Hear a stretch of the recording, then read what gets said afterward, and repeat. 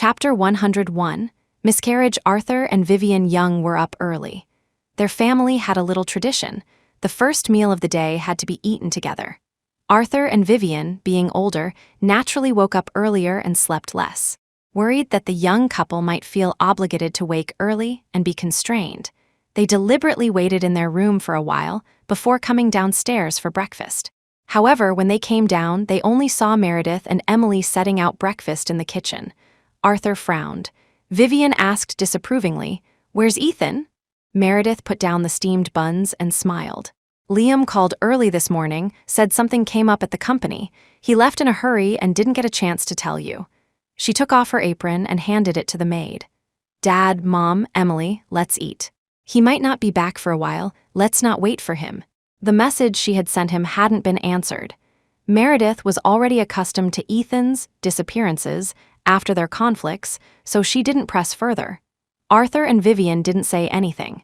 Emily lowered her head and drank her soy milk, but she felt uncomfortable. She had really misjudged her brother. He was just a scumbag saying he was going out to buy something. But he just left and never came back. Her sister-in-law was so nice, even covering for her brother, glancing secretly at Meredith, who was quietly eating a steamed bun. Emily felt sorry for her. How was her sister-in-law any different from the Cinderellas in those tycoon novels who marry into wealth but aren't cherished? "Meredith, Scarlett and I plan to go shopping later. You'll drive us, right?" Emily proposed. HMPH, even if her brother was a scumbag, she wouldn't be the malicious sister-in-law from a tragic novel. She wanted to be like sisters with this sister-in-law normally. On the first day after getting engaged, Ethan should be accompanying his fiancée. But since Ethan wasn't there, the young parents didn't say much. Vivian suggested, "Go ahead. You're older than Emily. I'll feel better with you looking after her." She trusted her daughter-in-law's sense of propriety. She felt more assured about Meredith than her own son in this regard. Meredith nodded.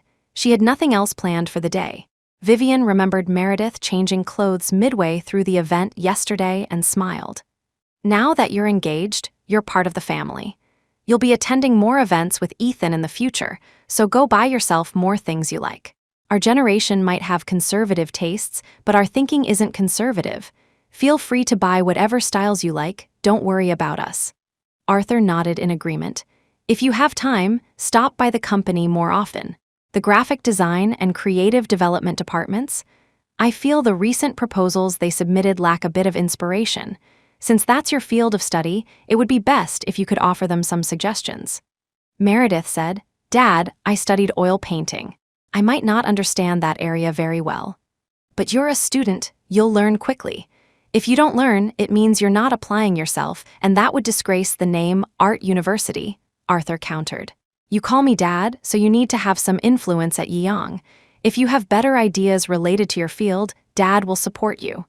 "Exactly. It makes no sense not to trust our own," Vivian agreed. "There's a long life ahead. Your father and I also started from scratch. You need to have confidence in yourself, and that requires real skills to earn respect. Otherwise, those inexplicable rumors could destroy a person." Meredith's background was too modest. The challenges she would face would be far greater than others. Graphic design and creative development? Meredith knew Arthur was likely referring to Liam.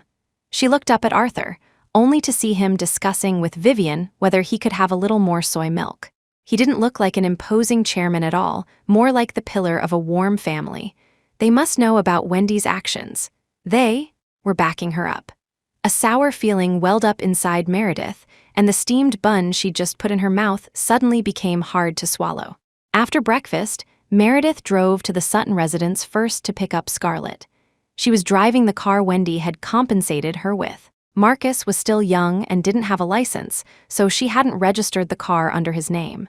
She hadn't driven it since buying it. Today was a good opportunity to take Emily and the others out.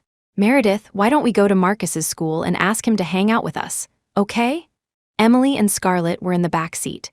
After much discussion, they couldn't decide where to go, finally settling on finding Marcus first. Marcus had specifically told her yesterday that he would be away for training and not at school. Meredith didn't want him getting too close to Emily, so she had told Emily the training started this morning, even though it was actually scheduled for a week later. Marcus left for field training with his unit. He'll be gone for several months. Ah, Emily was disappointed. No wonder her messages to Marcus went unanswered. The two girls quickly thought of another destination. Meredith had no objections. Her main concern was finding parking later and avoiding scratching the car. Ethan had improved slightly this time. He replied to her message in the morning, saying the situation was rather complicated and he'd explain when he got back. Meredith turned off her phone just as Samuel Knight's friend request popped up again. Wendy Stone is emotionally unstable. The police have been called. Ethan Young is mediating. Meredith glanced at the message, then looked up and asked the stylist, Tony, to cut her long hair short and perm her natural waves into curls. Her light, delicate makeup, the new lipstick shade tested at the beauty counter earlier, combined with the curly hair, made her look like a different person. She began to resemble the doll in a storybook, becoming exquisite, gradually losing her former soul. It felt good to have money. If you didn't like yourself, you could change your appearance anytime, transforming into the person you wanted to be. Meredith didn't use the credit card. She used the debit card Ethan had given her. It contained his salary. It was only natural for a husband's salary to support his wife. They returned to the villa for the night. Ethan didn't come back until the middle of the night. He entered quietly, trying not to disturb anyone, tiptoed upstairs, tossed his jacket aside in their room, and went inside to find Meredith already asleep. She wore a jade-colored silk nightgown, her skin porcelain white. She had new eyelashes and curly hair, sleeping so soundly that his return hadn't woken her. Remembering the spending alerts on his phone, Ethan picked up a strand of her hair. The curve of the curl tickled his heart, yet it also acted like a duster, sweeping away the fatigue in his mind. He decided not to tell her about Wendy's situation. It was better for her to remain his obedient wife, spending her days focused on dressing up and having fun. Ethan got up and went to the bathroom to shower. Afterward, he lay down beside Meredith and held her. The phone under the pillow vibrated slightly. A new message had arrived. Meredith didn't open her eyes, just grasped Ethan's hand that was holding her and snuggled closer to him. The next day was another bright, sunny day. Meredith opened her eyes to Ethan's sleeping face. He seemed extremely tired, his brow furrowed even in sleep. She got up to wash. As she was brushing her teeth, a disheveled Ethan walked in. Seeing her, his eyes suddenly lit up. "Well, hello there, is this my wife? Suddenly so beautiful, I'm almost not used to it." Meredith ignored him, squeezed toothpaste onto his brush, and moved to wash her face elsewhere. Ethan wasn't annoyed. After washing up, he playfully hugged Meredith. By the time they went downstairs for breakfast, Emily had already left for school. Arthur and Vivian were watching the news downstairs and only leisurely moved to the dining table when the couple appeared. "Dad, Mom, time for breakfast," Ethan greeted them. Meredith and Vivian ate quietly. Arthur asked Ethan, "You got back late last night. How did things go?" Meredith's hand paused. She knew they were talking about Wendy. "It's settled. I contacted a private hospital to transfer her and gave them a compensation payment," Ethan said, taking a sip of millet porridge. "Later, Meredith and I will go see her again, and this matter will be closed." "Good. Give that girl paid leave, let her rest for a few more days. Tell Liam to spend more time with his wife too," Arthur nodded, then turned to Meredith. "What Dad told you yesterday, think it over carefully. You can't cause this kind of trouble again." Meredith's tongue felt numb. She'd burned it on the millet porridge. They had judged her guilty and wanted her to apologize to Wendy. Chapter 102, Envy. Meredith already knew the details of Wendy's situation from Samuel Knight. Ethan had used money and a promotion to appease Liam and Wendy, the condition being that she personally apologized to Wendy. If Samuel hadn't tipped her off last night, she might still be clueless about what her father-in-law and Ethan were discussing. She might even still think her childhood friend's wife had simply had an accident, and that she should visit them in the hospital out of courtesy. She should be grateful for Ethan protecting her like this, yet the whole affair only made her heart grow colder towards him. He didn't even ask if she had actually done it before arranging for her to apologize to someone else, essentially admitting she caused Wendy's miscarriage. After breakfast, they returned to their room. Meredith remained silent, waiting for Ethan to speak. "Meredith," Ethan began, seeing her cold demeanor and assuming she was still angry about the night before last.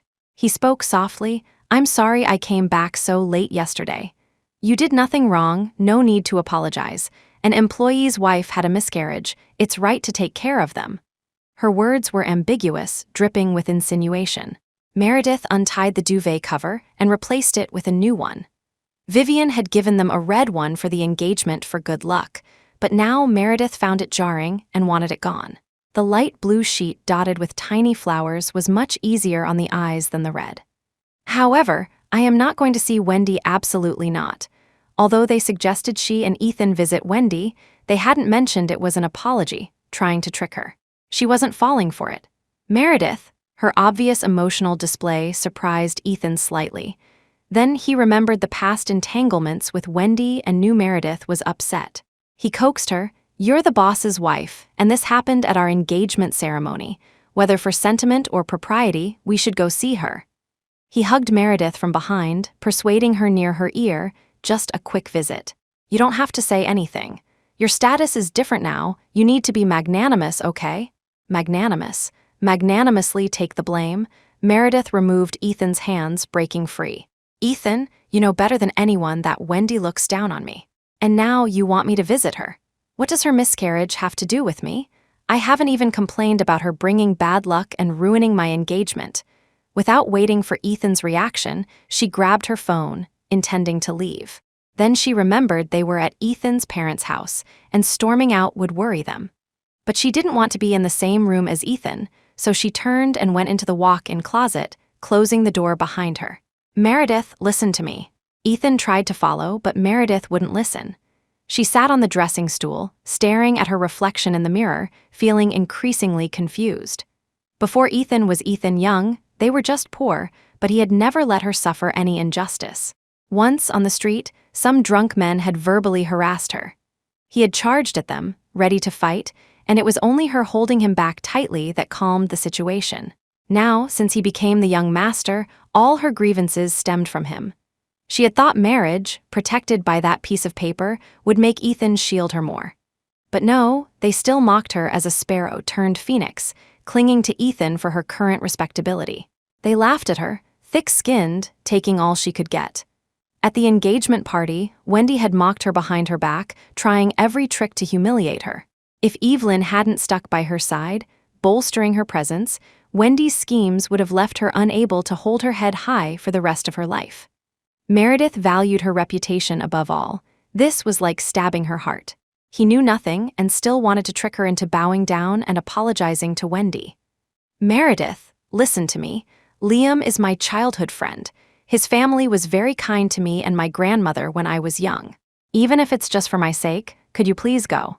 Ethan knocked on the door outside, his words constantly circling back to urging Meredith to visit Wendy in the hospital. Meredith grew angry. She picked up her phone, turned the volume to maximum, and played the recording of Wendy from the engagement party. What can that idiot do? Even married, she still has to live by Mr. Young's moods. Mr. Young gave her some face, and she thinks she's really some wealthy madam. She's worse than a fallen sparrow. Change her skin, but she still has a low-class core. Wait until the day he gets tired of her. She won't even be able to walk out when he tells her to scram. I have Liam protecting me. What can she do to me? She still has to smile at me when she sees me, giving her face. Just wait, she'll suffer later. Once Mr. Young is tired of her, I'll deal with this shameless thing properly. A motherless child has no upbringing. It's her own mother's fault for dying so early. No one taught her basic decency. Always trying to climb into wealthy circles. Now that she's succeeded, she really thinks she's someone money grubbing trash as soon as she gets a little money. All she knows is buying property.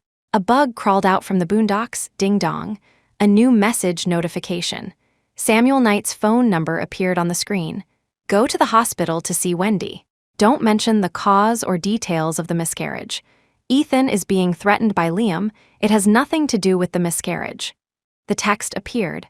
Samuel's inexplicable message strangely calmed Meredith. It had nothing to do with the miscarriage, yet she had to bow her head. Ultimately, he still intended to keep her in the dark, treat her like an outsider. Couldn't they discuss whatever happened together? She was naive, not stupid. It was quiet outside. The recording's volume was loud enough to fill the entire bedroom. Amidst the insults, Meredith gradually calmed down. She changed into outdoor clothes, applied pink-toned makeup to look refreshed. Picking up the bag Wendy had given her that day, she opened the walk-in closet door and faced the stunned Ethan outside. "Let's go. I'll be magnanimous and see Wendy." They drove the car Wendy had given her. It was registered under Ethan's name. Meredith had only driven it once, yesterday when taking Emily and Scarlett out. Otherwise, it sat in the garage. Today, Meredith specifically requested this car. It was now parked in the private hospital's parking lot. This hospital was so expensive that if Ethan hadn't arranged it, Liam and Wendy wouldn't even qualify for admission. See, being knowledgeable wasn't always good. At least you knew how much attention your husband paid to other women. "Meredith, wait here for me. I'll go up myself." Ethan parked the car, but saw Meredith taking out lipstick to touch up her makeup. The color was as vibrant as blood.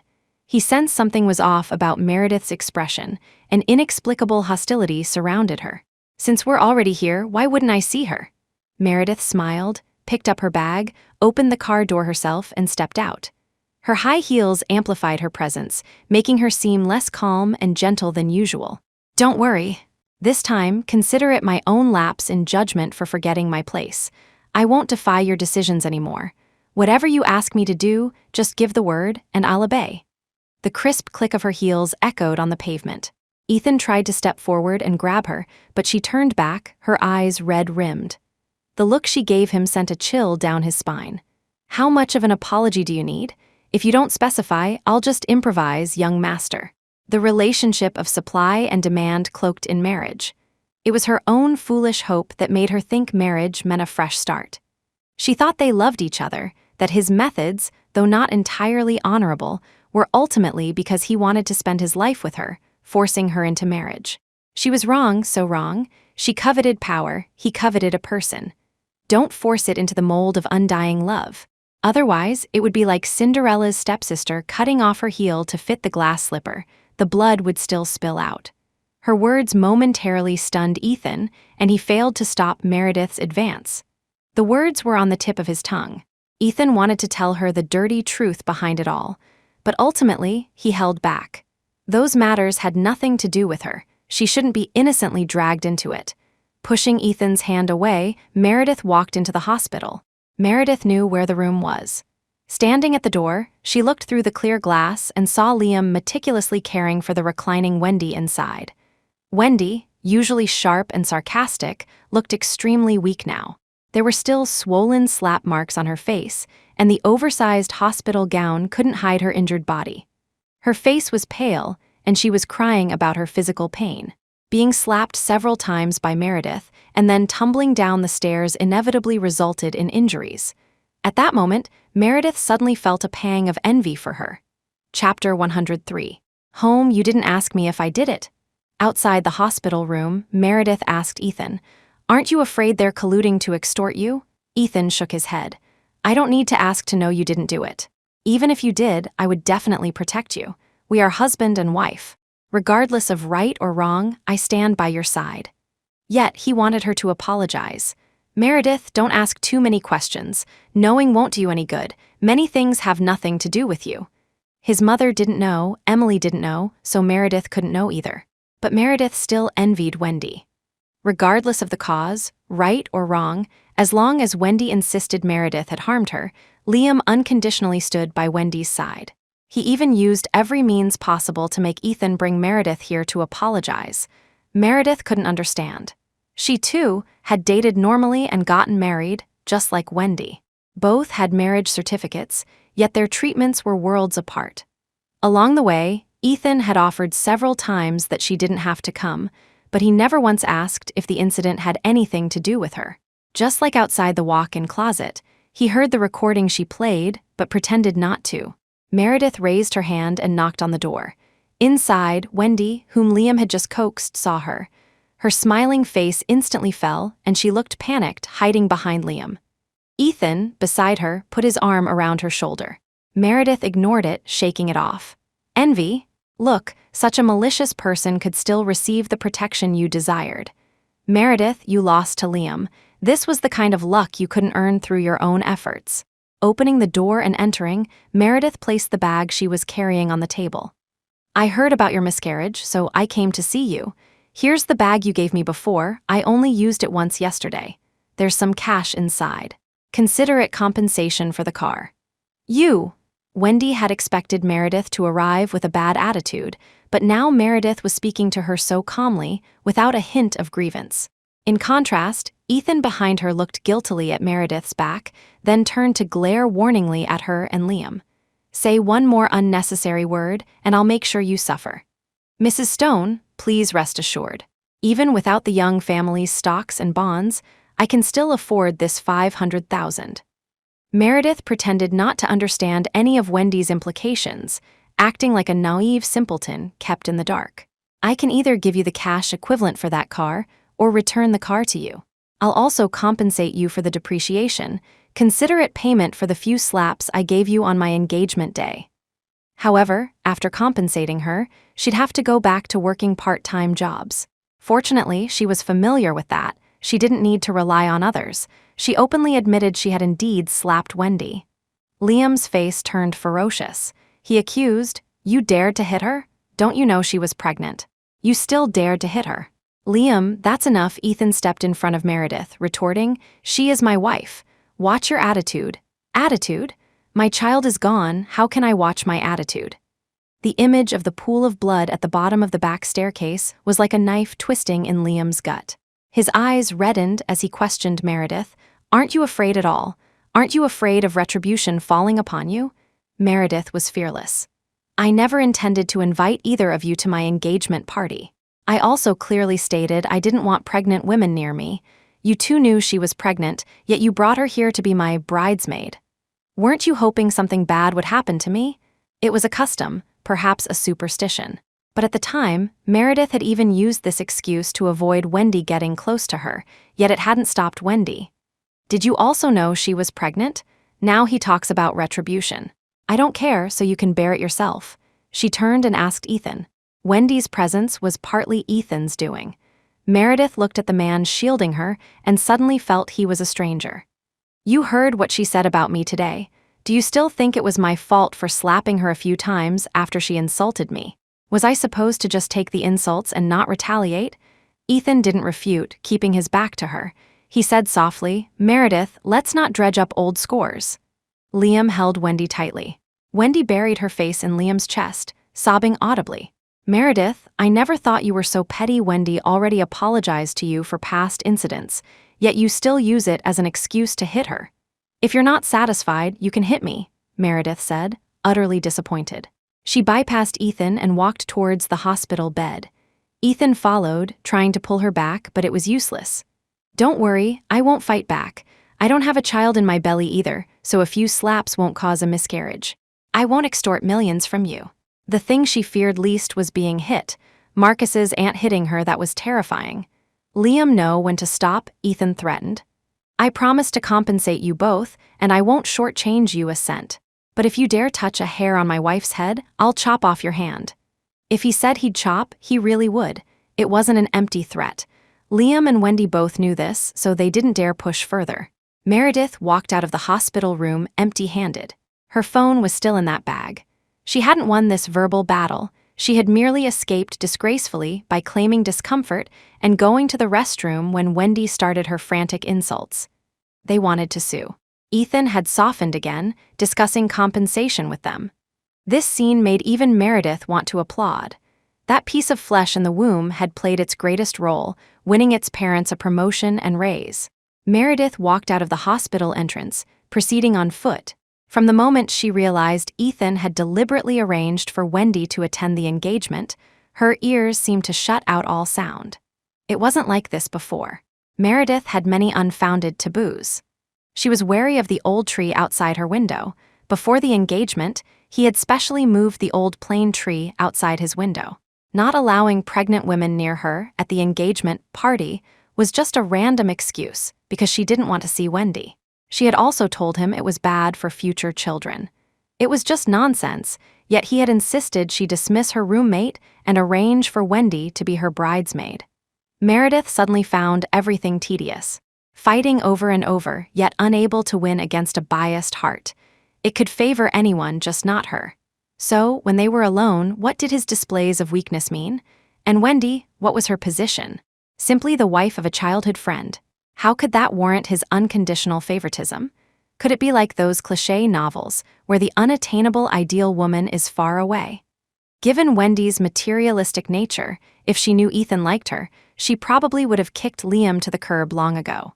The sky gradually darkened. Meredith, wearing high heels, walked step by arduous step into a semi-new residential complex. This was the complex Wendy had insulted her for, saying she was unsophisticated from a small place, only knowing to buy property with money. This house wasn't bought with Ethan's money at all. It was the house Marcus bought for her.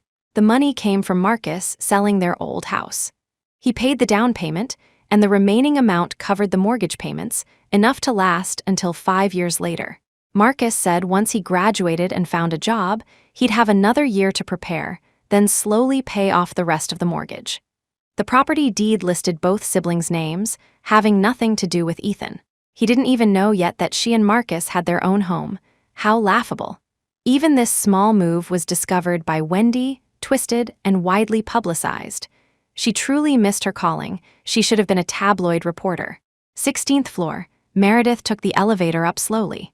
The key was hidden inside the couplet paper by the door.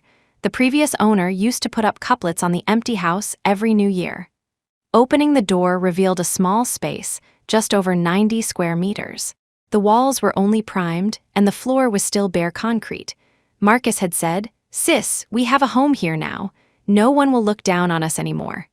Remembering the determined look on his face in this house back then, Meredith found it laughable. Silly boy, whether people looked down on you was never solely determined by a house. Meredith sat down on the floor, indifferent to whether the concrete soiled her expensive dress. Ethan was clearly hiding something from her. Liam's words hinted at blackmailing Ethan over something else, something more important than Wendy's miscarriage. Meredith knew he wouldn't tell her even if she asked, so she didn't bother. Author's notes section from original text, removed as per instructions, chapter 104. New home because the house wasn't renovated, only a single low wattage light bulb hung from the ceiling. Turning it on provided just enough light to barely see. Meredith felt a little hungry. She started to get up to buy something to eat, only then remembering she didn't even have her phone. But she really didn't want to go back and face Ethan, so she had no choice but to sit back down.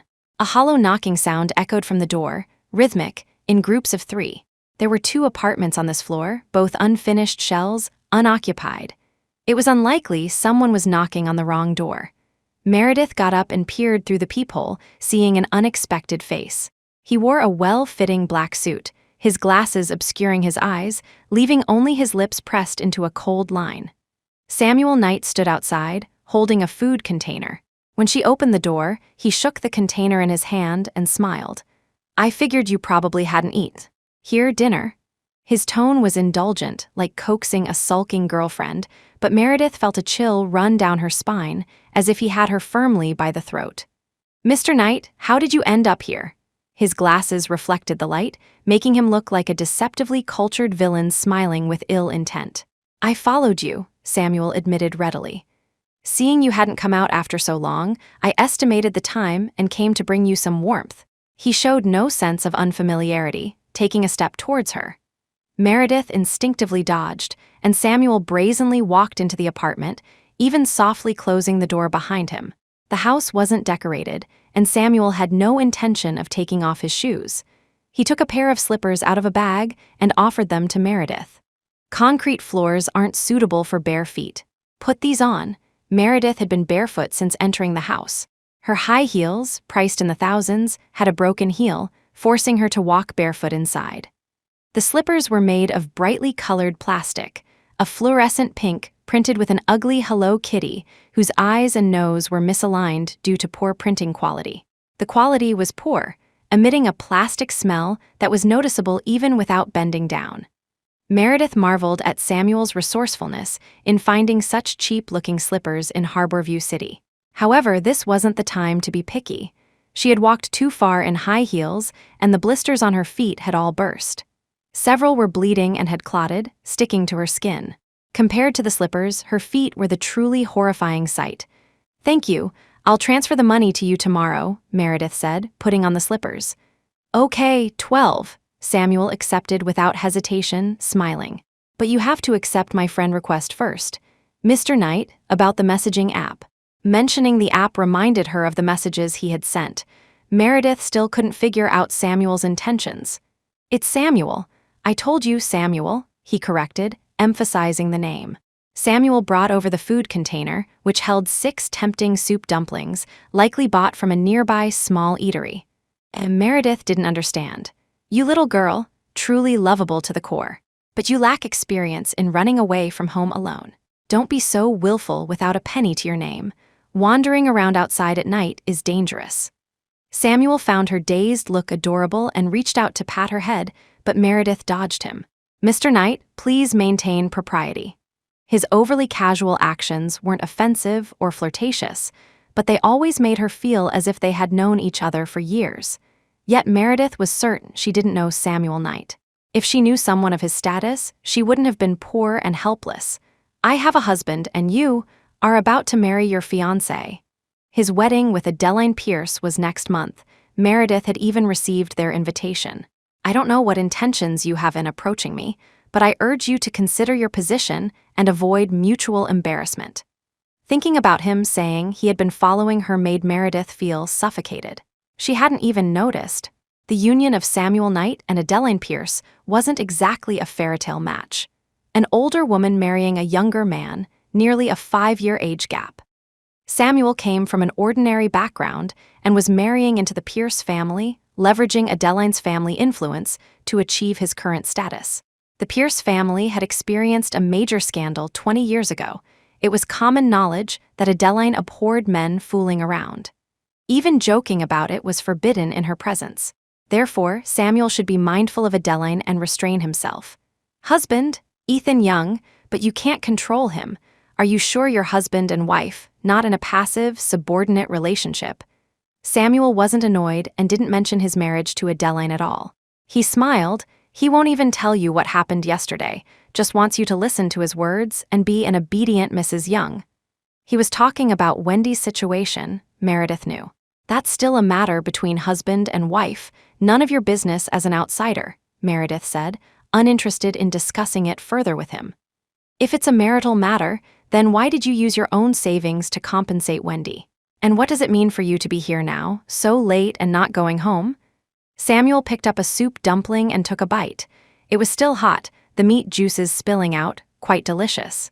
Meredith, are you willing to live like this for the rest of your life? Being pointed at and cursed while your husband doesn't stand up for you? What does it have to do with you? Mr. Knight, you seem to be speaking too familiarly for our short acquaintance. You've crossed the line. Being a few years older didn't give him the right to lecture her. They had no relationship, and it certainly wasn't his place to comment on her marriage. Of course, it concerns me.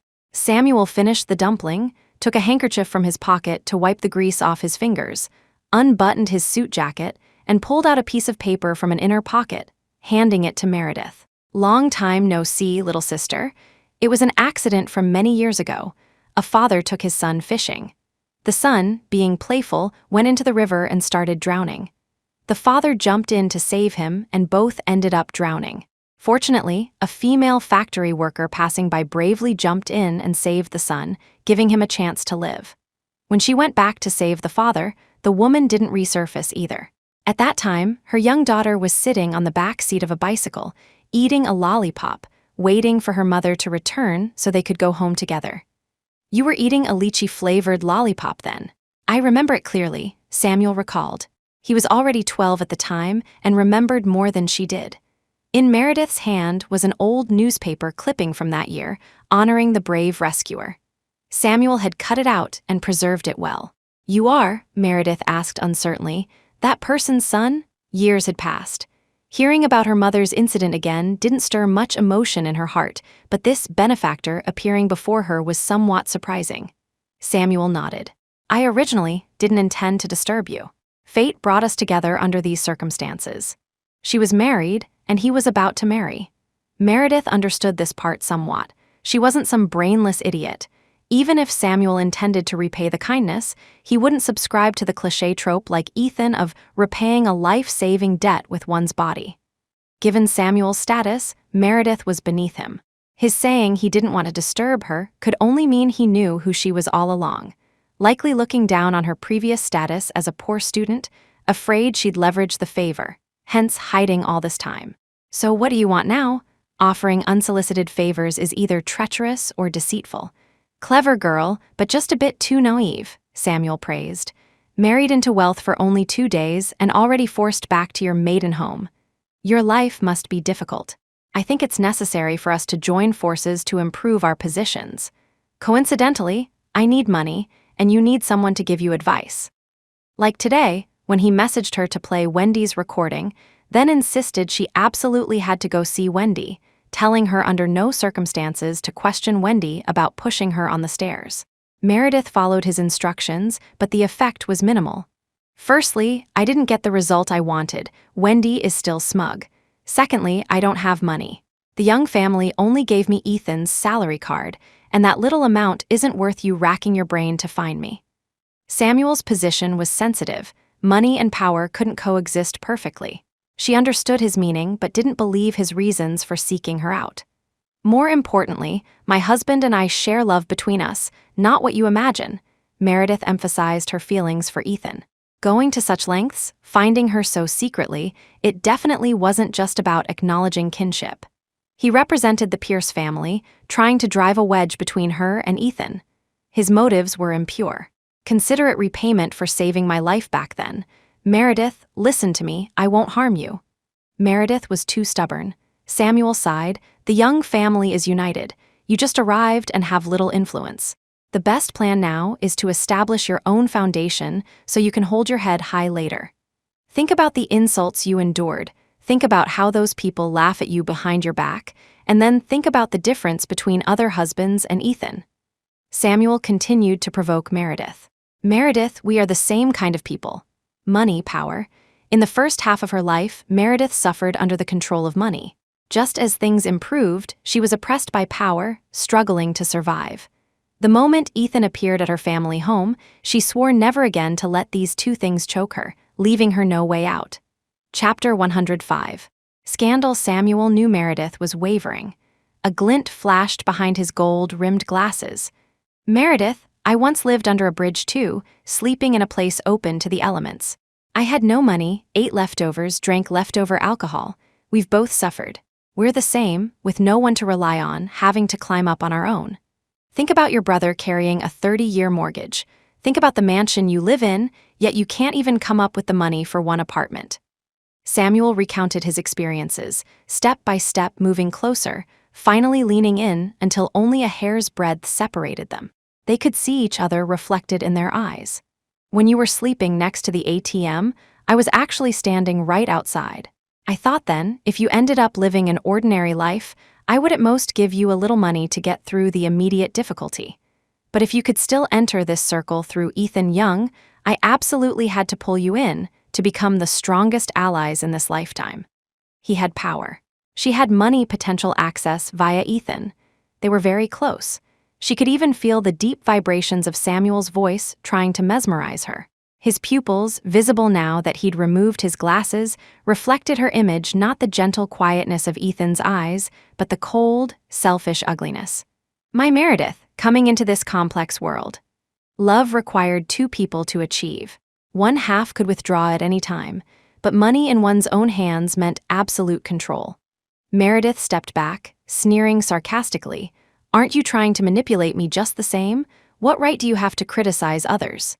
You cozy up to me when I'm useful to you, and kick me aside when I'm not. Although she didn't understand the intricacies of politics, she knew her own limitations. She didn't have the mind for political maneuvering, nor could she possibly conspire with an outsider against Ethan. Who knew who Samuel ultimately wanted to target? You dictate black and white with just your words. Making a deal with a tiger, you're even more dangerous. HMPH, HMPH, HMPH. Samuel laughed, a sound like a sinister ghost from the dark depths. Meredith felt a little scared and tried to step back again, but Samuel grabbed her arm, pulling her forward by inertia, closer to him. Samuel raised his hand. Click. An intimate photo was generated. The phone's pixels were extremely high, capturing Meredith and Samuel clearly. The angle was perfect, showing them very close, definitely not the distance appropriate for a first meeting. Let me tell you, my foolish girl, mutual leverage is more reliable than mutual benefit. She was the commoner girl married into a wealthy family. He was about to marry the well-connected military princess. If this photo got out, both their worlds would crumble. Meredith leaned against the wall, gasping for breath, spitting defiantly in his direction. "Give it back," Samuel admired the photo, then turned it to show Meredith. Meredith lunged to grab it, but Samuel restrained her easily. His skills clearly showed he had trained. "Rest assured, I have no interest in you." Samuel smiled contemptuously, glanced at Meredith's figure, and asked puzzledly, "I really don't know what that fool from the Young family likes about you. Not even 4 ounces of flesh on you, yet you dared to pull strings to save your brother." Meredith knew she was boarding Samuel's pirate ship. If she didn't get on today, he'd target her eventually anyway. Meredith sat on the concrete floor. Beside her, the container of meat buns had gone cold. It now only served as proof that Samuel had been there. No one knew what had transpired between them. "I'll send you a copy of the photo. Save it well. This is proof of our mutual trust." Samuel adjusted his tie knot and smiled. "Of course, considering your mother saved my life, I'll give you a chance to choose. Whether to cooperate with me or not, the decision is yours." Night fell and dawn broke. Meredith sat motionlessly. One of the 2 food containers on the floor was open, the other remained closed. She was very hungry, but had absolutely no desire to touch the meat buns Samuel had opened. Picking up the other container, inside, was cash. A whole bundle, $10,000. Holding the money, Meredith's chaotic heart inexplicably calmed. Throughout the night, her mind had been filled with memories of her past with Ethan. His sweet words, their arguments that angered Ethan to the point of pulling his hair, Ethan's eventual disappearances, Rosalie's 2 assets, Wendy's incessant insults echoing in her ears, denying her peace. "I heard the daughter-in-law is from an ordinary family, a sparrow turned phoenix," and now she felt strangely secure. So what if she's outstanding? Getting this far, isn't it just by climbing the high branches of the Young family? So they say, being born well is not as good as marrying well. But young Master Young is really devoted. Meredith held the money and laughed at herself. With money, even if the man cheated with other girls, he could be forgiven. But she, the orphan, was always the one climbing, from beginning to end. Meredith walked out wearing the slippers. Without her phone or bag, she could only put the money back into the food container. Carrying the 2 containers and her high heels, she left. Discarding what needed to be thrown away, Meredith hailed a taxi to the art university. Marcus was training on the field. Hearing his sister call him, he quickly asked for leave and ran over, only to see Meredith's strange attire.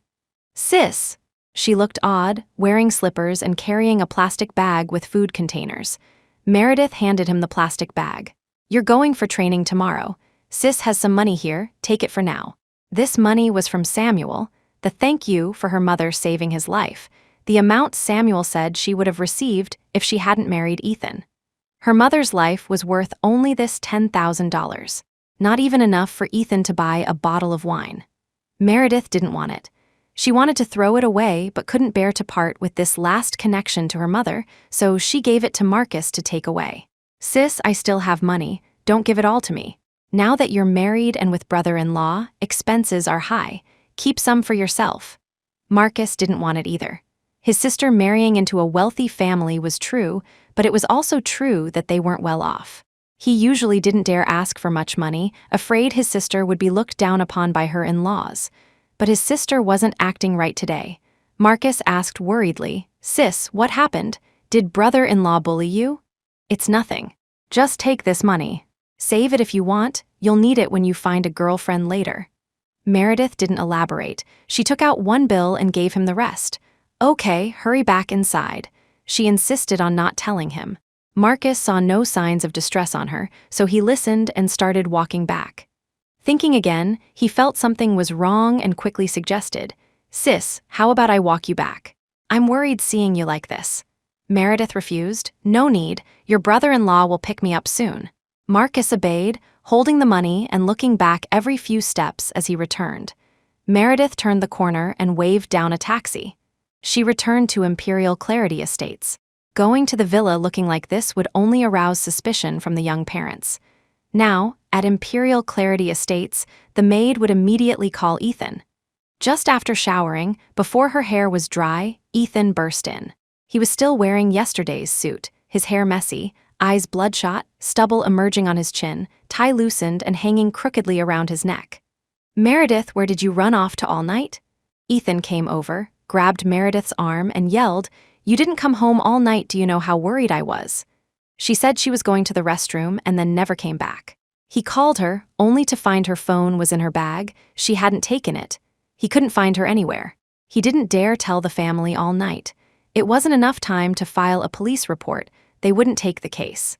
He knew yesterday's events had wronged her, but she shouldn't have just run off without a word and stayed out all night. "What's there to worry about? I'm not pregnant and I'm honest. I won't extort anyone." Meredith was calm and composed, buttoning her pajamas, picking up the hairdryer. Ever since getting these curls, it had become troublesome. She had to style it herself with the dryer. She should have just kept it long and straight. Meredith asked, "Is Wendy better? Don't you need to go see her anymore?" "What are you talking about? You're my wife. If I don't care about you, why would I care about her?" Ethan frowned, looking at her like a petulant child. He was angry about her disappearing all night, and even angrier that she didn't understand him. Wife. Meredith found it ironic.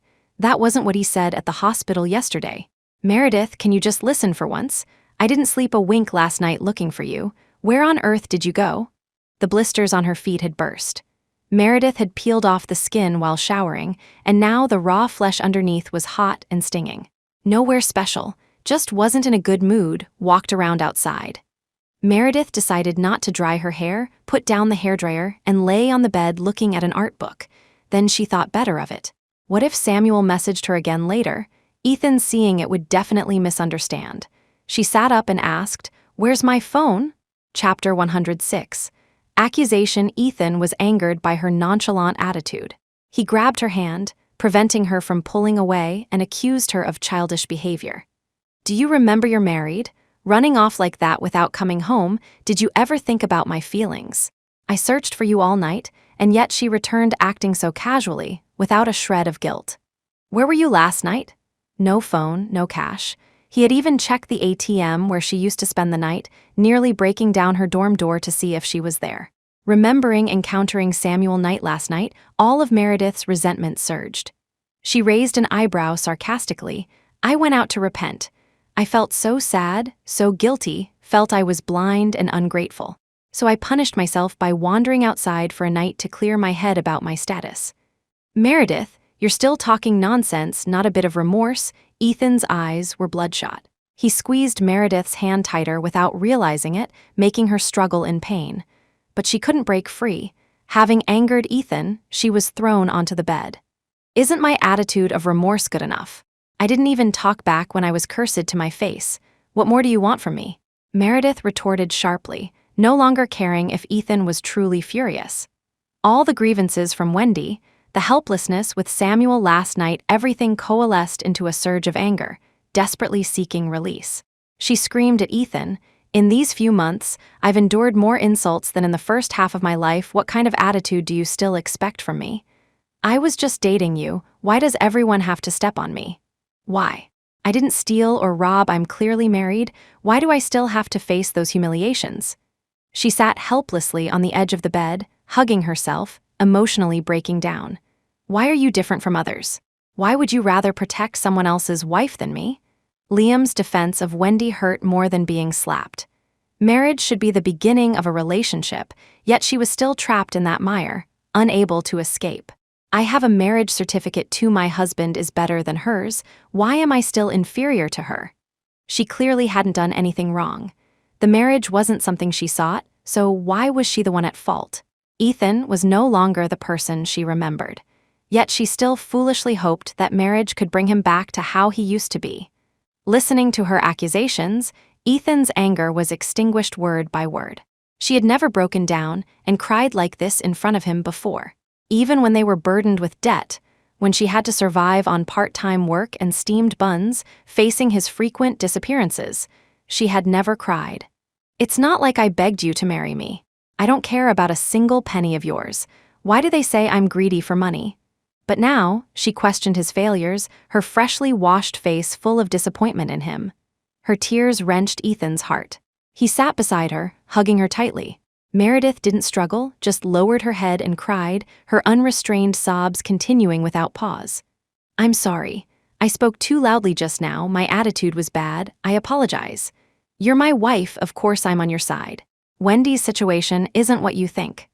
Ethan picked up a tissue to wipe her tears. Meredith struggled, but he held her firmly, making it impossible for her to resist or move. "Wendy miscarried and insisted you caused it. Liam has a surveillance video showing you coming out from the direction of the back staircase. That night, Liam called me, threatening to take that video to the police. That's why I had no choice but to negotiate with them." Ethan explained the gist of that day's events to Meredith. He desperately hadn't wanted to leave her alone in the middle of the night, but the situation was urgent, and telling her would only make her worry excessively. "Didn't you slap her a few times to vent your anger? Settling it with money is better than having you go to the police station for questioning," Ethan explained. "I'm your husband. Regardless of whether you're right or wrong, I have to protect your reputation first." Meredith asked back, "What about that video?" She hadn't gone near the back staircase, let alone harmed Wendy. "I only saw the video once, haven't gotten it from Liam yet. There's something else important in it, so for now, I could only ask you to bear the grievance and go apologize. Dad knows it has nothing to do with you two, the whole family believes you." Ethan shook his head. They had been together for so many years, he knew Meredith's temperament best. Her threshold for adversity was extremely high. When bullied, she wouldn't fight back but would only get angry with herself, blaming her own lack of ability for allowing others to bully her. Those who understood knew this was gentleness. Those who didn't judged her as weak and easily bullied. "Whether you pushed her or not isn't important right now. What's important is that my wife cannot enter a police station. It would damage your future reputation in the art world." He naturally had his plans, but Meredith was sensitive and fragile. The police station held bad memories for her, which was why he wanted to keep this matter hidden. "I already let you go to the police station once, I can't let you go again." Those words struck Meredith as odd. Meredith asked, "How much money did you compensate Liam?" When she left yesterday, they were still negotiating without a conclusion. She didn't know the final exact amount. "None of this concerns you. From now on, you are forbidden to privately give money to anyone. That money is mine to give to you," Ethan lectured. He couldn't say this to her in front of outsiders at the hospital yesterday, but now he needed to set her straight. "I will definitely get justice for you. You won't suffer these insults for nothing. I won't let anyone bully you," Ethan promised. Meredith didn't respond. She had gained an understanding of this family, they were united, and preserving face externally was paramount. Verbal sparring only brings temporary relief. "Once this blows over, I'll still deal with him," Ethan said. "Don't forget, he still works under me." Making things difficult for him would be effortless. Outside the door, the maid breathed a sigh of relief. The couple had been arguing loudly in the master bedroom just now. Worried, she had waited outside. Now that it was quiet inside, she felt reassured. Just as she thought, couples quarrel at the head of the bed and make up at the foot. They must have reconciled now. The maid turned to get some ointment, intending to bring it in later. She happened to run into Ethan coming out. He had showered but hadn't shaved, yet he looked much more energetic. "Auntie, steam some meat buns for the madam, she wants to eat," Ethan said. Seeing the first aid kit in the maid's hand, he frowned and questioned, "What's this about?" The maid quickly explained. "When Madam came back this morning, her feet had many bleeding blisters. I thought I'd disinfect them for her." Remembering the high heels she wore yesterday, Ethan sighed. Her stubborn temper, her feet hurt, but she wouldn't say, even standing there arguing with him. He took the first aid kit and walked towards the bedroom. "Give it to me. Go buy 2 chickens, make some soup, and have the driver deliver it to the hospital. For the next few days, prepare meals for the hospital side according to what a woman eats during confinement after a miscarriage. Use whatever ingredients are necessary, don't skimp on expensive things." The maid vaguely understood the situation and nodded, going off to cook. Ethan opened the door. The bedroom was quiet. He walked to the bedside. Meredith was wrapped in the blanket, her head buried underneath, faint sounds of sobbing coming from within. He sighed. He had hurt her after all. He lifted the blanket. The skin where the blisters had been was peeled off, revealing the flesh underneath, already showing signs of pus and redness, some still oozing fluid. Meredith, let's forget about this incident. But from now on, don't run off by yourself without a word. If you want to go out for a walk, at least take some money and a phone so I can rest easy. Ethan applied iodine to disinfect her wounds, put on some ointment, and blew on the injuries. Meredith, buried in the blanket, instinctively retracted her leg, interrupting his rhythm, making Ethan mistakenly think it hurt badly. Ethan's movements became even gentler, his tone losing its earlier reproach. Meredith, learn from Emily more. Whatever you want to do, I support you. But you have to change this habit of leaving without telling anyone. Under the blanket, Meredith found it ironic. His habit of leaving without notice was far more frequent and egregious than hers, yet he was telling her to change. He couldn't even handle Wendy, yet now he was making such grand promises. Let her think. When Emily usually acted too spoiled and got disciplined by Ethan, what happened in the end? Money solved it. Ethan used money to appease Emily, and Emily would immediately forget her grievances, hug him tenderly, and call him a good brother. Unfortunately, she wasn't as lucky as Emily, pampered by parents, with a good brother cleaning up her messes. After applying the ointment, Ethan lay down beside her, holding her tightly through the blanket, coaxing, Meredith, I'll buy you a painting to apologize. Don't be angry with me anymore, okay? Under the blanket, Meredith almost laughed out loud. Was he really coaxing her like she was Emily? Naive. All right, you were out all night, you must be tired. Rest well, I won't disturb you. Ethan got up and retreated, leaving Meredith alone to sleep. The phone under the pillow buzzed a new message. Meredith didn't look, knowing who it was, Samuel Knight. Meredith smiled silently. Did he really think she was a fool? Ethan was the sole heir. The family fortune would eventually belong to both of them. What she needed to do now was make Ethan feel guilty towards her, thereby ensuring his unwavering devotion. They had been together for 3 years. She knew very well how to handle Ethan effectively. Now, she was already married. Suffering a little, enduring insults, playing the role of a virtuous wife at the very least, her in-laws wouldn't treat her poorly.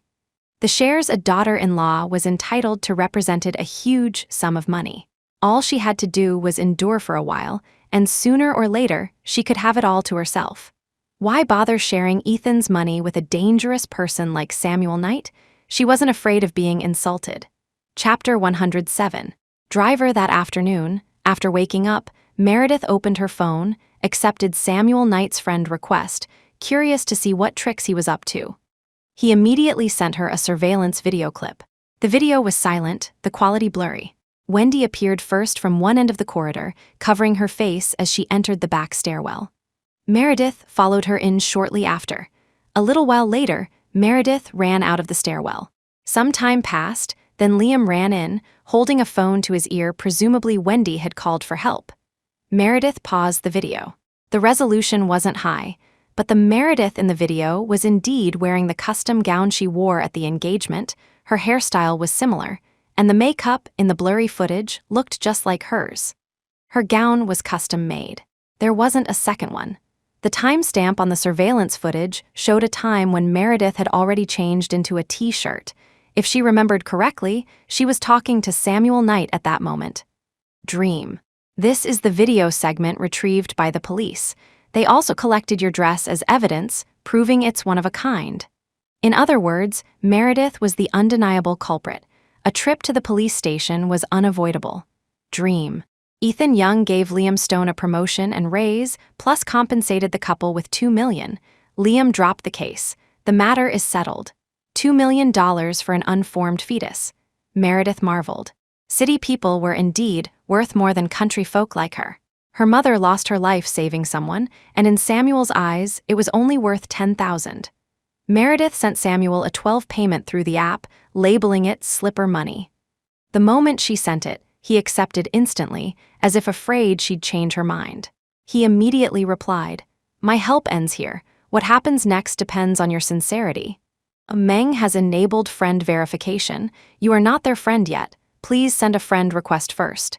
You can chat only after the other party verifies. Send friend request. Meredith looked at the profile picture, identical to hers. The accepted payment notification, the red exclamation mark before the message Samuel had unfriended her. Presumably, the useful information he could provide ended there. To contact him further, she would have to agree to his previous proposal. This was the so-called paid content. She had a feeling Samuel would be a Pandora's box. Opening it could answer all her questions. After much thought, Meredith ultimately decided not to add him back, showing her an internal video clip to pique her curiosity, hoping to hook her. But Samuel had miscalculated. She didn't have that strong a thirst for knowledge. She wasn't interested in knowing too much about many things. Yet, something felt strange. Meredith felt she was overlooking some crucial information. The Meredith wearing her gown, Bianca Duncan fleeing in haste that day, the elegant and courteous Samuel Knight. And Samuel's strangely familiar voice, she still couldn't recall where she had heard it before. Meredith never did explain where she went that night. By forcing tears and crying, Ethan became solely focused on apologizing, forgetting everything else. Ethan checked Meredith thoroughly inside and out. Finding no suspicious marks, he let the matter of that night drop. But Ethan still felt uneasy. He picked a holiday, took Meredith car shopping, and incidentally assigned her a driver. The driver was a man around 40, surnamed Cheng, named Cheng Cheng. Let's call him Mr. Cheng. Mr. Cheng had a sturdy, upright build, with visible muscle definition on his arms, indicating regular exercise. He was said to have been a special forces soldier in the military, previously serving as a driver and bodyguard for certain leaders. Now hired by Ethan, he was specifically assigned to follow Meredith, staying close at all times. Meredith didn't like this feeling much. She felt she didn't need a driver, but Ethan was even more insistent than she was. Meredith, you need to change that bad habit of leaving without notice. You must keep this driver. Otherwise, I can't let you go out alone. He had originally wanted to install GPS on her phone, but she valued her privacy and certainly wouldn't agree. Not wanting her to feel controlled, he compromised by arranging a driver. Your status is different now. If unruly people target you, you could be in danger at any time. Mr. Cheng can protect you. Even if our family keeps a low profile, people recognize us. When I'm busy and can't drive you, take him wherever you want to go. That way, I can rest assured. The chances of wealthy children being kidnapped were high, which was the main reason the young parents insisted the whole family maintain a low profile. Meredith, now married to him, also needed to be careful. That night was brought up again by Ethan. Meredith thought again of Samuel. Since unfriending him, he hadn't reappeared. He hadn't sent that photo either, as if that day never happened. But Meredith had a shadow in her heart. She had to find a way to get that photo back. Of course, there was another method. For example, falling madly in love with Ethan after marriage, waiting for the right moment, and then showing weakness to him. Crying worked wonders. It could yield unexpected results. It just required long-term planning. As long as Ethan didn't care, even helped her retrieve the photo, then that photo would be effectively nullified. She could be poor, but she wouldn't be threatened by anyone. The new car's interior was spacious. Meredith stretched her legs out in the back seat to rest. Opening her eyes, she saw the back of Mr. Cheng's head in front of her. Thinking again of Samuel's words, the resistance in her heart grew stronger. Stop at the west gate of the Art University. I'll go in by myself later, Meredith instructed. Her relationship with Ethan hadn't been widely publicized, and Meredith disliked discussing it at school, always feeling a conflict between the terms student and married. Yes, madam, Mr. Cheng replied, his respectful tone always making Meredith feel slightly uncomfortable. Actually, drive in, I need to get something. Meredith changed her mind again. The young family had donated a building to the Art University, so their car could enter like faculty vehicles and park in designated spots. Mr. Cheng followed Meredith into the art building. She was a senior this year and could use the studio for another year. Now she needed to prepare her graduation project and also wanted to apply for postgraduate studies. The paintings in the studio needed clearing out, but mainly, she wanted an excuse to send this driver away. She hadn't been to the studio in a while, it was covered in dust. Mr. Cheng told Meredith to rest while he cleaned the studio. He worked efficiently, much better than the young master Ethan.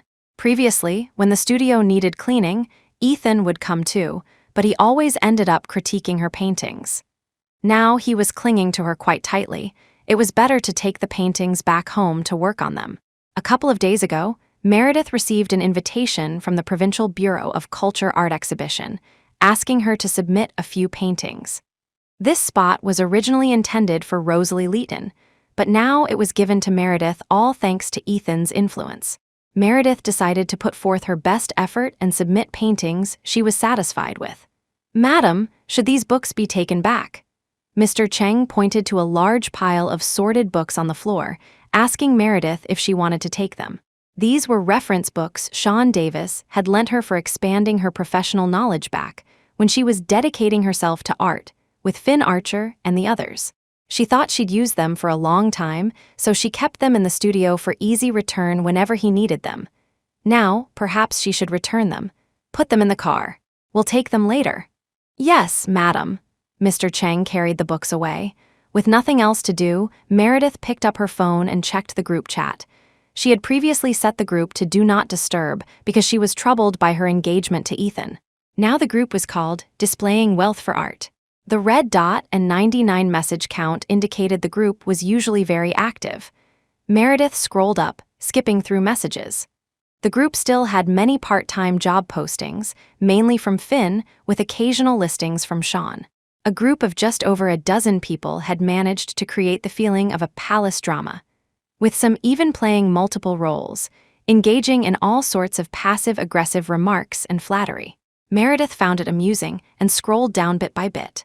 Halfway through, she saw her name appear. Finn had simply asked, "Boss Davis, do you know if something happened with Marcus Shaw?"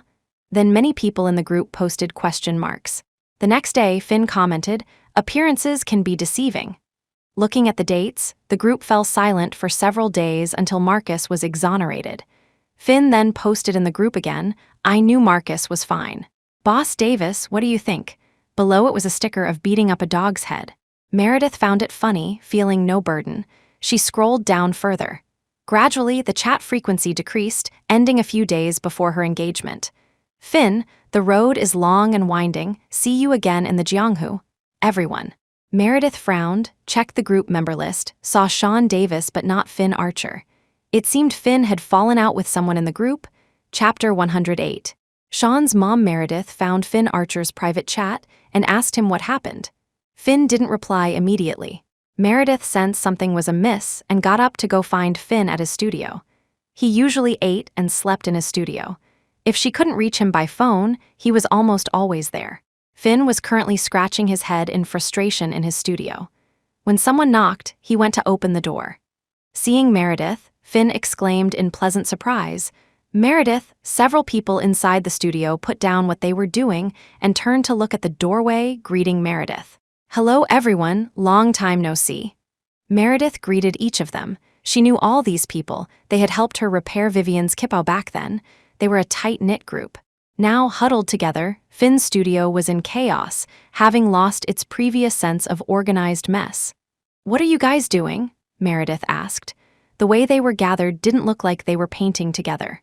At the mention of this, Finn's head drooped, and the others looked gloomy too. "Some of us are graduating and have to clear out the studio. We want to set up a workshop, but we're worried about it now," Finn said. Big Cat and Big Sun got job offers, so they left the group. Now it's just us left without offers, figuring out what to do. Graduation season was stressful for everyone, Meredith understood. "Hey Meredith, what are you planning to do?" Finn asked. "Apply for grad school. Then your financial pressure must not be great. Do you have any spare cash? Let's partner up and open a workshop. We can take on projects together and split the profits." Finn's eyes gleamed like a wolf staring at fresh meat, making Meredith feel uneasy. Was he really that desperate? Afraid Meredith wouldn't believe him, Finn explained. "Let me be honest with you. Little Six was originally going to invest too, but his dad found out he used the money meant for buying a house. His dad was furious and threatened to disown him. Little Six had no choice but to return the money." Meredith looked at the remaining 4 people. They all nodded. "Meredith, I'm begging you. Buddy put all his savings from these years into this, and it's still not quite enough. If you don't want a partner, just consider it an investment. Lend us a bit, and we'll pay you back with interest later. Only 5 people remained in the studio group, plus Meredith made 6. Among these 5, all had sent messages expressing concern when Marcus got into trouble. She didn't have many friends, but she remembered they had all spoken up for her when rumors were spreading. And Finn had even asked if she had enough tuition money, offering to lend her some if she didn't. Meredith thought for a moment. I have something to do right now. Let's have dinner tonight at the restaurant near the school gate. My treat, to thank you all for caring about my brother back then. We can discuss the details then, okay? Mr. Cheng was still around. She needed to send him back first. Receiving an affirmative reply, Finn and the others sighed in relief and nodded. Sure, as long as you agree, Buddy will treat you, no problem. Meredith had Mr. Cheng drive her to Sean Davis's studio. Students were in intensive training inside. There was a national joint art exam before the end of the year, an entrance hurdle, so the students had paused their regular classes and were painting here instead of going to school. Teacher Shaw hello. As soon as Meredith entered, a student recognized her and greeted her. Several others followed suit, putting down their brushes to say hello, asking why she hadn't come by in so long. Meredith replied to each one before asking, "Is Boss Davis in?" The student hesitated. "He just stepped out for a bit. Boss Davis's mother is here." After you left, Boss Davis hired several other teachers to substitute, but she watches them very closely. Now Boss Davis can't find new teachers, so she's supervising here. Supervising meant enforcing discipline. Kids together liked to chat and fool around. Mrs. Davis SR was fierce and spoke harshly. Several classmates had been scolded away by Mrs. Davis SR and transferred studios. There was a substitute teacher before whom Boss Davis was very satisfied with, but Mrs. Davis SR bullied him because he was a student, secretly docking his pay. The next day, he caused a huge scene and quit. Mrs. Davis SR, remembering the sharp-featured woman's face, made Meredith's scalp tingle. She vividly recalled how Mrs. Davis SR had looked down on her before. An older version of Wendy Stone with amplified combat power. Never mind. She'd just drop off Sean's books and leave quickly. Coincidentally, the students' commotion attracted Mrs. Davis SR's attention. She came out reprimanding, "What's going on? Not painting, causing trouble. Get back to painting." Her tone, like a proprietress scolding servants, made Meredith physiologically uncomfortable. Seeing Meredith, Mrs. Davis SR's drooping eyelids flickered upwards disdainfully. "What are you doing here? My son isn't here. Leave immediately." This poor country girl, was she trying to latch onto her son? Meredith ignored her and spoke to 2 male students. "There's a black car at the entrance. Could you 2 please go out and bring in the teacher's books?" The 2 boys nodded, put down their brushes, and ran out.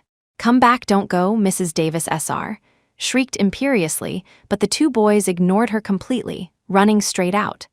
Unable to vent her anger elsewhere, Mrs. Davis SR pointed at Meredith, accusing, "You girl have no manners at all. You don't even greet elders when you see them. Let me tell you, my family doesn't want a poor, shabby daughter-in-law like you. Give up that idea right now. I've already experienced your family's high standards." Meredith retorted coolly, "I can't aspire to them, nor do I care to." "Meredith," just as she finished speaking, Sean Davis's uncertain voice came from behind. Meredith turned to see Sean entering with Veronica Jennings. Mrs. Davis SR said triumphantly, "See, this is the daughter-in-law I approve of. No matter how you try to seduce him, it's useless." Meredith remained unfazed, completely ignoring Mrs. Davis SR. She glanced at Veronica Jennings, then smiled at Sean Davis. "Big bro D, I came to return your books, but your mother seems to have some misunderstanding about me." HMPH, clinging to my son, trying to get close. "Unpresentable thing, let me tell you. If I don't nod, you can't enter my family's door," Mrs. Davis SR interjected. "My family looks down on dirty girls from your background.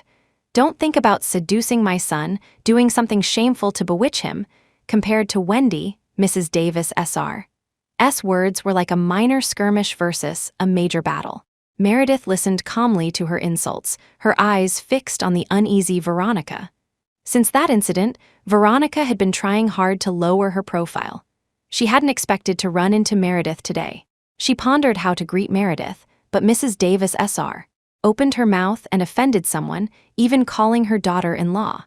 How could she stay at Yang after this? Veronica weighed her options, mentally calculating if Sean Davis was worth offending Meredith for. But Sean clearly had no such intentions towards her. What if she ended up pleasing neither side? Mom say a few words less. Meredith is a guest. Can't you show some courtesy to a guest? It was Sean who couldn't stand it anymore and stopped his mother. Well, aren't you something daring to talk back to me for a country bumpkin? Mrs. Davis Sr. pointed at Sean, heartbroken. Your father and I raised you all this time, and now you dare contradict me for a hick. What kind of guest is she? Our family doesn't have such poor guests, ignoring the crowd of students gathered around watching, and some even trying to say something, a few even taking out their phones to record. Mrs. Davis Sr.'s unreasonable behavior was on full display. Meredith looked down at her attire, an Italian haute couture dress, the bag in her hand worth tens of thousands. Did she look poor? Let me tell you, if you dare associate with this country bumpkin, why is my life so bitter? I worked so hard to raise my son through university, and now he's unfilial, Mrs. Davis Sr. cried and wailed, pointing at Meredith. This outsider girl is so scheming, daring to drive a wedge between my son and me. Mom, what are you doing? Sean was mortified. Meredith felt that if she weren't one of the main characters, she could grab some sunflower seeds and watch the show. Mrs. Davis Sr.'s performance was soul-stirring. Mrs. Davis Sr.'s impromptu performance was brilliant, stage-worthy. Unfortunately, she was currently one of the main characters, the one being unfairly judged as the poor, short, hunchbacked outsider. Big bro D, I think your mother has misunderstood some things. Mrs. Davis Sr.'s combat power resembled Marcus's aunt. Meredith felt overwhelmed. She quickly raised her hand to show the ring. Auntie, you don't need to worry, I'm already married. The platinum ring on her hand had no diamond. Ethan said that even without a wedding ceremony, they were already husband and wife. They had to use wedding bands at the engagement ceremony, so he had specially ordered a pair. The pattern on them was the same as the tie Meredith had designed for Ethan. Ethan's ring was engraved with MS, Meredith's with EY. Chapter 109. Harsh, you're married and still flirting around here. Mrs. Davis Sr. was completely unreasonable, her shrill voice rising. Probably married some destitute loser too. Whoever married you is basically doing charity. Truly blind. 8 lifetimes of bad luck descended on their ancestral graves. Meredith didn't know where Ethan's ancestral graves were. He said they only returned to their hometown during the new year to pay respects. Mom, she already said she's married. Can't you just be quiet? Sean was thoroughly embarrassed. A circle of students surrounded them. His face as a teacher was completely lost because of her, yet this person was his mother, and he couldn't do anything about her. Seeing the chaotic situation, Meredith didn't want to get further involved in this mess. She quickly said to Sean, I'm returning your books. It wasn't appropriate to keep them at my place for so long. I'll be. Before she could finish, Mrs. Davis Sr. let out another howl, pointing at Meredith and cursing, You shameless girl, flirting with my son right in front of me. I told you to leave, and you still stick around. Have you no shame? I didn't short you a single cent of your wages. You should be thanking heavens. Mom, you told Meredith to leave, Sean asked incredulously. Didn't Meredith resign herself? Yes, I told her to leave. She's scheming, and her brother is a murderer. If I didn't tell her to leave, should I wait for her to bring disaster upon you?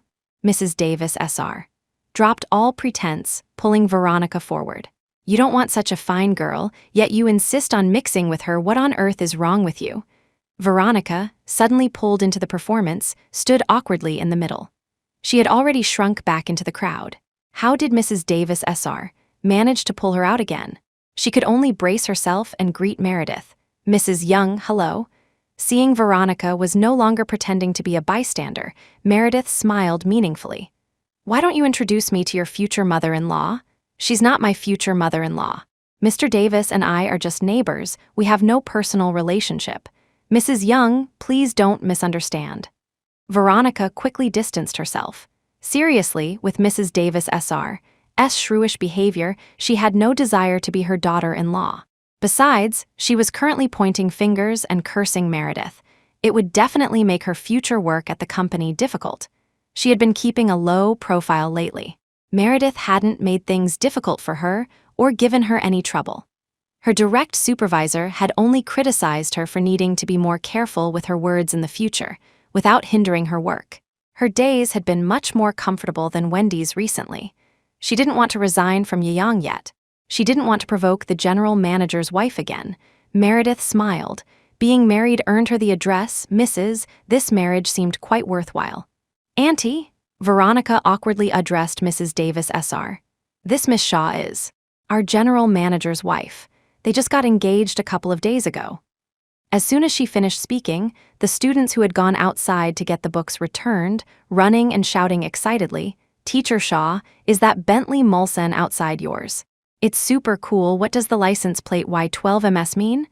Mulsanne, starting at least $1 million. Unexpectedly, Teacher Shaw was so wealthy. If only he could drive that car for a bit. This car was chosen by Ethan. To appease Meredith, he had transferred the Porsche and Maybach that Rosalie had ridden into Yang as company cars. He then bought this new car, currently assigned exclusively to Meredith, driven by Mr. Cheng. As for the license plate, it was a coincidence. Meredith didn't want a particularly special plate, wanting to appear as just an ordinary wealthy person in others' eyes, so she didn't choose a flashy number. That day, Ethan and Meredith went to the lottery for plates, and this number happened to come up. Ethan fell in love with it at first sight. Y12MS, Ethan loves Meredith Shaw. A straight man's associative ability was truly breathtaking. The scene became extremely awkward. Someone let out a stifled laugh. A country bumpkin driving a multi-million-dollar car trying to cling to your son. A student whispered sarcastically in the crowd. Sean's face became even more unbearable. Who wouldn't want someone like that clinging to them? Sis, I don't want to struggle anymore. Youth doesn't appreciate a sugar mama. Mr. Cheng followed them in. Having been in the military, his face was naturally stern and his presence imposing. Now, with a sharp expression, he looked even more intimidating. Madam, is someone causing trouble for you? He had heard the commotion inside from outside and followed in, seeing the crowd gathered around with Meredith at the center. It's nothing. Mrs. Davis SR was typically one to bully the weak and fear the strong. She felt intimidated upon seeing Mr. Cheng. Meredith couldn't be bothered with her, said goodbye to Sean, and walked straight out. Sean quickly told the students to return to their painting, restoring order.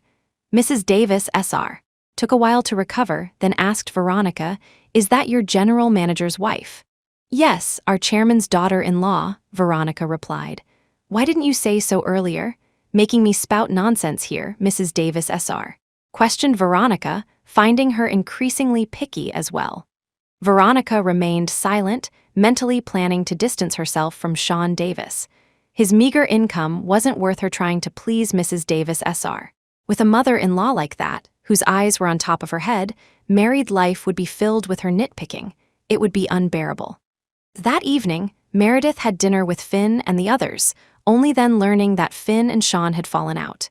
The cause was still Marcus's incident. Back then, when Meredith was at her lowest point, Sean firing her was tantamount to kicking her when she was down. Finn couldn't stand it, but Meredith wasn't related to him, so he didn't feel obligated to step in and endured it. The main issue was Mrs. Davis SR, constantly gossiping about Meredith in the studio, saying Meredith was vain and trying to cling to her son, that she saw through her, and luckily drove her away, otherwise she'd be a jinx. Finn wasn't from a privileged background either. He was an out-of-town student attending school in Harborview City. His parents spent a lot on his high school art classes. After getting into the art university, he worked part-time jobs to earn his own tuition and never felt inferior. But Mrs. Davis SR's constant refrain of poor orphan, her exclusion of outsiders, and her condescending attitude Finn just couldn't listen anymore. Finally, she kicked Meredith when she was down, firing her when her family was in trouble, cutting off Meredith's livelihood. Finn finally couldn't bear it and confronted Sean. Unexpectedly, Sean denied it, insisting Meredith resigned herself. Finn felt Sean lacked integrity. Coupled with graduation approaching, Finn wanted to start a workshop, while Sean wanted to focus on his art studio and didn't want to invest. The group gradually drifted apart. That night, Finn said a lot. Sean Davis had been his high school art teacher. He respected him greatly and never thought things would turn sour over Meredith. Several of them drank a lot, lamenting in the end. Money is omnipotent. After learning the reason, Meredith also agreed to start the workshop with Finn. However, since it involved a significant amount of money, she needed more time to think. Moreover, they kept talking about a workshop, but the specific business needed further consideration. They couldn't just continue doing odd jobs like students. Returning home that evening, she didn't see Ethan. Meredith was exhausted, her back aching. She kicked off her high heels haphazardly and collapsed onto the bed, unwilling to move. Mr. Cheng was outside moving her paintings. She couldn't be bothered to supervise. There were several missed calls. Meredith instinctively knew they were from Sean Davis, but she didn't call back to ask. There were also several text messages from Sean in her inbox, all apologizing for his mother firing her. Meredith felt nothing particular about it, nor did she plan to say anything about forgiveness. Everyone sweeps the snow from their own doorstep. Although Mrs. Davis Sr. spoke harshly, her intention was still for Sean to find a wife with a better background who could help him in the future. She had heard from studio students that Mrs. Davis Sr. and Mr. Davis Sr. were among the first batch of laid-off workers. Their family conditions weren't great initially either. Sean started the art studio after graduating, initially using his parents' capital to get established. He also had a younger brother just starting high school, a time when money was tight. The older generation was used to poverty. Workers like Mr. and Mrs. Davis Sr., who were originally comfortable, suddenly lost their jobs. The rapid development of the era left them behind, surely creating a huge gap. More importantly, Meredith's situation was indeed dire. She didn't even have the most basic requirement parents and had a younger brother to support. It was understandable that people looked down on her. Only Ethan, that fool, actually took it seriously and married her. However, Meredith now increasingly admired herself, being pointed at and slandered by Sean's mother, yet she could remain unmoved and watch the show. She really had Wendy to thank for this training. Picking up her phone, her messaging app had several messages from studio students comforting her, including the few students who had entertained Mrs. Davis Sr. that time and then mimicked her ugly behavior behind her back. Remembering the scene made Meredith want to laugh. It seemed they would have a new target for imitation and ridicule soon. After much deliberation, she sent Sean a text. "I'm sorry for causing your mother's displeasure, but all parents act for their children's sake, so please don't be angry with your mother either. That $10,000 from Samuel, if it could bring her mother back to life, she would divorce Ethan right now and go back to eating steamed buns soaked in water." She absolutely couldn't contact Sean Davis anymore. Chapter 110, Protection. Just as she sent the text, Mrs. Davis Sr.'s hysterical voice echoed in her ears. Meredith sat up, searching, only to see Ethan on the balcony, sitting on a lounge chair with his back to her. The balcony door was slightly ajar. If the video volume hadn't been loud, she wouldn't have noticed him. He held a tablet, currently playing a video. The camera zoomed in on Mrs. Davis Sr.'s face, capturing every trembling jowl in clear detail. Meredith opened the glass door and walked over. Ethan turned, saw it was her, reached out and pulled her down beside him. They shared the lounge chair. Ethan smelled alcohol on her and frowned, asking, "Weren't you just getting paintings? Why did you drink?" Meredith shook her head. "I accidentally spilled beer on my dress while having dinner with friends." Finn and the other guys were drinking beer. When they got excited, they clinked glasses, accidentally splashing some on her dress, hence the smell. "What are you watching?" Meredith asked. Ethan handed the tablet to Meredith. The webpage was playing the video of Mrs. Davis Sr.'s face, with the title, "Local Grandma Verbally Abuses Out-of-Town Female College Student." Meredith played it. Mrs. Davis Sr.'s shrill voice was unpleasant. The video creator had intentionally added tense background music, heightening the atmosphere. "Just thinking about how to vent Madam's anger. Don't worry, I'm here." When Mrs. Davis Sr.'s voice mentioned Meredith's name, it was bleeped out. The surrounding students, including Veronica Jennings shrinking in the crowd, were blurred. The entire video focused clearly only on Mrs. Davis Sr. and Sean Davis. The sharp word, seduce, made Meredith shiver. Ethan wrapped his arm around her, rubbing her arms. Erase Madam's information, blur Madam's footage further. Tell them over there, Madam's personal information cannot be leaked. Meredith looked up to find Ethan wearing a Bluetooth headset, currently on a call. Hearing this, Meredith immediately stopped him. That's enough. I wasn't wronged, I'm not angry. Just make a point, don't go overboard. Out of respect for Sean Davis helping her before, she didn't want to make things difficult for his parents. The night breeze was a bit cool. Ethan covered Meredith with the thin blanket he had on him, wrapping her tightly. He downed the red wine beside him in one gulp, then planted soft kisses on Meredith's forehead. I know my limits, Ethan mouthed to her. With a hint of red wine fragrance, this kiss smelled wonderful. Have reporters block her at her doorstep. Keep her trending for a few days, let this shrewish commoner have her moment in the spotlight. Don't let up on the online comments either. Guide the public opinion, make sure this doesn't involve Madam. He kissed the top of her head, his voice vibrating from his chest. Meredith was so close she could only see the movement of his Adam's apple as he spoke. That employee, tell her to keep quiet, fire her. Move Wendy Stone's position next to Liam Stone's. Have HR reshuffle personnel. He was talking about Veronica Jennings. Meredith only then realized Veronica still worked at Yeong. No wonder she was so respectful.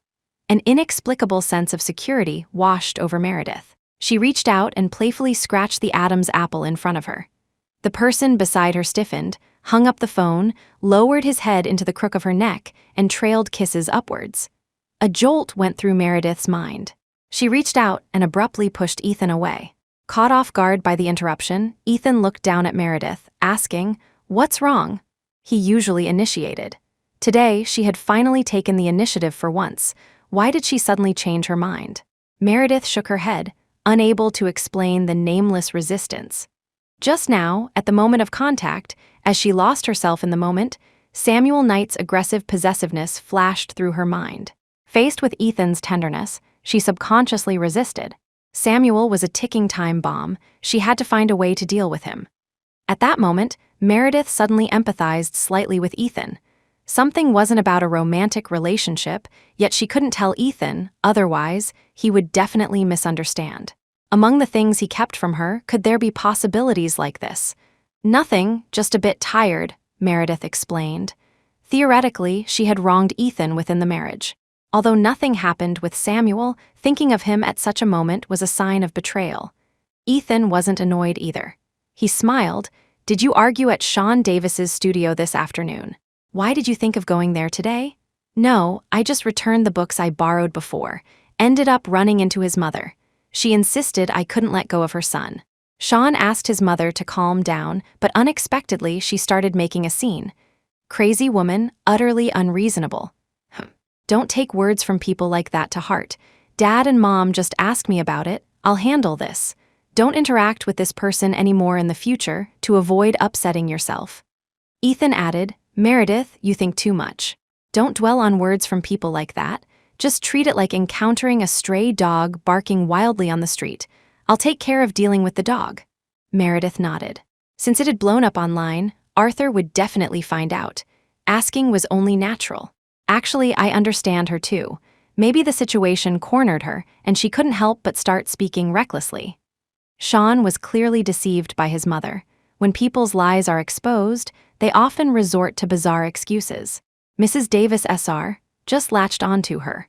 Moreover, based on Mrs. Davis SR's state today, she seemed mentally odd, too agitated. Agitated to the point of speaking without filter, unstoppable by others.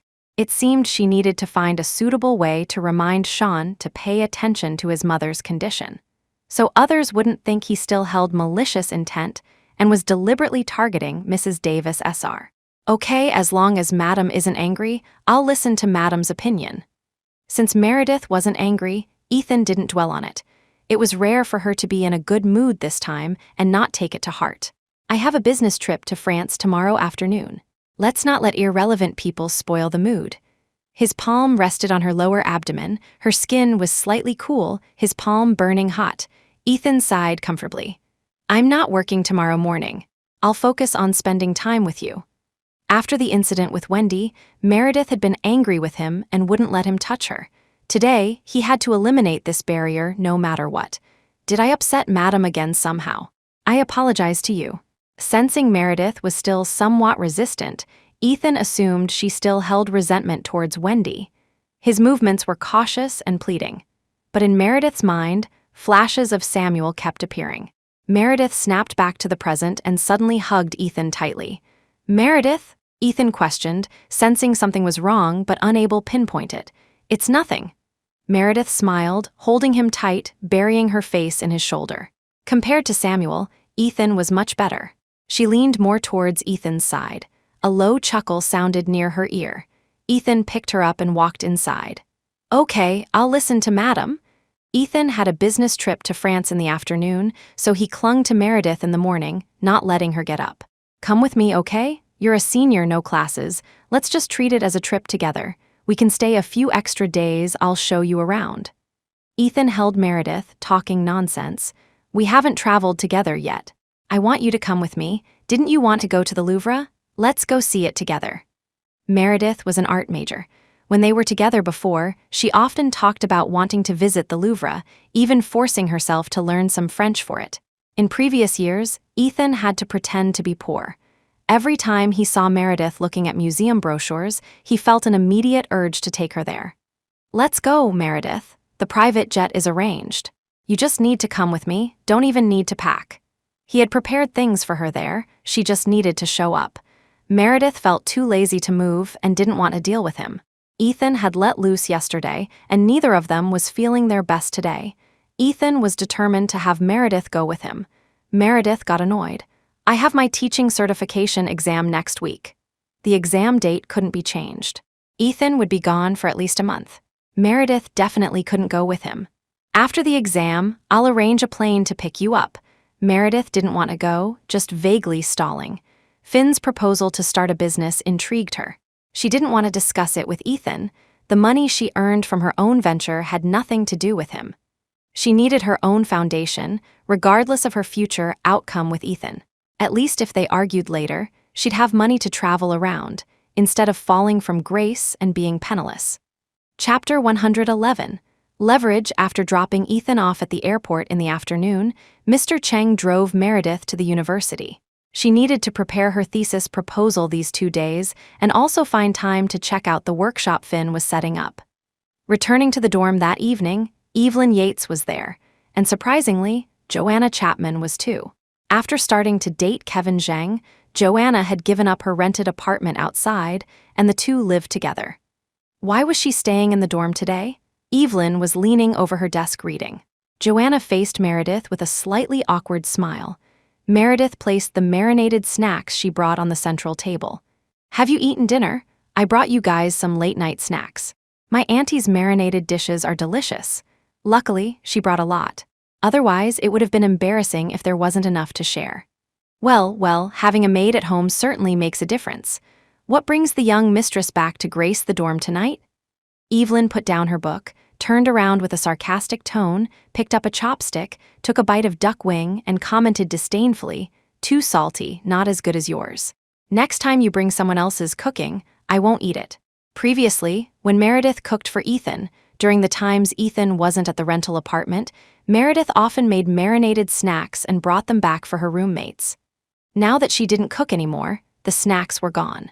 "No problem, next time I'll definitely bring Miss Yates dishes I made myself," Meredith smiled, turning to ask the still unmoving Joanna, "Joanna, why aren't you eating? I brought plenty." Meredith was puzzled. Previously, when she brought food back, Joanna and Lauren Riley were the most enthusiastic eaters. Why was she suddenly acting so distant today? Joanna looked a bit unwell, her spirits low.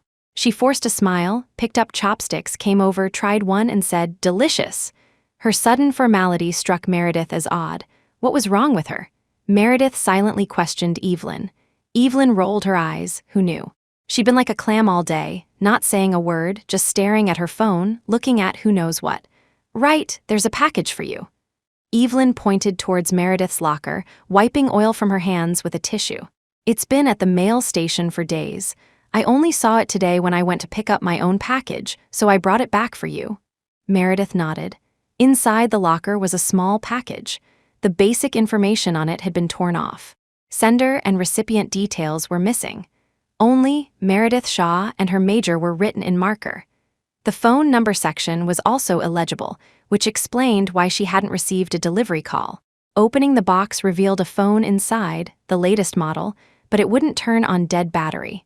Tisk, tisk, tisk, even a poor ghost like you receives such high-end gifts now. Someone sent you a new phone. This must cost nearly $40,000, Evelyn teased. This model wasn't commonly seen on the market, with a very trendy design, and it was even a domestic brand. Joanna overheard and craned her neck to look, quite envious. Meredith, did your husband send it? He's so good to you. Meredith took the phone and charger out of the box, shaking them slightly. If Ethan wanted to send one, he wouldn't need to send an opened, used phone. He just gave me a charger and cable, not even an instruction manual. The phone must have been put in the box while turned on and automatically shut down after sitting unattended for days. But the phone itself was new. The protective film on the charger hadn't even been peeled off. A strange gift. Meredith plugged the phone in to charge and went to tidy her bunk. Ethan was away, so she didn't want to go back either. She would sleep in the dorm for the next few days. It was convenient for working on her thesis proposal and gathering materials at school. The roommates didn't talk much. Lauren wasn't there, so no one livened up the atmosphere. Evelyn was going to the library the next day, so she and Joanna didn't dare disturb her studies. That night, Meredith slept lightly. Joanna, on the opposite bunk, suddenly sniffled. Meredith looked over and saw Joanna facing away from her, her phone screen lit up likely chatting with someone. Remembering the strange phone, Meredith got out of bed. It was fully charged now. She climbed back into her bunk and turned it on. The phone was new, registered under her name. There were no apps installed, and the contact list showed no signs of use. Bored, Meredith scrolled to the photo gallery. Inside were two pictures that made her sit up in shock. The first was the leverage photo of her and Samuel Knight. The second showed Ethan Young talking to Meredith. This Meredith stood rigidly, looking very constrained, wearing the gown from her engagement. Her build was about 80% similar to Meredith's, and her makeup was also very similar. Meredith recognized her instantly. This was the person from the surveillance video who pushed Wendy. She knew Ethan. Meredith, what's wrong? Joanna whispered from the opposite bunk, her voice slightly nasal and rough. Nothing, sorry I disturbed you, Meredith replied softly, lying back down, studying the photo. This phone was definitely from Samuel. He had sent her this photo in this manner. This was the leverage he spoke of. She didn't want to look at the first photo again. In the second photo, Ethan looked arrogant, dressed in his custom-made engagement suit, standing tall and straight. The Meredith beside him seemed very humble, head lowered, hands clasped together, looking like she was being reprimanded by Ethan. Their superior-subordinate relationship was extremely prominent. If they knew each other, this person was highly likely instructed by Ethan to harm Wendy, then give Liam leverage to blackmail him. Only Ethan could order an identical copy of her gown. This meant Ethan's actions weren't impulsive. This Meredith resembled her closely. Anyone not intimately familiar with Meredith would mistake them. If they encountered an acquaintance that day, Ethan could easily claim he was talking to her. The plan was perfect. But why go to such lengths to frame her? And Ethan, besides damaging her reputation, what benefit could he possibly gain from doing this? Meredith couldn't figure it out. He even ended up compensating Wendy so much money. Could it be, as Ethan claimed, that Liam had captured something important on video, something involving him? Most importantly, how did Samuel get this photo? Meredith puzzled over it, picked up her own phone, opened her messaging app, found Samuel's chat, and sent a friend request. It was the middle of the night, but Samuel accepted almost immediately. His profile picture was still identical to hers. Without pause, he sent her a message. Received the gift. Meng, what does Ethan mean by this? Dream. He instructed a special effects makeup artist, ordered 2 identical dresses, and made his move when you had no witnesses nearby. Once the makeup is removed, the person vanishes without a trace. Dream. I happened to be there that day and took a picture. The implication was clear. Meredith was stuck with the blame. Meredith remembered encountering Samuel that day. He had asked her to keep their meeting secret. Was it because he had witnessed Ethan's scheme? Meng, what does he want? What do you want? The phone contained 2 photos. They must represent the intentions of these 2 individuals. Dream, I told you what I wanted before. As for him, Meredith, ordinary people need to demonstrate their harmlessness, helping others with all their might just to potentially earn praise. But standing in this central circle, simply refraining from actively harming others gets you hailed as kind. Dream, Meredith, you are too kind. His words were cryptic. Meredith didn't understand, but she knew Samuel wanted money. After a long pause, he replied, New workshop. How about opening it here? Below was a string of addresses, specific down to the floor and room number, located in a relatively prosperous area in an office building. Meredith was startled. Samuel knew too much. He even knew about her plan to partner with Finn for a startup. She had Samuel's informant around her. Meredith didn't reply. She deleted the conversation with Samuel, lay back, and thought about the events of the past few months. Faint sounds of sobbing came from the opposite bunk. The sound was extremely quiet. Joanna was clearly trying hard to suppress it so they wouldn't notice. Meredith, entangled in her own troubles, wasn't in the mood to ask. She closed her eyes, drifting in and out of a restless sleep. In the early morning hours, a new message notification arrived on her WeChat. A profile picture matching hers, a couple's avatar. Ethan's voice message came through. Meredith listened through the earpiece. Wifey, I've arrived. We're at the estate here. There's a whole wall of roses. You absolutely have to come see it with me next time. He sent a short video of himself. Ethan stood before the wall, making an I love you hand gesture towards her, the rose wall behind him. Another voice message came in. Wifey, when you wake up, remember to send me your shopping list. Whatever you like, I'll bring it back for you. In the darkness, these voice messages were exceptionally clear. Whether it was Meredith's imagination or not, the sobbing from Joanna's bunk seemed to grow louder. Meredith was destined not to sleep well this night. She couldn't help but speculate about Ethan with the greatest malice. He was becoming more and more like his father, usually smiling, even seeming a bit incompetent. But when he struck from behind, he never showed mercy. Meredith knew this from deep experience. The photo of Ethan and herself remained illuminated on the phone screen. Meredith recalled the circumstances surrounding Wendy's miscarriage. If this was all orchestrated, then everything made sense. She had said that having pregnant women at the engagement party was bad luck and Wendy miscarried. Could it be? Ethan was retaliating against Wendy, but then he had to compensate them for their loss and make himself misunderstood by her, leading to arguments. What was the purpose of doing all this? Actually, it didn't matter anymore. Meredith only knew that if it had been Emily in her place today, she wouldn't have suffered this grievance. Therefore, Ethan deserved no sympathy. Chapter 112. Pretense. The next day was Saturday. Evelyn woke before dawn and headed to the library. Meredith slept until she naturally woke up. The information Samuel provided yesterday was overwhelming. Then Ethan woke her up later. Meredith only managed to fall asleep near dawn. Looking at the clock now, it was already 2 p.m. The dorm room was quiet. Faintly, she could hear Joanna talking in the restroom. Remembering Joanna's state last night, likely arguing with her boyfriend, Meredith didn't pry and picked up her phone to check messages. The top trending topic pushed to her phone was the local Sean's mom versus out-of-town female college student incident. Opening news apps, it dominated the hot searches. Someone had even made a parody video of Mrs. Davis SR for entertainment. Having experienced the live version, Meredith had no desire to hear Mrs. Davis SR's shrieking and tantrums again. The incident wasn't framed as a mother-in-law-daughter-in-law conflict, but was steered towards a regional discrimination dispute. The local grandma not only faced condemnation from netizens outside the city, but also criticism from friendly local residents, claiming she didn't deserve her Harborview city residency and brought shame upon the city. Indeed, in previous years, xenophobia existed, but after so many years of economic development, people had formed their own views, and such phenomena were rare.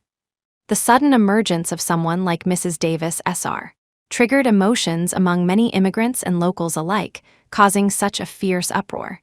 The Davis family tree was dug up, and relatives connected to poor rural areas were mocked. Even royalty has poor relatives. How could the Davis family lack weaknesses for netizens to attack? Netizens swarmed in from all directions, attacking the Davis family in an organized and disciplined manner. Delusional yet confident mother-in-law became synonymous with someone thinking they ruled an empire. None of this concerned Meredith. She was well protected, the video was heavily pixelated, and no one knew it was her. Except for Lauren Riley and the others who specifically returned to the dorm today. They had heard about the Davis family incident. Although the video was pixelated, Lauren deduced it might be Meredith based on tiny clues. After asking Meredith and getting confirmation, Lauren became even angrier. Truly disgusting, I never thought his mother was that kind of person. She brings shame upon us. Lauren was a local and had the most right to speak, also despising people like Mrs. Davis SR. The most. Exactly, she's unlucky. I heard many reporters are camped outside her house now, waiting to see her noble appearance, Joanna added. With Lauren back, she felt slightly better. Although her eyes were still swollen, she seemed a bit more cheerful. She was closer to Lauren and usually confided in her. Meredith wasn't interested in gossip, so she hadn't asked. When Evelyn returned that evening, she ended the topic with a cold snort. In her world, such matters weren't even worthy of discussion. Her family was wealthy and influential. Even though she wasn't a local, she still enjoyed preferential treatment. Meredith felt that in matters like this, Evelyn and Ethan were quite similar. They wouldn't directly curse back, but they would use a certain expression that made the target feel like a monkey. Ordinary people weren't worth their breath to comment on. Meredith thought about Ethan's arrangements that night, manipulating public opinion from behind the scenes, guiding it in the direction he wanted, while onlookers could only lament unfair fate or bad luck. Mrs. Davis SR had bad luck getting doxxed and cyberbullied. They hid behind the scenes, reaping the fruits they desired.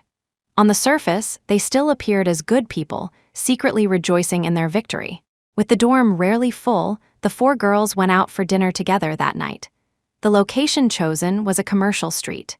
Meredith had always received care from these three roommates, so today she was treating. Mr. Cheng dutifully drove them. The girls had a lot of fun. After dinner, they went strolling through the night market. Having finished browsing, they decided to stay at Meredith and Ethan's new home. Originally, they planned to split up and go to Lauren's place, but they hadn't paid attention to their location while shopping and were too far from Lauren's house. Hearing Ethan wasn't there, they agreed to go to Meredith's. The maid received Mr. Cheng's call and prepared the guest rooms at home. By the time Meredith and her friends arrived, everything was ready. Besides the master bedroom for Ethan and Meredith, the apartment had 3 other rooms. One permanently reserved for Marcus, and the remaining 2 were guest rooms. Evelyn got one room to herself, while Lauren and Joanna shared the one with the larger bed. Meredith had been running around all day. After showering, she lay down to rest. Ethan video called Meredith. "Have guests over?" "Yeah, my roommates. We stayed out too late, the dorm closed, so they came over for the night." Meredith laid her phone flat and changed into pajamas, the camera facing the ceiling. Ethan was dissatisfied. "Don't turn the phone away, I want to see," Ethan's voice came through. Meredith ignored him. When she finished changing and picked up the phone, Samuel Knight's WeChat message popped up in the notification bar, asking, "What brand were you eating back then?" The question startled Meredith, then she realized what he meant. What, those 2-cent lollipops from the market? They probably stopped making them long ago. She swiped the notification away without replying. Samuel sent another message, lecturing her about marital joint property. Meredith paused again. Was Samuel giving her advice on getting money? Planning for a divorce and property division? Ethan sensed something was wrong and called out, "Meredith, who are you talking to?" "No one, just a bit tired." Meredith deleted the chat history with Samuel, making an excuse to brush it off. "Then I won't disturb you." "Go to sleep soon," Ethan said with a smile. "Kiss me." Meredith wanted to get rid of him quickly and made a perfunctory kiss gesture. France, under the plane trees, the roses on the trellis wall bloomed vibrantly. Ethan hung up the phone, his affectionate expression suddenly turning gloomy. He picked up another phone and called Mr. Cheng. "Who has Madam been in contact with these past few days? Did you find anything unusual about her?" The answer from the other end was unsatisfactory. Ethan suddenly erupted. "Useless, I didn't send you there just to be a driver," behind him. Assistant Cole stood silently. Having followed him for so long, this was the first time he had seen the general manager lose his temper like this. He had returned after graduating with a master's from Penn, his first job at Yeong. Initially, he worked as an executive assistant under Chairman Young. The year before last, he went down to the grassroots level, working alongside a group of new employees. It was only last year that he learned one among them was the young master. Ethan was very satisfied with him, and Chairman Young assigned him as the primary assistant. The Young family's education always emphasized modesty and restraint, forbidding the children from being too arrogant or ostentatious. Ethan, being wealthy and the sole heir, received even stricter education from Chairman and Mrs. Young. Ethan was the junior. Regardless of the other party's status, he could always adopt a flattering junior demeanor. He had mastered the art of playing dumb. Sometimes Cole himself was angered by his clueless act. Of course, during that period with the madam, he truly was foolish. Initially, when Ethan was learning at the company, he could handle being pushed around by others with a calm face, rarely showing anger in front of others. Yet today, he was angry enough to throw his phone. It seemed Mr. Chang's progress was unsatisfactory. Ethan rubbed his thumb. A thick stack of documents beside him, Meredith's entire social network, estimating materials to deduce if there were any suspicious individuals among the people Meredith could know. Sean Davis's information occupied half a page in the documents. Seeing Sean's name, Ethan recalled some past events, a surge of anger rising in his chest. Call domestic. Deal with that mother and son surnamed Davis. Don't let him keep that studio open. He hadn't forgotten Sean Davis taking advantage of the situation when Meredith was arguing with him. Master, mistress, Meredith wanted to take the teaching certification exam, become a teacher in the future. Plenty of students would call her that. But only he could receive those two titles, and that night she disappeared. Where did she go? Who did she meet? Penniless, yet somehow wearing slippers when she returned. She must have been with someone he didn't know. He would deal with these people one by one. None could escape. Chapter 113. Borrowing money. Ethan hung up the phone on his end, and Samuel Knight sent no more messages either. Meredith prepared for bed. Just as she lay down, there was another knock on the door. Opening the door revealed Lauren Riley and Joanna Chapman. They had also showered and stood outside her door, hesitant. Meredith saw they clearly had something to say, and Joanna's eyes were red, clearly having cried. She spoke first. "What's wrong? Still up so late? Is something the matter?" Lauren saw Joanna still hesitant to speak and quickly said, "Meredith, Joanna has something she wants to talk to you about." She gave Joanna a push, causing Joanna to stumble forward a step towards Meredith. Meredith stepped aside to let them in, and the two entered. Compared to Joanna's reserve, Lauren was more relaxed. She came in and immediately surveyed the master bedroom's decor, remarking on Meredith's excellent taste, though her words sounded distinctly like false flattery. Meredith led them to the balcony to sit. Ethan was very protective of his privacy, especially the study and the bed. Others weren't allowed to touch them. The small study contained many business secrets. A single page could shake the stock market. The bed was even more off-limits. Usually, Meredith removed the sheets herself and gave them to the butler to wash, then put them back on herself. Letting these two in was already an exception. Ethan would surely reprimand her if he found out. The master bedroom had a small wet bar. Meredith didn't drink, so Ethan kept a refrigerator there stocked with drinks, where the two would sometimes have a small drink together. She got drinks for them both and went over to sit with them. "The view here is really great. Mansions truly are different," Lauren commented, sipping her drink and going to the railing to admire the night view. Joanna sat listlessly, uninterested in the scenery. "Thank you," Joanna said gratefully. Lauren took the opportunity to move aside, giving the two space. However, Joanna opened and closed her mouth several times, but couldn't utter a word for a long time. Lauren came back, saw the lack of progress, and seeing Joanna's spineless look, knew she'd have to speak for her today or they'd be stuck here all night. She took the initiative. "Meredith, Joanna and I came to find you today because Joanna actually needs your help with something." "Okay, go ahead." Meredith listened attentively. She didn't know how to begin either. She had a rough idea of what it was about Joanna probably needed to borrow money. But everyone has pride, and she didn't want to be too forward in asking. "It's like this." Lauren paused for a moment, holding Joanna's hand. Joanna plans to marry Kevin Zhang after graduation. Kevin took Joanna home to meet his parents a few days ago. Although Kevin's family background is average, his parents are very pleased with Joanna. That's wonderful news, congratulations, Meredith smiled sincerely, happy for Joanna. Joanna looked a bit embarrassed, her eyes darting around. Lauren knew she had to help Joanna say this today, so she took a deep breath and laid everything out. But you know, getting married involves buying a house. Kevin's family lives in an old complex. It definitely can't be the marital home. Kevin's idea is for both families to pool money to buy a house, putting both their names on the deed. Joanna and Kevin looked at a renovated apartment recently. The location and size are good, but it's a relatively new resale, and the previous owner wants the full payment of $3 million to sell. Lauren continued, but Joanna's family isn't very wealthy either. They need to come up with $1.5 million. Joanna's parents took out some bank loans and managed to scrape together just over $1 million.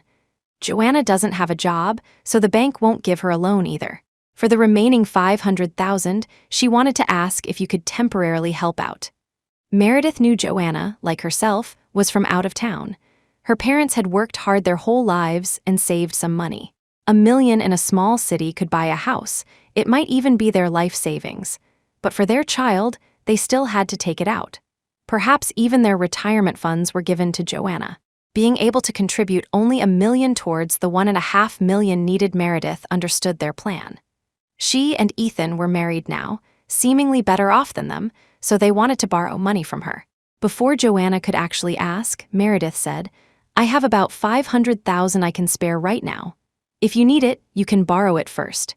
Her own earnings from selling paintings and previous savings, plus the little left over from the house down payment, after repaying Wendy the $500,000, she didn't have much savings left. The card Ethan gave her still had money. She and Marcus had used their house sale funds for their own property purchase. Besides buying clothes and living expenses, she hadn't touched much from Ethan's card. Hearing Meredith agree so readily, Lauren came over and sat down, comforting Joanna. "See, it worked out. I told you Meredith wouldn't refuse. You were too embarrassed to ask." Joanna looked sheepish. "Meredith, thank you. After I start working, I'll pay you back in monthly installments with interest. Take your time paying it back, no rush. Don't put too much pressure on yourself." Meredith valued loyalty. When Marcus was in trouble, her roommates had helped her in various ways. Now that she could help, she certainly would. Even if she didn't have the money, she would help find a way to borrow it. Also, Joanna hesitated, finally stammering out after a long pause, "Could this just be between the three of us? I'm afraid if Evelyn finds out." Meredith understood. Evelyn had money, yet Joanna chose to borrow from her, likely unable to bear Evelyn's sharp tongue. In Evelyn's words, Meredith had the thickest skin. Others couldn't grow it, even if they wanted to. Asking to borrow money is always difficult. Meredith understood her. "Thank you, Meredith. You don't know, his mother is incredibly nice to me. I want to cherish my relationship with Kevin. If we don't have enough money for the house, Kevin and I might reach the end." As Joanna spoke, her eyes reddened again, tears streaming down. "Meredith, you must understand, right?" Meredith nodded. Of course she understood. They were both girls from out of town. It was understandable that their parents hoped they would marry well. She was luckier than Joanna. Ethan's family was wealthy, so she didn't need to worry about such trivial matters. But Joanna was different. The troubles of ordinary people mostly stemmed from lack of money. More importantly, the partner's parents being kind was crucial. Finding a harmonious family-in-law these days was something every good girl would cherish. Family background and parents were Ethan's greatest assets in her eyes, indispensable. "When do you need it?" Meredith asked. Judging by last night and today, the money was likely needed urgently. "As soon as possible. Could you give it to me? We agreed to pay the deposit tomorrow." Tomorrow was Sunday, Kevin had the day off, and they planned to view the property and pay the deposit. Meredith nodded, got up to get her phone. She still needed to tell Ethan about this. Needing the money urgently meant using the funds from his card. Such a large withdrawal would definitely trigger a notification, and Ethan would ask. Not wanting Joanna to overhear and feel awkward, Meredith typed out the gist of the matter to Ethan via WeChat. Unexpectedly, Ethan replied, "That stinking rat from the gutter? Your roommate is marrying him?" Meng, "Yes, they plan to marry after graduation. They've found a house, just short $500K for the payment." Meng, "Who's a stinking rat? Watch your language." Why was his mouth still so foul? She really wanted to slap him. Ethan immediately apologized. "Okay, not a stinking rat. My mistake, my mistake." "Yai, tell her to go back first. Tomorrow, take Mr. Cheng with her. Transfer the money only after everything is settled." Meng, "Why? She needs to borrow money. Why are we getting so involved?" He wasn't usually one to meddle. Why was he so concerned about Joanna? He even remembered Kevin Zhang, albeit by a nickname. Yai, "Meredith, I'm only involved because she's your roommate. If it weren't for that connection, the topic of borrowing money wouldn't even reach me." Yai, "Be good. Let them go back first. Tomorrow, take Mr. Cheng along to look at the house. As long as the house passes Mr. Cheng's inspection, lending her tens of thousands more is fine." Meredith didn't understand, but interpreted Ethan's words as fearing the house had issues and wanting Mr. Cheng, an expert, to check it out. As an outsider, she didn't understand real estate. She told Lauren and Joanna to go back first, and they would go together tomorrow. Chapter 114, Trap the next day, the weather was fine. Auntie woke up early and prepared breakfast for several people. Joanna felt somewhat apprehensive, fearing Meredith might change her mind about lending the money. Meredith, however, ate breakfast calmly. Lauren, being more easygoing, trusted Meredith's character and wasn't worried at all. Evelyn, unaware of the details, focused on eating. Joanna and Kevin Zhang had arranged to meet in the afternoon. He wanted to sleep in that morning. After breakfast, Lauren said she was going home. Evelyn happened to be going the same way, so Mr. Cheng drove them first. He would return to take Meredith and Joanna to the housing complex they had chosen. Meredith, that? Joanna felt uncertain. While the others were gone, she wanted to ask about the specific situation. Had Ethan changed his mind about lending her the money? She had already told her mother about buying the house. She couldn't back out now. "Don't worry. Mr. Cheng, who's driving us, knows a lot about houses. Ethan asked him to come with us to take a look. Maybe we can even negotiate the price down," Meredith explained, omitting Ethan's comment about Kevin. On this point, she trusted Ethan more. Hearing she might save money, Joanna felt relieved and trusted Meredith. Kevin Zhang waited at the entrance of the residential complex. Seeing Joanna arrive in Meredith's car, his eyes lit up, and he greeted Meredith with extra enthusiasm. Meredith, still thinking about Ethan calling him a stinking rat, responded somewhat coolly. The real estate agent, dressed sharply in a suit, accompanied them into the complex. It was a semi-new development, the location neither particularly good nor bad, not close to the city center, and the facilities were quite ordinary. The apartment itself was just over 90 square meters, a 3-bedroom, 1-living-room layout. Claimed to be renovated, it just seemed the appliances were slightly better. A small apartment for over $3 million, such was life in a big city, expensive.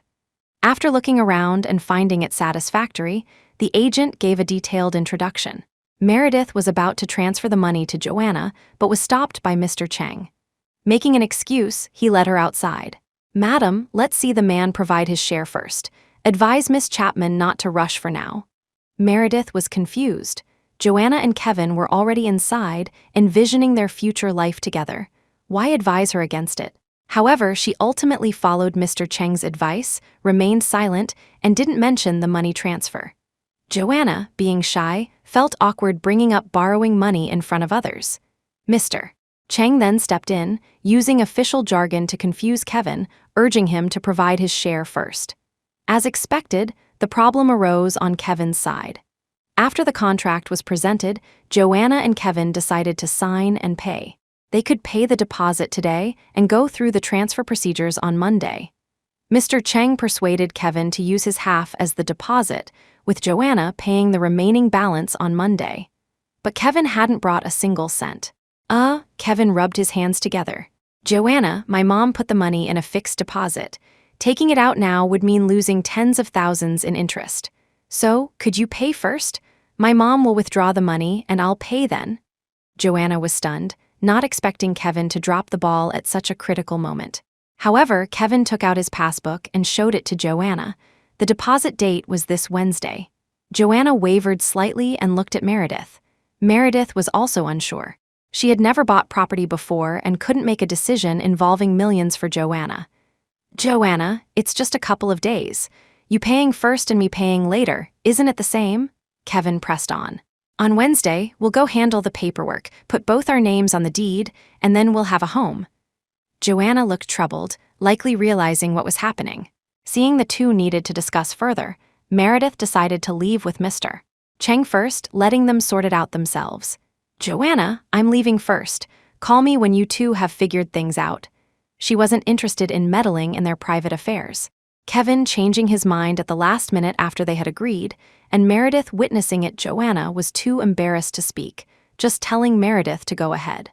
In the car on the way back, Mr. Cheng drove silently.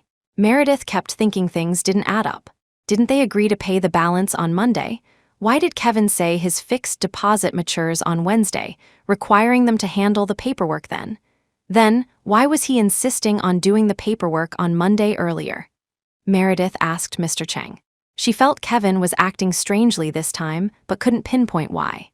Hearing Meredith's question, Mr. Cheng replied, "Madam, that gentleman tried to cozy up to me earlier when you weren't looking, subtly probing about the Mister's identity. It seems seeing you drive such a nice car gave him ideas about leveraging your connection. Someone whose wife drove a $4 million car could buy this apartment like it was nothing." He had previously worked as Ethan's bodyguard and encountered countless people trying to get close. He saw through Kevin's clumsy act immediately. It was just that Madam, being new to society, was relatively naive and couldn't see through such scheming, unscrupulous intentions. Besides, girls are always soft-hearted. When deeply in love, they don't believe their partner would deceive them. This marriage, he reckoned, wouldn't happen. That family was simply trying to scam them out of the property. He had already reported the housing matter to the Mister. The Mister instructed him not to tell Madam the truth, but simply to delay her lending the money. Meredith didn't believe it. What could Kevin gain by targeting her? She wasn't buying a house, then a thought struck her. "Are you saying he wants Joanna to borrow more money from me?" "I'm afraid so, Madam. Miss Chapman borrowed the money too easily," Mr. Cheng replied. "Mr. Zhang likely acted impulsively, hoping Miss Chapman would ask you for more money. Later, when you ask for repayment, it would have nothing to do with him." The withdrawal date was probably calculated by Kevin beforehand. Setting it close made Joanna think she could repay Meredith soon, then he'd incite Joanna to borrow the money. Later, he'd make various excuses not to contribute, and eventually, when things fell apart, he'd still gain half the property value, $1 million, while Joanna would be saddled with the $2 million debt to Meredith. If his intentions were even more malicious, he might even pressure Joanna to ask Meredith for a better house, directing Joanna to leech off Meredith for more benefits. "Madam, you could advise Miss Chapman to calm down. There's no rush to buy the house. It's not too late to buy after Mr. Zhang provides the money," Mr. Cheng suggested. The Mister knows many real estate developers. When the Mister returns, have him speak to a friend. $3 million can definitely buy a house with a better location and larger area than this one. Meredith nodded. Kevin made her uncomfortable. His eyes kept darting towards her today. If Joanna came back, she would definitely advise her not to buy this house. Worst comes to worst, she'd coax Ethan later to ask his real estate friends for a favor, finding Joanna a better place. Meredith had Mr. Cheng drop her off back at the dorm. She decided to stay there for the next few days to talk more with Joanna, ensuring she didn't fall into the trap. Unfortunately, Joanna didn't return after that day, nor did she call asking to borrow money again. Presumably, she and Kevin needed more time to discuss the house purchase. Lauren went back to her family's home. The dorm was once again left with just Meredith and Evelyn.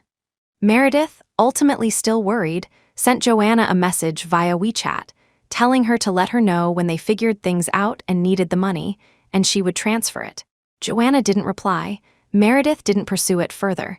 It was their private matter. She had already meddled enough. Getting more involved wasn't her interest. These 2 days, Meredith and Evelyn spent time in the library. Saturday was the teaching certification exam. Meredith was swamped. Joanna never mentioned borrowing money again, so Meredith forgot about it. After the exam, Meredith felt confident and began preparing for the interview. Suddenly having free time, she scrolled through her phone. Mrs. Davis S.R.'s incident was still lingering at the bottom of the hot search list, maintaining some heat. The people Ethan sent had only started the fire. Once the topic gained traction, they withdrew without further follow-up. However, due to Mrs. Davis S.R.'s previous remarks, the media relentlessly pursued her. Reporters followed her everywhere, disrupting Sean Davis's studio as well. Initially, parents just grumbled, asking Sean to keep his mother in check and away from the studio to avoid disturbing the students. Later, a video surfaced of Mrs. Davis S.R. scolding students like grandchildren, causing another uproar. Parents sent their children to learn painting, initially not minding if the teacher was strict. But finding out their children weren't being strictly taught painting, but rather humiliated by Sean's mother certainly made them unwilling. Harborview City had more than one art studio. Why endure bullying here? Thus, parents collectively withdrew their children and demanded Sean refund the tuition fees. Otherwise, they threatened to report him to the education authorities for allowing his unqualified mother to manage the studio. Sean had to simultaneously appease his mother and deal with the parents, utterly overwhelmed. His mother bullying students while he wasn't at the studio was undeniable proof. If the parents reported him, the losses would surely be greater. He could only watch helplessly as students left. Without students, Sean Davis also became idle. These days, taking advantage of the waning heat, he and his father took his mother to see a doctor. It seemed Mrs. Davis S.R. was mentally unwell. This information came from students who left the studio. They kept in touch with Meredith. After leaving, they cared even less about Sean's reputation, even mimicking Mrs. Davis S.R. vividly online. She knew about Veronica Jennings. Before the company could fire her, she resigned herself. Meredith hadn't planned to bring this up with Ethan, nor did she intend to have Veronica fired. She couldn't even handle one Wendy Stone. She held no hope that Ethan would fire Veronica for her. Meredith later opened the push notification webpage again. A popular comment read, "Locals with residency look down on your son. Outsiders without residency can't climb up to this mother-in-law." All one could say was, Sean Davis was severely hampered by his mother. Chapter 115. Auction Friday evening, Meredith was invited to a charity auction. The invitation was originally for Vivian Young, but Arthur had taken Vivian to Italy for an opera performance and wouldn't be back anytime soon. Initially, Meredith didn't want to attend either. The attendees were either prominent socialites or famous celebrities. Meredith felt she didn't quite belong among them. With Ethan away, Emily underage, and forbidden by her parents from excessive social events, the responsibility fell to Meredith. Ethan specifically called to urge Meredith to go. Meredith had no choice but to bring a painting she intended to donate and attend the charity auction. The main venue was stunning. Cameras flashed constantly. With celebrities present, the auction felt more like a red carpet event. Meredith dressed modestly in a simple black cocktail dress. Without a male companion or notable jewelry, she wasn't the highlight of the auction. After a few photos, she entered the venue and was seated in a prime spot in the second row. This position was more effective than any haute couture gown or expensive jewelry. Meredith checked the names on the adjacent seats. They were all major figures often seen in the news. Behind her, Mr. Cheng, formally dressed in a black suit and wearing an earpiece, stood not far away. The venue's security was polite yet distant, intercepting waves of people trying to approach. Meredith held her phone, idly chatting with Ethan. "Yai, have fun. Whatever you like, hubby will pay for it." Meredith shook her head. She simply couldn't appreciate expensive things. She had looked at the auction catalog, nothing caught her eye, mainly because she felt nothing was worth the price. Meng, don't know anyone here, a bit boring. Wanted to go home and sleep, prepare for the upcoming thesis proposal defense. Ethan teased, "The place is full of stars, lots of international celebrities. Not when you want to see." This charity auction was being broadcast live. Due to the presence of celebrities, the cameras focused more on them. Meredith basically got 2 seconds of screen time. Meredith didn't follow celebrities at all. If she did, this place would be heaven. Meredith looked up, seeing many friends from the entertainment industry posing for photos together. They skillfully greeted each other, complimenting recent achievements. She felt like an outsider, recognizing no one.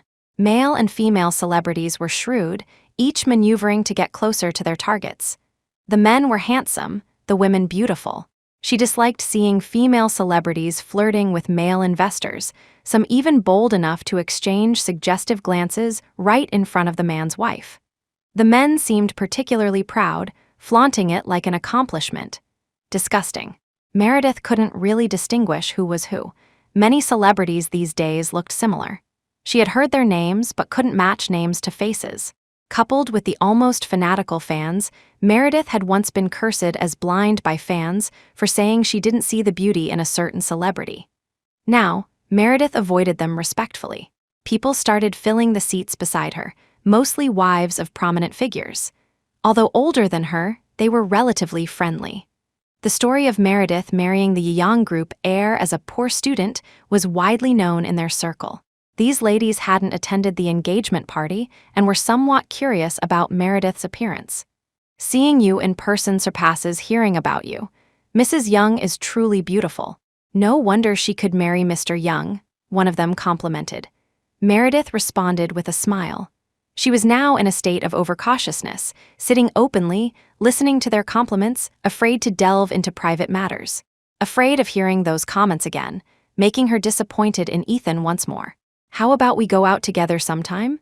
Mrs. Young is busy. Let's not delay her studies. We can just hang out ourselves. Meredith automatically tuned this person out. The auction began. Another person sat down beside her. Meredith recognized this one, a popular female celebrity named Stella Warner. She carried herself with considerable hauteur, dressed in a wine red oak couture gown, her makeup emphasizing her strong presence. Sitting next to Meredith, she made Meredith look like a simple, unassuming girl. Meredith didn't greet her because she was the celebrity whose beauty Meredith had questioned.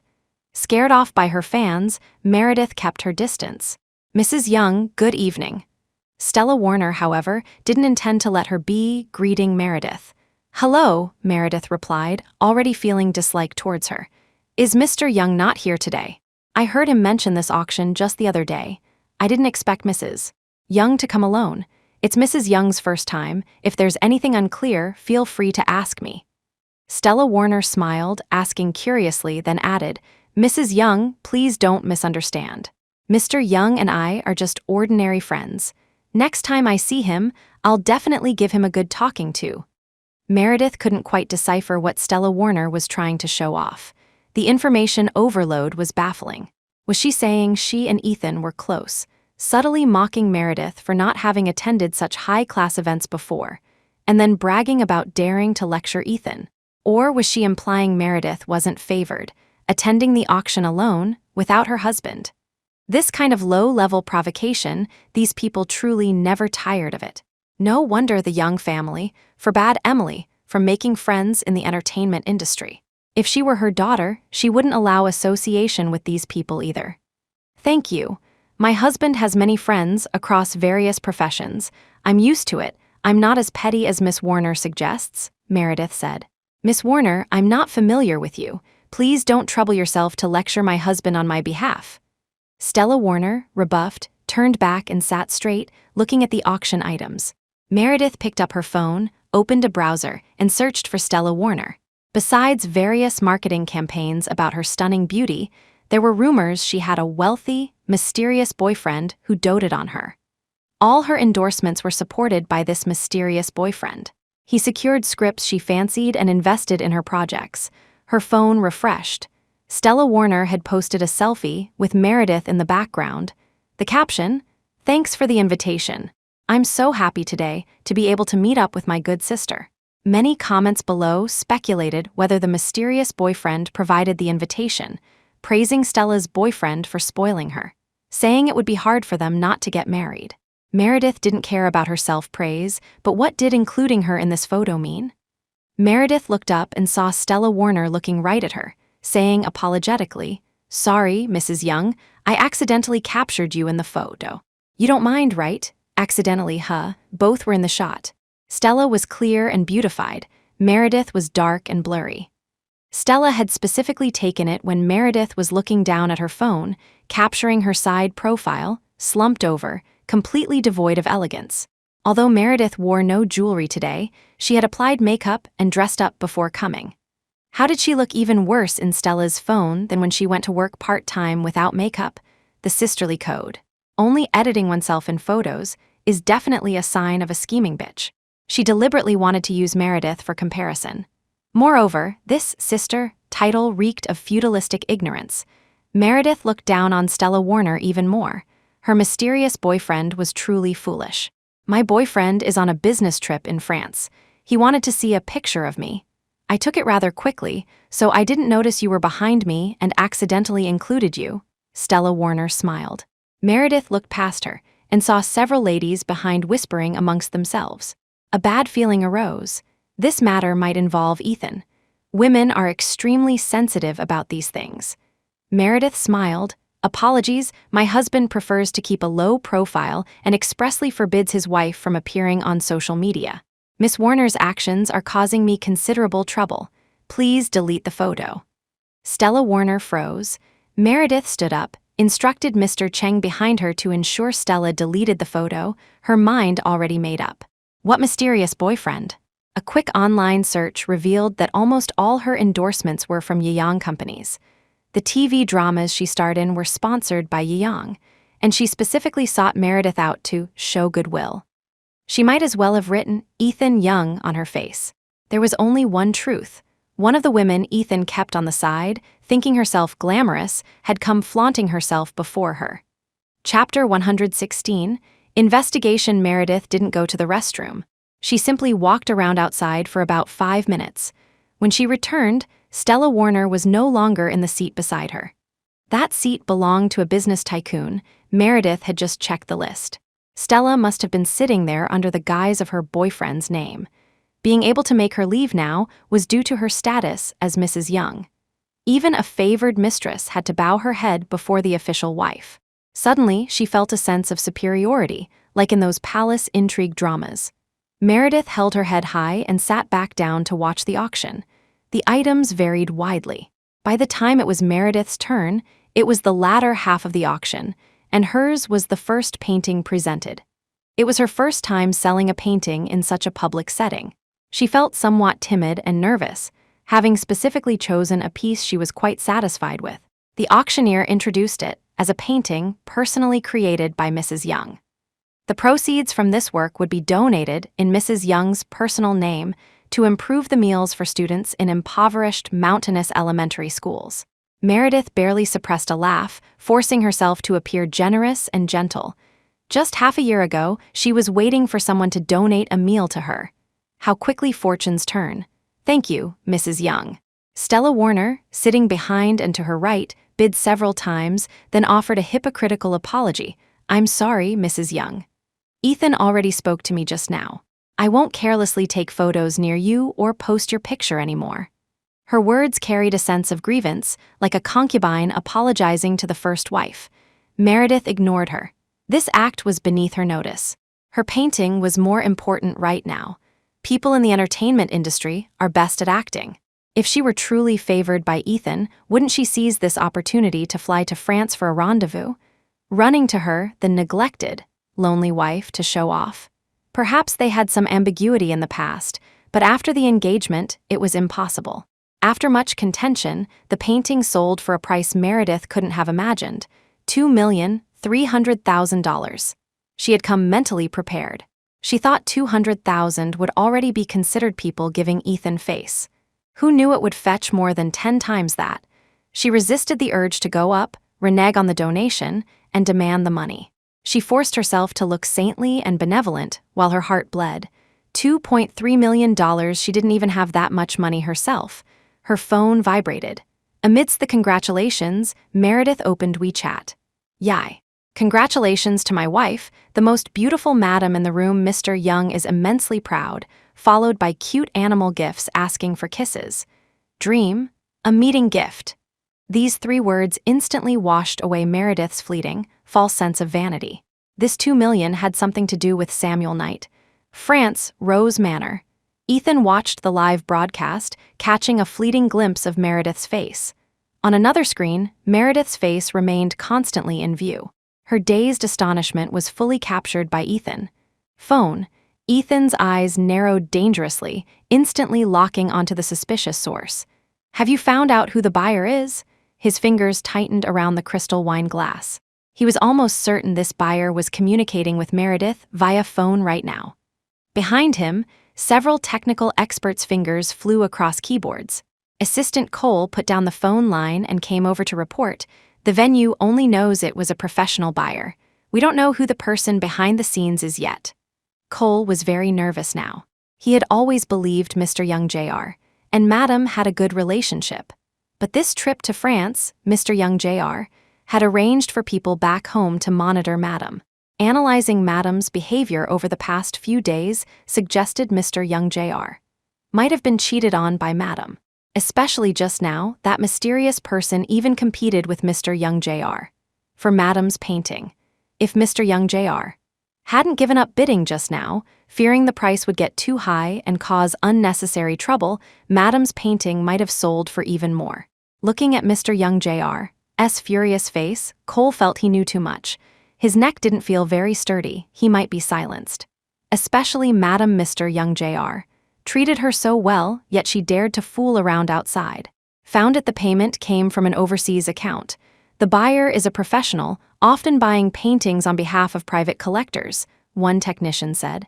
The traced IP is domestic, but the signal was too brief and got cut off. A red dot flickered on the screen, then finally disappeared. Ethan put down the wine glass, picked up the tablet showing Meredith, and left. That night, the day Meredith disappeared, something must have happened that he didn't know about. Meredith's social circle was simple. This person could only have been exposed so quickly because of the auction. Ethan stood before the rose wall. Beyond the fence lay a grove of plane trees, a path covered in fallen leaves stretching into the distance, vanishing at the horizon. On the tablet, the image froze during the period she was distracted. When the camera zoomed in, she had already put her phone away, making it impossible to see what she had been looking at. Behind him, Assistant Cole stood ramrod straight. Ethan tossed the tablet onto a nearby chair. He loosened his tie forcefully, grinding his back teeth, his knuckles cracking. He had to find this person. Daring to provoke his wife, he absolutely had to destroy him. His WeChat still showed the message congratulating Meredith.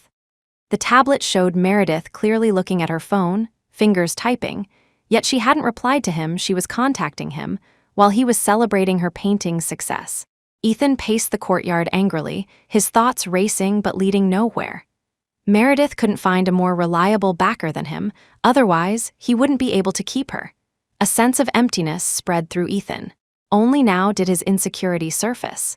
He couldn't let her leave, he had finally managed to marry her. He had to treat her even better than before, to make her stay willingly by his side. Meredith finished the intense thesis proposal and defense successfully. Finally free, she had time to visit the workshop location with Finn. The workshop Finn mentioned was larger than she expected. They had experience and wanted a respectable location to attract high-end clients. After all, design work required a presentable facade. This was why they still lacked funds despite having a considerable amount of money. This location was a bit further than the one Samuel suggested. The glass curtain wall provided excellent lighting. The area was nearly 300 square meters, still a bare shell. Layout and decoration had to be done from scratch. Investing in it was a major undertaking. Finn and his classmates had pooled about $200,000. The annual rent alone was $120,000, not including utilities, renovation, and subsequent property management fees, etc. They were all poor students. The boys wanted to make a name for themselves without relying on their families, so all the money they had was saved from part-time jobs during university. With Sean Davis not joining and several members leaving, the small group was facing even more difficulties.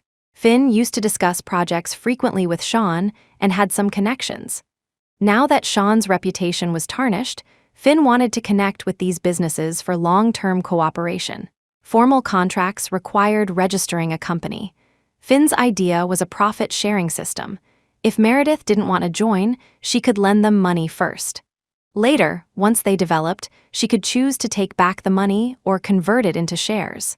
But the critical issue now was the lack of funds. Renting the place meant no money for renovation, not even startup capital. They all knew Meredith could potentially provide this money, but they weren't sure how much she was willing to give. Meredith didn't have that much money to spare either. She didn't want to rely on Ethan for her startup. He still didn't even know she planned to start a business. So, the money she could use was limited. She'd have to dip into the funds from selling the old house. After all, in front of Ethan, she needed to maintain the persona of being, stubbornly, angry with him, not using his money, being self-reliant for now. Can't we find an office that's already furnished? Do we really have to renovate ourselves? Meredith suggested. There were many well-decorated office spaces available. Did they really need to do it themselves? I looked at some furnished ones, but with our budget, we can't rent in a good location. This is the only decent option, Finn said. I know a few people. We can get renovation materials a bit cheaper here. I'll supervise the work myself. Meredith considered it. She didn't understand real estate and didn't dare make a hasty decision. Let me think about it. I'll go back and see if there are any better places. There was still a semester and a half until graduation. There was no urgent need for an office yet. Maybe they could find something more satisfactory. Finn felt a bit disheartened, but then thought, Meredith's husband had wide connections. Maybe he could find the desired venue. He had reached his limit here and could only wait anxiously back at school for Meredith's news. Chapter 117. Startup. After returning home, Meredith felt exhausted. She soaked in the bathtub, and just then, Samuel Knight messaged her again. The message was still the address of the office building he had sent before. His intention was simple. He wanted her to rent that office. With the painting serving as a trial balloon, Samuel had demonstrated his capabilities to Meredith. WeChat messages kept dinging. Meredith picked up her phone. It was a series of pictures sent by Samuel. Ethan was in every picture, but the female protagonist varied in each one. Ethan was with them, interacting in various settings. Meredith felt ice cold all over. The constant temperature hot water in the tub couldn't warm her blood at that moment. Ethan appeared refined and courteous, taking them to various beautiful-looking places. He lowered his head to touch their ears. They each had their own charm, yet shared the same shy smile. Meredith even recognized the currently popular celebrity Stella Warner among them. Meredith remembered how her looks were hyped by fans, and the domineering CEO's little wife, love story between her and her mysterious boyfriend, written into various fan fictions by CP fans. The male lead was uniformly referred to as Mr. Y, reportedly the initial of Stella's mysterious boyfriend's name. Meredith looked at the love story on the webpage and sneered. Ethan was cast in various identities: lawyer, doctor, pilot, domineering CEO. Cool, funny, warm Mr. Y, the only constant was his deep devotion to the female lead, willing to risk his entire fortune to help her achieve her dream of becoming a top actress in the entertainment industry. In one story, Mr. Y had a wife, an evil supporting character, constantly causing trouble and being annoying. The female lead was kind and independent. After enduring many hardships, Mr. Y finally divorced his wife, leaving her penniless, and ended up with the beauty. Unfortunately, in reality, Mr. Y wasn't devoted. Not only did he have a wife, but he also kept numerous charming mistresses outside, each with their own allure. It seemed her knowledge of Ethan was merely superficial. Someone was competing for the inheritance. This wouldn't do. Meredith replied to Samuel, "You win." She agreed to cooperate. The office space Samuel mentioned was fully furnished, with much better lighting and location than the one Finn found. The area was also large, over 300 square meters. The floors above and below housed top companies in various fields. Opening a workshop here would naturally elevate their status. The agent dealt directly with Meredith. Meredith provided the venue without contributing cash, saving Finn the cost of rent and renovation. "Miss Shaw, what do you think?" The agent was a middle-aged man holding a stack of documents, meticulously introducing the office space to Meredith and Finn. Finn was delighted, exploring the office. Meredith sat down with the agent in the largest room to talk. There was an office desk inside, decorated in a modern style, high-end and atmospheric. Meredith sat in the swivel chair and asked, "How much is the rent for the office?" The agent was shrewd. He selected a document from the pile, placed it on the table for Meredith, put a pen beside it, and said, "Miss Shaw, you just need to sign here. Don't worry about the payment details. This office will be transferred to your name." Under her name meant it was hers, not rented. Meredith picked up the document. It was a simple purchase authorization contract. She was the buyer. The seller had already signed the name of a real estate company, complete with an official seal. Sky Rainbow Properties, a well-known real estate company, publicly listed with a market value in the billions. Meredith just needed to sign, and this floor would be hers. "I'll step out first. Please take your time looking around." The agent was clever, turning and retreating first to give Meredith space. Meredith was alone in the office. She stood up and walked to the floor-to-ceiling glass window. Whether by coincidence or not, this window happened to offer a view of the distant Yeong building, its glass curtain wall wrapping around the sharply angled structure. The building's name and logo were clearly visible. Her phone buzzed with a notification. Samuel Knight was video calling her. "Hello," Meredith answered. "How's the office? Satisfied?" Samuel's deep voice came through. He was older than Meredith, his voice carrying the unique magnetic quality of a mature man, pleasant and captivating if the listener harbored affection for him. But Meredith felt nothing. She didn't like Samuel. His carelessly released pheromones meant nothing to her. She turned the phone camera towards the Yeong building outside and asked, "Was this intentional?" Samuel removed his gold-rimmed glasses, pinched the bridge of his nose, and said, "The Young family's building is in the commercial center. You can see it from anywhere near the commercial street. Whether I arranged it intentionally depends on how you think of me now. A landmark building, surrounded by office towers, seeing it wasn't unusual. Meredith, sign now, and the office is yours." Samuel held his phone and walked to a window. Meredith could see the environment of his office behind him. The furnishings weren't new, rather quite simple, without any decoration. Wooden bookshelves had peeling paint in some places, filled neatly with law books.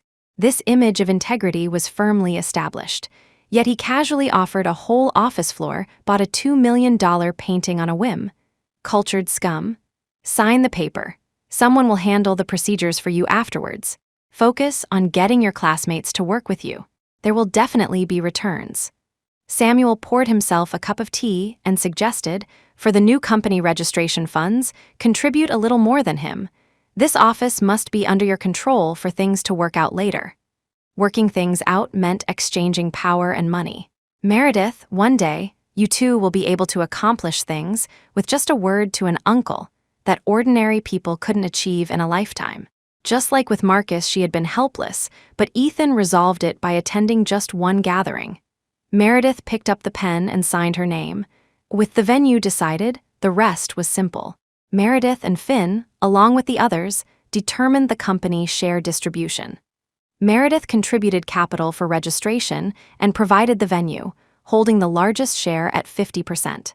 Finn came next, followed by the other classmates. The new company was named Fang Zio Artisans, using parts of Finn's and Meredith's names. Finn managed recruitment and operations, while Meredith remained behind the scenes. With Samuel pulling strings in the background, everything proceeded smoothly. The new office required renovation and furnishing, involving many tasks. Meredith moved many of her paintings to the large office space and had been busy, barely home these days. After half a month of hard work, Meredith finally had a chance to breathe. She wanted to go home early, soak in a bath, and rest well for a night. On the way back, Meredith remembered Ethan complaining this morning about being tired of French food. Meredith understood what he meant. Previously, whenever he said that, no matter how far or early, she would go to the market, find the freshest ingredients, and cook him a table full of dishes, the most famous being her slow-cooked old hen soup. She picked the hens one by one, carefully selected the side dishes, ensuring the final presentation matched Ethan's preferred size and taste. After that Dragon Boat Festival, Meredith hadn't proactively cooked a single meal for him, only cooking when Marcus was present.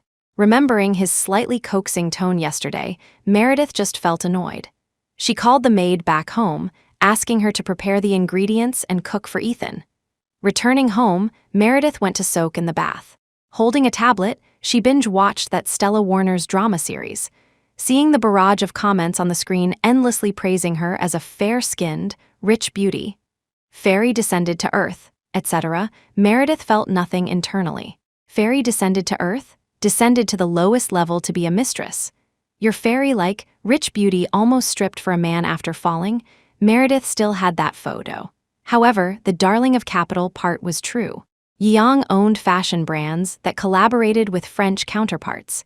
Ethan's frequent trips to France this year were to open up the French market. This Stella Warner was the spokesperson for that brand. These photos were likely taken during their business trips to France together, serving as mementos of their dates. It was safer that way. A bumpkin like her couldn't investigate that far. Stella's dramas were filled with product placements related to Yeong. Fashion workplace dramas were even directly sponsored by Yeong's subsidiary companies. There were even rumors that the hotels Stella stayed at during filming were directly affiliated with Yeong, providing one-on-one VIP service. Meredith had never enjoyed such treatment. A luxury car gets damaged, and Yeong immediately sends a new replacement. With such favor, no wonder she dared to flaunt herself in front of Meredith. The photos Samuel sent Meredith actually recognized at first glance that they were taken before the engagement. Likely during the time, Ethan was involved with Rosalie Leighton. Having seen such things too often, Meredith had become numb. Instead, she grew curious. If Ethan was always fooling around like this, why were there only photos from that specific period? What about before? Her husband was discovered, fooling around outside, by someone else. Logically, she should be angry, but Meredith found herself curious why there weren't more intimate photos. Like checking into a hotel? Chapter 118, Rumors Meredith downloaded Weibo. She hadn't used it much before, only following official art accounts to admire museum collections or online master's drawings. After being cursed as blind, she had uninstalled it. Now she re-downloaded it and directly opened Stella Warner's profile. Most posts were promotional stills from her dramas, interspersed with photos of her in haute couture jewelry and gowns, and of course, mentions of special treatment at certain hotels. The photo stealthily capturing her hunched over had been deleted. Stella posted another beautified photo with the caption, "Sorry, you didn't like it. I won't show the photo to others anymore."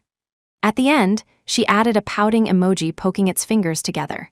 Fans below guessed it was because the photo Stella posted was too beautiful, and Mr. Y got jealous, asking her to change it. Stella didn't deny it. Mr. Y became even more mythical, even gaining a new nickname.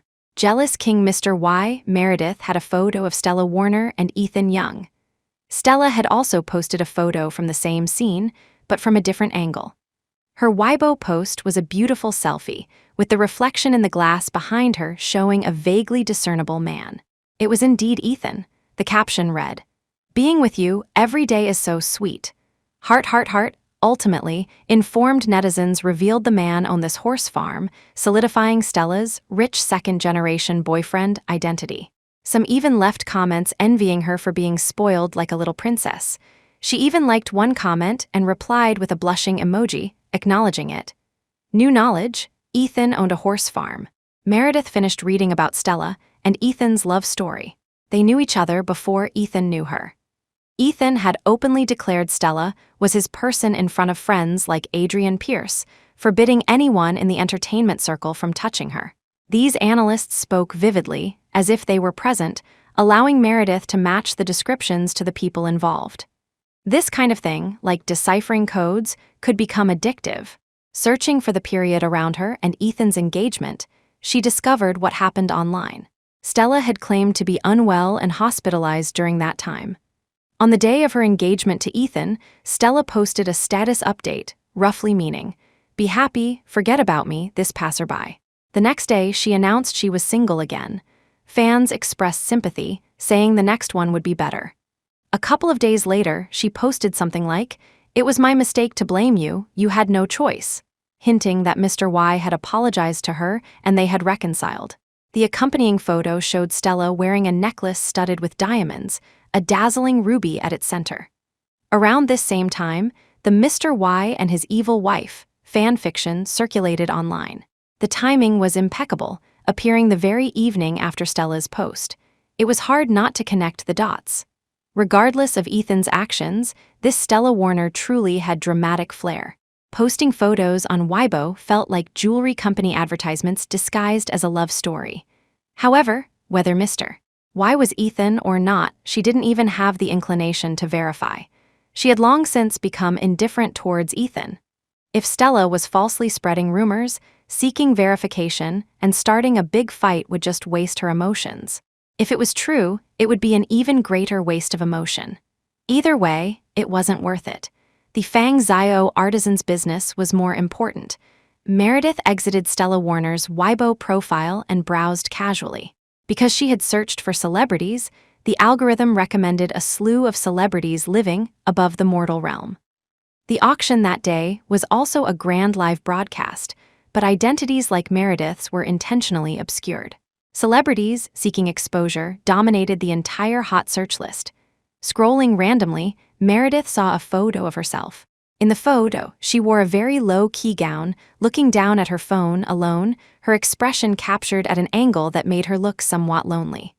Her attire was simple, makeup elegant and understated, not flashy. Contrasted with the dazzling female celebrities around her, it created a stark difference. The photo had a filter, giving her an accidentally wandered into the banquet, lost feeling.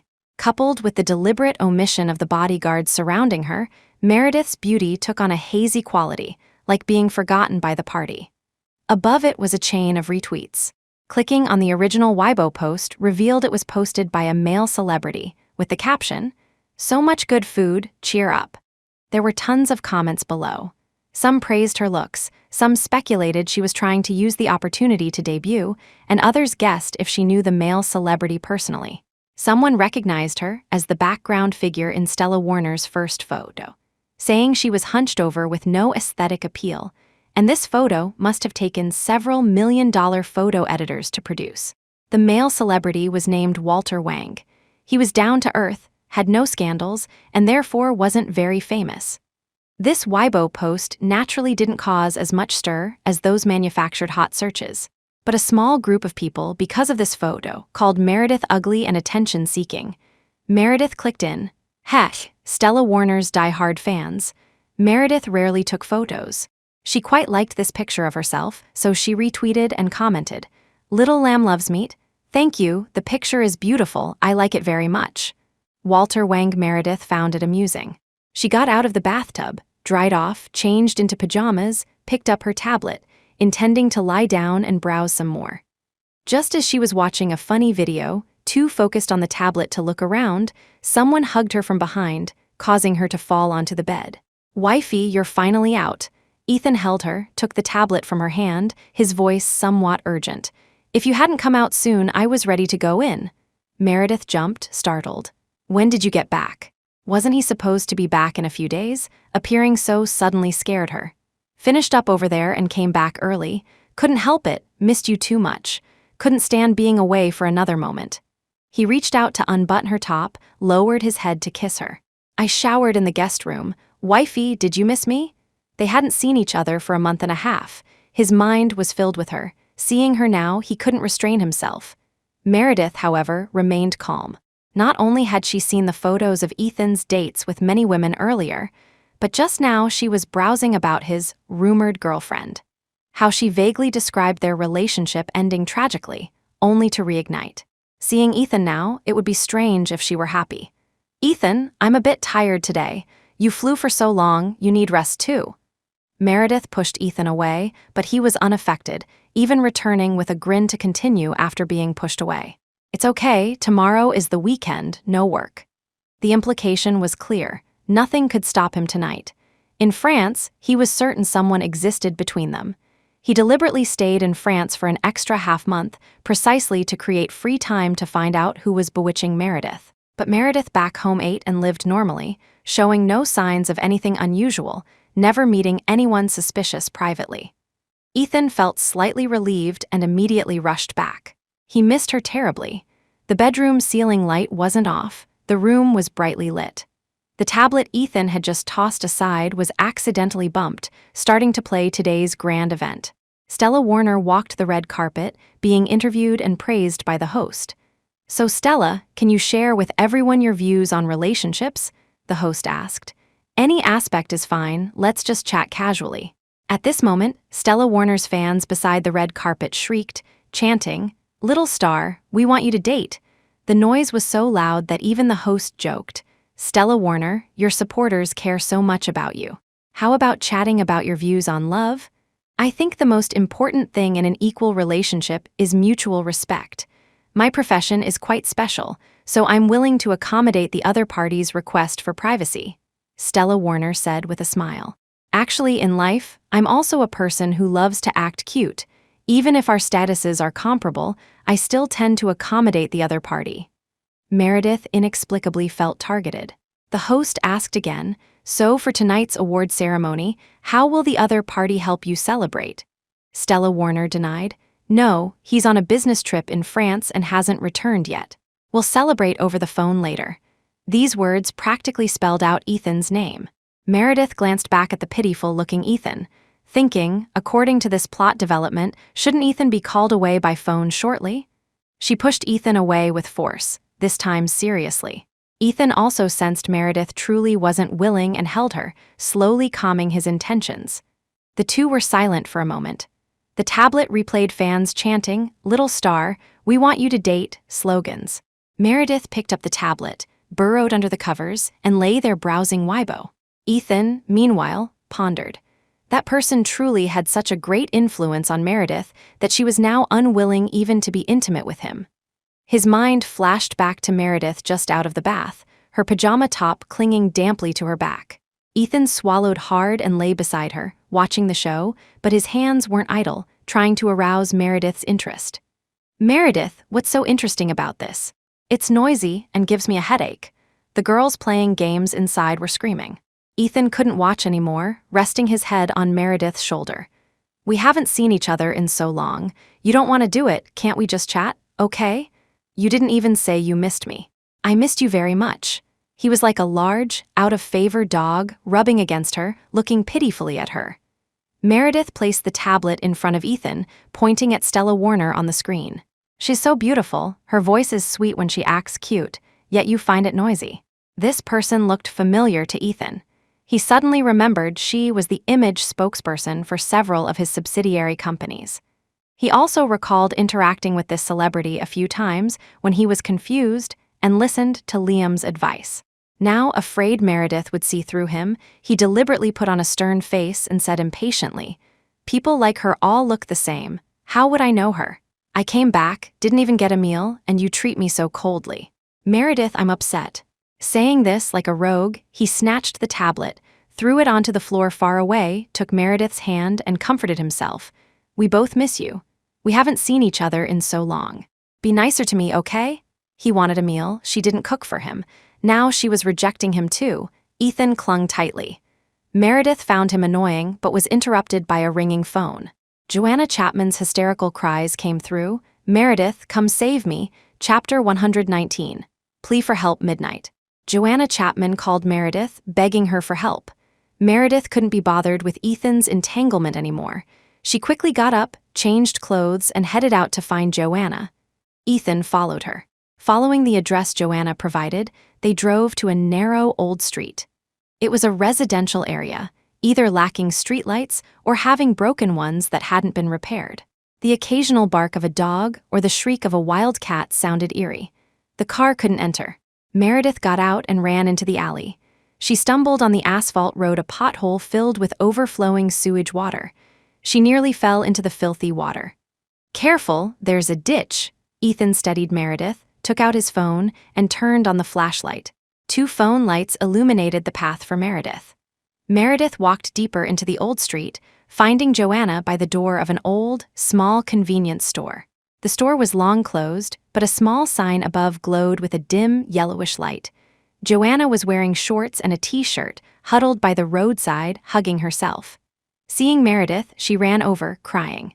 "Meredith?" Getting closer, Meredith saw the bruises on Joanna's face, her hair disheveled. The clothes she wore were clearly not meant for going out: shorts and a t-shirt styled like pajamas. She even wore house slippers.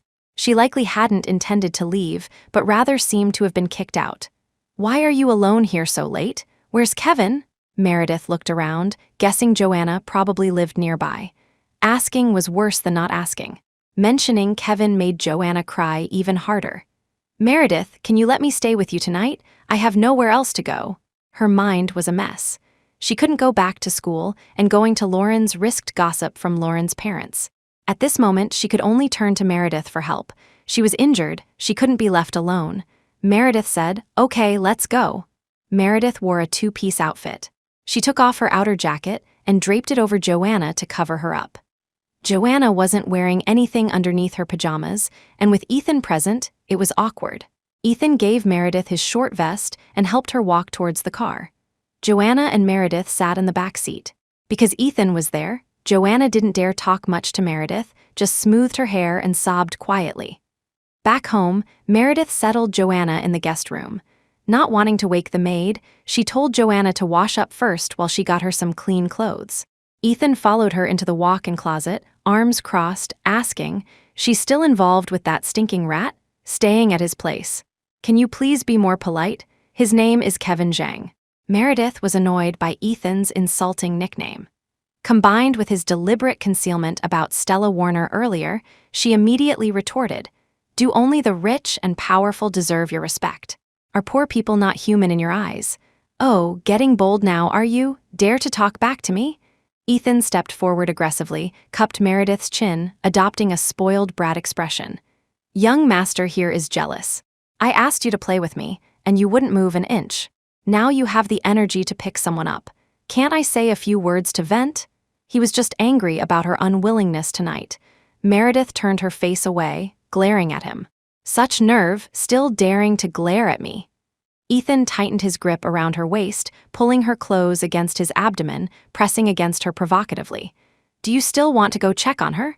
As long as he didn't let go, Meredith couldn't leave today. "Kiss me once and I'll let you go," Ethan played rogue. However, Meredith had no intention of wasting time with him. She threatened directly, "If you want to be celibate for another 2 months, don't let go now." Hearing this, Ethan conceded and let go. What could he do? He liked her. Looks like tonight was destined to be lonely. After Joanna cleaned up, Meredith could clearly see the bruises on her body. There were bruises on her limbs, and her eyes were bloodshot with dark circles. "How did this happen?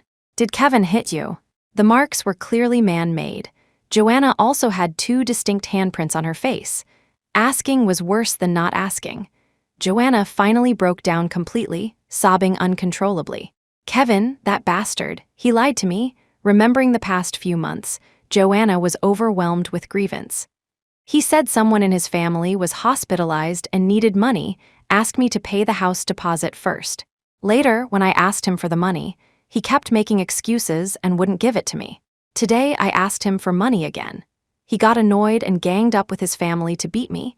She never imagined the family that had been so nice to her could turn like this."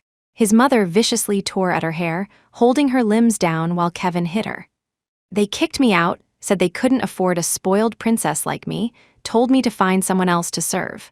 I washed all their clothes, cooked their meals. All I wanted was the money to buy the house, and I got kicked out." Meredith listened, growing increasingly puzzled. "You bought that house, you managed to get the money?" The $500,000 was still with her. What money did Joanna use to buy the house? Joanna looked guilty, finally nodding after a long pause. Another family was interested in that house.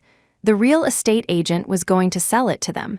Kevin kept rushing me, so I panicked and paid for it first.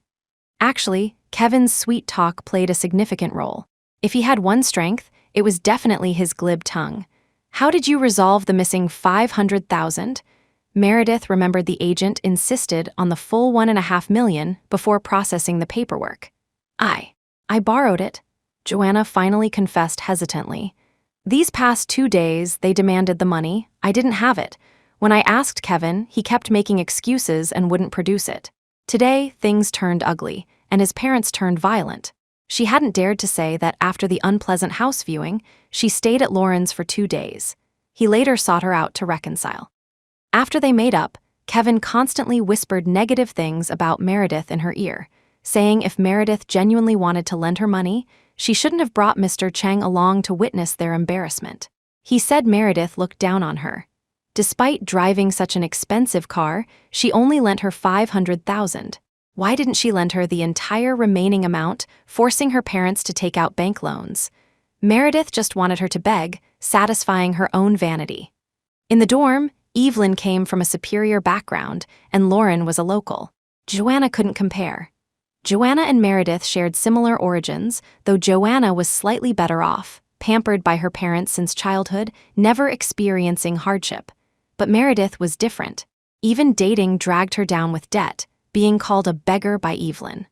With Meredith as a comparison, feeling inadequate but better off than the lowest, Joanna admitted to feeling a sliver of superiority seeing Meredith work hard part-time.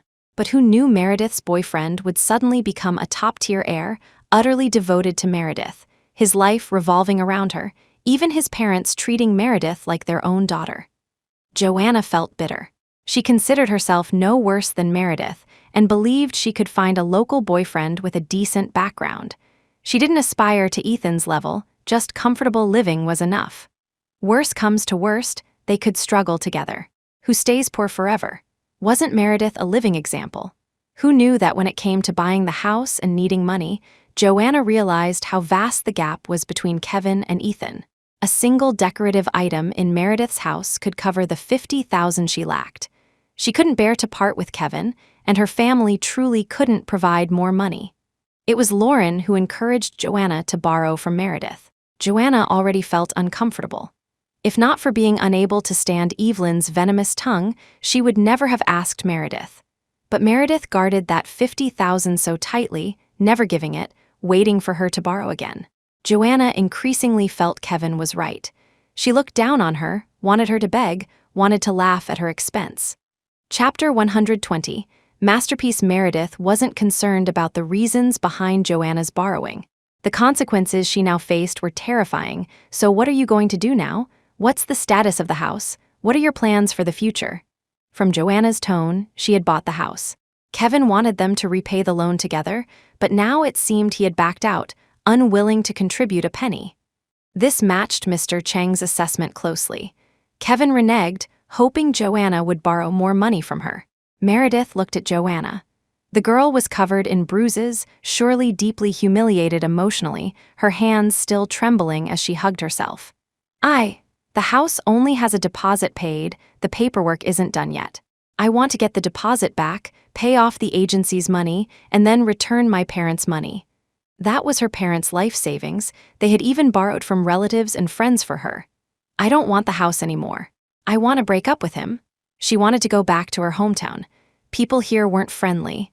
Going back home for arranged dates would be better than Kevin, but getting the money back was easier said than done. That was a loan shark, not a charity, something she wouldn't touch even if she were sleeping on the streets. Yet Joanna borrowed $500,000. Now she wanted it back. The real estate agent wouldn't make it easy either. The deposit contract clearly stated penalties for breach. Getting the full amount back was practically impossible. Looking at Joanna's state, Meredith sighed. Back when she and Ethan were poor, people always said she was being manipulated by Ethan. Now it seemed Joanna was the one being manipulated. Meredith sighed, "Rest here today, stay with me for a few days. When you've calmed down a bit, tell me the specifics, and I'll find someone to go with you to see the agent." "Okay, thank you," Joanna nodded. Seeing Meredith about to leave, she quickly grabbed her arm. "Meredith, could you lend me some money first? I want to pay back the agency's money. Once I get the $150,000 back, I'll repay you." The agency's interest rates were exorbitant. $500,000 wasn't a small sum. Every day delayed meant more interest accrued. Meredith had used up her funds registering the company, leaving only the $50,000 reserved for Joanna. Now she only had $50,000 available, not enough. She could only scrape together what she had to let Joanna pay the agency first, then figure out the rest. Meredith nodded, comforting her, "Rest first. Tomorrow we'll see how much is short and figure it out together." Worst comes to worst, she'd ask Ethan for some. "Thank you, Meredith." Joanna thanked her sincerely. She had always wanted to surpass Meredith, yet in the end, it was Meredith who saved her. Meredith left the guest room and returned to the master bedroom. Ethan was already asleep. The sensor floor light near the bed illuminated, faintly revealing the surroundings. Her phone was charging on Ethan's bedside table. Meredith thought she wouldn't need it today and left it there. Just as she lay down, Ethan shifted closer, holding her tightly. "I thought I'd be sleeping alone tonight." He kept his eyes closed, his voice lazy and drowsy. "Is your little friend comforted?" "Much better." Meredith didn't mention Kevin. Ethan described Kevin as a stinking rat.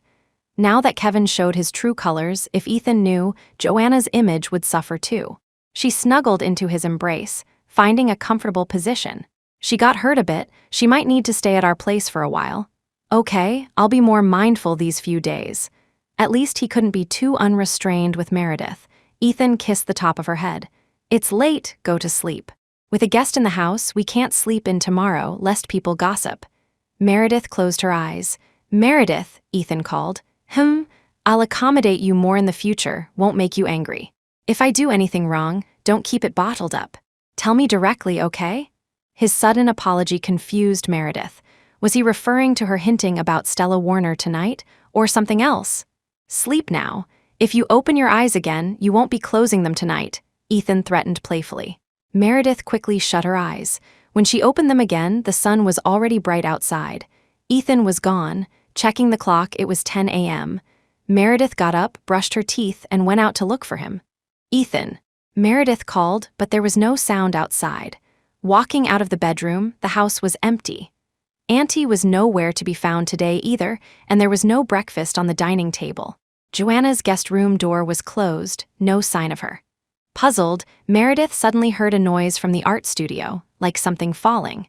Meredith walked over, opened the door, and scolded, "Ethan, are you messing with my paintings again? How many times have I told you not to play around in my studio?" Last time he messed around, he got paint everywhere and ruined several of her paintings. It took her ages to clean up. If he touched them again now, she'd be done with him. No one was in the studio. The floor-to-ceiling window curtains were drawn. Most of Meredith's paintings had been moved to the company, leaving few behind, so the studio felt spacious. In the center stood an easel holding a painting covered with a white cloth. Meredith didn't remember putting this painting here. "What's this?" Meredith approached and lifted the cloth. It was an oil painting, framed in an ornate, antique gold European-style frame, signifying its value. The painting wasn't large but felt heavy. Monet's water lilies. Meredith moved closer incrementally, unable to believe her eyes, leaning over the painting to examine the brushwork. Behind her, Ethan crept silently from behind the door, wrapping his arms tightly around her waist. He kissed her cheek, his voice husky and intimate. "This is the gift I brought back for you from France. Do you like it?" "Is this real?" Meredith asked back, still in shock. Before her eyes was an actual Monet original. "Of course, it's real. Bought at Sotheby's, professionally authenticated as genuine." Ethan nibbled her neck, seeking credit. "Madam, consider this my apology. Are you still angry with me?" Meredith took a long moment to recover. She looked at the painting, wanting to touch it but daring not to. After much thought, she asked a very common question. "It must have been expensive." Of course, it was expensive. Small-sized works were calculated in the tens of millions. This one was larger. The price certainly exceeded her imagination. "It's all right. It holds its value, so it's not considered expensive." Ethan didn't quote the price, but his casual attitude truly made Meredith grasp the extent of Ethan's family wealth. Mansions and luxury cars didn't shock her as much as this painting. Something that lived only in imagination was now right before her eyes. This feeling went beyond mere liking. "If you like it, then love me a little more in the future." Ethan whispered softly. "Madam, for the sake of the painting, giving Mr. Young a passionate French kiss isn't too much to ask, right?"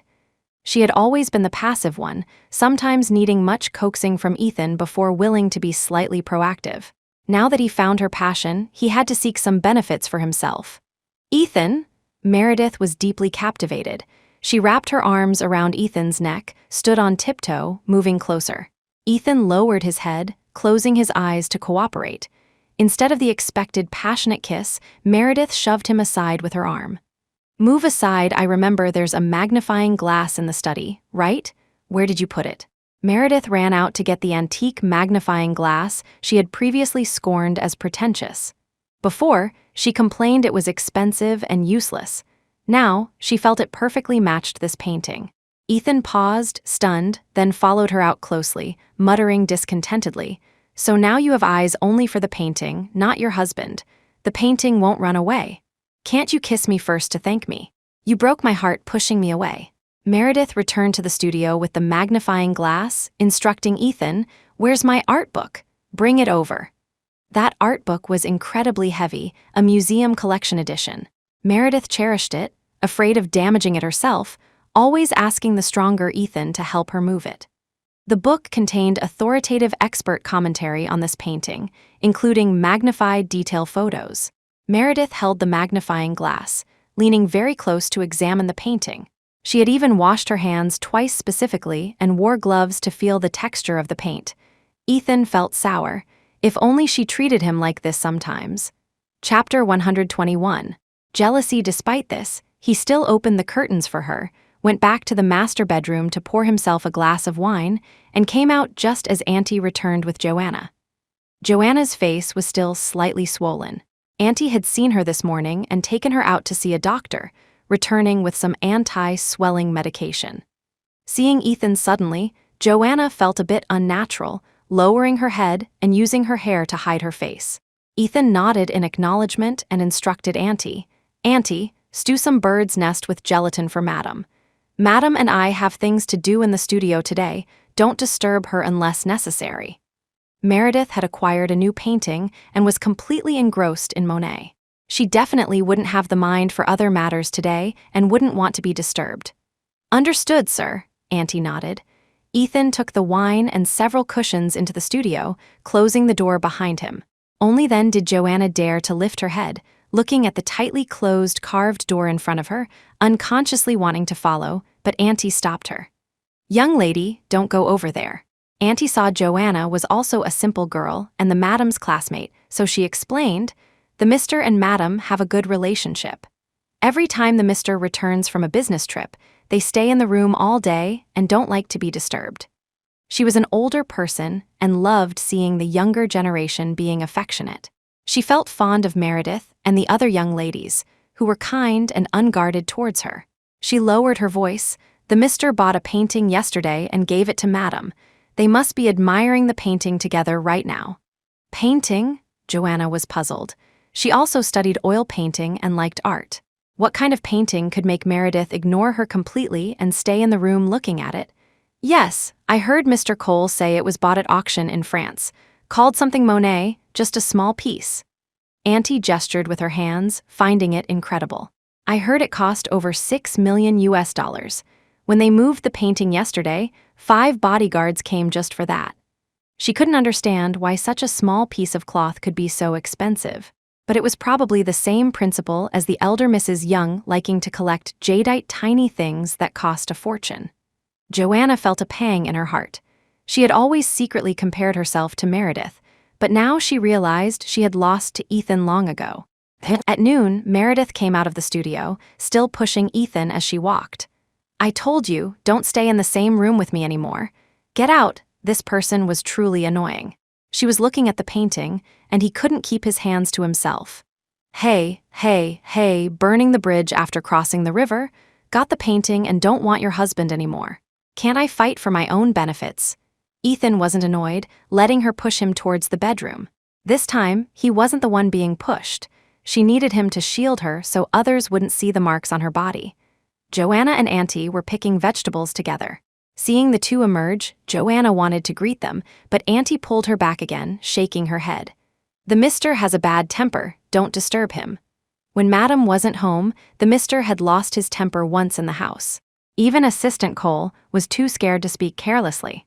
Joanna crushed the cilantro in her hand, green juice oozing out, her face unable to hide her disappointment. How could he possibly have a bad temper? He was clearly very good to Meredith. When the two came out again, they had already showered. Joanna helped set the table. Meredith felt a bit embarrassed and apologized to Joanna. "Sorry, Joanna, I didn't entertain you this morning." Saying this, she pinched Ethan's thigh under the table. This person had been acting strange these past 2 days, always sticking to her, seemingly deliberately showing off for Joanna, making inappropriate moves in conspicuous places. Ethan remained silent, grabbing Meredith's pinching hand, lifting it to his lips, and kissing it loudly. Joanna instinctively lowered her head, then thought better of appearing too deliberate. She pointed to the dishes on the table and smiled. "It's okay. Ethan just got back from his trip. You two are busy. I don't have anything important either. Let's eat quickly. Auntie and I spent a long time cooking." Ethan calmly served Meredith soup, not forgetting to sprinkle some chopped green onions. "Here, wifey, eat. Have some soup first, don't burn yourself." He was doing it on purpose, Meredith was absolutely sure. She calmly picked up the bowl and drank the soup. Although Meredith hadn't made it, she had previously taught Auntie the recipe, so the taste was very similar to her own cooking. Ethan took a bite of a dish and frowned. His palate was very discerning, he knew Auntie's cooking style. This taste clearly wasn't Auntie's. "Auntie, this dish is too oily, be careful next time." He picked up another dish for Meredith, accurately avoiding the ones Joanna had cooked. Auntie couldn't very well say Joanna made them. Since Ethan said the food wasn't good, she just noted it down, making sure not to let Joanna cook again to avoid getting scolded herself. Joanna felt extremely awkward, but had to force herself to maintain her composure and eat with them. Ethan was acting very abnormally today, being exceptionally gentle and attentive towards her during the meal. Meredith was almost annoyed to death by Ethan, too preoccupied to observe Joanna's current emotions. After the meal, Meredith sent Ethan away and pulled Joanna into the studio to show her the painting. "Joanna, this is a real Monet. I have a magnifying glass here. Do you want to take a look?" Meredith sincerely shared the painting with her. At their level, seeing an original masterpiece was already incredibly lucky. She hoped Joanna could see it too, but Joanna couldn't focus on it at all. Every object in the studio seemed to mock her, questioning why Meredith could possess such wonderful things while she could only end up with trash like Kevin Zheng, cheated out of her money and beaten by his whole family. Ultimately, she still had to rely on Meredith for a place to stay, and she had to watch her and her husband being affectionate. Joanna's heart felt like it was being shredded. Meredith about borrowing money? Joanna forced herself to bring up the topic again. Right now, she needed Meredith's help and couldn't reveal her true thoughts. Almost forgot the important matter. Meredith remembered. "Last night, I contacted Finn Archer. He's quite skilled in business negotiations. On Monday, I'll introduce you. Go see the agent with him and discuss the refund." She had mentioned it briefly to Finn last night. Finn often traveled for work, so it wasn't a problem for him. The main issue was whether the refund amount would satisfy Joanna. As for the money borrowed from the agency, Meredith felt uncertain. "How much do you have to repay the agency?" "Well, Kevin lied before, saying he'd help me repay it after just a week, so I borrowed a short-term loan. Yesterday they called me, saying if I repay before 6 p.m. this Monday, including interest, it'll be $680,000. Borrowing $500,000, the interest ballooned by $180,000 in about 2 months. Such a predatory industry, no wonder some people risked illegal activities to engage in it." Meredith instantly felt a headache coming on, saying troubledly, "The only liquid cash I have left is $500,000, and that was specifically set aside for you. How is that possible?" Joanna didn't believe it, questioning subconsciously, then immediately realizing her gaffe and quickly explaining, "Isn't Ethan very rich? And he's so good to you, how could you possibly have so little money?" "Meredith, please help me. Ask Ethan to lend some, okay?" But Meredith had trauma associated with borrowing money from Ethan. She simply couldn't bring herself to ask. Ethan had money. Throwing away $500,000 would barely make a ripple to him. But for people he looked down on, he wouldn't give a dime. Otherwise, he wouldn't have told Meredith to go beg on the phone back then. Joanna couldn't grasp Meredith's thoughts, fearing Meredith would change her mind and refuse to lend her money. She pleaded, "Meredith, you have to help me. Right now, only you can help me. They said if I can't repay the money, they'll go to my hometown and demand it from my parents and tell all my relatives and friends about me and Kevin. My parents already took out loans for me. If they find out, I'll have no choice but to jump off a building." She didn't want to say this, but if her parents really found out she was deceived by Kevin, she would lose all face. Back home, everyone already knew she found a local Harborview City boyfriend, also a university graduate. Her parents felt proud among relatives. If this news got back, she truly would have no way to live. Meredith wanted to help too, but the money she had really wasn't enough. Ethan wouldn't agree to lend money to Joanna. His attitude at the dinner table today made it clear. He looked down on Joanna, even refusing to eat the dishes she cooked. He even deliberately nitpicked to embarrass Joanna. "Let me think of another way." Meredith could only compromise. This was her roommate. She had cared for her during difficult times. Now that she had the ability, she would help as much as possible. But Meredith checked all her accounts. She could only scrape together $530,000, still short $150,000. Helpless, Meredith went back to the bedroom, preparing to ask Ethan. But Ethan seemed to sense it and gave her no opportunity. "What's wrong? Spent all the money on the credit card I gave you?" Ethan asked deliberately. She hadn't even used the credit card. How could he not know? Ethan felt both amused and annoyed. This wife of his was truly something. Wanting to help others but having no money, foolishly unaware she could just tell him a small lie. If she just acted cute, said she needed money for clothes or bags, he would definitely give it to her. That Joanna looked at him with impure intentions, yet Meredith still tried to help her. He had to protect her from Joanna. His wife was too honest and easily taken advantage of. Meredith couldn't find an opportunity.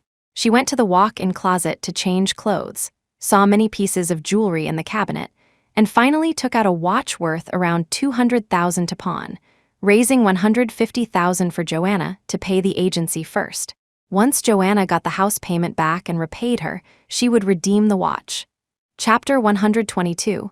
Intentions. After much deliberation, Meredith didn't tell Ethan about Joanna's situation. If Ethan knew Joanna needed her to repay the money, he would definitely kick Joanna out. On Monday, Meredith acted unusually, picking out clothes and styling Ethan's hair, sending him off to work on time. Normally, if she didn't manage him, he would definitely dawdle for another half hour. Meredith had Mr. Cheng take her and Joanna to the university first. They didn't go back to the dorm but wandered around campus for a bit.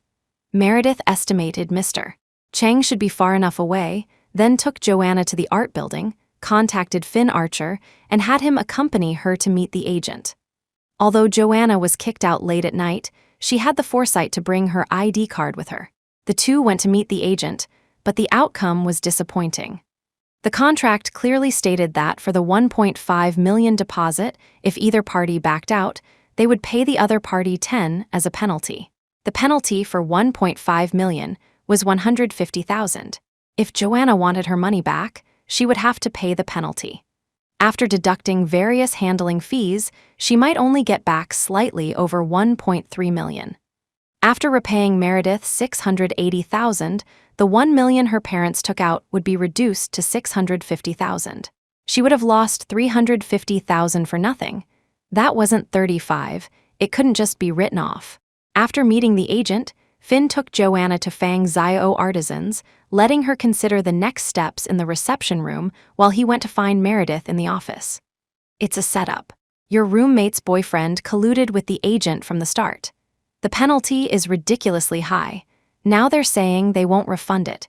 3 people were present during the signing. That trash boyfriend will definitely turn coat now. Even going to court won't help." Finn was parched from prying information out of the agent.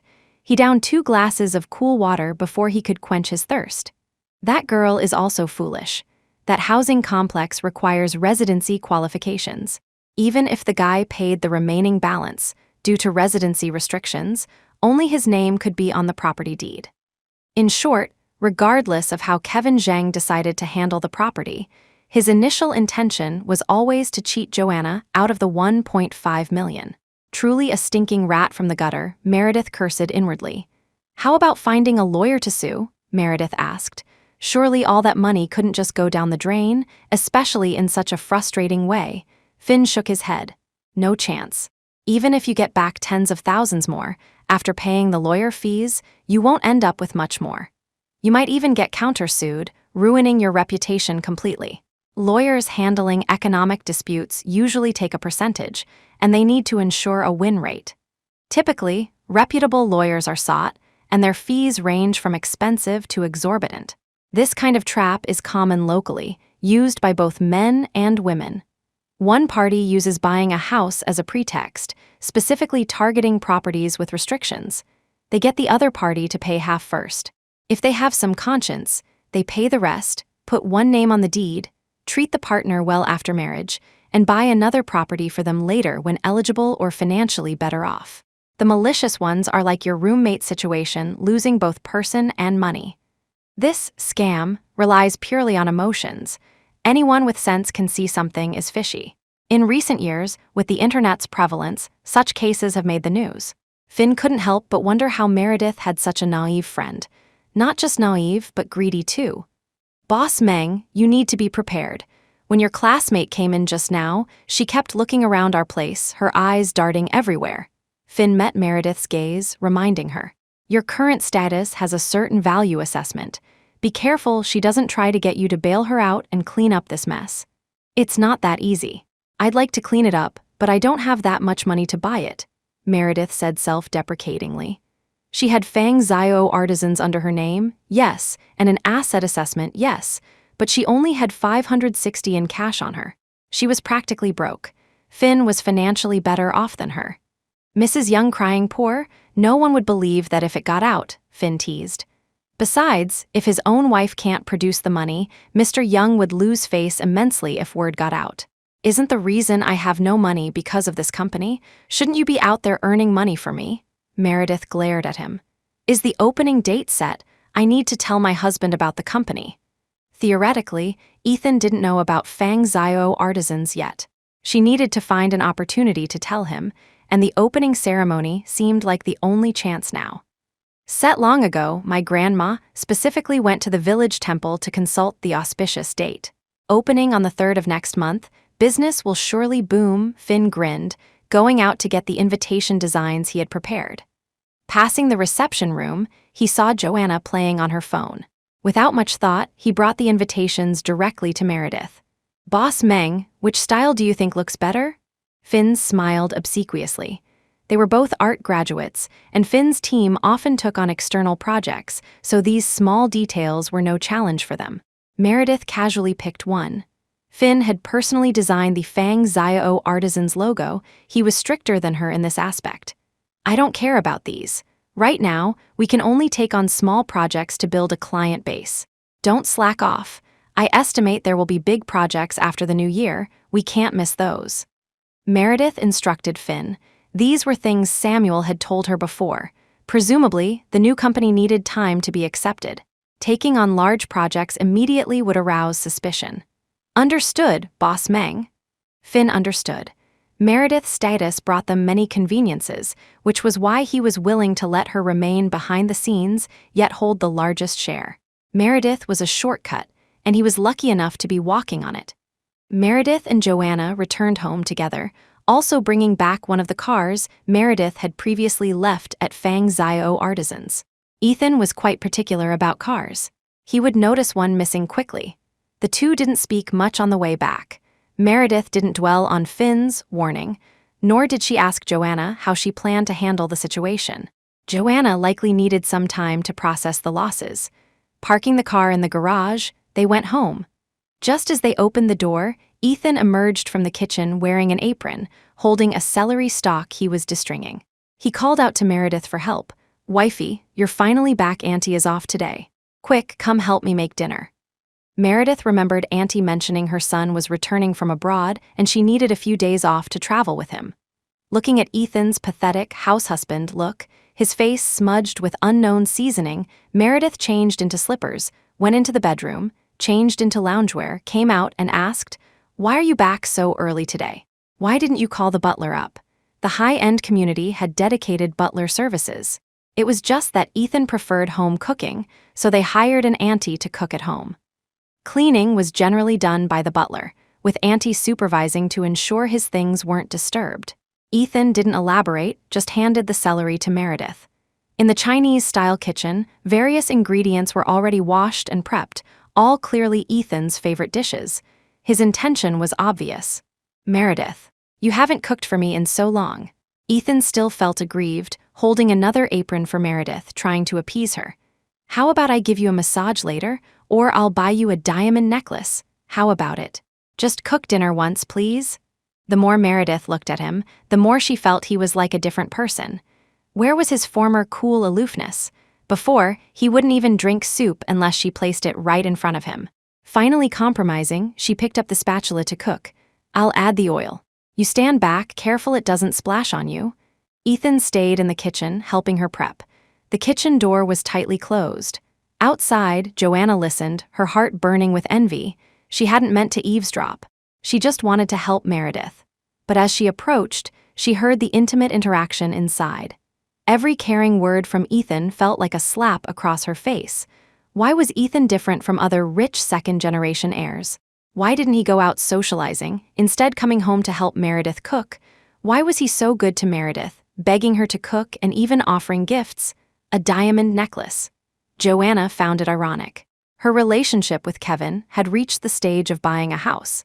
Yet Kevin claimed the family was tight on money, and the diamond engagement ring had to be switched to gold.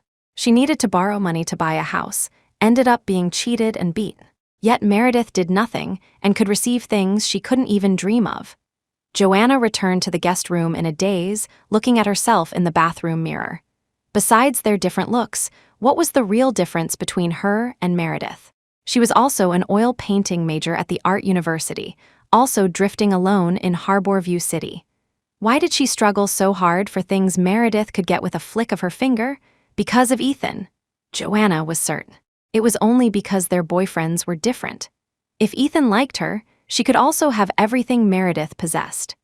Joanna washed her face, composed herself after the humiliation before the agent, applied a light makeup using the skincare products Meredith gave her, and walked out of the guest room. She was back to being that Joanna, the Joanna who hadn't met a scumbag, that wonderful Joanna. She could do it. She could also obtain such a wonderful life. Chapter 123.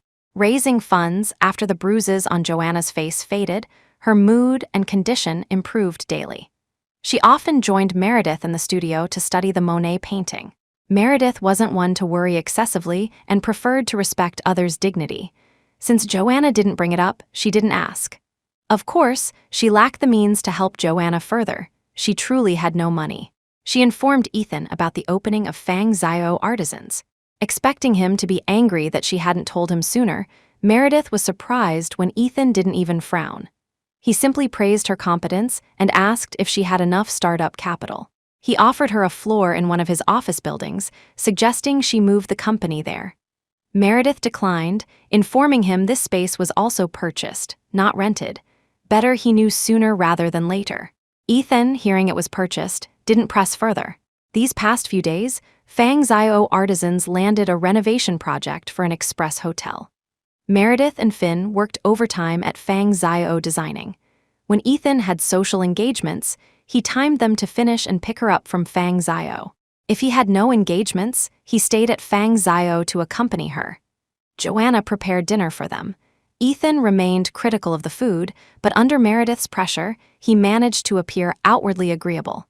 Joanna remained cheerful, proactively asking Ethan what he wanted to eat, offering to cook since Meredith was busy.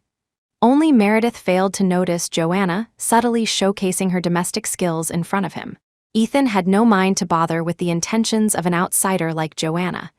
A few days ago, Meredith told him she had partnered with Finn Archer to open a design company.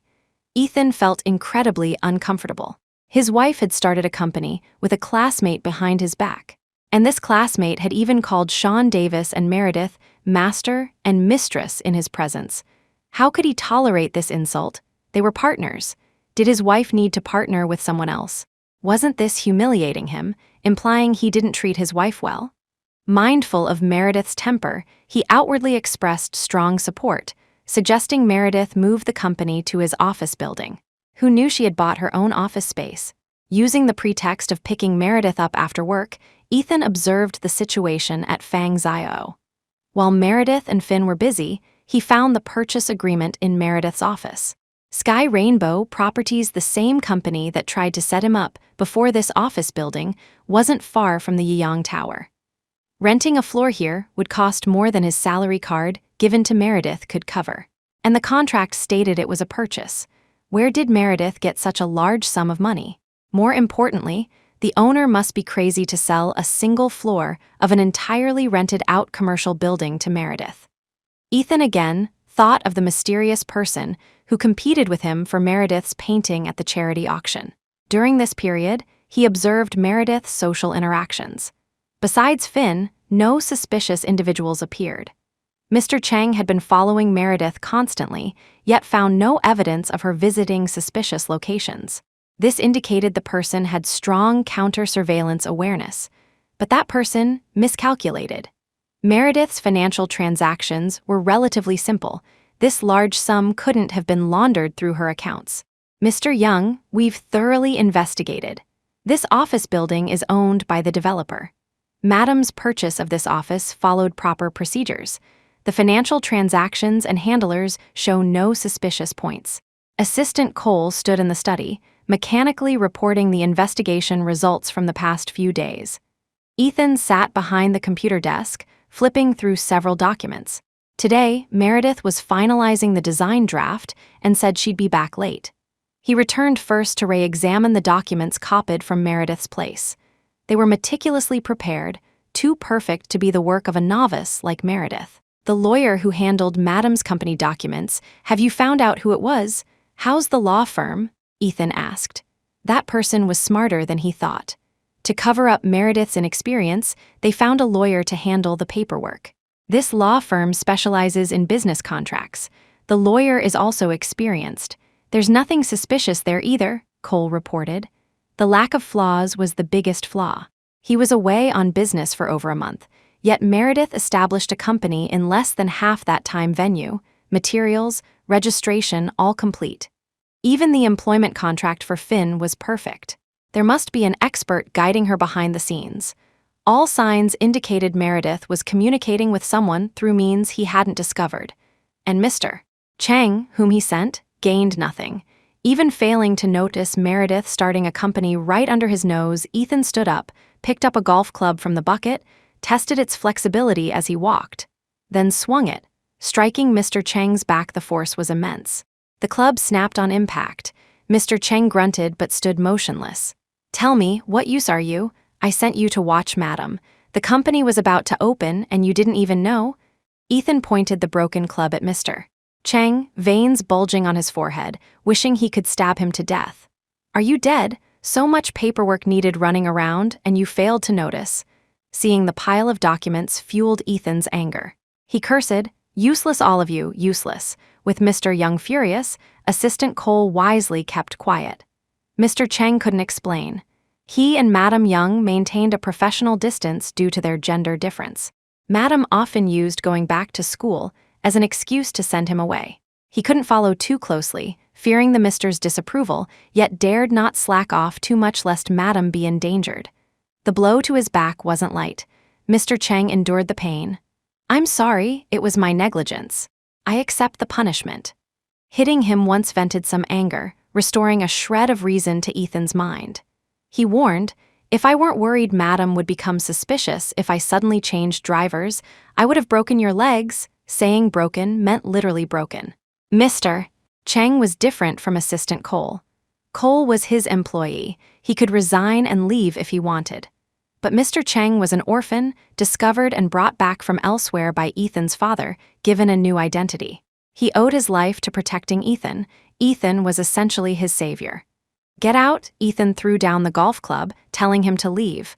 Cole, continue investigating this matter. Better to wrongly accuse 100 than let one escape. Yes, sir, Cole replied, leaving with Mr. Chang. Only Ethan remained in the study. The scattered documents seemed like blurred faces, mocking him. Ethan impatiently loosened his tie, recalling that night Meredith went to comfort Joanna. He had taken the opportunity to check Meredith's phone. Ethan tried to recall any suspicious contacts but found nothing. Just then, a knock sounded at the door. Ethan, assuming Meredith had returned, got up to open it. Standing outside was Joanna Chapman. She wore Meredith's short silk pajama set, her watery eyes blinking innocently, appearing fragile. She held a bowl of soup. I saw it was getting late and you hadn't eaten. "I specially made you some chicken soup," Joanna said, her toes curling nervously, mentally psyching herself up. Ethan saw her appearance, understood her intentions, and stepped aside, allowing her to enter. Joanna's heart leaped with joy. Her decision today was correct. She needed to act fast.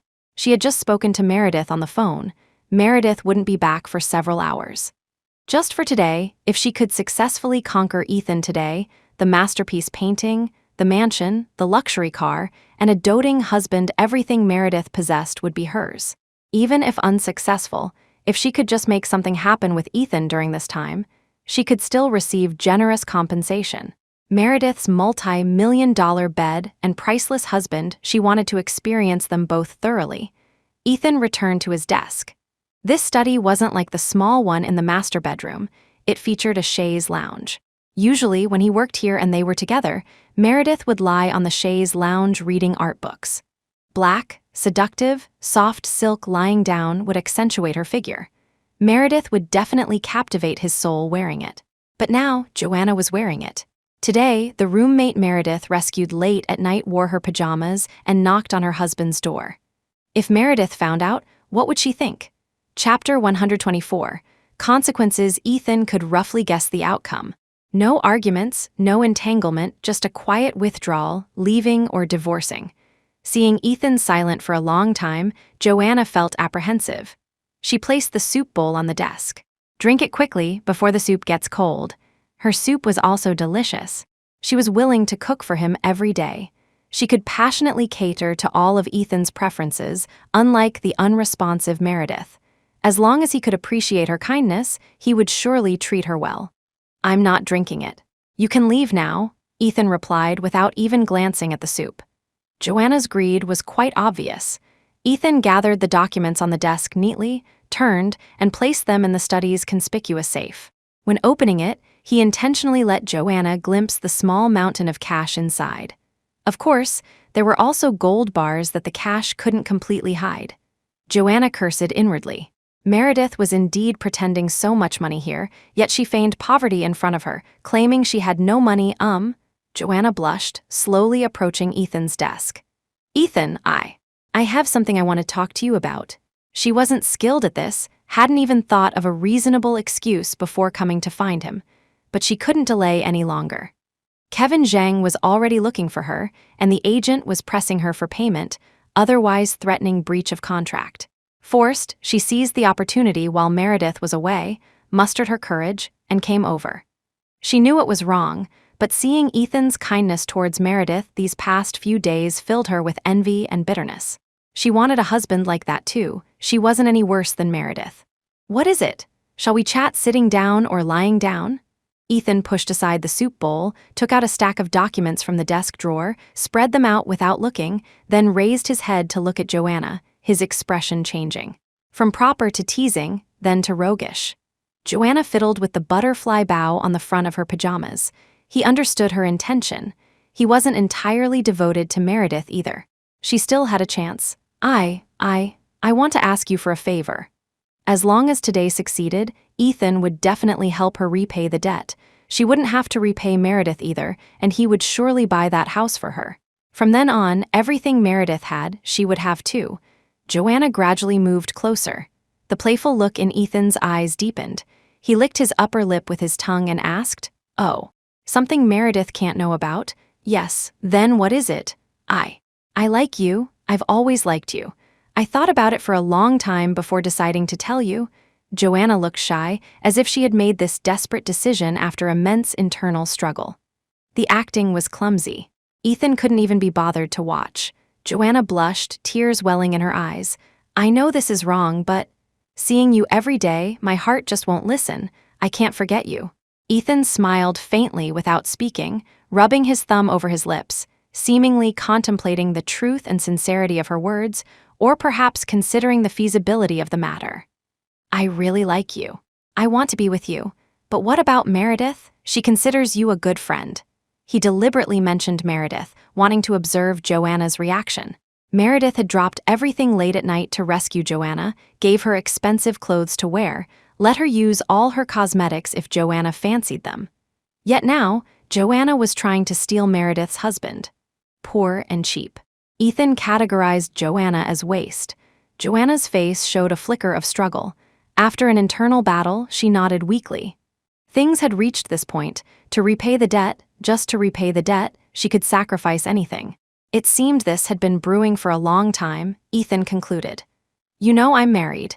Even if I took advantage of you tonight while Meredith is away, I can't be with you openly later. And you're her good friend. Our relationship would quickly be discovered by Meredith.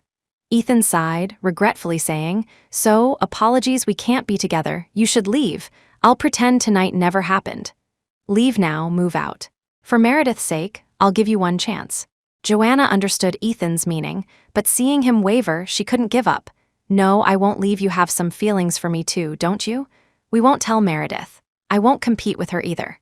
I just want you to give me some comfort when you occasionally think of me. I don't ask for much. Joanna refused to leave. Things had come this far, she couldn't retreat now. Leaving here meant facing Kevin Zhang, meant facing the lone shark she didn't want. That we can build another home outside. I can cook for you every day. I'll wait for you to come back every day. I'll accommodate your schedule. I won't be unreasonable or bother you. She wanted to escape the debt, didn't want to be inferior to Meredith. She also wanted that walk-in closet full of clothes and jewelry. If she became Ethan's mistress, he surely wouldn't treat her poorly. Enough, Ethan lost patience with listening. He interrupted directly. The number of women who have said these things to me is greater than the number you've ever met. If you had directly said you wanted me to sleep with you and buy you a house, I might have considered you somewhat human. Joanna, you chose not to leave. Meredith finally settled on the design proposal with Finn. Looking up at the clock, it was already 11:30 p.m. Rubbing the back of her neck to relieve the soreness, Meredith stood up, ready to go home. Boss Meng, how about grabbing some late-night snacks together? Finn suggested, gathering the design drafts. It's the perfect time for the night market. Let's go get some skewers. Several classmates behind him cheered in agreement. In the past, Meredith would definitely have agreed, but not now. Ethan was waiting for her at home. If she didn't return, he'd wait hungry. Never mind, I'll treat you guys after the project is finalized. Meredith declined politely. Finn didn't insist, remembering the look her husband gave him. Finn shivered, unable to recall when he had offended him, but the man looked like he wanted to eat him. In the parking lot, Mr. Cheng waited in the car for Meredith. Meredith picked up her phone and sent Joanna a WeChat message, saying she had just landed a project and would have some income soon. She would help Joanna with the emergency funds first. The house situation was stuck halfway. They couldn't just lose tens of thousands for nothing. After sending the message, Meredith leaned back in the seat and dozed off. The white branded phone buzzed twice in the guest room, notifying its owner of a new message. Unfortunately, the owner was still trembling in the main study. In the study, Ethan sat with his back to the floor-to-ceiling window. He had turned off the desk lamp and ceiling lights. The floor lamp emitted a dim, eerie blue light. From Joanna's perspective, his face was obscured, making him appear exceptionally sharp and terrifying. Ethan held a cigarette in one hand, tapping rhythmically on the desk with the other. Each tap seemed to strike Joanna's spine, sending chills down her back. What are you doing standing there? Didn't you say you liked me? Aren't you going to come serve me? Behind him, the neon lights flickered like a sea of stars. He held a cigarette, its ember glowing exceptionally bright in the darkness. Joanna didn't understand how things turned out like this.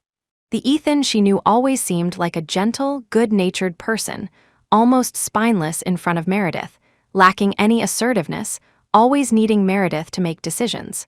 But now he seemed like a panther in the darkness, silently radiating a soul-crushing oppressive aura.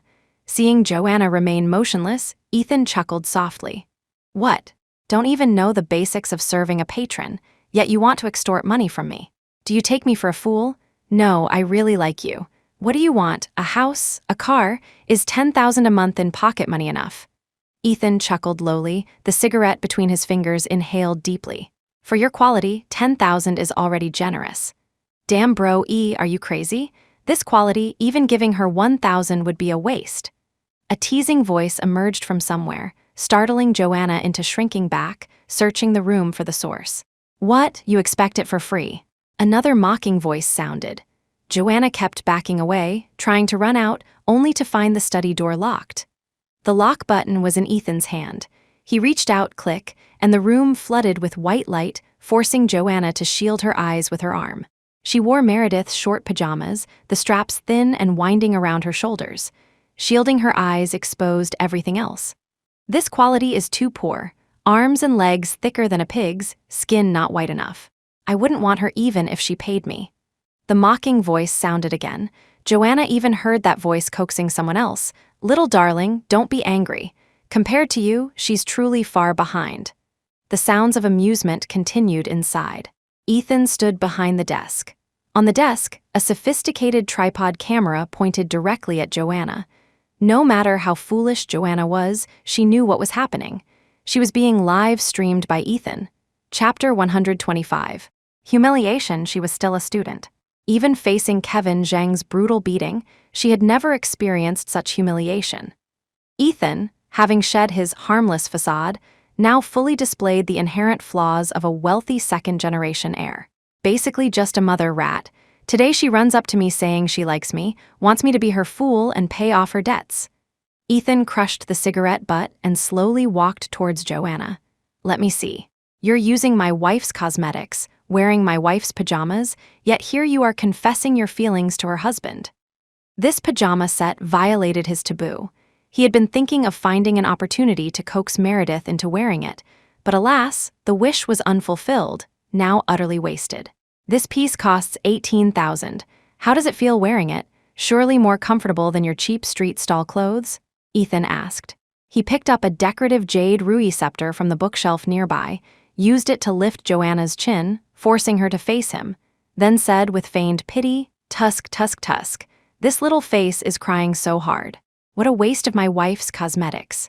Laughter echoed from the high-quality speakers, both male and female voices. I'm impressed Bro E's words of pity are more eloquent than others. No wonder only little sister-in-law fancied him. No one else paid Bro E any attention. Joanna felt like an object on display, judged arbitrarily by others, yet she dared not resist. He knew her purpose. He didn't believe a single word she said. I just like you. Why are you treating me like this? She didn't understand. Even if he wasn't willing, why humiliate her this way? Ethan seemed to hear something amusing. Laughter erupted from the speakers again, mocking Joanna's clumsy lies. Every girl after money claimed to like them, but their acting skills were 100 times more refined than Joanna's. Is this girl foolish? Thinks we're easy to deceive? The person in the speaker mocked. Probably watched too many TV dramas, thinks sleeping with a man guarantees marrying into wealth. Maybe watching dramas fried her brain. Stealing her best friend's husband, she's capable of that. We've seen 1,000, if not 800 like her. Can tell true from false at a glance. Hey Bro E, how do you plan to explain this to sister-in-law? That voice asked Ethan, then added teasingly, afraid sister-in-law will punish the whole clan, uprooting you and your brothers. How's that possible? Meredith loves me the most. Ethan bluffed, knowing deep down that if Meredith found out, she might actually uproot him later when they had children. He wouldn't give her the chance. He and his brother still needed to grow old with her. Joanna heard the distinction they made between her and Meredith. She was a mother rat, Meredith was sister-in-law. Why? Why was Meredith superior? Where am I inferior to Meredith? Why do you humiliate me like this? Ethan was laughing with them. Hearing Meredith's name suddenly, his face turned cold. Lowlife thing, don't dirty Meredith's name. The jade ruby in his hand tapped sharply on the desk, the sound mingling with cracking noises. Joanna grew fearful, afraid he would treat her the same way. The documents originally on the desk were swept onto Joanna's face by Ethan. It seems your parents only knew how to bow their heads and work their whole lives, never teaching their child how to be a decent person. The papers scattered. Joanna looked at the printed sheets on the floor, detailing information about all her relatives, especially her parents. Her information, all on these few pages. Joanna wanted to hide them, but her short attire prevented her from bending down, lest the people watching the camera laugh at her. Come, let me inspect the goods, at least give an estimate. Ethan walked towards her, pulling on a thin glove with one hand. Seeing him approach, Joanna hugged herself tightly and retreated fearfully, but it was futile. Your parents run a small business, their house is currently mortgaged to the bank. Think about them before you make any rash moves. He threatened in a low voice, As he reached out towards her, he suddenly stopped. Forget it. Meredith would be angry if she knew. Stinking rat's woman smells like a sewer. Who wants her? My treat. Ethan removed the glove and tossed it into the trash bin. The people on the speaker joked that if Meredith found out, she would definitely give Ethan a good disciplining. Bro-e, you're not keeping her for yourself? This quality. I wouldn't even bother undoing my belt, Ethan replied ruthlessly. They roared with laughter, completely ignoring Joanna's plight. Joanna dared not move, her long hair concealing her face. A sharp-cornered box hit her forehead, falling to the ground. Joanna recognized it, the watch Meredith pawned to help her raise money. At this moment, she truly felt Ethan's power. He could investigate everyone in her family, knew she was cheated financially and emotionally by Kevin Zhang, and knew what Meredith did for her, even retrieving the item she sold. Yet he spoiled Meredith, pretending to know nothing, letting Meredith do as she pleased. Meredith, she had wronged Meredith. Joanna sobbed quietly, afraid to make loud noises lest she provoke Ethan further. A ding sound came from the desk. Ethan instantly shed his demonic facade, the fierceness in his eyes vanishing, transforming back into the good man at home. Hanging up. Ethan turned off the camera and said to Joanna, "There's a Melissa Sterling at the Art University. You should have heard of her. If Meredith senses anything wrong about tonight, your fate will certainly be worse than Melissa Sterling's." He wasn't just referring to her entering the study tonight, but also to Ethan revealing his dark side. Behind her, the door clicked unlocked. Joanna ran out sobbing. In the study, Ethan watched the elevator monitor. Meredith, exhausted, leaned against the elevator wall. His heart ached. Silly girl, thinking a word of comfort during hard times constituted a debt of gratitude, even selling her belongings to help her, unaware the person was just using her as a stepping stone to wealth. Who hasn't faced adversity? When Meredith first started dating him, he was also labeled a scumbag by others. Meredith carried his debts, faced desperation, yet never considered taking this path. Back then, how did Joanna react? He remembered her righteously condemning him along with her roommates. If it were anyone else today, he might have just let them leave. But Joanna, Ethan sneered. If she had directly asked for money, he might have respected her more. He could understand girls taking shortcuts, using their youth for quick money, but he couldn't accept Meredith's friend betraying her like this. Meredith returned home after midnight. Ethan sat in the living room wearing glasses, flipping through a stack of documents. Seeing Meredith return, he put down the documents. "You're back. Why didn't you call me to pick you up?" Meredith shook her head. "Mr. Cheng drove me. It would have been a hassle for you to make the trip." "Why aren't you asleep yet?" Meredith saw only the two of them in the living room, lowered her voice, and went back to the bedroom. Ethan followed her. "Looking at your documents." Ethan waved the papers in his hand, sat on the edge of the bed, took off his glasses. "This Finn Archer, I don't think he's good." "What's wrong?" "You gave him all the power. If the company grows later, won't power fall into other hands? What if everyone in the company listens to him then?" Ethan analyzed for her. "Besides, yours is a B-class company. Outsourcing materials involves extremely complex accounting. Financial matters can't be sloppy. It might not be obvious now with just a few people starting out, but later you can't just rely on reports, right?" Meredith hadn't thought that far ahead. She was an art student, extremely poor with numbers. The dense figures on financial reports gave her a headache just thinking about them. But Ethan understood. "Then, what do you suggest?" Ethan pondered. "Okay, let the company be managed by him for now. Next year during the university recruitment season, find a few more talented designers. For finance and operations, you need trustworthy people to avoid bad debts later." Meredith smiled. "Recruit more designers. My place is only so big. Recruit a few people, and maybe we'll go bankrupt next year." Not even profitable yet, already thinking about expansion. Truly, those in power painted grander visions than her paintings. "Don't worry, I'm here. I'll definitely make sure Mrs. Young makes a fortune." Ethan wrapped his arm around Meredith. "My wife's company, I have to show some favoritism. Young outsources countless projects every year. Whichever project my wife fancies, it's just a matter of asking." Asking, however, could be quite physically demanding. "Aren't you afraid someone will report you?" This kind of connection wasn't insignificant. Spousal businesses were common in the industry. However, Meredith didn't want Ethan to help her so blatantly. "Are you trying to kick Finn out? Finn is very talented. Besides, he helped me before. He's not the type to be blinded by money." She thought about it. This was the only possibility. Ethan looked down on Finn. Meredith's mention of help likely referred to Marcus's incident again. Ethan tacitly agreed, holding Meredith, lowering his head to kiss her cheek. "He once called you mistress. I don't like him." To some extent, Sean Davis was Finn's master. Calling Meredith mistress was a slap in his face. He couldn't possibly like Finn. Meredith thought for a long time before remembering the game from summer vacation. If he hadn't mentioned it, she would have completely forgotten. "We were broken up then. You're jealous even about that?" "Yes, jealous of everything about you." He felt extremely wronged. "You have students in the studio who also call you teacher, but no one calls me master-in-law." Meredith patted his back, transforming into a wise older sister, comforting him. All right. In the future, if someone calls me teacher, you'll be the master-in-law." Master-in-law, only he could come up with that. In Ethan's life plan for Meredith, he hoped she would finish her master's, then pursue a doctorate, following an academic path, eventually achieving renown in the art world. If she wanted to teach, that was fine too. With Meredith's painting skills and his help marketing her expertise, he could arrange for her to teach at the art university, eventually becoming a professor, living a respectable life.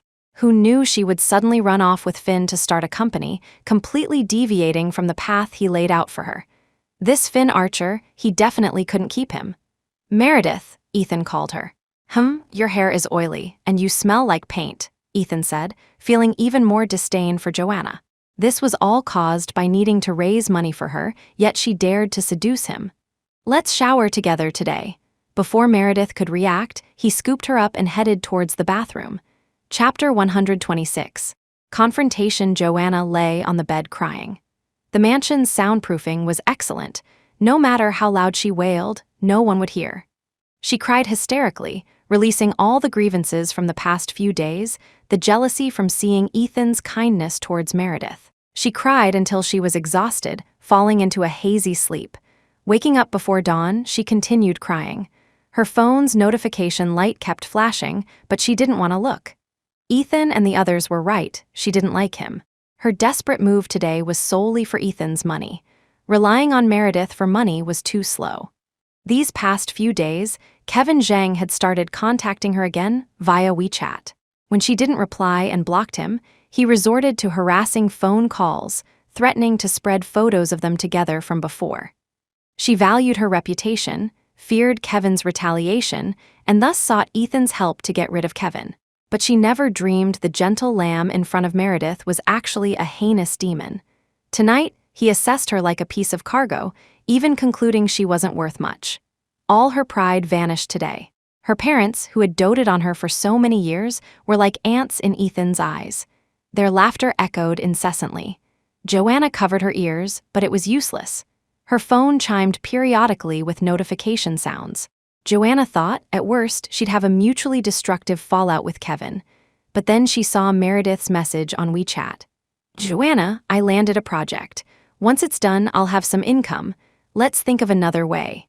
Don't return the money for the house, let's keep it. You can pay me back slowly later. Think of another way." Joanna remembered the watch Meredith pawned, the one just thrown at her face. Finally unable to hold back, she broke down completely. Meredith returned, exhausted, falling asleep the moment she hit the bed, unable even to speak coherently. At 2:30 a.m., Meredith's phone rang. Too tired today, she forgot to silence it. Ethan, holding her from behind, reached for Meredith's phone. Then he remembered she was asleep. It wasn't right to peek at this moment, so he put the phone back down. But something felt wrong. He picked it up again. The lock screen showed a contact named Dream. The profile picture was identical to his and Meredith's couple avatar, specifically identical to his, making it a couple avatar with Meredith's too. Meredith's username was Meng Dream. Intuition told Ethan this was the person he was looking for. Carefully using Meredith's face to unlock the phone, he tapped into WeChat. Dream was right at the top of the chat list. There was no chat history, only a single message sent by the other party. Watch redeemed by Ethan Young. Beware of Joanna Chapman. Hess, he knew quite a lot, Ethan mocked internally. His fingers hovered over the input keyboard for a long time. Ethan got up, took Meredith's phone into the small study in the master bedroom. Tonight, he would have a proper confrontation with this dream Meng. Ethan Young studied the contract, wants to kick Finn Archer out. The reply came quickly. Purification. Highly likely he'll merge you into Yang later. Finn has ideas, difficult to control. If opinions clash later, he'll take many veterans with him, maybe even persuade you not to join Yang. Meng, he wants purification, I don't want to merge. Dream. If you don't merge, he'll plant his people inside. Then his people will listen to him. Merging into Yang and planting people, it's the same outcome. You don't have the brains to outplay him, you'll end up inside sooner or later. Meng, Ethan wouldn't do this to me. He's my husband. Message sent. Ethan cursed at himself inwardly, feeling he rushed it. He shouldn't have sent that message. If Meredith truly trusted him this much, this dream wouldn't exist. Mistake. Retracting now would be even more suspicious. The other side remained silent for a long time. Bored, Ethan started playing with Meredith's phone. This exploration revealed an interesting side of Meredith. She actually had Weibo, username Little Lamb Loves Meat. Ethan couldn't help but chuckle. Looking at himself, where was he little? Loving meat was true though, especially Meredith's cooking. Ethan took out his own phone, also downloaded Weibo, registered as Big Lamb Loves Dreaming. For the avatar, Ethan inexplicably thought of the dream identical to his. This account could imitate him. If he hadn't just checked, most people wouldn't notice, thinking it was him chatting with Meredith. The deleted contact history made this person traceless, yet he knew everything about Meredith. This feeling was really bad. Ethan browsed Meredith's Weibo. Most posts were related to calligraphy and painting. Visitors and readership were low. The only exception was a few days ago when Meredith retweeted a male celebrity's post. The post included a photo where Meredith sat alone in the venue, looking down at her phone, appearing lonely yet stubborn. He didn't know his own beauty was quietly blooming. Meredith naturally had the foundation of a beauty. Ethan was somewhat mesmerized, intuition telling him this photo was taken exactly when she was chatting with that dream. Below her Weibo post, some called her little sister and praised her beauty. That male celebrity also replied to Meredith's post. It seemed the sudden surge in comments came from this male celebrity's fans. The two only interacted briefly, nothing special. Ethan followed both his and Meredith's Weibo accounts with each other and exited the app. Just when he thought dream, sensing it might be Ethan on this end, wouldn't reply anymore, Ethan prepared to delete the chat. But another message came through from the other side. Dream, I've touched places you haven't, Mr. Young Jr. Very well, successfully ignited his anger. Meng, stay away from my wife, Dream. I'm afraid that's not up to you. Dream. Good night, Meng. Who are you? What's your relationship with my wife? Meng. Break off contact with my wife immediately. Ethan gripped the phone, taking a long time to recover. Speculating about this person and actually confronting them were two different concepts. Meredith was really involved with another man behind his back. The messages on his phone were proof trying to add the number on his own phone. The request was rejected, the number didn't exist. Calling via Meredith's WeChat, the other party didn't answer. Ethan forced himself to calm down, deleted the chat history, restored everything to its original state, put down the phone, and walked out of the small study. Looking at the sleeping Meredith, a surge of anger couldn't be extinguished. She actually went behind his back with someone else. He used all his rationality to barely restrain the urge to shake her awake and demand answers. Who was this person? How far had they gone? His eyes scanned Meredith from head to toe, searching for the place that person claimed he hadn't touched. Where was it? No, nothing was certain yet. Perhaps the other person was simply provoking him. He couldn't reveal he snooped on Meredith's phone. His attitude couldn't be abnormal. He had to take it slow, find this person. They had just showered together, there couldn't possibly be a place on her he hadn't touched. That person was bluffing. Meredith slept soundly, unable to bear Ethan's restlessness beside her. You have a meeting with Dad tomorrow morning, still not sleeping? Wasn't earlier enough. Starting again now, Ethan triple-checked before feeling reassured. He lay down, holding her in his arms, kissing her ear. You sleep. I won't do anything. With Mr. Cheng's surveillance, at least Meredith hadn't had any physical contact with that person, except for that one night, the night she disappeared. Ethan was certain it started then. Meredith had this person advising her from behind the scenes. While one slept soundly, the other lay awake all night, contemplating how to expose this person. Meredith's financial transactions were problematic. The funds for that office floor went through her account as a legitimate transaction, but Meredith shouldn't have had that much money. And the law firm that handled her documents wasn't of a level Meredith could access. The more seamless it appeared, the more flaws it revealed. Chapter 127. Later in the morning, Ethan woke early. Auntie had returned. "Good morning, sir," Auntie greeted, her face beaming with undisguisable joy. "Morning. Is your son well?" Ethan rarely sat down to chat casually with Auntie. "Everything's fine. He even brought his girlfriend back for me to see this time. She's his colleague." Auntie was radiating happiness from the auspicious event, talking nonstop. "His father and I are thinking of visiting the girl's family during the new year. We need to discuss the children's marriage, at least. After the new year, we can look at houses for them to get married." "That's wonderful news." "Congratulations," Ethan offered his congratulations. Auntie worked for his family, her income wasn't low in Harborview City, buying a house wasn't a huge pressure. Speaking of marriage, Auntie paused her work and smiled. "Sir, could I ask you for a favor?" "Go ahead." "It's like this. Madam wore a bracelet with months on it before. I thought it looked very nice. Could you ask Madam to help me order one for my daughter-in-law too? I'll pay you the money." Auntie felt she should give her daughter-in-law something nice. Meredith's bracelet made her arm look slender and fair. She wanted to buy one for her daughter-in-law too, as a meeting gift.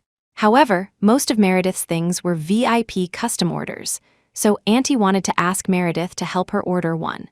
The month bracelet. Ethan remembered. Many of the jewelry pieces he gave Meredith were limited editions. The one Auntie mentioned was likely the one that caused him to misunderstand Meredith before. Meredith emerged from her room just as Joanna came out too. Joanna looked unwell, forcing a smile at Meredith upon seeing her. Meredith was about to ask when she heard Ethan speaking in the dining room. She asked, "What's the matter?" "Nothing, just Auntie is going to her son's fiancé's house for the marriage proposal and wants you to help her pick a gift." Ethan handed Meredith the soy milk. "It's that bracelet you have with the month and zodiac sign. Coincidentally, Adrian Pierce's sister is getting married next week. Help her pick a gift today too. I'll send you the gift information later." "Congratulations, Auntie," Meredith congratulated her. Joanna sat aside, finding it hard to breathe. In her eyes, Ethan was like a demon wearing human skin. The memory of last night flooded back, Ethan demeaning her, valuing her less than nothing, contrasted with Meredith, who sincerely wanted to help her buy a house. Her heart felt a mixture of guilt and struggle. She felt she had wronged Meredith. Meredith remembered the bracelet. On Dragon Boat Festival Day, she encountered Ethan taking Emily shopping. She deliberately claimed Evelyn's bracelet was a gift from someone else to make Ethan misunderstand. Later, after they reconciled and Ethan brought her here, she learned Ethan had also bought her that bracelet. But this was an upgraded, more expensive version. "You're going shopping later anyway. Buy them together and bring them back so you don't forget," Ethan reminded her. "How about I go with Madam? That way I can bring back the things purchased first, and Madam can continue shopping."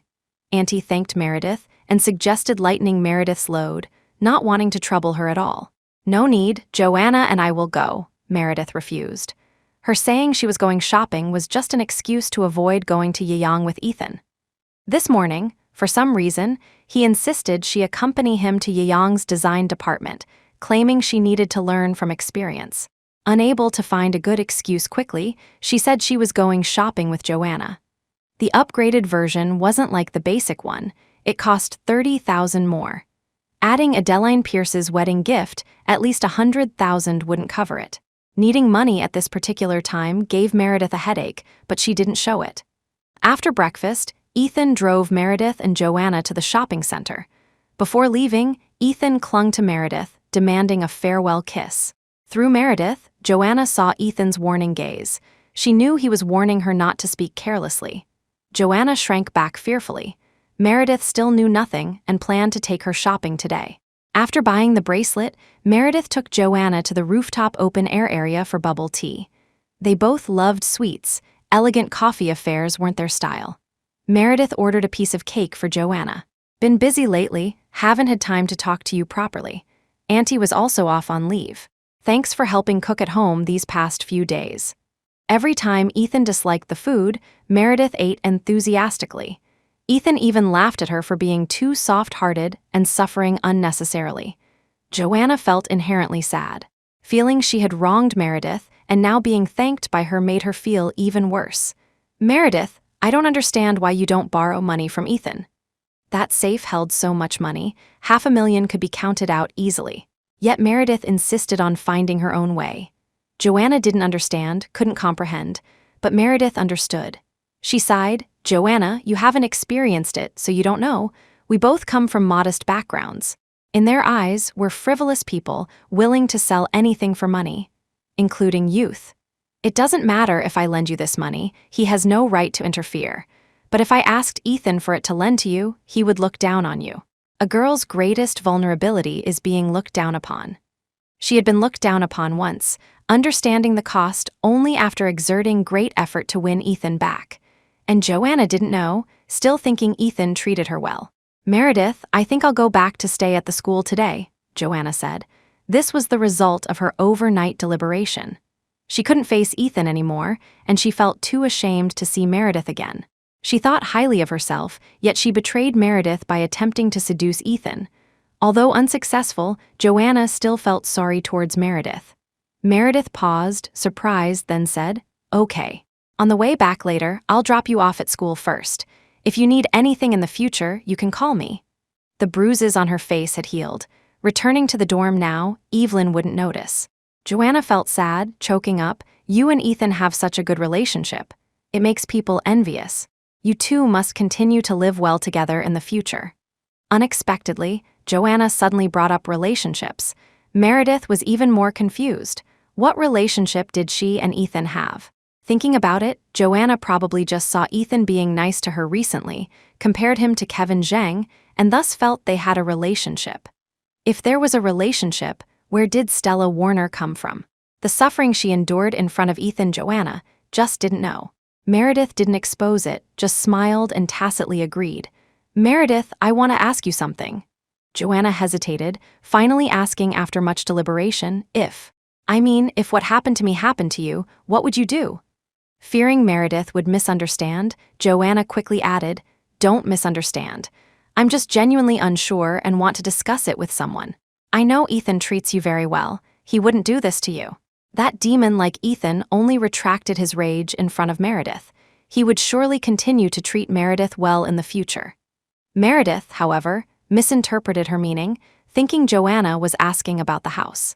"If it were me, I would confess to my family, admit my mistake, figure out a solution together, and minimize the losses." She wouldn't buy a house with someone else. She couldn't afford it and didn't expect anyone else to buy it for her. "When Ethan was poor in front of me before, I also considered buying a house.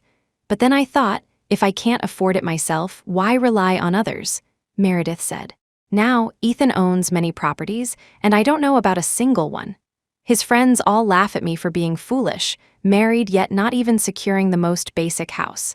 But I feel comfortable inside. I'm not afraid of others calling me stupid.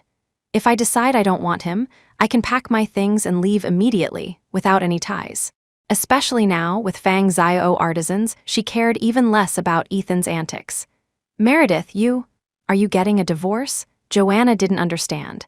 Ethan treated her so well, why could she speak of leaving so calmly? Meredith didn't hide it, admitting frankly, "Joanna, you and I are both girls from out of town. Whether it's Kevin Zhang or Ethan Young, we are reaching above our station. But we must have backbone as individuals, can't expect others to treat us well forever. No one in this world is a fool. Good to you today can be good to someone else tomorrow. And what right do we have to demand others love us forever? Joanna, you've always been stronger than me. You have family, a safety net. I can only bury my head and move forward." A sense of desolation surrounded her, leaving Joanna unable to refute. Meredith spoke from personal experience, facing Ethan's numerous mistresses with indifference. Whether it existed, now wasn't important. Fang Zhao artisans couldn't be connected to Yang. Developing it might be harder, but it would give her more confidence when facing him later. Ultimately, even if swallowed by Yang, she must retain the power to speak. Chapter 128. Samuel Knight's Past Part 1. When Samuel Knight was young, his mother was very strict with him, urging him to study diligently and not slack off. She constantly reminded him that only through education could he achieve success and avoid becoming unsuccessful like his father. His father was unkempt and often carried him on his shoulders to the market. He loved the sticky malt candy, which his mother always forbade, but his father would secretly buy it for him. The two would hide in an alley not far from home, in a dead corner by the trash cans. Father would secretly smoke, and Samuel would eat. After destroying the evidence, the father and son duo would return home nonchalantly. Until one day, he got a cavity. His mother discovered the secret pact between the men of the family. That day, his tooth hurt badly, and his parents had a huge fight outside. Control, control, control, give you an inch, and you take a mile, I smoke one cigarette, and you put on that widow face, do I owe you something? His usually doting father roared, the sound as terrifying as a sudden clap of thunder in the night. And his mother, like lightning across the sky, sharp and piercing. You're just an ordinary worker, how much money do you have for smoking? Isn't your money reliant on my salary? Let me tell you, if you don't get your wages back from your mother today, we're through. Young Samuel didn't understand. What did his eating have to do with his grandmother? What were wages? He only knew that after his father slammed the door and left that day, he never came home again. His mother often cried alone.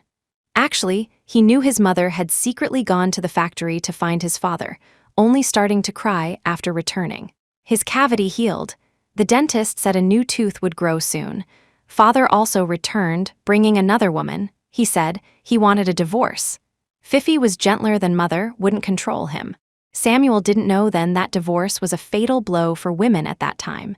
So his mother cried and screamed, refusing the divorce. Father detested her loud voice. He hid fearfully behind his mother. During the struggle, he pushed that Fifi. Fifi cried out about stomach pain. Father, eyes red with rage, grabbed mother's hair and dragged her towards the kitchen. Samuel was terrified, clinging to his mother's leg, trying to stop her from being dragged away. Father heated oil, intending to throw it on mother. Mother cried hysterically, screaming for help. I'll ruin your face right now. See what face you have left to cling shamelessly to my house. Samuel heard this sentence, then mother threw him away and dodged. His lower body started hurting so much he passed out. Waking up meant a long hospital stay. Mother cried while taking care of him. The doctor said there was no hope. He didn't know what no hope meant. He was clearly alive. Why say there was no hope? But during this time, it constantly hurt so much that for a period, his waste had to flow out through a tube in his stomach. Later, the tube was removed, but he had no sensation when needing the toilet, always soiling his pants. Mother spent all her savings. They could only leave the hospital and return home. Father apologized to mother at home. Grandmother said as long as they didn't divorce, she would return the wages to mother. So, the two reconciled. During the day, his parents went to work at the factory, and Samuel took care of himself. Father treated mother exceptionally well. They seemed like they had never argued. His home returned to the warm days of the past. However, after Samuel recovered, the other children said he wasn't a boy anymore and stopped playing with him. Nina from next door avoided him, saying, "My mom said I can't play with you, otherwise if you get attached to me later, I'll have to be your wife." "I don't want to be your wife, you're not a boy anymore." Not a boy. Samuel went home and looked at himself. He was clearly a boy. Before the injury, the auntie next door even said he should study hard, and later Nina could be his wife. About the oil incident, the police station wanted to investigate old Zai, but his wife was soft-hearted and swallowed it down. Now the couple has reconciled, old Zai has settled down and become family-oriented. It counts as the man having some conscience. It's just a pity about Samuel. The child studied so well now. Sigh, what a sin. This caused a huge stir. Old Zai's mistress, Fifi, was so scared she miscarried. Now she's been disciplined by the factory too. Serves her right. Raising a daughter requires proper education. What's wrong with being a mistress? Now she's lost both the person and the money. With the policy so strict now, a second child is absolutely forbidden. Samuel being like this might as well be dead. His mother-in-law cried her eyes out, chased her and beat her for a long time. If she doesn't give birth to a boy soon, maybe the mother-in-law will kick both mother and son out. Exactly, Samuel's suffering like this alive, and also hindering the Zai family from carrying on the family line. Samuel hid in the corner where he used to eat secretly, overhearing the aunties gossiping while taking out the trash, piecing together the cruel truth. Father wanted a divorce because Fifi was pregnant. Now that Fifi miscarried, father was also disciplined and demoted, so he returned to the family and reconciled with mother. But he became redundant because he wasn't a boy anymore. Samuel was terrified for a time, unsure what to do. He studied even harder at home, no longer asking father to take him to the market, nor eating malt candy anymore. He couldn't forget the auntie's words. He constantly feared his parents would abandon him. So whenever his parents went into their room at night, he would hide outside the door and eavesdrop. Initially, mother would still argue with father. But after 1 or 2 years of persistent persuasion, father even promised to hand over all his wages to mother, even quitting smoking and gambling. Samuel finally heard mother agree to have another child. Samuel would have a younger brother or sister, but he couldn't feel happy. He always felt impending doom. Indeed, starting the next day, his parents treated him exceptionally well. Mother said it didn't matter if he didn't study. Father said there was a market this Saturday and wanted to take Samuel along, then go fishing together. Might as well be dead. This sentence echoed in Samuel's mind again. He secretly glimpsed mother wiping tears from the corner of her eye, but father hadn't taken him out to play in a long time. He still wanted to go. He didn't believe father would abandon him. The market was lively. Father carried Samuel on his shoulders. Samuel had the long-missed malt candy in his mouth, wearing the fashionable little suit mother specially made for him. For this suit, father even bought him a new pair of little leather shoes at the market today. In the afternoon, they went fishing. It was quiet all around.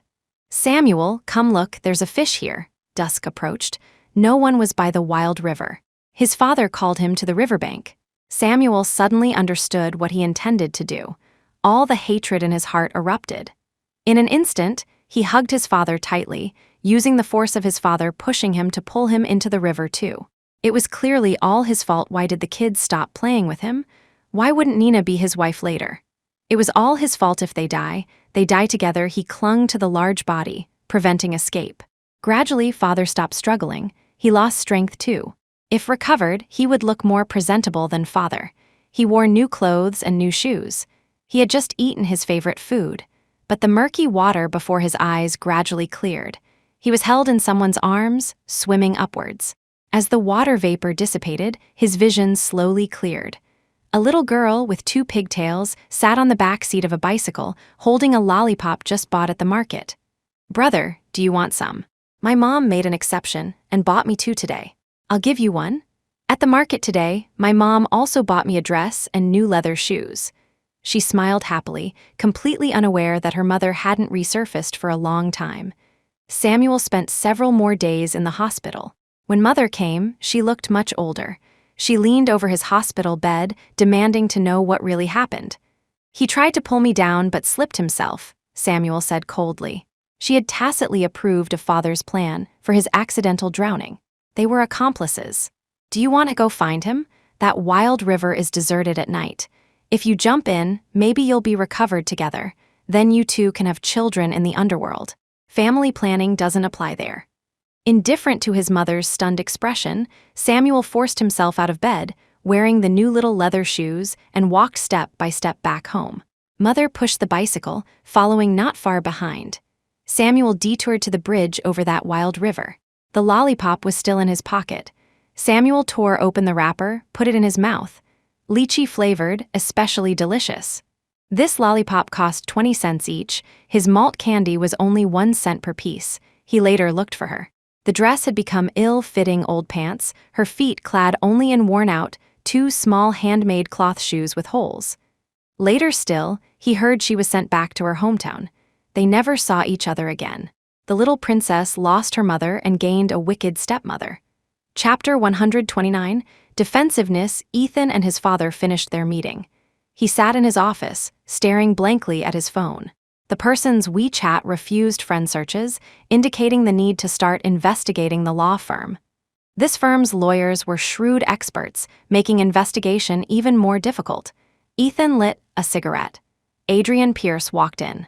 The office was already thick with smoke. He choked abruptly, fanned the smoke with his hand, walked over, picked up a cigarette from the desk, and lit it too. Yo, bro E, what grand scheme are you plotting today? Still a scheme shrouded in smoke. Taking a drag, it lacked punch. Adrian picked up the pack, looked at it, and lamented, Bro E, since we're smoking anyway, can't we have something stronger? This cigarette was just enough to satisfy the oral fixation, not the nicotine craving. Ethan ignored him, opening the window to air out the smoke. Found that person yet? Last night, he had sent the phone number to Adrian, asking him to find its owner. Adrian shook his head. Burner phone. Registration info is fake, no service plan activated, never used, no call records. So, it was a number specifically for contacting Meredith, Ethan concluded. His eyes kept darting to his phone, but it remained silent, not a single message. News from the mall confirmed Meredith had already picked up the bracelet, totaling $160,000. But he had no spending notification, meaning Meredith hadn't used his money. How's the check on Meredith's accounts? Ethan asked. Clean, no large transactions. The funds from a few days ago were deposited in cash. Surveillance confirmed sister-in-law deposited it herself. A girl carrying a suitcase full of cash to the bank. Wasn't she afraid of being robbed? Speaking of which, Adrian felt puzzled. Bro E, no offense, but you're really stingy with sister-in-law. She only has 2 bank cards in total, and combined, they don't even have $100. Stingy? Definitely stingy. An ordinary girl working part-time jobs outside would have more than $100 in her account. Meredith was the esteemed young mistress, yet she couldn't even produce a whole $100 bill. Today, she spent another $160,000, but it didn't come from my account, Ethan said softly. She hasn't used the credit card or the salary card, but somehow she still got the money to take the items. What's so strange about that? Someone paid for her, Adrian retorted, then realized something was wrong.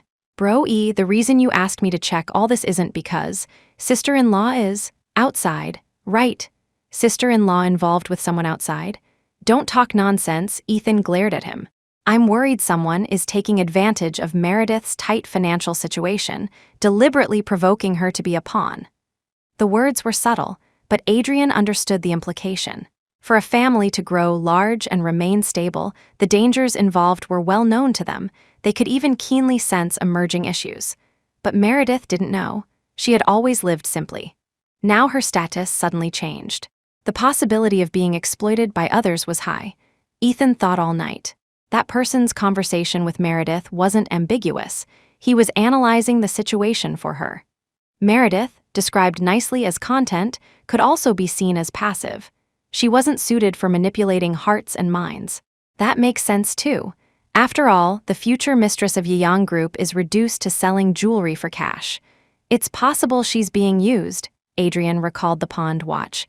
But Bro E, ultimately, the problem lies with you. Her reputation is out there now. Social obligations are unavoidable, yet she only has that little money. Of course, she has to find her own solutions. Now she can't produce money, others will definitely laugh at her. Remember how arrogant Wendy was. Meredith married you and only got a salary card. In others' eyes, she's not favored. She received your mother's jewelry, which is valuable but can't be pawned for cash. She has no background. She has to endure all sorts of nasty comments.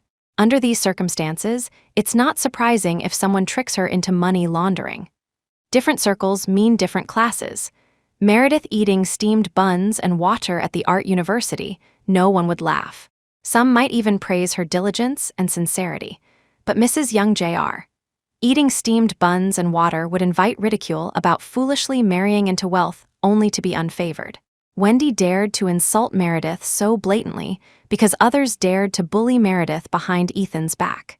But Adrian couldn't figure this out. If their relationship was bad, why did Bro E rush home punctually every day? Why did Meredith yield to his every whim? Why give her a multi-million-dollar painting just like that? Yet, if their relationship was good, why did Meredith only have Ethan's salary card? She lacked everything a young family daughter-in-law should have. Girls these days are smart. They know they need their own money for security. It's just that sister-in-law is honest and unassuming, not greedy at all. If it were any other shrewd woman, they couldn't live with you. The things you give ultimately belong to you. Money in her own hands is real. Adrian finally concluded. Being pointed at and cursed by Wendy, being judged by others, Meredith can still remain composed. I admire that. This didn't seem like enduring humiliation for a greater goal. Meredith didn't strongly pursue anything, suggesting she might genuinely not care about their wealthy status. More importantly, your attitude doesn't seem reliable either. She married you and only got a shabby apartment worth just over $1 million. Adrian sighed, finding it incomprehensible. I just don't get it. Common sense says hitting a woman is like hitting her man. Wendy and Liam went so far, yet you still sided with them. How could Meredith not feel heartbroken? They were all people shaped by the realities of money, understanding better than anyone what these women truly desired. Even in marriages between equals, everyone knew they were ultimately after the other's money and status. This was one reason Adrian supported Ethan's relentless pursuit of Meredith. Living in families like theirs, finding someone who genuinely loved you was incredibly difficult. Ethan smiled bitterly. This wasn't honest and unassuming. It was desireless, thus strong. He had his own calculations. Marcus's incident stood between him and Meredith. He wronged her during their dating phase. Out of desperation, he resorted to using Marcus to coerce her. The share Meredith deserved was still held by his mother. His mother wasn't the type to control her daughter-in-law. Not giving it now must involve his father's intentions. And his father knew exactly how Meredith married him. Holding back gave him leverage, depending on Meredith's future actions. Meredith paid too heavy a price here. That's why she never sought his help afterwards. She remembered kindness, but remembered grudges even more. If he gave, she took. If he didn't, she didn't care to ask. This was their relationship, pawning belongings rather than asking him for money. Ethan still didn't understand.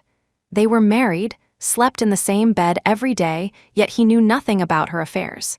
Wait, you said she owns an apartment, Ethan asked back. When did Meredith get an apartment? How did he not know? Adrian nodded. Yeah, the paperwork was done around the time you got engaged. It's in both her and her brother's names. It's one of your family's resettlement properties on the east side. Not only small, but also secondhand. You really know how to give gifts. Not ashamed of being cheap. Mentioning this, Adrian felt contemptuous, saying scornfully, no offense, but the other day, the Lee family's young master got his plaything pregnant. He immediately gave her 2 mansions to handle it herself. Sister-in-law is your legal wife, yet you give her a bare shell apartment, and she still has to share it with her brother. Smaller than his basement. Truly shabby. She and Marcus had an apartment. No, she and Marcus had another home. Ethan suddenly felt powerless. They were married, lived under the same roof every day, yet he knew nothing about her life. Adrian saw Ethan's reaction was off and prompted him. Ethan shook his head. I'm fine. You go out first, I need to think. Adrian thought his words had an effect. Before leaving, he couldn't resist adding, take a brother's advice, treat sister-in-law better financially. Regardless of her background marrying you, if she doesn't even have the most basic house and car, people will laugh at sister-in-law for being incompetent, but it's our faces that get slapped. Besides, the jewelry set you gave Rosalie back then cost over $1 million. The apartment sister-in-law got is even cheaper. If people find out, they'll definitely make a huge fuss with you. Get out, Ethan roared. Seeing him furious, Adrian wisely left. He just hoped that after this incident, would learn his lesson. Girls like Meredith were rare finds. Chapter 130, Wedding. Ethan sat before the office desk. Turning around revealed the bustling city of Harborview. This was the prime location in Harborview City. From this window, one could overlook all the valuable areas of the entire city. Those who could stand here were all prominent figures in Harborview. The houses and cars ordinary people struggled for their entire lives were non-issues here. Did she meet that person in that home? Did they discuss opening a company for Meredith together? Did he advise her from behind the scenes? When she thanked him, was she also as proactive as that night? Ethan recalled Meredith's unusual behavior during his business trip to France. Back then, they already had contact, right? He understood Meredith. She wouldn't have physical contact with that person. If she genuinely loved that person, she would return and maintain distance from him or directly propose divorce to be with him. She wouldn't wrong the person she loved, even if that person had nothing. Ethan felt a void in his heart. He feared Meredith falling in love with someone else. He feared that person's influence growing heavier. He feared Meredith disregarding money and status to leave him. Unable to wait until closing time, Ethan went to Meredith and Marcus's new home. He stood at the entrance, looking at the couplets on the deep red security door. The apartment was a second-hand shell, small in area. White putty spattered from the opposite unit's renovation hadn't been wiped off the door. Ethan reached out and scraped off the small smudge. This apartment was bought by Meredith as Marcus's future marital home. Ethan knew her best. Marcus sold the old house and got a sum of money. Meredith wouldn't take a single cent, definitely using it to buy Marcus a place. And putting both names on the deed must have been Marcus's insistence. This pair of unrelated siblings shared a hard shell he couldn't penetrate. No, perhaps Meredith had once tried to let him in, but he had rejected her without hesitation. Such a dilapidated building, property management practically non-existent, the small garden path rutted by cars, even the security door reeked of cheapness. A 90-square-meter room felt cramped just turning around. An indescribable sadness welled up in Ethan's heart. He had properties reserved for Marcus under his name, waiting for Marcus's wedding to present as their wedding gift, transferring ownership to Marcus for marriage. If Meredith just asked, he could give it to Marcus right now. Such an apartment, she used up the funds from selling the old house and still had to bear a 30-year mortgage, yet she wouldn't say a word to him.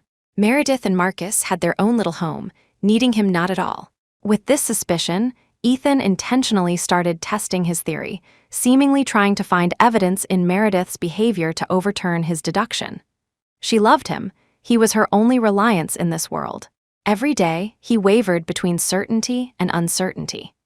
Meredith smiled at him, agreed to all his unreasonable requests, including his desire to place a few people in Fang Zio Artisans. Meredith agreed without even frowning.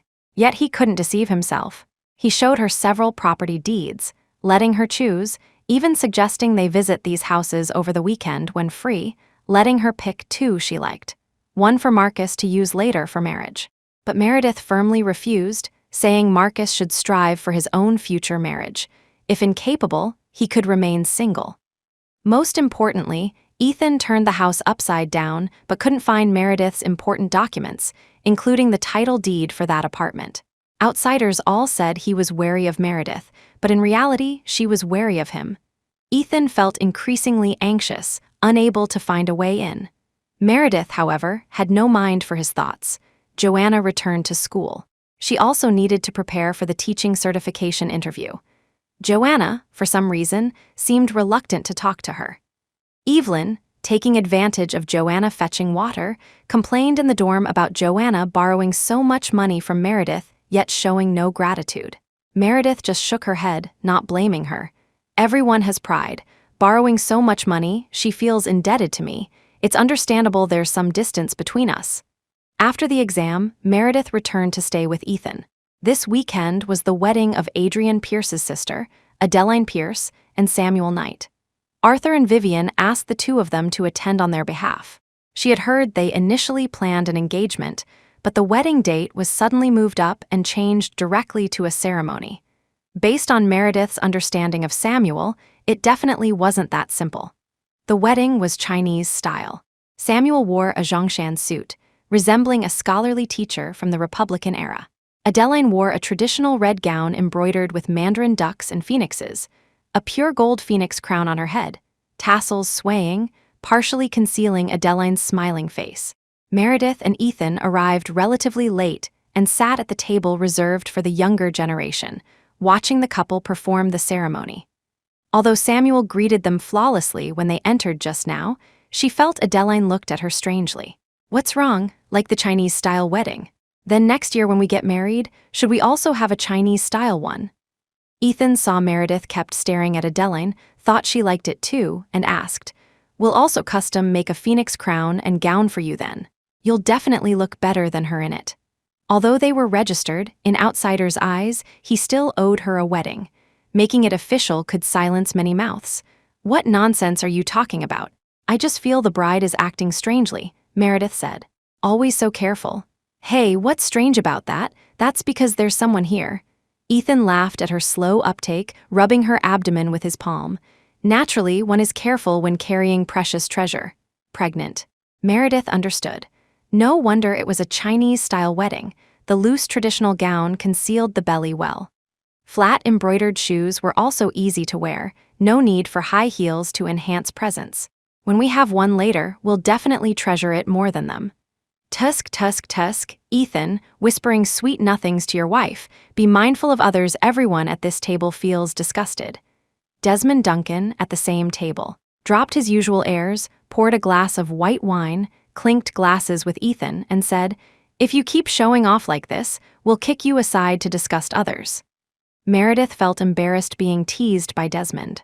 Ethan, however, acted shamelessly thick-skinned, retorting, "By your standards, your wife is pregnant and specially sent back to her hometown to rest. Shouldn't you find another venue to disgust people?" Desmond's wife wasn't present today. Heard she was also pregnant, but feeling unwell, sent back to her hometown for quiet rest. Meredith remembered Desmond's wife, named Bianca Duncan. She and Desmond also weren't exactly a match made in heaven. Desmond reportedly defied his family to marry Bianca. They had been married for over 5 years without children. Meredith heard gossip that Bianca couldn't conceive. Desmond took her everywhere seeking medical treatment. Desmond's parents even resorted to praying to gods and Buddhas. Now that they finally had one, of course, they treated her like treasure. Recently, Bianca's temper had flared, finding the city too noisy and crowded, so she returned to her hometown countryside for peace and quiet.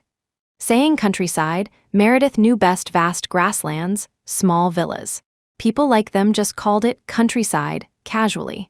However, this Desmond Duncan was a breath of fresh air. Despite holding a high position for so many years, he hadn't had affairs. Even when his wife couldn't conceive, he didn't mistreat her. Now he had even hired 2 nannies to care for Bianca. Occasionally, Meredith heard people comparing her and Bianca, always feeling Bianca seemed more successful.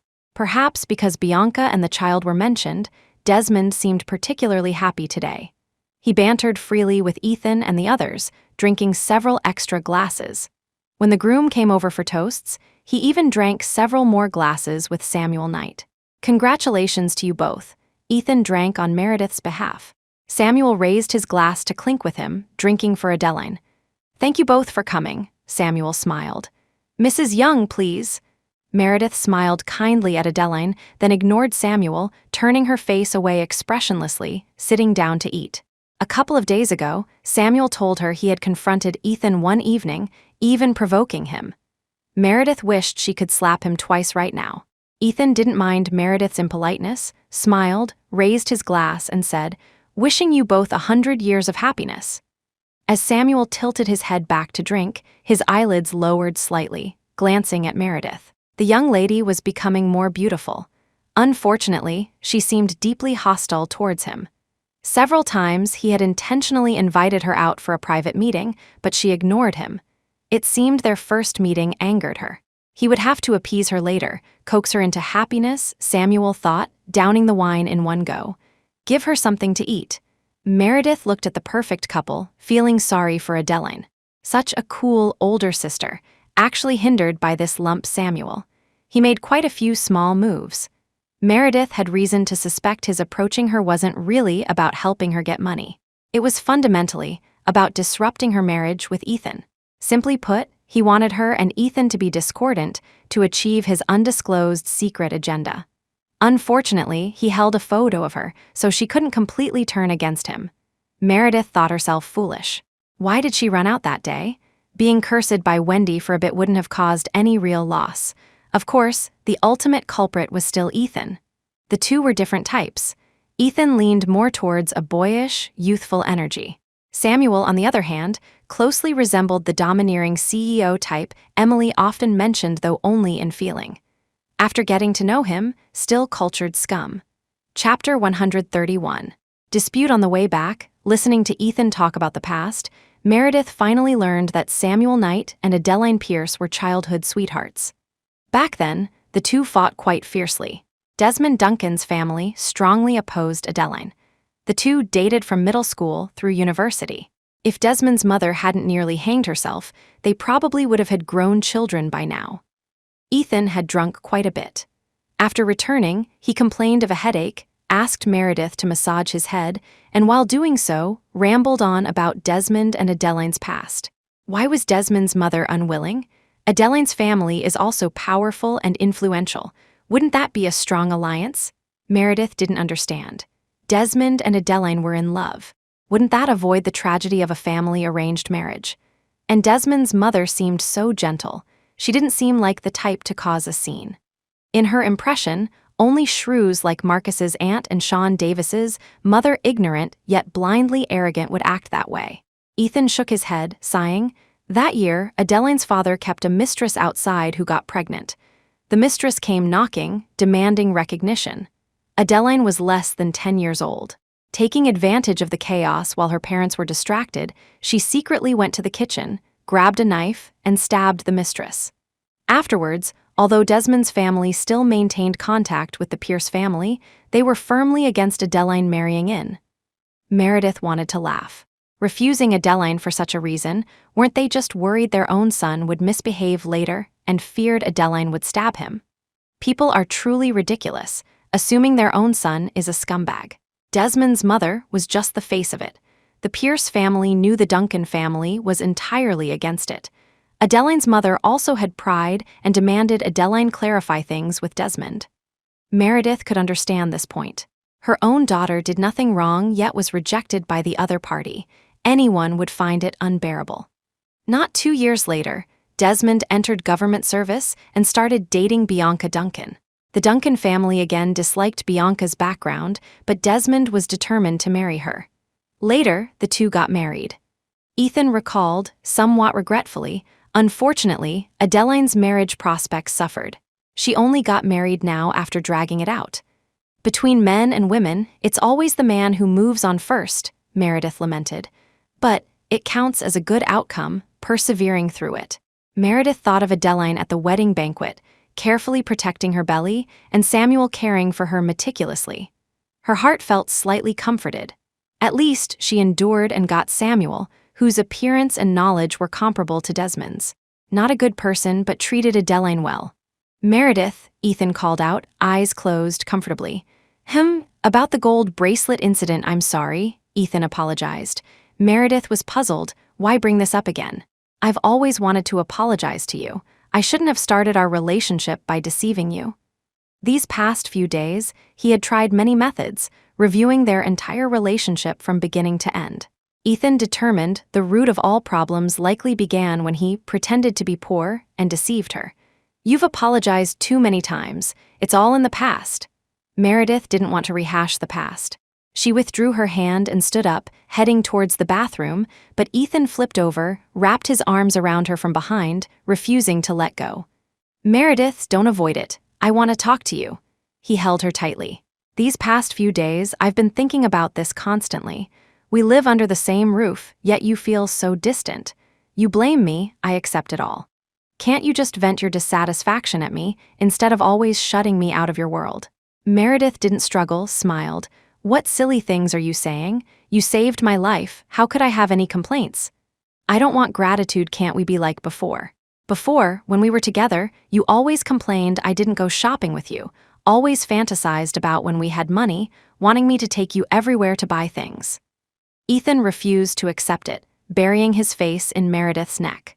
Now I have time to accompany you, but you tell me nothing.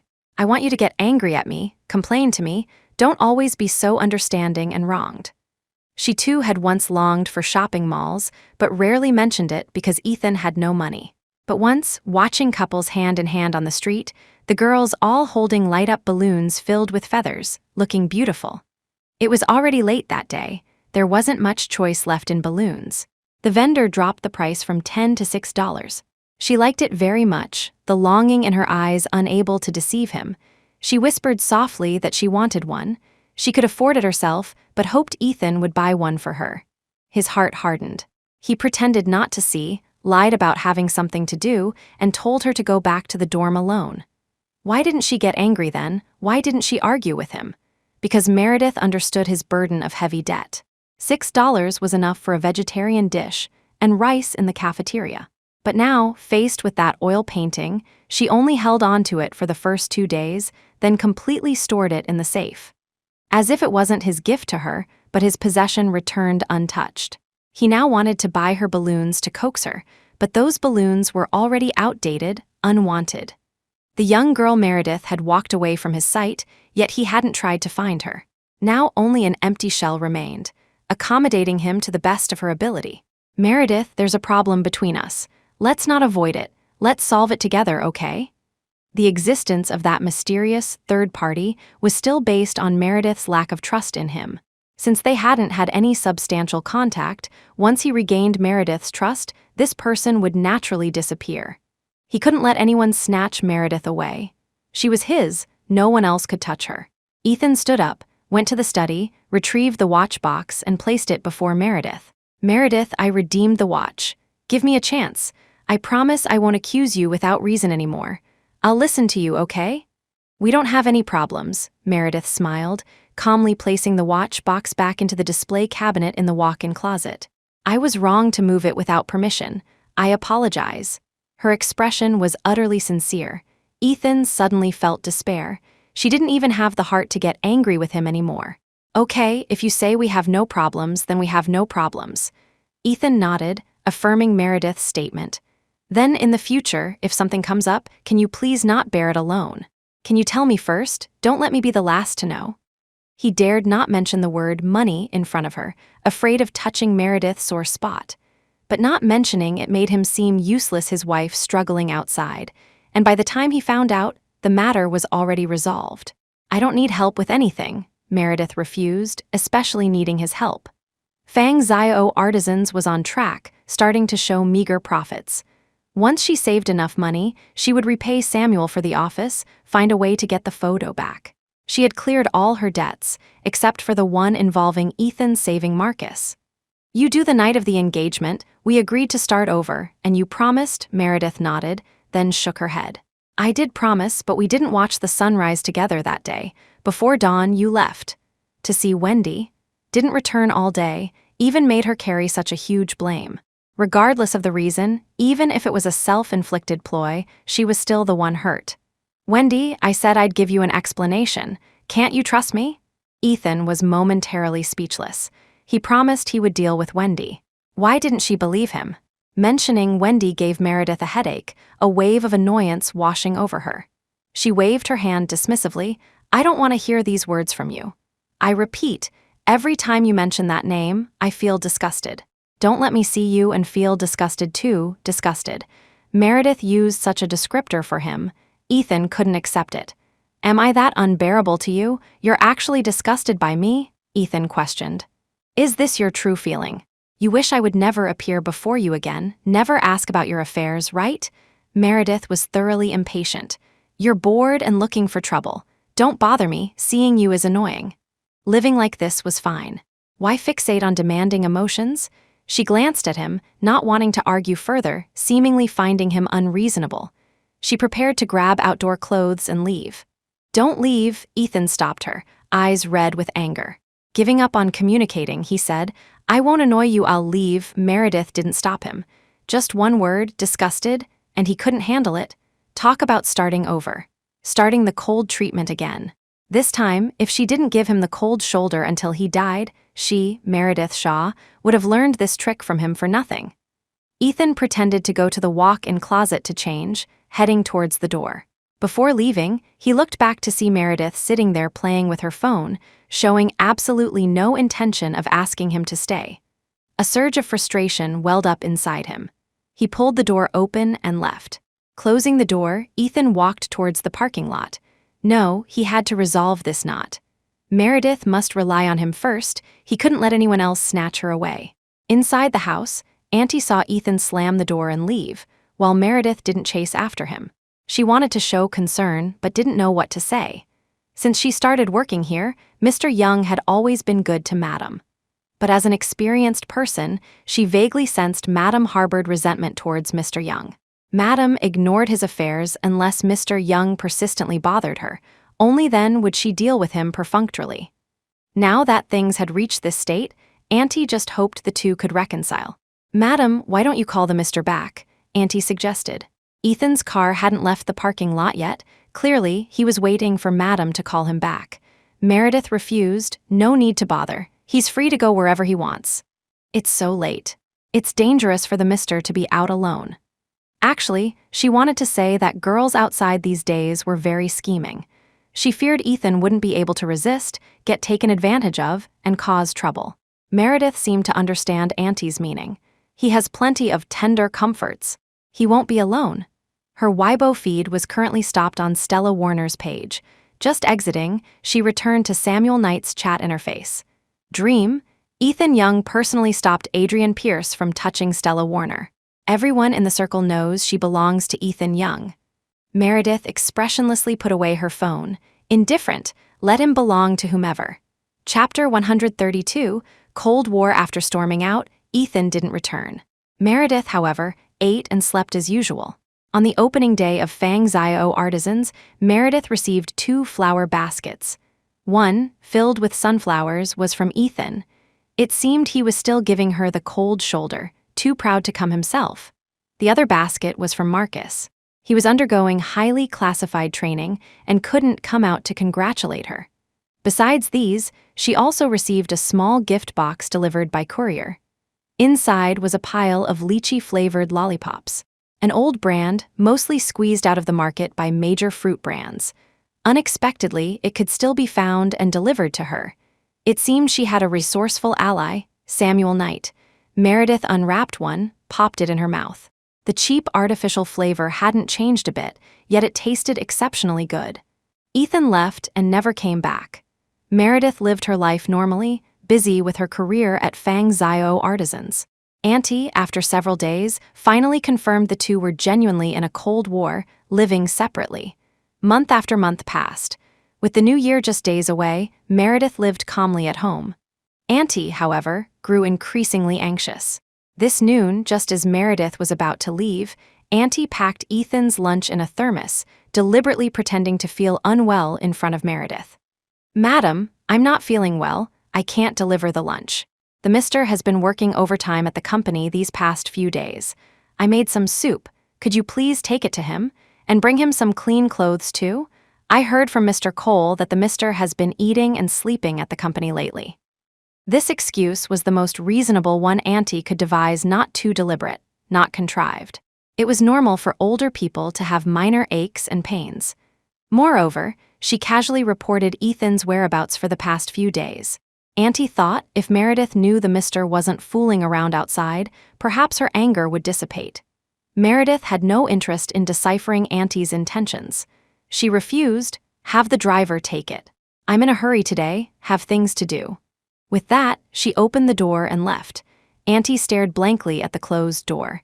How could she tell the mister that Madam seemed utterly unconcerned whether he starved to death? Meredith indeed had plans today.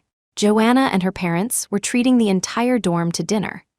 On the way, Meredith heard from Lauren Riley that Joanna had made a special trip back home during this period to clarify the housing situation with her parents. Although her parents were angry about Joanna borrowing money, they were also furious that their daughter was bullied by Kevin Zhang and his family. They immediately came to Harborview City with Joanna's uncle. Finding an opportune moment, they cornered Kevin in an alley and gave him a thorough beating. Kevin was badly beaten but couldn't identify his assailants. The alley surveillance was old and broken, providing no proof. He could only consider himself unlucky. As for the house deposit, Lauren eventually told her family.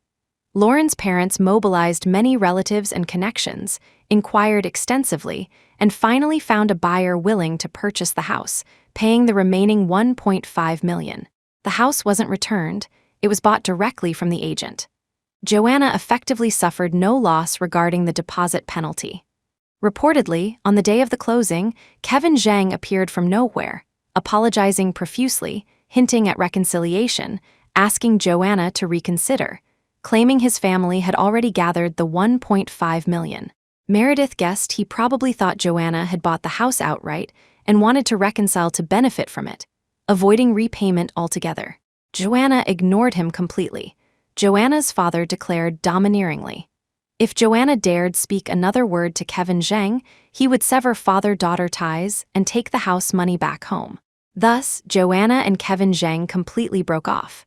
Kevin's wishful thinking also came to nothing.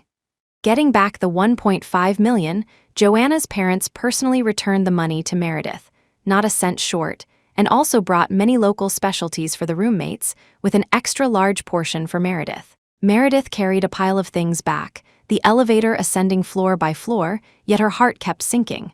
Just now at dinner, Joanna's parents thanked her profusely. Joanna, having had a little wine, asked her parents to return to the hotel first, then hugged Meredith, sobbing and apologizing. I'm sorry, Meredith. I was desperate then, cornered, that's why I had bad thoughts. I didn't mean it. Joanna thought for a long time before deciding to tell Meredith. Meredith's kindness these past few days constantly pricked her conscience. Not saying anything would burden her with guilt for life. Meredith, however, wasn't as angry or accusatory as Joanna imagined. She didn't blame her for betrayal, instead comforted her. He bullied you, didn't he? People like them are best at making others suffer. She had experienced it many times herself. It seemed Joanna had also gone through it once.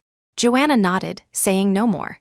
Ethan had firmly rejected her, but Joanna, wary of Ethan, didn't dare tell Meredith the truth about his real nature. Returning home, Meredith lay on the bed, unwilling to move. Busy inside and out these days, she had no mind to dwell on Ethan's self-inflicted, running away from home. Wendy's incident admittedly bothered her, a knot in her heart, but the reasons were far more complex than just that.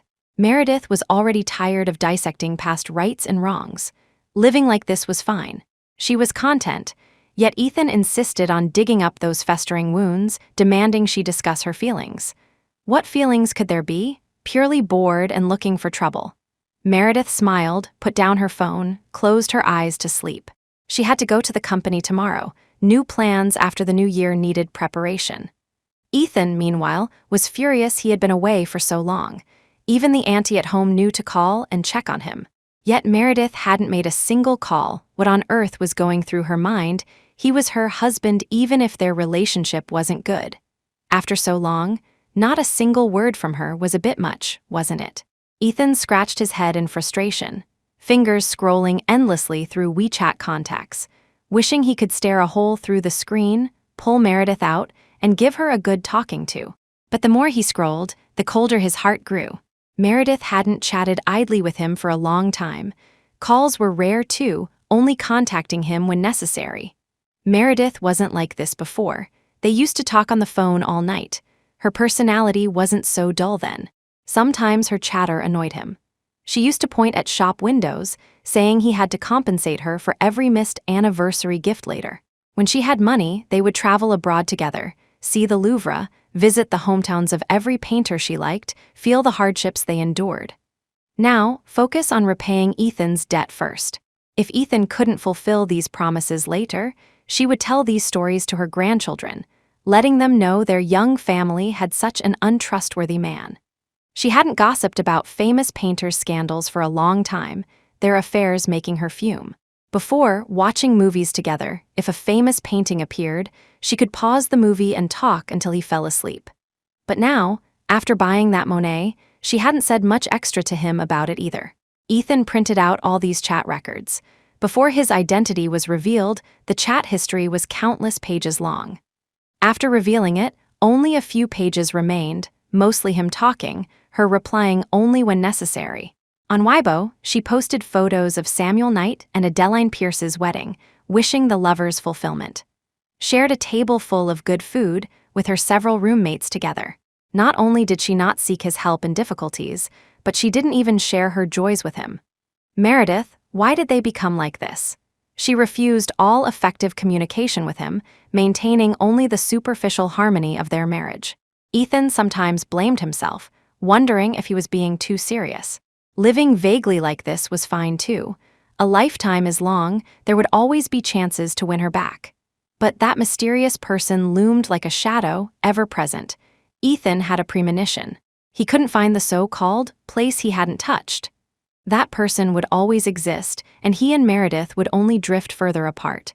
The two hadn't made any substantial progress, yet the new year quietly arrived. On New Year's Eve night, as dusk fell, Ethan, certain Meredith wouldn't ask him home, returned dejectedly by himself. Meredith was at home cooking for Marcus. She wore a small red checkered bandana to keep the cooking fumes away, her apron depicting a pink mother bear playing with her cubs.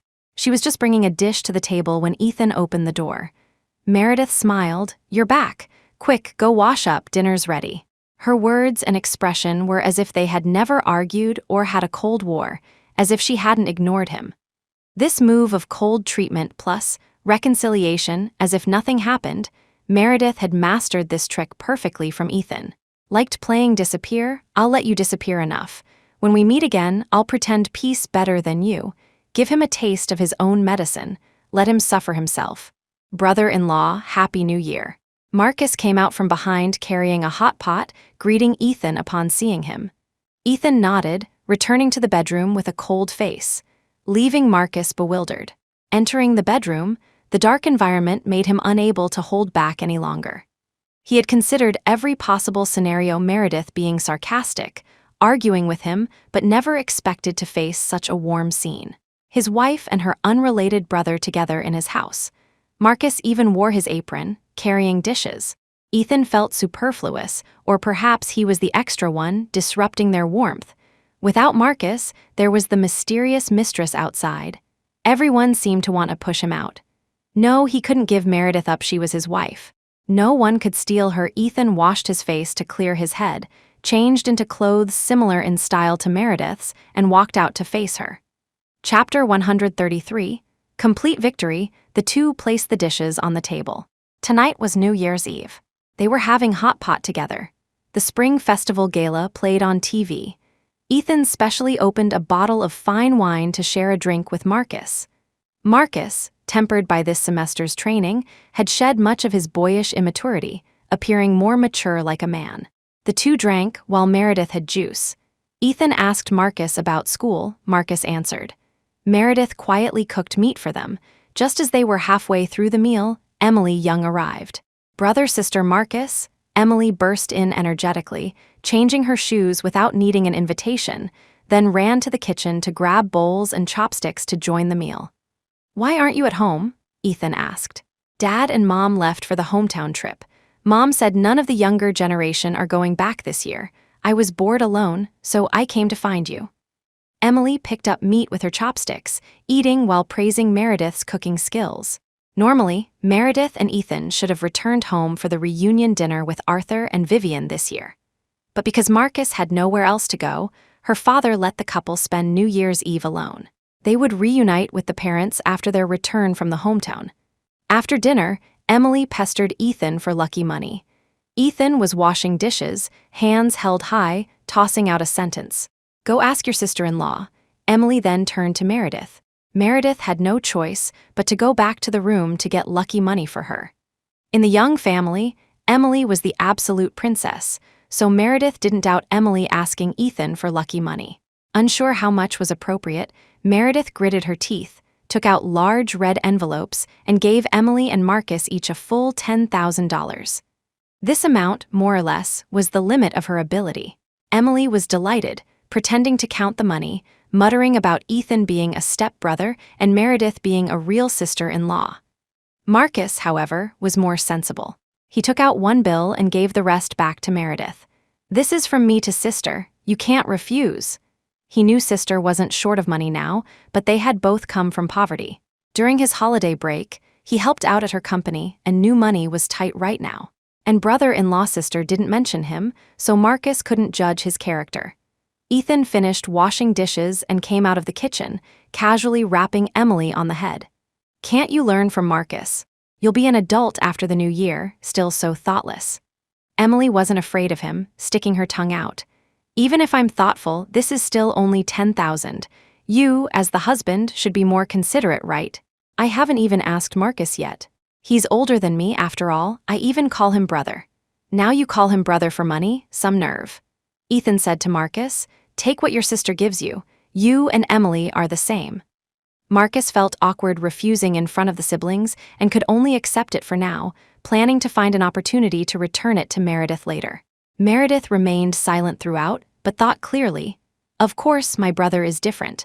I need to find a chance to remind Marcus. Seize opportunities for advancement when they arise. Don't be foolish like Emily. Ethan picked up his phone and sent Meredith a red envelope via WeChat. Transfers plus red envelopes, adding up to $200,000. In front of the two younger ones, Ethan kissed Meredith and said, "Adrian Pierce and the others organized a gathering. Let's go together later." Emily hooted playfully, grabbed Marcus, and said, "Let's go, Marcus, let's go play games online too," Ethan said. "You never go to their gatherings. If you skip again today, they'll forget what you look like." Because of Liam, Meredith hadn't attended their gatherings afterwards. Today was New Year's Eve, she had to go. Meredith actually still didn't want to go. She felt lazy, didn't want the bustle. But with Emily chattering away at home, she'd have to put on a smiling face. Going out might be quieter. The gathering was held at one of Adrian Pierce's villas. It was crowded and lively. Meredith followed Ethan, greeting people.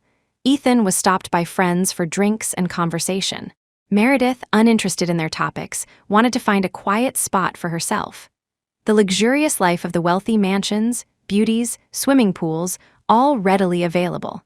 Meredith sat on a lounge chair by the pool, marveling at how easy it was to be a rich man's wife. Another $200,000 income today. A message popped up on WeChat. It was Samuel Knight. Dream, Happy New Year. The last time they met was on his wedding day. She had given him the cold shoulder in public. Afterwards, Samuel retaliated by sending her Ethan's scandal as a return gift. Scandals, true or false. Looking objectively, mostly false. Meredith wasn't provoked by this. Now, Samuel sent her transfer red envelopes again, a long list scrolling down the screen. Meredith didn't check the amounts, just exited and deleted the chat. "Hey, isn't that Stella Warner over there?" As Meredith lay there, she overheard someone gossiping. Young Master Young really knows how to play. Arrives with his wife, and the mistress follows right behind. That's why they say the rich know how to play, right? Maybe he just looked down on Stella Warner's profession, specifically married a commoner girl as cover. Now he blatantly spoils the mistress, and the wife doesn't dare make a peep. Blatantly, Meredith turned her head, just in time to see Ethan talking to Adrian Pierce. Stella Warner stood very close to Ethan. Seeing Meredith turn, Stella raised her wine glass towards Meredith with an air of confidence, a gesture of goodwill. Then, resting her hand on Ethan's chair back, she lowered her head to speak to Ethan, her eyes fixed meaningfully on Meredith. A delicate mistress, like a willow swaying in the wind. Anyone else would have rushed over to assert their dominance. But Meredith lay back down, no longer looking that way. True or false, fighting over a man was the most meaningless thing. Better to go back to Fang Zio artisans and work overtime to earn living expenses. Thinking about earning living expenses reminded Meredith of the fruit breakfast the back kitchen used to prepare for her.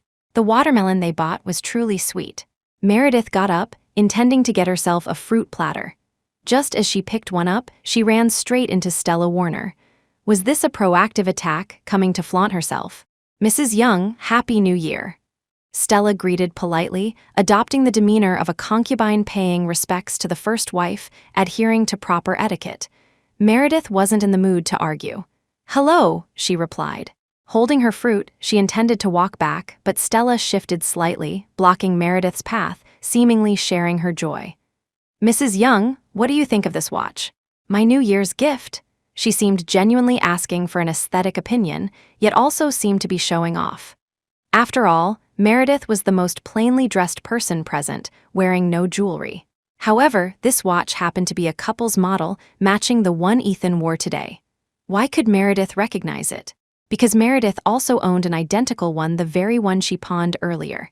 Meredith smiled, very beautiful. Fashion watches are rarely ugly. However, showing it off only now, the style seemed a bit outdated for Stella's status. "Mrs. Young has excellent taste. I think it's beautiful too," Stella smiled coyly. "My boyfriend gave it to me. He said holidays are special, insisted we wear matching couples' watches. The surrounding gossipers immediately scanned the crowd for the man wearing the other watch. Their eyes finally landed on Ethan. Turning back to look at Meredith, their expressions changed. This was a mistress coming to provoke the wife. Ordinary people couldn't tolerate this. This watch only costs around $200,000, hardly worth showing off. Someday, let Miss Warner see the $10 million diamond watch my husband gave me. Give Miss Warner something to aim for. Meredith knew her reaction now represented her image in this circle. Thus, she just smiled and said directly, "Did you know? A man can have many girlfriends, but only one wife." As soon as these words were spoken, Stella Warner's face instantly darkened. Meredith, meanwhile, calmly walked away, returning to her seat to eat fruit. Only then did the crowd realize Meredith won this round completely. Don't rich playboys use girlfriend as cover for playing around? With Ethan's status, how could he possibly give a girlfriend a watch worth only $200,000? When Meredith was his girlfriend, she received a watch worth over $10 million. There was simply no comparison. Wasn't this a classic case of someone playing around with her? Yet she thought herself favored, running to the official wife to show off, only to be countered successfully. Stella Warner couldn't maintain her composure, turned, and hurried towards Ethan. Today's humiliation, she noted it down. Meredith focused on her fruit, watching Stella's retreating back. Even if she was a fake mistress, Stella had successfully angered her, put her in a position of controversy, forced her to face the provocation alone. He deliberately spoke with Stella, watching them fight over him. Meredith felt utterly disappointed. She could ignore mischief behind her back. But letting women provoke her openly, then later brushing it off as a misunderstanding, discarding Stella the tool, how would her damaged reputation today be calculated? Meredith thought of a plan. Perhaps she could turn the tables on Ethan, make those inexplicable women stop appearing before her in the future. But she needed to provoke this fake mistress, Stella Warner, a little more. Chapter 134. Baby Ethan clinked glasses with Adrian Pierce, but put his down without drinking. Thinking about returning home tonight to see Meredith and Marcus together left a sour, bitter taste in his mouth, filling him with immense frustration. Adrian downed his glass. The glamorous companion beside him refilled it. He turned, tucked a card from the table into her collar. The companion giggled at his naughtiness, her eyes drifting towards Ethan. Among Harborview City's wealthy heirs, this Mr. Young before her was a top contender. She had heard of him, but never seen him in person. Now seeing him, he indeed possessed an extraordinary air. Mr. Young was different from Mr. Pierce beside her. Mr. Pierce was ostentatious. Being with him meant playing subservient, enduring his occasional demeaning remarks. Although she was after money, sometimes she felt uncomfortable too. But this Mr. Young before her was different. He was handsome, appeared approachable, dressed modestly, seeming much gentler than Mr. Pierce. The companion felt tempted, wanting to pour Ethan a glass too, but saw him empty his glass into the ashtray, place the empty cup upside down, and say coldly, "Everyone, leave." Their corner was relatively secluded. Ethan was already frustrated. Now seeing this woman trying to flirt with him made him even more annoyed. The few other second-generation heirs seated together exchanged glances, then made excuses about catching up with friends and quickly departed. The companions were unwilling but did not dare to act rashly, so they retreated. "Yo, bro, newlyweds, why the long face?" Adrian, bolder, teased with a grin after Ethan cleared the area. He knew Ethan had been staying at the company for the past 2 months, not going home. The two were currently in a cold war. Ethan, being teased, hadn't even had a chance to say much when he heard the commotion nearby. Meredith had arrogantly countered the rising star actress, displaying the perfect demeanor of the main wife. "That's my formidable little sister-in-law. Crooked ways and wild paths can't succeed."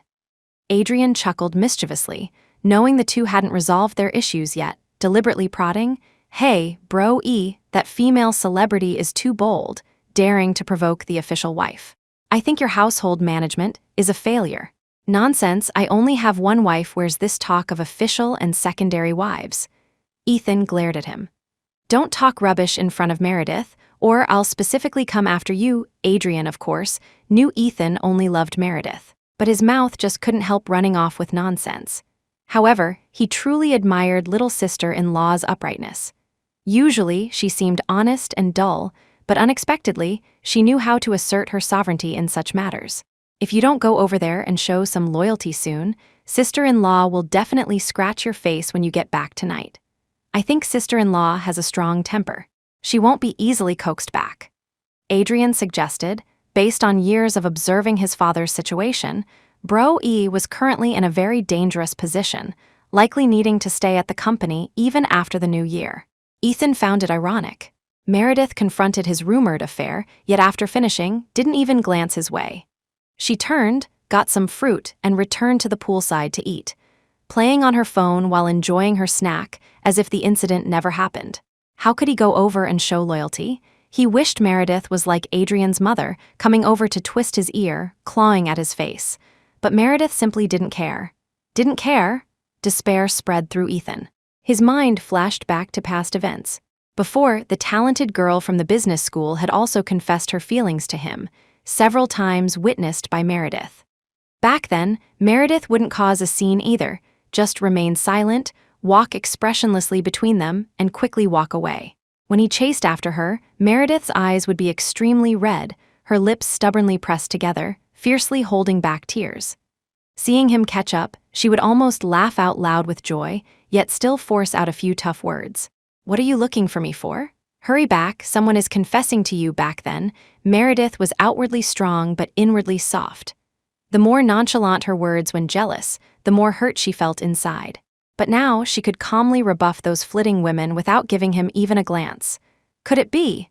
She was suffering silently, facing away from him. An idea sparked in Ethan's mind. Could it be she was just angry about their Cold War during this period, felt approaching him would mean losing, so deliberately ignored him in public? Yes, Meredith wasn't one to show her emotions outwardly. Yes. Ethan found himself an excuse, stood up, and walked towards the pool where Meredith sat, ignoring people greeting him along the way, his eyes fixed only on Meredith's back. She was still very thin. The nanny he hired hadn't improved her condition much, yet the family doctor said Meredith was very healthy, with no issues. Meredith suddenly sat up, holding her phone to her ear, her expression filled with pleasant surprise. Clearly, she received a delightful call. The poolside was too noisy. She picked up the phone and quickly walked outside, passing by Ethan without looking at him even once, as if he were a complete stranger on the roadside. "Happy New Year to you two. I'll be right there." Her voice faded into the distance. Ethan only heard this sentence. She hadn't even wished him Happy New Year, yet she was wishing someone else Happy New Year. Ethan chased after her, only seeing the rear of Meredith's departing car. Black Bentley, the Y12 MS at the back particularly glaring. She left without even telling him. Ethan returned, dejected. Adrian saw his situation at a glance, but couldn't interfere much in their marital affairs, yet couldn't bear to see Ethan so downcast. Just as he was about to offer some advice, Ethan cut him off. "If you dare bring women over, I'll whip you on behalf of your sister." In Adrian's family, besides his mother, only his sister dared discipline him. But his mother recently went traveling with his father, leaving only his sister at home now. Adrian, caught in his intentions by Ethan, felt his hair stand on end thinking of his sister. But he wouldn't back down verbally, retorting, "My sister is resting her pregnancy. She doesn't care about my affairs at all. This pregnancy wasn't easy for her. Even my brother-in-law is treading carefully." Adrian took out his phone, showed Ethan a video he took a few days ago. In the video, Adeline Pierce had gained considerable weight, carefully protecting her belly, speaking gently and sweetly to Samuel Knight, completely lacking her usual assertiveness. Ethan watched, and gradually, Adeline's image before him transformed into Meredith. Shouldn't they have a child too? This way, Meredith could rest assured being supported by him, take a break, recuperate properly, maybe gain some weight. Boy or girl, both were fine. Having shared bloodline, perhaps Meredith could then truly forgive him, believe he had genuinely changed, and would always protect her and the child.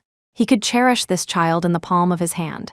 Then later, if he upset Meredith, the child could help plead his case, just like Adrian Pierce. Ethan's gaze scrutinized Adrian. Adrian felt chills run down his spine under his stare. This bro-e hadn't been right since getting married. Just now he looked at his sister strangely, now he was staring intently at him. Did he and his sister offend him somehow? Just as he was about to ask, Ethan stood up abruptly and walked outside. Leaving first? Have a baby. The more Ethan thought about it, the more feasible this idea seemed. He excitedly drove home, wanting to discuss it with Meredith. They could have a baby this year. It would be convenient for her later studies too. Returning home, he found Meredith hadn't come back at all. Calling her, the phone rang unanswered. Ethan felt worried. Then he remembered she left with Mr. Cheng driving. She likely wouldn't go anywhere strange. He sat on the living room sofa, waiting for her return. A text message came in. It was from Mr. Cheng. Sir, Madam is at the hotel meeting with partners from a French gallery. They just flew in from France today. Many people are together. Ethan looked at the location information Mr. Cheng sent. He wanted to go to the hotel to find her. Just as he grabbed his coat from the walk-in closet, he felt going rashly wasn't appropriate. He didn't want Meredith to feel controlled, nor did he want to be overly intrusive and provoke her resentment. He put the coat back down and lay on the chaise lounge in the master bedroom, waiting for Meredith. He replied to Mr. Cheng's text, "Follow Madam closely. Prevent her from meeting irrelevant people." He couldn't alert the enemy openly, but he had to stop Meredith from meeting that person. If he didn't catch this person and break his hands, the hatred in his heart would never subside. Yes, sir. Chapter 135. Cold War at the hotel. Mr. Cheng put away his phone, looked up, and saw Meredith conversing with foreigners. They were admiring a painting Meredith had hung on the wall. Meredith also found it peculiar. Just received Finn's call at the party. The person in charge at Leo Group's gallery in France saw the painting she auctioned off and liked her style very much. So they sent someone over to discuss future collaboration. Unexpectedly, the other party was so eager, wanting to meet her on New Year's Eve. And the meeting place was the very hotel where she used to paint truly dramatic. Miss Shaw, our boss would like to speak with you. Is that possible? A staff member dressed in a suit approached, holding a Bluetooth headset, asking Meredith. Meredith assumed it was someone from the gallery, nodded readily, put on the headset, and greeted in French, "Hello, I am Meredith Shaw." HMPH, HMPH, HMPH. A deep, pleased chuckle came from the other end of the headset. The magnetic male voice, like an elegant gentleman from a comic book, was pleasant yet filled with suggestion towards Meredith. He greeted her back in French, "Hello, Happy New Year." Hearing this, Meredith subconsciously glanced at Mr. Cheng stationed not far away. Seeing his slight alertness upon noticing her flurry, she quickly turned back to face the glass curtain wall. Outside, the city lights shone brightly, adorned with festive New Year decorations. Familiar voice, cultured scum tone Samuel Knight. Only he would be so meticulous. The staff member who delivered the headset blended seamlessly with the French group. Distinguishing them was impossible. Meredith saw he held a camera, seemingly recording the venue conditions, but likely filming her. "Spend New Year's Eve with me and I'll give you a New Year's gift. How about it?" On Samuel's end, it was very quiet. His voice echoed slightly. "Speak French with me. That bodyguard doesn't understand. He only knows English." Before contacting her, he had already investigated Mr. Cheng's background thoroughly. Meredith's side, however, was somewhat noisy. She had no intention of answering his question, wearing the headset while looking at her painting on the wall, appearing deeply engrossed in listening to the other party. Samuel watched Meredith in the video feed. Mr. Cheng stood not far off, completely unaware. Samuel felt a surge of admiration. Clever girl. "Turn around, face south. There's a tower there," Samuel said with a smile. Meredith navigated through the crowd to a corner by the floor-to-ceiling window. Relatively quieter here. The tower outside displayed scrolling LED messages.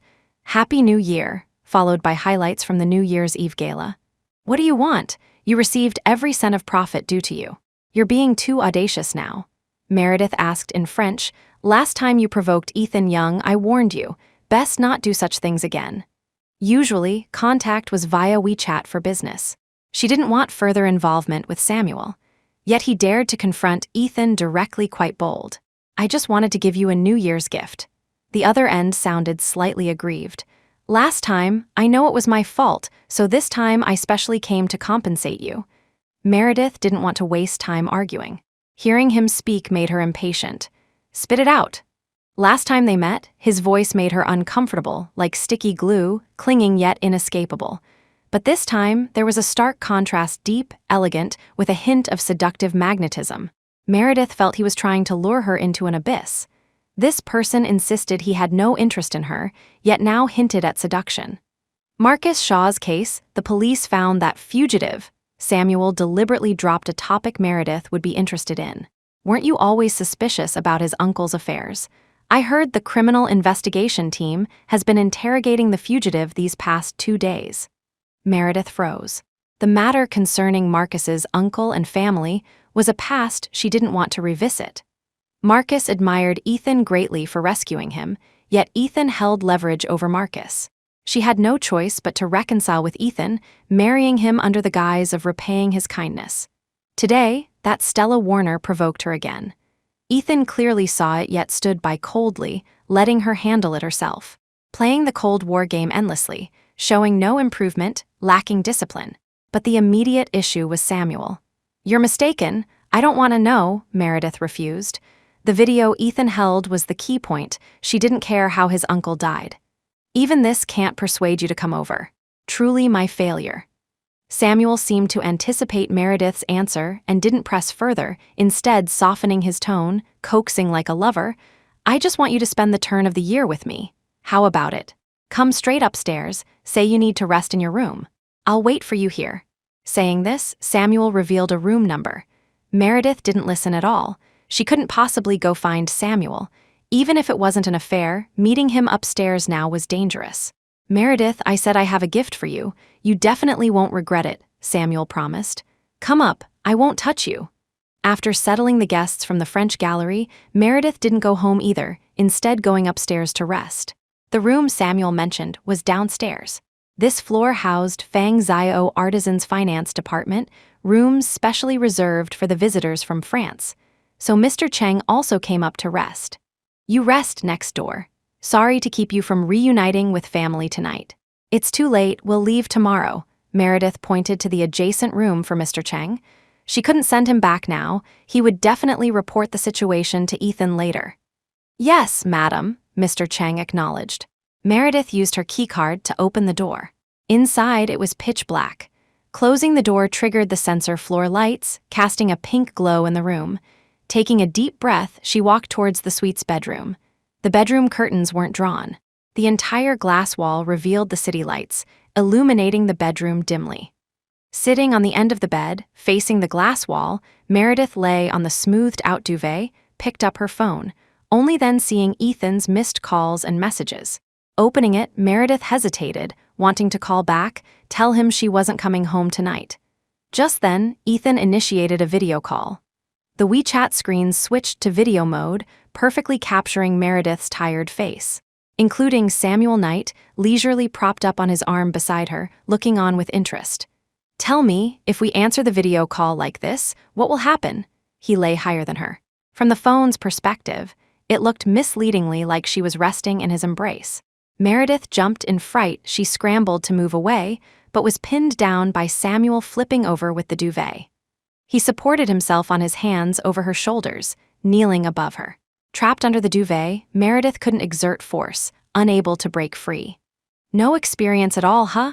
Dates, naturally, involve finding someone in bed." Samuel smiled ambiguously, leaned closer, breathing near her ear.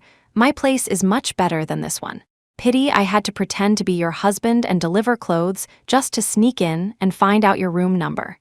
He explained how he got in. Meredith didn't know the specifics, but assumed it related to his current status. The phone's video call request kept ringing, falling beside Meredith's other ear. The screen reflected Samuel's face, backlit.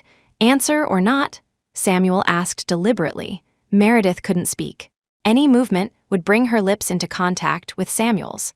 The memory of that meat bun smell returned, making Meredith frown, close her eyes, and ignore him. Currently, she was the fish on the chopping block. Resistance was futile. The phone stopped ringing. Samuel also moved slightly away from her. "Truly heartless. We are allies, after all. You haven't taken the initiative even once." Samuel still pressed down on her but allowed her freedom to speak. "The New Year's gift, I said I'd give it. I won't break my promise. Once the criminal investigation team finishes the case, I'll find a way to get those people's testimonies for you to review. Samuel before Meredith was a black silhouette, backlit by the window lights, his face obscured. The collar of his white shirt was perfectly ironed, its sharp points piercing towards her. We have no private relationship, let alone heartlessness. Making such a fuss, sneaking into her room, playing ambiguous games now surely not just to reminisce. Indeed heartless, Samuel lamented. Just as he rolled over, freeing her, the phone on the bed rang again with a video call. This time, Samuel didn't ask if Meredith would answer. He handed her the phone, gesturing for her to take it. Meredith switched the call from video to voice, holding the phone to her ear. "Hello, Ethan. Yes, I'm at the hotel on the 13th floor. Room number is, okay, I know, won't run around." Seeing her talking normally with Ethan, Samuel chuckled softly, stood up, removed the glasses from his face, tossed them onto the bedside table, then rose and began unbuttoning his clothes. Provocatively, deliberately in front of Ethan's call, tempting Meredith. The next second, he almost wanted to say, "Meredith, pay attention." Chapter 136. Tryst through the dim light, Meredith could even count his six-pack abs. The archetypal forbidden fruit, the cultured scum, the standard domineering CEO described by Emily Young. Ethan Young paled in comparison. He was a boy, this was a man. Unfortunately, Meredith's mind was clear as a mirror. Her eyes met Samuel's without flinching, yet her words to Ethan were filled with tender affection. "There's no choice, I have a career to pursue now. I don't want people always saying I climbed up by relying on you. For our future, I must work hard." However, something felt off. She had painted countless male models. Samuel's proportions were top tier. Meredith stood up, approached Samuel. Based on her knowledge of male models and having seen numerous Western paintings over the years, Meredith keenly noticed something strange about Samuel. She reached out her hand. In just an instant, the tables turned. Samuel froze, taking a long moment to steady his breathing before asking with a wry smile, disappointed. His neatly combed hair fell across his forehead, giving him a hint of dishevelment, always trying to bewitch girls. Meredith ignored his act, coldly took the phone from her ear. The WeChat call hadn't gone through. She hadn't answered the video call earlier, just hung up directly. She just wanted to see what tricks Samuel was playing. "I'm the skinny type, flat-chested and lacking curves, hardly any flesh on my bones. Can't possibly arouse your interest, not disappointed." She threw his earlier comments back at him. When they were alone, Ethan had also said she was too thin, her ribs clearly visible, urging her to gain some weight, saying he couldn't bear to be too rough with her. However, she had no interest in changing her habits to please his preferences. "No, I desperately want you. You drive me crazy." Samuel denied her self-deprecation, whispering sweet nothings men use in bed. "You guessed right. That's the situation. You." Meredith was puzzled, then regained her composure. "What does this have to do with me? I'm not your wife, I can't help you." She had stumbled upon Samuel's fatal secret, yet he showed no reaction. Samuel seemed somewhat dejected, muttering as if to himself, "If not for this, there would be no place for Ethan Young between us. We met so early, I watched you all along. It should have been me and you. By your logic, all the suffering I endured before was caused by you." Meredith didn't hold back either, dismissing any talk of past guilt. Truly guilty, he wouldn't have offered a mere $10,000 to insult her. The barrier between them was the Pierce family's power, completely unrelated to Ethan. Now speaking so affectionately, positioning himself as the victim, evoking sympathy, a classic tactic used by most men planning infidelity. Now all that was missing was Adeline Pierce being domineering. Controlling him, forcing him into misery, not understanding him, a highly believable reason given Adeline's personality. He didn't hide it, admitting frankly, truly unromantic. "I just hoped our cooperation could be a bit more wonderful." "No, thank you, I'm not interested in your private affairs," Meredith rejected directly. "You went to such lengths to sneak into my room just to show me this." Samuel smiled. "What if I say yes? I just tricked you up here for some warmth. What would you do?" "Then you miscalculated. Even if Ethan saw us together right now, I wouldn't fear his blame, let alone divorce." Those premarital women left behind a trail of consequences, each wanting to bully her. She did nothing wrong, yet faced provocations from her husband's mistress. And Ethan just watched them fight. Did he feel a sense of accomplishment? He and those women, what they did in places I couldn't see, I know nothing about. He saved my life, so whatever he asks, I won't resist. His kindness towards her was a fact. If he refused to divorce her, letting her leave, never divorcing her. Samuel had been constantly trying to drive a wedge between her and Ethan. Meredith knew this well. She needed to appear unhappy to Samuel so that photo would remain temporarily safe. Samuel felt complicated. For financial gain, he received every cent of commission and kickback due to him. For lust, with his condition, Adeline didn't even need to manage him. His women bullied you, right? Samuel asked softly.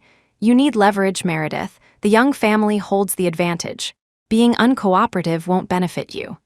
Samuel waited until her outburst subsided, then said, Have you ever thought, if you disobey, what will the young family do? They wouldn't divorce, but life could become worse than death. For example, target Marcus. Hearing this, Meredith recalled Marcus's imprisoned state. Ethan had said then, Marcus's future depended entirely on her obedience. It also reminded Meredith that even without the debt of gratitude, she couldn't initiate divorce. She had no choice. You're too kind. There's something fishy about Marcus's uncle's case. You have no leverage. If it happens again, you'll still be bullied. Seeing a flicker of emotion in her, Samuel gradually guided her. I taught you, shared scandals are the guarantee of a lasting relationship. Now he holds leverage over you, and you don't fight back empty-handed? Continuing like this, your situation is precarious. Samuel knew she had pieced together the cause and effect. He straightened the collar of his shirt that had been disturbed, like a heartless lover tidying up after the act. He turned on the floor lamp beside the bed. The soft pink glow allowed Meredith to see a glass of wine on the bedside table. Samuel picked it up, drank, then poured another glass, placing it back in its original spot. Today, let him suffer a bit first, vent your anger. Meredith didn't understand. First, secure your in-law's support, obtain the assets you deserve as a daughter-in-law. Then I'll teach you how to deal with Arthur Young. He stood by the bed, his waist level with Meredith's. Now you hold another secret of mine, so I must unconditionally follow your command. For now, help me keep the secret. Samuel spoke cryptically, offering goodwill and allegiance. If Meredith understood, he would continue to help her. If not, help her get the shares and they would be even. Just as Samuel left, Meredith leaned against the back of the door, still reeling. A sudden knock sounded, startling her. Peeking through the peephole, she saw Ethan, breaking out in a cold sweat. She knew Ethan would come, even anticipated his arrival time. The knocking was somewhat urgent.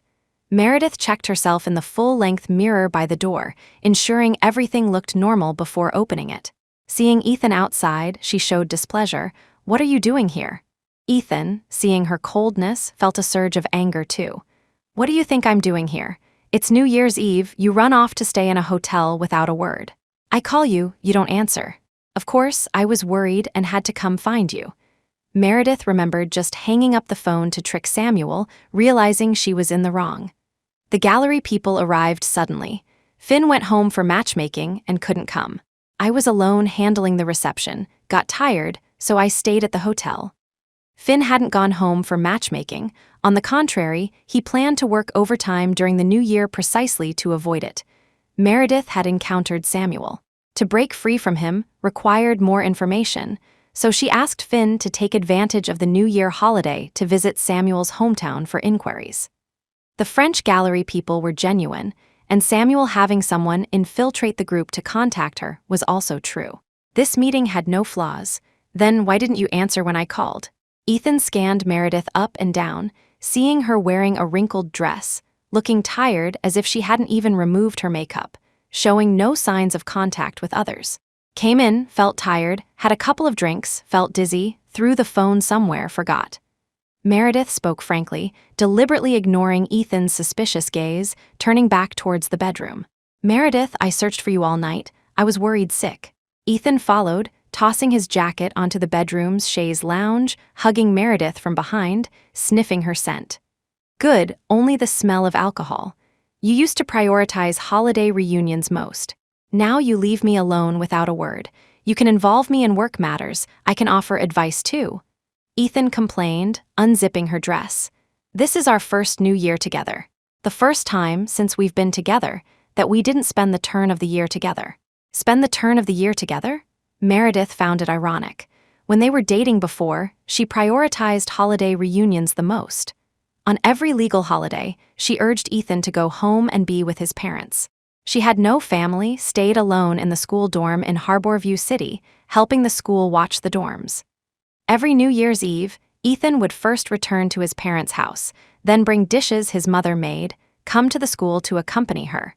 They watched the New Year fireworks together. Now, the fireworks had long since faded. At the moment Samuel posed that riddle and she guessed the answer. She personally fastened Samuel's belt buckle, sealing his secret. According to him, his life had been cleaner than Ethan's. Lying on the bed, the pink floor light illuminated the glass of red wine, consumed only by a sip, a faint red stain remaining on the rim. Samuel was meticulous. An opened bottle of red wine sat under the bedside table, the amount missing just enough to make a lady slightly tipsy. Seeing Meredith preoccupied, Ethan looked at the wine glass, thought her mood was good today, and indulged her. "In the past, I asked you to drink with me. You always said it tasted bad and refused. Today you're interested. We must have a drink." Saying this, he picked up the wine glass and drank from the rim where the stain was, exactly where Samuel had just drunk. A strange pleasure rose in Meredith's heart, mixed with the thrill of her recent tryst with Samuel, a sensation she experienced for the first time in her life. Revenge. Give him a taste of his own medicine. You were involved with so many women, yet dared to flaunt them before me. I'll taste the pleasure you enjoyed then. You made me sit in Rosalie's passenger seat. I'll make you drink Samuel's leftover wine. You give your sister money. The person my mother saved has the right to help me claim the shares that rightfully belong to me. In summary, besides each other, neither of us crossed the line with anyone else. Chapter 137. Joining shortly after Ethan entered, Samuel reappeared from the corner, leaning against the wall adjacent to Meredith's headboard. The French contingent wouldn't stay here. This floor housed only Meredith and Ethan. Mr. Cheng, having reported Meredith's whereabouts, had long since left the hotel to reunite with his family. This floor would remain deserted until dawn. Samuel glanced at the hallway surveillance camera. It had already been disabled. Their identities were sensitive. Wherever they went, surveillance had to be turned off. He took a cigarette from his pocket. It had just been crushed into several pieces by Meredith in his pocket. Samuel pieced it back together, lit it with a lighter. A broken cigarette is hard to smoke. It extinguishes easily and needs relighting. Samuel smoked for 30 minutes, patiently reducing it all to ash, leaving only the tar-stained filter. He didn't discard it but tucked it into his shirt pocket and stood up to leave. It wasn't quite so calm just now. He thought he might need another session with his private therapist. Not being kicked out meant Meredith accepted his proposal. Outside was deserted, inside warm. The two didn't draw the curtains, lying awake watching the sun rise between the tall buildings. Ethan held her tightly. Meredith's thoughts had long drifted far away. Samuel deliberately brought up the case of Marcus's uncle, likely knowing some inside information, perhaps even the part Ethan concealed from her. She hadn't seen the video, but couldn't deny its authenticity. If she proposed divorce, Ethan could still find other excuses to prevent it. For example, getting Marcus into trouble again or threatening Marcus's future. He was her only remaining family. She couldn't let him suffer further because of her. Her phone vibrated. Meredith picked it up. It was Finn. Ethan slept beside her. Gently removing his arm, she stood up and went to the living room outside to answer the call. Ethan opened his eyes, watching Meredith's departing direction. "Hello, Finn," Meredith faced the window, asking softly, "How did it go?" "Hey, Meredith, I'm at the place you mentioned now. Yesterday, I found an old man. He said there was a kid named Samuel Knight. His dad back then got involved with his female apprentice. The apprentice got pregnant or something. His parents came back arguing about divorce. During the fight, they accidentally injured Samuel." As he spoke, Finn lowered his voice conspiratorially. "It's that kind of injury." Said hot oil splashed on him, no hope for recovery later. So, Samuel's condition was due to an injury. Meredith was puzzled. If he was injured like that, how could he marry Adeline Pierce? Adeline's belly was already quite prominent. Meredith, Meredith.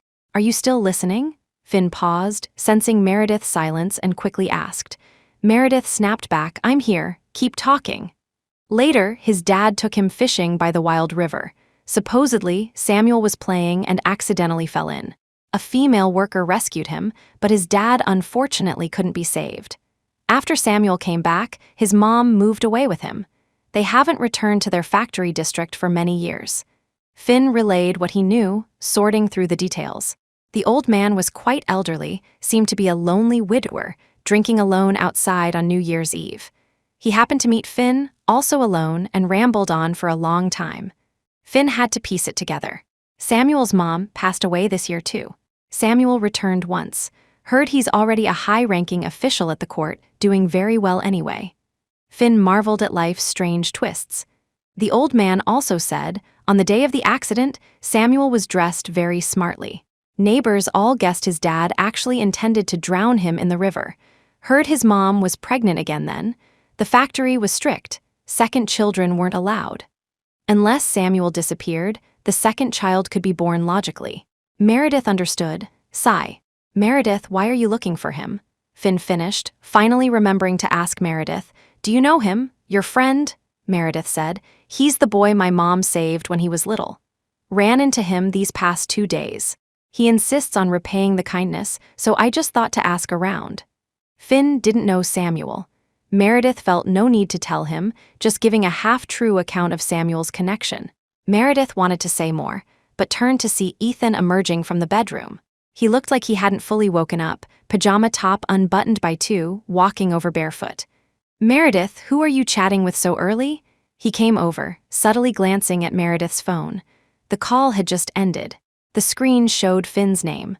A momentary pang of disappointment flashed through Ethan's heart. Not that person, the third party lurking within his marriage. Meredith, I have something to tell you. Ethan deliberated for a long time, finally deciding to speak to Meredith. Yesterday, I didn't use protection, Ethan whispered, holding Meredith tightly, kissing the top of her head. This past period, let's focus on trying for a baby. Have a baby, okay?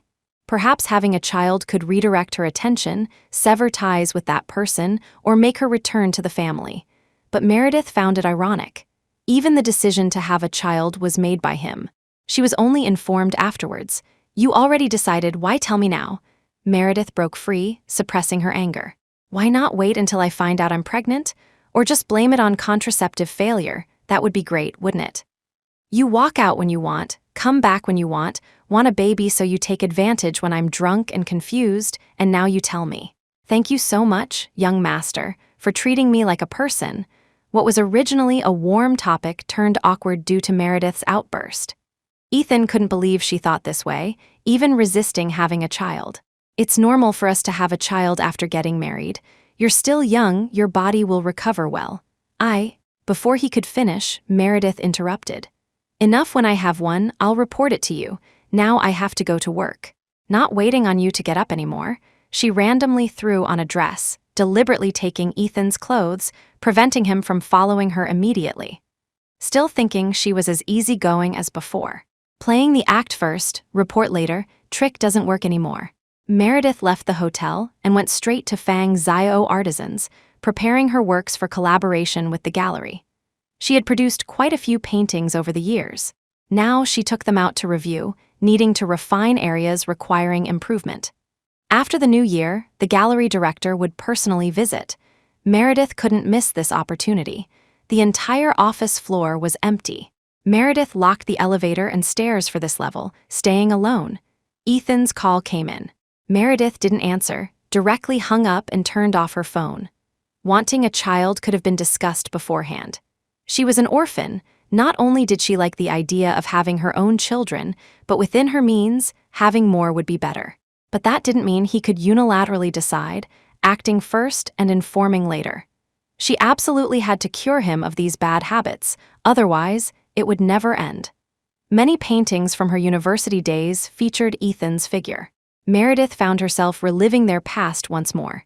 Once, they were a couple who only had eyes for each other. Why had things become like this now?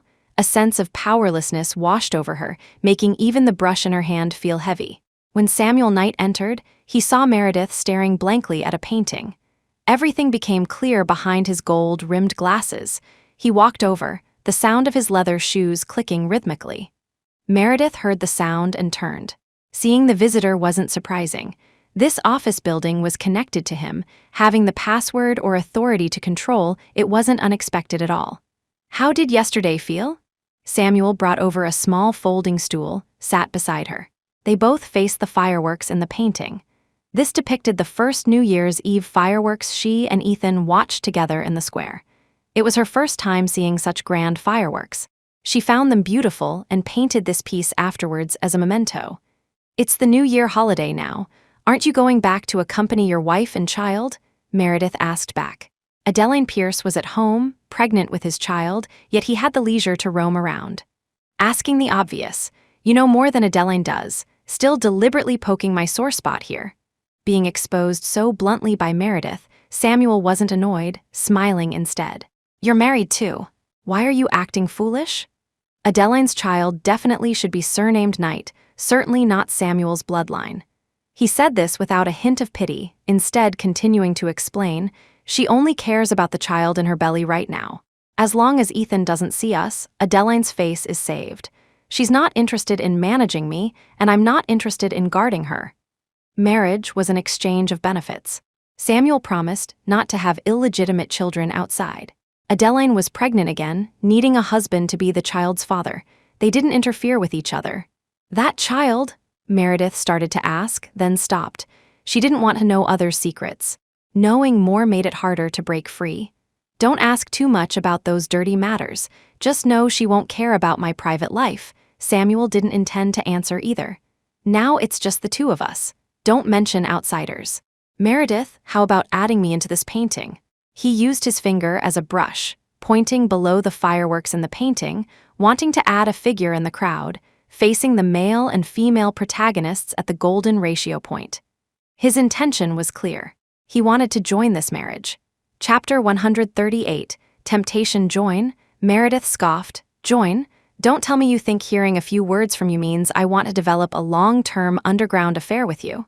She disliked Ethan, but that didn't mean she had to like someone else. "Samuel Knight, you approached me because I was honest and didn't understand the rules of wealthy families. Now, given your condition, you want to have an affair with me." Meredith spoke bluntly, glancing at Samuel's belt, mocking, "Even if I lacked morals, I'd still find a man who could please me. You clearly don't qualify." "No, only I am the most qualified." Samuel pressed closer, undoing the 3 buttons of his suit jacket as he walked, revealing the white shirt underneath. He forcefully pushed Meredith back against the glass curtain wall. Meredith feared high walls, always feeling insecure they might break. Samuel used his arm to separate her from the glass, trapping her between danger and safety. "You are a natural artist. Your soul and body can separate perfectly. Ethan hurt you, you stopped loving him long ago, yet you can still share a bed with him." Samuel analyzed, "Whether for money or coercion, it's not shameful. He should compensate you, not make you live in fear, keeping finances meticulously separate, not taking a cent of his advantage. They are all wrong. You didn't climb up by relying on Ethan. These are the returns you deserve." Those words struck the wounds in Meredith's heart. Pressed against his chest, she could feel the vibration of his every word. Forcing herself to stay clear-headed, her voice fell soft and weak, rejecting, "But you are a married man. This isn't right." She was too, a married woman. "Isn't that perfect? My wife doesn't care at all, and I won't have any substantial relationship with you that could threaten your marriage." This was the perfect lover could soothe inner turmoil, yet wouldn't cling. More importantly, the leverage was in her hands. That photo, as long as Meredith didn't care about divorcing Ethan, it only constrained Samuel. Now, Samuel's defect was a lifelong scandal, especially since Adeline Pierce married him pregnant. "How about it? The New Year holiday lasts 7 more days. Shall I accompany you for painting and sketching?" Seeing her waver, Samuel pushed further. "From now on, I'll remain chaste for you, absolutely won't share a bed with Adeline Pierce. My heart will only hold you." That was his wife and child in name. If he said he wouldn't touch them, he meant not even a strand of hair. "Afraid you want to touch but can't," Meredith mocked, poking his sore spot. Samuel wasn't annoyed, pinching Meredith's nose playfully, indulging her. "I want to touch but can't reach." Meredith closed her eyes, not refuting him, maintaining a docile appearance. Inwardly, she resolved to look in the mirror tonight. Never attracting a single suitor in her first 20 years, yet after marriage, she could still manage to hook a man. Ethan's act first, inform later, approach angered Meredith today. Waiting downstairs at Fang Zio Artisans all morning, he bought gifts to apologize to Meredith, even booking a fine dining restaurant for lunch, hoping for a romantic meal together. However, he clearly saw her go upstairs, yet now, as dusk fell, she still hadn't emerged. Ethan called Meredith. The phone was off. Worried, Ethan entered the office building, heading upstairs. The elevator and stairs were locked. Finding the building's security room, 2 young guards were engrossed in gaming. Seeing Ethan enter, one guard frowned, asking, "Who are you looking for?" "Why are the elevators locked? The people from Fang Zio Artisans upstairs haven't come down yet. Why is the whole floor locked?" Ethan demanded, then added, "I am the husband of Fang Zio Artisans owner. My wife is still working overtime upstairs." The guards exchanged glances, thinking, that's not right, didn't the people from Fang Zio leave already? But seeing Ethan's anxious look, he didn't seem to be lying. One guard spoke up, "That lady left 2 hours ago. Sir, you should probably contact her by phone." They saw plenty of comings and goings in the business world, knew better than to gossip. Ethan wanted to ask more, but the other guard called his partner back to the game. "Done talking? Hurry up, someone nearby, quick." Snipe, the guard sat back down, picking up his phone to rejoin the battle. Ethan exited the building, continuing to call Meredith. Her phone remained off. Just then, Emily's call came through, chattering, "Brother, when are you and sister coming? Mom cooked a table full of food, waiting for you." They returned from their hometown today. Mom specially cooked, waiting for her brother and sister-in-law to eat together. Ethan couldn't find Meredith, feeling choked with worry, more concerned she might be in trouble. He cleared his throat, trying to sound normal. "Sister and I have some business to discuss. We might not make it back. Tell Dad and Mom to eat first." "Ooh, business between the two of you? Take your time, I'll tell Dad and Mom." Emily, thinking she understood, tactfully hung up. Looks like they wouldn't be back tonight. Ethan hung up, dialed Meredith again, still off. Opening his contacts, he called Assistant Cole.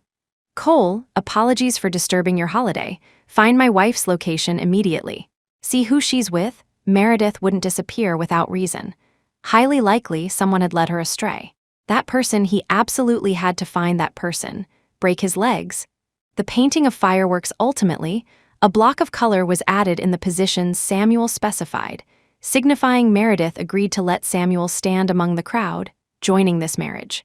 To celebrate, Samuel took Meredith out for dinner. The meal was expensive, the kind of place Ethan had never taken Meredith. Violinists played music Meredith liked. Some of the food served, Meredith hadn't even heard of before. Samuel acted the perfect gentleman, guiding the inexperienced Meredith throughout, ensuring she felt no awkwardness. During the meal, Meredith received Ethan's call. Meredith felt the timing wasn't right yet, didn't want to answer. She clinked glasses with Samuel, taking a small sip. The taste was sour and bitter, yet had a sweet aftertaste. "Let me see that." Samuel took Meredith's phone, hung up, and turned it off. They exchanged mischievous smiles. Just then, Samuel's phone rang. It was Adeline Pierce, the very person they had just mentioned this morning. Suddenly seeing the name of the official wife startled Meredith. Samuel, however, remained calm, answered the phone on speaker, deliberately letting Meredith listen. "Samuel, Happy New Year holiday?" Adeline's voice came through. Meredith's heart tightened. She tried her best not to make a sound lest Adeline discover her. "Yes, quite pleasant," Samuel smiled, his mood cheerful, making him seem much more amiable.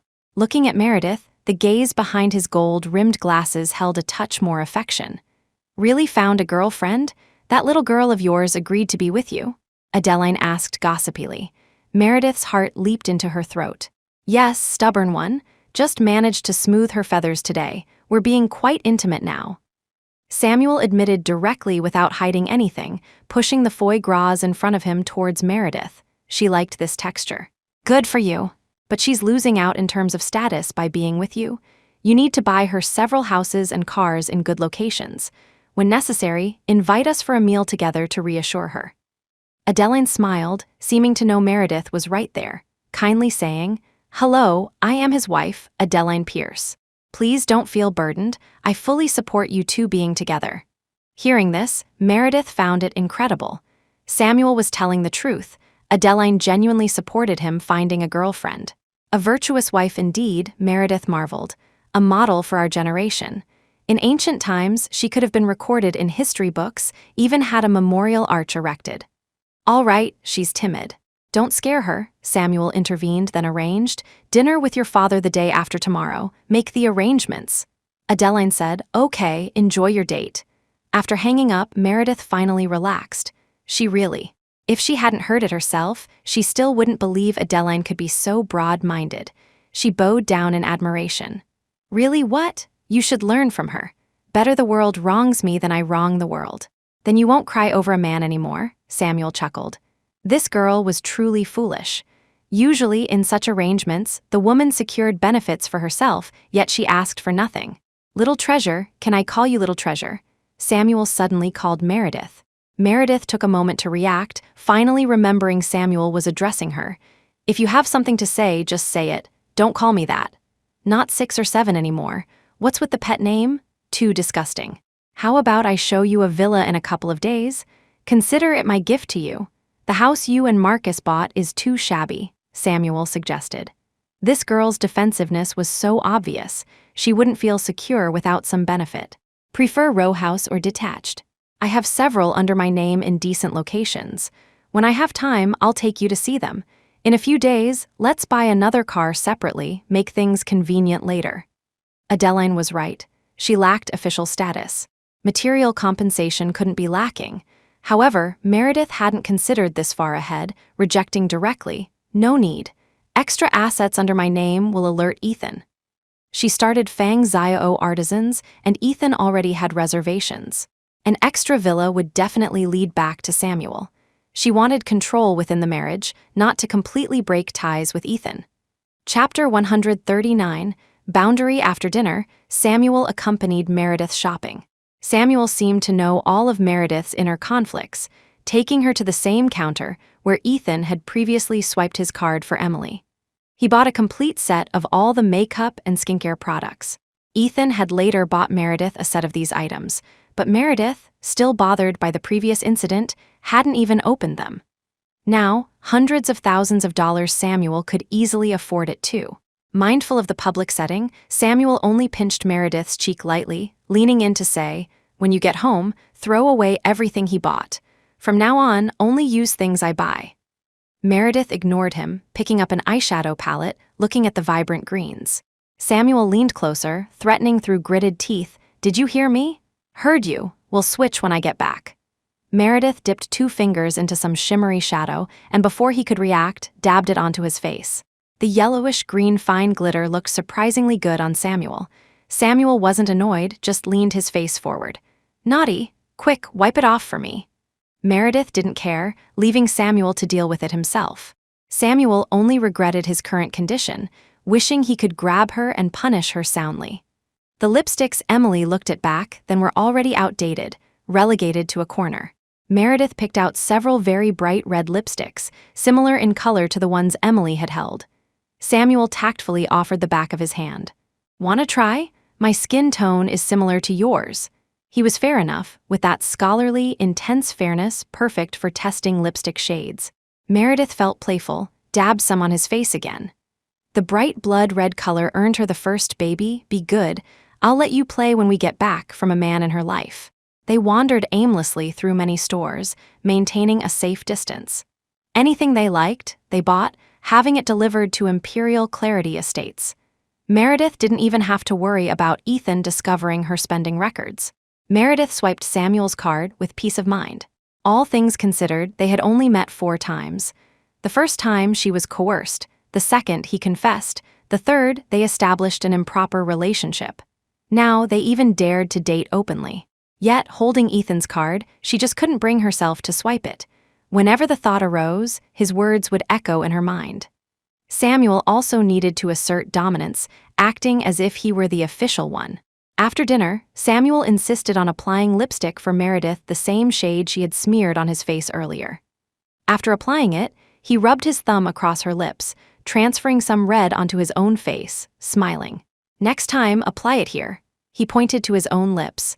Meredith ignored him. Samuel knew not to rush things and didn't insist. From now on, this color is mine. Don't let him touch it, understand? On this matter, Samuel was insistent. If Meredith didn't agree, he wouldn't let her leave. Meredith couldn't win against him and had to agree. Marcus was still at home tonight. She had to go back. We're all mistresses like this. Secretly bullying the clueless legal spouse, deriving stolen pleasure. But Meredith was certain, letting go of her troubles and playing recklessly for this moment, she was genuinely happy. She forgave Ethan and Rosalie, because she now understood the pleasure of being a scumbag. Whether the legal partner would be heartbroken, deal with that if and when it happens. For now, they were just even. Returning home that evening, Meredith found Ethan, Emily, and Marcus watching TV in the living room. The TV played a rerun of yesterday's gala. It wasn't very engaging. Emily and Marcus were playing online games together, Emily chattering louder than the TV. Ethan held a tablet, looking down at something.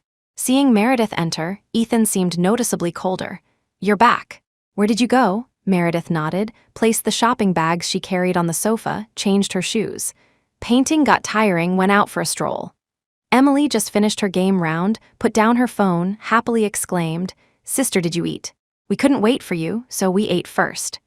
Originally, she planned to go home with her parents, but they said Marcus was here alone and told her to stay and play with him. Marcus came over to help with Meredith's purchases. "Sister, are you still hungry? Want to eat something more? How about some hot soup?" Although Harborview City had mild seasons, winter was approaching, carrying a slight chill. Meredith shook her head. "Where are the things I bought? I got gifts for you guys." In the small living room. Mentioning gifts energized Emily. She followed Meredith to the small living room. She had wanted to open them earlier but knew they were sisters' things and politely restrained herself.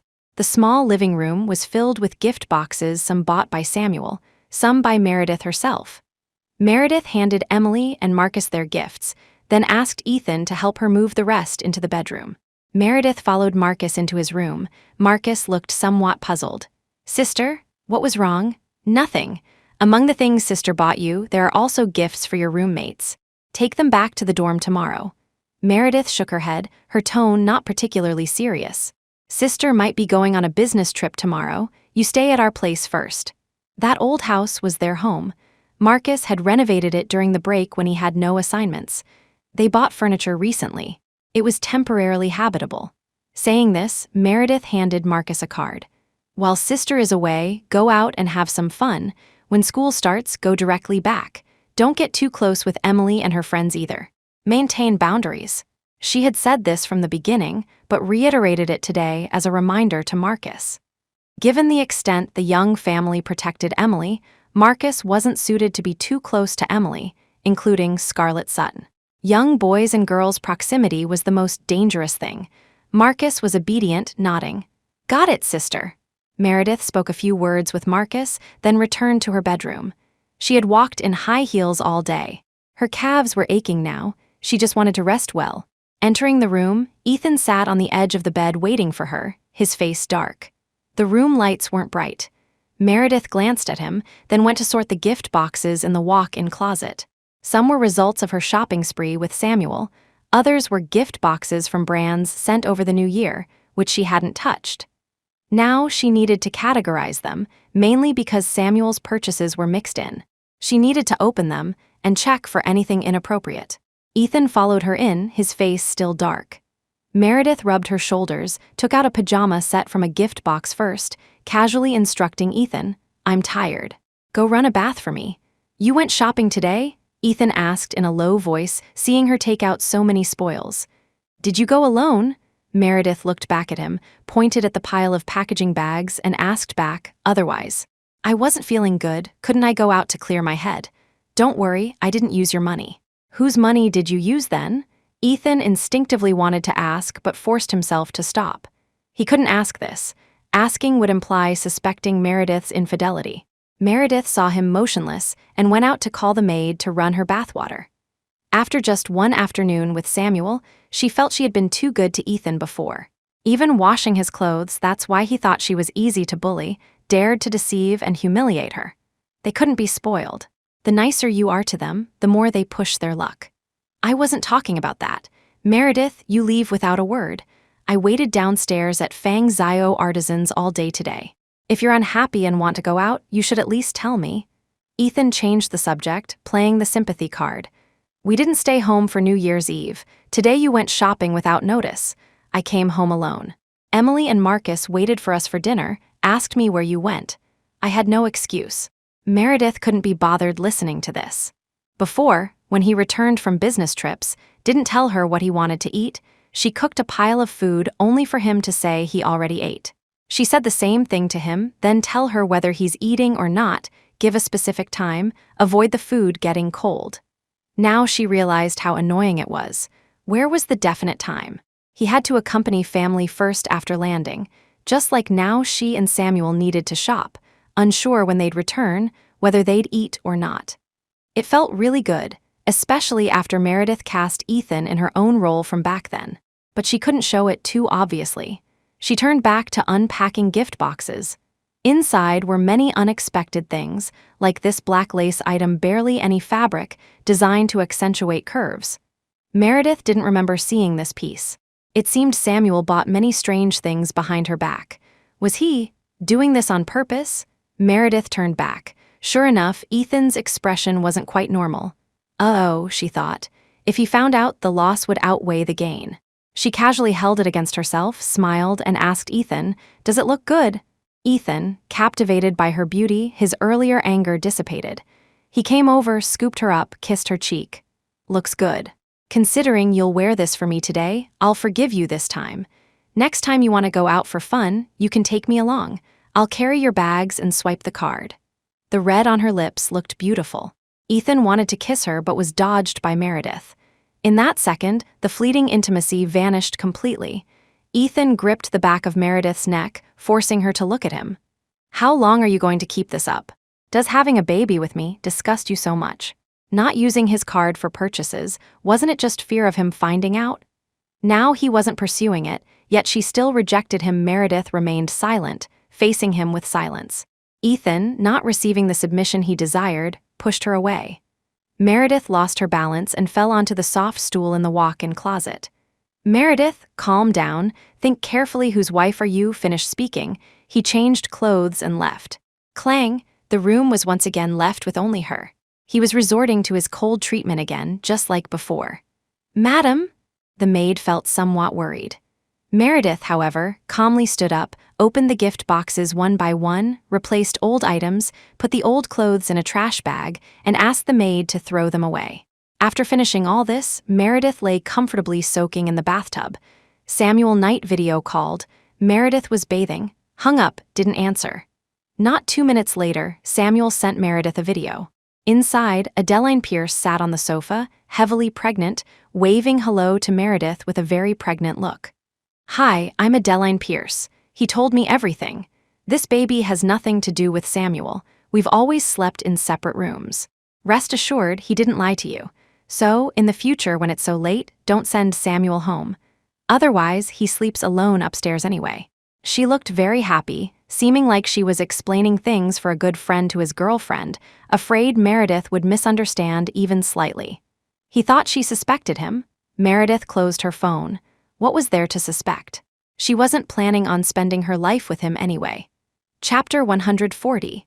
Scandal. Meanwhile, in an ordinary residential complex in Harborview City, within a standard high-rise building.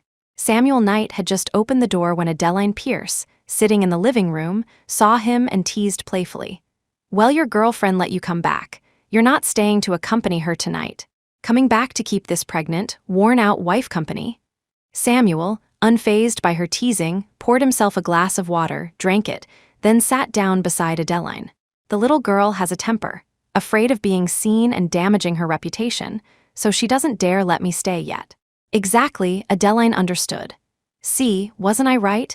Hurry up and get her an apartment. It'll be more convenient for your dates later," Adeline suggested. "I remember she hasn't graduated yet, right? Young girls tend to overthink. You should spend more time with her now. Otherwise, if someone sees you too, she might not be able to handle the mistress label and run off. Samuel nodded, his gaze lingering for a couple of extra seconds on Adeline's belly behind his glasses. The baby inside had grown, it would be born in a few more months. These next few days, have the nanny come over to take care of you. Starting today, I'm moving upstairs, Samuel informed her. After getting married, they bought apartments in this complex. Adeline knew Samuel had a place upstairs. Okay, I'll tell the family tomorrow. Say I'm pregnant and you're too clingy, I get annoyed seeing you, so I kicked you out. How about that? Adeline, knowing Samuel needed to appease his girlfriend, immediately thought of an excuse and asked him. Samuel thought for a moment, then shook his head inappropriate. Ethan knew Adrian Pierce. Adrian was a big mouth. If Meredith found out through him, it would cause more trouble. Let's say this, I work late nights, you worry about me disturbing your sleep, so I'm temporarily moving upstairs for a while, Samuel decided. This way, even if Meredith found out, she'd know he was remaining chaste for her and wouldn't overthink. Adeline considered it and nodded. Her family placed great importance on this child, they would agree to whatever decision she made. After settling this, Samuel tried video calling Meredith again, but she hung up. Samuel smiled, then asked Adeline to film a clarifying video for him to send over. Adeline readily cooperated. Focus on resting during your pregnancy. I've already arranged matters concerning your father's appointment, Samuel said, standing up to get his change of clothes for tomorrow. The rest would be sorted and brought up by the nanny tomorrow. Going upstairs, the apartment upstairs was decorated much more warmly than the one below. Samuel soaked in the bathtub, video calling Meredith. He knew Ethan had left because Adrian Pierce had been called away by Ethan for drinks. But the connection still failed. It seemed she didn't want to answer his calls tonight. The sincerity he showed wasn't enough yet, he needed to put in more effort. Samuel looked at his injured area, whispering softly, "Just endure a little longer. She's right here now. There will come a time when you're healed." On New Year's Eve, the popular female celebrity Stella Warner posted private photos on Weibo. One showed herself and a quarter of another man's profile, captioned, "Being with you on New Year's is happiness itself." This ambiguous photo gave hope to fans who had been obsessing over her love life. Blessings poured in, congratulating her. Some even speculated if she and the mysterious boyfriend, Mr. Y, were nearing marriage, perhaps meeting parents on New Year's Eve. This blessing comment was personally liked by Stella Warner, then quickly unliked. This kind of accidental like was common practice in the entertainment industry, tantamount to acknowledging one's relationship to the public. Fans grew even more excited, vowing to identify Stella's boyfriend's background based on this profile shot, figuring out who exactly he was. The Stella Warner's mysterious boyfriend, hot search topic, occupied 6 spots on the trending list, dominating the top 10. Thus began a massive fan carnival, which ended up affecting Meredith, a true bystander. Because of Walter Wang's photo, many of his fans followed Meredith. And Meredith, back when her relationship with Ethan was good, had posted a photo of them together. So Meredith's Weibo also became a battlefield. Stella Warner's fans, following the timeline, traced back and found the photo where Meredith was captured unflatteringly by Stella, which was later deleted. They even dug up Meredith's old Weibo post calling Stella unattractive. Meredith had to admire the netizens' capabilities. They unearthed her dark history more thoroughly than she could herself. According to netizen speculation, Meredith and Stella were Mr. Y's ex and current girlfriends respectively. Therefore, Meredith sourly called Stella ugly, resulting in being cursed off the internet by Stella's fans. During the extended New Year holiday, people were idle, glued to their phones, celebrating wildly. The incident blew up considerably. Everyone commented under Meredith's Weibo posts, both good and bad. At a critical moment, someone else dug up another photo. This photo was taken by a car enthusiast blogger who happened to pass by on the road. The photo featured a limited edition Bugatti. The blogger, being fond of it and knowing such cars were rare encounters, took the picture as a memento. The car window was open, clearly showing Ethan and Meredith's faces. The timestamp matched the period when Stella claimed to be hospitalized and announced her breakup. This Weibo post was also accidentally liked by Stella Warner. This move completely solidified Meredith and Stella's rivalry. In this female competition, Meredith, lacking Stella's social influence, suffered a crushing defeat. By the time Meredith found out, the Lantern Festival had passed. The issue had already fermented intensely. If not for Meredith's successful collaboration with the gallery requiring Weibo interaction, she might have remained unaware until the whole thing died down. People cluster with their own kind. No one around her used this platform, so no one informed Meredith. On Weibo, an insider claimed Meredith was an orphan with a rural household registration from a small city who schemed relentlessly to climb up to Ethan, using despicable means to marry Ethan. Stella Warner was working in France at the time, caught off guard. Knowing afterwards, she immediately flew back but couldn't stop the engagement. So that night, the idealized ex Stella Warner was heartbroken, hospitalized, and posted ambiguous Weibo messages hinting at lost love. However, Meredith wasn't favored. The man's family gave her nothing. She now lived off the man's charity. Meanwhile, Stella Warner rekindled her love with Mr. Y.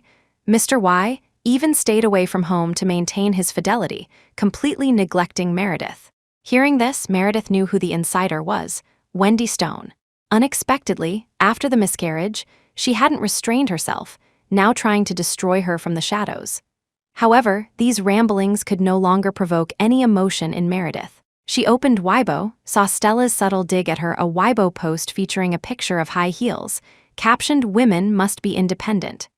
These shoes were very expensive, haute couture, covered in crystals, generally unavailable without an appointment. This picture wasn't new. Fans dug it up, revealing it was a birthday gift from one of Stella's friends. Likely another contribution from Mr. Y. Instantly, the independent beauty Stella Warner, hot search trended again, even featuring lists of Stella's work over the years to prove her independence, branding her a symbol of the new era woman. Conversely, Meredith became a tragic example of failing to marry into wealth, even described by some as a free nanny. Meredith laughed, probably misunderstanding what a free nanny in a wealthy household entails. Firstly, the provided nanny room is larger than most people's apartments, not to mention a single piece of clothing costing more than many people's annual living expenses. Thanks to Mrs. Davis S.R.'s earlier blessings, the internet gave her a nickname, but so far, no one had completely doxed her information. Meredith shook her head. The Wu sisters' combat power was lacking. Their fabricated stories were dramatic, yet they didn't even dare mention her name. Fang Zhao Artisans was safe. Her collaboration with the gallery remained unaffected. Previously mentioned trip to France ended up cancelled. Leo Group's old president suffered a heart attack, unable to meet Meredith temporarily. So, this business trip came to nothing. In a couple of days, the new president of Leo Group from France would personally come to discuss cooperation. Meredith sensed he might propose signing her individually. Meredith privately preferred the academic route. If the other party wanted to sign her individually, she needed to showcase more works at Fang Zhao. Finn specialized in design. He could fully support Fang Zhao alone. She could then completely retreat behind the scenes, perhaps becoming just an investor. Meredith temporarily had no time to deal with the online chaos. Yet, she couldn't let Stella Warner continue spouting nonsense. Opening Weibo, she copied Stella's high heel picture and posted, "Little lamb loves meat. Stella Warner, you work hard to earn money and social influence, ultimately using it to satisfy your personal vanity. I have no objections. But while being vain, please don't involve innocent people. Thank you. P.S. My man isn't leashed. If you want him, come coax him away yourself." This Weibo post dripped with sarcasm, especially the last sentence. "He's not leashed, meaning I don't particularly cherish him. Pity you couldn't lure him away." Before Stella Warner could respond, the official law account screenshotted Meredith's Weibo post and published a lengthy analysis of the incident. Harborview City XX People's Court. The law does not restrict artists' public influence from necessarily benefiting society. However, after satisfying vanity, innocent people should not be implicated, nor should they bear the burden of your negative impact. Little Lamb Loves meets Stella Warner. The accompanying picture was a candle illuminating a room, yet the area directly beneath it remained dark. Darkness under the lamp. Meredith understood instantly. Netizens understood instantly too. This whole affair boiled down to two women fighting over a man. The losing party incited fans to cyberbully an ordinary person. Why didn't anyone target the man? What wrong did she do? Just because her background wasn't good. Deserved to be hurt by the scumbag, Mr. Y and his supposed true love. Meredith paid no further attention to the online matters. Leo Group owned numerous international galleries. One of their buyers was very interested in her paintings. This held more appeal for her. If this deal succeeded, establishing a strategic partnership with the gallery, she would achieve a true turnaround, a halo no one could snatch away. Samuel Knight's major project also came through an official call for proposals for urban planning and construction. With these two combined, she simply had no mind for these messy trivialities. Chapter 141, Calculation. Ethan, however, didn't think this way. Since their unpleasant parting that day, he had returned to staying at the company. Meredith showed no concern, asking nothing. The Stella Warner incident fermented to an uncontrollable point. He secretly notified major media outlets not to leak Meredith's information. Publicly, he waited for Meredith to seek him out. He had been too aggressive that day, shouldn't have stormed off, leaving her again. If Stella Warner could provoke Meredith, even if Meredith came looking for him to settle scores, he could use it as an opportunity to step down and apologize. That person lurked menacingly nearby. Yet, at such a time, he was engaged in a cold war with Meredith, utterly foolish. But now, another month passed, and Meredith remained silent. He waited and waited, only to see her resolve the situation herself. The official account spoke out. Stella Warner could only apologize and urge fans to be rational. She was a public figure, enduring a few words was fine. Now, another storm erupted. Countless passers-by flocked to curse Meredith, claiming she used her status as Mr. Y's wife to suppress an independent new woman. The insults were incredibly harsh. Some even brought up the photo Stella Warner took, comparing it, calling Meredith's posture ugly, unfit to be a wealthy wife. They urged Meredith to step aside, let the capable take her place. Some even went to Yeong's official Weibo account, calling for Ethan to divorce Meredith. The official account's comment section became a cesspool. Ethan laughed grimly. He inexplicably acquired a scandal, fine, but his wife needed their approval, survival of the fittest. The staff below asked Ethan how to handle it.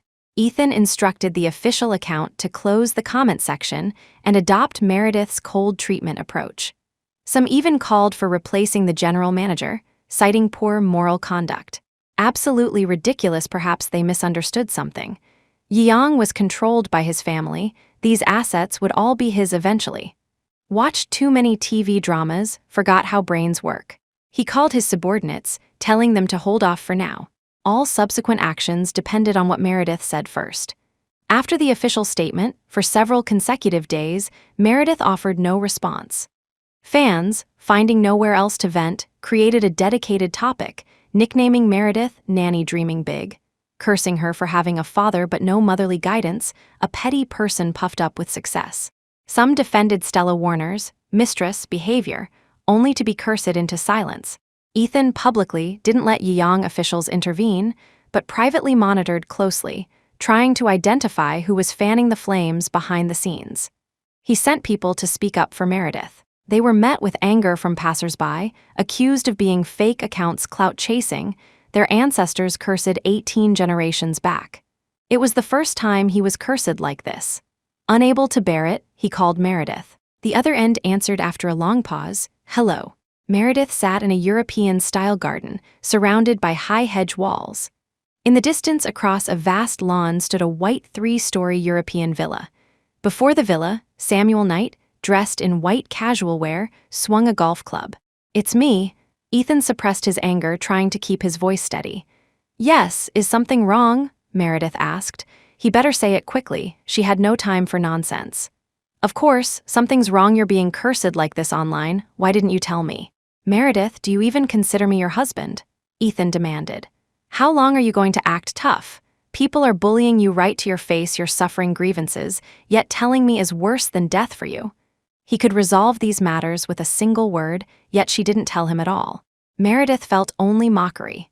The situation had been escalating for days, not just one or two. Yet he remained passive, waiting for her to beg him no improvement at all, still thinking she was the same destitute orphan from before. She endured these past few days precisely to tell Ethan today. Without him, she could still handle Stella Warner. No, the Wu sisters Meredith's nearby table held Samuel's phone. She knew the password. The Weibo account was linked to the official law account. If she acted now, tagging a few more official accounts to discuss Stella Warner, she could destroy her. But she deliberately refrained. Stella was merely superficial. Ethan was the root cause. Samuel waved to her from afar. Meredith smiled back, yet her tone remained cold. "What do you want to say? I'm the one being cursed. It has nothing to do with you. No need for you to get so angry. You're simply ungrateful." Ethan was furious. "Just say the word, and I'll terminate Stella Warner's contract.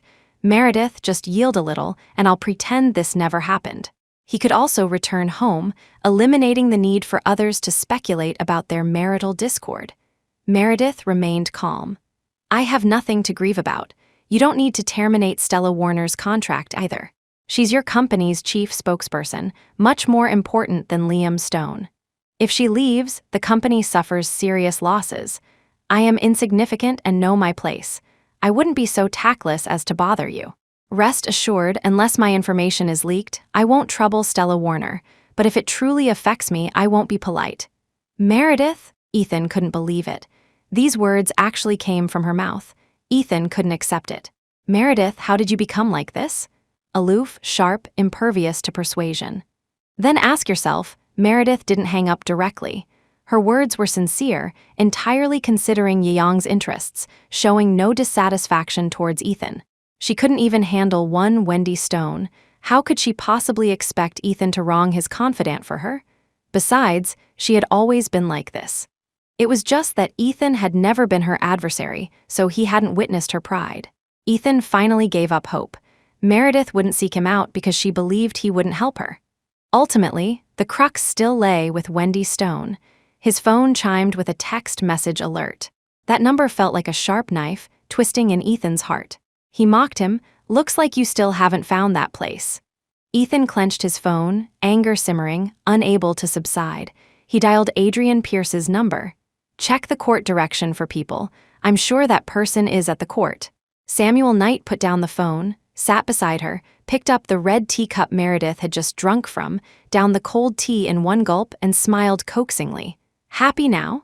He provoked Ethan right in front of her, even showing the phone to Meredith. Meredith asked back, "Aren't you afraid he'll find you? Your position won't be secure then." A public official, living improperly, affording such a large villa, surely not clean either. Position isn't a means of livelihood. It just simplifies certain matters. Samuel didn't mind her words, stood up, handed the golf club to Meredith. "Come, I'll teach you to play, tell you slowly." Playing golf naturally involves close proximity, chest to back. Meredith held the club. Samuel held her hand, whispering near her ear, "The older generation at Yiyang wants to profit while Ethan takes over. Arthur Young wants to train Ethan, hasn't interfered. Isn't this kind of thing supposed to happen when his dad is about to die, fighting over inheritance?" Meredith found it amusing. Ethan, the only son, also had such troubles, not fighting over inheritance but fighting for power. Samuel guided her swing, the ball flew out.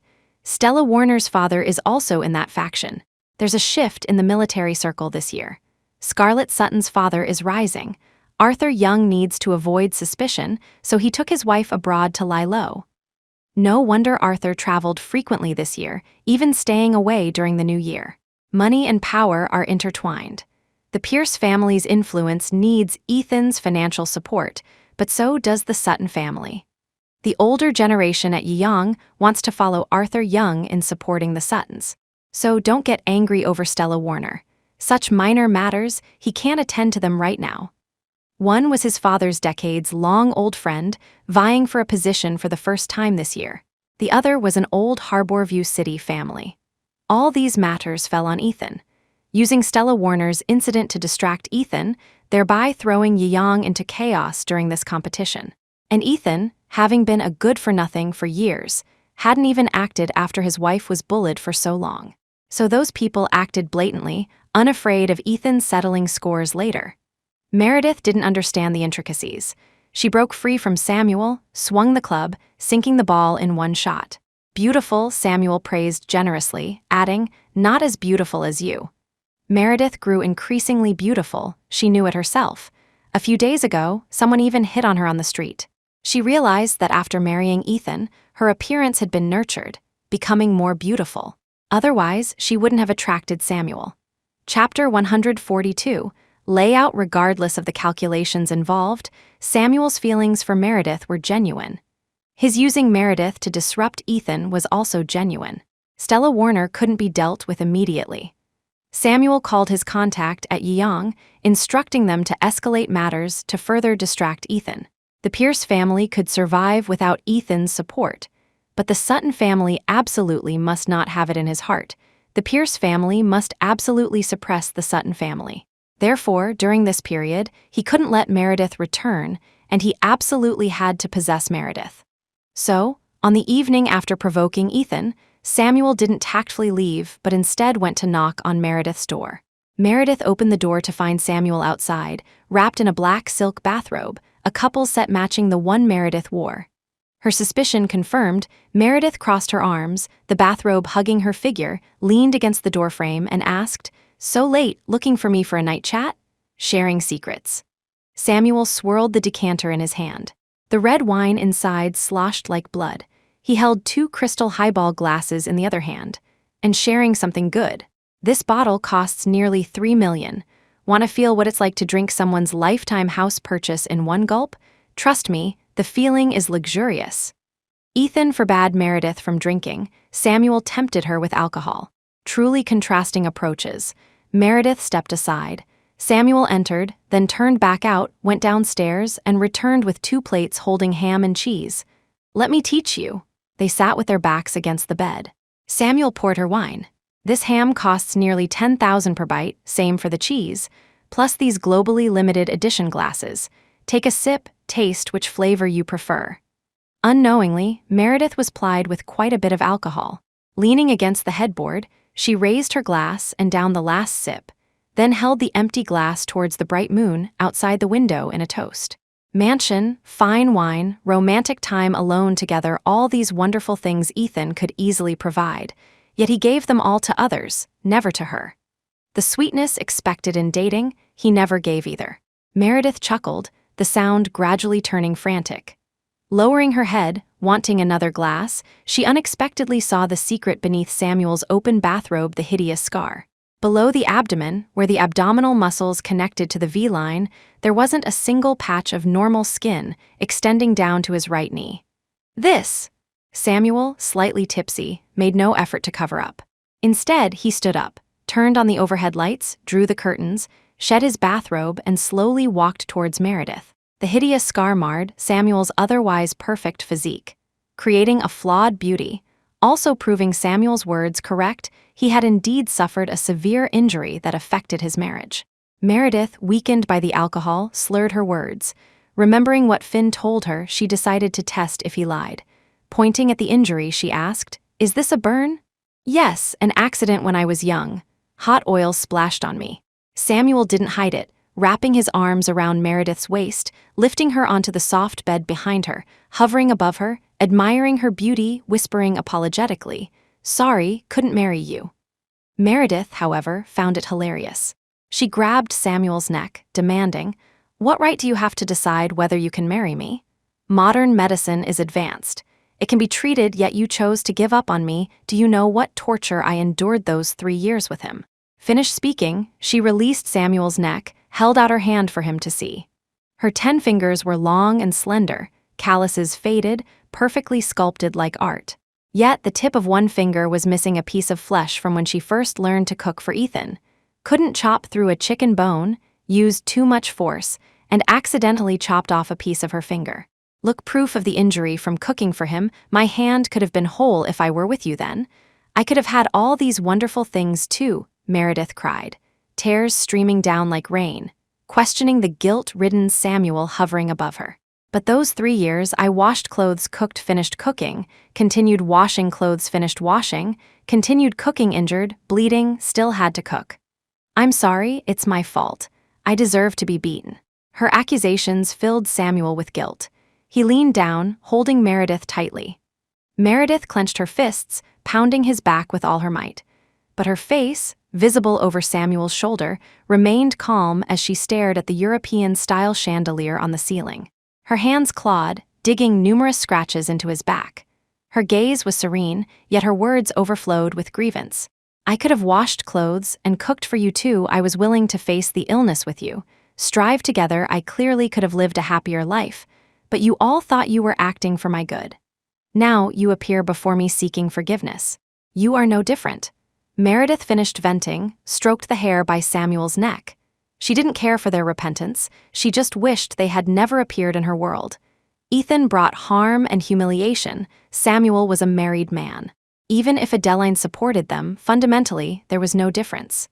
Samuel held Meredith tightly, letting her vent. When her emotions calmed, he whispered near her ear, "Rest assured, I can't marry you, but I can help you get the assets. Once the assets are secured, no one can bully you anymore." Assets. These two words struck a chord in Meredith's heart. Samuel's persistence these past few days, his ultimate goal was finally revealed. She let Samuel get close precisely for this reason. She wanted the assets, but no one helped her. She hadn't even received the share she deserved as a daughter-in-law. Forcing herself to recall her past poverty, she let tears well up again, her voice choked with sobs. Stroking Samuel's face, she asked, "The injuries on your back, do they hurt?" Suffering hardship in the past had this benefit. Whenever she needed to cry, the performance could be instantly perfect. Her question made Samuel instantly surrender. She didn't despise him, even blamed him for hiding his suffering. The little girl he held in his heart for so many years didn't blame him. That night, Meredith lay awake, eyes open. Samuel behind her wasn't asleep either. They murmured incoherent words, drifting in and out of consciousness. Meredith's phone lay on the bedside table. Since the call with Ethan, it hadn't rung again. Clearly, Ethan still didn't know she hadn't been home these past few days. From today onwards, she completely stopped blaming Ethan. In the villa, Samuel showered Meredith with affection, trying to compensate for the grievances she suffered over the years. But outside the villa, they were strangers. They communicated using that secret WeChat account, never exchanging ambiguous words, only discussing business matters.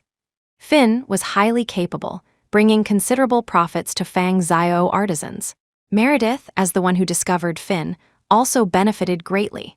2 months later, Meredith recently felt her body acting strangely. After the conflict with Ethan, she calculated the time and bought a pregnancy test. During this period, she discussed her ideas with Finn, who fully supported her proposal. They amended their previous contract.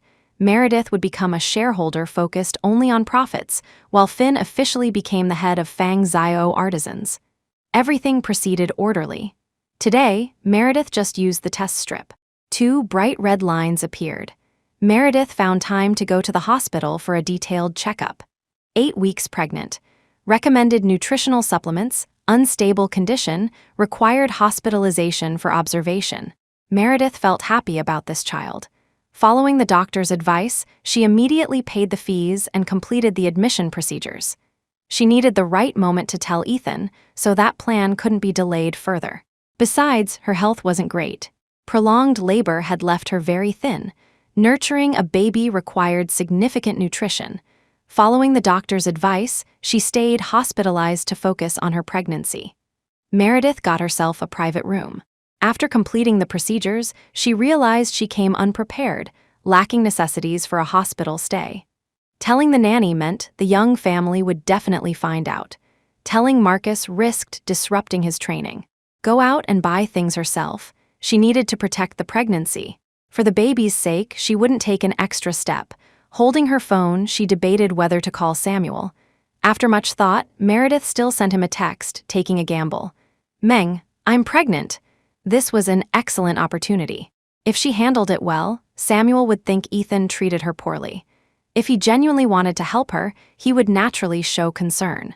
If his reaction was unsatisfactory, then once Ethan was secured, Samuel needed to be dealt with quickly. Chapter 143. Reddy the other end remained silent for a long time. Meredith couldn't wait any longer and was about to delete the message when a call suddenly came through. The number was Samuel's usual phone number. He was actually careless enough to call her using his own number.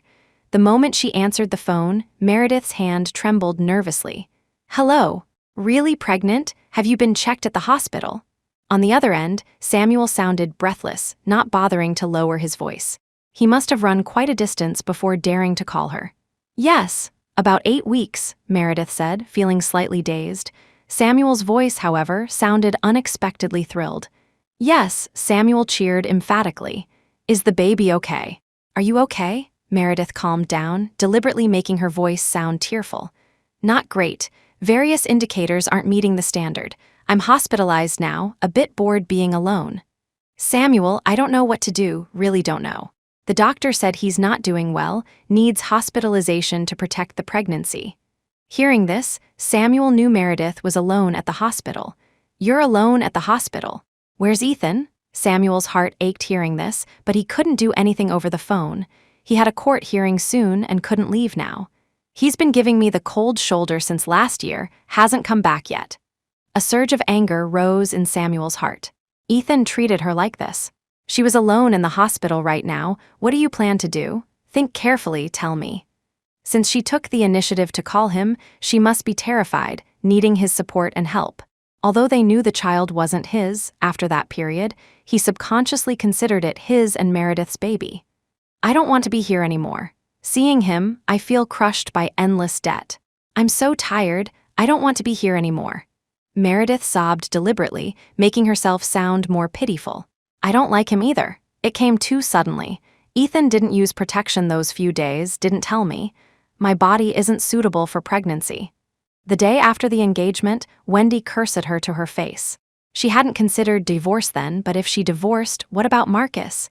Samuel knew this too. It required long-term planning. "Little treasure, listen to me. Focus on recuperating. No one is worth you being this upset. Take good care of yourself and the baby. I'll find a way to get leverage on Ethan."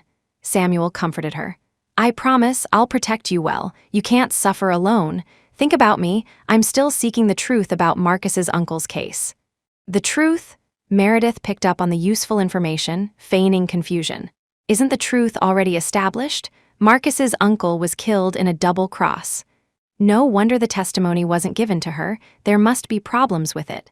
The fugitive's testimony is problematic. The criminal investigation team has been looking for a breakthrough. The case can't be closed, so the testimony can't be released. Samuel analyzed piece by piece, trying to calm Meredith's emotions. Her agitation was highly detrimental. "Listen to me, stay in the hospital and rest well. I'll come see you after my court hearing." Samuel checked his watch. Time was running out, the hearing couldn't be delayed. He couldn't drag this on. "Send me the address, I'll come see you later. Be good, don't overthink," Samuel instructed. Meredith hung up, leaned back against the headboard trying to soothe her emotions. Stroking her belly, she whispered softly, "Baby, don't listen. Mommy wasn't talking about you. Mommy always loves you."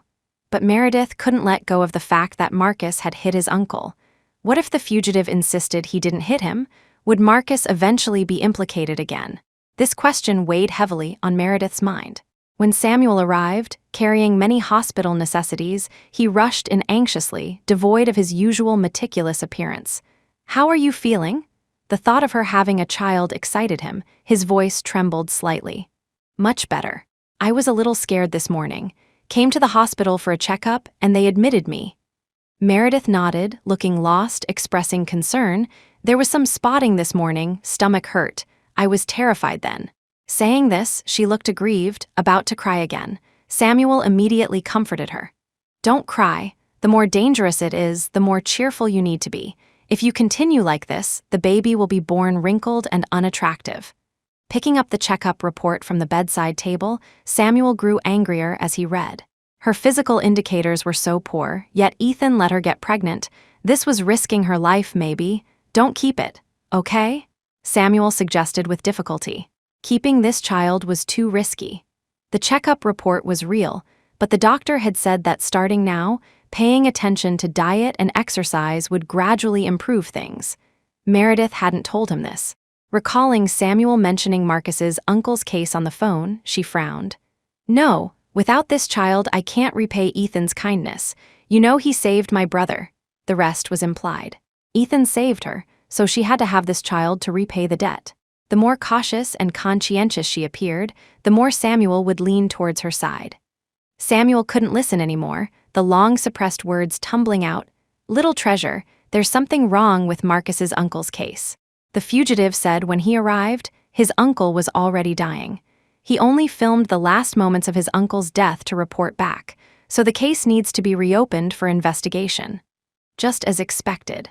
Meredith felt flustered, grabbing Samuel's hand. What should I do? Ethan is giving me the cold shoulder, completely ignoring me. Look how arrogant that female celebrity is.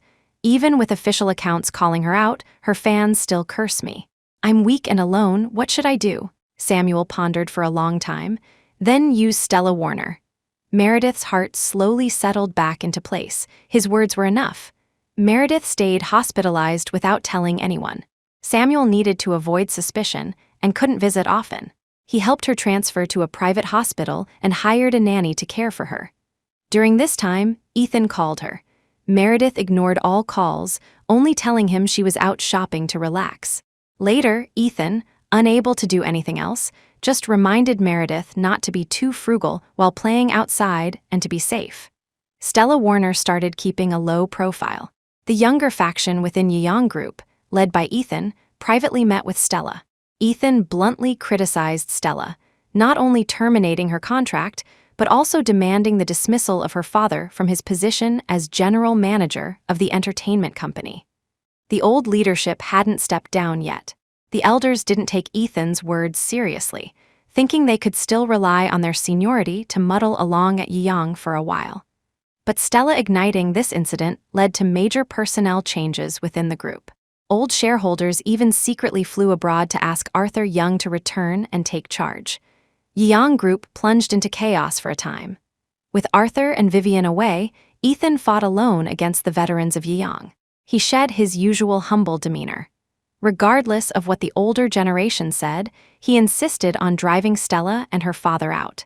Getting rid of these two meant breaching the defenses of those who followed Ethan's father. Subsequently, dismantling their faction would become easier for Ethan. This wasn't a good sign. And at this time, Liam Stone, who had always been part of Ethan's faction, switched sides, joining the older faction, directly accusing Ethan of muddled actions and opposing all his decisions. The battle for succession at Yeong Group had begun ahead of schedule.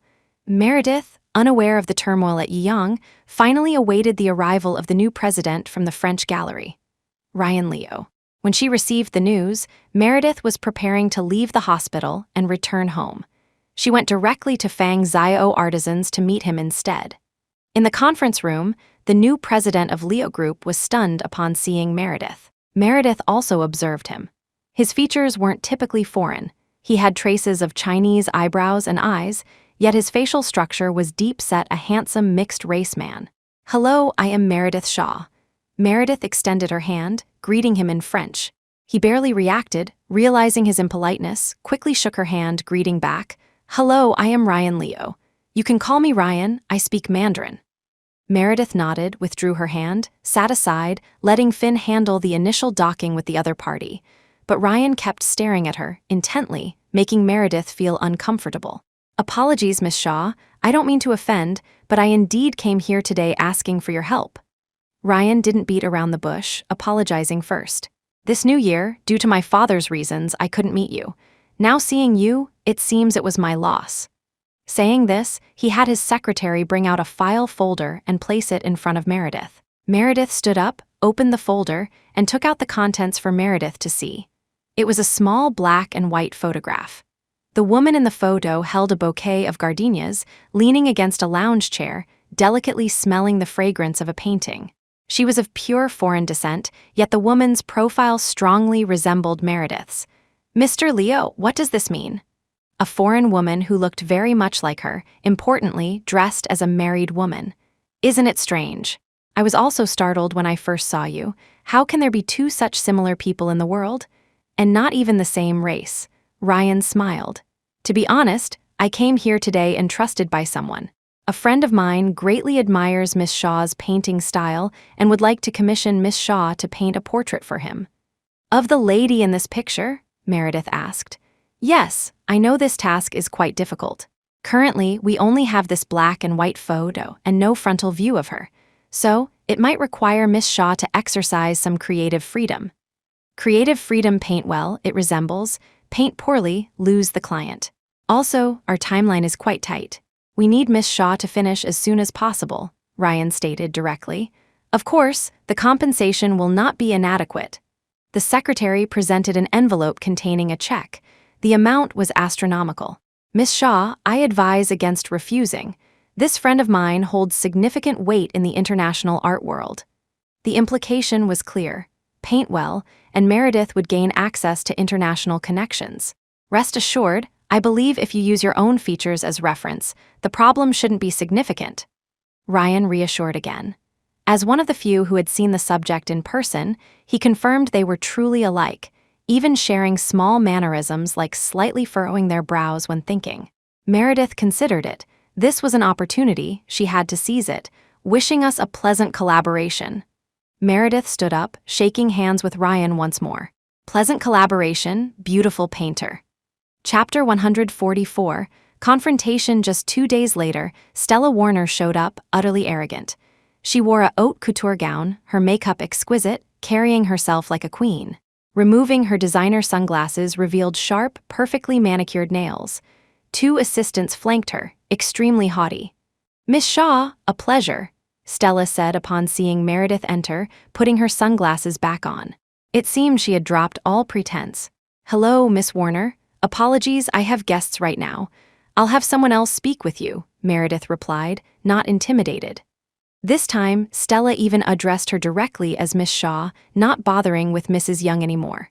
Clearly, today's conversation wouldn't be pleasant. Arthur Young had been called back from abroad. Young would reach a decision today. Arthur was sentimental. He would surely reprimand his son for lacking respect for elders. By then, she would still be Young's spokesperson. Ethan, wanting full control, would have to wait until after Arthur passed away. After all, Ethan listened most to Arthur. As long as Arthur intervened to calm things down, Meredith, this daughter-in-law, would pose no threat in the future. Meredith had little desire to engage with her, turning to call Finn over for the reception. Just as she turned, she heard a gasp from Stella's assistant behind her. The painting hanging on her wall now bore a long gash. Her assistant stood before Meredith's painting, holding a fashionably spiked bracelet. The young assistant apologized guiltily. I'm sorry, I didn't hold Miss Warner's bracelet properly, accidentally. The oil canvas suffered a large tear. Meredith's efforts these past few days were ruined. Meredith raised an eyebrow. Let's talk compensation. Her contract with Ryan Leo was progressing smoothly. Leo planned to sign her individually, lighting a path for her in the art world. These paintings were valued by Leo, intended for sale in his galleries. Ruining them didn't matter, as long as the other party paid the assessed value. Fine, Stella replied haughtily. With a gesture, the young assistant accidentally damaged 4 more of her paintings. Name your price, I'll pay. Meredith didn't answer, instead recording everything with her phone. Miss Warner's assistant damaged 5 of my paintings in total. I will have a professional team assess the value in the coming days. Please await my invoice, Miss Warner. Seeing her recording, the young assistant tried to grab Meredith's phone. Delete that recording. If it got out, Stella Warner's image would be ruined. Now, Miss Warner brazenly enters my premises. Naturally, I must consult the person backing you. Meredith ignored her. Already standing near the door, she turned, opened it, and walked out. Finn and the others, somewhat aware of the situation, blocked the path, preventing Stella's entourage from following, and ushered them out. Meredith picked up her phone, put on her coat, and sent the video she just recorded to Ethan. Followed by 4 words, "You estimate the value?" Yang had been in chaos for less than half a month. Ethan secured numerous shares, becoming the largest shareholder after Arthur Young. The general manager tore off his weak and incompetent mask, conducting a major cleanup of the entire group. Many who had relied on seniority were purged, leaving only Liam Stone. At this moment, Ethan finally had time to rest. He was worrying about how to reconcile with Meredith. These days, he was tormented by that person's words, driven to distraction. If Meredith hadn't said she was out shopping for fun, he would have flown to her side immediately. Wendy and Liam caused too much trouble. He couldn't let her return to worry about it. That's why he suggested she go out and play for a while, avoid the troubles temporarily. Now, suddenly receiving Meredith's message made him happy. Opening it, he saw Stella Warner causing trouble. Ethan's teeth itched with hatred. This female celebrity he had spared her father's reputation, letting her finish this season's endorsement. Unexpectedly, she dared provoke Meredith. Ethan called Meredith. Before he could speak, Meredith said she was on her way. He wanted to offer to pick her up but received a call from his father's assistant, demanding clarification on the events of the past few days. Ethan was torn, having to first explain the complexities to his father. Meredith and Finn carried the paintings together to the Yang office building. Midway, Meredith told Finn not to rush, so the two truly dawdled, even stopping for 2 roasted pig trotters and a cup of bubble tea. Estimating Stella Warner's car had been at Yang for some time, Meredith and Finn finally entered together. Inside Yang, she handed all the paintings to Finn, then strode purposefully towards Ethan's office, Finn following closely behind with the damaged paintings. Coincidentally, on the way, they encountered the star-surrounded Stella Warner. She had shed her earlier coldness, changed into a distinctly styled dress, followed by a troupe of makeup artists and assistants, seemingly heading for a photoshoot. Meredith's sharp eyes spotted Wendy Stone and that young assistant hiding in the crowd. "Mrs. Young," Stella stopped first, greeting politely. Meredith ignored her, walking straight towards Ethan's office, leaving a crowd murmuring behind. "Mrs. Young Jr. hasn't been here in a long time, she seems fierce today." Of course. Being cyberbullied for so long online, even hinted at having an affair with Mr. Young Jr. Anyone would lose their temper. Others didn't know, but internal employees certainly knew the target of the cyberbullying was the general manager and his wife. So she's here today to demand accountability? Many knew about the online incident, unanimously believing Mrs. Young Jr. deliberately came when Stella Warner was present, surely to monitor Mr. Young Jr. And Stella. "Looks like it. This will be a good show. Miss Warner has collaborated with us so much. Wonder if Mrs. Young Jr. can persuade Mr. Young Jr. to deal with her. Anyway, I'm rooting for Mrs. Young Jr. She clearly wants to be the mistress and bullies the legal wife." "I think so too." Wendy listened, feeling uncomfortable. "What are you doing? Does the company pay you to gossip?" "Get back to work." Turning back to Stella Warner, she smiled. "Miss Warner, our Mr. Young Jr.'s wife is just like that. Her parents passed away early. She doesn't usually appear in public, so sometimes she neglects social niceties. Please don't be angry. This way, please." Her words practically screamed, Meredith has no upbringing. The reprimanded junior staff behind pouted resentfully but dared not object. After all, her husband was the chief art director. His position remained unshaken during this internal struggle, and Mr. Young Jr. looked after her extensively. They couldn't afford to offend her. Stella Warner didn't take Meredith seriously. Getting upset over some online rumors and coming to demand accountability, showing no respect for the man's face, no wonder she wasn't favored. Ethan emerged from the conference room. Meredith stood by the office wall, admiring the painting of the tree strangled by gold and silver jewelry. The paintings damaged by Stella Warner lay at her feet. Meredith gently touched her belly, thinking inwardly, "Baby, Mommy is going to argue. Close your ears, don't listen." Completely unconcerned that at this stage, the baby couldn't possibly hear. Ethan sensed trouble. Meredith cherished her paintings most. Now they were ruined like this, her mood must be terrible. "Meredith, why are you here? I was just in a meeting about Stella Warner." Just as he was about to say he was meeting to replace Stella Warner, Meredith interrupted. She kicked the nearby picture frame, sending the 5 frames tumbling chaotically. "Your woman damaged these paintings. Mr. Young should have already assessed the value. Pay up."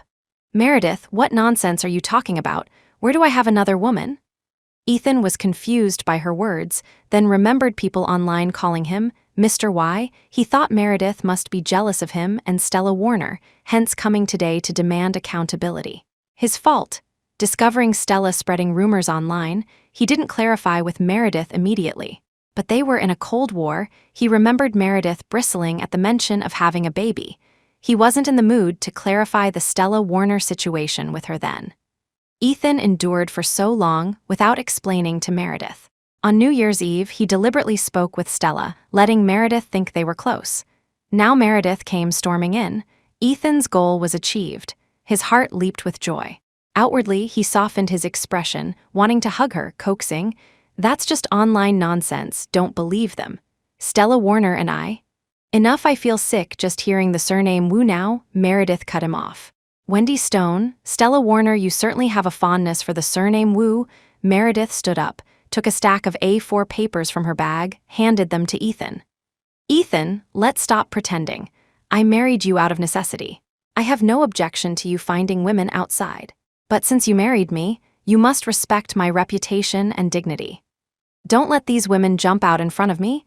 The A4 papers contained color printouts of photos, Ethan intimately pictured with different women, one after another enlarged. The girls were diverse, slender, curvy, each with unique features, yet all gazing affectionately at the man in the photo. Meredith laughed. "Young Master Young certainly casts a wide net, even has several homes abroad." Samuel, to drive a wedge between her and Ethan, gave her all the photos. Only then did she realize that during that period, the women involved with Ethan also included foreigners. Chapter 145. Accusation. The A4 paper stack contained high-definition prints. Ethan saw the top sheet and didn't dare flip further. He couldn't believe she had so many photos. He quickly explained, "Meredith, listen to me. I never touched any of them. This all happened before we got engaged. During that time, you weren't talking to me, so I temporarily went astray and interacted with them. Before the engagement, meaning while we were dating, young Master Young's love life is truly rich." Meredith sneered. "Thank you, young Master Young, for allowing me to stand out among this crowd of socialites and models, winning the top prize," crowned Mrs. Young Jr. Ethan was speechless, unable to counter her sharp words. He never thought Meredith could be so articulate, each sentence piercing straight to the heart. "Meredith, believe me, I was a jerk, but I only went out with them a few times. I really didn't do anything to betray you." She knew. She knew everything. Ethan felt scared, quickly assuring his innocence. "I didn't touch them, not even a hint of ambiguity." Stella Warner's face wasn't covered in the photo stack, revealing a beautiful face, though Meredith had already smeared it with dirty colored paint. Meredith tossed her bag onto the desk. On the desk lay a letter opener. Meredith picked it up, playing with it. The blade wasn't very sharp. Besides being pointed, it couldn't really hurt anyone. Holding the letter opener, Meredith walked past Ethan towards the painting in his office. "Meredith, I wronged you. Punish me however you want, I accept it all." Ethan suddenly feared Meredith would say something he couldn't accept. But those were incidents before the engagement. "After getting engaged, my heart only holds you. I truly haven't wronged you. Cheating isn't defined solely by sleeping together." His actions before the engagement, his every failure, every hurt inflicted, all could be attributed to him being busy dating others then, neglecting Meredith in her time of need. "This tree, I originally didn't intend to paint it like this." Meredith spoke tangentially, looking at the withered tree in the painting, entangled by various gold and silver jewelry, its roots pulled from the ground, drooping powerlessly. A gold bracelet nearly choked the entire tree at its base. "Meredith." Ethan didn't understand. "Back then, Marcus's uncle stalked me, cornered me at my doorstep. I was scared. Called you, you didn't answer. Then I hit Marcus's uncle with a wrench, sent him to the hospital. I was covered in his blood." Meredith rubbed her aching temples with her fingers. Finding no relief, she undid the elastic holding her ponytail, trying to ease the scalp pain, yet it was still futile. "Let me rub it for you." Ethan stepped forward wanting to help, but Meredith refused, slapping his hand away. "Don't touch me." After that incident, Meredith never dared let her hair down again, sometimes even sleeping with it loosely tied. Ethan had mentioned it to her many times before. Meredith let her hair down, separating it into strands with her fingers, lowered her head to show Ethan. At the hospital, Marcus's aunt and her son and daughter ganged up on me. His aunt grabbed my hair, dragged me hard. The police came before she let go. The separated strands exposed hidden flaws, many areas with sparse hair. even several thumb-sized bald patches. Not bald patches, but scars from skin being forcefully torn off, where new hair could never grow. Bear, they bullied you, why didn't you tell me? Ethan's heart ached seeing this. Meredith loved her hair, often braiding small plaits for fun when idle. Now, if she braided her hair, those patches couldn't be hidden. I did tell you, Meredith replied, innocent yet puzzled, remembering distant events as if watching another self. At the police station, they said I injured someone. If no one came to pick me up, I'd have to stay overnight. Marcus's aunt was outside with thugs, demanding money back, demanding compensation for medical fees. I was scared inside, didn't dare come out alone. Called you, told you I needed to borrow $100,000, pay Marcus's aunt first. Meredith, don't say any more. Ethan finally connected the two events. His hands trembled. She was digging up the wounds in her heart. Meredith didn't stop, continuing, I thought, even though you often disappeared, we hadn't broken up then. Asking for so much money suddenly, you would at least ask what happened. Instead, you told me to go beg. You might as well go beg back then. This dead tree appeared before Meredith's eyes. Marcus's aunt's matter wasn't solvable by begging for $100,000. She threatened to break Marcus's other leg, also spoke of playing her, this little bitch, to death. Just didn't expect they would actually go to the National University to find Marcus later, forcing him to fight back. She grieved for a long time too, but the mountain of debt gave her no right to feel sad. By the time this painting was finished, Meredith suddenly felt released. She had no right to others' things. But he shouldn't have, absolutely shouldn't have, turned back seeking her forgiveness. If they had ended things then, she wouldn't hate him. Ethan's heart leaped into his throat, choked, unable to speak.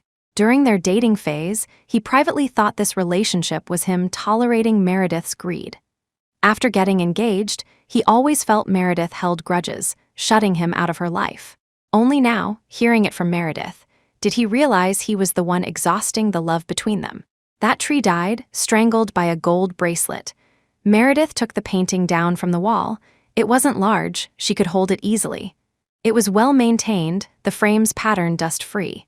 Back then, I thought, if you had given me that $100,000 then, or if you had come to the police station to pick me up, protect me, then until death, I would only recognize you. Her stepmother enjoyed the house her mother traded her life for. She had no home, was hurt by Ethan. So the word morality wasn't as important as kindness. Even if you asked me to follow you without status, bear your children, I would be willing. Of course now, even if you really slept with Stella Warner, even if Stella Warner ruined my painting, I forgive you. She walked towards Ethan step by step, her eyes devoid of sadness, exceptionally calm. Ethan, forced back step by her, saw her disheveled hair, like a female ghost approaching him. Pointing at the scattered photos of girls, Meredith asked, Mr. Young, can you tell me, which one were you with back then? Which high-end restaurant did you go to? My knowledge is limited. I don't know if a high-end dinner, a gift to win a beauty's smile, is worth $100,000. Clang. Meredith raised the painting high, then slammed it down hard. It hit the corner of the desk. The canvas split with the sound. Tell me, where did I wrong you? Am I worth less than a gold bracelet? You give your sister money, you give Rosalie Leighton imports, you let Wendy Stone humiliate me, you told me to go beg. Her questions were frantic. She raised her hands, tossed the broken painting aside, picked up the letter opener, and stabbed down, piercing through several paintings. Looking up at Ethan's eyes, it felt as if she were stabbing Ethan's heart, wishing she could stab several more times. You wanted the bracelet. You could have said so. Why lie to me? Why say you liked me? And why go behind my back with others? Meredith felt dazed. Ethan before her transformed into Marcus's uncle, head wrapped in bloody bandages, blood dripping down, smiling disgustingly at her. This figure is still tender. How about you come with me? Then I won't ask for that little bit of money anymore. She saw Marcus's aunt and her children approaching step by step, full of ill intent, saying they wanted to teach her a lesson. He stalked me, I was just defending myself, why call me a cheap whore? Drag me through the streets by my hair? Why let your son strip my clothes? Why, when I fainted and was hospitalized, were you picking up Rosalie Leighton to take home? The person before her gradually morphed into many people, a revolving lantern of memories, all past humiliations displayed before her eyes. Emotions suppressed for too long burst forth like a flood. eyes bloodshot, teeth clenched, questioning fiercely, hair disheveled, sticking to her face. Broken, yet terrifying. "Meredith, don't move, give me the knife, you'll get hurt." Ethan tried to step forward and hug her but was threatened back by her waving the letter opener. "Hurt? Am I still afraid of being hurt? My life isn't worth much anyway. No money for the hospital if injured." Meredith chuckled darkly, seemingly possessed, holding the letter opener to the artery on her own arm. Now she had money, had Samuel, yet lost the determined self from before. The Meredith who truly loved Ethan died long ago, on the night he told her to go beg. Ethan dared not approach, fearing she would act rashly. Meredith, however, calmed down. Why should she die? They hadn't received their retribution, yet if she died, Ethan could still marry someone else, live happily ever after with others, just like her dad. But her brother Marcus would lose his last refuge. The brother who dared kill his uncle for her only Marcus existed in this world. No, she still had the child.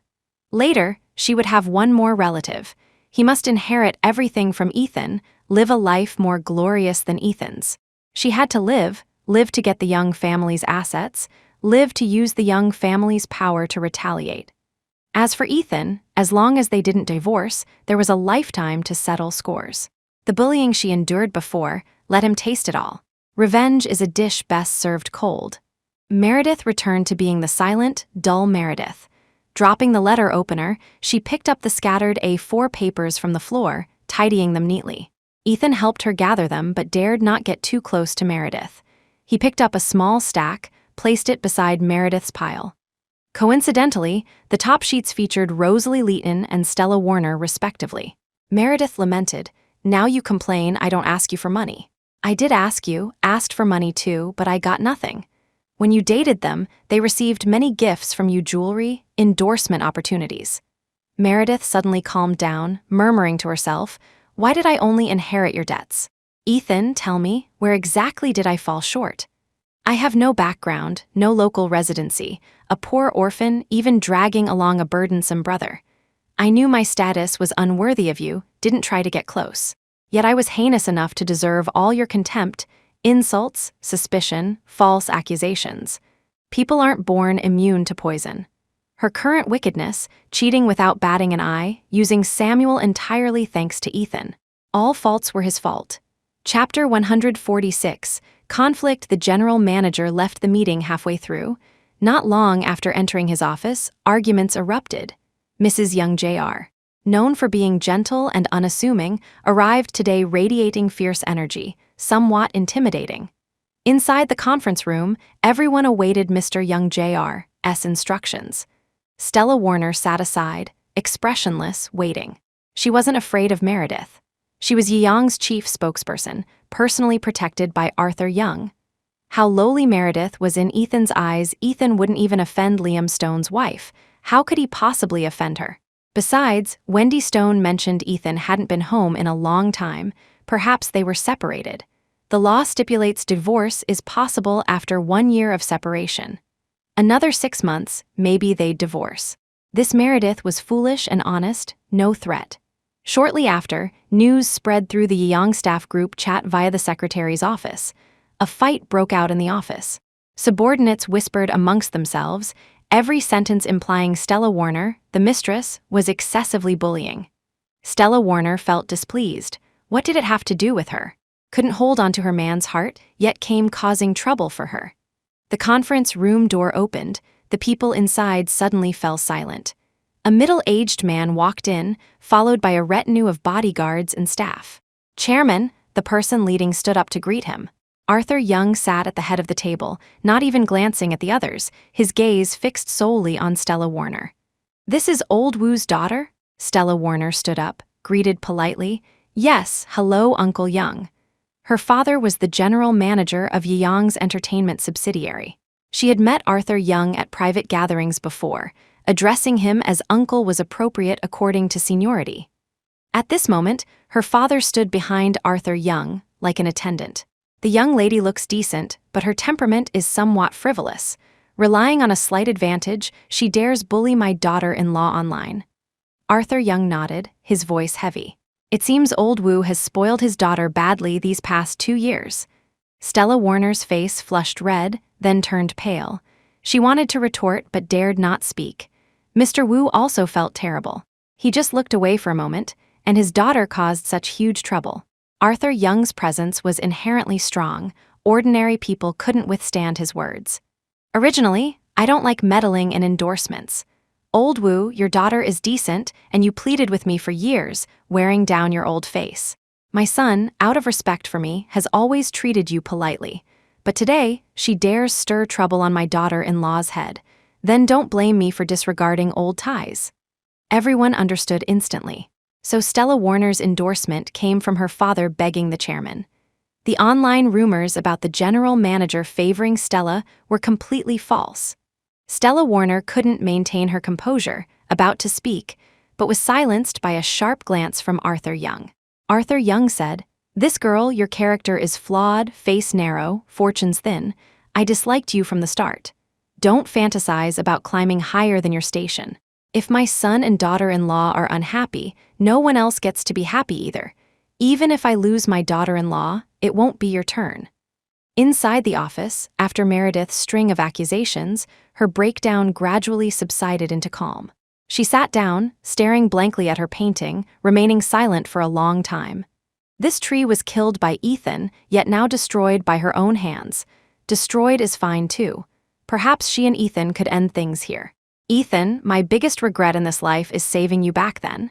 If she hadn't saved him, no one would accuse her of cold indifference. His death would be irrelevant to her. Saving him led to false accusations, insults. All the harm came from him. But without saving him, they couldn't have escaped Marcus's uncle, and his family couldn't have repaid the 100,000. Marcus might have been convicted in his uncle's case. It was a vicious cycle. She couldn't escape. Ethan should have been the most important person in her life, yet he became her nightmare. Ignoring Ethan, she picked up her phone, deleting the stored photos one by one in front of him. Permanently deleted. Their existence had served its maximum purpose. Samuel successfully used them to provoke Meredith into cooperating. Ethan was now consumed by guilt. Meredith? Ethan didn't know what to say now. He wanted to ask for forgiveness, yet felt anything said now would sound pale. Meredith finished deleting the photos, used her fingers as a comb, tied her hair back up, concealing the unpleasant past. "My stance is clear. If you want to find women outside, keep them away from me in the future. We can coexist peacefully for a lifetime. But if they disobey and jump in front of me, I will deal with this disobedient little sister, according to your young family rules." Mistress and little sister had fundamentally different implications. Society doesn't recognize mistresses, sees them as homewreckers. But a little sister, i.e., a concubine, could enter the family. In wealthy families, mistresses had many names, like Stella Warner calling herself a girlfriend or Meredith referring to them as little sister. Of course, if you feel making her a little sister wrongs her, I can also divorce, make way for her. "Meredith, don't talk like that, there's no one else." Ethan grabbed her, forcibly pulling her into a tight hug. "If smashing things isn't enough to vent your anger, hit me. Don't say such things anymore. I have no other women, and won't in the future." Meredith remained unmoved, pointing at the tree on the floor. "I'll compensate you with a new painting for this one. I can also pay for the office cleanup. I haven't used the credit card you gave me. The money I used from the salary card, I've already paid back." Meredith didn't want to say more, pulling his hand away. "I came today just to state my position. This is how I am now. If you can bear it, we continue. If you can't, set a time for divorce. I'm available anytime." "I won't divorce," Ethan refused, grabbing Meredith's hand and hitting himself with it. "Hit me, curse me, just don't divorce, never divorce in this lifetime. As you wish. I'm just telling you my attitude, lest you misunderstand I still love you." Meredith smiled indifferently. At this moment, she reverted to the obedient, well-behaved Meredith, as if the person who just went mad wasn't her. "Whether you want to continue staying at the office or come home, I have no objections. If you want to bring someone back, I can also move out, start another home outside. I won't disturb you. I'm coming home even if you kick me out later. I won't leave. I'm not angry at you. I'll never leave you. I'll come home on time, report all my whereabouts to you." Ethan quickly followed up. "Let's live well together from now on, Meredith. Just the two of us for a lifetime. You can't kick me out. I won't leave." It was all his fault. She suffered so many injuries yet still gave him a chance to start over. He, however, repeatedly wasted this chance, making her heartbroken, leading her to find someone else. Ethan couldn't help thinking about her injuries. He broke her heart. That person must have appeared during such times. Meredith didn't leave with that person.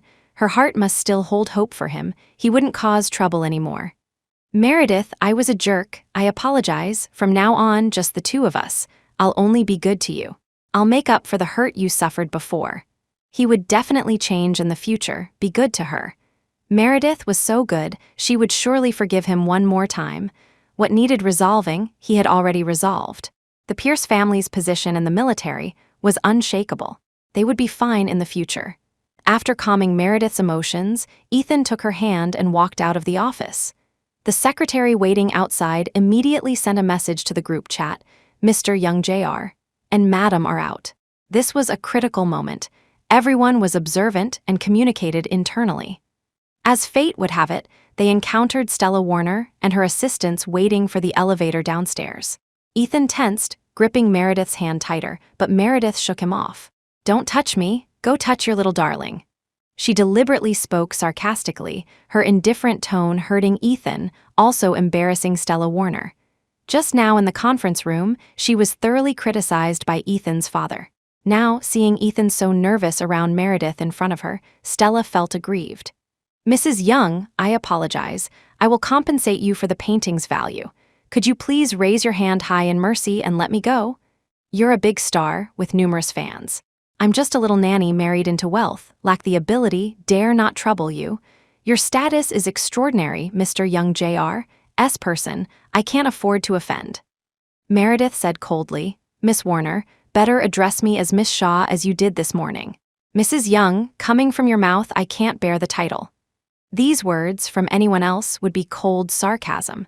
From Meredith, they sounded like utter disillusionment, completely devoid of any intent to complain. Ethan listened, heart alarmed, knowing she now understood everything. Daring not hide anything, he quickly apologized and assured, Meredith, I truly have no relationship with her.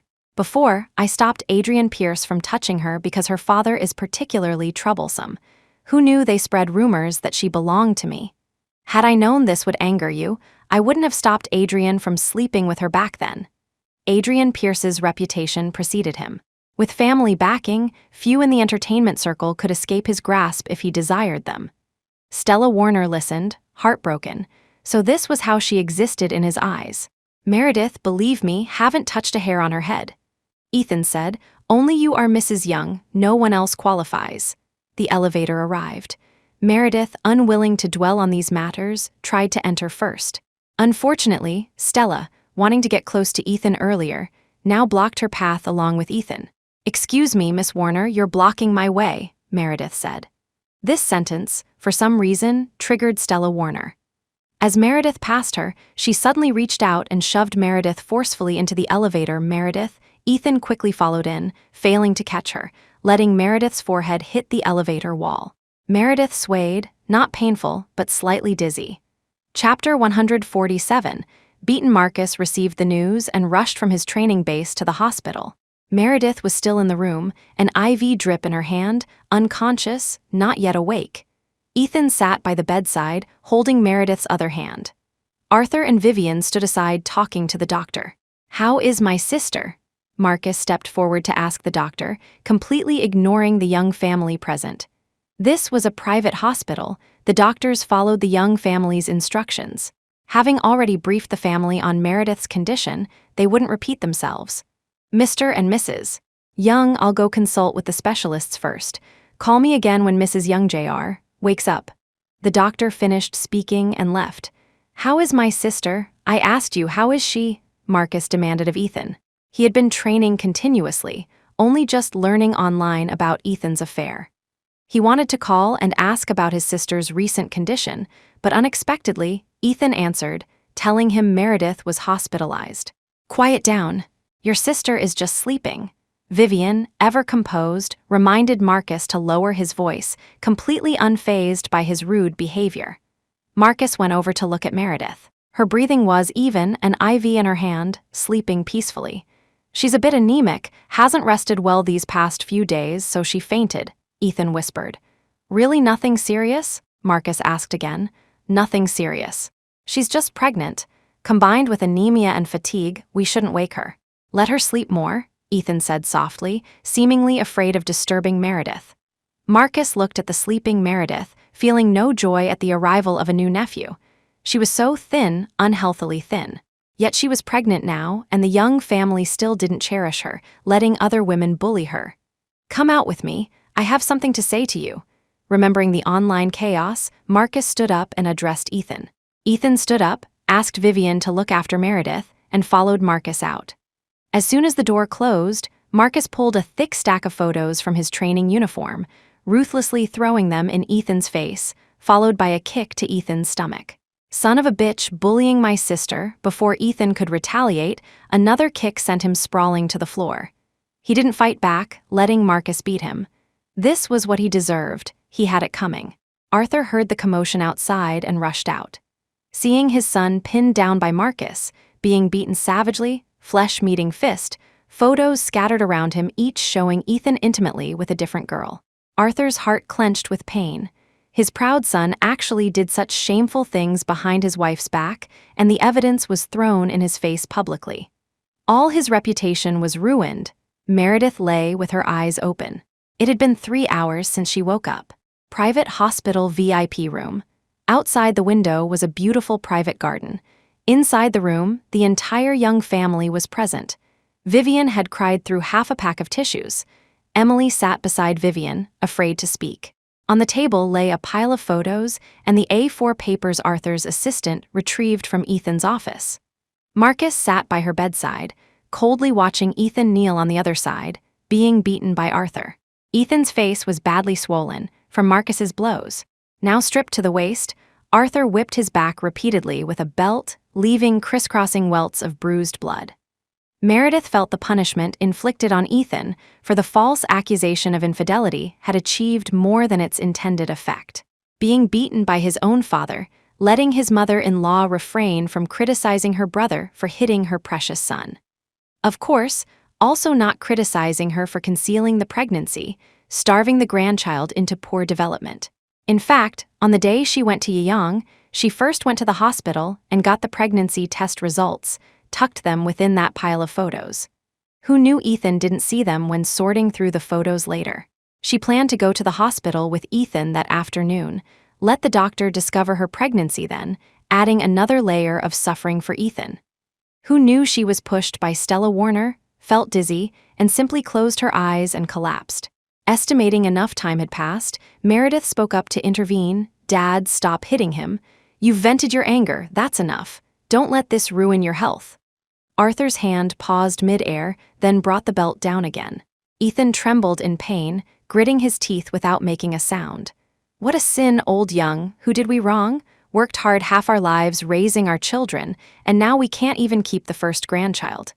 Vivian finally broke down sobbing. Emily silently comforted her mother beside her. She arrived late, didn't know what happened, but hearing her father questioning her brother while hitting him, vaguely understood her brother made a mistake. The Weibo incident caused a city-wide uproar. She was angry at her brother too. Later, her brother issued a clarification. She thought the matter was over. Who knew her brother had so many women outside, even implicated her sister-in-law, who didn't know she was pregnant. Now, almost 3 months along, she collapsed from exhaustion and was hospitalized before finding out. She always hated such scumbags. Before, it was just talk. But the target being her brother, the brother who always spoiled her heart ached. How could the brother who hurt her so much do such a thing, wronging sister-in-law? Mentioning the grandchild saddened Arthur too. "You want to play with women, then why get married?" Arthur was furious, kicking Ethan in the back. Ethan pitched forward, then immediately knelt upright again. Back then, Ethan cried and begged for Meredith, only then did he agree to help. Now married, he committed such shameful acts. He wished he could beat him to death. Meredith collapsed, initially diagnosed only with anemia, fainting due to malnutrition. Who knew a blood test revealed the baby inside was already so developed? But the baby suffered from malnutrition. Meredith was too thin. a slender branch bearing heavy fruit fearing forcing it, endangering both mother and child later. All this, caused by this son's sins. Arthur felt heartbroken. Meredith, you say? How do you want to punish him? I absolutely won't be biased. Meredith shook her head. You've already vented my anger for me. I'm not angry, really, Dad.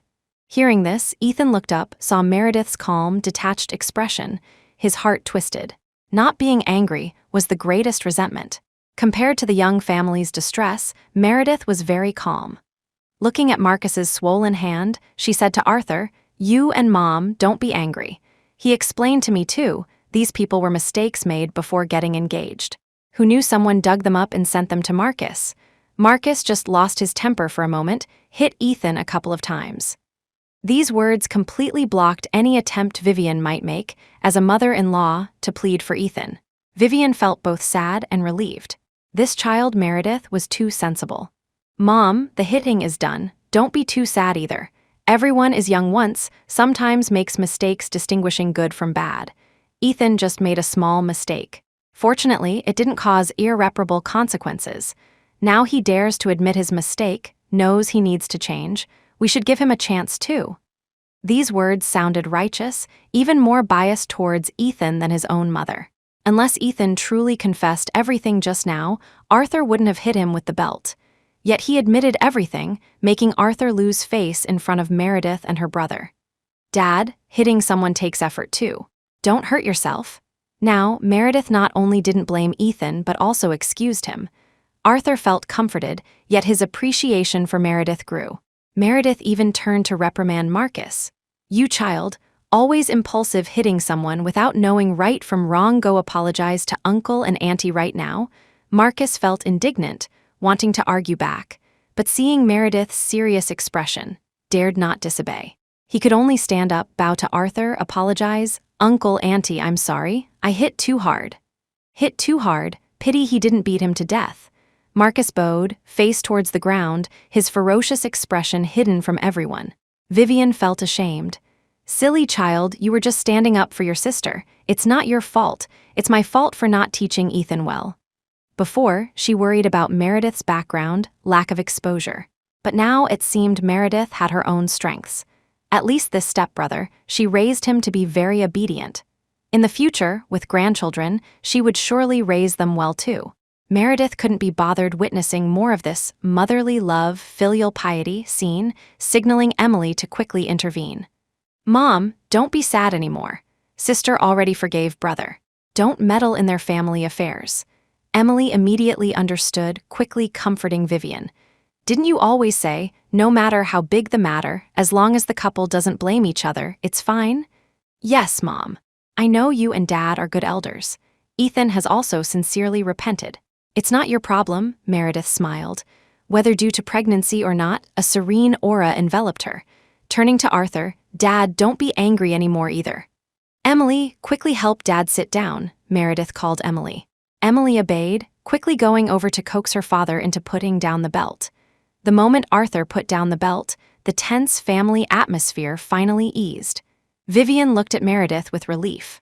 She thought, facing this situation, Meredith would definitely cause a huge scene, demand compensation. When coming, she had prepared the share documents, even brought title deeds for 2 mansions in the city center, anticipating Meredith demanding compensation for her losses. Yet she didn't mention it at all, didn't complain, instead comforted them. This made Vivian feel somewhat guilty. Meredith, this child, what do you plan to do? Vivian asked softly. Your father and I respect your decision.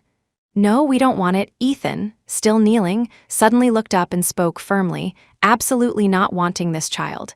Keeping the child would endanger her, he couldn't let her take the risk. Meredith, however, smiled lovingly, gently stroking her belly, as if eagerly anticipating this child's birth. Mom, this is the young family's first grandchild. I will risk my life to give birth to him. Risk her life. Ethan's vision darkened. Chapter 148. Pregnancy. Meredith excused herself, claiming fatigue, and asked Emily to escort Arthur and Vivian home first. With a child now in her belly, they couldn't disturb her rest either. Sis, let me peel an orange for you. Marcus stayed behind, offering Meredith fruit. The orange wasn't very sweet. Meredith found it a bit sour. After eating just one segment, she put it down. Ethan was still kneeling, bruised and injured. Meredith instantly lost her appetite, sighing, "Go help your brother-in-law up." Getting beaten was one thing, kneeling for too long was another. He probably couldn't get up on his own now. Marcus remained silent, clearly unwilling. "Be good, hurry up," Meredith urged. Only then did Marcus reluctantly go over, reaching out to help Ethan up. Ethan's legs were completely numb. Without support, he couldn't rise. But with Marcus helping him, he was unwilling too. So the two remained deadlocked, one unwilling to get up, the other unwilling to help. He was deliberately creating a standoff with her. Meredith sighed. "Get up." A flicker of joy crossed Ethan's face, quickly replaced by worry. "Meredith, have you truly forgiven me, or still indifferent, uncaring?" Meredith didn't answer directly. The bruises on his back were quite noticeable. Meredith could only ask Marcus to go out and find a doctor for Ethan first to apply some medicine. Marcus understood she wanted him out of the way. As soon as he left, Ethan shuffled towards Meredith's bedside. His legs were truly numb. The process was slow and staggering until he reached her side. "Meredith, I deserved the beating. Can we let all this pass, okay?" His voice choked. This period of self-imposed Cold War was intended to make Meredith realize his importance. Now, he ended up looking pathetic, even unaware of her pregnancy. He wanted a child, yet it arrived under such circumstances. Meredith glanced at the injuries on his back. "Did it hurt being hit?" "Hurts. This is the hardest Dad has ever hit me." Ethan felt wronged too, complaining, "He used to say he'd hit me, but only this time did he really mean it." Being hit didn't matter. His dad was deeply disappointed in him. He felt like he had died once already. "Dad hit me like this for the first time. I let him down." Ethan lowered his head, holding Meredith's hand, his voice choked with sobs, helpless and weak. Killing with words is crueler than physical blows. Letting Arthur personally beat him, letting his parents know he wasn't a good son. This hurt him more than Meredith's accusations. Meredith wasn't concerned about these things, saying coldly, "Get up first. Someone will come in later. Seeing you like this will cause more embarrassment." Kneeling by her bedside like this, trying to gain sympathy through misery she really didn't want to see it again. Marcus is young and hot-headed, acted impulsively. "I apologize to you on his behalf. Don't hold it against him." Logically, Ethan was the brother-in-law. Emotionally, they couldn't afford to offend Ethan. Meredith's first reaction upon learning Marcus hit him was to apologize to Ethan. "Meredith, I brought this upon myself. As long as you can feel better, let Marcus hit me a few more times."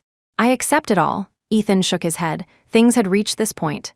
He no longer cared about losing face. He deliberately didn't fight back, not because he couldn't. If it made her feel slightly better, he was willing to take the beating. "How long are you going to maintain this standoff? I said I forgave you, yet you won't get up.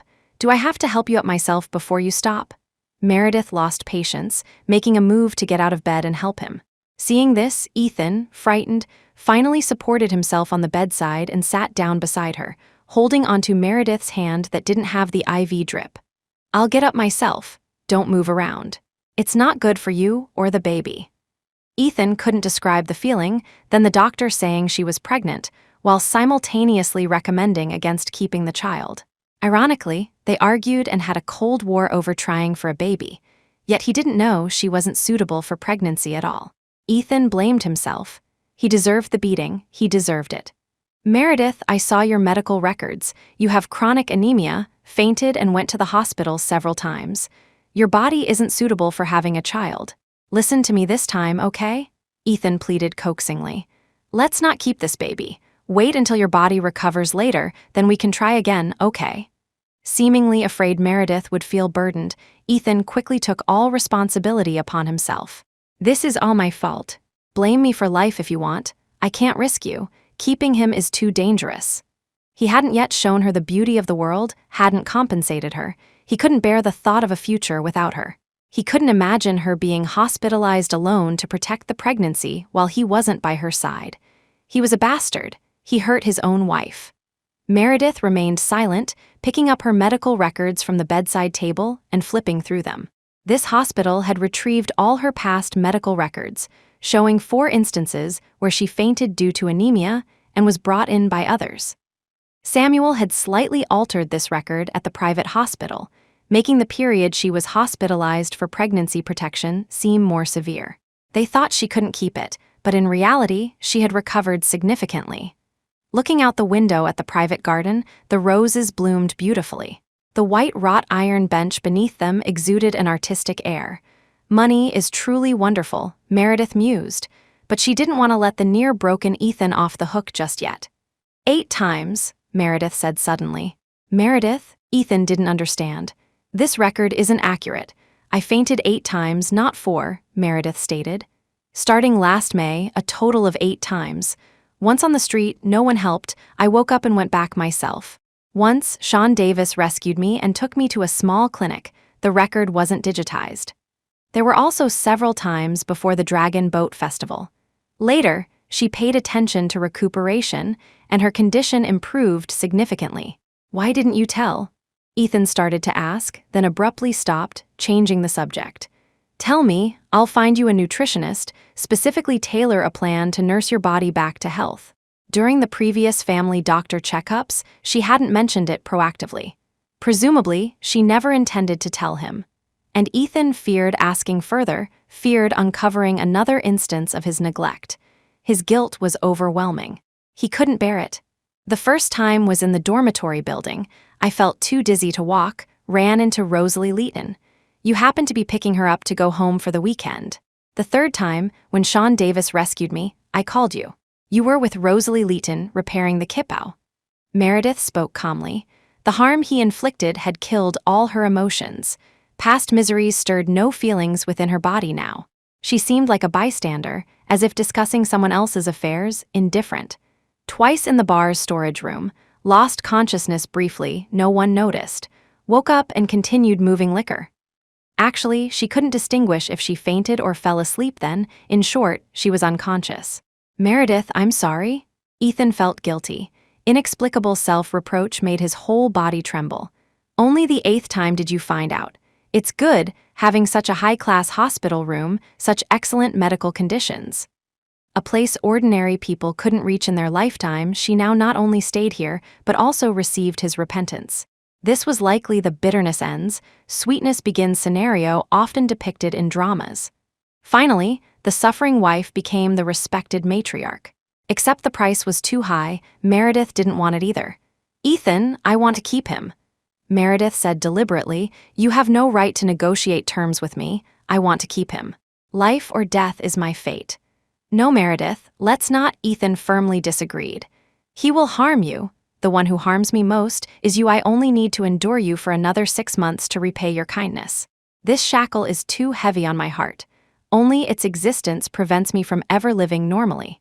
Meredith leaned against the headboard, her surroundings blurring, muttering to herself, liberated, almost liberated. This invisible debt felt heavier than monetary debt, suffocating her. Only giving birth to this child could ease her burden slightly. She desperately wanted to have this child, not out of love for him, but simply to break free from him. Ethan could no longer contain himself, gripping Meredith's hand, kneeling before her bed, weeping bitterly. Meredith, it's my fault. I shouldn't have used Marcus to force you. He shouldn't have used such aggressive methods to force her into marriage. He hadn't provided enough care after the marriage either. He shouldn't have wronged her. I was just afraid of losing you.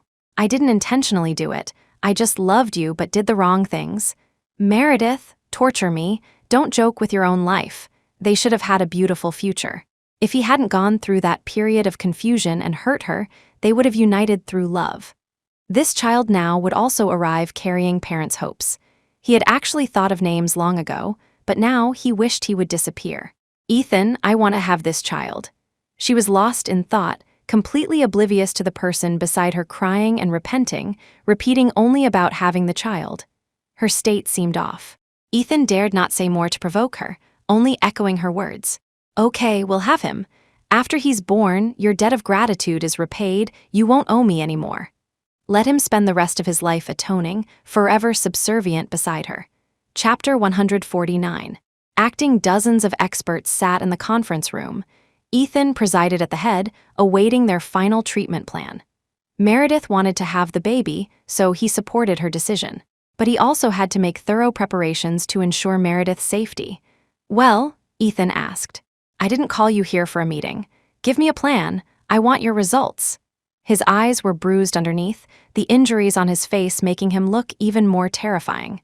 Clearly, he hadn't rested well the previous night. He informed the doctors of Meredith's decision this morning, then had them discuss a plan. He no longer feigned the humility of a junior, his gestures and words carrying the arrogance of a person in power. This hospital received funding from the Young family. Ethan held absolute authority. A slightly older doctor put down Meredith's file and suggested, "Mr. Young, Mrs. Young's current physical condition isn't ideal. The fetus is in a rapid growth phase during this period, requiring substantial nutrients. Given Mrs. Young's situation, we still recommend terminating the pregnancy." If termination were an option, why would he waste time here? Ethan grew impatient. "Cut the nonsense, I paid you money to come here, not to analyze the condition." Seeing Ethan was difficult to handle, the doctors exchanged glances. One proposed, "Mr. Young, if possible, I suggest involving a psychologist. Mrs. Young's condition requires professional assessment." In his many years of practice, Meredith was a rather unique wealthy wife he had encountered. He could understand young girls marrying into wealth, desperate to solidify their position by having children. He could also understand men wanting children, disregarding the woman's well-being.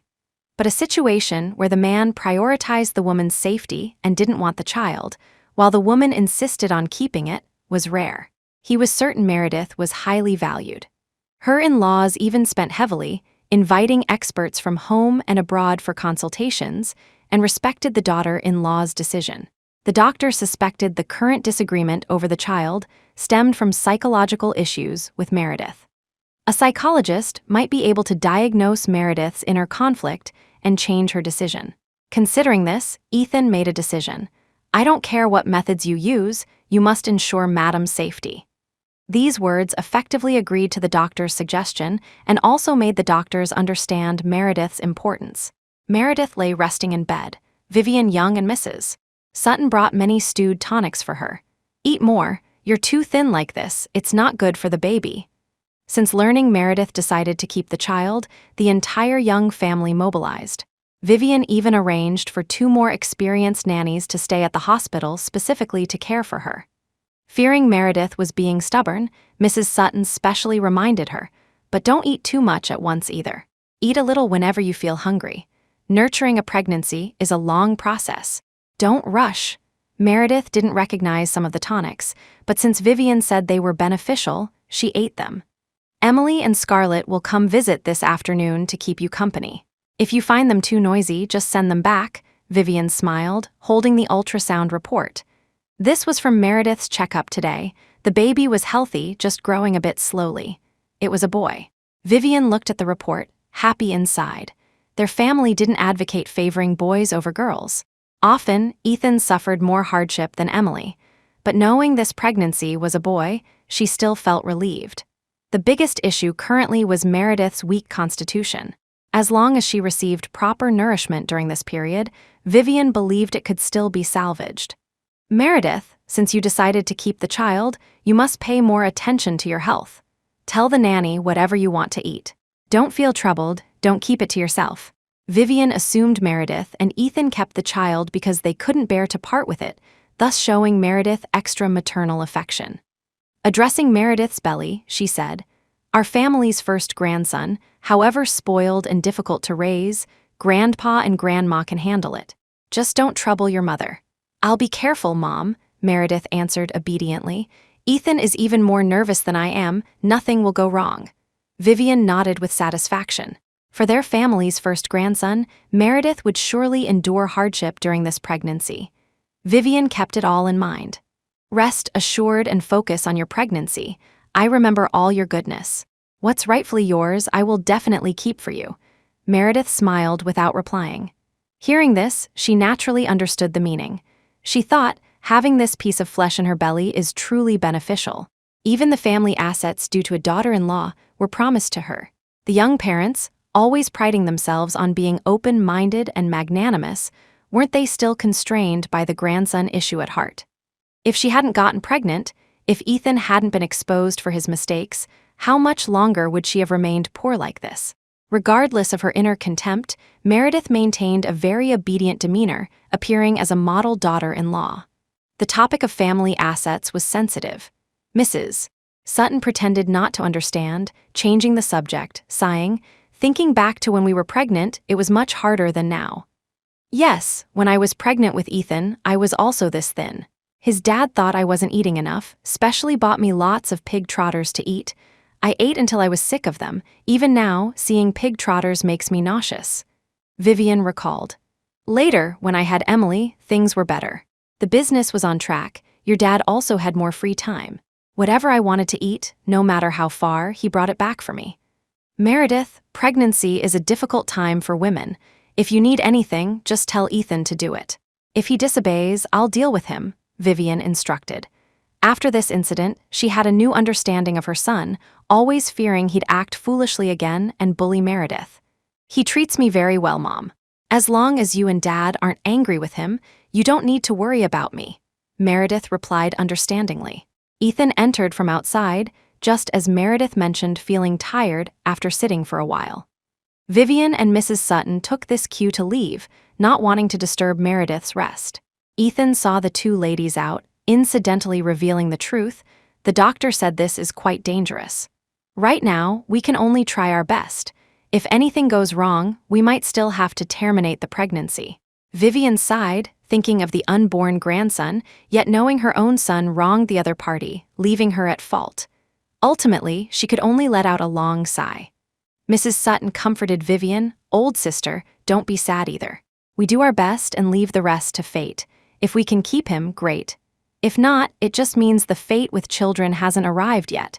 The children are still young. Once her body recovers, fate will naturally arrive." Vivian could only resign herself to fate, thinking of going back to her hometown tomorrow to burn incense, praying for Meredith and the grandson's safety. Civilized people forced to resort to praying to gods and Buddhas, likely truly helpless. Ethan saw Vivian off and walked back. Before reaching the VIP area, he overheard several nurses talking in the corridor. Normally, he wouldn't care about others' conversations, but the nurses, not noticing Ethan, spoke freely about Meredith's situation. "Let me tell you, that pregnant woman from the VIP room just now ran over asking me for the bill, saying something about not being able to afford the hospital, having no money to repay later." "Huh, but she's VIP, I heard from the nurses over there. Her in-laws treat her very well. Loads of nannies and bodyguards, experts from home and abroad invited back. How could she say something like having no money? Who knows? I saw her sneak out, dodging people left and right. A little while later, she seemed to come to her senses, didn't even know where she was, asking me how to get back. Could she be?" One nurse suggestively tapped her own head, implying she might be crazy. The other two sighed, finding the troubles of the wealthy incomprehensible. Ethan, however, lost the ability to think rationally. He rigidly picked up his phone and called Meredith's attending physician. "Get me the best psychologist and call the psychiatrist too. Meredith wouldn't go crazy. How could she go crazy?" Meredith saying she was tired at noon was genuine. Before Ethan returned, she had already fallen fast asleep. Ethan adjusted her bed flat, sat on the sofa himself to rest. Remembering what the nurses said about Meredith, he picked up his phone and called the hospital administration, asking them to retrieve Meredith's surveillance footage. He still refused to believe Meredith would go mad. While waiting, Ethan opened Weibo. On Weibo, Yiyang's official account had already unilaterally announced the termination of Stella Warner's contract. This move caused a huge uproar on Weibo. His and Meredith's identities could no longer be hidden. Ethan opened his photo album, found a picture of the two of them together, pixelated it, and posted it online. "Big Lamb loves dreaming. My wife Little Lamb loves meat and I met in university, fell in love, spent 3 years dating, and joined hands in marriage last year. During this time, my wife was unaware of my identity. We supported each other to reach today. As for the ambiguous relationship hinted at by Stella Warner, it is baseless.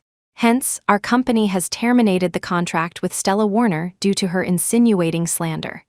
Stella Warner had the backing of Yiyang's older generation. A couple of days ago, to escalate matters, they deliberately let Stella come out and muddy the waters. Now everything was settled. He wouldn't let go of anyone who needed dealing with. Chapter 150. Mother-in-law after posting this Weibo message, within a short while, retweets and comments exceeded 10,000. People said all sorts of things. Ethan only looked at the congratulatory ones, not engaging much with comments expressing doubt. Little brother miss I. Why is the photo pixelated? Big Lamb loves dreaming. My wife and I value our private life. We also ask everyone to investigate lightly, show mercy, and leave us some personal space. Ethan clicked into Meredith's Weibo. Apologies were more numerous below, mostly from certain fans. He got his Weibo account officially verified. He also verified Meredith's identity as a group director. Meredith probably didn't know yet. Ethan, with nothing else to do, scrolled through Weibo, found the post where the insider claimed Meredith wasn't favored, and replied underneath. You know better than I do? May I ask your name? Can you leave contact information? My wife and I invite you home for dinner. This reply attracted countless netizens to watch, collectively mocking this insider. They're inviting you home for dinner. After eating, come back and tell us, are they really spoiling the wife or not? Ethan checked this insider's Weibo profile, discovering this person was likely Wendy Stone. Her previous posts consistently mocked Meredith as a toad climbing ashore. And on the day he and Meredith registered their marriage, she posted mocking Meredith for needing 2 more gold bracelets. Gold bracelets. Not only a knot in Meredith's heart, but also a source of pain for Ethan. Those years, Meredith loved gold jewelry, always saying platinum and diamonds lacked security. Now, the house was filled with gold bars, yet she didn't even glance at them. Through these past 2 days, he finally understood the gold bracelet incident remained unresolved in Meredith's heart. His fault too, adopting an ostrich mentality, avoiding his mistakes, never clarifying things with Meredith. Half an hour later, the Yang Group general manager's private account posted a long story, spanning generations of grievances across 4 eras. An old photograph showed a woman wearing a simple floral fabric kipao. The fabric wasn't luxurious, but the panku knots were exquisite and meticulous. Her hair was neatly coiled, and she wore a gold bracelet, its style dated, featuring hollowed-out dragon and phoenix motifs. She was a gentle woman, her eyes holding autumn water, softening hearts upon sight. She was Ethan's maternal grandmother, the owner of that bracelet. Meredith slept until dusk, only waking slightly when Ethan helped her drink some water midway, remaining groggy. After school in the afternoon, Emily and Scarlett Sutton came. Ethan, finding them too noisy for Meredith, sent them out to play. Scarlett went home in the evening, while Emily stayed behind. In the evening, Vivian cooked many dishes and brought them to the hospital with Arthur. Seeing Arthur, Ethan still trembled slightly. The injuries on his back hadn't healed, still stinging painfully. Dad, get lost seeing you annoys me, go wait on your wife. Arthur still harbored anger, not wanting to see him. Meredith happened to wake up then. Ethan quickly went over to help her up, put slippers on her feet, and assisted her to the restroom. HMPH at least knows how to act human, Arthur snorted coldly. Vivian and Emily arranged the food on the table. Dishes needing reheating were taken by the nanny to the small kitchenette. They waited for Meredith to come out before eating together. When Meredith emerged, she had already changed clothes. She had sweated heavily while sleeping, and Ethan had helped her wipe down. Quick, come eat. Vivian had the nanny set the table in the private garden, brought the heated dishes out. Vivian beckoned Meredith to sit. I cooked specially today. Let's have a reunion dinner here at the hospital. Thank you for your trouble, Mom. Meredith expressed her gratitude. Vivian's heart soured. While the grandson was still here, have a few more reunion dinners. What if later? Ethan sat beside Meredith, serving her food. Sister, my brother just needs discipline, sort him out a couple more times in the future. I support you. Emily gnawed on a spare rib, finding her brother completely disagreeable. She was at an age of fierce righteousness. Ethan's reputation for dating little starlets was firmly fixed by Emily. She sided unequivocally with Meredith. Emily, adults are talking, eat your food. Vivian scolded, then looked at Meredith, her severity towards Emily instantly vanishing, replaced by kindness. Being able to sit together today is fate. Meredith, this kind of thing must never happen again. Understood, Mom, Meredith acknowledged. Bringing family matters before outsiders turned right into wrong. "Mom, this is my fault. Don't blame Meredith." Ethan quickly took the blame for Meredith. "You shut up if you weren't married today. If your wife weren't here, do you think you'd even get a bite to eat? Your dad would have kicked you out long ago." Vivian's face immediately fell. She smacked Ethan's chopsticks with hers, startling him into retracting his hand, daring not move carelessly. Meredith witnessed Vivian lose her temper for the first time and didn't dare move either. This family truly loved lecturing people at the dinner table. Were they supposed to eat or not? Only Emily and Arthur, one gnawing on a duck foot, the other on a duck wing, seemed blissfully oblivious to the situation unfolding beside them. "Ethan, now that you're married, you're no longer under my control, and I can't be bothered with your messy affairs." Vivian reprimanded Ethan. These past 2 days, at gatherings with acquainted madams, they subtly hinted at his affair with the little star. He had utterly disgraced her. "Our family never interfered with your dating choices regarding the woman's background. But if you want to keep several, then hurry up and establish your own household. Don't dirty a single cent belonging to your father and me." The angrier Vivian got, the more she turned to Meredith. "But I don't care. Meredith, as the wife, must manage this. This time, my son wronged you. As his parent, I apologize to you. It's my failure for not educating my son well." "Mom, please don't say that," Meredith quickly demurred. "It's my fault too, being too stubborn, rigidly holding on to it, neglecting my own health." Her proactive admission of fault shifted Vivian's perspective on Meredith slightly again. "Yesterday, your father backed you up fully at the company. Meredith, if such things happen again, first let him return home with dignity. Behind closed doors, whether you whip him or make him sleep on the floor, we support you. If he dares talk back to you even once, I'm still here to back you up." Vivian placed a duck leg in Meredith's bowl.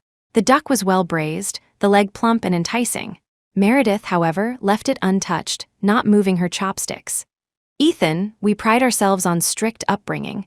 You fool around outside. People openly curse your wife for being incompetent, unable to hold onto your heart. Secretly, who knows if they're cursing me for failing to raise my son properly." Vivian lectured Ethan. "Regardless of whether you were wronged or not, ultimately, your behavior was improper, giving others grounds to cling to you. Before marriage, if you wanted to play, Mom and Dad didn't interfere. Now married, you must be responsible to your wife. Prevent such things yourself. Don't wait for your wife to confront you before thinking of cleaning up. How many times can a heart endure such turmoil?" "Mom, I understand." Ethan admitted his fault. At this point, only his mother still believed he truly hadn't done those things. Only a mother would consider her son's grievances. "As for you, Meredith, since we're on the topic today, I'll clarify everything at once." Vivian said, "In this world, no marriage is perfectly smooth from the start. I know Ethan's character well. He handles major business matters outside without fault. But sometimes he's clueless about personal relationships and etiquette. You have more sense than him. You should guide him forward, not ignore him, letting him stumble around, break his head, while you watch coldly from the side. Now you're both still young. Your father and I can still manage you too. What about later, when you have children, then grandchildren? If Ethan shows any sign of trouble, will you resort to cold wars, divorce?" Meredith remained silent. In her memory, her biological mother died early, her stepmother drove her away. Many principles she had to figure out herself, no one taught her. Having parents is truly good. Even when making mistakes, there's guidance. Vivian issued a final ultimatum. Now, after eating this meal, regardless of how much of a jerk Ethan was in the past, considering the face your father and I gave you by speaking to you this time, let it all be written off. Do you agree? Meredith looked at Ethan.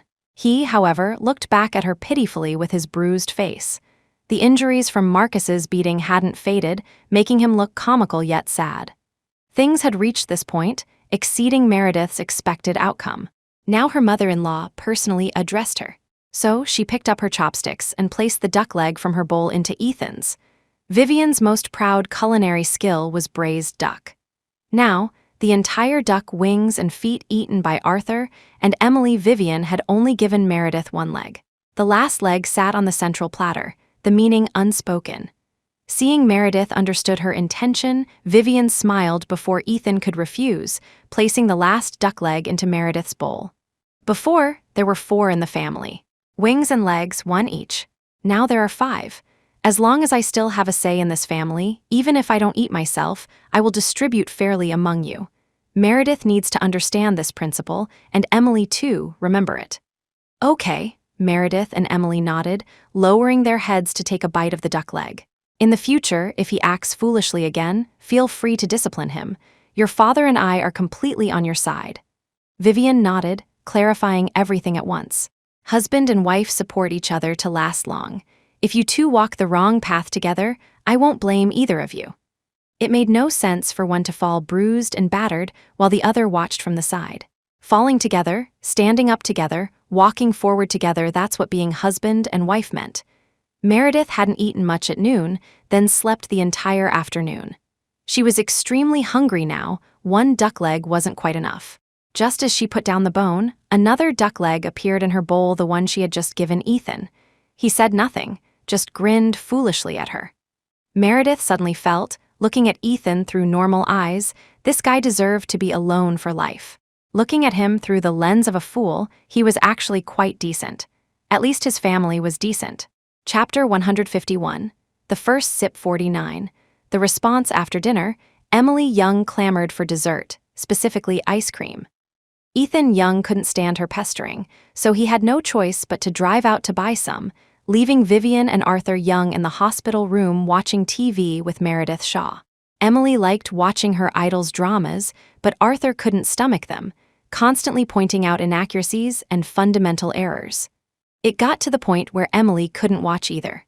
To appease her father, she switched to a war drama. Meredith lay there, observing the family's harmony. The daughter wanted to fight with her father over the TV, but ultimately had to yield to him. But Emily quickly lost interest again, leaning against Vivian while scrolling through social media. Halfway through, she sat up and asked, "Mom, is the story brother posted on his feed about great-grandma Alois?" "What?" Vivian was puzzled. She took her phone and looked, prompting Meredith to do the same. Ethan wrote a fairly long article, with a lot of words written in a very eloquent way. Meredith, full and drowsy, found the densely packed text hard to read.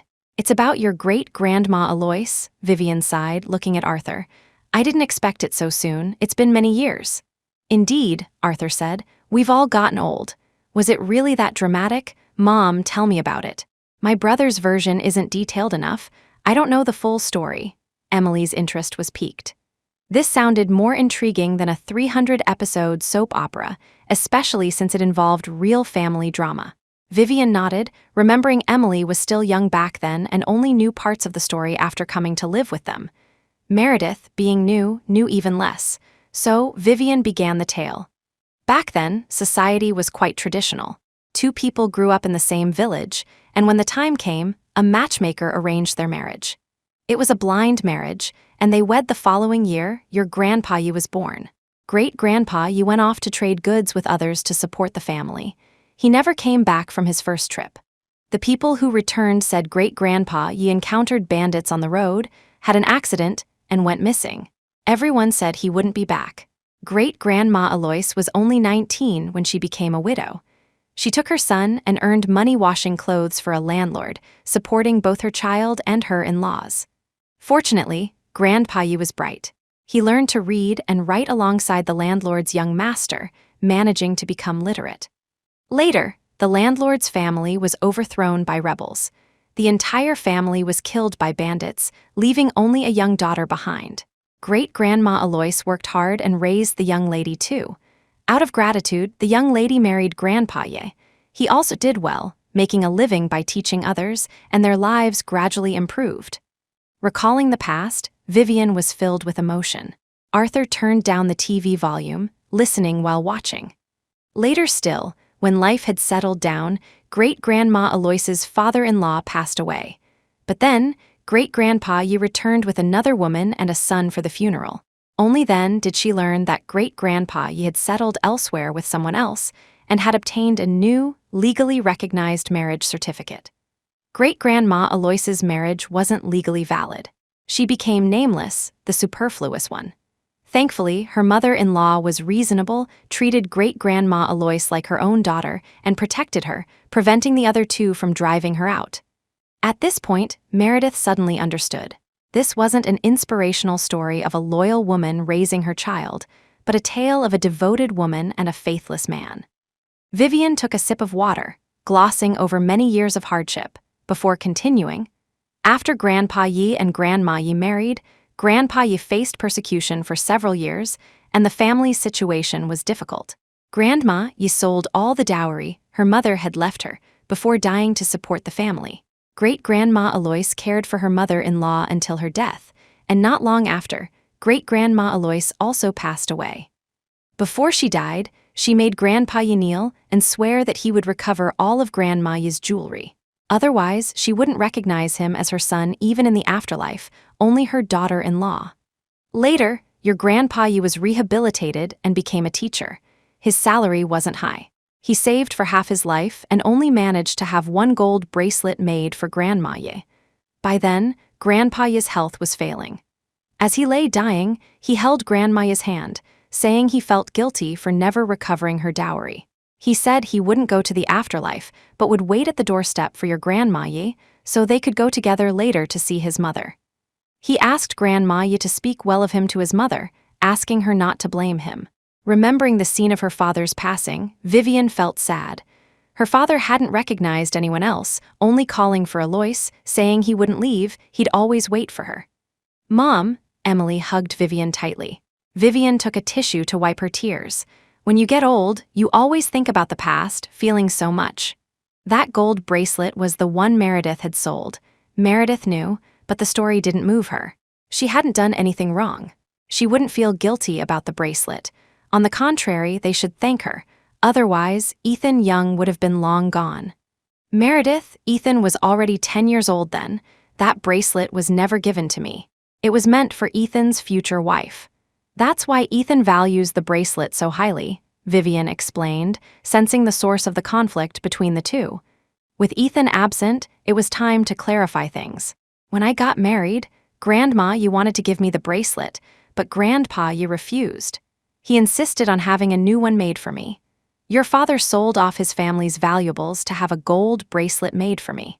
Only then did Grandma Yi agree to our marriage." Those two bracelets were now with Meredith. However, Meredith had put them in a safe deposit box after receiving them and hadn't worn them out of spite. Cough, Arthur's old face couldn't hide his embarrassment. "Why bring all that up? My family wasn't that poor back then. We could afford a silly bracelet." "Yes, you could afford it. After buying it, our new house was just mud walls. We dug wild vegetables in the summer and ate plain turnip dumplings for the New Year festival. If it weren't for you treating me decently, I would have cried my way back to my parents' home." Vivian exposed him, turning to Emily. "When I got married, your Grandma Yi sewed 4 red quilts for me. We relied on those quilts to survive the winter. Your father only had one set of clothes. Vivian Yi, are you ever going to stop?" Arthur grew genuinely angry, turning off the TV to argue with her. "I only used 2 of your quilts, and you never let it go. Why don't you mention how I gave you the entire rack of ribs I brought home? I washed all the pots in the house. Why don't you talk about how well I treated you? Why do you only bring up the unpleasant things?" If this version spread, how could he maintain his image in front of his future grandchildren? Just then, Ethan returned from outside. "What's good? Dad, is Mom dredging up ancient history again?" "What ancient history? We were just talking about how you and Emily came about." Arthur quickly changed the subject. His family had indeed been poor back then. Further discussion wouldn't help him save face.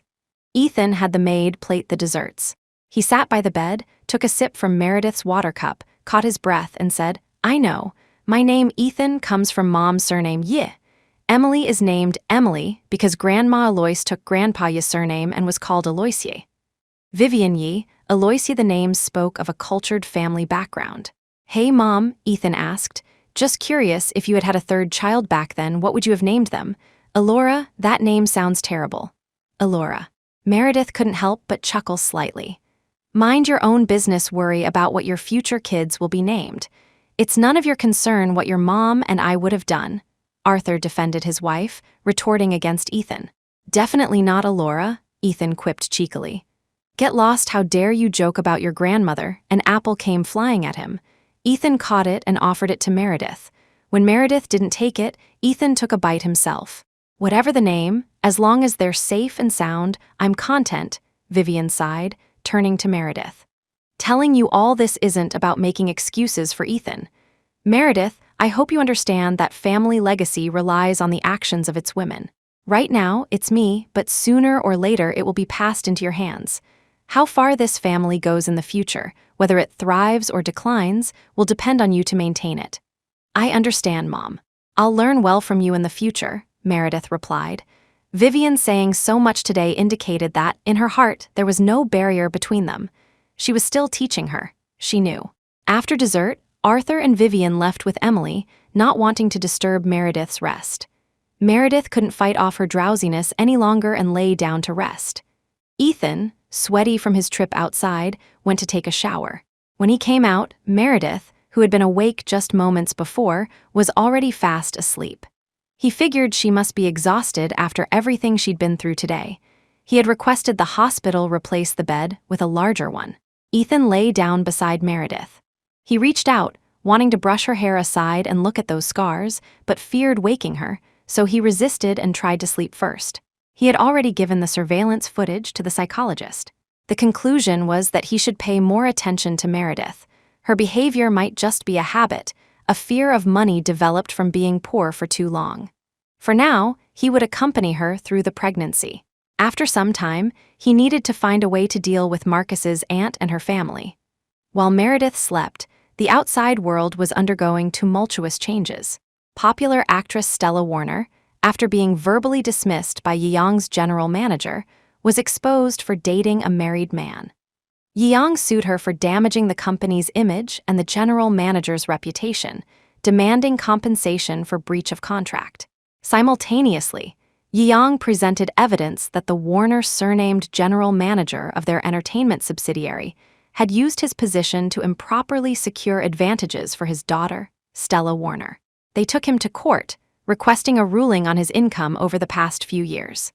Liam Stone was taken away alongside him for embezzling company funds, and his wife, Wendy Stone, was implicated in slander and extortion. Meredith woke up around noon. She had slept soundly, and Ethan hadn't woken her. When she got up, Ethan wasn't there. Only 2 maids were warming up her lunch. They only knew Ethan had woken up early, but didn't know where he had gone. Chapter 152. Lawsuit. Meredith picked at her lunch, then lay back down on the bed, dazed for a while before yesterday's memories returned.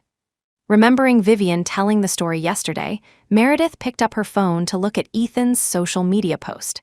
A long string of words formed a lengthy entry. The content was largely similar to what Vivian had said, but at the end, he had added Meredith into the narrative.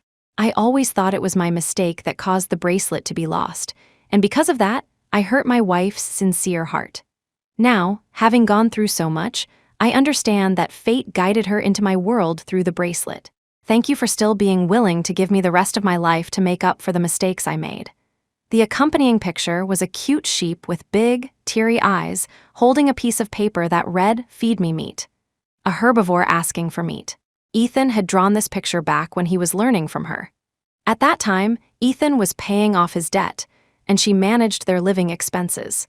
One day, Ethan complained about eating canteen food every day, saying his mouth felt bland. He drew this picture to protest her strict management, begging for a bite of meat. She had relented and taken him out for a hot pot meal.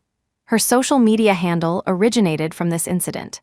The comments below were varied, but Meredith wasn't in the mood to read them. She exited the app and saw the Yeong news trending. It was a major shakeup, especially concerning Liam and Wendy Stone, husband and wife both facing legal trouble. Based on the current news, Liam's situation seemed more serious. Economic crimes were different. A criminal record would brand him with a lifelong stigma of untrustworthiness, making it impossible to find decent work. Essentially, his future prospects were ruined. As for Wendy's extortion charge, Meredith didn't quite understand it, nor did she want to.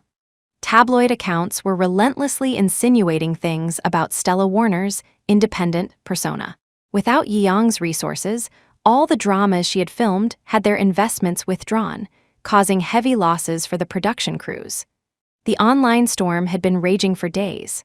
Not only was she exposed as knowingly being the other woman, but she had also incited her loyal fans to cyberbully Meredith, even attempting to dox Meredith's personal information. Now, her inappropriate relationships with certain individuals were revealed, and major brands associated with her quickly moved to terminate their contracts. Stella Warner's independent social media account was deleted, and netizens screenshotted it, mocking her independence. To stand tall in this environment, one inevitably accumulates some dirt. The cause of all this wasn't offending Meredith. It was the seeds they themselves had sown. They were just unlucky that their bad deeds were unearthed. Meredith returned to her own social media page. She had disabled private messages and comments, so her feed was quiet. However, she now had a verified status: Director, Chief Artistic Officer of Yeong Group. These two titles inexplicably reminded Meredith of what Vivian had said yesterday, that she had kept what was rightfully hers. This must be it. The Leo Group had already posted yesterday, featuring her painting and some collaboration news. Meredith reposted it as a friendly gesture. Lying down made her back ache, so Meredith got up, wanting to walk around. Moderate exercise was good for the baby's development. A maid followed her out of the room for a stroll. The VIP wards in the private hospital weren't like those in regular hospitals. Outside the room was a living area, a kitchen, and a room for the companion, resembling a 2-bedroom apartment. Just as Meredith stepped out, she saw Ethan returning from outside, followed by several men in suits. Meredith recognized 2 of them, the lawyers who had defended Marcus. Ethan nodded to the legal team behind him, indicating for them to wait in the meeting room.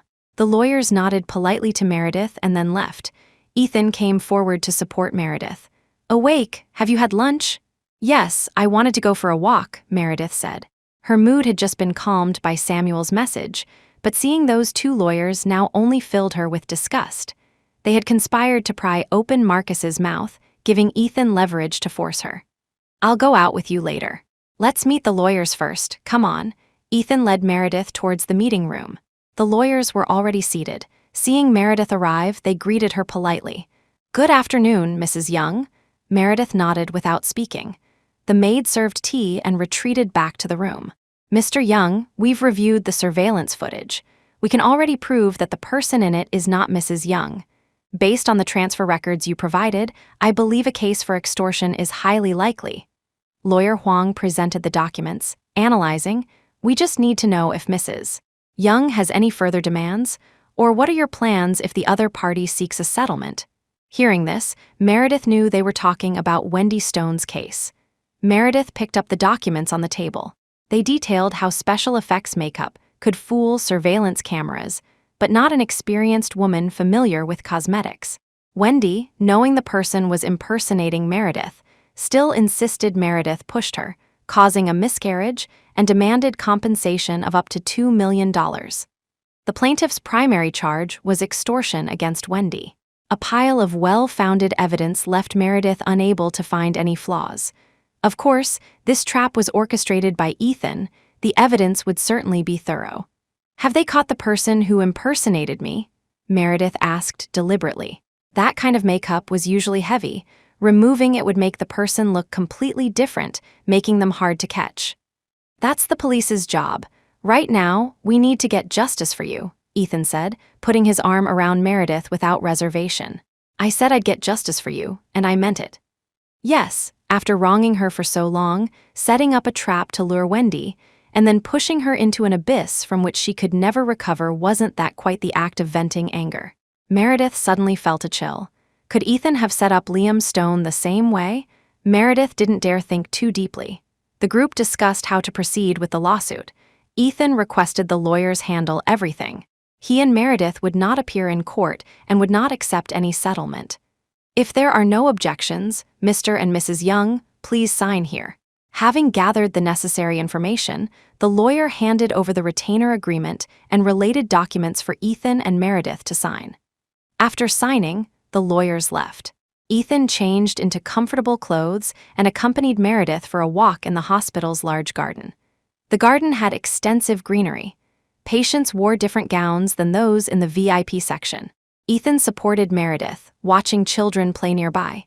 He placed his hand on her abdomen, filled with emotion. These past few days in the hospital, she had been very cooperative with the prenatal care.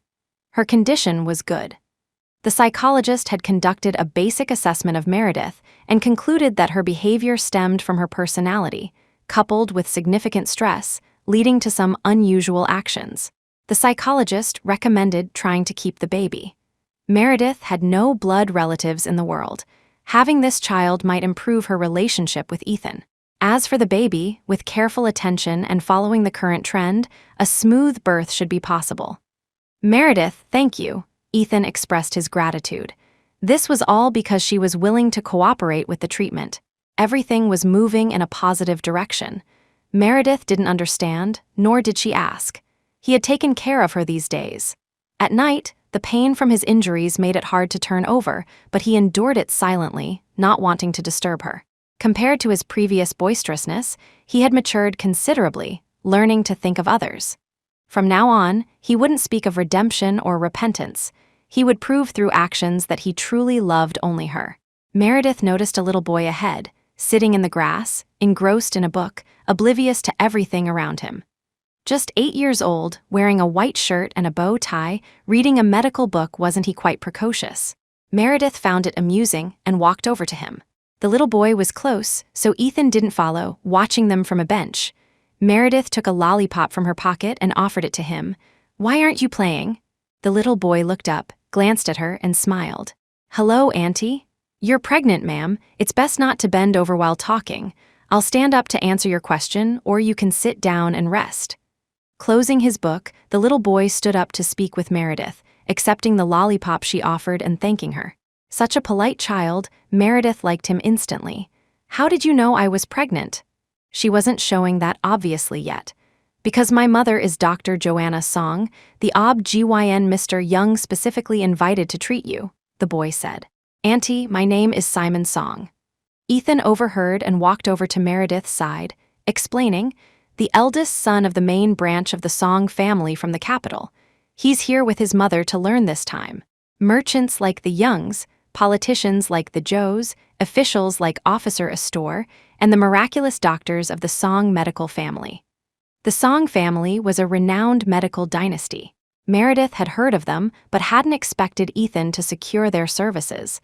And this Simon Song was very different from other children. At such a young age, he exuded a sense of composure. Coupled with his handsome features, he was instantly likable. "If you really like him, and if this baby turns out to be a girl, how about we betroth her to him? Let him be your son-in-law?" Ethan suggested, seeing Meredith's unconcealed fondness for Simon. "I'll talk to Dean Song. With our families standing, a marriage alliance would surely be beneficial for everyone." He trusted the Song family's upbringing too. Simon Song was already polite and respectful at such a young age. He would undoubtedly become a capable person in the future. "You're thinking quite far ahead. By the time our daughter graduates university, he'll be in his late 30s. Setting aside whether he'd wait for her to grow up, would you really be willing to marry your daughter off to someone that much older?" Simon was at least 8 years older than this baby. Hadn't he considered the implications? "Of course, I'm thinking far ahead. By then, you and I will be nearly 50, and I'll still be clinging to you just like now." "Oh, thank you and your whole family," Meredith thought, shaking her head regretfully. "No hope for that. Mom already found out this one's a boy." Private hospitals could fulfill any request, knowing the gender wasn't strange. Vivian had primarily told her, because she worried about the child's future well-being and wanted Meredith to be more involved in understanding the baby's growth, to avoid future regrets about not doing enough. They checked. "Why didn't you tell me sooner?" Ethan was pleasantly surprised. He crouched down, facing Meredith's belly, and asked, "Son, you're a little man. You need to grow up healthy and strong. Don't trouble your mother." Agreed. "This is a man-to-man promise." Nearby, Simon Song tactfully unwrapped his lollipop, popped it into his mouth, and carried his book to a less crowded spot. Yesterday, his mother had said similar things during a video call with his father. Now, he was just relieved it was a boy. Otherwise, he might have ended up with such a childish father-in-law in the future. Still, this auntie was nice. The lollipop she gave him didn't have a brand, but the lychee flavor was delicious. Chapter 153. Trace's not comfortable staying in the hospital. "Let's not eat here tonight. How about we go out? Returning from the garden walk, Ethan saw Meredith was still in good spirits and suggested, "The doctor said you're physically fine, just need to maintain a good mood. No need to stay cooped up in the hospital." Ethan changed into a shirt and tied his tie. The other day, Mom might have spoken a bit harshly, but she's an elder, and her words can sometimes be strong. Deep down, she means well for us. If you're upset, hit me a couple of times to vent. He grabbed Meredith's hand, ready to bring it down on himself, completely unconcerned that a maid might walk out and see them. Meredith wasn't in the mood for flirting. "Stop trying to pin things on me. I'm just constantly tired. I can't sleep well here. I want to go back and sleep some more." Yesterday and today had been strange. She'd slept, but dreamt constantly, waking up at noon still unrefreshed, feeling drowsy and lethargic. That's right, when you're sleeping, that's when the little rascal is growing. Ethan didn't let Meredith move, helping her change into a casual, loose-fitting dress and let her out. "Then how about we find a hotel for the night? We can bring the family doctor along, skip the hospital today. We haven't had a date in so long. Let's take this chance to go out and relax. What do you feel like eating? I'll book a restaurant." Counting the days, from his running away from home until today, it had been almost half a year. He hadn't had a proper conversation with Meredith. As they walked out, Ethan had some work matters left in the car. Finding the underground parking garage temperature too variable, he dropped Meredith off at the lobby entrance to wait. Meredith, bored, wandered around the lobby entrance and ran into an old acquaintance. "Meredith, what are you doing here?" Meredith turned around and saw Sean Davis with Mrs. Davis SR. Mrs. Davis SR had lost a lot of weight, her hair was dull and yellow. She didn't look well. Her naturally downturned, triangular eyes seemed even more pronounced now, glaring at Meredith. Or perhaps she wasn't glaring, but it certainly felt like it. The bodyguards nearby sensed Mrs. Davis SR's hostility and moved closer to Meredith. The two maids also stood tightly behind Meredith, wary of Mrs. Davis SR. "Hello," Meredith greeted, unable to avoid them. Sean Davis was bringing his mother to the hospital. Due to the previous incident, his mother had developed some psychological issues from the online harassment. He had been taking her to see doctors everywhere. After 2 months of improvement, just as things were looking up, his mother's physical health took a slight downturn. He heard that a renowned gynecologist from the Song family was consulting at this hospital for a few days, so he came specifically to try his luck. "What are you doing here?" Sean asked. He had seen the news about the actress the other day. Seeing Meredith here now, could she also be unwell? Before Meredith could reply, Ethan had already pulled the car up to the entrance. He came over to help Meredith into the car, ignoring the other two completely. As their car drove away, the maids and bodyguards got into 3 separate cars, following closely behind Ethan and Meredith's vehicle. "HMPH, what kind of trash country bumpkin, no manners," Mrs. Davis SR suddenly cursed loudly. Sean couldn't stop her in time. People nearby heard this and stopped, gossiping. Country bumpkin, attended by 6 bodyguards and 2 maids. Is that what a country bumpkin looks like? Must be crazy, right? Her husband drives a Ferrari. Is this old woman insane? Definitely crazy. That's a wealthy family's daughter-in-law carrying the heir apparent in her belly. Of course, she needs protection. Seeing people gather around her, Mrs. Davis SR's mind flashed back to previous times of being surrounded. She became increasingly agitated, her eyes turning red as she screamed. Sean quickly embraced his mother. Nurses nearby saw the situation, promptly calling for doctors and security. Mrs. Davis SR was given an injection and finally calmed down. "She's just a country bumpkin. She is," Mrs. Davis SR calmed down but continued to weep, muttering about Meredith being a country bumpkin. "She's trying to scheme against my son. She's not worthy." The nurses, accustomed to such scenes, called for a psychiatrist to examine Mrs. Davis SR. Accompanying the psychiatrist was the gynecological expert Sean had come to find today, Professor Joanna Song. The doctors ordered a series of tests. Sean was told to take Mrs. Davis SR for the examinations, and once a treatment plan was determined, he should prepare for her hospitalization. A nurse accompanied them throughout, allowing them to bypass queues as if they had special privileges. Back in the hospital room, Mrs. Davis SR had settled down and was much calmer. "Excuse me." Sean didn't know how to begin. The nurse understood his intention. Glancing at the resting Mrs. Davis SR, she said, "Director Young from our hospital arranged for your hospitalization. You just saw his wife at the entrance." The incident at the entrance hadn't been small. The nurse naturally knew about it and deliberately mentioned it to annoy Sean. She recognized the mother and son. Weren't they the infamous local mother-in-law from before? As soon as they got in the car, Meredith asked Ethan to help Sean. Ethan immediately called the hospital director to arrange care for Mrs. Davis SR. Sean had helped her once, after all, and she didn't want to see him in this situation. However, Ethan's obedience today was excessive. Meredith glanced at Ethan, who was on the phone. Previously, whenever he saw Sean, his eyes practically burned with the desire to bite him. Today, when she asked him to help Sean, he showed no displeasure and was even proactive. Had he undergone a complete transformation? Truly reformed? Meredith's phone rang just then. It was a message from Emily on WeChat. Emily. "Sis, can I ask you something?" Meredith, "Go ahead." Emily, the wedding you congratulated on your feed, who was it? Wedding congratulations. Meredith thought for a long time before remembering. Adrian Pierce's sister, Adeline Pierce, and her husband, Samuel Knight. Emily, "Oh, Meredith, what's wrong?" There was no reply from the other side. Meredith checked the time. It was currently class time. How dare she bring her phone to school? Wasn't she afraid her parents would find out and discipline her? Emily was a typical pampered girl.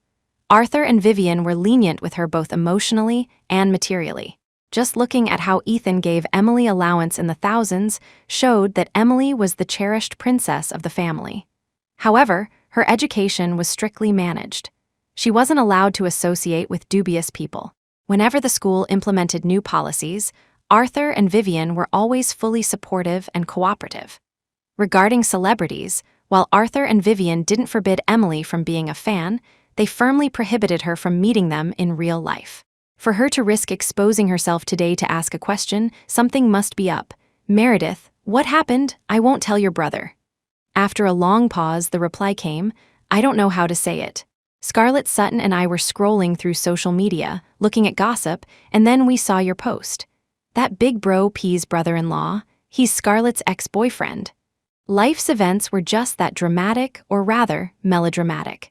Meredith thought her situation with Ethan was dramatic enough. She hadn't expected Samuel Knight to be added to the mix. He was the man arguing with Scarlett Sutton in the alley. He was also the one who later drove Scarlett to slit her wrists. No wonder his voice had always sounded familiar. Meredith found it hard to accept for a moment. That afternoon, she had been reporting her safety to Samuel Knight, and that evening, she learned he was a ruthless man. Unsure how to face Samuel, she opened their chat window on her phone. The blank background showed no conversation history. Every time they messaged each other, they would delete the chat. She couldn't recall what she had said to Samuel. She only remembered suspecting his voice sounded familiar on the engagement day, but dismissed it as overthinking, trusting her own memory. Later, when they were together, Samuel was always very accommodating towards her, showing no signs of aggression. However, if Samuel and Scarlett Sutton had been entangled, this would inevitably lead to trouble. Samuel couldn't be involved anymore. Now that Ethan had reformed and was completely obedient to her, there was no need to keep Samuel around. The Craftsman studio, Archer Co., had been handed over to Finn Archer. To cut ties with Samuel now, she still needed that photo. But the photo wasn't on Samuel's phone. Meredith had checked carefully several times before. Thousands of thoughts flooded Meredith's mind. She needed time to carefully sift through them. "What's wrong?" Ethan asked, glancing at Meredith during a red light. She was currently looking at the chat window with Dream, but hadn't typed anything. What did Emily say? She had just been talking to Emily. Why suddenly think of this Dream? Nothing. She said D Brand's princess dresses are releasing new items, and she's worried she won't have time to go, so she asked me to check them out for her. Meredith put away her phone, fabricating an excuse. Ethan shook his head and sighed. "This Emily loves eating and playing. You should learn from her. Keeping too much in your head, thinking wildly all day, aren't you tired?" Meredith didn't reply, finding it hard to explain the difference between Emily and herself. "Thinking about something else again, huh? Emily has parents doting on her, but you're no worse off. You have me doting on you too. Dad and Mom treat you and Emily exactly the same. Ethan parked the car at the hotel entrance, gave the keys to the valet, and led Meredith towards the restaurant. Chapter 154. Tracks entering the hotel, they encountered an acquaintance, though not a close one, Walter Wang. Walter seemed to have a dinner engagement and happened to run into Ethan and Meredith. The social media uproar these past few days had naturally informed Walter that Meredith wasn't the wealthy young lady he had assumed, so he didn't dare be overly friendly. "Mr. Young, Mrs. Young," Walter greeted. Ethan merely nodded, barely acknowledging Walter, and pulled Meredith along. Meredith didn't speak either, following Ethan away. Unlike the pavilion they visited last time, this time it was a traditional courtyard residence. The dining table was set in the courtyard, surrounded by artificial hills and flowing water. The traditional style house wasn't just for show, it contained all necessary living amenities. It felt like stepping back into ancient times. The mahogany wardrobe even held spare bathrobes and toiletries. To the left was a bathroom fitted with vintage Republican-era fixtures. To the right was a bedroom featuring an elaborate canopy bed, exquisitely crafted and antique-looking. The bedding was traditional silk embroidered with a 100 children motif. The main hall boasted a complete set of traditional furniture, including an 8-sided table. This hotel felt nothing like a typical hotel. Meredith toured the rooms, lingering for a long time before a calligraphy scroll in the main hall. She hadn't expected to find such a place in the heart of the bustling, expensive city. "Do you like it? How about staying here tonight?" Ethan wrapped his arm around Meredith. She was engrossed in a pair of couplets on the scroll. Ethan chuckled, "There are many traditional style villas now. How about we buy one and move?"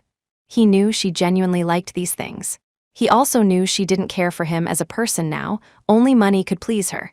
And right now, only this money could keep her tied to him. "Who's talking about that? This calligraphy looks like the work of a master." Meredith freed herself from his grasp and moved closer to examine the scroll. She said "looks like" because she couldn't believe a famous calligrapher's work would be displayed in a hotel. But upon closer inspection, it was indeed authentic. Ethan didn't understand these things, but since Meredith liked it, he accompanied her. After watching for a while, he grew bored. He admired Meredith's ability to study a single character for so long.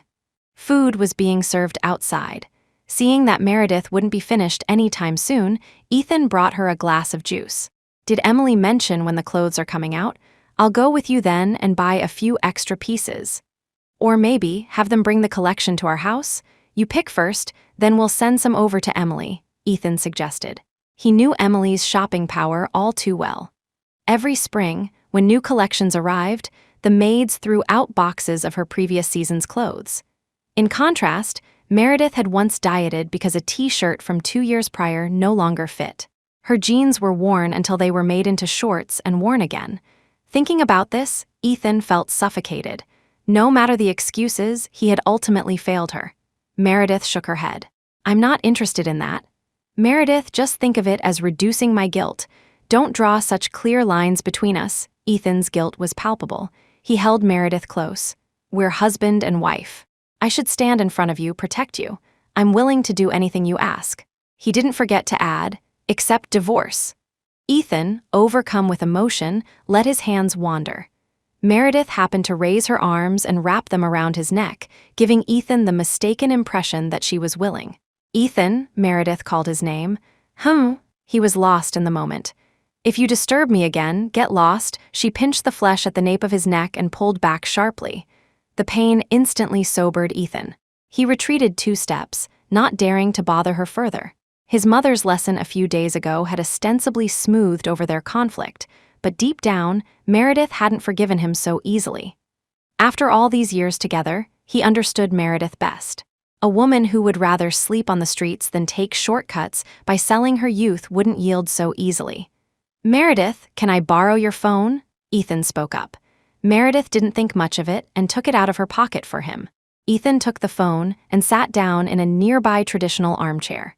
He opened WeChat and looked at her chat history with Emily. It mostly consisted of sharing pictures of clothes, bags, and shoes. Occasionally, Emily asked when Marcus would return from training, and naturally there were Emily's fawning messages asking for allowance. Ethan shook his head. This sister was embarrassing. However, today's chat messages were few, suspiciously so. Meredith had just been typing away on her phone with Emily. This meant Meredith had deleted some records. He transferred some more money to Meredith, changed her WeChat name and profile picture, then put her phone down. He picked up his own phone to message Emily, who should be out of class by now. Ethan sheepishly. Emily, your sister-in-law told me about what happened earlier. She's pregnant and not feeling well, and she has to collaborate with the gallery soon. It's not suitable for her to worry about extra things. She asked you to talk to your brother about these things in the future. Emily replied slowly. Ethan wasn't anxious. He sat drinking tea, watching Meredith examine the calligraphy scroll. He took out his phone and started taking pictures of her. After a few shots, he felt a pang of irritation. She never looked at him with such concentration. Meredith, can we eat first? I'm starving, Ethan approached again, suggesting, how about I find time in a couple of days to take you specifically to an art exhibition? We can buy a few pieces to look at slowly at home. Meredith had seen enough and stood up to eat. The weather had been warming up lately, perfect for seafood. Since Meredith was pregnant and couldn't eat crab, Ethan put on gloves and peeled 2 shrimp for her to satisfy her craving. He casually asked, what about that Walter Wang earlier? The photos he took of you were quite nice. Meredith shrugged. I don't know him either. She didn't follow celebrities and didn't recognize any stars. Do you have any favorite celebrities then? How about naming a couple? Ethan pressed. Come to the company meeting with me tomorrow, okay? The previous brand ambassador's contract was terminated and we need a new one. You can come see if you like anyone. Not interested. The celebrities I liked retired years ago. I'm not professional in this area. I wouldn't know how to choose. Occasionally, she couldn't even match the names to the faces of currently popular stars. Once, she was watching videos with Evelyn and the others. The comments mentioned who was who, but she guessed 3 or 4 different names for one person and was laughed at for a long time. Meredith, are you still trying to keep such a distance between us? Ethan asked. Now, whenever Meredith didn't get involved in his affairs, he felt she harbored resentment. Ethan, Mom was right. Your emotional intelligence is indeed a bit muddled. Meredith felt a bit frustrated. For 3 years, she hadn't been able to pinpoint Ethan's flaws, but Vivian's words had enlightened her. To put it nicely, he was muddled. To put it bluntly, he couldn't grasp things clearly. He couldn't read others' emotions, but thought he understood them well. He learned business matters quickly and didn't need anyone to worry. Following his successful father, Arthur, he had also learned Arthur's roundabout methods and thinking outwardly kind but inwardly ruthless. He wasn't quite a smiling tiger, but he showed potential in that direction. However, towards his own people, he was very tolerant, lenient to the point of having no bottom line. He avoided using his brain whenever possible, which was why Liam had been able to trick him into contacting other women, hurting Meredith's heart and missing the best chance for reconciliation. When he finally realized Liam had ulterior motives, he struck ruthlessly, leaving Liam in a state of disrepute. Being called out by Meredith didn't anger Ethan. He grinned, somewhat proud. It's genetic from my dad. Mom says I inherited his flaws, cluelessness. So she told me to think less in the future and just listen to you. Meredith felt a bit suffocated. Wasn't he clueless? Initially, he kept harping on the bracelet, making a fuss. Now he was fixated on her wanting to draw lines between them. In short, if anything didn't go his way, he'd accuse her of this crime. Especially today, she clearly felt a huge change in Ethan towards her. His attitude was somewhat similar to how Ethan treated his mother. Idiot. Thankfully, Vivian was a good mother-in-law. Otherwise, with Ethan being such a mama's boy, Meredith would have been tormented to death by him. Thank goodness her mother-in-law didn't stir up trouble and thought highly of her. Meredith, I've thought about it. I used to want to raise you like Emily, like a princess. That's why I made many decisions alone without telling you, which led to misunderstandings. I won't do that anymore. I'll discuss important matters with you and respect your opinions. Meredith now had sufficient reason to believe that Vivian had, unbeknownst to her, given Ethan a clever strategy, suggesting he try a different approach to their relationship. He was exceptionally obedient now. After dinner, The sky hadn't darkened yet, but Meredith's eyes were already closing. They decided to stay the night. Ethan waited until Meredith was sound asleep before getting up to retrieve his phone. By now, Emily was home from school and had replied to his message. "Brother, Scarlett is not in a good mood right now. I was just comforting her." Immediately followed by another message. "It's all Samuel Knight's fault. That scumbag, he messed up Scarlett's life and then went after Big Bro P's sister. Brother, you must make sure sister-in-law keeps her distance from Samuel Knight, Emily. Cherish life, stay away from scumbags." Samuel Knight. Ethan turned his head in astonishment, looking at the sleeping Meredith. He looked again at the name on his phone, confirming Emily meant Adeline Pierce's husband, Samuel Knight. Meredith had just finished chatting with Emily, then immediately opened that person's WeChat. Ethan had reason to believe this person was Samuel Knight. He had considered countless possibilities, but never imagined it would be Samuel Knight. Samuel Knight was a highly intelligent, extreme egoist. Ethan had always felt he was untrustworthy. If it weren't for Adeline Pierce, he wouldn't even bother associating with him. But what was Samuel's relationship with Meredith? How did they connect? Why would a smart girl like Meredith get involved with Samuel, a married man? Ethan had a pile of questions he wanted to ask Meredith. He trusted Meredith's character. She wouldn't have an affair with Samuel. But Samuel was a ticking time bomb. He had to be eliminated quickly. As for Meredith, she had appeared on the day his grandmother passed away. She saved him. He believed this was his grandmother's final gift to him before she died. More importantly, he loved her. Chapter 155. Presence. The ancient canopy bed had a hard wooden base. To recreate the antique feel, the hotel had deliberately omitted a soft mattress. Meredith slept soundly through the night. Ethan, however, complained of an aching back and couldn't sleep, sporting faint dark circles under his eyes. "And you want to buy a traditional villa like this? Aren't you afraid of sleepless nights every day?" Meredith teased him for being delicate. "A traditional villa doesn't mean we have to buy such a hard bed. We can get a softer one." Ethan clenched his fist, banging it on the bed frame, making it rattle. "Anyway, I can't handle this hard plank bed. A few more nights and my back will be ruined." They washed up briefly, returned home to change clothes, and then headed to Yeong Group. Meredith hadn't intended to go, but after she'd called him out yesterday, Ethan had completely let loose, resorting to whining and pleading to drag her along. With Wendy and Liam gone, Liam's position was vacant, and no replacement had been found yet. Ethan was temporarily handling the aftermath related to Stella Warner. Nominally, Ethan was in charge, but in reality, Meredith was. She was now sitting in the conference room. Ethan sat at the head of the table, while staff members presented potential candidates one by one, analyzing their potential value. Meredith wasn't a fan of celebrities. The report nearly put her to sleep. Even philosophy lectures hadn't been this dull. She knew nothing about the product plans, so how could she choose someone? After the presentations, Ethan asked Meredith, "How about it? Anyone catch your eye?" Meredith expressionlessly flipped through the files, which contained personal information and candid photos of many popular stars. She pretended to review them twice, while everyone below waited nervously for her decision. "Who's this Timmy?" Meredith remembered a name and asked. A staff member immediately understood, pulling up the person's profile. The LED screen displayed a young-looking male celebrity. "This is him, Timothy Shaw. He gained fame from starring in 2 idol dramas. His singles have ranked on the charts. Because of his young, innocent appearance, he has a large following of mom fans, hence the nickname Timmy.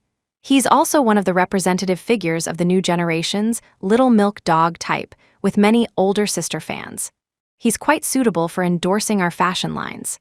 Meredith pointed at the screen and asked Ethan, "What does Mr. Young think?" Ethan raised an eyebrow, looking at Meredith meaningfully. "He'll do. Add Walter Wang too. Pick 2 female celebrities to partner with him. The Stella Warner incident fully demonstrated the drawbacks of a single endorser. From today onwards, cross-product endorsements are prohibited." Choosing the endorsers was easy. Those presented were already pre-approved candidates. The final choice truly depended on Meredith's preference. Meredith thought that if she were a hardcore fan, she would absolutely adore Ethan for giving her this power. Unfortunately, she wasn't. Ethan knew exactly how to please girls. Jewelry didn't work, career support went unanswered, so he resorted to using their beloved sons and husbands as bait. Before May of last year, Meredith would only have loved Ethan more than before. But now, Meredith simply didn't care. The two were currently in the office Ethan had prepared for her. It boasted a prime location right next to Ethan's, was spacious, and its window directly faced Meredith's office at Archer Co. Right now.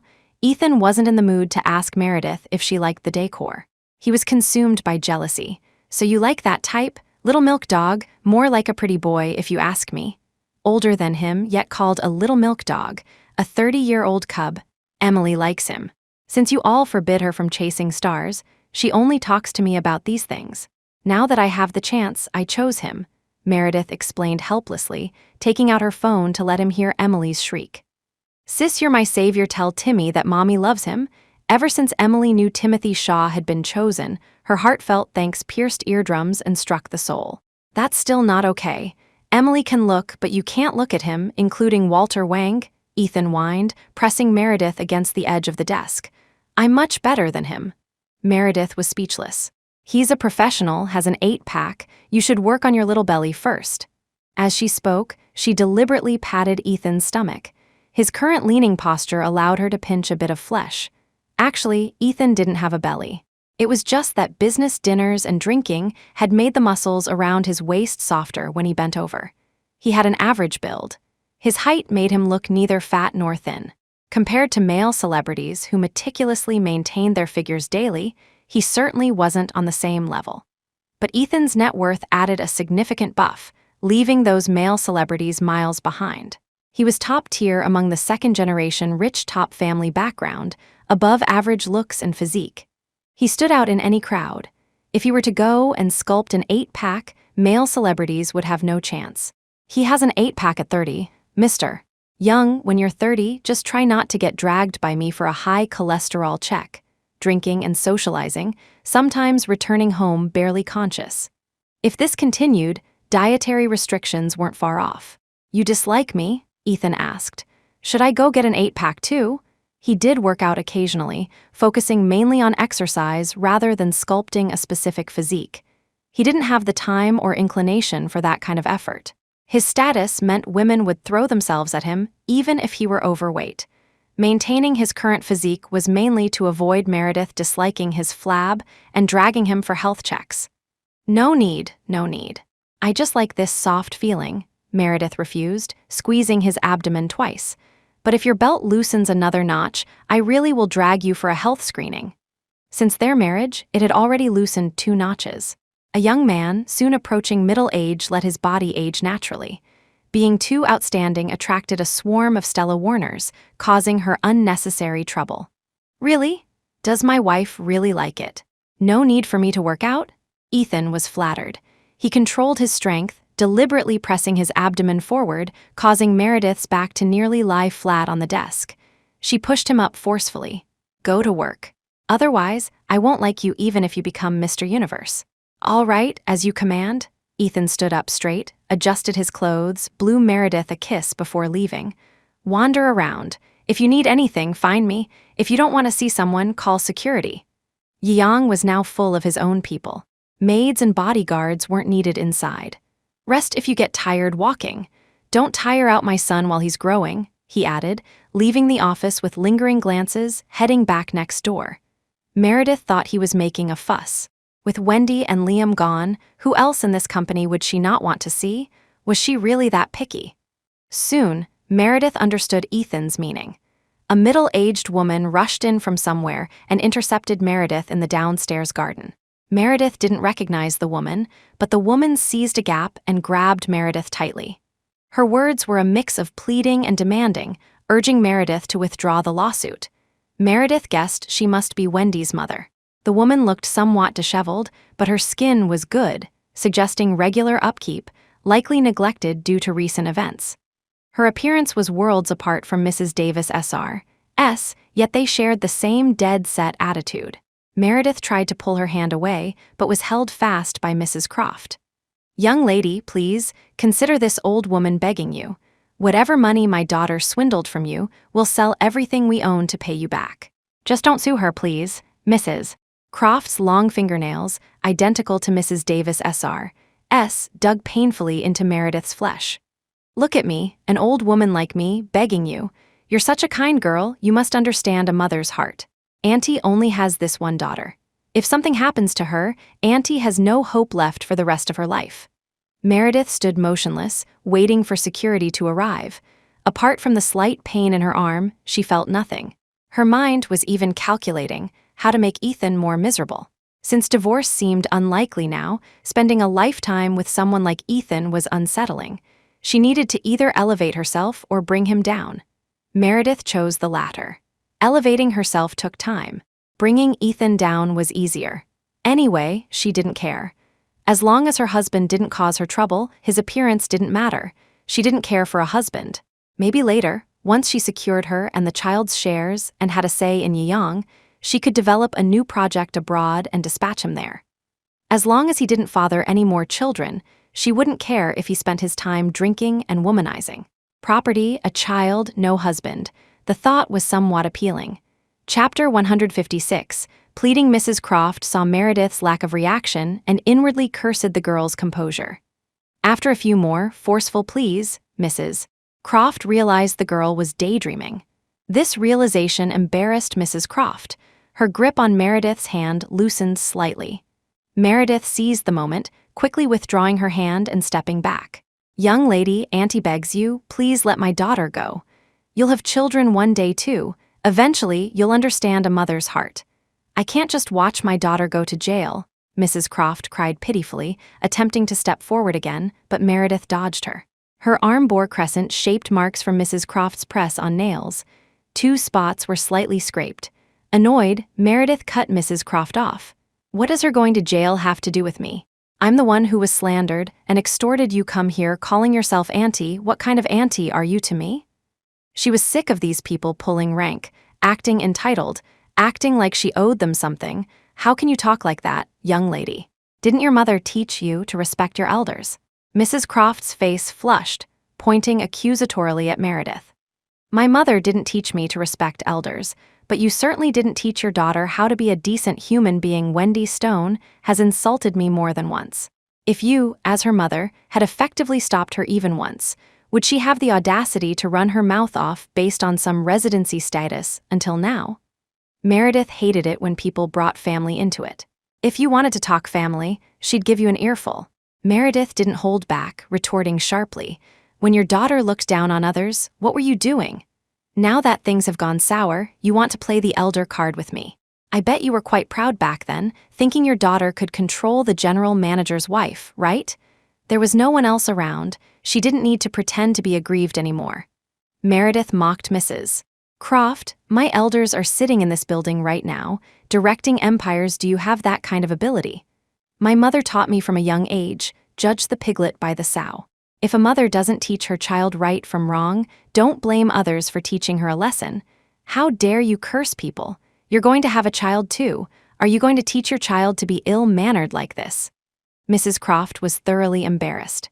She had come to plead with this girl, but the girl was impervious to both soft and hard approaches, and her words hit home, sharp and grating. "My child is the general manager's child. You know the general manager, right? The one who provided the evidence for your daughter's extortion. Are you daring to talk about his child now?" Meredith retorted, seeing security approaching and signaling them not to come closer. Meredith pressed on, arrogant and unyielding. "My child will inherit his father's wealth from birth, giving him the capital to look down on people. The very ground you're standing on will be his property someday. You have the nerve to act old in front of me. Why don't you go inside and fish your daughter out? At the end of the day, isn't it because you're poor? Poor ghosts shouldn't pretend to be elders here." The towering Yiyang building loomed behind her. Meredith's aura was imposing. She could tolerate rumors and slander, but that didn't mean she had to tolerate people insulting her to her face. Ethan Young refused to divorce her, which meant she had the capital to be arrogant. This fortune belonged to the child in her belly, which gave her more security than if it were Ethan's. She couldn't rely on her husband, but she still had her in-laws and her son. She had swallowed her anger these past days precisely for this moment, so no one could point fingers at her. Meredith sent a text message asking several other employees to find some cleaning ladies. After all, if men intervened, Mrs. Croft might cause trouble, refusing to leave and trying to extort them, which would be even more problematic. The security guards understood, standing at a distance to prevent Mrs. Croft from suddenly becoming violent. Mrs. Croft realized her slip of the tongue, but was completely cornered by Meredith. "Let me tell you, I am more capable than your daughter. I'm an outsider with no money or status, yet I'm still better than your daughter. I found such a good husband, and my in-laws adore me. I don't have to do housework at home. Someone serves me like a young mistress." Wendy's motives undoubtedly revolved around jealousy. She flattered Rosalie Leighton because Rosalie's background was better than hers. She looked down on Meredith for the same reason. Later, her blatant actions were also indulged by Ethan. Thinking she had the upper hand over Meredith, she freely humiliated her, forgetting that Meredith and Ethan spent every day together. It was a lifelong matter. Who could definitively say Meredith would never win his favor? Besides, Meredith's child would also be Ethan's child. Would Ethan let Meredith be insulted? Wendy was too foolish, lacking judgment. Ultimately, Wendy looked down on her, subconsciously believing Meredith belonged in the mud to satisfy her own sense of superiority. When your own daughter spoke wrongly, you, as her mother, didn't correct her. Now that she's in trouble, you come harassing the victim. I see Wendy grew up following your example. She wanted to say snobbish, but didn't want to give Mrs. Croft the excuse to accuse her of cursing, so she phrased it more tactfully. If she understood, she should go home and reflect. If not, blame her own lack of culture and teach her daughter in prison later. "See, my elders are sitting in this building. That floor, can you even find it?" Meredith pointed randomly. She couldn't find it either. The cleaning ladies arrived. Meredith signaled them to escort the woman out. "I haven't even submitted much of the evidence of your daughter insulting me. If you say one more thing I don't like or cause a scene here, I'll hand everything over to the lawyer and add another charge of insult against your daughter," Meredith threatened, tired of dealing with Wendy's mother. She let the cleaning ladies escort the woman out. Just as she turned, she saw Ethan behind her. Ethan beckoned her. Meredith walked over and they went up the elevator together, showing some power-tripping tendencies today. "My wife has quite the sharp tongue." Ethan had heard the entire exchange and praised Meredith with a smile. "Be this arrogant from now on, Mr. Young likes it." Meredith didn't answer, looking down below. The glass elevator ascended slowly. Down below, Wendy's mother was being escorted out by the cleaning ladies and security guards. Why look at her? Filth, just call security directly next time. Don't engage with people like that. Ethan covered Meredith's eyes. Meredith turned her head, only to see Ethan's calm expression, as if his words held no impropriety. This was innate superiority. Belittling others wasn't just verbal. The disdainful, arrogant attitude could truly make one feel their own insignificance. Meredith kept feeling like Mrs. Croft had left something unsaid. It wasn't until that evening, when Arthur called them home for dinner, that she realized what it was. When Ethan and Meredith arrived back at the villa, a plainly dressed couple sat in the living room. They looked like they had worked hard their whole lives, appearing somewhat awkward. The man kept rubbing his hands. Some simple bags sat on the table, likely gifts they had brought. Arthur was keeping them company, drinking tea, silent since Meredith and Ethan entered. Seeing the two return, the couple quickly stood up. The man smiled awkwardly and greeted, "Ethan's back. This must be your wife." Ethan helped Meredith change into slippers and they walked in together. "Dad, we're back." Meredith had a feeling these were Liam Stone's parents. Following Ethan's lead, she greeted, "Uncle Stone, Auntie Stone." "Ah, what a lovely girl." Liam's parents spoke with a distinct regional accent. Seeing Meredith, they showered her with praise. If it weren't for the tears welling in their eyes, she might have thought they were genuinely there to congratulate her. "Meredith, your mother has a headache and isn't feeling well. Go upstairs and check on her," Arthur spoke up. Meredith nodded. To Liam's parents, she said, "I'll go up first then. Please chat slowly." Their visit at this time was definitely about Liam's situation. Arthur didn't want Meredith involved, and Meredith, completely clueless about the intricacies, didn't want to stay either. Upstairs, Vivian was indeed watching TV in her room, looking quite relaxed. "Mom," Meredith called. Come here," Vivian beckoned, inviting Meredith to watch TV with her.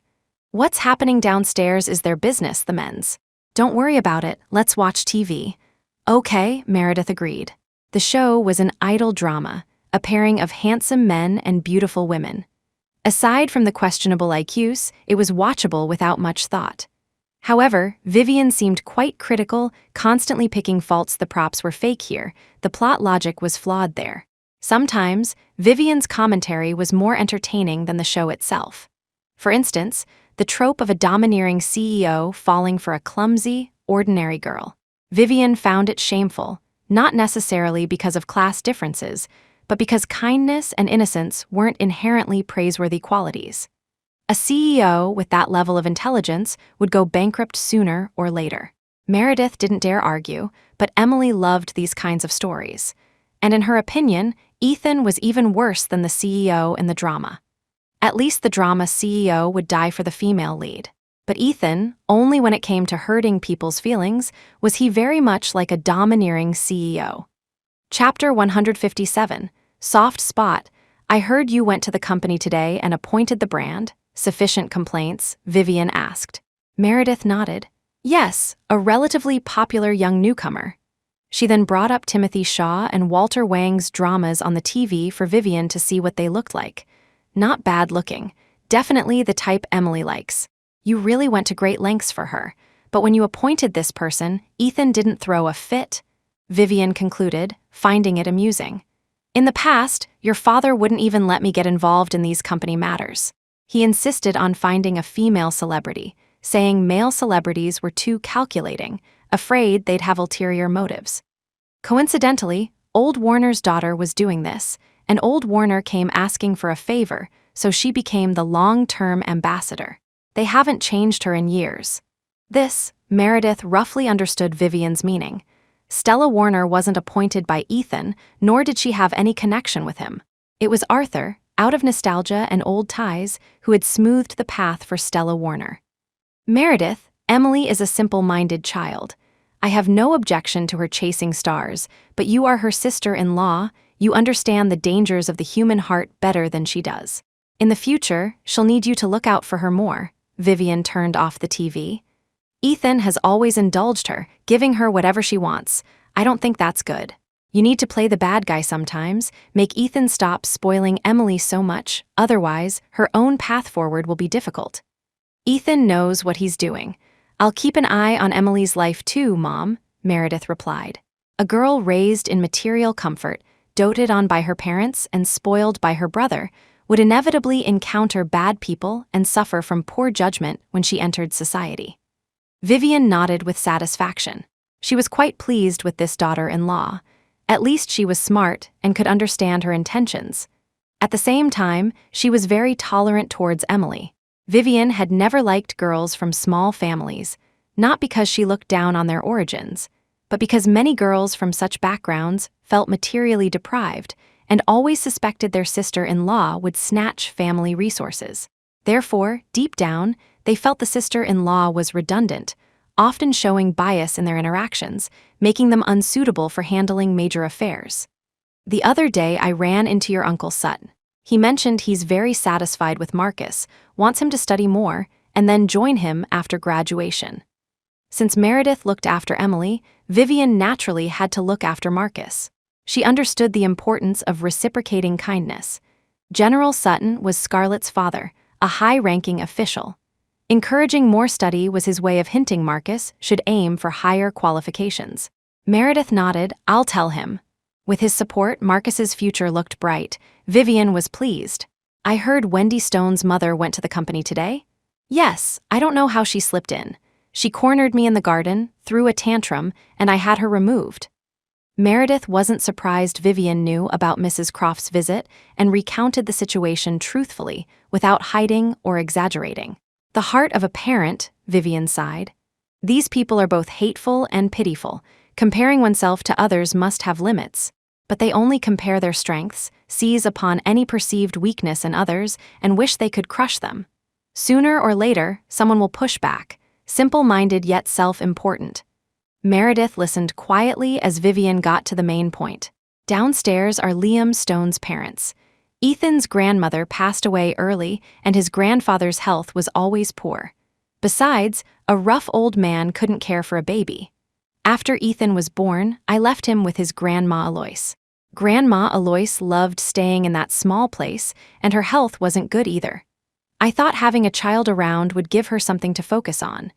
Liam's parents usually helped out, so Ethan and Liam grew up together, Vivian said. Liam's parents have been honest folk their whole lives, thinking their son could make something of himself by following Ethan. Who knew? Liam is just not sensible. Recalling the past brought many emotions for Vivian. This was a child she had practically watched grow up. Vivian sighed. Ethan's grown up now, married. What I say doesn't carry much weight anymore. The implication was clear. Ethan now only listened to Meredith. That's why Vivian had called her up separately, hinting for her to handle Ethan. Meredith thought of the elderly couple downstairs. They had aged naturally, unlike city dwellers who often looked younger. Their faces bore the marks of time and hardship. Their eyes were filled with tears, yet they remained friendly towards her. Their son had made mistakes, yet they maintained the dignity and grace expected of elders, coming to apologize. "Mom, I'll persuade Ethan to let Liam go." Arthur and Vivian surely knew Ethan's motives, perhaps even the backstory of how Ethan set the trap. As for Ethan, I'll keep an eye on him from now on, make sure he doesn't use such underhanded methods again. While Liam and Wendy were wrong, Ethan could have simply used his authority as general manager to fire them. Instead, he chose the cruelest, most roundabout method. Thinking back, Veronica Jennings being directly fired was the lightest punishment. Wendy and Liam first lost their child. Ethan, under the guise of apology, deliberately indulged them, emboldening them until they made mistakes. When the law caught up, Ethan bore no responsibility. A chain of schemes, indeed venting Meredith's anger. But such actions inevitably hurt people. Liam was his childhood friend, yet he turned on him without hesitation, ruining his future. Those who worked with him in the future would inevitably feel wary. Over time, who would dare to truly trust him? But Ethan was already in a high position. Vivian, mindful of his pride, couldn't criticize him directly. That's why Arthur had called Meredith upstairs today for a private reminiscence, rather than directly asking his son to drop the charges. Vivian nodded, deeply gratified. This daughter-in-law was gradually showing the capacity to manage family affairs. That evening, Arthur hosted Liam's parents for dinner. Meredith and Vivian came downstairs only after they finished eating. Emily had been sent off by Vivian to eat at Scarlett Sutton's house. The table had 6 people, 3 couples. Liam's parents had little appetite, looking at Meredith with unspoken words hanging in the air. Meredith didn't know why they were looking at her like this. She wasn't the one suing Liam. The request should be directed at Arthur or Ethan. "Meredith, Uncle Stone has something he'd like to say to you." Shortly after they started eating, Arthur called out to Meredith, prompting Liam's parents. Meredith smiled. "Uncle Stone, please don't be formal, go ahead." Well, Liam's father was taken aback by Meredith's polite and gentle manner, suddenly finding it hard to speak. Then, thinking of his arrogant daughter-in-law and in-laws back home, he felt a pang of bitterness. "Young lady, the children made mistakes, it's the adults' fault. I apologize on their behalf," Mr. Stone SR choked up. "But as parents, we can't just watch our child go to jail. If you're angry, take it out on us too today. I'll go back and fix the mess they made. Afterwards, I'll take Liam back to our hometown to start over.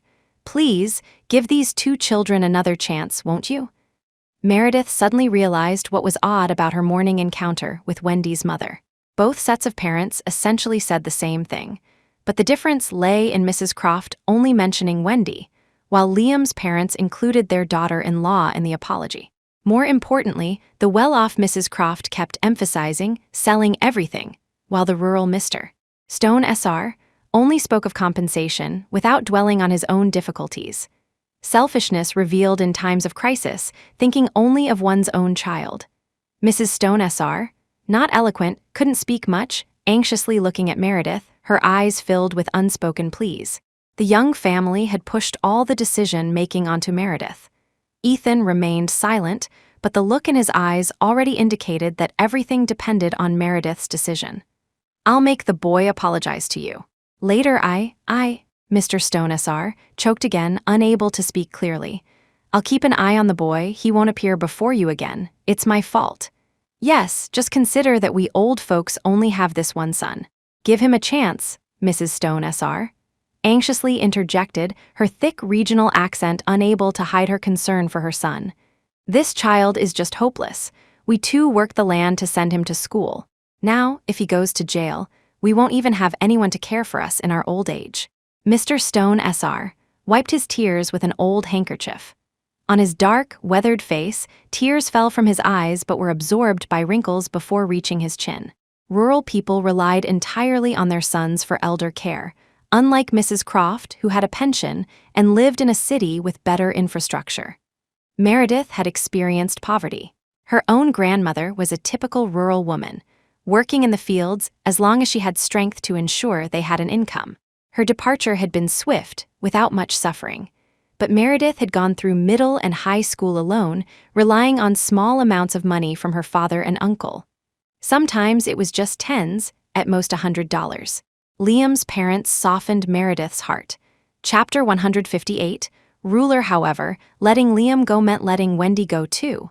Meredith wasn't the type to forgive and forget with a smile. She wasn't ready to let Wendy off the hook yet. Thus, she deliberately asked, "As far as I know, your daughter-in-law is a city girl. Would she be willing to go back to the countryside with you?" That wasn't just a small change. The place where Ethan's grandma Alois lived was a backward small county town. Would Wendy be willing? Whether she's willing or not, I can't control it. She's a spoiled girl. If she doesn't want to, let her be, Mrs. Stone SR cried, tears streaming down her wrinkled face. It's not embarrassing to say, his father and I haven't even been to their new house. This time, we were even looked down upon several times. My own son getting married. My heart aches too. She wasn't even as filial as the young wives in the village, let alone as polite as the young family's daughter-in-law before them. Meredith asked, "Then you still want to save your daughter-in-law?" Save her. I can't manage her later, but right now she's still my daughter-in-law, so I have to save her. Undivorced meant still family. That was the bond of family. Meredith suddenly understood why Arthur and Vivian had let her decide this matter. Ethan had never grasped her core weakness, but these two parents hit the mark directly. She couldn't stand the sincerity of hardworking people. They also wanted to give her weight in front of Ethan, to let her know the family's goodwill towards her. Sighing, she inwardly despised Ethan again for having such good parents. Meredith stood up, took the tissues from the table, handed them to Liam's parents, then sat back down. Upstairs just now, Mom mentioned that when Ethan was malnourished, you often made soup for him. Liam even had to wait his turn to eat. This was actually something Ethan had told her.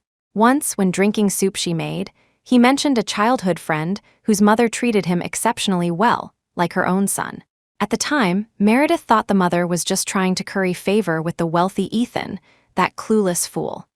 Now, seeing their attitude towards Wendy, Meredith started to believe Ethan might have genuinely been liked by them. That was long ago. Ethan was frail. Liam, seeing the adults wouldn't dare hit Ethan, always encouraged him to steal food from home. Later, to punish Liam, we'd let Ethan eat the good stuff first, Mrs. Stone SR finally managed a smile, recalling the past. We raised many chickens at home. Liam loved chicken wings, so we'd specifically give them to Ethan first.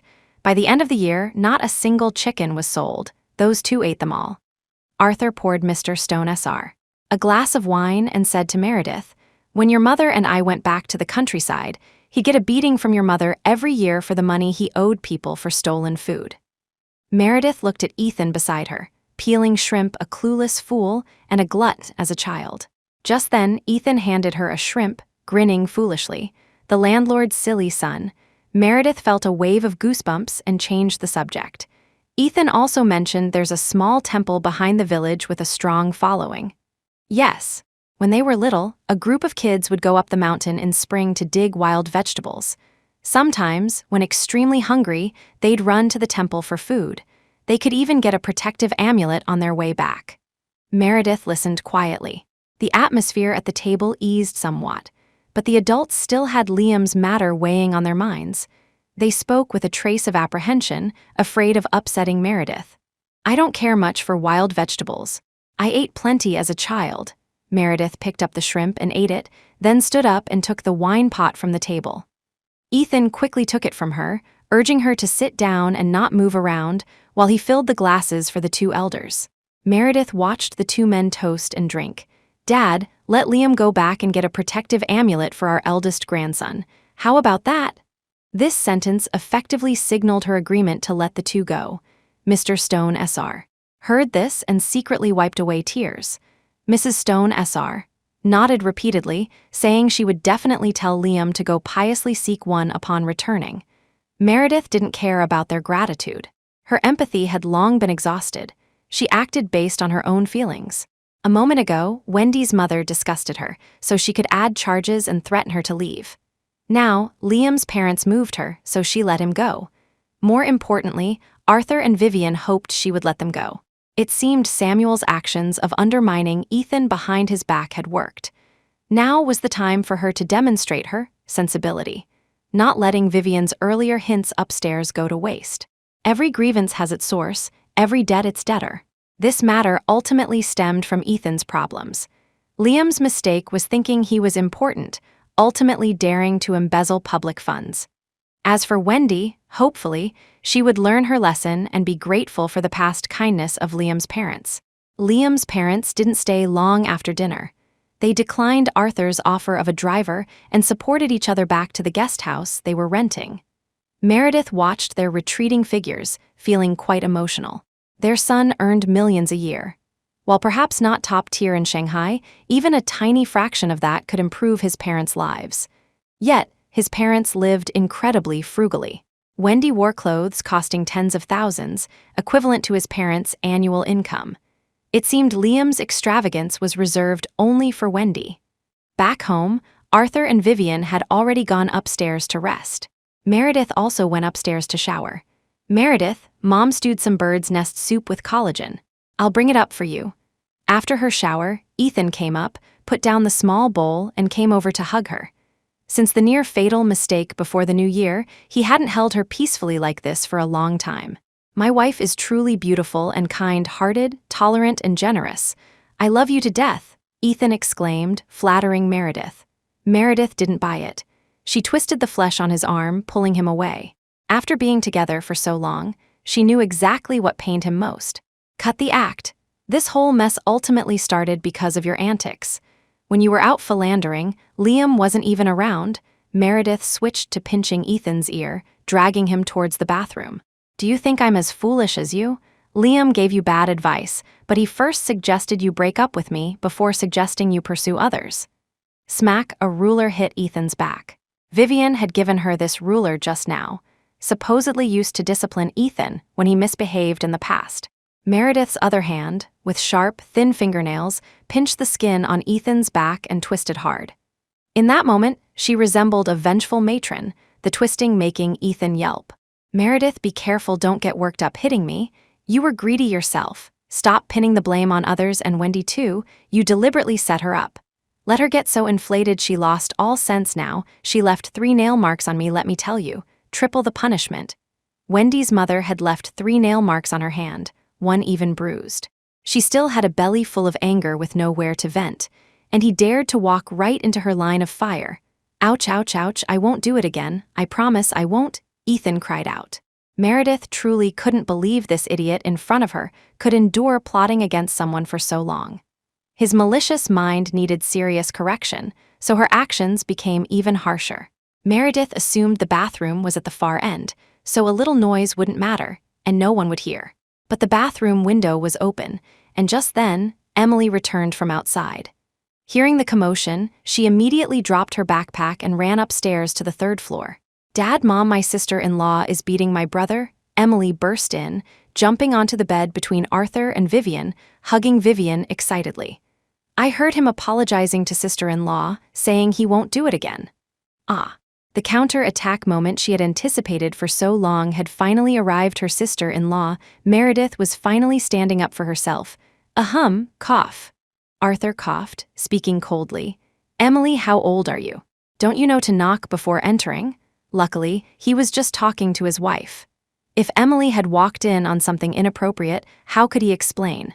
Emily, however, wore an expression of understanding, patted Arthur's shoulder and said, "Oh, Dad, whatever there was to see, I've seen it long ago. You two have no privacy in front of me." As soon as she finished, she quickly covered her mouth. She had gotten carried away and said something she shouldn't have. "Emily Young," Arthur seized on Emily's words. "You're a young lady. Watch your image. How can you say such things?" This child had lived with them since she was young. Inevitably, awkward moments occurred. Arthur wasn't angry that she remembered, but that she spoke so openly about it. Emily got scared and shrunk towards Vivian. Vivian shielded Emily. All right, your dad's just teasing you. Don't worry about your brother and sister-in-law's business. Hurry up and take a shower and go to bed. You have school tomorrow." "Oh, good night, Dad, Mom." Emily weakly skirted the bed and ran out. The house's soundproofing was too good. Otherwise, she would have liked to eavesdrop on more exciting content. Standing outside their window downstairs now wouldn't be appropriate either. The bodyguards would mistake her for a suspicious person. Chapter 159. Checkmate. Only after Emily went downstairs did Arthur heave a sigh of relief. "Satisfied now?" Vivian chuckled. "Our daughter-in-law isn't completely unreasonable. She knows how to handle this matter with tact." "I'm really worried sick.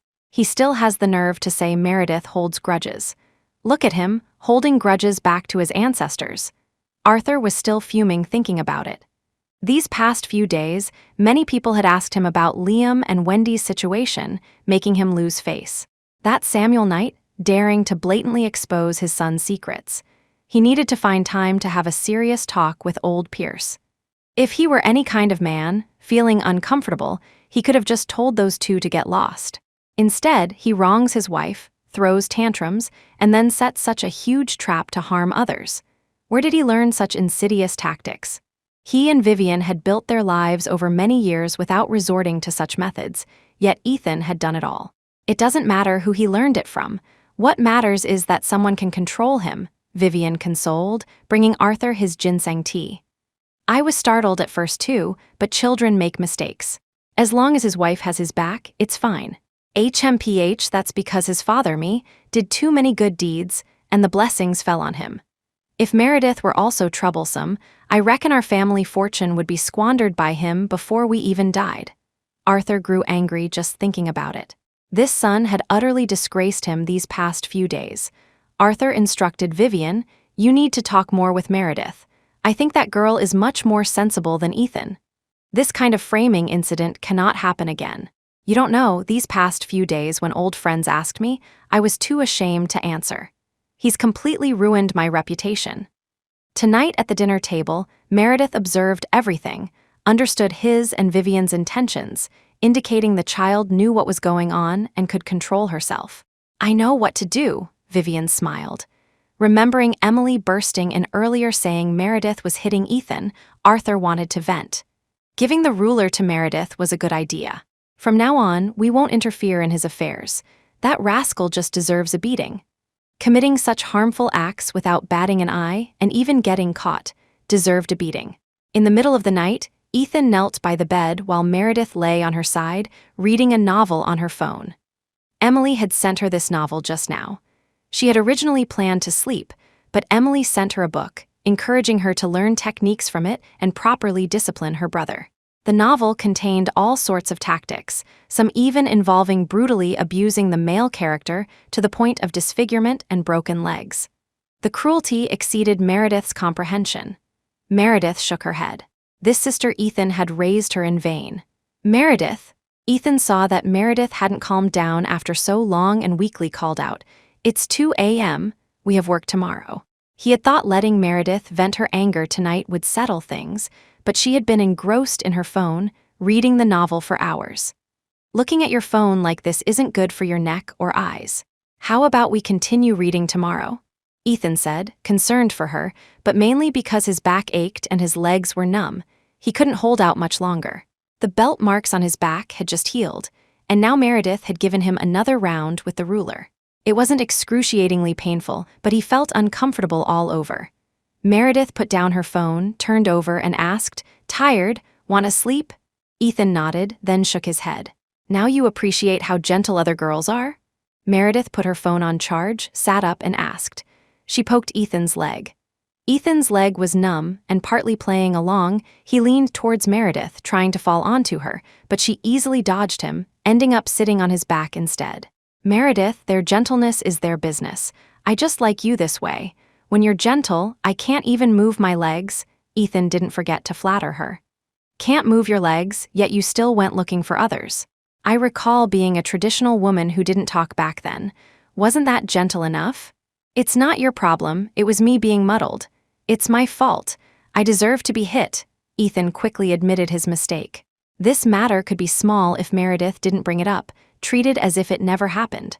But if blown up to the point of divorce, he would have no grounds to object. Keep a close eye on me in the future. I definitely won't make such a foolish mistake again, Ethan quickly promised. Meredith had heard such promises countless times. She honestly couldn't tell if these words were true or false anymore. True in this moment, but what about the next? What about the future when she grew old? Having a prior offense meant future credibility was bankrupt. Meredith suddenly felt listless and lay down to sleep. Ethan thought Meredith had forgiven him and tentatively moved closer to her. It's past 2 a.m. now. Don't you have work tomorrow? Do you want Dad to wait for you to go to work together? Meredith pushed away his wandering hand. Are you looking for another scolding? This wasn't their own home. Ethan definitely had to go to work with Arthur tomorrow. Staying up late meant he wouldn't wake up. Then how about we go on vacation in a couple of days? You can properly take care of me then. Ethan hugged her contentedly. I will definitely be good to you, only good to you. Meredith didn't know if she heard him, closing her eyes as if already asleep. In the morning, Arthur and Ethan finished breakfast and left for work. Meredith planned to visit Archer. Co-graduation was approaching, and she needed to prepare her final project and thesis. The painting commissioned by Ryan couldn't be delayed any longer. Meredith, come upstairs for a moment. Vivian called out to Meredith as she was about to leave, asking her to come to her room. Meredith entered and saw Vivian go to the walk-in closet, open the safe, take out a stack of documents, and show them to Meredith. These were share certificates, bond documents, and property deeds. There were many, but Meredith, being rather ignorant in these matters, could only understand the property deeds with her name on them. The others were incomprehensible. Meredith was puzzled. Mom, Vivian showed the share certificates to Meredith. These are the Yang share documents. The whole families are here. I'm currently holding them, but eventually they'll be passed on to you. Meredith looked through them as Vivian guided her. Our family holds a significant portion of Yang shares, 55 in total. I hold 32, your father has 10, and Ethan and Emily have 8 and 5 respectively. Vivian showed her each person's documents. Now that you're here, you're like a daughter, just like Emily. Later, you'll come with me to see the lawyer, and I'll transfer 5 from my share to you. Mom, Meredith didn't understand. Why bring this up so suddenly today? Wasn't it supposed to be after the baby was born? Vivian knew what Meredith was thinking. Meredith, these things rightfully belong to the daughter-in-law. It's just that your situation with Ethan was unique, so I never gave them to you before. Meredith nodded. She didn't possess that lofty disinterest. While verbally declining, saying she didn't want them, she knew very well how much suffering she had endured for these shares. A 5 stake meant substantial annual dividends, an amount many people couldn't earn in a lifetime. Vivian showed the other documents to Meredith. There are also 2 properties here, registered under your name before the marriage. From now on, these are your premarital assets, unrelated to Ethan. Consider them wedding gifts from his father and me, a small token from me as your mother. Mom, you don't need to be so formal. Being alone, I don't really care about these formalities. Meredith had no family, so she hadn't fussed about dowries or gifts. You and Dad didn't look down on my background and treated me like your own daughter. I'm already very content. They weren't muddled in-laws who blindly defended their son and bullied her because she was alone. Instead, they were the first to criticize their son's mistakes. Besides, at the engagement, the jade necklace she received was valuable enough to buy an entire street that was more than enough as a bride price. Her initial reason for wanting to marry was also because of Vivian and Emily. Precisely because you're alone, you need to care more. You still have Marcus to look after. When he gets married later, you'll have to handle everything. It wouldn't be right to ask Ethan for money then, Vivian consoled her. I've been through it. I know how uncomfortable it feels to ask someone for money. Meredith remained silent. Vivian's words hit every vulnerable point. She couldn't refute them. Whether in Shanghai or elsewhere, buying a house and getting married required significant expense. Right now, she had no money. Even if Marcus did well, she would eventually need to help him financially. But Meredith, you must understand why these things are being given to you. Yesterday's events impressed your father. That's why he agreed to give them to you. As for the remaining assets, whether your father decides to give them to Ethan or you in the future depends on how you help Ethan, Vivian reminded her. Meredith's sense of family was too weak, likely due to her relationship with her own parents. I understand, Mom. Vivian wasn't afraid of Meredith overthinking. When these eventually pass to you, the family assets must be divided similarly. Sons receive more than daughters. Don't get confused about this matter. Don't worry about others calling it sexism. Meredith knew. The daughters of the young family were born to enjoy life. The money given to them was enough for a lifetime of spending. Sons needed to support the family business, so a larger share of stocks gave them more say. But now, all of this was passing into her hands. This time, Vivian had even given Meredith the shares intended for the baby in her womb. Added together, it was 13, more than Emily, slightly less than Ethan currently, but more than Arthur. The plan she started hatching on New Year's Eve initially aimed only to use Stella Warner to make Arthur and Vivian realize what kind of person Ethan was. But thanks to Samuel Knight's involvement, things proceeded exceptionally smoothly. He willingly approached her, using emotions as a pretext for her to utilize him. While Meredith played the virtuous and magnanimous wife, Samuel deliberately exposed Ethan's shortcomings, creating a sense of crisis for Arthur. Then, she showed tolerance at the right moment, gaining their approval. Now, Archer Co. was successfully monetized. Everything had exceeded expectations. Now she had to forgive Ethan. First, let Ethan know she was coerced by Samuel, so he would help her break free from Samuel. Then, they would live harmoniously as a happy newlywed couple, allowing her to extract the shares from Ethan's hands. Due to recent changes at Yiyang, Ethan had acquired another 6 of shares from old shareholders, bringing his total to 14. She only needed Ethan's original 8. This would make her the largest shareholder in Yiyang. The remaining 6 could stay with Ethan for future risk control in share fluctuations. Now, it was time for the first move in this checkmate. Chapter 160. Fugitive. The news that Marcus was being highly regarded quickly reached Meredith's ears. Not because Marcus excitedly shared the joy with her, but because Marcus called to ask her about it. A batch of graduates from National University was about to complete their studies. Outstanding graduates would be assigned to military units to participate in classified missions, a significant addition to their future resumes. Marcus, as a freshman, was called in by his instructor today and informed that he would also be going during the summer break. This kind of opportunity was legendary at National University. Marcus couldn't achieve it even with a lifetime of effort. Yet now, due to his excellent grades, he was set to go alongside the son of a general from the same year. Just moments ago, they had even become friends. Marcus intuitively felt something was amiss. Remembering Ethan's confession of wanting to compensate her when she was in the hospital, he called Meredith. Unexpectedly, Meredith didn't deny it. "Sis, I don't want to go. I can climb up through my own efforts. I don't want to rely on their charity." Marcus was reluctant. He didn't want to build his future on his sister's sacrifices. "Nonsense, do you know how much I paid for this opportunity?" Meredith scolded him. "Let me tell you, Marcus, you have to climb up so that I have someone to rely on in the future. Sis." Marcus was taken aback by her sudden sharp tone.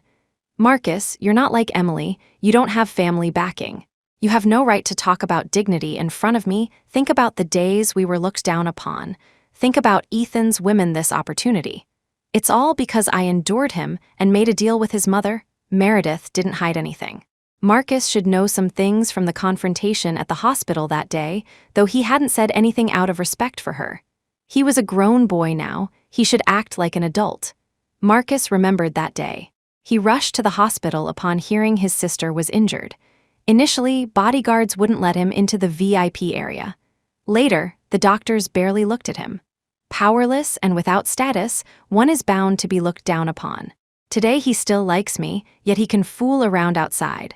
Tomorrow, when I'm old, I might have to make way for some 18-year-old. Marcus, you have to be successful. Sister only has you to rely on for the rest of her life. Meredith grew agitated as she spoke. She couldn't let Marcus be foolish now.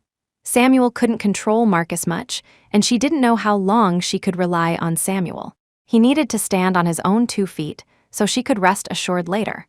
Marcus, you need to be like Arthur Young.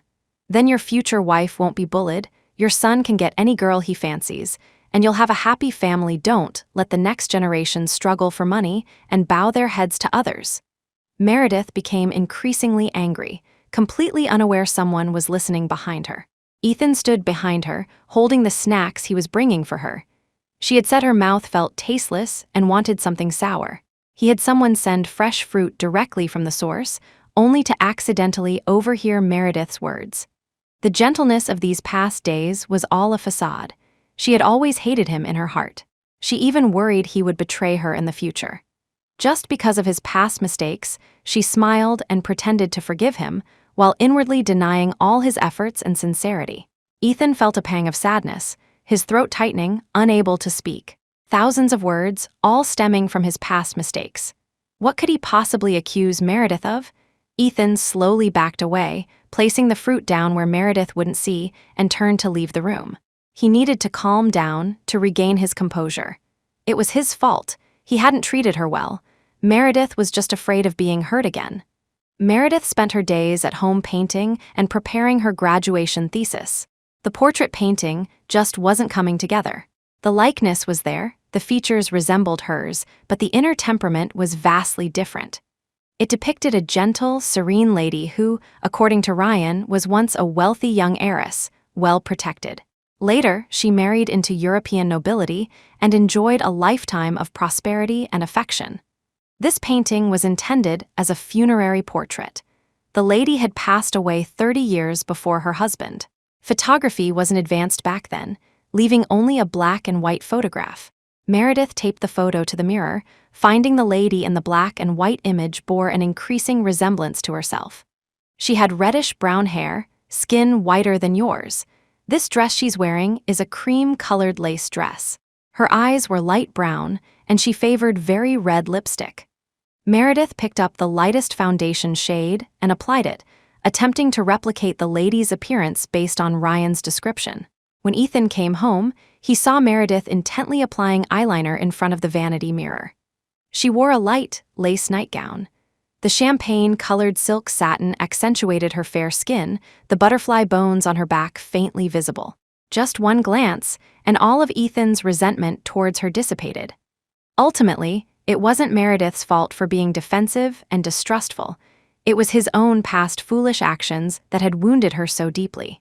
Since returning home this time, Meredith had changed significantly. Previously, she always wore pajamas. She never even glanced at the ones he bought her.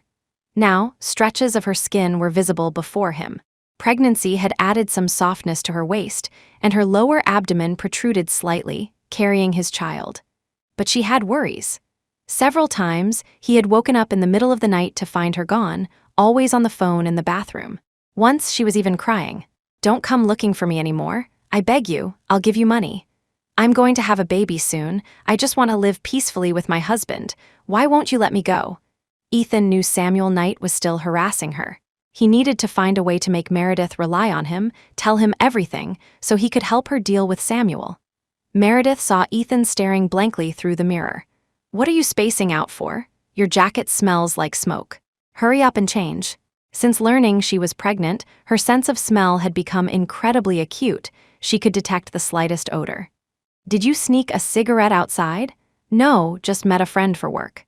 He was smoking, and the smell rubbed off on me a little." Ethan quickly removed his jacket, went to the closet for loungewear, showered first to wash off the smell, then dared to approach her. Her retro-European makeup was nearly complete. Through the mirror, she looked like a beauty transported from the 18th century. Ethan sat beside her, one arm around her waist, the other resting on her lower abdomen, admiring her applying brown mascara. "Why brown? Don't you women usually prefer black?" Although he didn't wear makeup, he understood women's pursuit of bigger eyes. brown mascara like this was rare.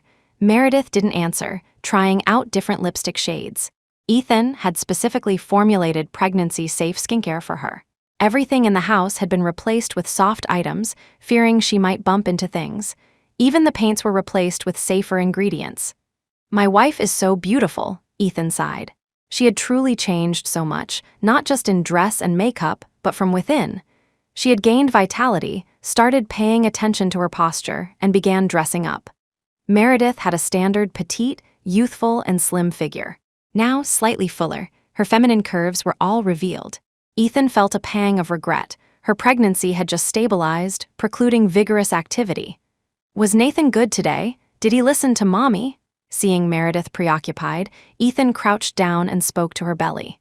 Ethan had named the baby Nathan Young. This child was his hope. Because of his arrival, Meredith's attitude towards their marriage had shifted. She was willing to cut ties with Samuel Knight, return to the family, stay by his side, allowing him to make amends. South of the mountains signifies yang, positivity.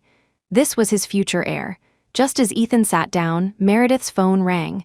Seeing it was Caleb Astor, she paused her actions and answered. "Hello, Officer Astor," Meredith took a breath. His calls unnerved her slightly.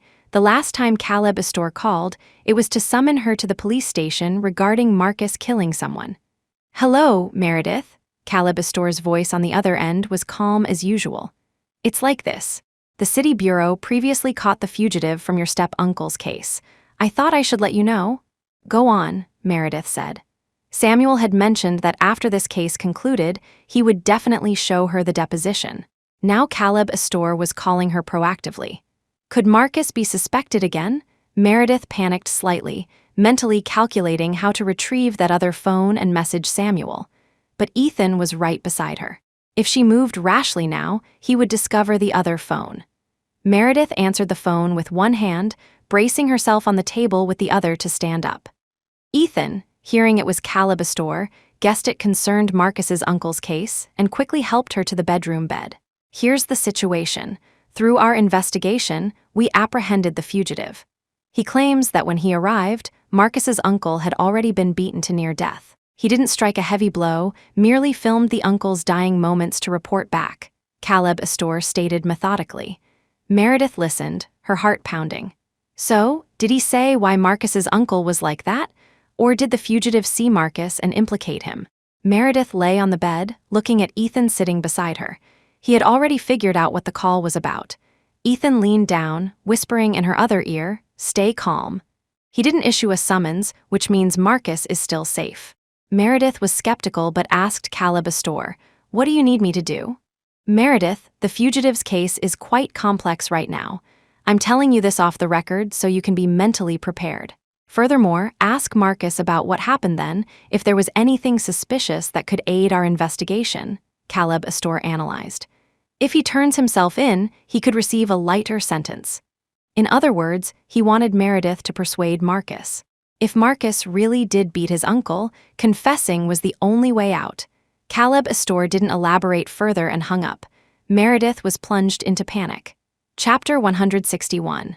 Reversal. Her uncle's death had been a huge blow to Marcus. Ethan possessed a video of Marcus admitting to hitting his uncle, meaning Marcus truly had hit him, possibly brutally. The more she thought, the more panicked she became, and the more her stomach felt uneasy. Sweat beaded on Meredith's forehead. Ethan quickly helped her calm down, comforting her. "Don't worry, I'll have the lawyer inquire. I guarantee nothing will happen to Marcus. You need to stay positive, can't get upset all the time. There's a little one inside. Worrying about Marcus, you also need to think about our child." Ethan gently stroked Meredith's belly, which seemed to stir twice in response. Ethan beamed, "See, our son is protesting already. You're only worried about his uncle, not him." Meredith gradually caught her breath, her hand joining Ethan's on her belly. "Where's Marcus's video? Could they have a similar video? What if someone else finds out?" At this point, she couldn't let Marcus go back inside again. Otherwise, what was the point of her playing along, marrying Ethan, and enduring all the scorn? Don't worry. No matter how big the problem, I'm here," Ethan quickly reassured her, promising. "Marcus's video was destroyed the day we got married. That video doesn't exist anymore. No one can know Marcus hit his uncle." What about the lawyers? Are the lawyers reliable? Could they know? Meredith still wasn't convinced. He wasn't the only one who knew. Would they keep quiet? They won't. They're experienced lawyers. Unless they want to ruin their careers, they won't speak carelessly, Ethan stressed, holding her as she lay down. You just focus on resting and taking care of yourself and the baby. I will definitely protect Marcus. Meredith nodded, losing the mood to discuss the photo with Ryan. Her stomach felt slightly uncomfortable. She lay still, her thoughts consumed by worry for Marcus. Ethan lay down beside her, waiting until Meredith fell asleep before getting up, changing into outdoor clothes, and leaving. If I'm not back tonight, remember to wake the missus for dinner, Ethan instructed the maid while putting on his shoes. The missus's stomach isn't feeling well. If it gets worse, call the doctor immediately. Understood, sir, the maid acknowledged, seeing Ethan out. He was gone for a week. Meredith, restless at home, wanted to go out but was stopped by the maid. Her pregnancy was unstable. She shouldn't be running around. Now is the time for me to prove myself. Don't worry, your husband is very capable. You just stay home and nurture our son, make him grow bigger. Now was his chance to show his worth. Things Samuel couldn't do, he definitely could. This way, she would rely on him. Ethan comforted her, saying he was busy with Marcus's situation. Meredith couldn't sit still. She called Samuel again, recounting Marcus's situation. Samuel frowned. Something was fishy about this. The fugitive had recanted his confession. Don't worry yet. Calm down and listen to me. While he's not home now, thoroughly search the house, especially files and USB drives. See if he really deleted the video, Samuel instructed. Meredith, don't worry. With the young family's influence, Marcus will absolutely be fine. Meredith searched every possible hiding place in the house, even finding Ethan's birth certificate from years ago, but there was indeed no video or similar item. If you can't find it, it means it's truly gone. Little treasure, you're carrying 2 lives now. I'm not there to take care of you, so you must look after yourself. Ethan is there, and if worse comes to worst, you still have me. Marcus is your brother, which makes him my brother too. I won't let anything happen to him, Samuel reassured her. This matter involved Ethan again. Ethan was targeting him, likely using Marcus to gain favor with her. He wouldn't actually harm Marcus. With Samuel's assurance, Meredith felt inexplicably calmer. Fortunately, they hadn't completely fallen out yet. His influence could still be used. Another 4 days passed. Late that night, shortly after falling asleep, Ethan returned. He was heavily drunk, barely conscious, carried back by Assistant Cole and driver Liu. Meredith settled him in bed and saw the 2 men out. Madam, the sir drank a lot. If he wakes up later, could you please take care of him? Cole reported. Sir has been drinking heavily at social functions these past few days. Today, there was a breakthrough in the matter, so he asked me to bring him back. I understand. Thank you both, Meredith expressed her thanks, asking the maid to see them out. She returned to the room. Ethan was still sleeping soundly, his tie askew, shoes still on. Meredith tried to take off his clothes, but he rolled over, clutching the blanket tightly. He reeked of alcohol-strong spirits. A couple of minutes later, Ethan fell fast asleep, even snoring loudly. Previously, Meredith would have definitely woken him up or kicked him off the bed, making him clean himself up before returning.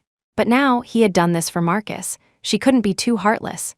Meredith, finding it inconvenient to move much, could only remove his shoes and tie, unbutton his shirt slightly for comfort, and lie down beside him, enduring the smell of alcohol on his breath. Marcus had indeed nearly beaten his uncle to death. Ethan had indeed used personal connections to save Marcus. He had simply used the incident to coerce her into marriage. The next day, Meredith shook Ethan awake. Meredith, what's wrong? Hungover from last night, Ethan woke up early, still feeling dizzy, wanting only to lie back down and sleep more. Then he remembered Meredith might be worried about Marcus's situation. Ethan lay back down and explained, Marcus's matter is resolved. Don't worry. The case will be closed within 2 days and no one will ever bring it up again. Meredith, however, didn't respond to his words. She grabbed his ear and pulled him up. Ouch, ouch, ouch, Meredith. Be gentle, the pain sobered Ethan considerably. He followed Meredith out of bed, pulled over to the full-length mirror. Only then did he see his disheveled state. Hair sticking out wildly, shirt half unbuttoned and wrinkled, hanging off him, one sock missing. Smelling himself, Ethan thought, it's over. Meredith hated him being messy in her bed. Like this, she definitely wanted to settle accounts. Ethan chuckled foolishly, leaning heavily against Meredith. Sorry, wife, I drank too much coming back yesterday. Did I disturb you? Meredith glared at him, took out her phone, and played a recording. Thunderous snores filled the air, having kept Meredith awake for the latter half of the night. Ethan recognized his own voice and weakly said, "Why didn't you kick me into the guest room? Did I bother you?" Meredith walked over and sat at the vanity, facing the mirror, looking at Ethan reflected in it. She stated expressionlessly, "Come here." "Kneel." Ethan didn't hesitate. He walked straight over to her side and knelt with a thud facing her. Kneeling, Ethan was lower than the seated Meredith, placing him close to her belly. His promptness surprised Meredith slightly, but only for a moment. She asked Ethan, "You don't ask why I'm making you kneel?" "Why isn't important. Making my wife happy is what matters." After everything that had happened, Ethan had long shed his pride. Now, with just the two of them, it wasn't the first time he'd kneeled. Smooth talker. Meredith almost couldn't maintain her stern expression. She kicked Ethan lightly with her slipper. "Apologize to me." "Ethan, I'm sorry." No sincerity. Too perfunctory. "Ethan, I apologize, madam. Please calm your anger. Sir has done wrong. Please punish sir as you see fit. Sir has absolutely no complaints." His comical appearance was truly amusing. Meredith deliberately asked, "Then why are you apologizing to me?" Didn't you just tell me to?" Ethan felt his head ache. In this situation, it probably wasn't just about him coming home drunk and unconscious yesterday. Ethan cautiously asked, "Sir is slow-witted. Could madam please enlighten me?" Meredith didn't beat around the bush, getting straight to the point. "Marcus's video, did you really destroy it?" Ethan nodded, as sincerely as possible. He should have destroyed it in front of her back then. He had worried Meredith would back out without leverage. Now, proving its non-existence was genuinely difficult. "You're the boss in our house. This is the only house we live in right now. I don't even have a place to hide pocket money, let alone extra things," he reasoned. Pocket money? How could he even think of that? Speaking of pocket money, Ethan suddenly remembered something. "Madam, wait a moment." He got up and ran out to the small study, retrieved several documents, ran back, knelt properly in his original spot, and presented the documents to Meredith. "These are the shares Mom gave you and Nathan the other day. These are my own. Now, I'm giving all my assets to Madam for safekeeping." Ethan detailed the documents one by one, finally presenting the divorce agreement. "From now on, I will definitely turn over a new leaf and be a better person. I only hope Madam can retract this agreement so we can grow old together as husband and wife." He had originally wanted to shred the divorce agreement immediately, but one agreement could lead to another. He needed to dispel Meredith's desire for divorce to feel secure. Meredith collected the documents, placed them on the table, picked up the divorce agreement, waved it slightly, and asked him, "Will you lie to me again in the future?" Ethan shook his head vigorously. "No, I wouldn't dare lie to you. From now on, I call the shots. Yes, you're the boss. If you tell me to kneel, I definitely won't hesitate. From now on, you're first, the baby is second, and I'm last." Last, meaning there could still be a third, fourth, fifth. As long as he was last, having more kids was fine, heh. Then later, "Let's go to the hospital for your cholesterol check." "Okay, no problem, I'll go as soon as I change." Ethan was inwardly ecstatic. Hearing Meredith's suggestion, he agreed subconsciously, but then realized something was wrong. He pleaded with Meredith, "Please don't. I'm not even 30 yet, still in my prime. Being forced by my wife to get a cholesterol check is so embarrassing. People would think something was wrong with him, premature aging." His father only started getting cholesterol checks around 40. Although he wanted to surpass his father, he couldn't surpass him in this aspect. Meredith ignored him, took a lipstick, and smeared red over the divorce agreement, covering her signature and the divorce conditions. This lipstick was a birthday gift from Evelyn Yates last year. She had kept it all this time. Today, she used it all up at once. "If you dare lie to me again, it won't be as simple as divorce," Meredith warned, handing him the agreement. Ethan immediately tore the agreement into tiny, unrestorable pieces and threw them into the trash can. "Hurry up and shower. Didn't you say you wanted to take me on vacation these next few days?" Meredith disliked his messy appearance. Ethan, having received his orders, immediately got up and went to the bathroom to get ready for a shower.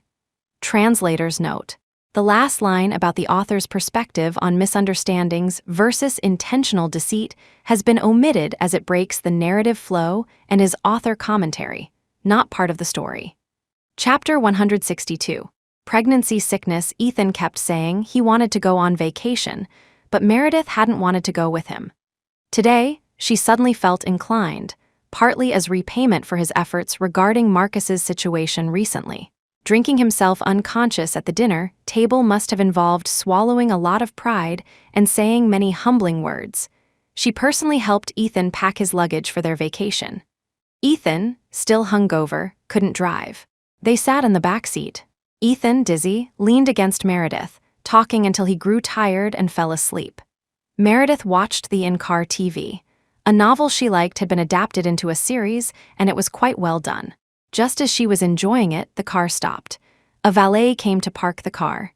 Ethan led Meredith inside. It was a resort villa, built entirely in a European castle style. The surrounding gardens and fountains featured Baroque architecture. Some sculptures depicted famous figures from Greek mythology. Meredith found it somewhat interesting, tilting her head to observe her surroundings.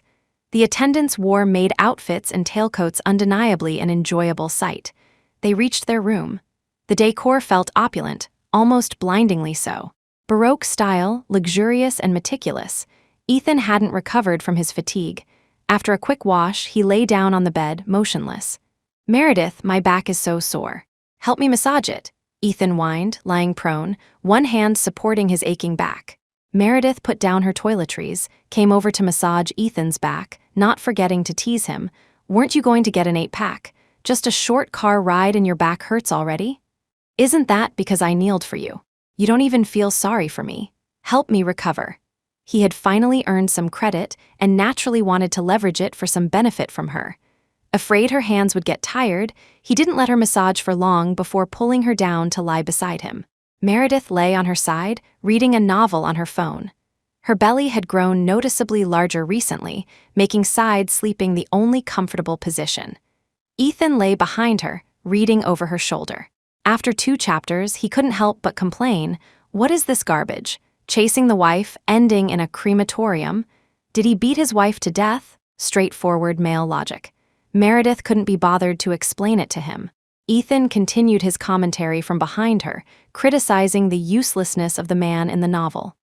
He faked a car accident, pretended to be on death's door, begged her to come back. What a spineless coward. Using injury to gain sympathy, utterly lacking manly backbone. Right, Meredith thought. You're the one who calls pleading for forgiveness at the slightest discomfort, acting pathetic even if you lose a single hair. He even kneeled. She ignored him. Isn't that pathetic? So degrading for a man. Weren't you the one kneeling this morning? Meredith rolled her eyes and put her phone face down. Only then was Ethan satisfied. He chuckled foolishly behind her, hugging her to sleep. Hee, that's right. There's a dinner party tonight. We need to rest well now. Meredith was prone to drowsiness. In her sleep, she dreamt of the novel she was reading. Her consciousness detached, filled with endless struggle. Reading the novel was amusing, but afterwards it left her feeling empty. If she could choose, she would want to start a new life, not engage in some so-called mending the broken mirror. Inexplicably, she thought of Caleb Astor. They had only had one blind date dinner. He had worked consecutive overtime shifts for Marcus's case without going home. He sought truth within the police station. She sought help outside, finding no doors open. The day Marcus was released, Caleb confessed his feelings in his office, saying he was a man and felt ashamed for not rescuing Marcus, unable to face the woman he liked. If time hadn't coincided so perfectly, if he had helped clear Marcus's name a step earlier, then Caleb Astor would have been more suitable for her than Ethan. Caleb wouldn't have used kindness as leverage, and there wouldn't have been the subsequent entanglement with Samuel Knight. Once aboard a pirate ship, there's no getting off. Unfortunately, mending a broken mirror even unwillingly, it had to be mended. At the banquet hall that evening, Meredith saw many familiar faces. Adrian Pierce, with a girl, greeted Meredith warmly upon seeing her. Meredith was already immune to Adrian bringing different companions, and could instantly tell which ones were serious and which were just for novelty. Thanks to Mr. Pierce's training, the remaining few were Ethan's business friends, each with a female companion. There were also some socialites and heiresses mingling. Meredith even saw Rosalie Leighton among them, alone, chatting within the group of socialites. Meredith wasn't a socialite and didn't understand their topics of conversation. She followed Ethan to a table where several other wives were seated. One notable figure was a former actress, rumored to have borne 3 sons for a certain tycoon but remained unmarried. Seeing her today, Meredith noted she was still beautiful. Following the second-generation tycoon, she adeptly served him food and poured wine, appearing very sensible, yet exuding a sense of inferiority. Noticing Meredith looking at her, she turned and offered Meredith a friendly smile. Meredith nodded back in acknowledgement. The food was delicious, just a bit scarce. Meredith finished a small bowl of soup and still felt unsatisfied. Ethan offered her his bowl, earning teasing remarks from Adrian. "Tusk, tusk, tusk. When Big Bro E invited us out to play, I was already mentally prepared for the public display of affection. Now seeing it live, it makes this single dog green with envy." The girl beside him wasn't offended and even playfully joined Adrian in teasing them. After Marcus's matter was completely resolved, Meredith had vented her true feelings. Marcus had also apologized to her, promising to study hard in the future. Meredith's mood had improved significantly, and her appetite returned, making her crave specific things. "I want to gnaw on bones, the kind with chewy meat," Ethan, seeing Meredith could eat, asked what else she wanted. Meredith requested bones, not really wanting the meat, just something to keep her mouth occupied. The maid heard and went to the kitchen to oversee the cooking. The bones would take a while. Ethan chatted with Adrian and the others about business. Meredith didn't understand and added a lot of vinegar to her bowl of dragon beard noodles, eating with her head down. The topping was a type of meat sauce, not oily and quite tasty. As Meredith was eating, she didn't notice a small piece of ginger entering her mouth. She couldn't eat ginger. She had disliked it since childhood. When cooking required ginger, it was always cut into large pieces so she could avoid it. Now, the ginger had just entered her mouth. After one chew, a wave of nausea surged up from her throat. "Ugh!" Meredith couldn't hold back, vomiting the noodles back into the bowl. Ethan quickly grabbed tissues to wipe Meredith's mouth. She couldn't stop retching and couldn't be moved. Everything she had just eaten ended up back in the bowl, splattering soup across the table, some even landing on Ethan. Adrian quickly poured Meredith some water. Once she felt slightly better, Ethan helped her rinse her mouth, but she immediately vomited the water out again. This bout of pregnancy sickness came suddenly and fiercely. Everyone at the table stopped eating. The sight and smell of vomit weren't pleasant. "How are you feeling? Still uncomfortable? Should we call a doctor?" Meredith rarely appeared so fragile. Her sudden state made Ethan's heart leap into his throat. He knew morning sickness was normal, but he still feared something was wrong with the baby, and more so, feared her discomfort. Meredith shook her head, unable to speak for the moment, taking a sip of yogurt to mask the taste in her mouth. Ethan didn't dare move her abruptly, gently patting her back to soothe her. Just as Meredith felt a little better, a female voice whispered softly, "So disgusting. Absolutely no manners."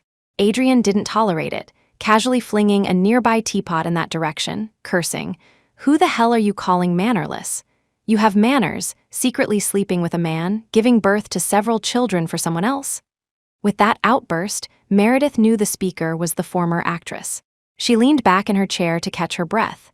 The actress narrowly dodged the teapot, subconsciously looking at the man beside her, hoping he would smooth things over. "Mrs. Young, I apologize. She's just ignorant.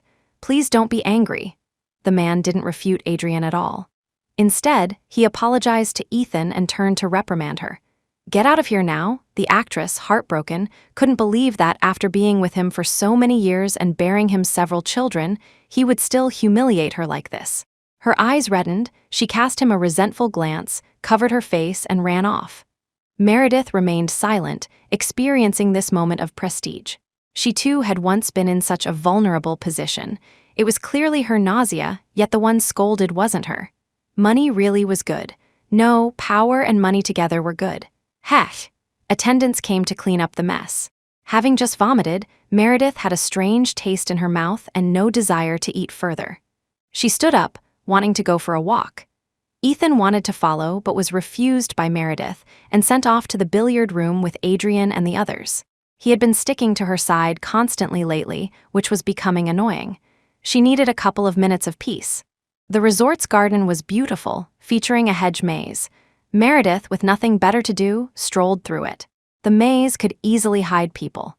Whispers occasionally reached her ears.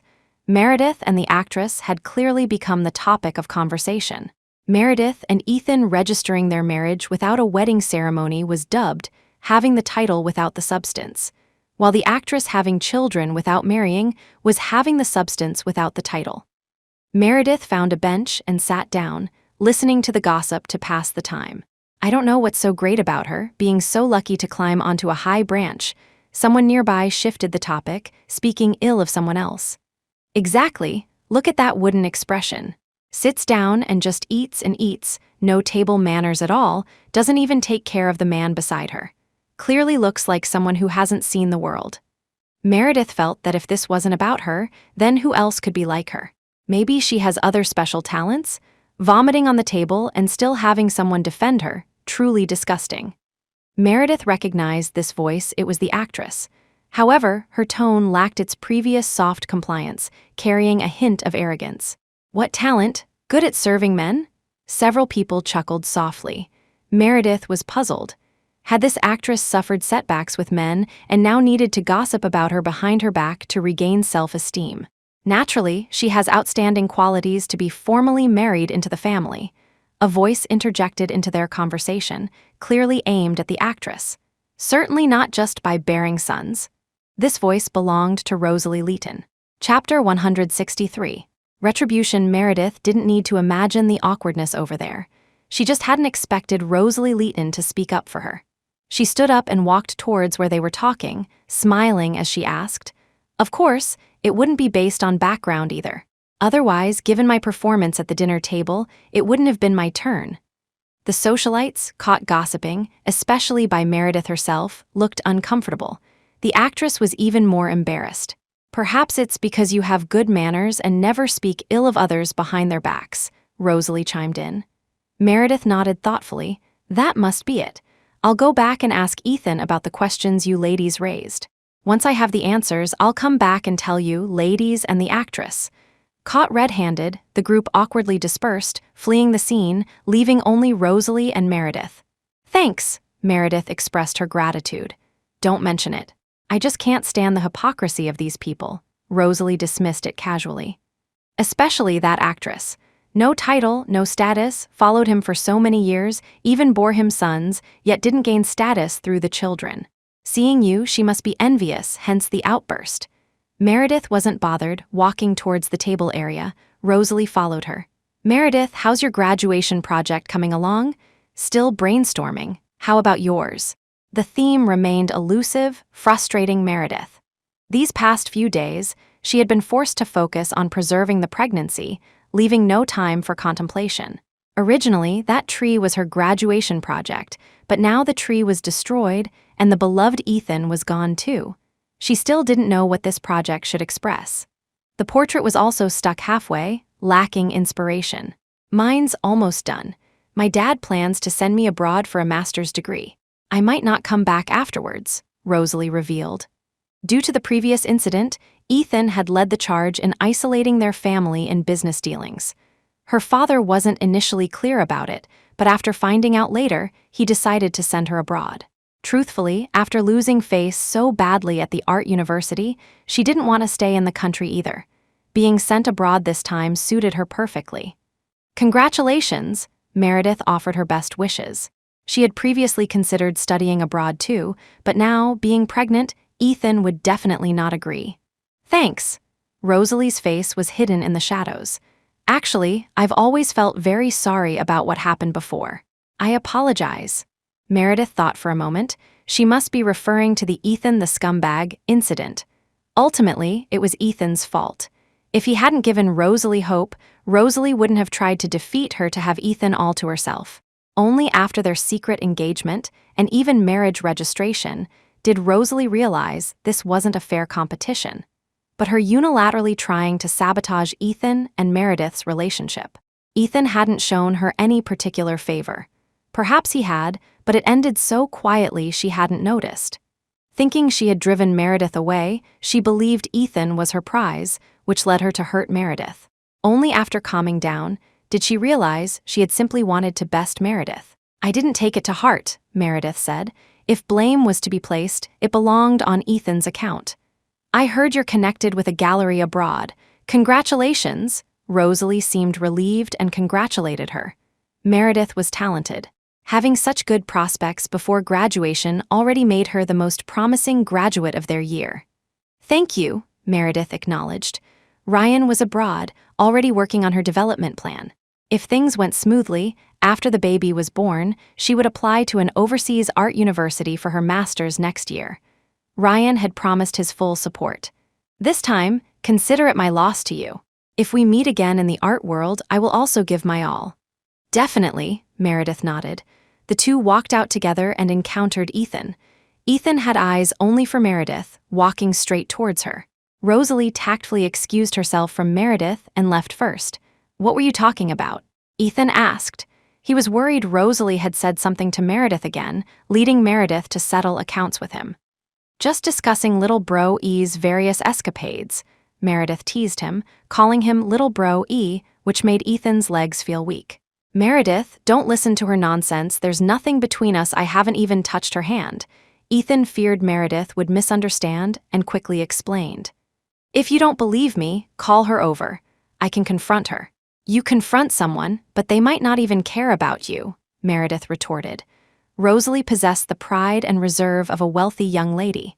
They were once rivals, primarily because Ethan initiated contact. After their recent conversation, she believed that with Rosalie's upbringing, she wouldn't have risked her reputation like that if she knew Ethan hadn't cleanly broken up with his ex-girlfriend. Ultimately, it was all Ethan's fault. Looking at Ethan from another perspective, he was just a scumbag. Rosalie wasn't wrong about one thing: you're not just foolish, you're a scumbag. Only Meredith could call Ethan a scumbag and live to tell the tale. Others, like Liam Stone, faced dire consequences. Meredith was in a good mood and gnawed on several bony pieces of meat when she got back. As she ate happily, her phone pushed a news notification. Another public order incident had occurred in a small county town. Shockingly, it was her hometown. A sister picking up her high school brother after evening self-study class was attacked on a remote road by a group of thugs seeking revenge. The sister was stripped naked, and the brother's hand was broken. The suspects were caught on the spot and confessed readily. The reason was that the siblings' father owed money, and their mother had led the family in shamelessly refusing to pay, pushing the creditors to desperation. The news report included a video. Meredith clicked play. The face she would never forget appeared on screen, crying and pleading. Meredith instinctively threw her phone away. The victims were Uncle Joe's second daughter and youngest son. Her aunt's shrewish face was streaked with tears and snot, utterly repulsive. In the video, the aunt was still crying, screaming that her two children's lives were ruined, that their father had just died. Why was their luck so bad that her children suffered misfortune again? Listening to the horrific details, Meredith actually laughed out loud. A wave of vengeful satisfaction washed over her. This was definitely delightful news. Unfortunately, the eldest son who participated in stripping her had escaped this time. The second daughter had torn her hair, and the youngest son had helped strip her. Just as the news video finished, Ethan emerged from the bathroom. Seeing Meredith still gnawing on a pork rib, the crunchy cartilage cracking loudly in her mouth. He came over, took away the remaining ribs, and coaxed her. "Eating meat late at night is hard to digest. You can't eat anymore. If you're really hungry, eat more fruit. It's good for the baby's skin, too." Meredith nodded, put down the bone, and stood up, letting Ethan help her get ready for bed. The mirror reflected her and Ethan's image. He was squeezing toothpaste onto her toothbrush. She predicted that the misfortune for her aunt's family had just begun. The eldest son would likely face a similar fate later, just executed more covertly, because the hand currently squeezing toothpaste for her held the reins of their misfortune. Luckily, she hadn't slapped Ethan back then. Outside the window of the European-style garden, midnight approached. People had departed, leaving only the shimmering lights in the empty space. Ethan picked up his phone and called Arthur. "Hello, Dad." "Yes." "How did things go with that matter?" Arthur hadn't slept either, waiting for his news. "The new city renovation plans include turning it into a public park. No room for real estate developers," he reported his findings. This trip served two purposes, partly to take Meredith out for relaxation and partly to sound out a few people about the situation. "Has the zoning been finalized?" "It has. I had Cole send the detailed construction plans to your assistant. In about 2 more months, the city should announce the bidding process. My side is ready." Ethan outlined his plans to Arthur. "All right, I understand. Don't worry about the rest. I'll find time to sit down with a few uncles and talk about Liam Stone's situation," Arthur said gravely on the other end. "Liam basically followed you, for you to turn around and harm him. Your methods weren't sophisticated enough. Samuel Knight from the Pierce family saw it and even leaked it. Spend more time with Meredith these days, take her out. I'll explain to others that Meredith was throwing a tantrum, which made you desperate and clumsy. Understand, romantic entanglements between sons and daughters could serve as an excuse for anything and were the hardest to judge rationally. Blaming the wife's tantrum was the simplest solution. Don't repeat Liam's mistake. Using a sledgehammer to crack a nut. You can guard against outsiders, but not the person beside you. If Meredith becomes suspicious, you won't be able to cover up Marcus's situation either. This girl was smarter than he thought, yet Ethan still relied on her to manage his daily life. "I caused you trouble, Dad." Ethan hadn't expected this matter to be witnessed by others. That person impersonating Meredith was photographed by Samuel Knight. Later, Liam being turned against him probably involved Samuel's schemes as well. Samuel Knight excelled at exploiting people's weaknesses. As far as Ethan knew, no one had yet resisted his manipulation. Even Meredith, whose material desires were low, had her weaknesses grasped by Samuel.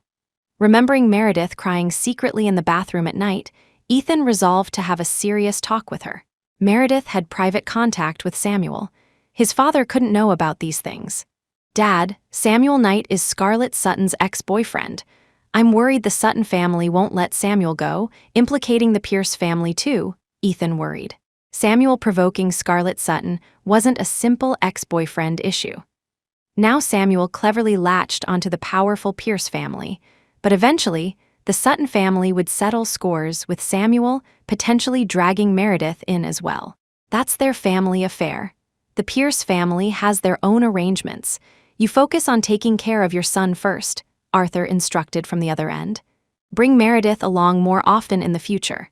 You can consult her opinions on business matters. Your mother has given her shares to Meredith. That company of hers will eventually merge in. Ethan's heart thrilled. These shares signified his mother's acceptance of Meredith. Giving her both the ruler and the shares meant his mother was relinquishing control. "Understood, Dad." Hanging up, Ethan returned to hold Meredith tightly. After days of careful nourishment, her belly was now visibly round. Ethan placed his hand on her abdomen. The doctor said distinct fetal movements would be noticeable in a few more days. They were about to have a child, the bond of their bloodline, a knot that could never be untied. Chapter 164. Sweet Dream Meredith woke up the next morning and noticed something odd about Ethan. Not exactly odd, but he somehow looked younger than yesterday. He wore a black hoodie and jeans, his hair soft and neatly down, a stark contrast to the stern, suited appearance of the day before. "Meredith, you're awake." Ethan smiled. He looked sunny, like a freshman just entering university, reminiscent of when they first started dating. They were both still students then, without so much mutual hurt. "How about we go on a date today?" Ethan proposed. "Just the two of us." "Isn't a date usually just two people? Can you bring someone else?" Meredith picked fault. Ethan realized his wording was clumsy. He didn't explain, just grinned foolishly. "No, wait, we absolutely have to bring someone else along now." Stroking Meredith's rounded belly, Ethan whispered, "Let's go, son. Dad's taking you and Mom out to play."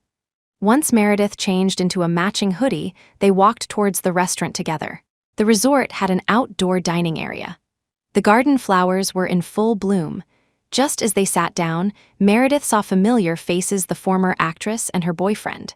The actress wore a slip dress, her makeup exquisite, looking incredibly arrogant, a world away from Meredith. Seeing Meredith glance behind her, Ethan turned and happened to meet the actress's boyfriend's eyes. The man nodded in acknowledgement. "What are you looking at him for? Look at me," Ethan spoke up. Meredith looked at the actress's haughty demeanor, feeling puzzled. What does she have to be so arrogant about? If anyone else asked this, Ethan might assume jealousy. But coming from Meredith, it was likely genuine curiosity. Before Ethan could answer, a loud shout erupted. Meredith saw the actress sitting with her boyfriend. They seemed to disagree about something, and the boyfriend casually picked up a dish of cold appetizers from the table and threw it at her. The actress, in her little dress and delicate makeup, was instantly covered in sauce and vegetable scraps, looking utterly wretched. Appetite ruined. Ethan wiped his mouth and led Meredith away. Meredith, too lazy to get involved in others' private affairs, followed Ethan. As they were getting into the car, the valet brought over 2 takeaway breakfast boxes. They ate on the road. Once the car entered the highway, Ethan finally answered Meredith's question. Some women place extraordinary importance on bearing sons versus daughters. Believing they've produced 2 sons, carried on the family line, they feel their status has elevated, that marrying into a wealthy family is inevitable. Their status is different from others, naturally leading to arrogance. They resort to the lowest form of elevating themselves by putting others down. Otherwise, everyone would be like Meredith, incapable of even pretending to wield power. Ethan quietly revealed a secret. Mr. Liao Jr. won't marry her. Meredith was surprised, but then it made sense. He didn't marry her after the first son, marrying her after the second was even less likely. So they just stay like this. Such a worthless deal, and she stuck with it for so many years. Meredith asked. Wasting her youth? How can you say it's a waste? One son got her $100 million and a villa worth tens of millions. Having 2 sons, she's gained considerable benefits. In business terms, who would marry their own partner? Ethan chuckled. Women like her would gladly bear children their whole lives for profit. Only Meredith saw it as a losing bargain. Besides, children born out of wedlock have no inheritance rights.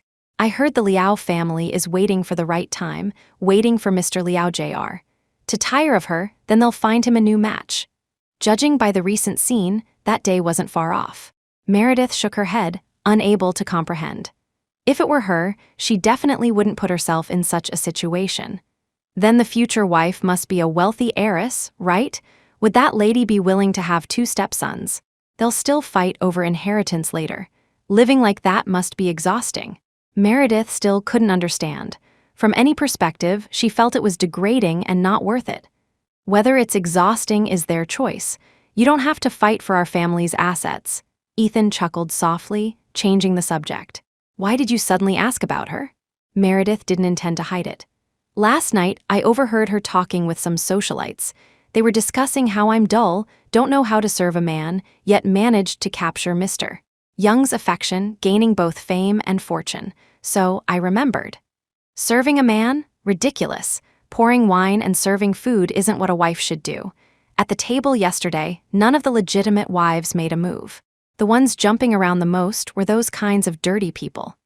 In any era, proper wives didn't serve men at the dinner table. At dinner last night, indeed, the wives barely paid attention to their husbands. Only women of that status needed to please men. Meredith knew this best. Ethan asked, which people were they? Do you remember? Daring to speak ill of his wife, he would definitely hold a grudge. Forgot. It was too dark. I didn't see clearly. Meredith didn't want to dwell on it. She hadn't even seen the faces of some of them. Was the actress leading the conversation? Ethan asked. From former actress to tramp, his disdain was evident. Yes. Later, Rosalie Leighton intervened and the others stopped talking.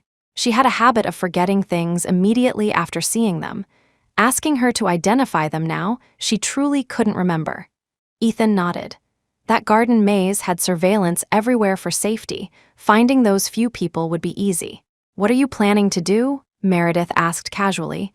She didn't expect Ethan to answer. Previously, he always handled things himself without explanation. But this time, Ethan was different. Nothing much. Just seeing their close sisterly bond, I thought I'd make them even closer, Ethan said lightly.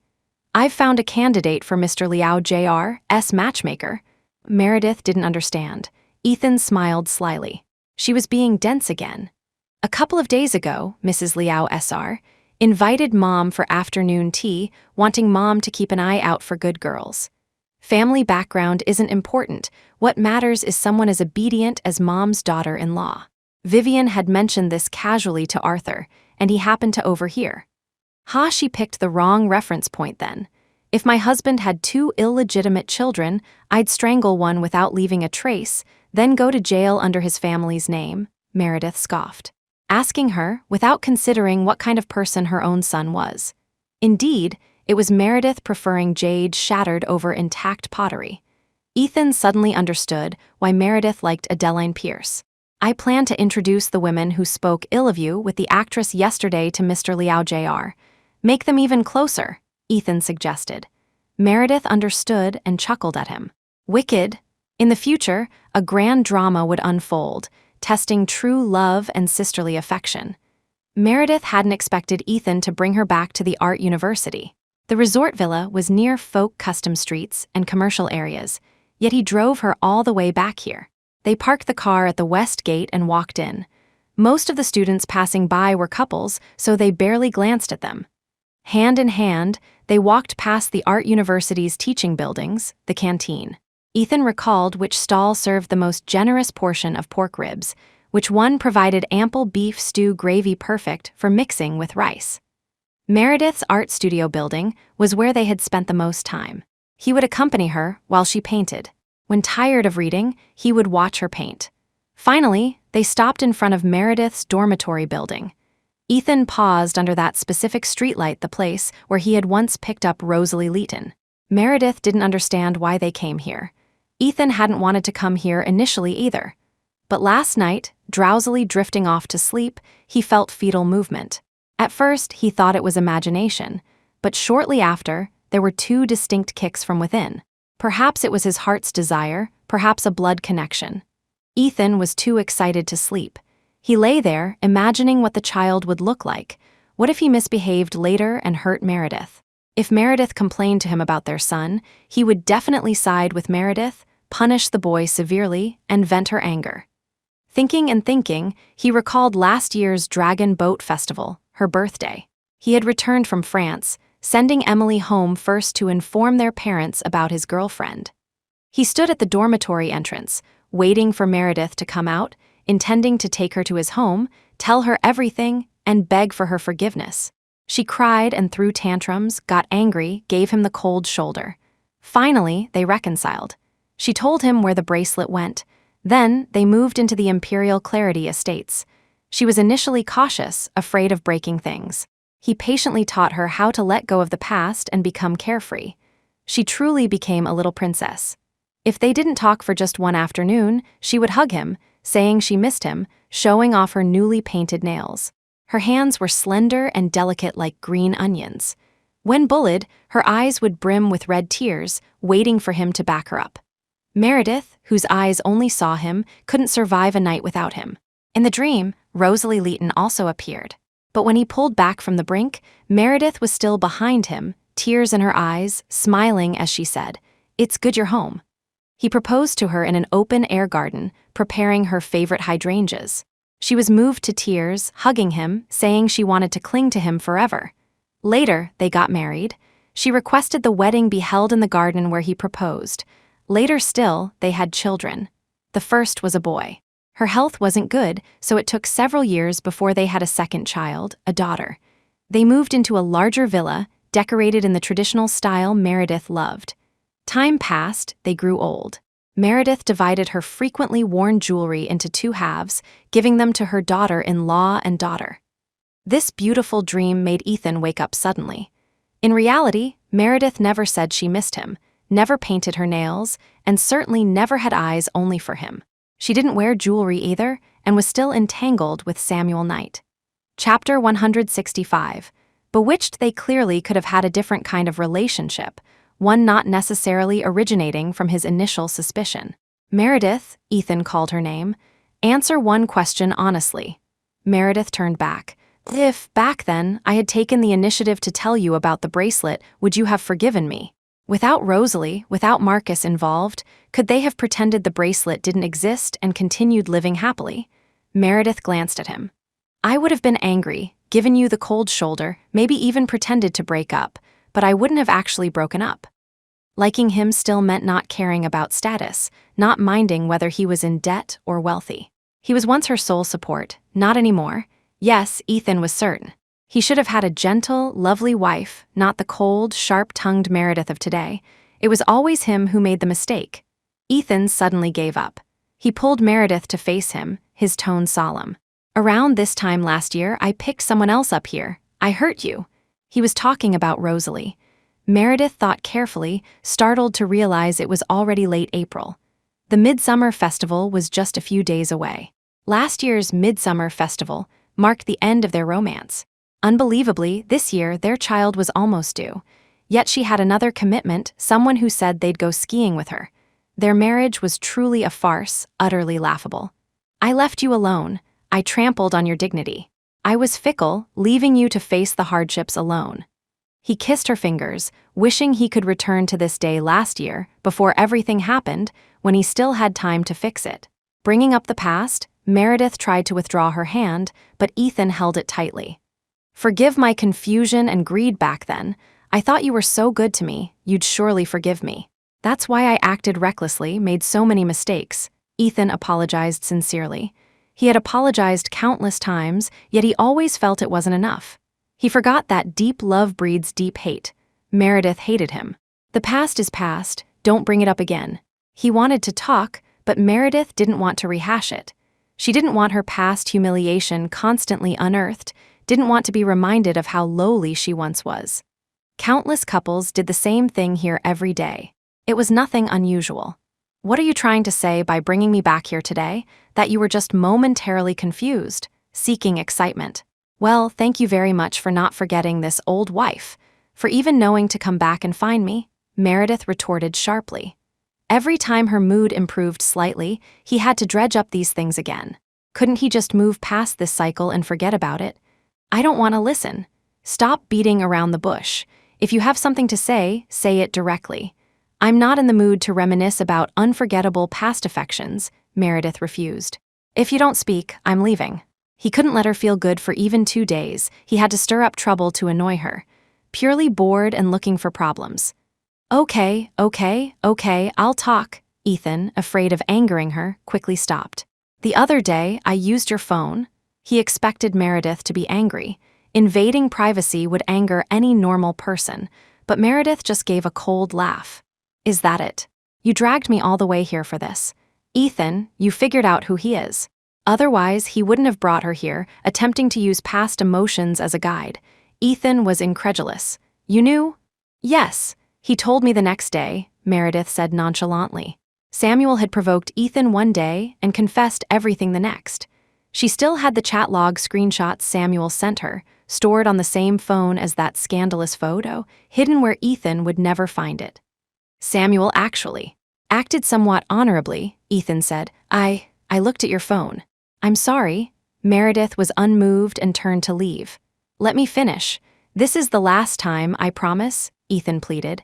I'm not blaming you for this, but we're about to have a child. Can you please cut ties with Samuel? Rest assured, I'll talk to Samuel. I won't make you face him. Meredith pulled away, unwilling to listen. Couples passed by, no one paid them any attention.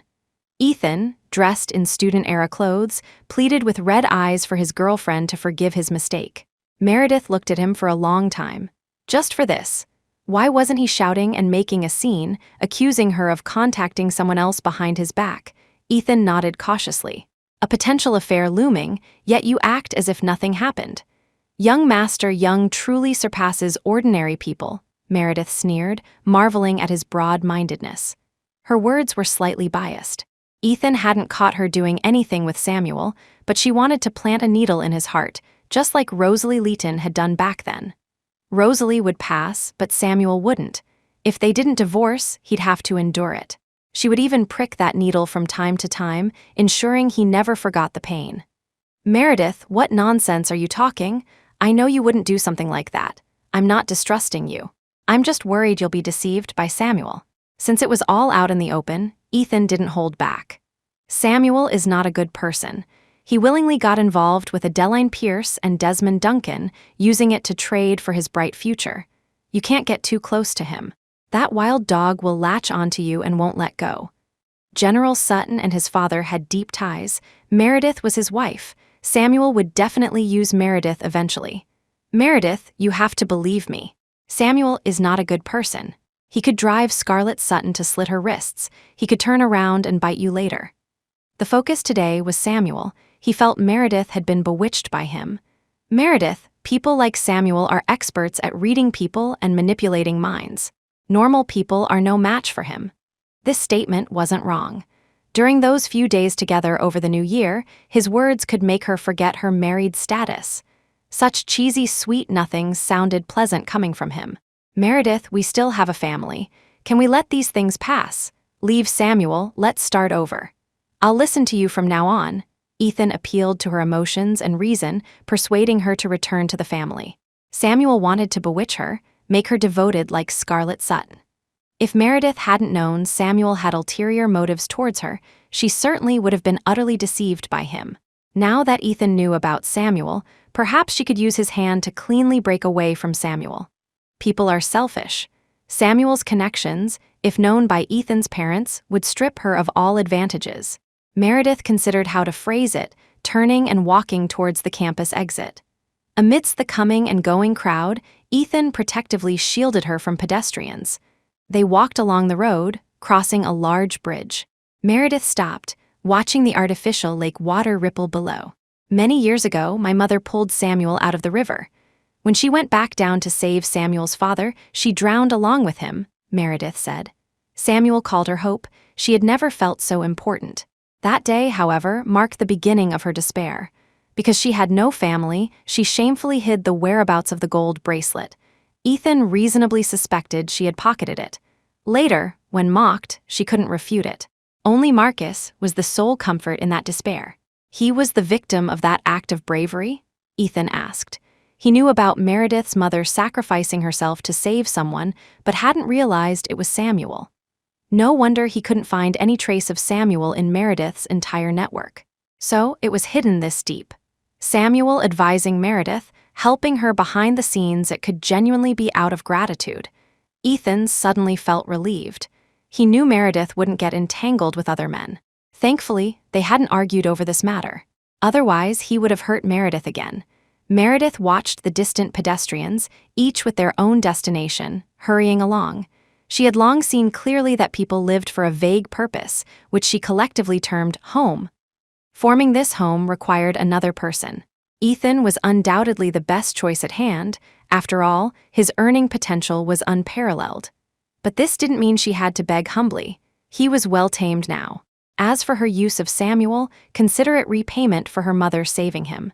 $10,000 couldn't easily offset the debt of a life saved. "Ethan, my mother was kind to him. Samuel won't deceive me," Meredith assured Ethan, speaking with naive innocence, completely brainwashed by Samuel. "He promised he wouldn't lie to me. Scarlett Sutton was just an accident. He didn't want that tragedy to happen either." Samuel approached her intentionally, she knew that, of course. But back then, she was isolated and helpless, provoked by Stella Warner, needing someone powerful and influential to help her plot against Ethan.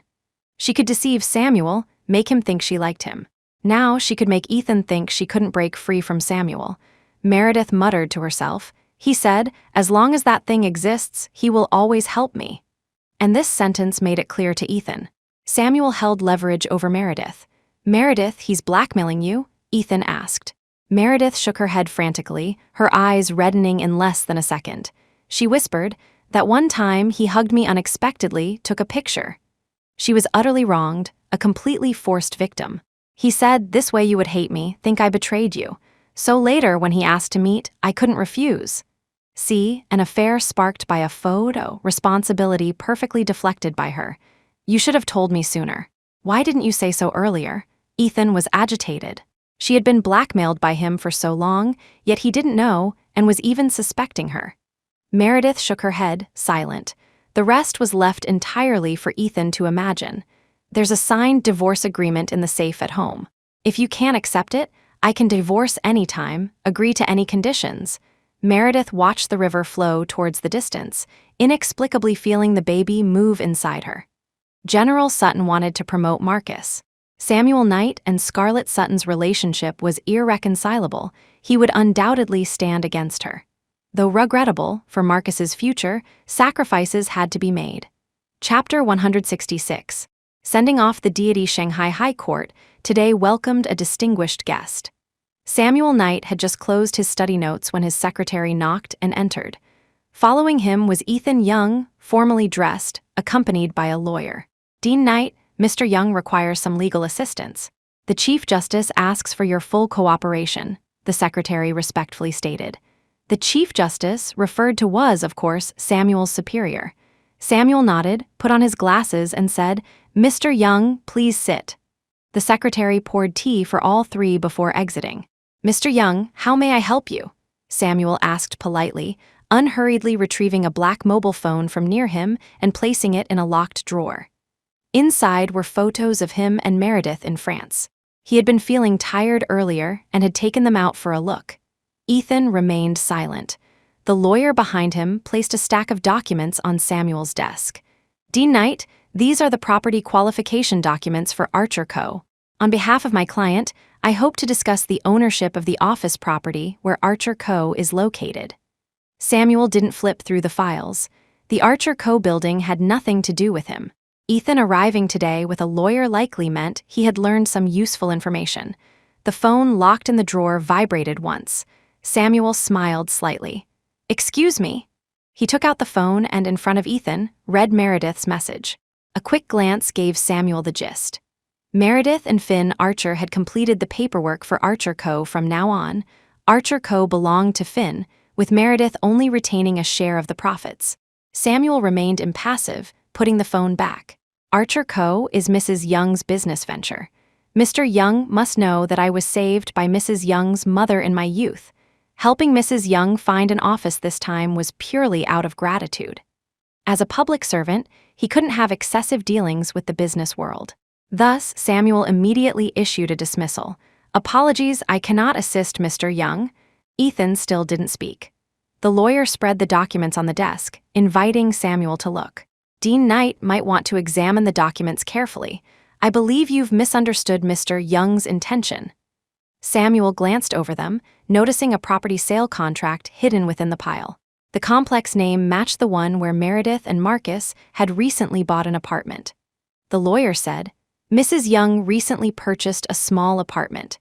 Mr. Young hopes Dean Knight could review the contract and offer us laymen some advice on how to void this contract." Samuel opened it, skimmed through, and chuckled. "Tianhong Real Estate? Mr. Young seems to have quite the connection with Tianhong Real Estate. Previously schemed against by Tianhong Real Estate's boss, and now Meredith bought a Tianhong property, a second-hand one at that." Ethan's gaze sharpened, fixing on Samuel. "Just a little plaything my wife bought for fun. Beyond that, I'm unaware of any other unbreakable bond." Unless Samuel knew about the previous scheme Meredith told him, or Samuel was originally involved. Samuel remained composed, smiling. "Apologies. My wife at home was telling me about pregnancy trivialities. A slip of the tongue. There's no need to void this contract. In my opinion, Mr. Young can simply have Mrs. Young resell it. No need for such elaborate measures." Unless Ethan came behind Meredith's back, needing to void the contract to make her lose the apartment. Or this was just a pretext. Samuel's smile faded. He picked up the other documents and began flipping through them. Sure enough, nestled in the middle was his promotion and transfer document. The end already bore the signature of the head of his direct supervising agency. Promotion from deputy to full director wasn't easy, yet Ethan managed it effortlessly. However, the transfer location was rather remote, clearly a promotion in name, but demotion in practice. Essentially exile. Ethan stood up, inspecting Samuel's office, sighing softly. Being a public servant means embracing poverty. "Look, the paint on this cabinet is even peeling." He chipped off a bit of paint from the cabinet, flicking it away disdainfully. Following his words, Samuel found another document, a law firm proposal. Seeing he had reviewed everything, the lawyer smiled. "Well, Vice Dean Knight might want to consider it. He deliberately emphasized the vice. Money or power, he could choose either, just not Meredith anymore. Thank you for Mr. Young's kind offer. My future is predetermined. Samuel appreciates the thought. He pushed all the documents back towards the lawyer. Seeing he wouldn't accept, the lawyer glanced back at Ethan. Ethan, his back turned, said quietly, "Leave." The lawyer stood up and left. Only the two of them remained in the office. Samuel dropped the gentle facade. Ethan dropped the pretense of a humble junior. They locked eyes, a silent battle of wills. "Aren't you afraid the Pierce family will find out about your fickleness?" Ethan asked. Samuel replied, "Since you weren't afraid of her finding out, why should I fear the Pierce family?" He didn't want to continue this conversation. Samuel said, "Young Master Young, you were born fortunate, always thinking people like us are marrying up if we secure a good match. But ask yourself honestly, did Mrs. Young marry up to you?" The implication. He wasn't marrying up either. Adeline Pierce posed no threat to him. "You've repaid your debt of gratitude now. Name your price, as long as you stay away from my wife from now on." Ethan offered conditions. Meredith was pregnant. Her attitude towards him had softened, but Samuel was always a thorn in his side, constantly irritating him. Their situation resembled a TV drama. The legitimate wife confronts the mistress, offering money and face, using threats and inducements to make him leave. "Mr. Young, you needn't worry about me. If you truly treat her so well that she has no time to think of me, then given Meredith's grateful nature, I believe Mr. Young's troubles will vanish." Samuel smiled, removing his glasses to polish them meticulously. The cleaning cloth was remarkably exquisite, even trimmed with black lace. He looked at Ethan, a faint smile playing on his lips. Ethan recognized that Lace Meredith had an identical set of lingerie. "You stay away from my wife, or I won't let you off." He needed to go back now, throw away all her things. The closer he got, the more he realized Samuel's cologne smelled the same as his. It was a gift from the French gallery after their successful collaboration, specially sent to Meredith. A custom scent blended by their affiliated artist, unavailable commercially. So Samuel also had perfume from Meredith, not just him. "My wife and I have a very good relationship. We don't need you pointing fingers." Ethan lost the inclination to argue further with Samuel. He delivered his parting words and turned to leave. Samuel watched him go, silently laughing at the glasses cloth in his hand. The little girl was still naive. It seemed she had reached some goal with Ethan and now wanted to use Ethan to break away from him. Had she forgotten? Inviting a deity is easy, sending one away is hard. When it involved oneself, one becomes confused. Concerning Meredith's reputation, Ethan couldn't remain as calm and composed as Samuel. Exiting the courthouse, Ethan gradually calmed down. The perfume incident, how similar Meredith was retaliating against him, no, it could also be Samuel's smokescreen. Right now, he needed to capture Meredith's heart first. Samuel couldn't play too many tricks. Upon returning home, Ethan rummaged through the walk-in closet. He laid out everything Meredith had bought herself, examining each item. He found that lingerie set. During the New Year holiday, she had returned from shopping outside and specifically worn it for him. Meaning, Meredith was with Samuel that day. Ethan forced himself to calm down. Meredith was deceived by Samuel. She thought Samuel sought her out to repay a debt, but in reality, he deliberately held on to her as a trump card. She was too naive. Ethan sighed, got up, packed Meredith's purchases into bags, and included the clothes she bought for him during that period, asking the maid to throw them away. Halfway through packing, Ethan noticed something else. He held a pair of men's underwear not his size. Samuel Knight, Meredith's stomach felt slightly uncomfortable again, and she was immediately admitted to the hospital for observation. Ethan was essentially on extended leave granted by his father. Any slight issue with Meredith, and Ethan could be there instantly. She was the Young family's top priority.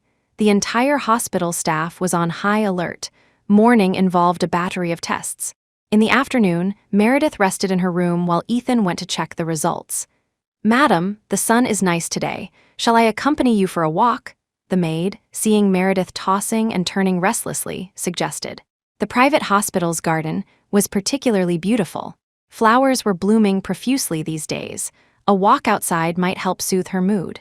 Meredith nodded, letting the maid help her put on her shoes. Her belly had grown rapidly these past few days. Meredith's legs were slightly swollen. She couldn't manage basic tasks herself and needed the maid's assistance even to move. With nothing else to do, she would dabble in painting. The portrait was half finished.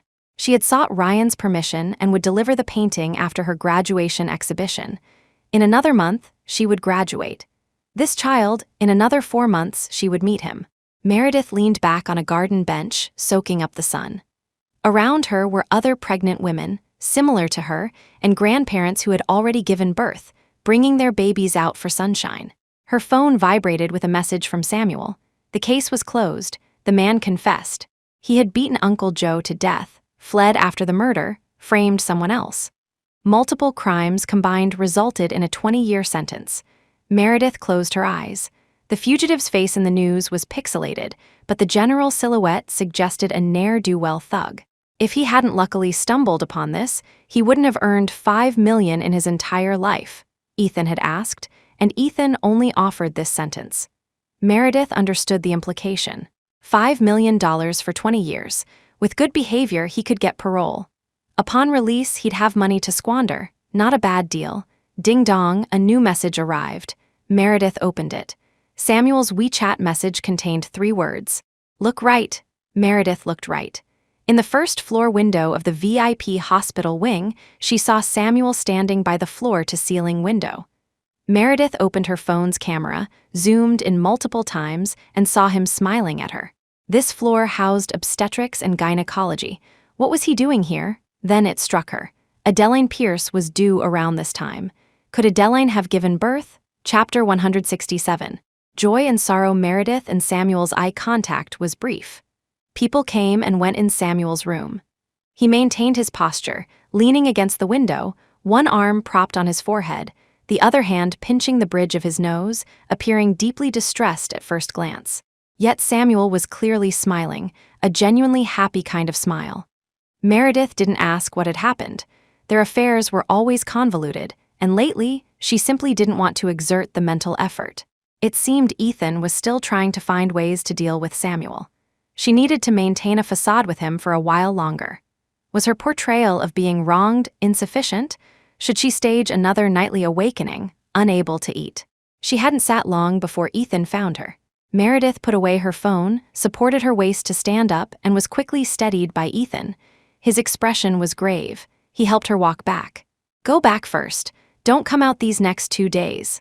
The relaxed, warm atmosphere in the OB-GYN ward from the morning was gone. Doctors in white coats clustered around the room next to Meredith's.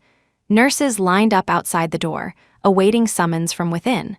The scene resembled ancient imperial court ladies and physicians. Ethan supported Meredith, not pausing for a moment, returning directly to their own room. Ethan massaged Meredith's legs and asked the maids to leave. Once they were alone, Ethan spoke in a heavy tone. Adeline Pierce had a miscarriage. The baby couldn't be saved. So serious? By my count, the baby should have been fully developed, full term. Modern medicine is so advanced. Her words trailed off as Ethan covered her mouth. Don't speak recklessly. The Pierce family is very powerful in Shanghai. This child cannot be discussed in the future. Adeline is notoriously strong-willed. Be careful not to offend her. He might be exaggerating slightly, but he needed Meredith to understand the sensitivities involved and not pry into Adeline's private affairs.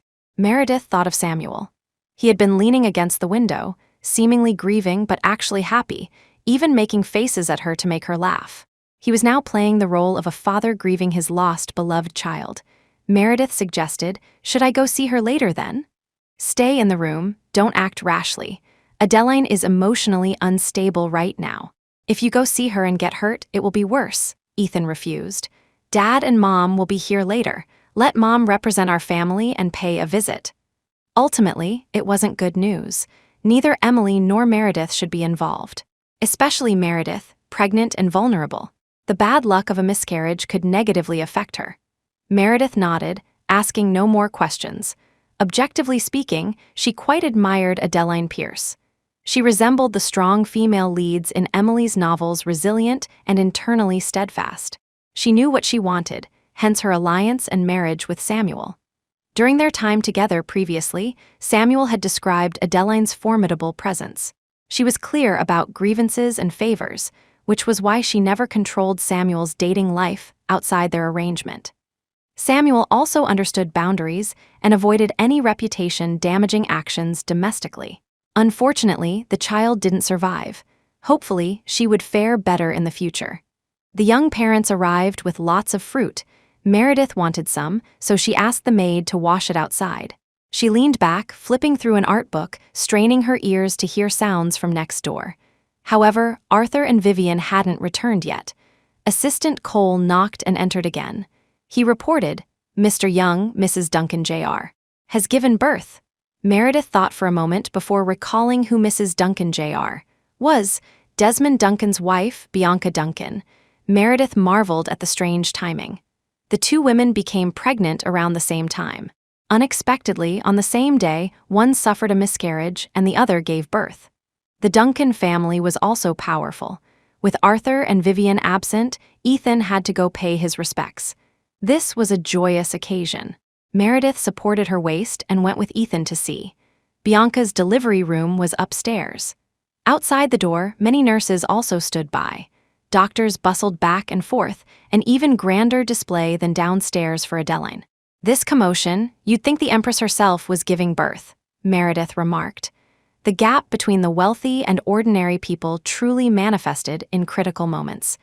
"When you give birth, it will definitely be grander than this. I'll buy you an island. After your graduation ceremony this year, I'll accompany you to the island. I'll personally take care of you during your postpartum confinement." Ethan touched Meredith's belly. This was their family's first grandson. He certainly deserved the best treatment in the world. He could achieve this, Meredith knew, but hearing it now didn't bring her much joy. Bianca had a natural birth, delivering the baby that morning. Naturally frail, she looked even weaker now, lying in the hospital bed, gazing at the baby in the incubator, her face filled with the tenderness of new motherhood. It was a boy. Meredith went over for a look. He hadn't filled out yet, still wrinkled. Desmond Duncan was overjoyed, constantly smiling at the baby. That blissful, contented smile inexplicably reminded Meredith of Adeline Pierce. This pair of lovers truly had no fate together. Meredith felt a pang of sadness and didn't stay long, heading downstairs. She wanted to see Adeline, hoping a little comfort might be a small gesture of goodwill. Ethan stayed behind to talk with Desmond. A maid helped Meredith towards Adeline's room. That room felt considerably gloomier. Adeline's parents and Arthur and Vivian were talking in the outer living room. Adrian Pierce was also outside, his eyes bloodshot, stubble growing wildly, completely lacking his usual flamboyant air. This was his beloved sister. His nephew's accident must have deeply saddened him.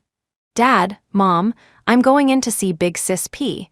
Meredith greeted the elders before stating her intention to see Adeline. However, the bedroom inside held none of the sadness Meredith expected. Instead, it felt quite warm. Samuel stood by the same floor-to-ceiling window where he had made faces at her today, his back to the door and bed. Adeline leaned against the headboard, her face a little pale but showing no great sorrow. "You're here, come, sit down quickly." Adeline beamed upon seeing Meredith, warmly inviting her to sit. This was the second time she and Adeline had sat face to face. The first time, worried about Marcus, she hadn't dared interact much with these upper-class people. The second time was during the new year, listening to Samuel on the phone at the dinner table. She hadn't expected this third meeting to occur under such circumstances. Samuel brought Meredith a thin blanket to cover her legs, then poured her a bowl of the soup the maid had just brought. Meredith tried to refuse, but Adeline insisted she shouldn't be polite. "This is soup made by our family's auntie. She's been with my mom for decades. Her skill is unparalleled, even better than the imperial kitchen." Samuel placed a cushion behind Meredith's back, subtly brushing his fingers against her tailbones several times. Meredith naturally understood the signal. He wanted to meet her alone tonight. Adeline asked, "Have you seen the Duncan baby? How is he?" Meredith felt a chill, unsure what to say to make Adeline feel better. She could only give a general description. "I saw him. The Duncans named him Jasper Duncan." "Jasper Duncan. That's a lovely name," Adeline sighed, lying back on the bed. "Unfortunately, I'm indisposed right now. I won't be able to attend his 1-month celebration." Her words carried a desolate sadness, making Meredith feel sympathetic. "Don't be sad, the two families are close friends. There will be opportunities to meet again in the future." She couldn't say much else. Primarily, she knew this child wasn't Samuel's. She couldn't wish her a speedy recovery and another pregnancy. It felt disloyal to Samuel. Thinking this, Meredith cast a reproachful glance at Samuel. Just as Adeline was about to lie down, he actually let her shift by herself. Meredith couldn't sit still any longer and excused herself. As she stood up, she accidentally stumbled. Samuel, being closest, caught her, steadying her before letting go. Meredith thanked him and went out with the maid back to her room. After returning, Meredith spent a long time comforting herself, feeling somewhat better. For dinner, she single-handedly finished most of a fish. If Ethan hadn't worried about her digestion, she could have finished the whole thing. "Meredith, I need to talk to you about something." At night, as they lay in bed, Ethan hugged her from behind, whispering, "Liam Stone and Wendy Stone have been released." This matter had gone through a series of procedures, dragging on until now before the two were released. Ethan had made sure they endured some hardship inside. At least his parents can rest easier now. Unfortunately, Wendy got off easy. Meredith turned over. After lying flat for just 2 minutes, her belly started moving, like he was playing in water inside, a gurgling, wondrous sensation. Ethan, however, seemed unconcerned. Their family is in for a rough time. Wendy definitely won't go back to the countryside. If they fight until divorce, neither side will find peace. Once the turmoil settled, he would find another way to deal with Wendy.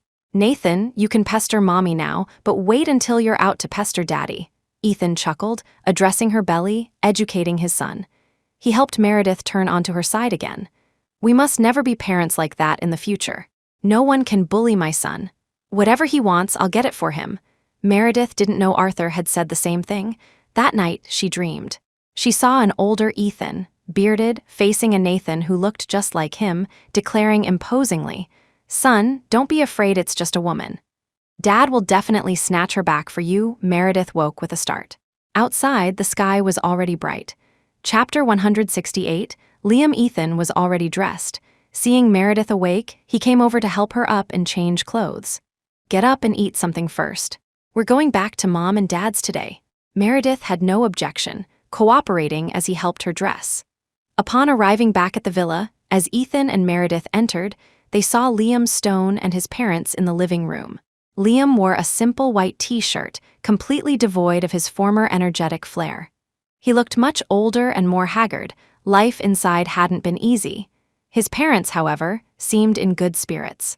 Despite the recent string of blows, rescuing their son was the greatest joy. It appeared Liam and Wendy had been released, and his parents brought Liam over to express their gratitude. "Hello," Meredith ignored Liam, nodding politely to his parents. His parents were nervous and flustered, smiling continuously at Meredith. Meredith sensed they might have things to discuss with the young family, so she made an excuse. "Dad, Mom, I'm a bit tired. I'll go upstairs to rest first." She had been extremely drowsy lately, able to be alert 1 second and fall asleep the next. "Go ahead, come down for dinner later if you feel up to it. If not, have the maid bring it up," Vivian instructed with a smile, asking Ethan to escort Meredith back to her room. "I'll be down in a bit. Rest well. I'll come back to accompany you later." Ethan helped Meredith change into loungewear before going downstairs. Meredith didn't sleep. She felt suspicious. This wasn't normal. Logically, being pregnant, she needed the most care. There was no need for Ethan to personally go downstairs to talk unless they had something to discuss that she couldn't hear. Things Ethan and Liam couldn't let her hear could only be about Wendy. Meredith waited a while, then opened the door a crack, trying to eavesdrop on the conversation downstairs. But downstairs, only Arthur, Vivian, and Liam's parents were present. Ethan and Liam were nowhere to be heard. They had slipped away, definitely hiding some secret. Meredith retreated into her room, rummaged through everything, but found nothing related to Marcus. She lay back on the bed and picked up her phone to call Samuel. Fortunately, she hadn't burned bridges with him yet. Otherwise, she'd lack a channel to investigate now. Samuel was at the hospital, having just seen off the Pierce family members. Only he and Adeline remained in the room. Adeline's condition had improved considerably. She could walk without assistance, needing no help from Samuel. So Samuel was sunbathing in the private garden, reviewing case files. When Meredith called, Samuel answered without hesitation. "Hello, how are my big and little treasures feeling today?" He had refined features, usually appearing stern and upright. Now, on the phone, his tone was sweeter than lovers' whispers, his expression unconsciously joyful. Adeline, standing by the floor-to-ceiling window, easily discerned Samuel was talking to his girlfriend. On the phone, Meredith briefly described Liam's visit and shared her suspicions with Samuel. Samuel naturally understood her meaning. It seemed Meredith still didn't know Ethan had privately approached him. She must still be in the dark, not intending to sever ties with him. Samuel wasn't annoyed that she didn't show up yesterday. He attributed it to her current sluggishness, failing to grasp his hint. "I'll handle this matter. I bought lots of baby clothes and toys. I'll send them over to you someday." After hanging up, Samuel held his phone for a long time, gazing at the screen. The wallpaper was a picture of a small baby. Since learning of Meredith's pregnancy, he had used software to combine his and Meredith's faces, creating an image of their potential baby. Using this photo now raised no suspicion. Everyone assumed it was his and Adeline's child. Only he knew the baby's features were all based on Meredith. Samuel, Adeline, heavily wrapped, came out from inside and sat on the bench. "What is it?" Samuel asked. Pregnant women confining themselves indoors shouldn't be exposed to drafts, but since it was Adeline, Samuel had no interest in managing her affairs. "Your girlfriend, she's pregnant?" Adeline didn't beat around the bush, asking directly. Samuel nodded, not refuting, implicitly acknowledging the child, letting Adeline assume it was an unplanned pregnancy resulting from carelessness with his girlfriend. Samuel said, "Yes, rather unexpected. Due in about 3 months." Calculating the timing, it must have happened during their New Year rendezvous. Adeline wasn't angry. Instead, she sincerely congratulated him. "Congratulations, you're going to be a father." "Thank you," Samuel also wondered. If little Treasure could be his child, calling him dad someday, what would that feel like? Adeline suggested, "Samuel, she's still just a girl. Pregnancy before marriage isn't good. Domestic attitudes towards unwed mothers aren't very friendly. My suggestion is, how about sending her abroad to study?" Although he hadn't said, she knew the other party was still a student, not yet graduated. This wasn't good for the girl's reputation. Samuel frowned, seemingly considering Adeline's proposal. Adeline wasn't jealous. She and Samuel were the most compatible partners. Now that Samuel had a child, she genuinely considered his situation. "Currently, we can't divorce. Her following you without status is already unfair to her. There are many eyes watching domestically. You two aren't free together. It's better to send her abroad to study.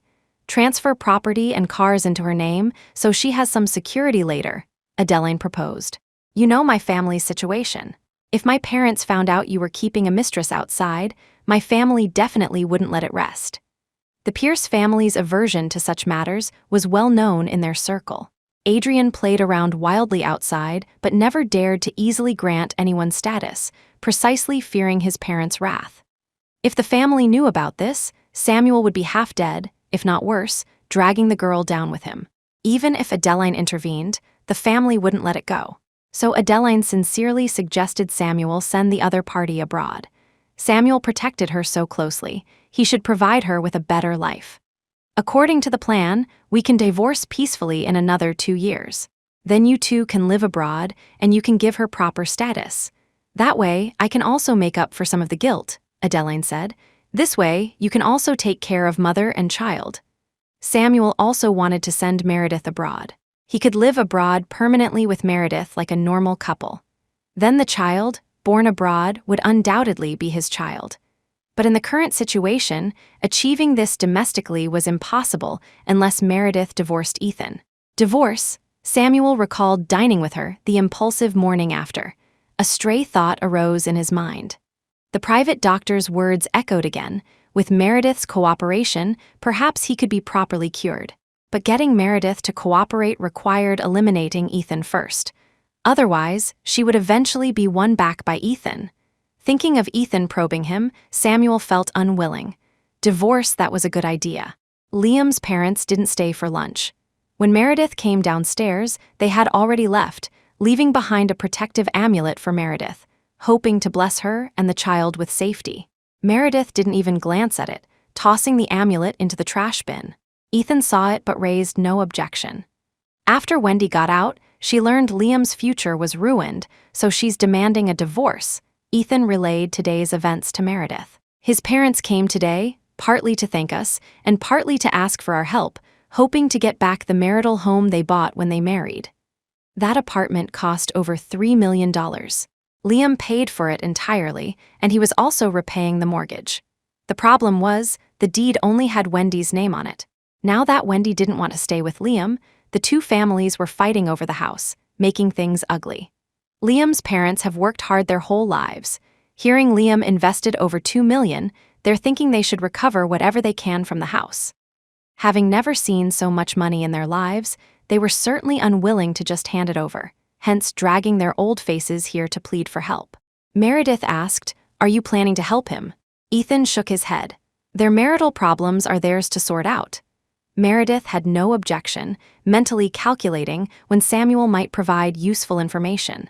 However, Meredith finished the commissioned portrait for Leo Group before news of Liam and Wendy's divorce hearing arrived. The verdict came a month later. In another month, she would graduate, and in another month after that, her due date. Meredith attended her prenatal checkups regularly. The baby was healthy. Apart from being slightly smaller than average, everything else was fine. One day, bored, Meredith went shopping at the mall, her belly protruding, protected by several maids and bodyguards. Ethan had been called away by Adrian Pierce to discuss matters. Desmond Duncan's election was next year. Preparations were starting now, requiring Ethan's financial support. Ethan was becoming increasingly busy. Meredith went to the restroom, the maids and bodyguards waiting outside. Coincidentally, a long-haired woman entered the stall next to hers after her.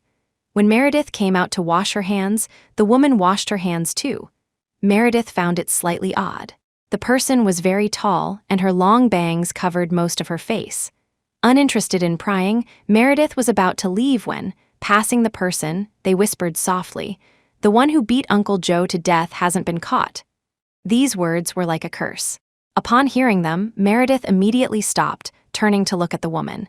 He slowly lifted his head, revealing a face familiar to Meredith. "Liam?" Chapter 169, Dishwater. Meredith couldn't believe it. Him, dressed as a woman, following her like some kind of pervert. "The one who beat Uncle Joe to death hasn't been caught," Liam repeated, his expression towards Meredith incredibly strange, a mixture of hatred and glee. "What are you trying to say? Do you know who it is?" Meredith pressed. He clearly knew something. That's why Ethan had spoken to him privately. But Liam stopped talking, turned, and retreated into the stall he had just emerged from. Only then did Meredith notice the under-maintenance sign hanging on that stall door. With a soft click, the stall door locked from the inside. Liam's strange voice drifted out, "South 3rd Street, 6th shop from the north end, Old Zhang's Auto Repair. I want $3 million cash for what you want. What exactly do you know? Tell me clearly." Meredith pounded on the door, accidentally alerting the maids outside. Left with no choice, Meredith had to leave with the maids first. Back home, Meredith felt uneasy. How could Liam know what she wanted? Should she go? Should she tell Samuel about this? What if Liam was just setting a trap, trying to lure her there? But what if Liam genuinely possessed that information, and she missed it by not going? No, she couldn't miss any possibility. But she was pregnant, and couldn't go meet him visibly pregnant. So, she needed someone reliable to go to South 3rd Street and negotiate with Liam on her behalf. And the $3 million. Meredith realized with dismay that she didn't have that much cash. There was cash in the study. Now, she just needed to find someone to represent her in meeting Liam. But was it worth it? Marcus's case was already closed. Was it necessary to dig all this up again?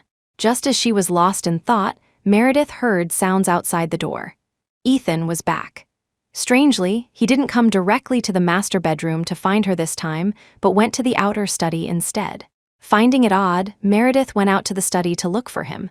Before she reached it, Ethan emerged. "Meredith, what's wrong?" Ethan acted normally, coming over to ask her, "How are you feeling today? Is your stomach comfortable? Was the baby good today?" Meredith shook her head. "Fine. Just craving the seafood hot pot from the Imperial Kitchen."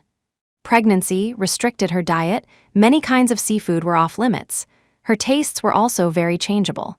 Only the Imperial Kitchen's seafood hot pot was somewhat palatable. Ethan had just gone in and come right back out. He must have put something in the outer study. Meredith inexplicably wanted to know what it was. Ethan never hid company documents unless these things concerned Meredith. An idea struck her. Meredith sat down on the sofa and ordered Ethan, "I want to eat it. Take me there now." Ethan glanced at the clock. It was getting late. It was dangerous for her to go out now. He tried to negotiate. "It's too late now. I'll have Chester go buy it and bring it back for you, okay?" "No, what he buys doesn't taste as good as what you buy. I want you to buy it." Meredith rarely threw tantrums, but now she insisted Ethan go buy it himself. Okay, I'll go buy it. You and Nathan wait for me at home," Ethan relented, grabbing his jacket and heading out. Meredith calculated the time. After he left, she went to the outer study to check. This study usually held a lot of cash, nothing particularly interesting. Yet Meredith felt Ethan's immediate dash into the study upon returning must mean something. But after searching around, Meredith found nothing. Meredith suddenly remembered this study had surveillance covering the entire room. She turned on the computer, connected to the surveillance system. The screen split into 9 squares. Ethan, who was supposed to be buying seafood hot pot, was currently standing in the main entrance waiting area. Chester stood beside him, respectfully reporting to Ethan, "The paternity test results are back. It's confirmed the baby Madam is carrying is yours." He then handed a document to Ethan. Ethan took it, didn't even glance at it, and immediately tore it into shreds. "Find a way to install GPS on Madam's phone, and find an expert to recover all the chat history between Madam and that WeChat contact." His demeanor held none of the tenderness he showed her. His face was cold, gloomy, making it impossible to reconcile the two personas. He had done a paternity test on the baby in her womb while she was having prenatal checkups. This meant he suspected the child wasn't his. Meredith looked down at her swollen belly, her heart filled with mixed emotions. Then she remembered he wanted to install GPS on her phone, and a chill ran down her spine. He knew everything, yet pretended to know nothing. Then again, Ethan knew about her and Samuel, but Samuel had physical limitations and couldn't touch her. Only she knew this in the world. Ethan didn't dare verify with her directly, secretly doing a paternity test. This was his true nature. Meredith went to Archer Co. early the next morning. Leo Group needed several landscape paintings sent abroad. Meredith didn't have many on hand. Coincidentally, Finn's paintings were also here. Meredith planned to select a couple of Finn's pieces to send over. After handling everything, it was already noon. Meredith felt drowsy and rested in the office lounge. She sent the maids and bodyguards outside to rest. "Meredith, your lunch," Finn knocked on the door outside. "And there's a package for you. It was left outside our company entrance. I brought it in for you." Meredith nodded for him to enter. Lunch was prepared by the home maid and delivered. The package was small and light. Inside was a USB drive. Meredith plugged it into the computer. A video file appeared. The computer had an oversized screen. As soon as she opened the video, Liam's face filled the screen, making Meredith jump. He had been beaten. His face was swollen high, one eye completely bloodshot and unable to open. Blood trickled from his forehead. He looked severely injured. Behind him was a red brick wall, splattered with dark, dried bloodstains. "Meredith, it's Liam. Sorry I can't talk to you face to face." As he spoke, Meredith saw several of Liam's teeth had been knocked out. He must have recorded this right after being beaten. He spat out blood foam as he spoke, wiped his face roughly with tissue paper. White paper fibers mixed with blood clung to his face, making him look even more wretched. "As you can see, Ethan's men just paid me a visit. The things I was going to give you were taken by his people. I have to leave Shanghai now. Before I go, I can only tell you everything I know." Liam rubbed his face. Another tooth fell out. Meredith couldn't believe it. In just one night, he had been beaten like this by Ethan's men and now had to flee for his life. "I grew up with him, watched him date and marry you. I always thought I was on his side. I never expected to end up like this." Liam sounded heartbroken. The tissue used to wipe blood now wiped tears. "He lied to you. Wendy targeted you, not entirely because of me, but because he himself said demeaning things about you. I have video evidence from that time. I'll send it to you later. Meredith immediately paused the video, searching the USB drive for the video Liam mentioned. But the drive only contained this one video, meaning the other evidence must be embedded within this one. She clicked play, continuing the video. Perhaps this is my retribution. My marriage with Wendy reached this point, and the house was awarded to Wendy by Ethan's people. I have nothing now. I admit, I wanted to use the little information I had to extort some money from you. Now, without evidence, I can only tell you verbally. Meredith understood. Liam had been retaliated against by Ethan. Ethan isn't as harmless as you see him. His attempt to ruin my life now isn't just about you, Liam said. Marcus's murder case isn't as simple as you think. That day at the company, I overheard them talking. Ethan's father originally planned to have people watch Marcus at National University, intending to teach Marcus a lesson, thereby teaching you to behave and stay with Ethan. Coincidentally, Marcus's uncle came looking for trouble with Marcus, so they had people follow the uncle, find the right opportunity to strike, send Marcus to prison, and finally have Ethan rescue him, thus winning you over. Ethan pretended to wrong you, let Wendy be your bridesmaid, then hired special effects makeup artists to stage Wendy's miscarriage, covering up for the Pierce and Duncan families, using you as a shield. Liam couldn't speak much longer, forced to pick the most concise points. Later, he discovered I sensed something, then proceeded to frame me and Wendy, countersuing us for extortion to eliminate the roots. I don't deny my greed, attempting to use this bit of information as leverage, hoping to cross class barriers and integrate into his world. Ending up like this serves me right, but it wasn't entirely my fault. Meredith, I used to envy you being accepted by the Pierce family, but now you and I are in the same position.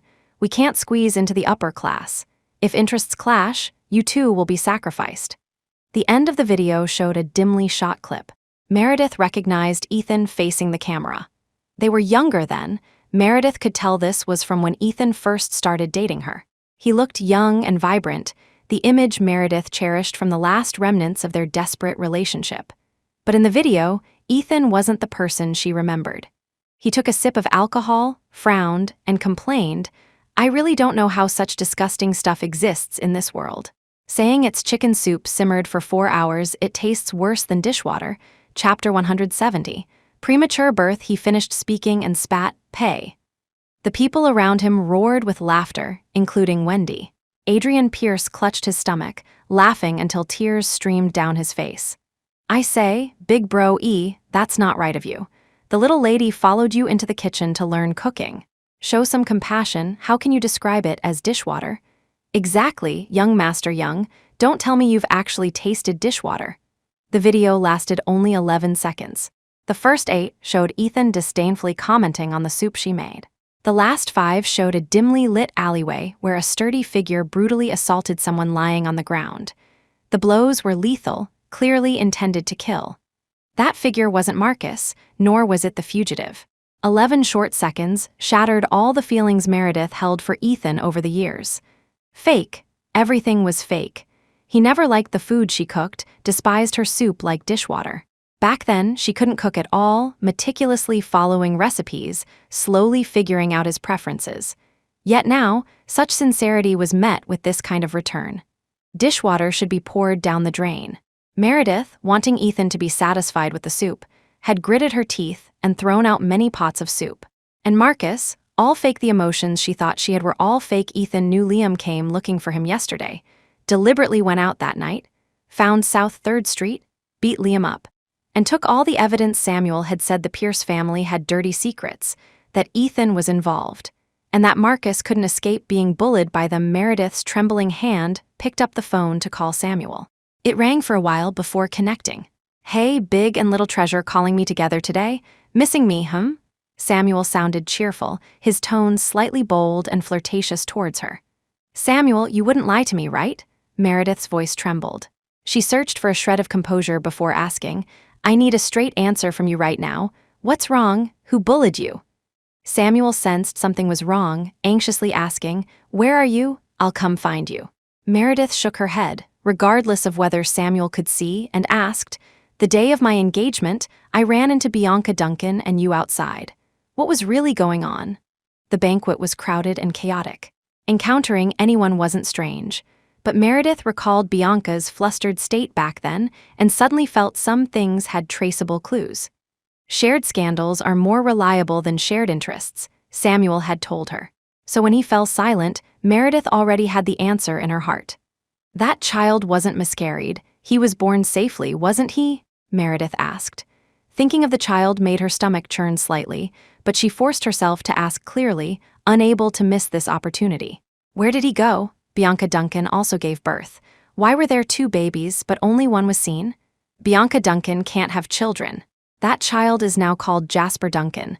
Samuel didn't hide anything, telling her the truth directly. These matters don't concern you. Don't get upset. Be careful of the baby. Baby? Careful of what baby? Ethan called her soup dishwater. She thought he was at least sincere towards her, only to find out everything was a meticulously planned, grand deception. They consorted on her engagement day. They had long laid a perfect trap, luring Wendy and Liam in, sacrificing them, and even using her and Marcus. She thought she was protecting Marcus. But all his suffering was because of her. His uncle died because of her. He almost went to jail because of her. If she hadn't agreed to marry Ethan, Marcus would be imprisoned in that moment. All despair surged in from all directions. She had always thought that if she hadn't met Ethan, she and Marcus wouldn't have escaped their uncle's troubles. Now she knew all the disasters stemmed from her from the moment she met Ethan. She never had the power to choose separation. A poor orphan, debt-ridden, disliked by everyone, wanted by no one. But now she refused to believe this fate. Meredith forced herself to calm down, picked up her phone, hung up directly, then called Finn Archer. Finn, I need your help with something. Can you distract the maids and bodyguards outside for me? I want to slip out alone for a bit. She had to leave here. She couldn't breathe the same air as Ethan for another second. She would suffocate. She couldn't live. Her documents were all at home. She needed to go back home now. Meredith drove herself home. Ethan wasn't there. She took nothing, reprinted the divorce agreement, signed it, placed it back in the original safe, took off her ring, and pressed it on top. She left behind everything Ethan had given her, taking only her important documents. Downstairs, a taxi. Anywhere would do, just leave Shanghai first. On the way, Samuel's calls kept coming relentlessly. Meredith didn't want to answer, but the phone kept ringing. The driver felt something was wrong with Meredith. A pregnant woman wanting to leave the city was clearly abnormal. Now the phone kept ringing and she wouldn't answer. The driver grew worried. Miss, aren't you going to answer your phone? Meredith's stomach hurt, making her feel faint. The phone vibrated in her hand, her fingers unable to press the answer button. Suddenly, her right leg cramped. Meredith sensed trouble. She tapped the front partition with her phone. The driver saw Meredith seemed disoriented, her whole body convulsing, and immediately floored the accelerator towards the nearest hospital. The phone kept ringing. Meredith was placed on a gurney. Medical staff spoke to her constantly. She heard the driver saying it wasn't his fault, doctors saying they couldn't delay, needed family. Family? What family did she have? Marcus almost went to jail because of her. Ethan had been deceiving her from start to finish. She had always been alone. No one had ever liked her. Fighting or not fighting led to the same result. No one had ever truly treated her well. Thinking she had Ethan under control, only to discover she was the clown. Being alone is fine too. Don't drag anyone down. Living is truly exhausting. Miss, can you hear me? Can you answer the phone, say something? The nurse attending her placed the phone by her ear. Samuel's anxious voice came through the receiver. Little treasure, where are you? Say something, quick, talk to me, just make a sound, little treasure. How nice. Meredith felt content. Someone had called her treasure. The maids sensed something was wrong. Meredith hadn't come out for a long time. They immediately called Ethan. Ethan was discussing business with Desmond Duncan. Seeing the maids call, he immediately paused, stepped out to answer, and learned Meredith was missing. Useless, I hired you, and you can't even watch one person, Ethan cursed, immediately ordering Chester to take people and find Meredith. The maid at Imperial Clarity Estates didn't know what happened and truthfully reported to Ethan. Madam came back just now, took some things, and went out again. I didn't notice anything unusual about her. Maybe she's just taking a walk downstairs. Impossible, she was just walking. Why wouldn't she take a maid for a walk? Meredith must be up to something else. Ethan felt an inexplicable unease. He searched the bedroom thoroughly. Meredith's things were all there, not a single painting missing from the studio. Yet he still felt uneasy, inexplicably thinking of the safe where the share documents were kept. The password was the date they met. Ethan opened the safe. The documents inside were neatly arranged, but something extra lay on top. Meredith's wedding ring, pressed down on her signed divorce agreement, leaving with nothing. Ethan couldn't believe they were here, yet the inscription on the ring was clearly his initials. Why? Her disappearance and the abandoned wedding ring? Ethan picked up the phone. "Find Madam for me, don't miss any possible hiding place, go now." Meredith drifted in and out of consciousness several times.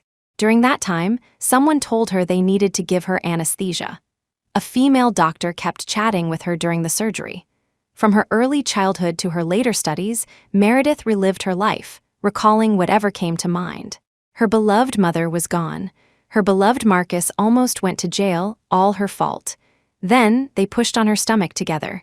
Not long after, a doctor held up a tiny baby for her to see. "This is your baby, a boy. He has 2 moles on his body. We need to send him to the incubator for observation now." The baby cried, "Ah-woo," twice. Meredith turned her head away, didn't look. Then she was given more anesthesia and drifted off to sleep. The baby was taken out by a nurse. Samuel waited outside the door, rushing forward. "How is she?" Samuel didn't look at the baby, asking directly about Meredith. "How long until the mother can come out?" "Very smooth. They're stitching her up inside. Estimated another 30 minutes or more." The nurse pushed the baby away. Samuel continued waiting outside. He didn't know what had happened, but Meredith holding her essential documents, taking a taxi alone, he guessed it involved Ethan. So he transferred her to a private hospital. It would take Ethan some time to find her here. This little time was enough for Samuel to ascertain the facts. When Meredith was wheeled out, she was still unconscious. Samuel followed her all the way to the ward. "When will she wake up?" The doctor checked the time and estimated, probably tomorrow. She delivered prematurely and her body isn't strong. She'll need careful family care afterwards. Absolutely no negligence. Samuel nodded, thanked the doctor, and saw them out. He returned to sit beside Meredith. Her face was pale, constantly sweating. Both hands had IV lines inserted. Various monitors surrounded her, beeping periodically. Samuel gently wiped the sweat from her body. She was premature, delivered by C-section. The real hardship was just beginning. They would divorce tomorrow, using the most decisive method. Chapter 171. Lawsuit. When she regained full consciousness, her hand IV had been removed. Samuel helped her manage her personal hygiene. He took her phone and moved to a far corner of the room to call Adeline Pierce. "Hello, Samuel. How is she?" Adeline asked with some concern. They had been at her parents' for dinner today when he abruptly left the table. Adeline suspected it was related to this girl. Sure enough, his anxious inquiries overheard in the garden confirmed the girl might be going into premature labor.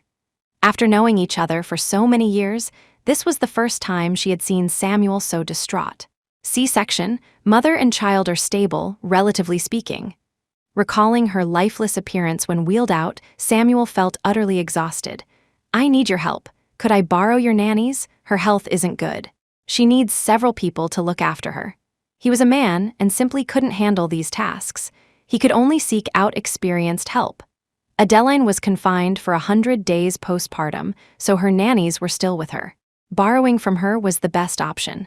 "Okay, where are you? I'll have the nannies go straight over." Adeline agreed immediately. She also added, "Samuel, congratulations on becoming a father." "Thank you." Samuel took off his glasses, pinching the bridge of his nose. He was tired, too. After hanging up, he rested his head on the edge of Meredith's bed. Meredith woke intermittently, drifting in and out of sleep. She truly regained consciousness several days later.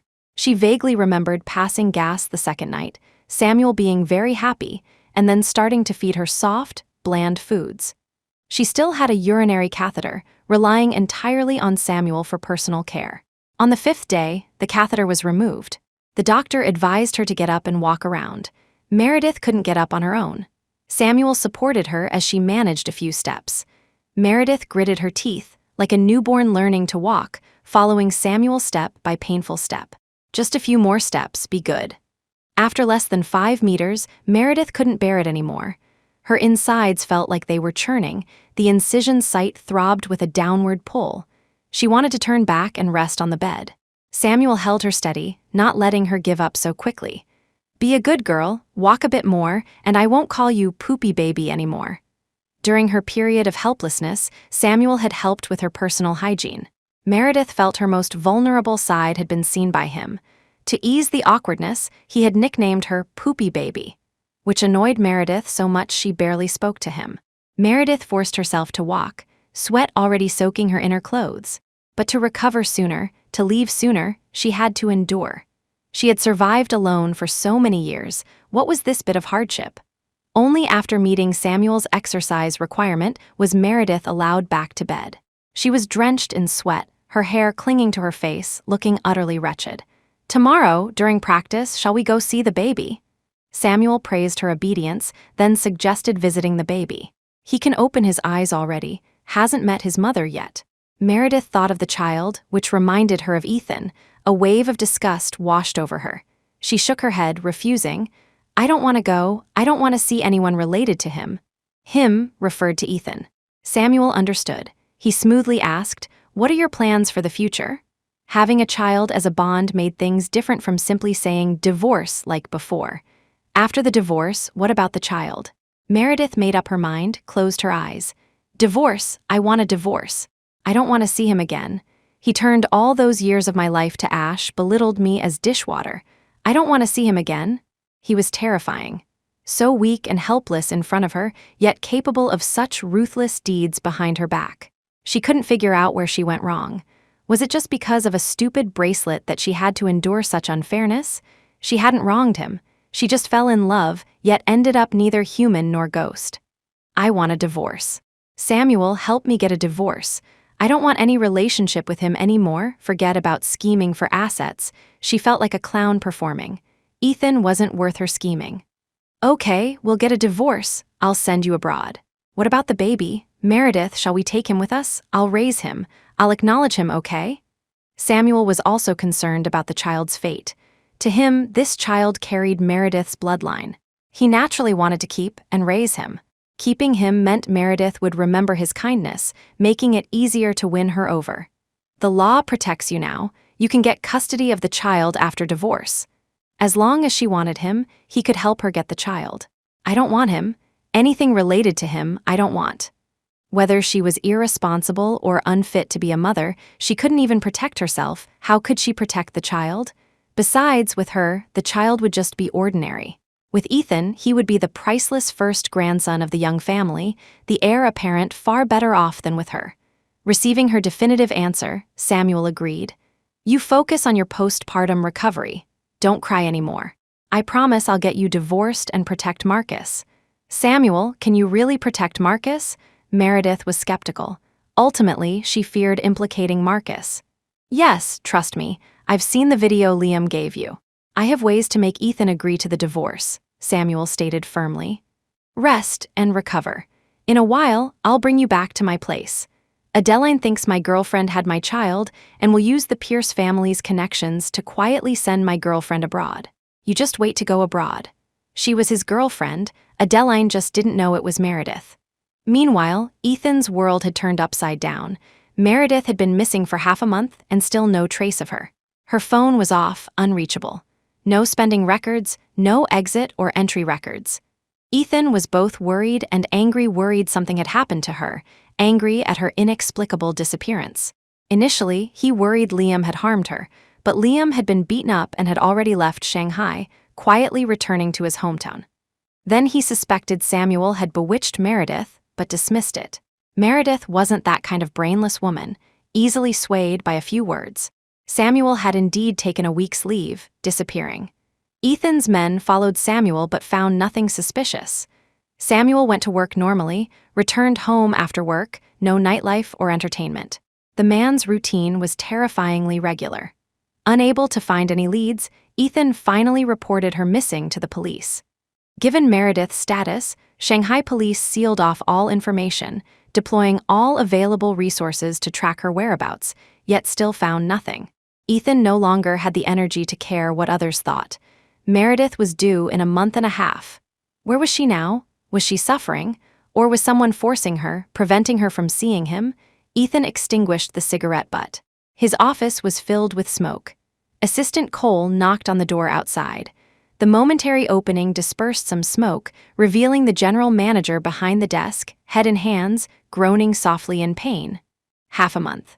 Madam had been missing for half a month. The general manager had stayed in the office for half a month. Cole vaguely sensed something was wrong. The general manager had clashed with Madam before, but this was different. But he was an outsider and couldn't help the general manager. Anything?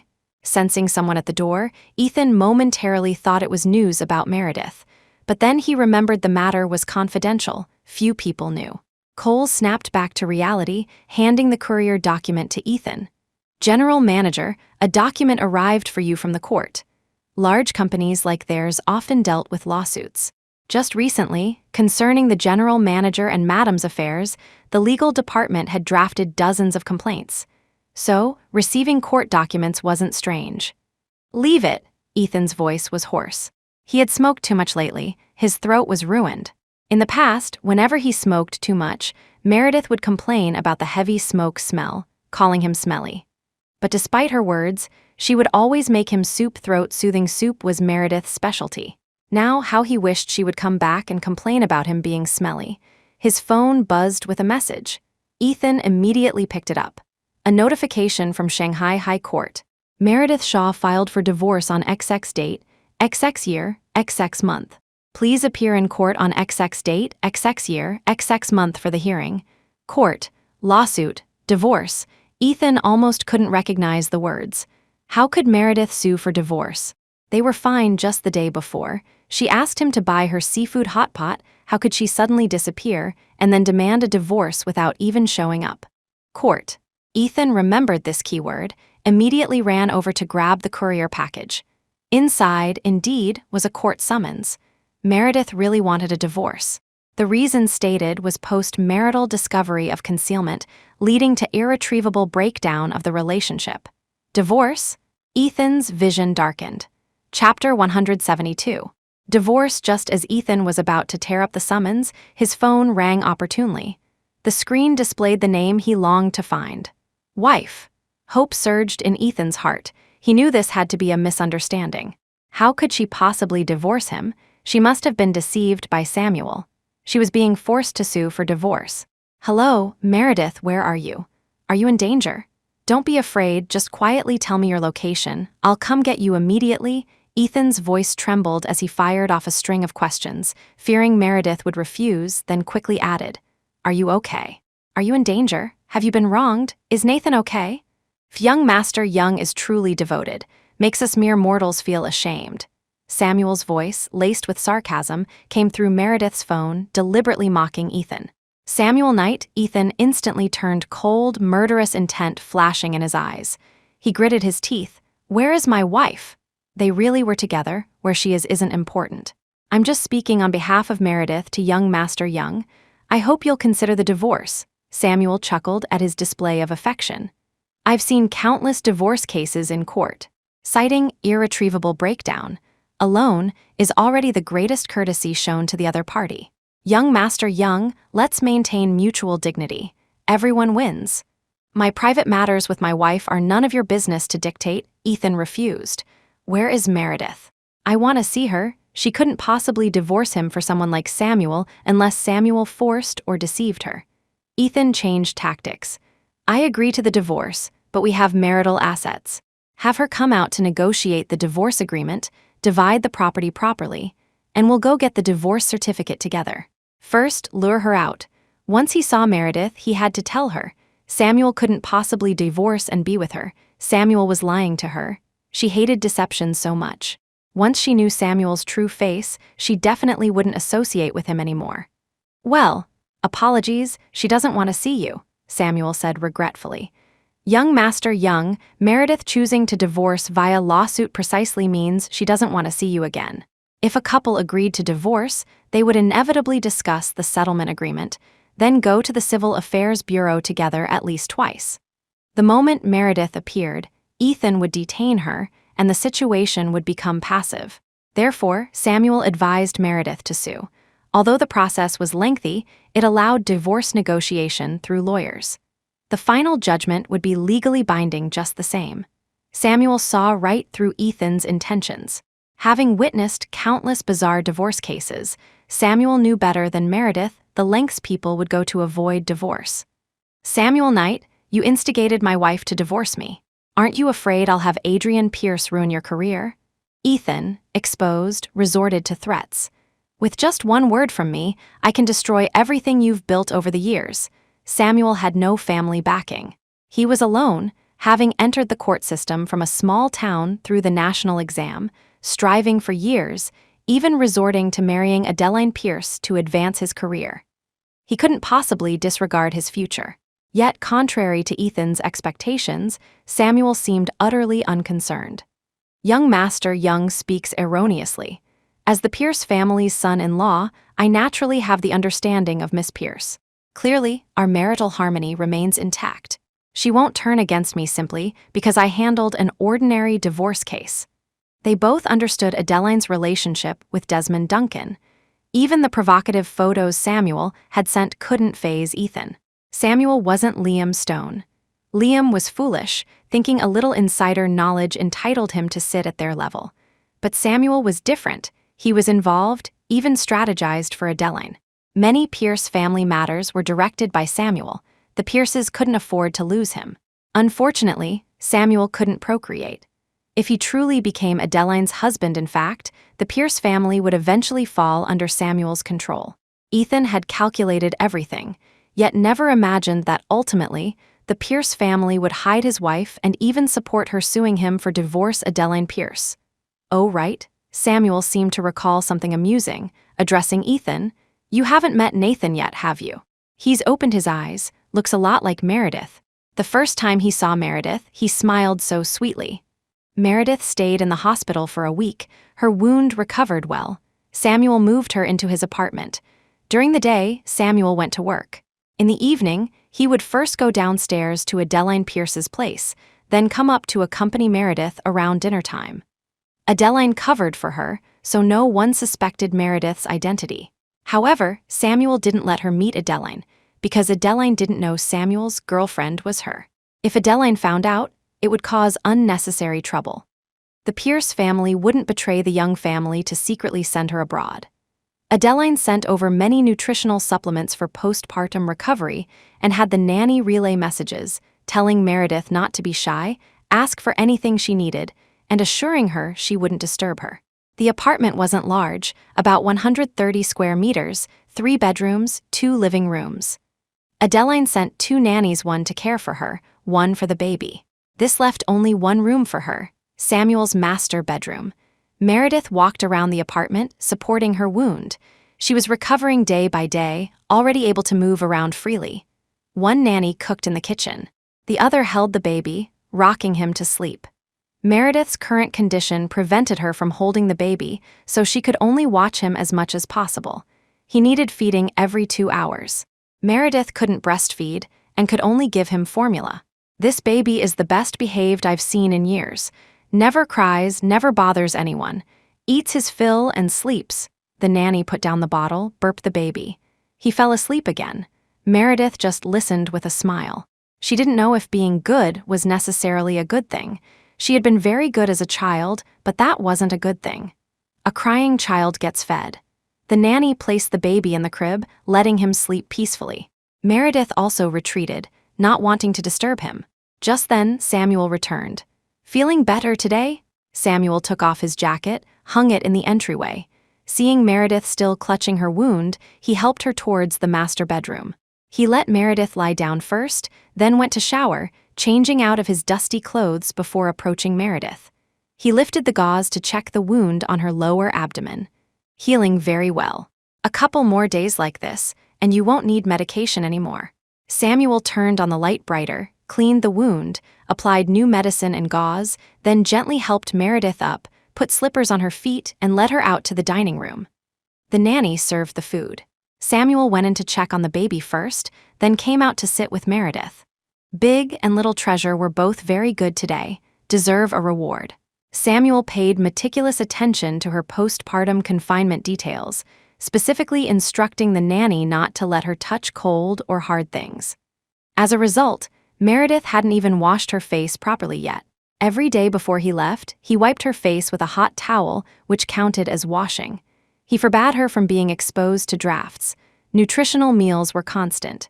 Every day, she had to report her 3 meals to him live. If she didn't finish, she had to eat extra snacks when he returned in the evening. In just half a month, she had already gained quite a bit of weight.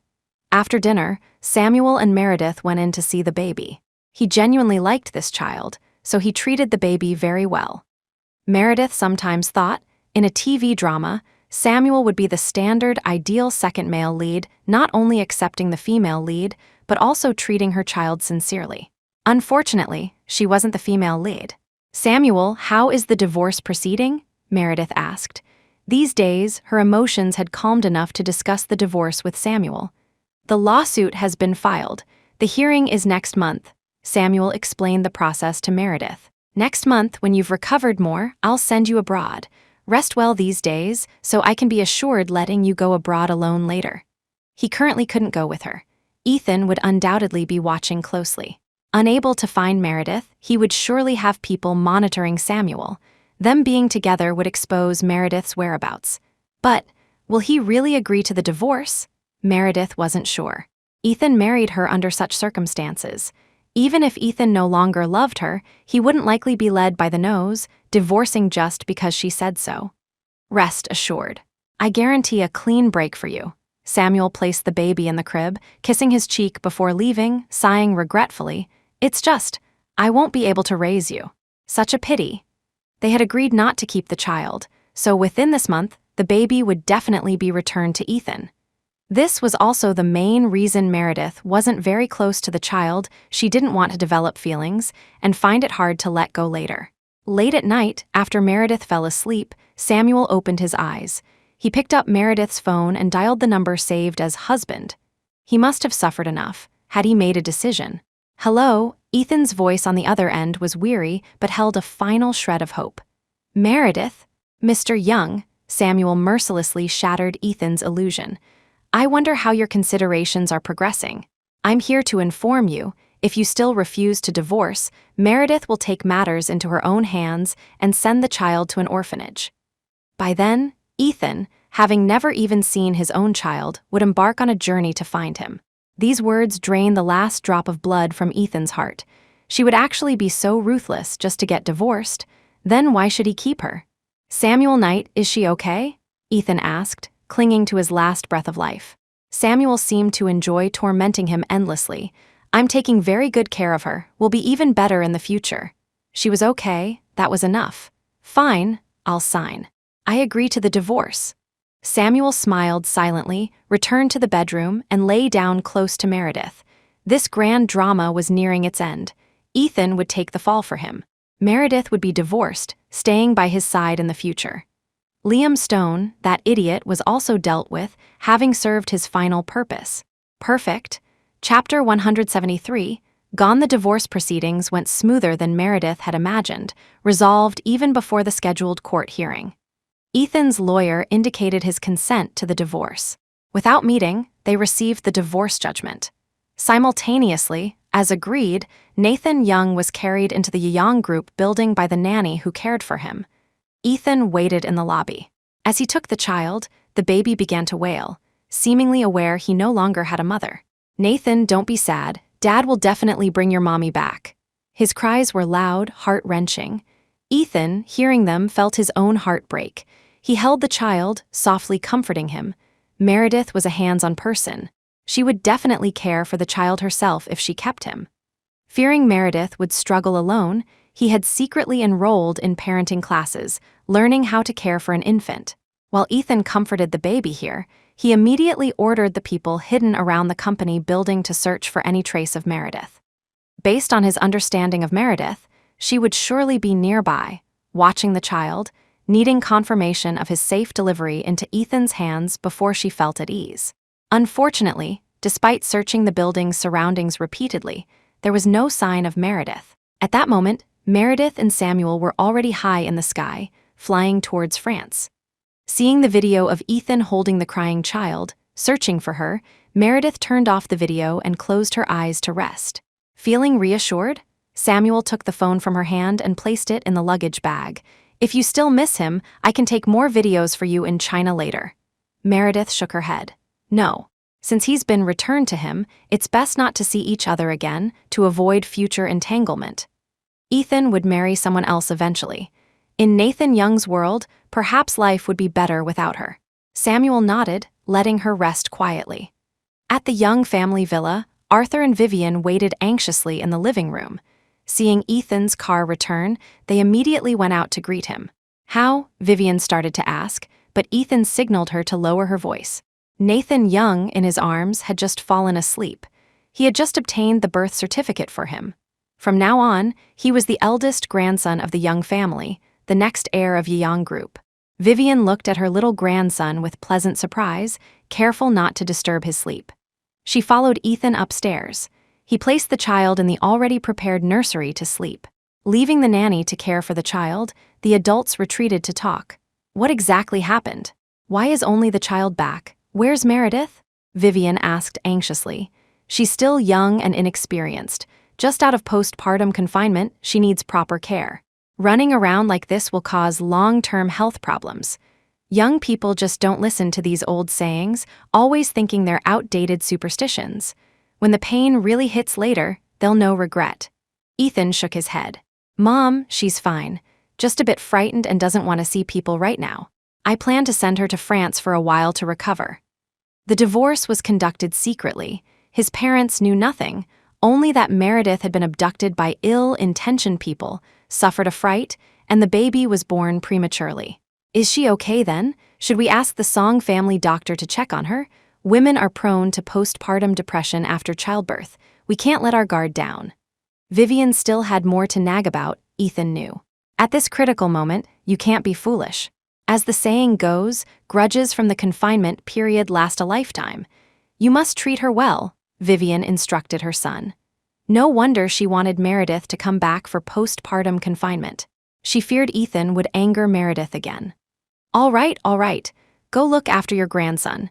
Your son will take care of his wife. She doesn't need her mother-in-law fussing." Arthur, who had been silent, interjected, telling Vivian not to ask so many questions. Vivian thought about it and agreed. How well the daughter-in-law fared mainly depended on the son's care. Her worrying was useless, so she gave Ethan one last warning: you better treat her well. Don't repeat your past foolishness. With that, she happily went into the room to see her grandson.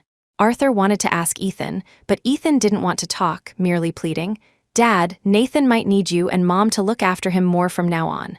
Meredith and I have some problems. I need to go resolve them." Arthur suspected something was amiss but didn't press further, simply nodding.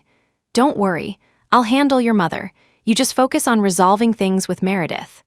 This promise was identical to the one Arthur made when Ethan begged him to marry Meredith back then. Ethan's eyes reddened, but he held back his tears, refusing to cry in front of his father again. "I have to find her. I must." June, graduation season. The art university held a graduation ceremony for this year's graduates. Students wore academic gowns. The three girls from Meredith's dorm room were taking pictures of each other until Evelyn Yates gently nudged the other two. Only then did they notice Ethan Young standing in the crowd. He had lost a lot of weight, looked much older.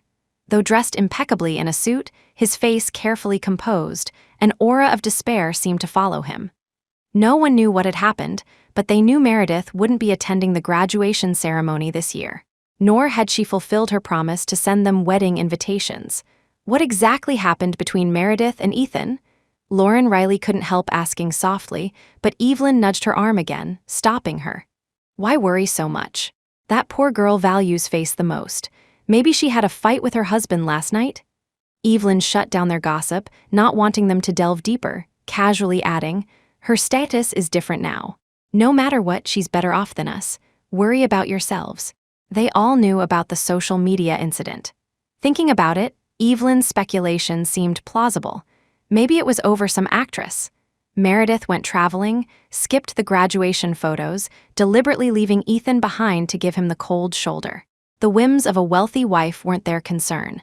Putting the matter aside, the group went off to take more pictures together. Roommates for 4 years, experiencing mutual help, friction, misunderstandings. Today, all grievances dissipated like smoke. Evelyn was staying at the Art University for her master's degree. Lauren had passed the civil service exam. Joanna Chapman, however, was returning to her hometown to get married. Her fiancé was a high school teacher. Joanna had secured a teaching position in her hometown, conveniently at the same school. After meeting a few times, they felt a connection, and the relationship was settled. The man owned a house and car in their hometown mortgage-free. The bride price offered to Joanna was respectable, and her parents were very pleased.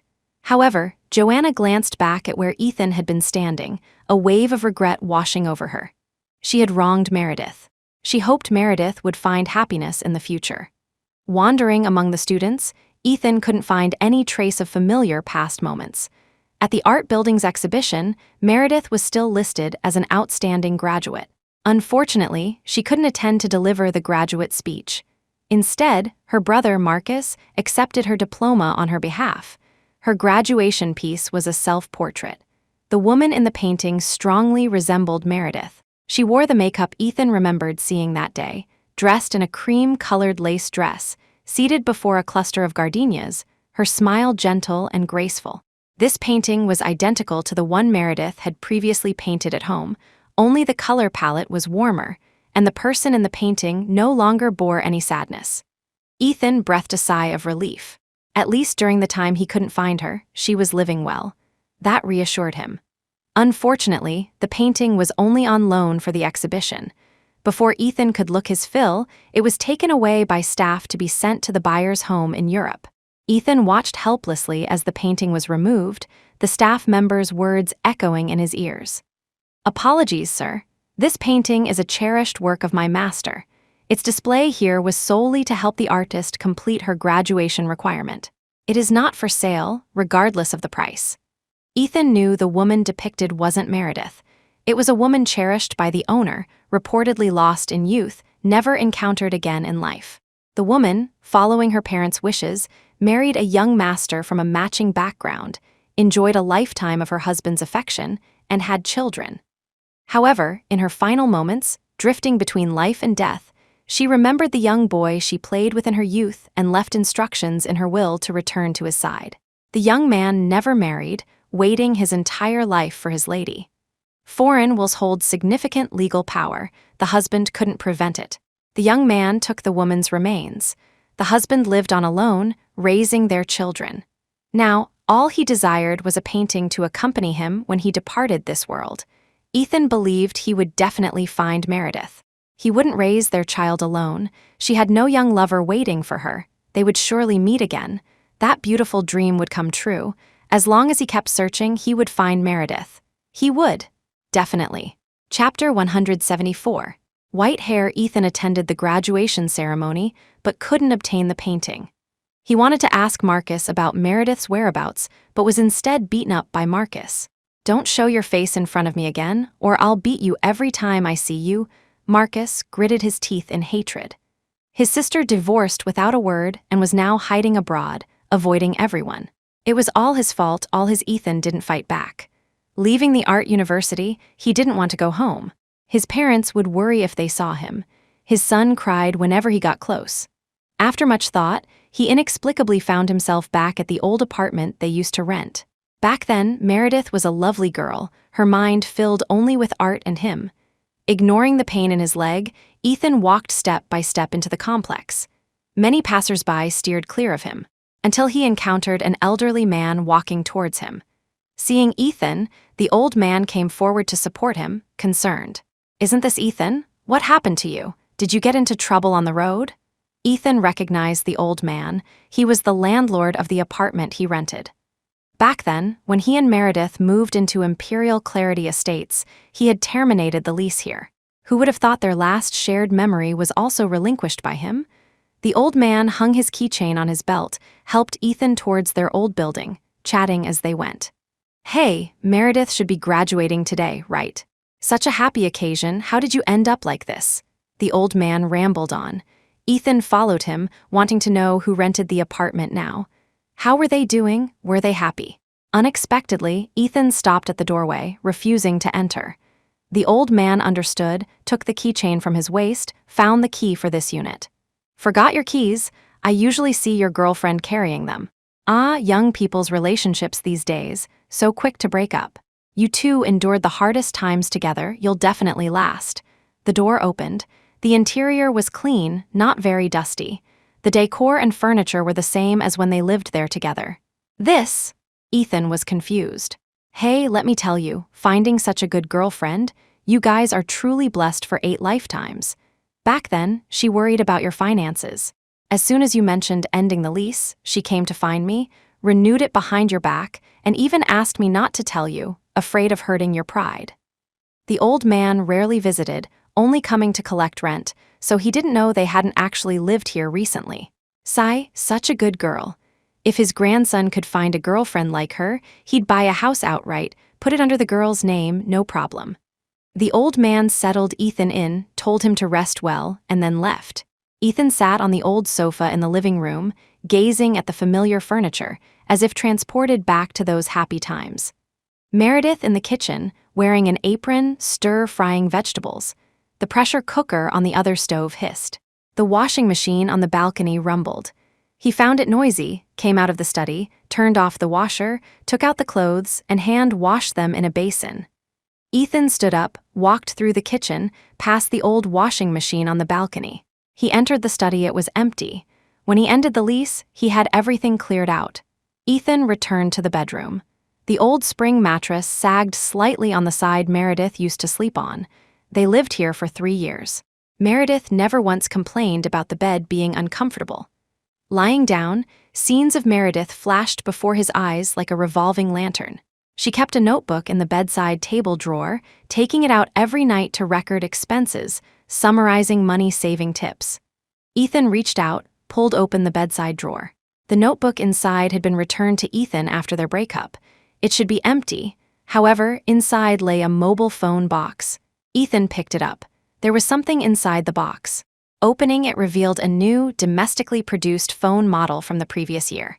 The phone was dead, wouldn't turn on. Ethan found the charger in the box, plugged it in. 2 minutes later, the phone powered on. The unlock code was Meredith's usual password, the last 6 digits of his phone number, also her bank card PIN. The phone had no apps installed. Ethan opened the photo gallery, discovering another world hidden within. Sorted by date, the first picture was a photo of Meredith and Samuel embracing. The photo had a timestamp. Ethan could roughly match the time. This first photo was from the night Wendy had her miscarriage, the night Meredith disappeared. In the photo, Meredith looked anguished. Ethan could feel her pain. Flipping further, Ethan relived the entire course of her relationship with Samuel. During their Cold War, her provocation by Stella Warner, Samuel approaching her, their shopping trips and dates together outside. At that time, her expression gradually changed. Then, the album started frequently featuring photos of Meredith and Samuel, along with screenshots of their chat logs. Mostly, Samuel was tipping her off. She knew much, yet pretended ignorance, staying by his side. The next photo, also the last in the album, was a short video taken by Meredith. She wore black pajamas, her back to the window, the scenery outside beautiful. In the video, Meredith looked nervous, the camera shaking slightly. Ethan, if you ever find this phone, don't blame me. I just made the same mistake you did. I forgave you, you should forgive me too, you can't blame me, you have no right to blame me for betraying you. 6 short seconds. She went from apprehensive and flustered to teary-eyed by the end. She suddenly stopped recording. Perhaps she didn't realize that in the final second of the video, Samuel's voice could be heard. Little treasure. I don't blame you, I don't. Holding the phone to his chest, he surprisingly felt none of the anger a husband should feel, only infinite pity for Meredith. He had personally destroyed a Meredith, not just the Meredith who loved him. Their Cold War, his poor treatment of her, allowed Samuel to exploit the opening, turning Meredith into the very kind of person she despised most. It was his fault, all his fault. I don't blame you at all. Please come back. I'm telling you, I don't blame you, Ethan murmured. The image of Meredith before him smiled cheekily and said, "Food's ready. Get up quickly or you'll be late for work." During their hardest times, Meredith's vegetable chopping was uneven. The old washing machine couldn't get stains out, requiring Meredith to hand wash. She had thrown bowls, cried holding dirty clothes.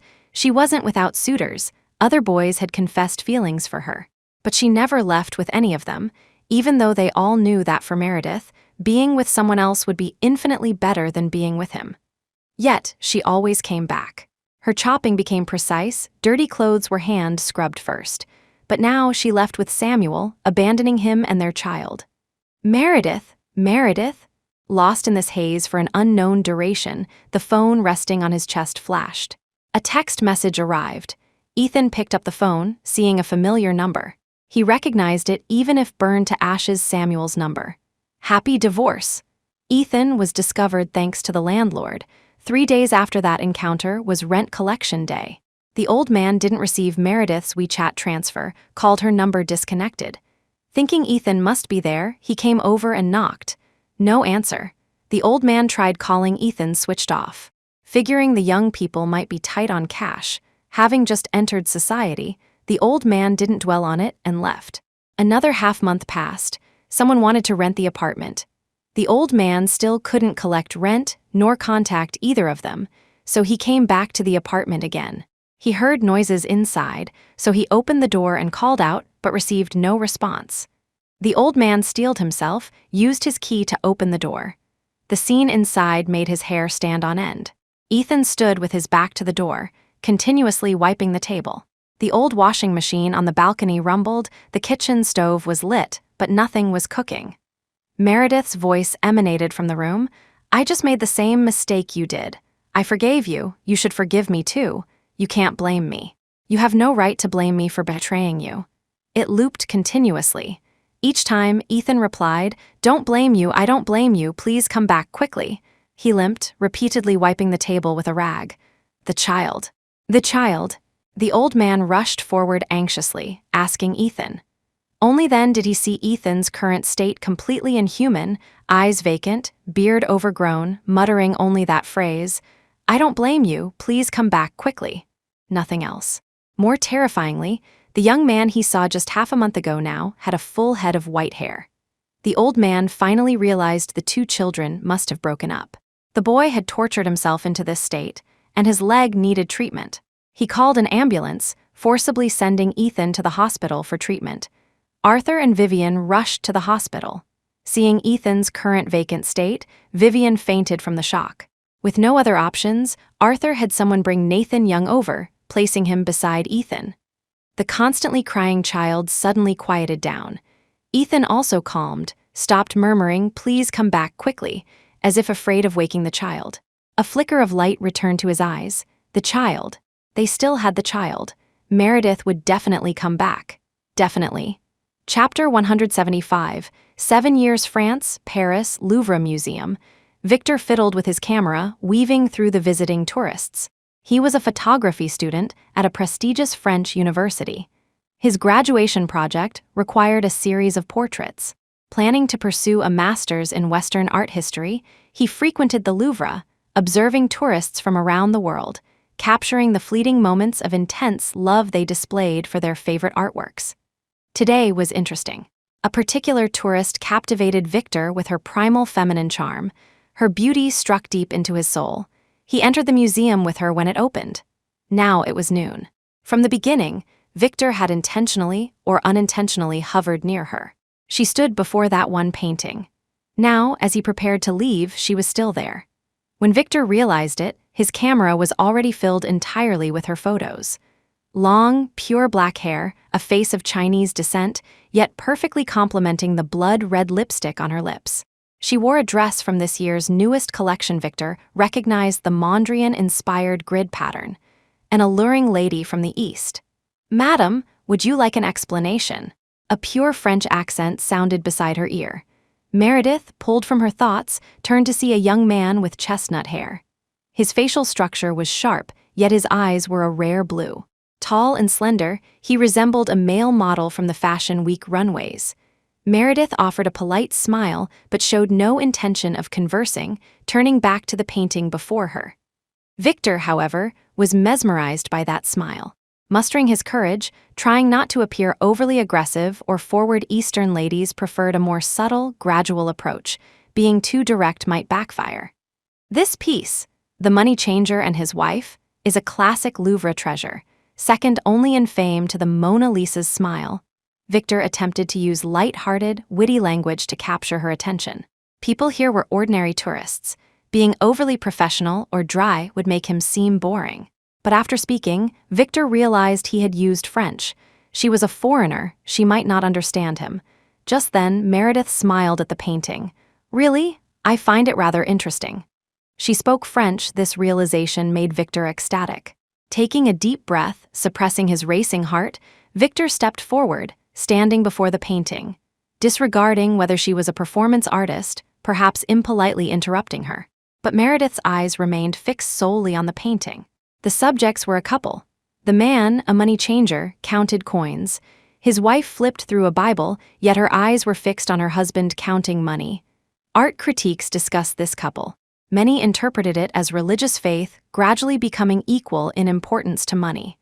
Money elevating status, faith descending to the mortal realm. To Meredith, faith bowing to money inevitably required the faithful party to sacrifice dignity, grinding it to dust. As for the party providing the money, Meredith hadn't yet perceived what Ethan had sacrificed. She and Ethan, to outsiders, seemed like he had lost more. Only she knew she had nearly lost her life. Her phone kept vibrating. Congratulations messages had been pouring in from all directions since earlier. Meredith hadn't looked, still contemplating the painting. Victor was interrupted by the constant vibrations. He glanced down at her vibrating phone, accidentally noticing the Van Gogh art book in her hand. To see Van Gogh, you need to go to the Musée d'Orsay. The Louvre's Van Gogh collection moved there long ago, Victor suggested with a smile. If convenient, I can be your free guide. I know a bit about art history. Are you an art student? Meredith inquired. Victor smiled sheepishly, showing her his camera. I study photography, know a little painting history. Checking the time, there were still 3 hours before the important afternoon event. This afternoon, our university art gallery has an oil painting exhibition. There's an artist whose style strongly resembles Van Gogh. She won the gold medal in this international painting competition. Her famous winning piece will be exhibited today. Thinking of that artist excited Victor. He extended an invitation. How about I treat you to lunch and we go visit together this afternoon? It will surely be an unexpected harvest. Unexpected harvest, meaning he wanted to spend the night with her? Such invitations were commonplace for Meredith in France. No, thank you. Goodbye, Meredith politely declined, turning to walk towards the museum exit. Victor, unwilling to give up, tried to follow, only to see her get into a red Porsche and speed away. What a pity. Victor felt disappointed, returning to the university with his camera. He still had the photos. He would develop them, commemorating his encounter with an indescribably beautiful Chinese woman. Meredith parked her car in the Art University's parking lot. The incessant phone vibrations irritated her. Picking up the phone, the WeChat interface displayed a flood of unread messages. At the top was her brother, Marcus. Meredith opened it. Only a video call request remained, buried amidst congratulatory messages. Meredith had been looking at the painting earlier and missed it. She initiated a video call back. It rang only a few times before Marcus answered. His tanned face looked resolute and mature, no longer the naive boy unaware of worldly dangers from years ago. Sister, good afternoon, Marcus's side showed pre-dawn darkness. Still in pajamas, lying in bed, face unwashed, he greeted her with a grin. Good morning. Calling me so early, any happy news? Meredith leaned back in the car, flipping through documents, asking casually. Marcus blushed. What happy news could I have? Mainly wanted to congratulate sister on winning the award. Reported back home already? So fast? Meredith asked nonchalantly. Yes, right after the results came out tonight, the official media immediately reported it by name, giving you very high praise, Marcus recalled excitedly. He hadn't slept all night, watching the news, waiting for this result. She had just won the gold medal in a well-known international painting competition. The award carried significant weight. Meredith was the youngest winner ever. "When are you coming back home, sister? I'll bring Nathan to celebrate with you."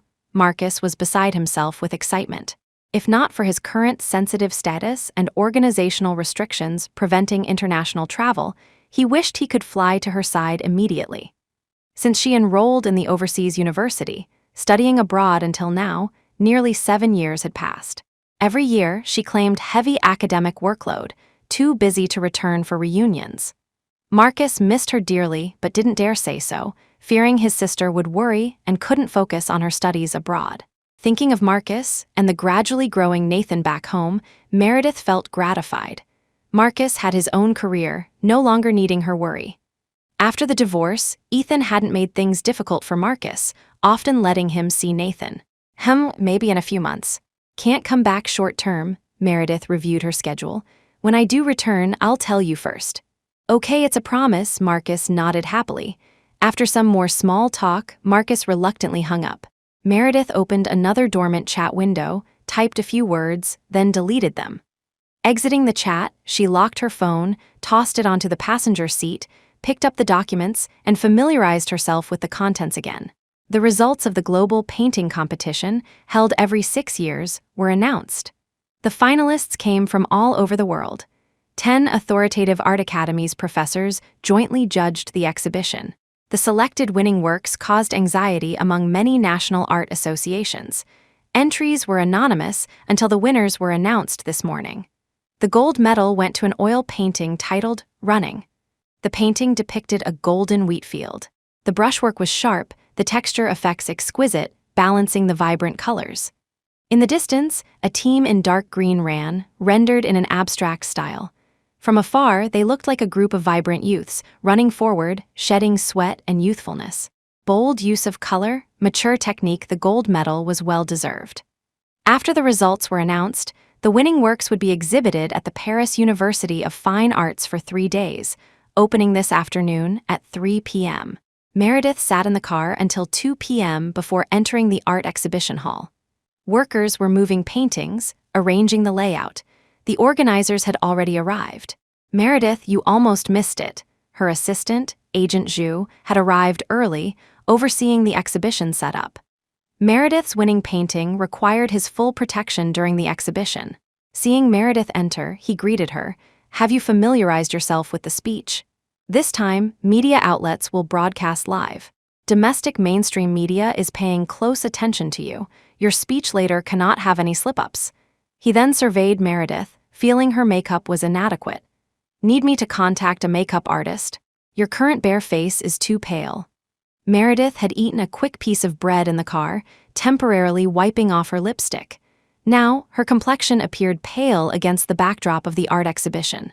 Meredith shook her head, reapplying color with her own lipstick. Indeed, men's standard for whether a woman wore makeup seemed to hinge on the redness of her lipstick. Agent Zhu nodded with satisfaction. Meredith was naturally beautiful. A little touch-up made her stunningly radiant. He reviewed the speech draft Zhu provided. "Revise this sentence, add some patriotic sentiment.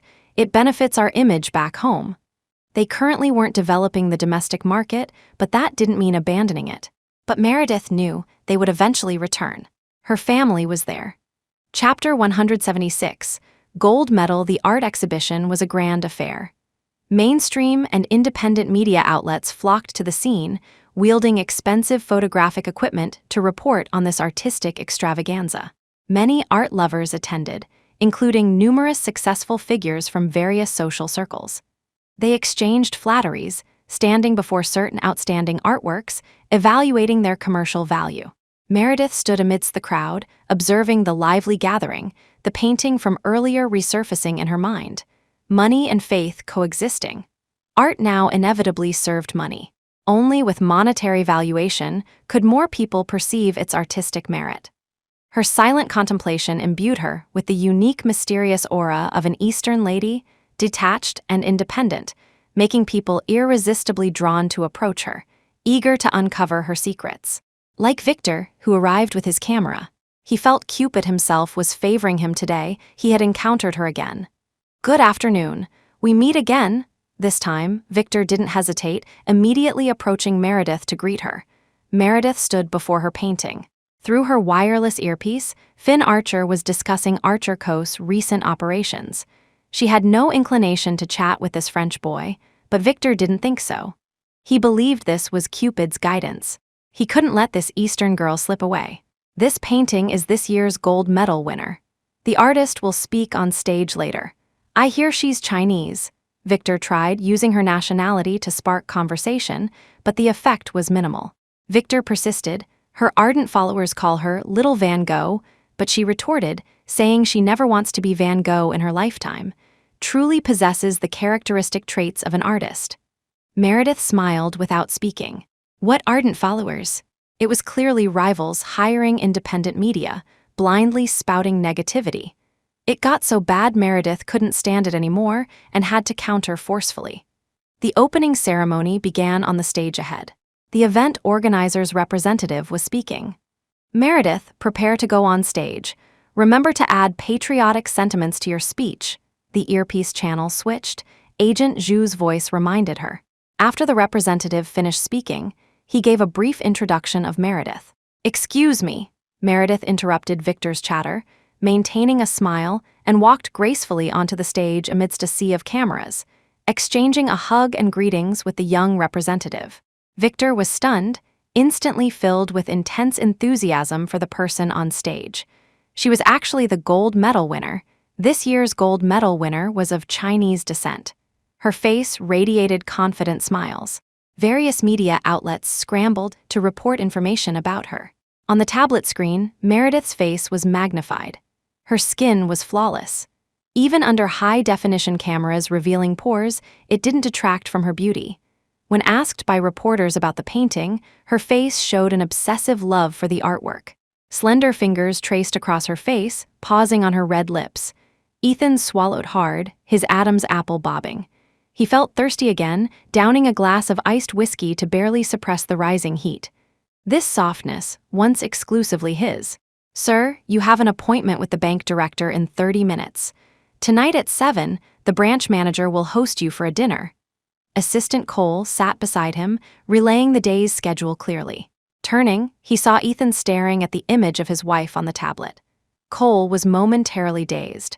Madam had become increasingly beautiful over the years. Even having seen Madam's previously gone appearance, seeing her now still made his heart race. Today, Madam's painting was exhibited at the Paris University of Fine Arts. Official media had just reported her winning the gold medal. This beautiful and talented Chinese girl was causing a stir in the Western art world. Unfortunately, although he accompanied Sir to France this time, he hadn't yet seen Madame in person. Despite both being in France, Madame remained elusive. Cole shook his head inwardly. Sir, young and in charge of Yang Group, a renowned young entrepreneur both domestically and internationally. Madame, now a rising star in the art world.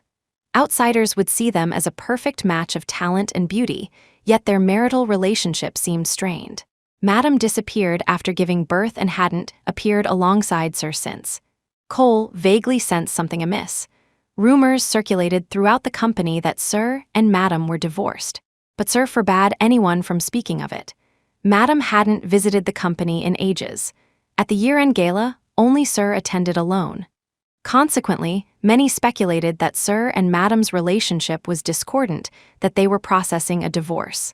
Who could believe they had a child together, yet Madame hadn't returned home in nearly 7 years.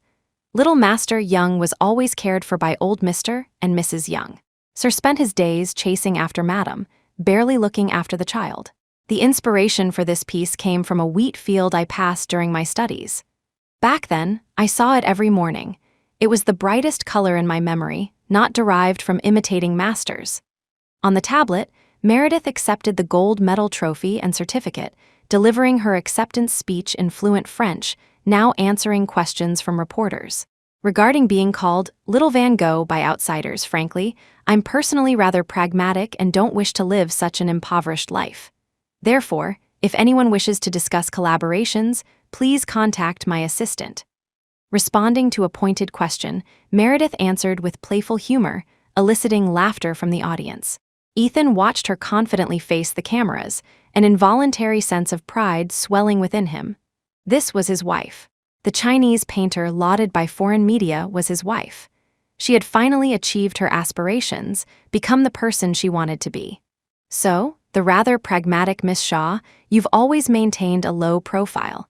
Would you care to share some details about your private life with us? Asked a reporter from a well-known magazine specializing in gossip. For example, your relationship with Mr. Ryan Leo, the heir to the Leo Gallery. Ethan's hand tightened, his heart leaping into his throat. Meredith paused for a moment, then smiled. He is my discerning eye, and also a very good confidant these past few years. With that, she nodded slightly across the reporter wall towards a young man on the periphery who met her gaze. The man held a champagne glass, raising it to her in a toast. In that instant, Ethan's heart shattered into countless pieces. How could he forget? They were divorced. The art exhibition was bustling. Renowned French gallery owners, sensing opportunity, moved through the exhibition, spotting potential painters, eager to sign them early who knew who might become famous later. Regrettably, this year's gold medal winner had already been signed by Leo Group. However, recalling their first encounter, the story was quite engaging. It reportedly began when Ryan visited Shanghai for business cooperation. A stunning oil painting hanging on his hotel wall captivated him.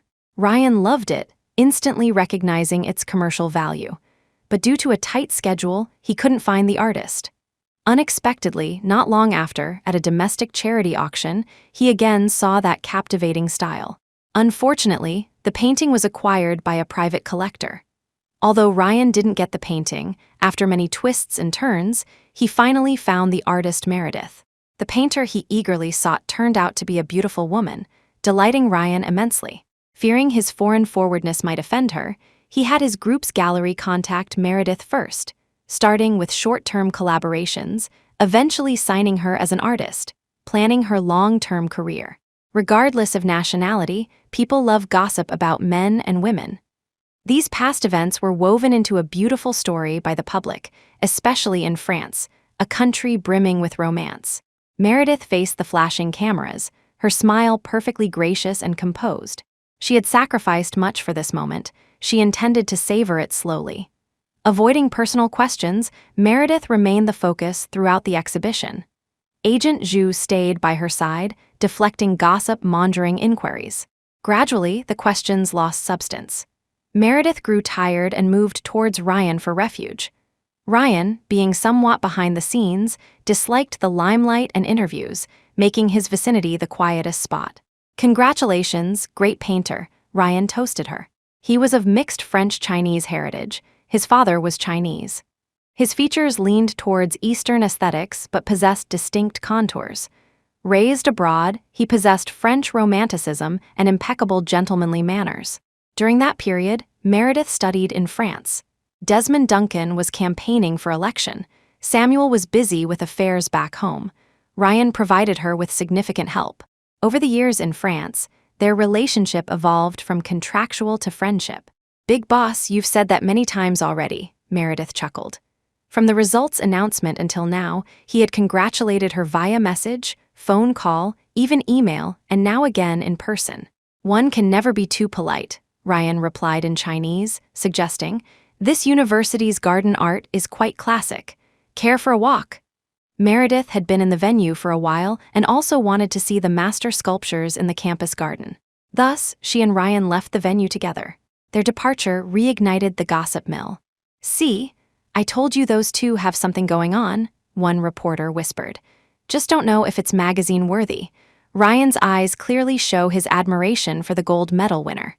"Getting together is just a matter of time." "I don't think so. They've collaborated for 7 years. If there was something, it would have happened long ago. They aren't celebrities forbidden from dating. Hiding it seems unnecessary," another countered. "Maybe it's artistic integrity? Ryan is the primary heir to Leo Group. This painter only gained prominence today. Now that their statuses match, discussing the future is appropriate." Setting aside the unfathomable minds of artists, from an outsider's perspective, an unknown, ordinary girl indeed seemed somewhat unworthy of the wealthy scion. Now she was famous, worthy of the rich young master. So they didn't avoid suspicion and left together. art dealer and artist, single-handedly promoting a rising star in the art world, finally finding love. A perfect match. The reporters exchanged glances, both finding it plausible. Perhaps tomorrow's newspapers would feature news about them. Should they try to follow and get photos? Before the reporters decided whether to investigate, a swift figure darted through the crowd, heading in the direction Meredith had left. Author's note translation, omitted as requested. Chapter 177. Ex-husband Ethan Young never dreamed that mustering the courage to approach Meredith at the art exhibition would lead him to overhear gossip about her and someone else. What nonsense were they spouting? This was his wife. She had nothing to do with this. Ryan, however, watching her interview live on the tablet, the glance exchanged between her and Ryan made Ethan panic. Ignoring his meeting with the bank, he rushed straight to the university to find her. Legally, they were divorced, but that didn't mean their connection was severed. They still had a child. Meredith valued family above all. The child was their chance for reconciliation. Ethan searched the university campus, but amidst the throngs of students, Meredith was nowhere to be seen. Tourists were plentiful today, everyone discussing the Chinese female painter. She was originally an oil painting student from a top domestic university, from a poor background, supporting herself by selling paintings. By chance, she was discovered by Ryan, who continuously funded her master's and PhD studies, cultivating her talent to achieve today's success. Ryan invested heavily in her, brokering connections, introducing Meredith to paint a portrait for an ancient European family, giving her initial exposure in the art world. In recent years, all her income originated from Ryan's Leo Group. This year, the painting Running catapulted her to fame. In this inspirational narrative, both Samuel Knight and Ethan Young were erased. Meredith was unmarried with no boyfriend. "I just saw that painter so young and beautiful too," passing students chatted.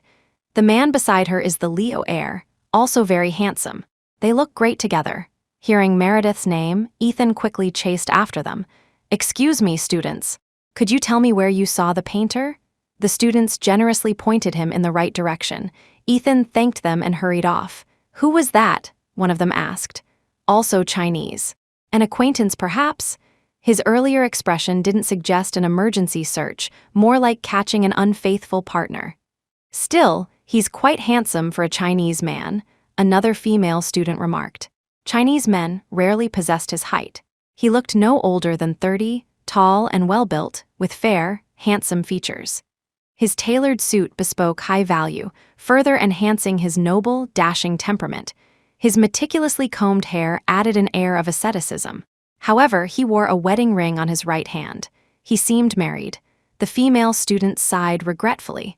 Although their views on relationships were open, they wouldn't pursue a man wearing a wedding ring. Ethan followed the path to a thicket. This area was relatively secluded, devoid of pedestrians. Deep within the bushes stood a statue, the work of a renowned 19th-century sculptor. Beside the sculpture, he saw the person he had been searching for, Meredith. 7 years apart.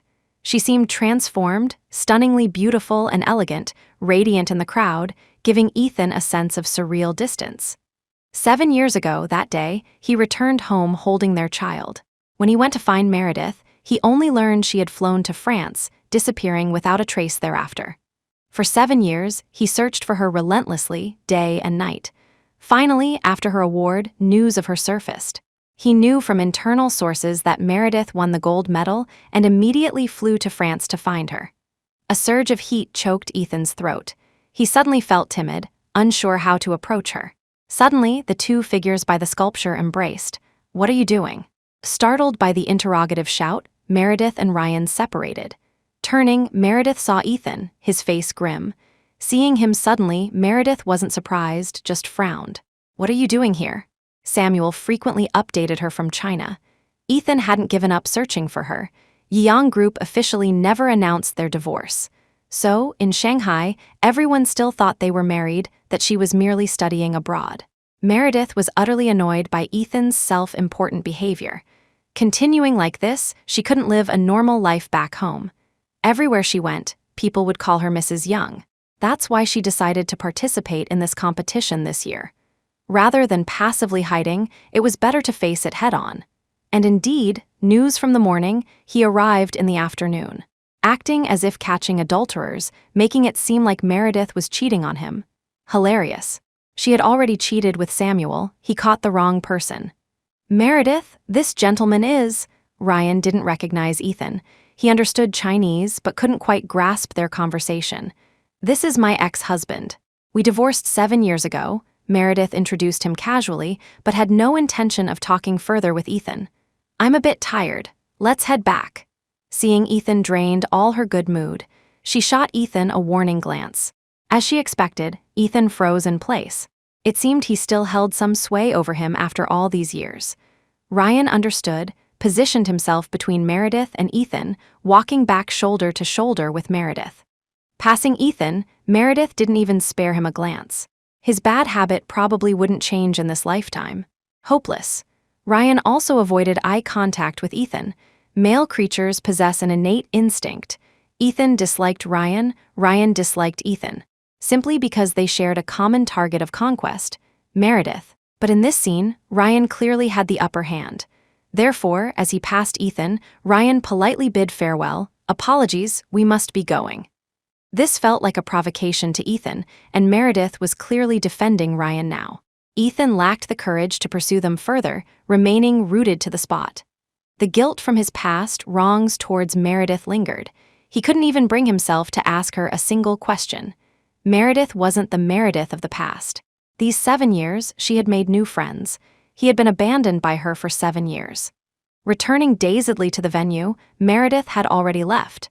Over these 7 years, Yang Group had established a reputation in France.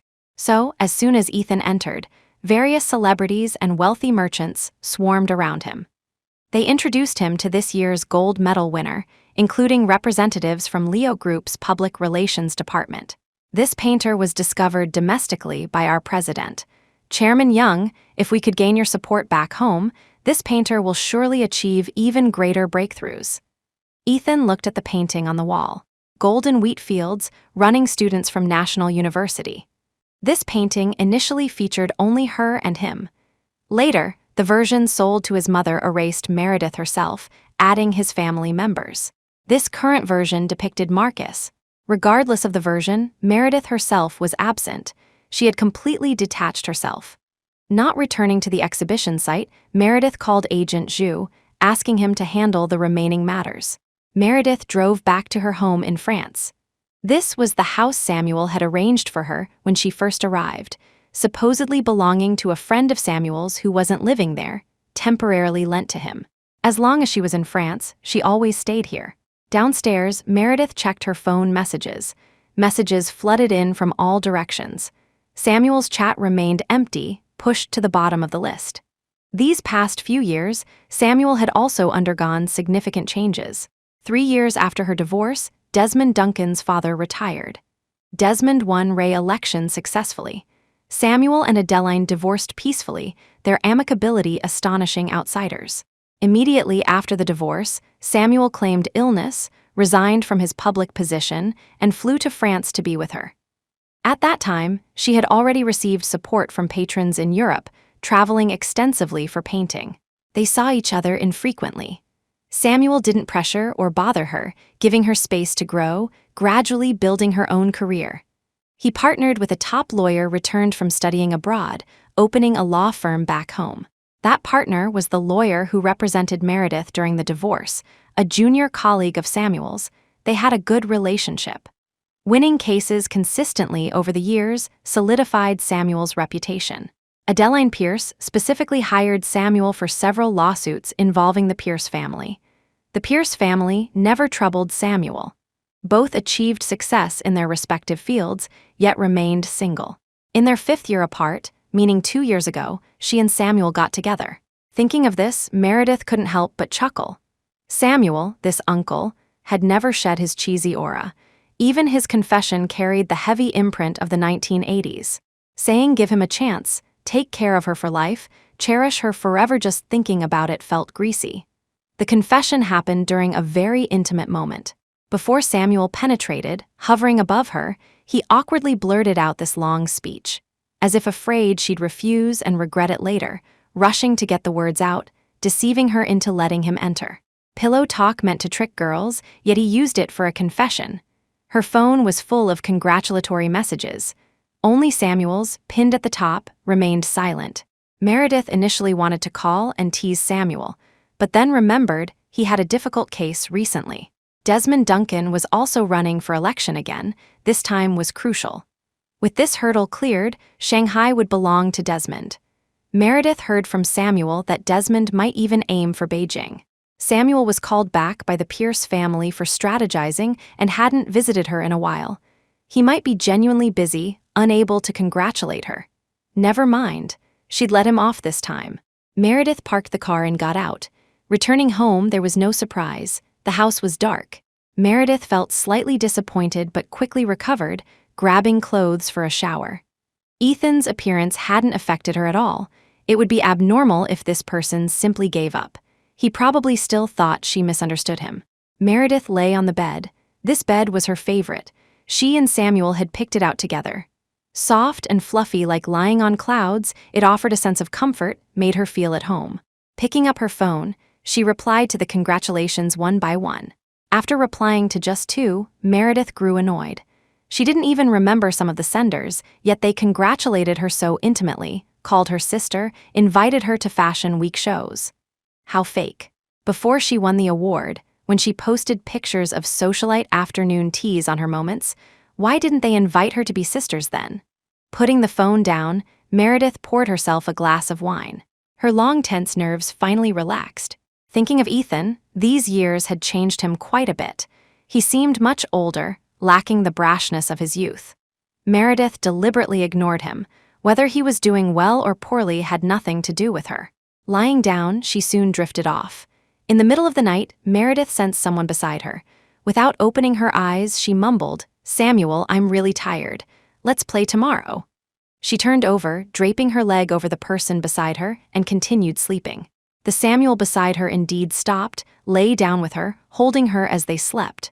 Her calling him Samuel instead of Ethan, he was satisfied. Chapter 178, Boyfriend. The next day, the weather was bright and clear. Meredith was awakened by the aroma of coffee. She stretched lazily. It seemed Samuel had arrived last night. Getting out of bed, she put on loungewear. Downstairs, Samuel was brewing coffee in the living room. He held a thick stack of files, flipping through them page by page, occasionally marking sections with a highlighter. Meredith sighed. Even top lawyers achieved success through relentless hard work like this. There were no shortcuts to enjoying the rewards. However, seeing his current prim and proper, scholarly appearance, she knew that as soon as she approached, those files would become scrap paper. Meredith had confidence in that. She tiptoed over, attempting to cover his eyes. Samuel played along, not revealing he knew. Great painter, still playing childish games like this. He grasped her hands, set the files aside, pulled her onto his lap, and held her tightly. Getting younger as you get older. Compared to you, I wasn't old to begin with, Meredith retorted playfully, unbothered by his comment. They had a 7-year age gap. Meredith was 29 this year, but Samuel was already 36. Being called young by him wasn't inappropriate at all. She casually picked up the documents Samuel held. Meredith surprisingly saw a familiar name in the defendant column, Wendy Stone. What happened to her? Meredith asked. How did Wendy get involved in another lawsuit? Samuel also recognized Wendy, replying nonchalantly, failed to pay her mortgage. The bank sued, applied for compulsory enforcement, and she threw a tantrum. She sued her husband for domestic violence, demanding a divorce. The husband applied for repayment of the mortgage payments he made for her and demanded an equal division of marital assets. Meredith could roughly piece together the convoluted story. When Liam and Wendy divorced, Ethan had arranged for the house to go to Wendy. But the mortgage wasn't fully paid off. Wendy, accustomed to luxury, couldn't afford the payments and found another husband from out of town to help her pay the mortgage. But how many husbands were as high quality and obedient as Liam? If Wendy maintained her arrogant attitude, who could tolerate it? Over time, friction was inevitable. Domestic violence wasn't surprising. Meredith tossed the file aside, uninterested in Wendy's fortunes. Serious for less than 3 seconds, Samuel reverted to his true nature, his fingers tracing his name on her smooth back. Your appearance yesterday was too beautiful. Everyone praised your beauty. Watching them, I was jealous for a long time. You should feel proud. My beauty today was carefully nurtured by you back then. Now that others praise it, you should be proud. Meredith pinched his high-bridged nose, wiggling it back and forth. Speaking of which, Samuel deserved a large share of the credit for her achievements today. When she first arrived in France, Samuel took a 3-month leave from China, spending every day with her. Her mental state was poor then. Samuel forced her through the postpartum confinement period, nourishing her with supplements for over half a year, replenishing all the health deficits from her past. If Meredith hadn't threatened to cut ties with him, it might have dragged on for another half year. Initially, Meredith thought that without the Mrs. Young title, Samuel would distance himself. Unexpectedly, Samuel became even more overtly attentive. He also made no secret of his intention for her to help with his treatment. After experiencing Ethan, Meredith didn't want entanglement with any man, yet Samuel stubbornly became an exception. Only after his condition improved significantly did she decide to be with him. To celebrate, I'll cook tonight. How about I have a drink with you? Meredith proposed. Over the years, influenced by her surroundings, she had learned to drink a little wine, though she still found the taste unpleasant. Samuel usually had to coax her for a long time before Meredith would agree to drink some with him. Well, Samuel drew out the sound, playing with Meredith's fingers. These years, he had diligently cared for her. Her hands were delicate and smooth, long gone were the calluses and dead skin of the past. However, the flaw on her left fingertip was the sole regret, a missing piece of flesh that could never be restored. Remembering she cut her finger learning to cook for Ethan, Samuel felt a pang of heartache, regretting not finding her sooner, letting her endure so much suffering in vain. She was a painter. How important were her hands? Besides, fingers are connected to the heart. It must have hurt terribly then. Samuel couldn't suppress his remorse. Such a wonderful girl, being with Ethan, never minding his poverty. Being with him, never minding his flaws. He lifted Meredith and carried her upstairs to the bedroom. Ethan had been following Meredith. Yesterday, he returned to the venue but couldn't find Meredith. Knowing she had left, Ethan immediately contacted the organizers and found Meredith's car. His men traced Meredith's license plate number and located her residence. A row house in the city center's luxury district. The residents here were either wealthy or noble. The unit Meredith lived in had lights on the 3rd-floor window. Ethan waited below, seeing Meredith's silhouette in pajamas drawing the curtains. Only then did Ethan's heart finally settle. She had lived well these past 7 years, financially secure, without hardship. She had become very beautiful, indicating she had also emerged from the shadows of the past. Ethan sat in the car, looking upstairs. He held information containing her information from these years. She had enrolled in a renowned art academy's graduate program, pursuing both master's and PhD degrees consecutively, traveling the world with her advisor over the years.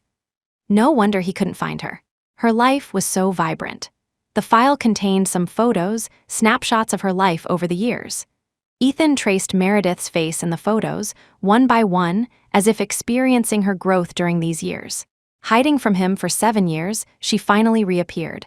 But he had also completely lost her. Meredith and Samuel went to the market to buy groceries. Samuel noticed someone following them. Taking advantage of a decorative display, he observed the reflection. It was Ethan. What's wrong? Is someone there? Meredith sensed his slight abnormality and asked, Today's beef tongue and seafood are very fresh. What do you feel like eating? Samuel shook his head. Seeing Ethan here meant Meredith might have already encountered him. 7 years had passed. Ethan was no longer the foolish young master of yesteryear. Domestically, he had taken over his father's business. In the commercial world, he was already a figure of considerable influence. Even the former Pierce and Duncan families now had to show him some deference. Looking again at Meredith beside him, Samuel felt uneasy. This unease stemmed from Ethan, not Meredith. Ethan's rise meant General Sutton was also rising. Yet Marcus followed General Sutton. He couldn't openly confront the Sutton family. Samuel? Meredith was puzzled.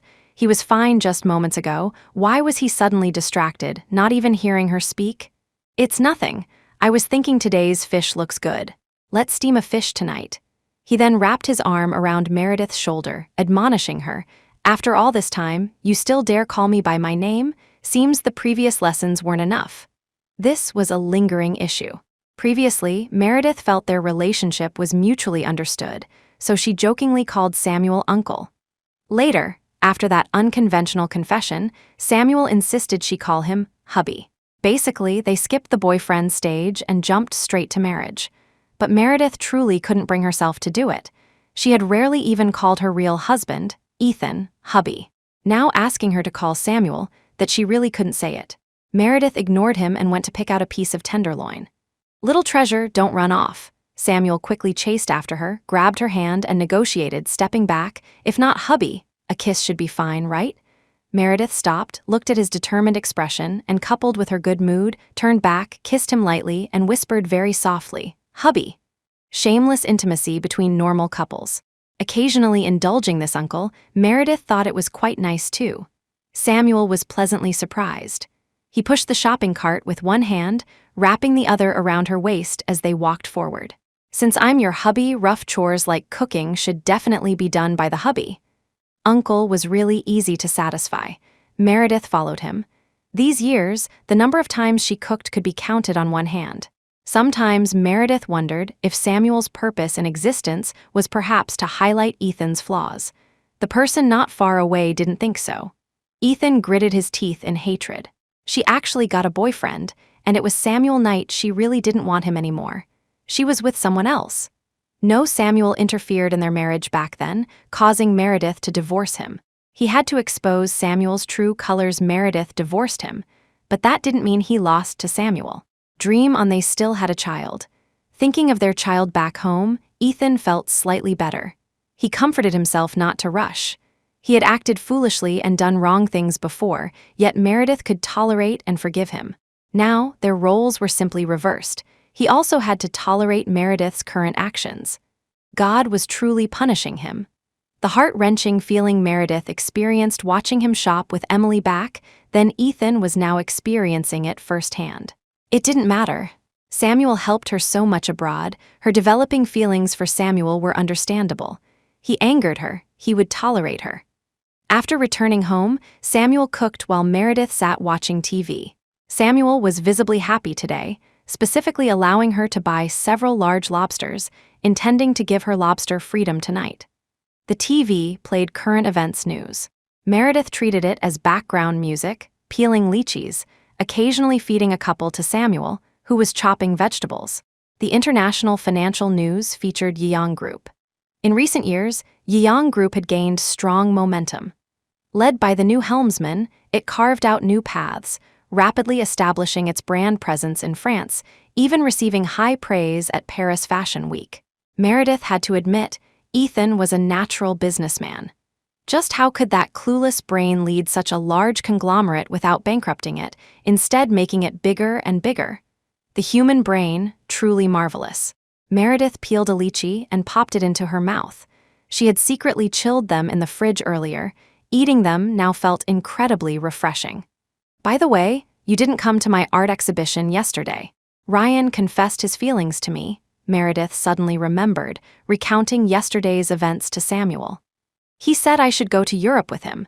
His family is urging him to get married, hoping I'll go back with him." Meredith sighed. Turns out even open-minded foreigners face parental pressure to marry. Tusk. Samuel listened casually. These years, her beauty and intellect attracted attention. He knew Ryan was interested in her long ago, just hadn't expected him to confess only now. Meredith would never agree to this. Otherwise, she'd be mistress of a European castle now, not peeling lychee shells herself. "See how aware I am. Someone confessed to me, and I immediately rejected him." Ryan was returning to Europe to get married. He confessed to her before leaving, stating the position of Mrs. Leo could always be filled by her. Meredith clearly refused, then hugged him goodbye. Coincidentally, Ethan saw this and shouted at her. Chapter 179, Proposal. Meredith recalled the incident and felt disgusted, complaining, "You're always unwilling to make things public. Now I have to reject people every day. It's becoming so annoying." Clang, the cleaver slammed down, splitting the pork rib on the cutting board in two.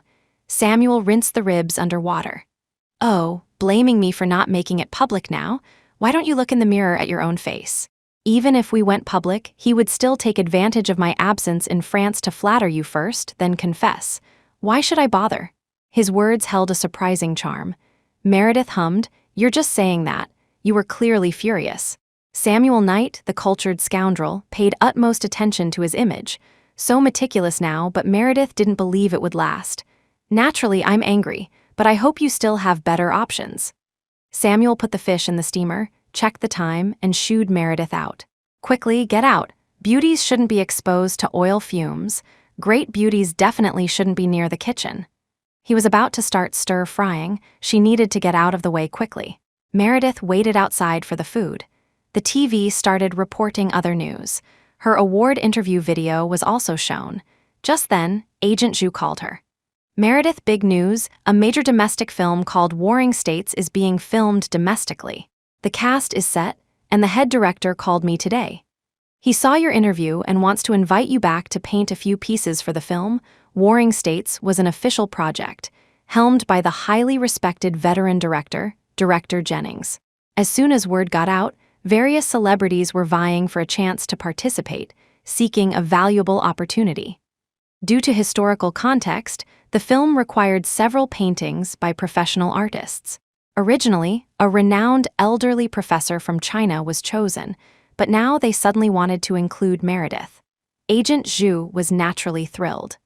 "I heard that because of your interview statements, the officials have a very high opinion of you. As long as we get on this big ship, with official support, we'll definitely achieve greater development back home." Agent Zhu was quite excited. For a young painter to receive official backing meant a smooth path ahead. As long as Meredith didn't make mistakes, her future was practically set. "Meredith, we've drifted abroad for so many years. Waiting for this day, don't drop the ball on me now," Agent Zhu warned. He had known Meredith for 5 years and understood her shortcomings best. Charitably put, content with the status quo, bluntly lacking ambition. "I understand. Anyway, just tell me what to do, and I'll just focus on painting, all right?" Meredith quickly promised. This news also made her happy. It was an affirmation of her years of effort, more exciting even than the gold medal. "Good, tomorrow I'll generate some more publicity for you. Together, we'll conquer the domestic scene." Agent Zhu's spirit soared. With Meredith rarely being so cooperative, he had to seize the opportunity to build momentum for her. Meredith was delighted. After hanging up, she first shared the good news with Marcus, then put down the phone and went to find Samuel. Samuel emerged carrying plates. Seeing Meredith about to run over, he quickly dodged her. Careful, hot, he placed the dishes on the table and immediately told Meredith to wash her hands. "Eat first. Whatever big news it is, we can talk later." Meredith obediently nodded. Being happy improved her appetite. She devoured 3 large lobsters without feeling full, followed by 2 large bowls of rice before finally stopping. Samuel knew about this film. Meredith's happiness actually surprised him. The other artists invited by the crew are all established figures in the domestic art scene. For them to include you, especially given their tendency towards seniority and pride, is indeed unexpected. After dinner, Meredith had eaten too much. Samuel accompanied her for a walk down the street to aid digestion. Mainly, the speech was well written and the speaker was very beautiful. The two sat on a roadside bench. Meredith leaned against Samuel, sighing, "It's amazing. Just changing a few words actually garnered official support." Her brain, full of color blocks and composition, couldn't figure out the intricacies of human relationships, which was normal. "Silly girl, you don't know how brilliant your speech was." Samuel, not waiting for her reply, opened his phone and played the clip of her interview. The Meredith on screen was beautiful and radiant, facing renowned reporters from various media outlets, speaking fluent, standard Mandarin. "I believe every student studying abroad holds their most sincere ideal, which is to follow the example of their predecessors, return after completing their studies, and serve their motherland."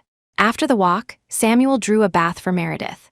Meredith rewarded Samuel by letting him soak first, then giving him a shoulder massage afterwards. Samuel lay prone, sighing comfortably. "No wonder people want to marry gentle wives. Just this one gesture from my wife tonight makes me willing to work like an ox and horse for you forever. My family doesn't even own land. Who needs you working like an ox and horse?" Meredith chuckled at his nonsense. It's just this bathtub is a bit small. When we return home, the one in our house is large. You won't have to wait for me, Samuel said. This apartment was originally just for him, so he hadn't considered decorating it for two people. Now, the house back home, he had decorated it larger, thinking of the two of them living there. HMPH, no matter how big, that's still your house. I'm just a poor little ghost. Naturally, I'll live with my brother in our small apartment. After receiving her first earnings, Meredith had paid off the remaining balance on that small apartment. It now belonged to her and her brother. Are you sure? What if Marcus brings a girlfriend home? That apartment was only around 90 square meters. Marcus was already at the age for dating. Could they always make Meredith hide or feel awkward whenever his girlfriend visited? Didn't you say that apartment is for Marcus's wedding? Wouldn't it be awkward for you, his sister, to live there? Samuel chuckled, turning over to let Meredith lie down, massaging her. Since you're Mrs. Knight, naturally you should live in our marital home. Samuel, Meredith was puzzled. He had mentioned Mrs. Knight too many times today, raising her suspicions. Marry me, be the real Mrs. Knight. Samuel lowered his head, kissing the desire of his heart. My looks aren't bad, my income is stable. All my assets are behind that painting of you hanging on the study wall. The safe combination is your license plate number. My social standing isn't bad either, enough to give you a stable and respectable future. I am now formally proposing to you, asking Miss Shaw to marry me. Her willingness to refuse better men for him gave him confidence. He could give Meredith happiness. Meredith, however, was amused by his almost inventory-like recitation of assets. She hadn't experienced a formal proposal, but knew this moment wasn't exactly ideal for one. Yet Samuel Knight never joked. Don't you think these words could be said later? A proposal should have a ring, or at least a bouquet of flowers. His posture hovering above her could barely count as kneeling, but everything else was missing. Similar to his previous confession, Samuel wasn't rushed. He lowered his head, kissing his future wife. He felt quite good recently. Meredith actively cooperated with his treatment, leading to significant progress. He was already 36, approaching 40 soon. If he didn't propose and marry her soon, he would be too old. While he was still young, marry the girl he loved. If possible, have another child. Then all his life's pursuits would be fulfilled. Ethan leaned against his car, watching the third-floor light extinguish. This time, it wasn't Meredith drawing the curtains, but Samuel. He fought the urge to rush up and beat Samuel, having followed them on their walk and date. He only feared Meredith would be angry if she saw him. He watched helplessly as they entered, dressed in matching pajamas. Meredith hid behind Samuel, seemingly afraid of being seen from outside. She always valued privacy. If the curtains weren't drawn while sleeping, she always felt someone outside was watching her. Previously, he thought they lived high up, no one could see, and drawing curtains obstructed the view. But now, he wished he could shatter that window curtain to pieces. The cigarette between his fingers burned down to the filter, scalding his finger, yet he remained oblivious. He stared fixedly at that window, praying the light inside would turn on again, that Meredith would come out, open the door, walk to him, and he would do anything she asked. He was willing to sacrifice everything for this one chance. But Meredith didn't care. These past 2 days, he felt like a morbid patient, hiding in the shadows, watching Meredith. Every time Meredith and Samuel interacted intimately, he felt like he was watching a vivid scene of himself and Meredith from the past. Back then, Meredith also had such smiles, her eyes shining when looking at him. Back then, Ethan didn't understand that to Meredith, he was her only family. That's why she endured poverty, endured hardship, giving him her best. Now, her eyes held Samuel. Even if Samuel was unworthy, she wouldn't despise him. Ethan found it laughable. Fate brought them together, yet only gave Meredith a chance to start over, while he remained trapped in a past with Meredith, battered and bruised, unable to find a way out. The phone rang inside the car. Ethan got back in, answered. How did it go? His voice was rough, speaking each word felt like slicing his throat. Assistant Cole reported the progress of the past few days, including Meredith's upcoming plan to return to China. I understand. Inform the subsidiary to contact Director Jennings, add another $200 million sponsorship to warring states, and ask him to promote Meredith more. War scenes, striving for realism, burned through money. Ethan could cover the costs, as long as Jennings increased Meredith's prominence. Also, pass the word back home, don't pry into her private life. Cole acknowledged. Ethan leaned back against the seat, opened the sunroof, still gazing at that window. During their poorest 3 years together, whenever he felt down, frustrated by studies or work, Meredith would say, "It can't get any worse than this. We're still alive, so there's still hope for things to get better." Yes, still alive, still a chance for things to get better. Chapter 180. Return. The ring on Meredith's hand was shaped like a delicate flower, a central diamond surrounded by small pink accent diamonds. This was the smallest ring Meredith owned. Every diamond ring Ethan had given her was larger, purer, yet Meredith preferred this one. This was her diamond ring. Beside her slept her fiancé, who had never hurt her. Samuel held a tablet, showing Meredith pictures. Nathan Young chased a ball, running everywhere.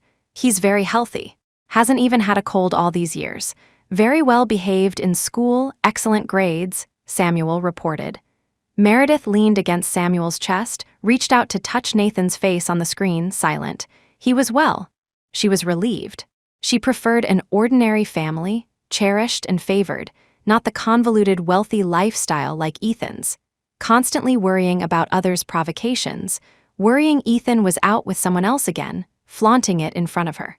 A warm meal at home each day. Meredith was content with that. She admired the ring on her finger.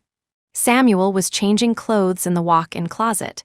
He said today was worth commemorating, so he wanted to take Meredith out to eat. He was visibly nervous. He fumbled with his shirt buttons several times and was still struggling with them. Meredith found it amusing, immediately got up to help him with the buttons. "What's this? Just one night, and the usually calm and composed lawyer Knight can't even button his own shirt." "Because they eavesdropped on us talking yesterday, knew I have a virtuous wife, so they deliberately waited for you to button them," Samuel grinned cheekily. "Smooth talker." Meredith put his glasses on him, tidied his hair. Just one ring had dramatically shifted Meredith's role. Previously, unless Samuel pleaded repeatedly, she never bothered with his attire. Now, looking at him, Meredith felt his wardrobe was too sparse. So, before it was time for dinner, they went out shopping together and bought some gifts for Marcus. The invitation from Warring States officially arrived for Meredith. The finalized lineup of senior artists included Meredith, making a total of 3, all graduates of the Art University. One was a veteran of the Art University's oil painting department, another an elderly professor whose elective course Meredith had taken effectively her student. With the return date set, Agent Zhu had to accelerate Meredith's schedule abroad. Meredith attended the closing ceremony of the art exhibition, accompanied by Samuel this time. Ryan recognized Samuel. Seeing him accompany Meredith this time, he understood the situation. Watching Meredith accepting congratulations up front, Ryan approached Samuel and clinked glasses. "Looks like she chose you in the end. I concede defeat," Ryan sighed. "Congratulations." Samuel merely smiled, raising his glass towards Meredith in the center of the crowd in a toast, then drained his wine. "She truly is a surprise, isn't she?" "Yes, a surprise," Ryan agreed. "These past few years, thank you for giving way." Samuel appearing today signified a confirmed relationship with Meredith. Ryan admitted defeat. When Meredith came to France, Samuel took care of her for over half a year. Later, Samuel returned to China, and Meredith carved out her career in France alone. Ryan gradually developed feelings for Meredith. They had a gentleman's agreement. Samuel indeed honored it. The original 2-year agreement with Meredith was extended to 5. Samuel deliberately stepped back, giving Ryan a chance to pursue her. However, Meredith remained loyal to Samuel, not giving other men a second glance. But Meredith was too reserved, so Ryan always thought they had a chance, until 3 days ago, when she explicitly rejected him. "Remember to send me an invitation then," Ryan pointed to his middle finger, glanced towards Meredith. "Let me see her in her wedding dress." "Definitely," Samuel agreed. He and Meredith were both essentially alone, with few family members on either side. If more friends could attend the wedding, Meredith would surely be happy. Meredith finished socializing and approached Samuel, unreservedly linking her arm with his, smiling. "What were you talking about?" "Mourning my lost true love," Ryan said dramatically, then greeted a friend and left, leaving space for the two of them. Shouldn't rivals meet with daggers drawn? How come you two were chatting? Meredith and Samuel walked outside. The university campus bustled with people. The garden sculptures were quite beautiful. Meredith led Samuel to the sculpture where Ryan had confessed to her, only then venting her frustration now that they were alone. Excellent rivals only admire each other. They don't resort to hostility, Samuel chuckled. He was different from Ethan. Back then, Meredith was Ethan's wife. Naturally, he had to use tactics to win her. Now, Meredith was on his side. Of course, he maintained decorum. You think I don't know? You deliberately created opportunities for him, wanted me to go with him. She wasn't a fool. His attempts to push her away those years, did he think she didn't notice? He was bothered by his own issues, Meredith knew. So when a better option appeared, Samuel wanted to send her to someone better. If he hadn't actively sought treatment and achieved good results, perhaps she would have been forcibly packaged and sent to Ryan by now. Ethan, whom she had been with for 3 years, couldn't compare to him now. That's why Meredith felt hurt. Meredith grew increasingly upset thinking about it. Fate had never been fair to her. When poor, her boyfriend bullied her. Now that things were finally looking up, he wanted to push her away too. Little treasure, don't be sad. It's my fault. Samuel quickly admitted his mistake, holding her close, whispering reassurances. You're getting better and better. I kept thinking you shouldn't suffer widowhood with me, that you deserved a happy marriage. I'm sorry. I won't push you away anymore. He had proposed. He certainly wouldn't give her to someone else again. Meredith felt secure only when held tightly by him. I forgive you this time. Next time you act on your own and push me away, I'll never see you again. My promise. Unless I die, I will absolutely never leave you, Samuel guaranteed. With this promise, Meredith felt a little more at ease, hugging him back, whispering, It's not exactly widowhood. Your performance these past few days has been very good. This was his biggest insecurity. Meredith was relatively introverted and didn't like discussing it with him. Saying this much today was already her limit. When we return home and register our marriage, let's have a baby soon. I want to be your big treasure. After Nathan was born, she became Samuel's big treasure. But Nathan was, after all, Ethan's child. Samuel liking him was a great comfort to Meredith. She knew he genuinely liked children. His age also meant he couldn't delay much longer. Meredith reflected on her unambitious life painting, a home it was already complete. She tilted her head up, kissing Samuel. Samuel seemed to want to etch her soul into his body. After such a long detour, he finally obtained his son. Okay, then regardless of boy or girl, let's name him Yang Yang. Like Shannon, I like them both, Samuel agreed, revealing his plans. South of the mountain is Yang, whose child it was didn't matter. Zai Yang Yang, Meredith liked it too. The plane ascended high into the sky. Meredith felt nervous. Samuel sat beside her, reminding her about her conduct later. The official reception will definitely be broadcast live. Later, when asked questions, try to answer simply. If you can't say witty remarks, remain silent. Don't give the impression of being frivolous. Meredith nodded. Academia values seniority. You're still young, don't be too ostentatious. Avoid making others envious and plotting against you. Samuel adjusted the ring on Meredith's finger. Memorize the story about us. If others ask, don't panic, understand? He was, after all, nominally Adeline Pierce's husband. She was Ethan Young's ex-wife.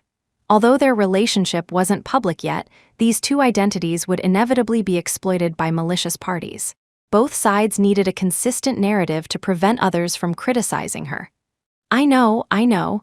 You're starting to sound like my grandmother nagging, Meredith complained. She wasn't stupid.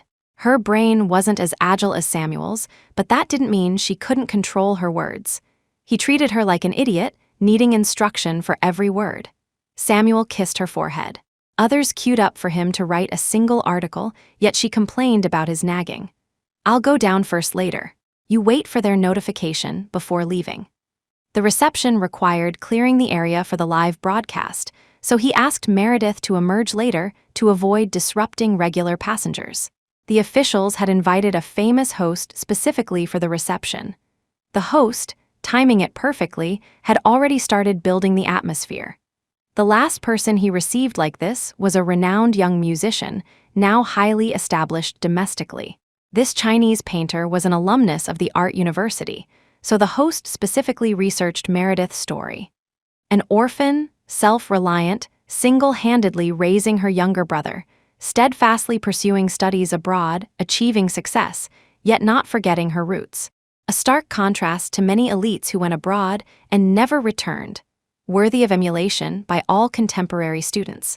After a round of official sounding praise, successfully stirring many people's emotions, the protagonist of this inspirational story finally descended from the plane. She wore a simple athletic suit, her hair tied in a basic ponytail, greeting everyone before the cameras. Marcus, who had been waiting for a long time, dressed in the most formal National University uniform, walked up to his sister holding a bouquet of flowers and presented it to her. He gave her a military salute. A moving scene unfolded before the cameras, touching many. Behind the scenes, in the distant VIP channel, a tall figure and a small figure faced the scene not far away. The little boy, dressed in a formal small suit, looked up innocently. "Dad, the person Uncle is hugging is Mommy, right?" Chapter 181, Mother and son. Ethan seemed not to hear his son's question, his eyes fixed on the distant crowd. Meredith had shed her flamboyant foreign style, merging with the gentle image of her past. She was back, but he had no right to greet her. "Dad, when can we go over?" His son's puzzled voice brought Ethan back to reality. He squatted down. "Mommy has something very important right now. Nathan needs to be good. Let's just watch her from here for a bit, okay?" He couldn't go over now. Meredith didn't want to see him at all. If his son found out his mother hadn't cared about him all these years, the damage to the child would be too great. We can't see Mommy today." Nathan Young was very disappointed, hugging the sunflower in his arms, complaining, "Dad is the worst.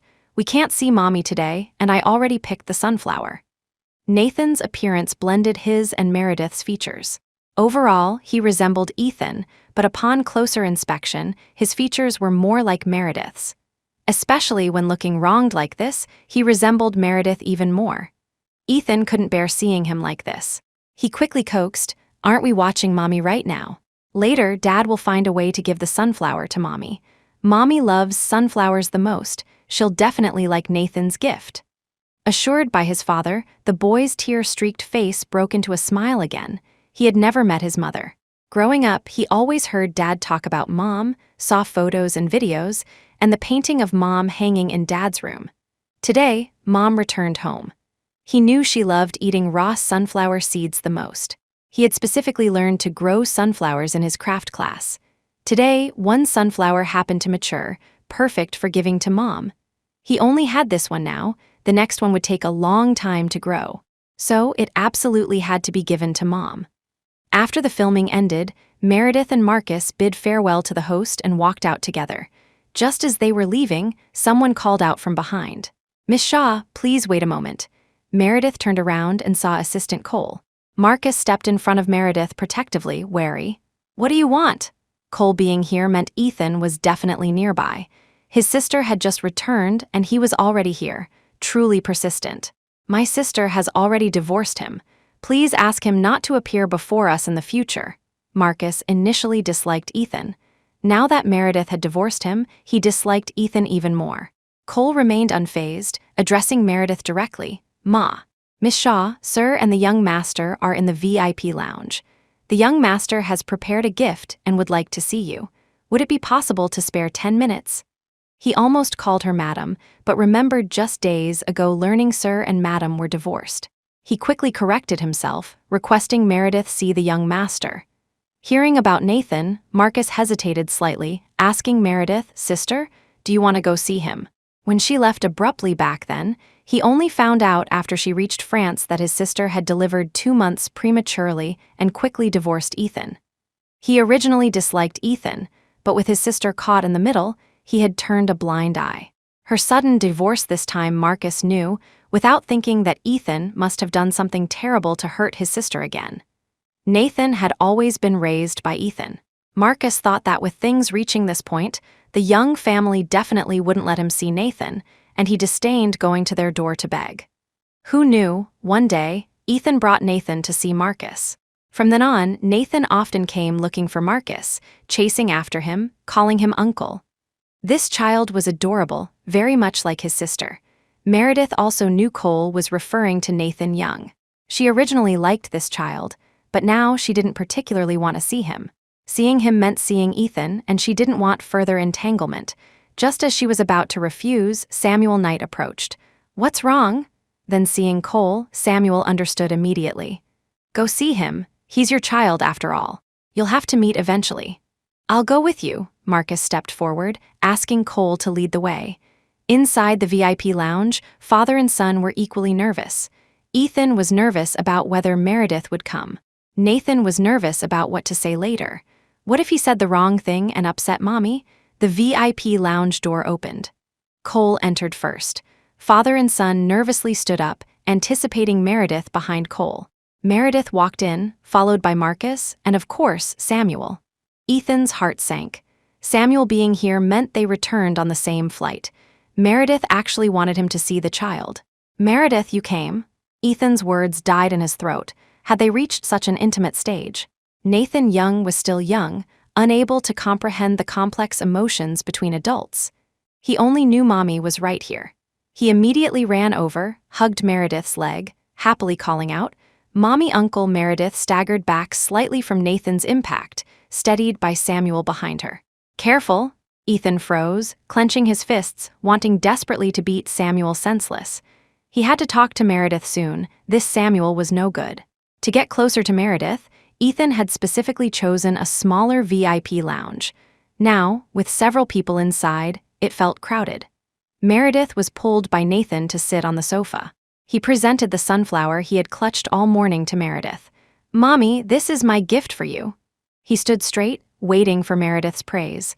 The sunflower head was large, the seeds inside plump and full. Meredith picked one out, symbolically eating it. The seed kernel was sweet. This sunflower was very fresh, but she hadn't eaten sunflower seeds in a long time. Ethan felt a surge of emotion, walked over. "Nathan grew this sunflower himself. Knowing you were coming back today, he specifically picked it for you." Meredith seemed not to hear, completely ignoring Ethan.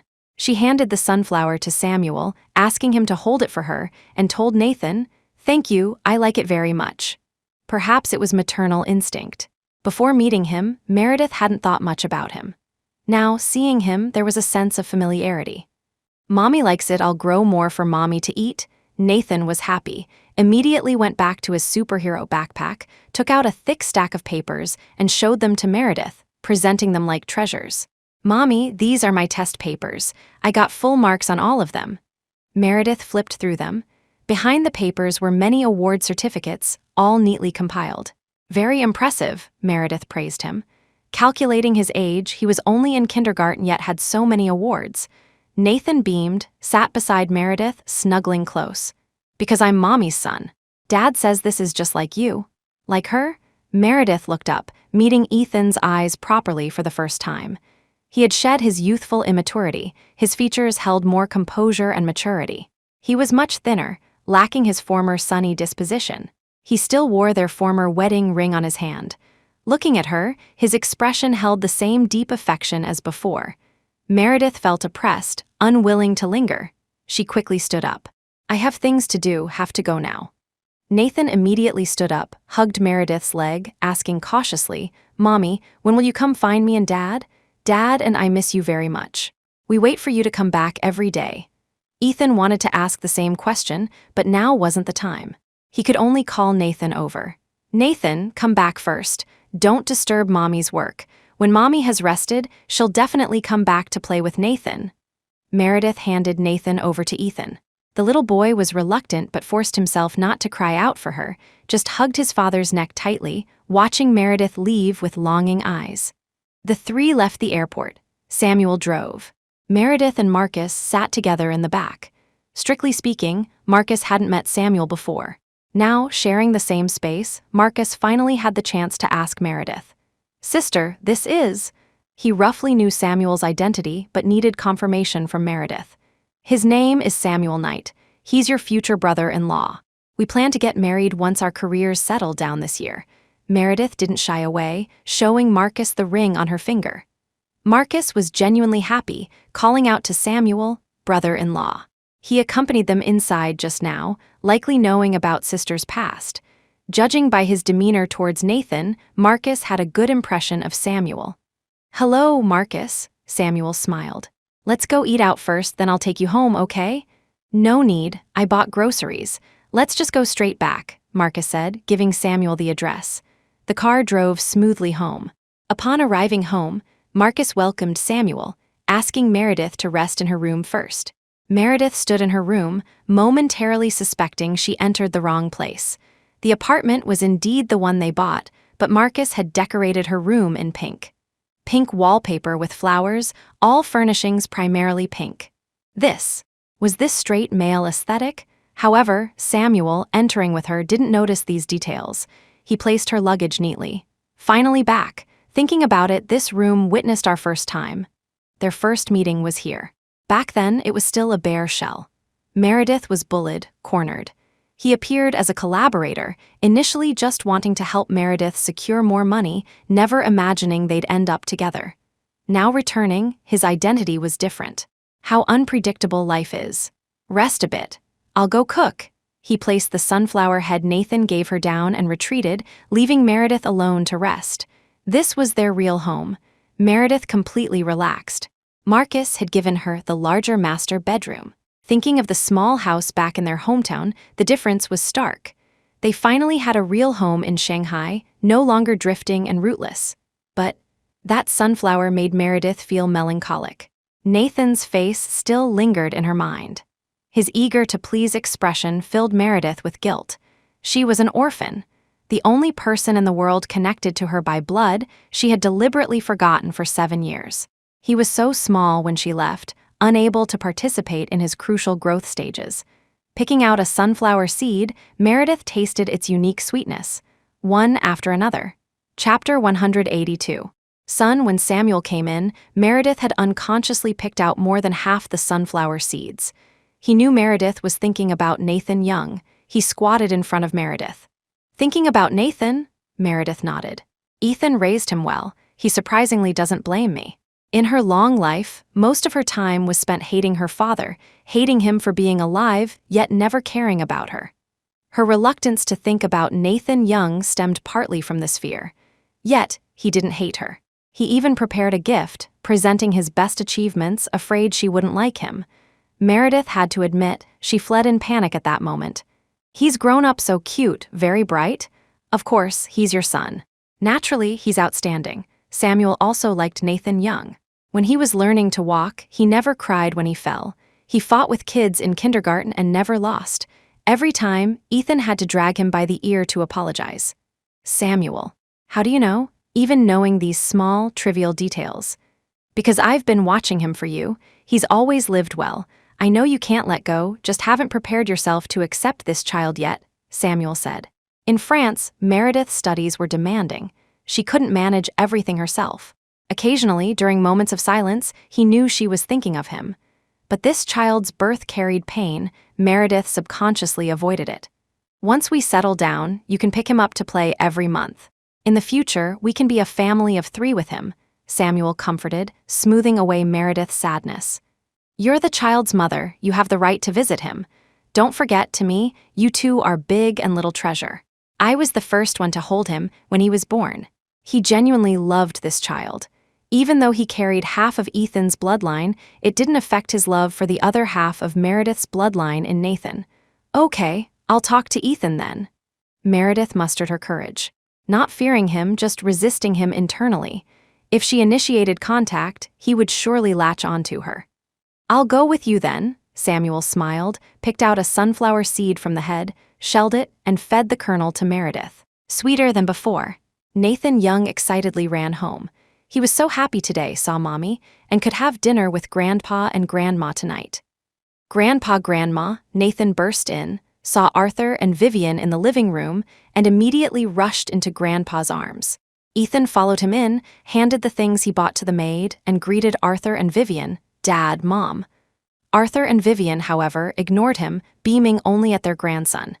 "Nathan, you're back. How was it today? Did you see Mommy?" Arthur was delighted, hugging his grandson and spinning him around twice before letting go. "I saw her. Mommy is super pretty and she speaks so gently." Nathan reported excitedly, eager to praise his mother to the heavens. Prettier than Grandma? Didn't Nathan say Grandma was the prettiest person in the world? Vivian teased Nathan deliberately from the side. Nathan wasn't flustered at all, immediately replying, "Mommy is the prettiest mommy in the world, and Grandma is the prettiest grandma in the world." Vivian was happy, pulling her grandson towards the kitchen to make delicious food. Ethan and Arthur sat on the sofa talking. Since Meredith's divorce, Ethan, after recovering from the hospital, hadn't left Nathan with his parents but kept him by his side, only returning to stay for a day each week when he had time. Today, Ethan took Nathan to see Meredith. The young parents knew about it. "Saw her today? Is she willing to come back, or is she still going to cause trouble?" Arthur peeled an orange, eating it. He actually already had an idea. His grandson being so happy meant he definitely saw her. His son looking like death warmed over meant he definitely failed to persuade her. "If it doesn't work out, forget it. In a couple of days, your Uncle Sut is holding a 1-month celebration for his grandson. You go with your mother. Pick someone new then." Vivian had nagged Arthur about this countless times. Initially, Arthur found it annoying, but seeing Ethan's lifeless state now, Arthur also felt there was no need to insist. His own son had done foolish things in the past, but as parents, they had given Meredith all due respect. Yet she demanded a divorce without a word, ran off without a trace. This hurt him as an elder too. That year, his own son nearly died for her. If not for Nathan, Arthur couldn't imagine what state his son would be in. Now, white hair could be dyed black, but it couldn't hide Ethan's aging. "Dad, please don't say that." Over the years, Ethan hadn't shied away from fighting talk, but now he truly lacked the energy to say more, only wearily telling Arthur, "I'm not reconciled. I must figure out why she suddenly wanted a divorce." Back then, she had clearly said that if he didn't divorce, she would stay with him for life. Suddenly divorcing must have a reason. Otherwise, she wouldn't let Samuel, that dog scoundrel, do such a decisive thing. "Is Scarlett Sutton's second child's 1-month celebration confirmed to be in Shanghai?" Ethan asked. These years, Scarlett Sutton had fared the best. With Meredith's guidance, she got into university in Beijing, later dated the youngest son of the Zhou family, married right after graduation, and had 2 children in 3 years. If Meredith knew, she would probably be happy for Scarlett too. Ethan thought of his beautiful dream, which became clearer with each passing night. They would definitely be together forever, as long as he resolved the misunderstanding behind the divorce. Upon returning home, Meredith rested for only 2 days before receiving numerous invitations. Fashion events, entertainment galas, private elite gatherings, even invitations from certain eligible bachelors, including an invitation from Meredith's elementary school to return and give a lecture. Holding the invitation, Meredith felt a sense of vindication.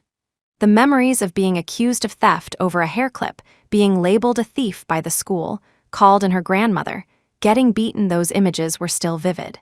Meredith kept only the invitation from the art university, declining all others. Archer Coast's business was doing well. Meredith hadn't managed it while abroad these past few years, so Finn Archer took full responsibility. She only received dividends at the end of the year. Leaving Archer Co., the sky had already darkened. Meredith waited outside for a ride-share, mentally noting she needed to buy a car soon. Otherwise, getting around was always inconvenient. Shanghai traffic during holidays was incredibly congested. Her phone showed the car was still stuck in a red jam section. Meredith wondered if she should go back inside Archer Co. and wait for the car to arrive. A black Bentley Mulsanne pulled up in front of Meredith. The license plate was understated, Y12MX. The rear window lowered, revealing Nathan Young's childish face. "Mommy, Dad, and I came to pick you up from work." Meredith wanted to ask why he was here, but then remembered it was the weekend. Looking behind Nathan at Ethan's equally hopeful face, she lost the desire to speak. Ethan got out of the car, wearing only a black shirt. His figure was tall and lean, even more muscular than 7 years prior. The lines of his muscles were visible through the thin fabric. Unexpectedly, he had also started building muscle. "Meredith, Nathan won first place in a painting competition a few days ago. He wanted to come find you to celebrate today." Ethan stated the reason, seemingly afraid Meredith would think he was using the child as an excuse, quickly adding, "I didn't follow you." Nathan called Marcus today, and Marcus told him you were here. She had changed her number, he didn't have it. Only Nathan could contact Marcus, he truly hadn't followed Meredith. Meredith ignored his explanation, checked her ride-sharing app again. The driver was still stuck in the red zone, unlikely to arrive soon. I'm not going, you take him today. Send him over tomorrow and I'll take him then. She remembered Samuel liked Nathan. Samuel was free tomorrow. They could take Nathan out together. Meredith, the child and I both came. Can you please not disappoint him? Ethan felt dejected, negotiating. He's grown so big without ever having dinner with both his mom and dad together. Just indulge him this once, please. Nathan seemed to overhear Meredith's reluctance, shrank back from the window, unbuckled his child's seat, got out holding the painting he won, and showed it to Meredith. Mommy, it's okay. Dad said you're busy with work. Nathan just wanted to show you the painting. After Mommy sees it, Nathan and Dad will leave. The little boy understood better than anyone that his father was the chairman of Yang Group. His life lacked nothing except someone busier than his father. Many aunties liked his father, treated him well, wanted him to call them Mommy. But one day, he overheard Grandpa and Grandma talking, learned Mommy didn't dislike him and Dad. She was just busy. Grandpa also said things take time. Mommy would eventually like him. Chapter 183, Staying at the University, the 8K sketch paper depicted a family portrait. A little boy stood behind his mother, watching her paint at an easel. The father held a phone, taking a picture of the boy and mother. The composition and technique were well executed, especially since it wasn't a traditional family photo with everyone lined up. Each person was engaged in their own activity, yet it effectively conveyed harmonious family relations. This, he looked at your photos to draw you. His art teacher said the resemblance is uncanny, Ethan explained. There was another version of this painting where Meredith wore a gold bracelet with a phoenix pattern on her wrist, but Ethan immediately took it down and had Nathan redraw this one. Because I'm Mommy's child, my mommy is the greatest painter, Nathan Young said proudly. Our teacher says talent runs in the family, my painting skills are inherited. Ordinary people can't learn this. Meredith handed the painting back to Ethan and squatted down. Nathan is very talented. This is the result of your own hard work. Her parents were ordinary workers. She grew up with her peasant grandmother. Her achievements today were entirely due to her own diligence and practice. This child being so skilled was also his own effort. Nathan's hopeful eyes strongly resembled hers as a child. She lost her mother around his age, and happiness vanished from her life thereafter. The only happy moments were during university, but those too were shattered by Ethan. Gold bracelet dishwater, Meredith's mood suddenly chilled. You two should go. When I have time, I'll pick him up. Ethan wanted to say more, but Nathan tugged at his trouser leg. Dad, Mommy has seen the painting. Let's not bother Mommy anymore. His son was obedient and sensible. Ethan felt unwilling to give up. Meredith, do you misunderstand me? Can we talk openly, please? This wasn't just about them anymore. The child was involved. The child clearly sensed Meredith didn't like him. You're biased against me. Can you not let it affect the child? He just wants your praise. He's done nothing wrong. She had looked forward to this child so much back then. Why was she so cold towards him now? Or did Samuel say something to her? How he came about? Meredith started to retort, but was interrupted by her phone ringing. It was Samuel. She had plans with him tonight, but the ride share was delayed and Ethan held her up so she hadn't called Samuel. Meredith answered, Hello, Samuel. Sorry, I'll be a bit late. The other end wasn't anxious. He chuckled, No worries, I just wanted to tell you our plans for tonight are canceled. You should have dinner with Nathan, celebrate with him. Meredith immediately looked around but couldn't spot Samuel anywhere. Don't misunderstand, they were waiting for me at the entrance. I don't misunderstand. On the contrary, I hope you and the child have a good relationship. Little Treasure, when will you bring Little Treasure over? I'd like to spend more time with him too. Samuel showed no discomfort, instead counseling her. You also know my health isn't great. This might be your only child. I hope your relationship can be harmonious. Don't deliberately distance yourself from the child because of me. I also want to be closer to him in the future. His situation was unique. Even with advanced medicine and treatment improving his condition to resemble a normal person's intimate life. There was no guarantee he and Meredith could actually have children later. So he very much hoped Meredith and Nathan Young had a good relationship. Since he put it that way, Meredith no longer insisted. "Okay, I'll listen to you. Good girl, listens well. I'll serve you properly when you get back," came more nonsense from the other end before Meredith hung up. Meredith maintained a cold expression, telling Ethan, "You sit in the front. Nathan and I will sit in the back." The long-awaited reunion moment, yet Ethan wanted to refuse. He and his son wanting to see her required Samuel's permission? This was utter humiliation. But looking at the elated Nathan, Ethan had to swallow his pride and sit in the front seat. The car was a 4-seater. Chester drove, Ethan sat up front. Now the partition behind the front seats rose, blocking all sound from the back. Next time, definitely need a bigger car. Ethan resolved this internally, but remembering Samuel's earlier call, the immediate priority was dealing with Samuel. For this meal, Ethan booked a very expensive restaurant in Shanghai. Only the 3 of them dined in the entire place. Wait staff stood in rows, solely serving their family, ready to meet any need instantly. But Meredith remained lukewarm. Ethan, still bothered by Samuel, had no appetite. Nathan was overjoyed and fell asleep in Meredith's arms before finishing his meal. Meredith found it laughable. A meal costing hundreds of thousands of dollars, she tasted it now, but unfortunately, it wasn't particularly delicious. On the way back, Samuel came to pick Meredith up. Before leaving, Meredith warned Ethan, "If you dare scheme against Samuel, watch out, I'll fight you for the child." She had money now. Fighting for custody, she wouldn't necessarily lose. This statement left Ethan sleepless again that night. The Art University invited Meredith back to guest lecture for 2 classes on Western painting history. Meredith originally had teaching qualifications. Lecturing on her specialized field wasn't too difficult. That day, the lecture hall was packed with students. Her former department head, now the dean, also came to listen. The dean had taught for nearly 30 years, his students spread far and wide. Meredith pleased him the most. The frail little girl from back then, having weathered storms, had now grown into a sturdy tree. Unfortunately, her love life was turbulent. The boyfriend she endured hardships with didn't end up with her. She was still alone now. Thinking this, the dean glanced back at Ethan in the rear, feeling regretful. Back then, Ethan's affairs with the 2 talented girls from the department, Rosalie Leighton and Meredith, caused a huge stir. He had heard about it.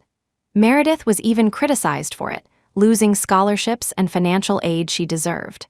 Later, the young master finished playing, returned to inherit the family business, and was now the head of Yiyang Group, commanding influence in Shanghai. Rosalie, with family support, studied abroad, lived well overseas, found a new boyfriend, married shortly after graduation, and settled abroad. Only Meredith was affected, drifting alone and destitute. If not for the child's later diligent study and enduring hardship, she wouldn't have achieved today's success. Sadly, still alone, unloved. Among the 3, the one who most deserved happiness was paradoxically the most pitiable. The dean shook his head. However, the young master had matured considerably over the years. The young family's business thrived. His specific attendance at Meredith's lecture today couldn't be what he suspected. Few knew about Meredith and Ethan's marriage back then, so few knew about their divorce either. Meredith, standing at the front, had noticed Ethan long ago but continued her lecture expressionlessly. She still wanted to be a teacher, quietly hidden behind her easel. After class, many students surrounded Meredith, asking professional questions. Meredith handled them calmly. Ethan's bodyguards dispersed the female students attempting to approach him. Ethan looked at Meredith, surrounded like a star, then walked towards the dean. "Dean, long time no see," Ethan greeted first. Meredith owed much to his care back then, preventing her from being bullied too harshly at the Art University. This dean had even applied for extra financial aid for Meredith, deposited directly into her meal card. "Hello, Chairman Young," the dean greeted. The Young family were patrons of the Art University. Since Ethan took over, he had been even more generous towards the university. Yiyang Group strongly supported all Art University activities.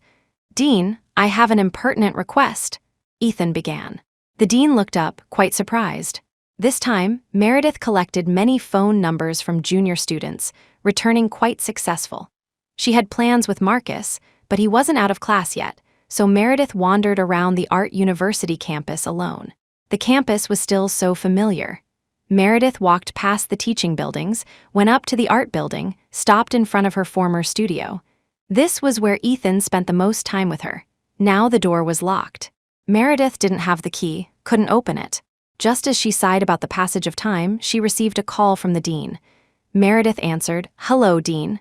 "Meredith, there's a faculty dinner. Where are you now? Let's go together," the dean said on the phone. "Many teachers from the department are going. We're just missing you." Meredith's first reaction was that Ethan orchestrated this.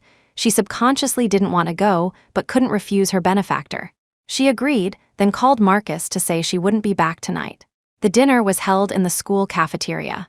Meredith entered. Indeed, only school personnel were present. Ethan was not among them. The dean introduced her to a group of professors and teachers. Finally, sitting down, he told Meredith, "Here's the situation. The university has always wanted to attract international art scholars. Coincidentally, you've completed your doctorate abroad. Today, the university leaders specifically attended your lecture and found you exceptionally outstanding. So, the leadership's intention is to invite you to stay and teach Western art history here. 7 years of study abroad, earning a doctorate in art history and theory, simultaneously pursuing a master's in oil painting, winning a major international painting award. A student like Meredith currently enjoyed high official praise. The art university leveraging this momentum to retain Meredith as faculty wasn't abrupt. If their art university didn't take her, another university likely would tomorrow. Furthermore, judging by the future prospects of previously returned overseas artists, with official support alone, Meredith was bound for great achievements. Meredith, rest assured, your benefits won't be lacking by even a fraction. Once you join the faculty, we'll allocate settlement funds, provide you with at least an apartment nearby, and a car, the dean promised. These were standard benefits to retain talent. Meredith and her brother relied on each other. Housing was surely important, and with Chairman Young's support, arrangements would definitely be made. Chapter 184. Teaching this news was a delightful surprise. Meredith felt a bit overwhelmed, somewhat shy, and didn't immediately agree, merely saying she'd go back and consider it. That evening, dining with Samuel, she finally told him. "This is great news worth a drink." Samuel was also very happy, pouring her a glass of red wine. "In the near future, perhaps it'll be Professor Shaw. By then, with students everywhere, I too can enjoy being called sir by your students." A university professor holds considerable social status. As long as Meredith put her heart into it and avoided mistakes, she would surely become a respected artist in the future. "When we're old, students will visit you during holidays. Just thinking about it sounds lively." Samuel continued to paint a picture of a beautiful future. He loved children, more company was never too noisy. But Meredith still felt dazed. Previously, she almost couldn't even teach elementary school. Now, she was invited to teach university students. It felt unbelievable. But she felt inadequate. In her mind, a teacher was still like the dean, or the professor who taught her specialized courses during her college entrance exam preparation. She felt her level was still only suitable for teaching elementary students.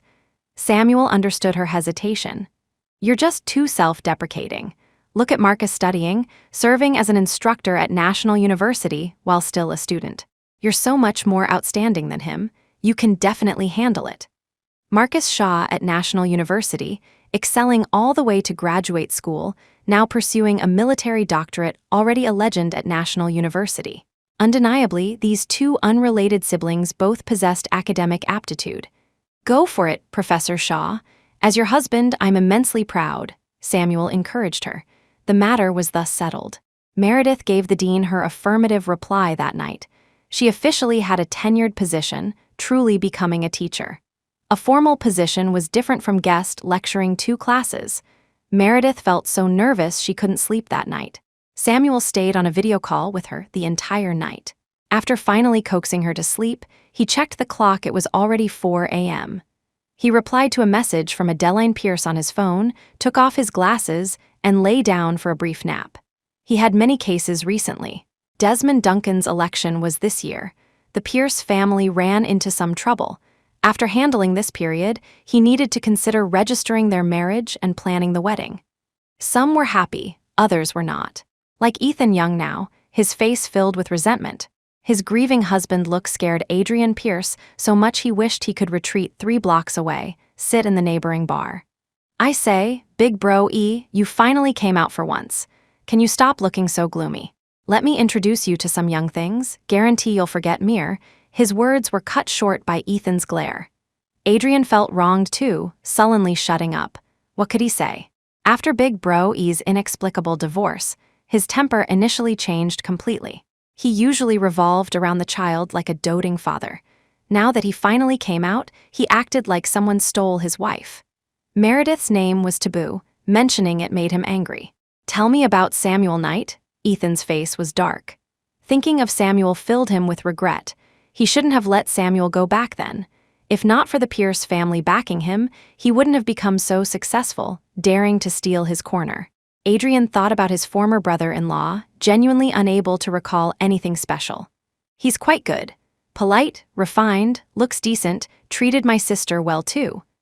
Most surprisingly, after his sister and brother-in-law peacefully divorced, they remained good friends, unlike the messy drama in their parents' generation. "Just seemed rather distant towards my sister. I mean, in that sense. Big Bro E, you're married, you should understand. Like, they seemed more like partners," Adrian said. "A few times I even heard them mentioning some baby. My sister congratulated him on becoming a father or something. That was when my sister had clearly already miscarried.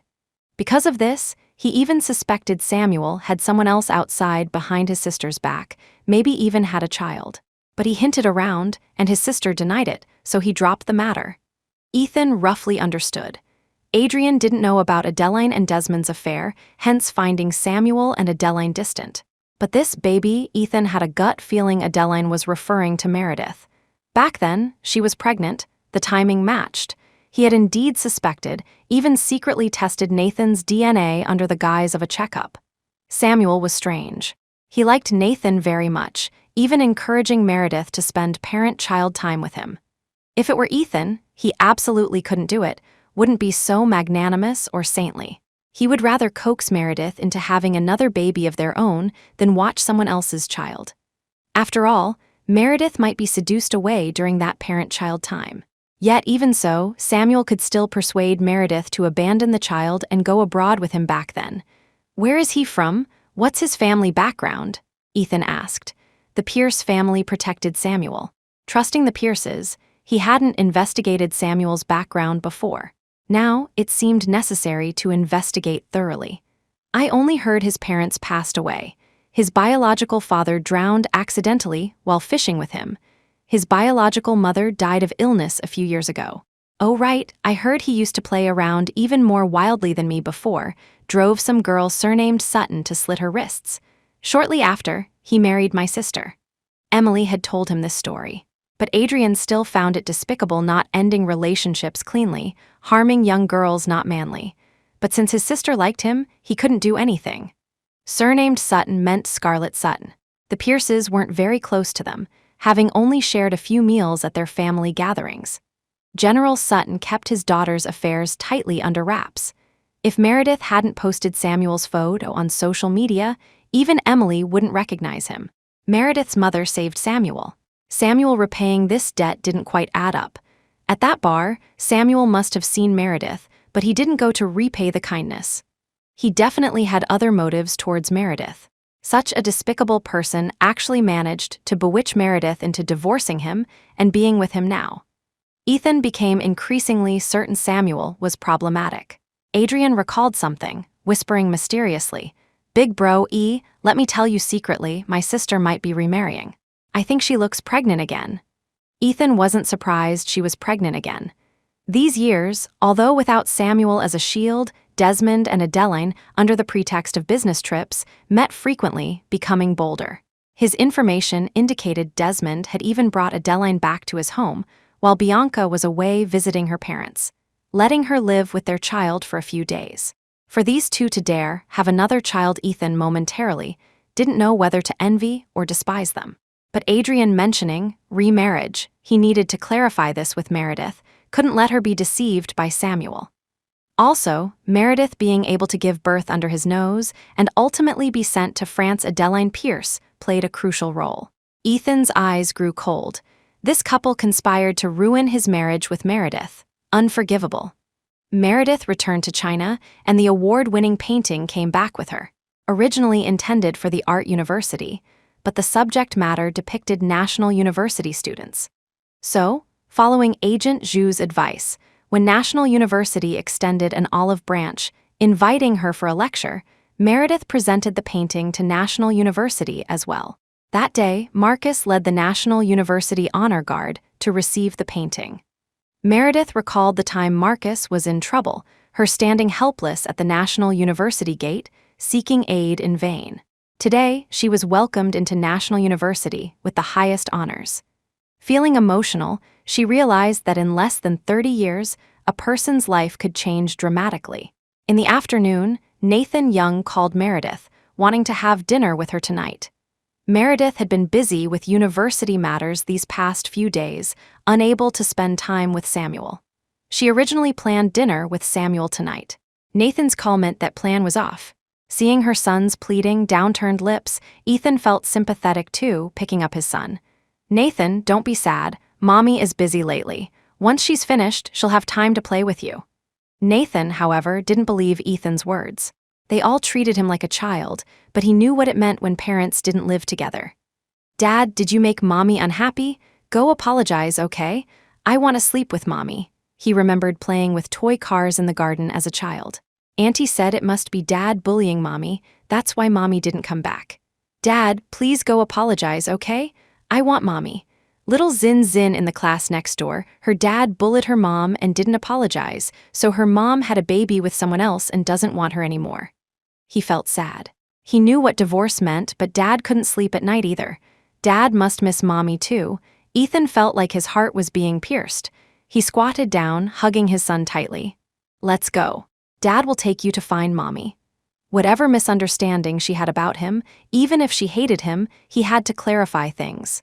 Chapter 185. Sincere Meredith and Samuel went out for dinner.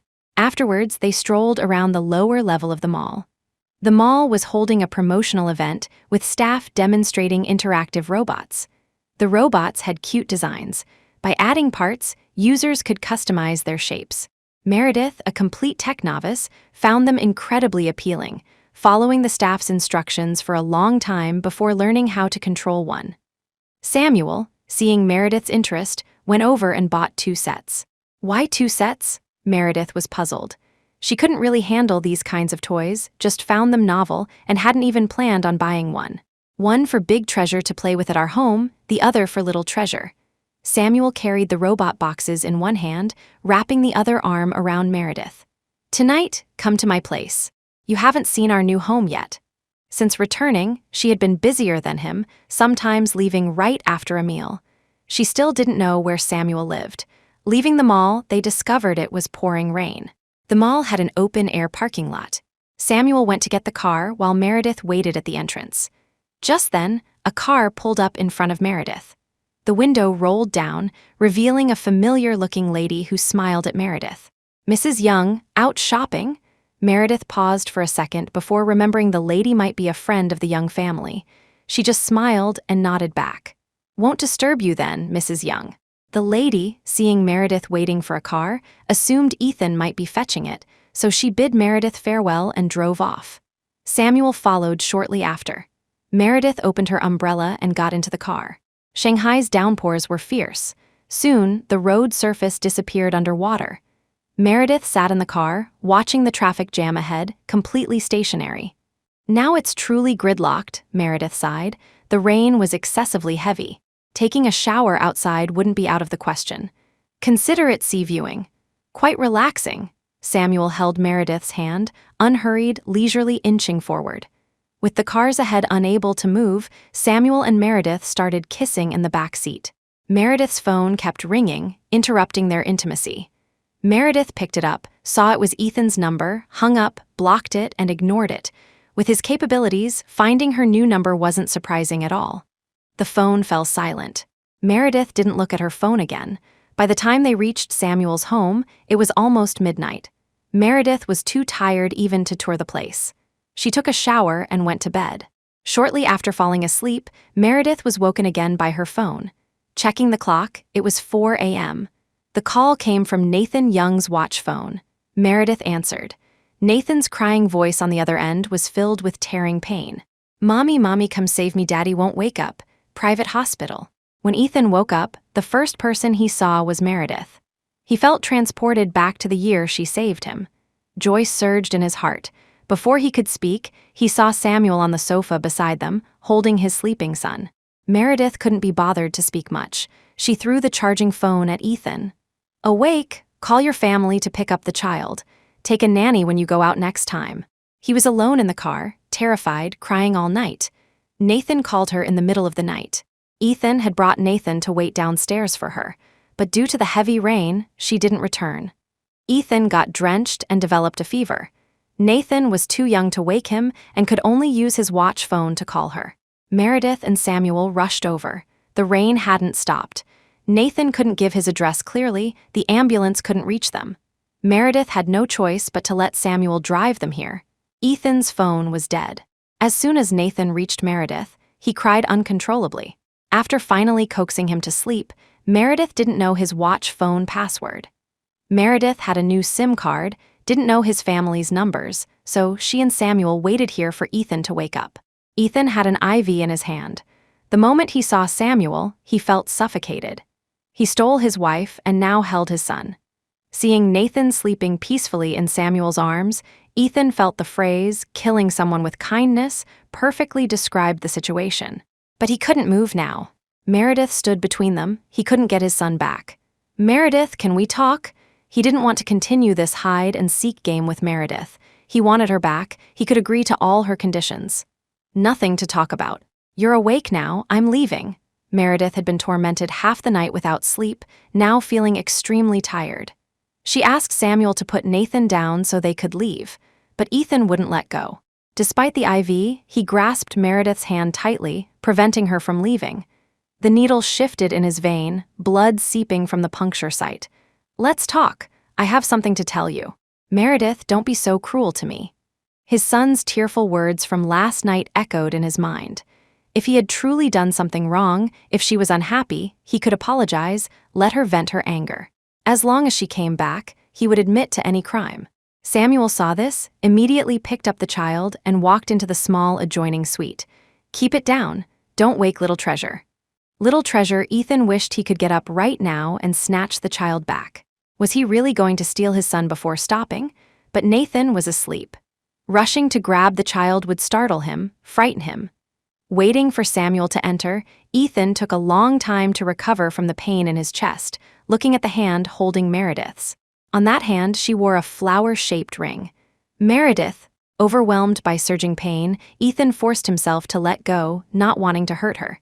Back then, did you divorce me? Because of him, she fell for someone else. During their marriage, while both she and Samuel had families, they got together, became each other's third party. They agreed to divorce. Meredith couldn't answer. Yes and no. What do you want to say? Meredith asked. If you're asking the reason for divorce, then I can tell you it has nothing to do with him. I wanted the divorce myself. Then why? Tell me. We were fine the day before. Why suddenly demand a divorce? Ethan desperately wanted to know. For 7 years, raising the child alone, whenever night fell silently, he asked himself why, yet never found an answer. She was angry about past events. He unconditionally let her vent. She was pregnant. He was meticulously careful, fearing upsetting her. Why could she divorce? Why? Not for Samuel, but for Ethan. Ethan, I was with you for 4 years. The first 3 were hardship, the last year suffering. Meredith suddenly felt clarity, no longer intending to hide the reasons.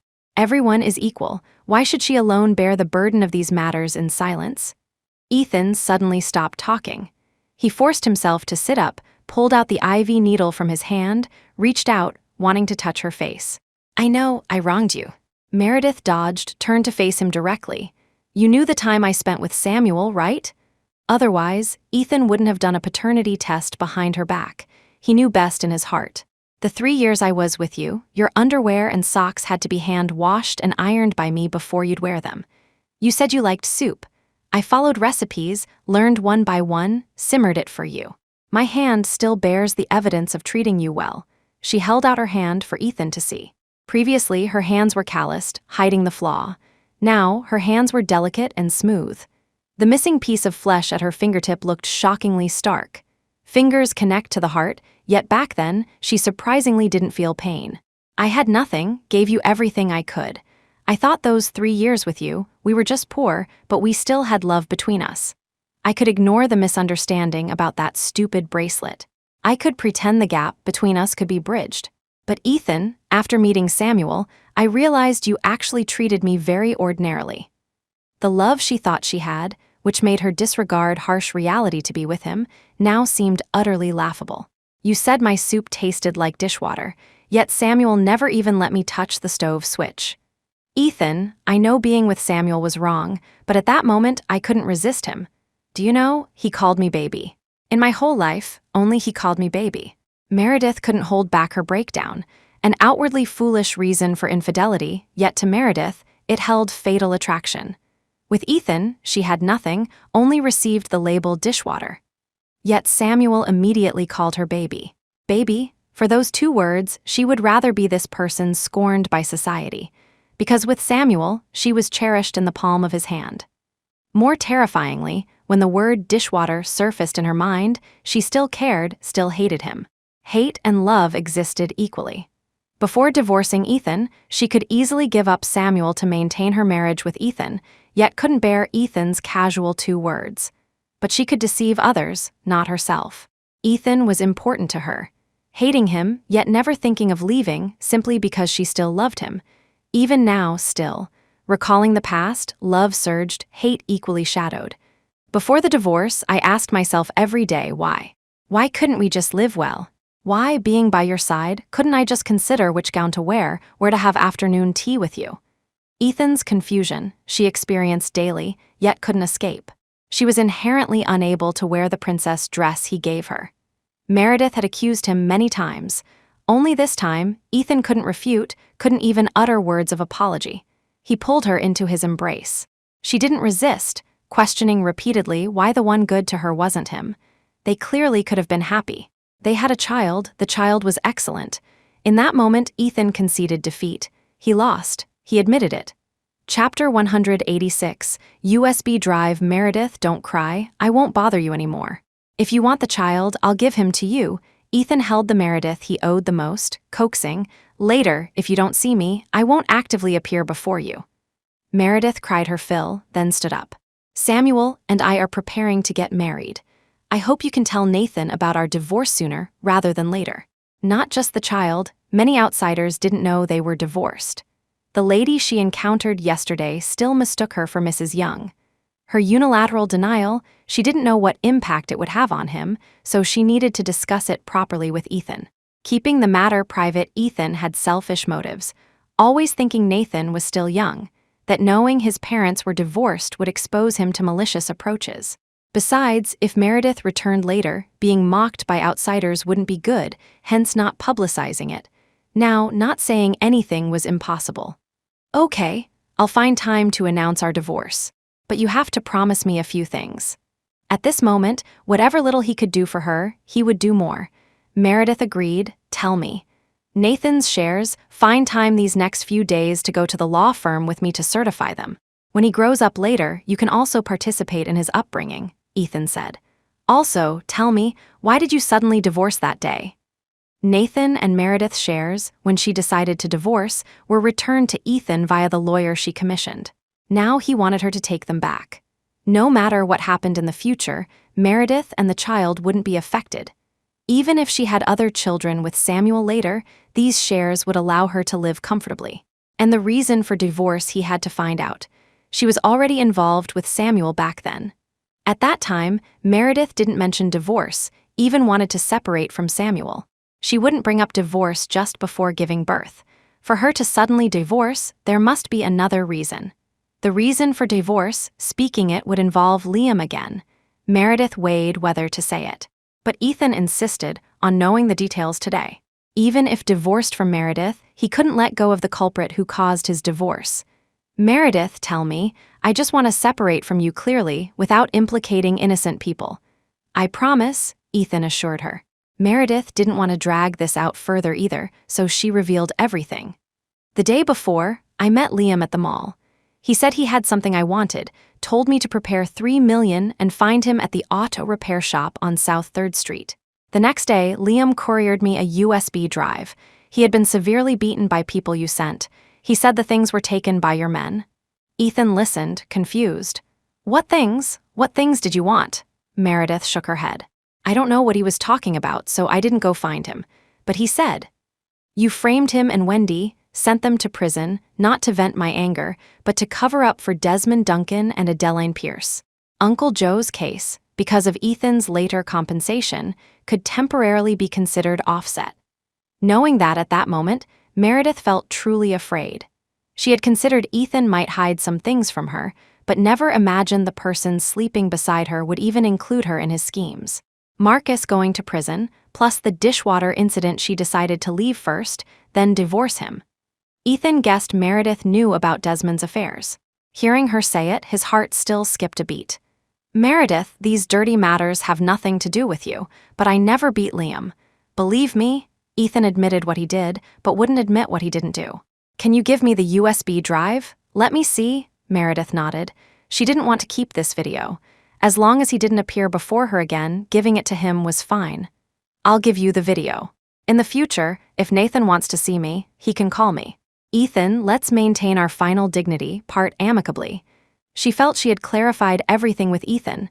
She stood up to go to the small suite, knocked on the door. Samuel emerged. Finished talking. Little Treasure just woke up crying, just fell asleep again. Ethan watched Samuel coldly. His concerned manner towards Nathan made Ethan suddenly calm down. Samuel had issues. He was now trying to steal his child. Meredith didn't have his family's phone numbers, but Samuel had Adrian Pierce's number. He deliberately stayed behind, let Ethan see him holding Nathan, and made Meredith think he loved Nathan dearly. As for Nathan, he was so sensible. If told his parents were talking, he definitely wouldn't cry and disturb them. Yet he deliberately made Meredith think Nathan liked him very much. Meredith said they were preparing to marry. Then they could have their own children. Samuel's concern for Nathan was excessive. I'm leaving now. I'll mail the item to you, Meredith told Ethan, leaving first with Samuel. Ethan thought things through. Samuel gained Meredith's trust by feeding her information. Then, targeting Meredith's weaknesses, he broke through her psychological defenses. And Meredith, like a rebellious child towards him, any slight concealment on his part would trigger her defiance, making her believe he deceived her, regardless of whether the concealment related to her.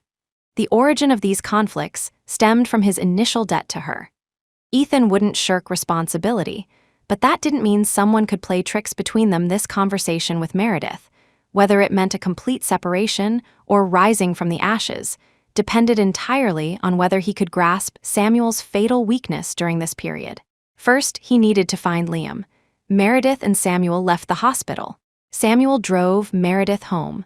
This afternoon, she needed to go to the art university to complete her onboarding process.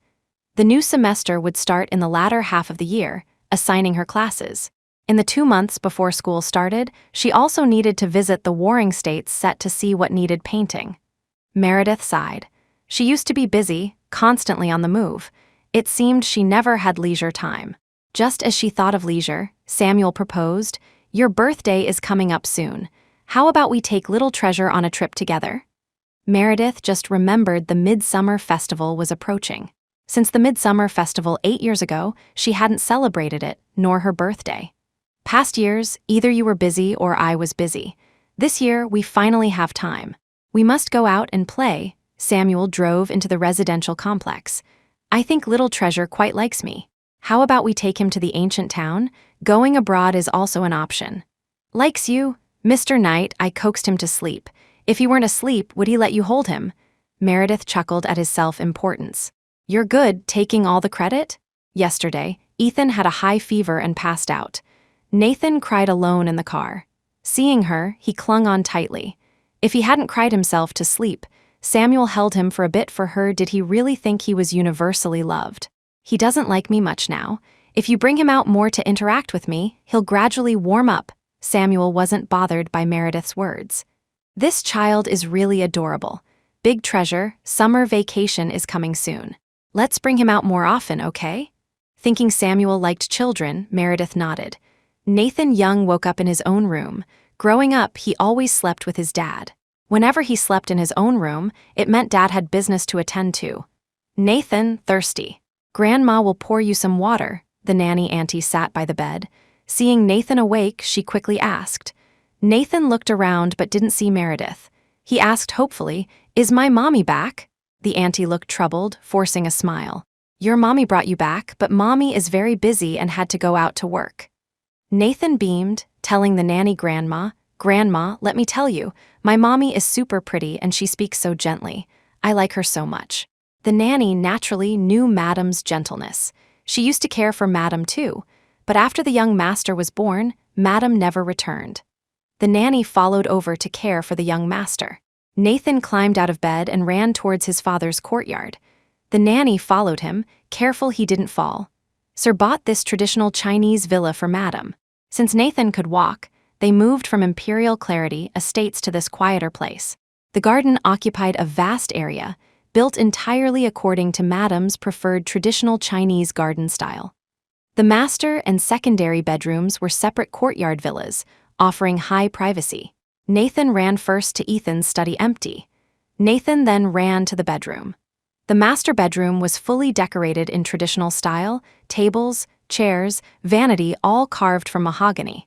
Ethan leaned against the vintage chaise lounge in the small living area of the master bedroom. The IV had been switched to his other hand. His injured hand still bore medical tape. He occasionally covered his mouth to cough. His leg rested on documents, flipping through page by page. Assistant Cole and Chester stood before him, awaiting instructions. "Chester, take a trip to my hometown during this period. Find Liam Stone. You must extract everything he knows. Then go to Samuel Knight's hometown, inquire about Samuel's detailed background." This kind of legwork usually fell to Chester. He was also the most reliable person. "Yes, sir," Chester acknowledged. "Yesterday, Meredith mailed the USB drive over. Ethan watched the video inside. Liam definitely had something snatched away, and the perpetrator acted under his name. The most suspicious person now was Samuel. Back then, Samuel was still the Pierce family's son-in-law, so the Pierce family might also be involved. Waiting for Chester to return, if things were indeed as he suspected, then the Pierce family also deserved a lesson. Chapter 187, Father and Son. Ethan coughed again. Just then, Nathan Young ran in. Dad Nathan burst in, rushing straight into Ethan's arms, wiping his face on Ethan's loungewear. "Are you better? I was worried about you that night." He was really scared. Dad stood in the rain waiting for Mommy for so long. After waiting ages, he was alone in the car, frightened, and called Dad back. But Mommy never came home. He and Dad fell asleep from exhaustion. An outside thunderclap startled him awake, but Dad wouldn't wake up. Dad's better now. Dad won't scare Nathan again.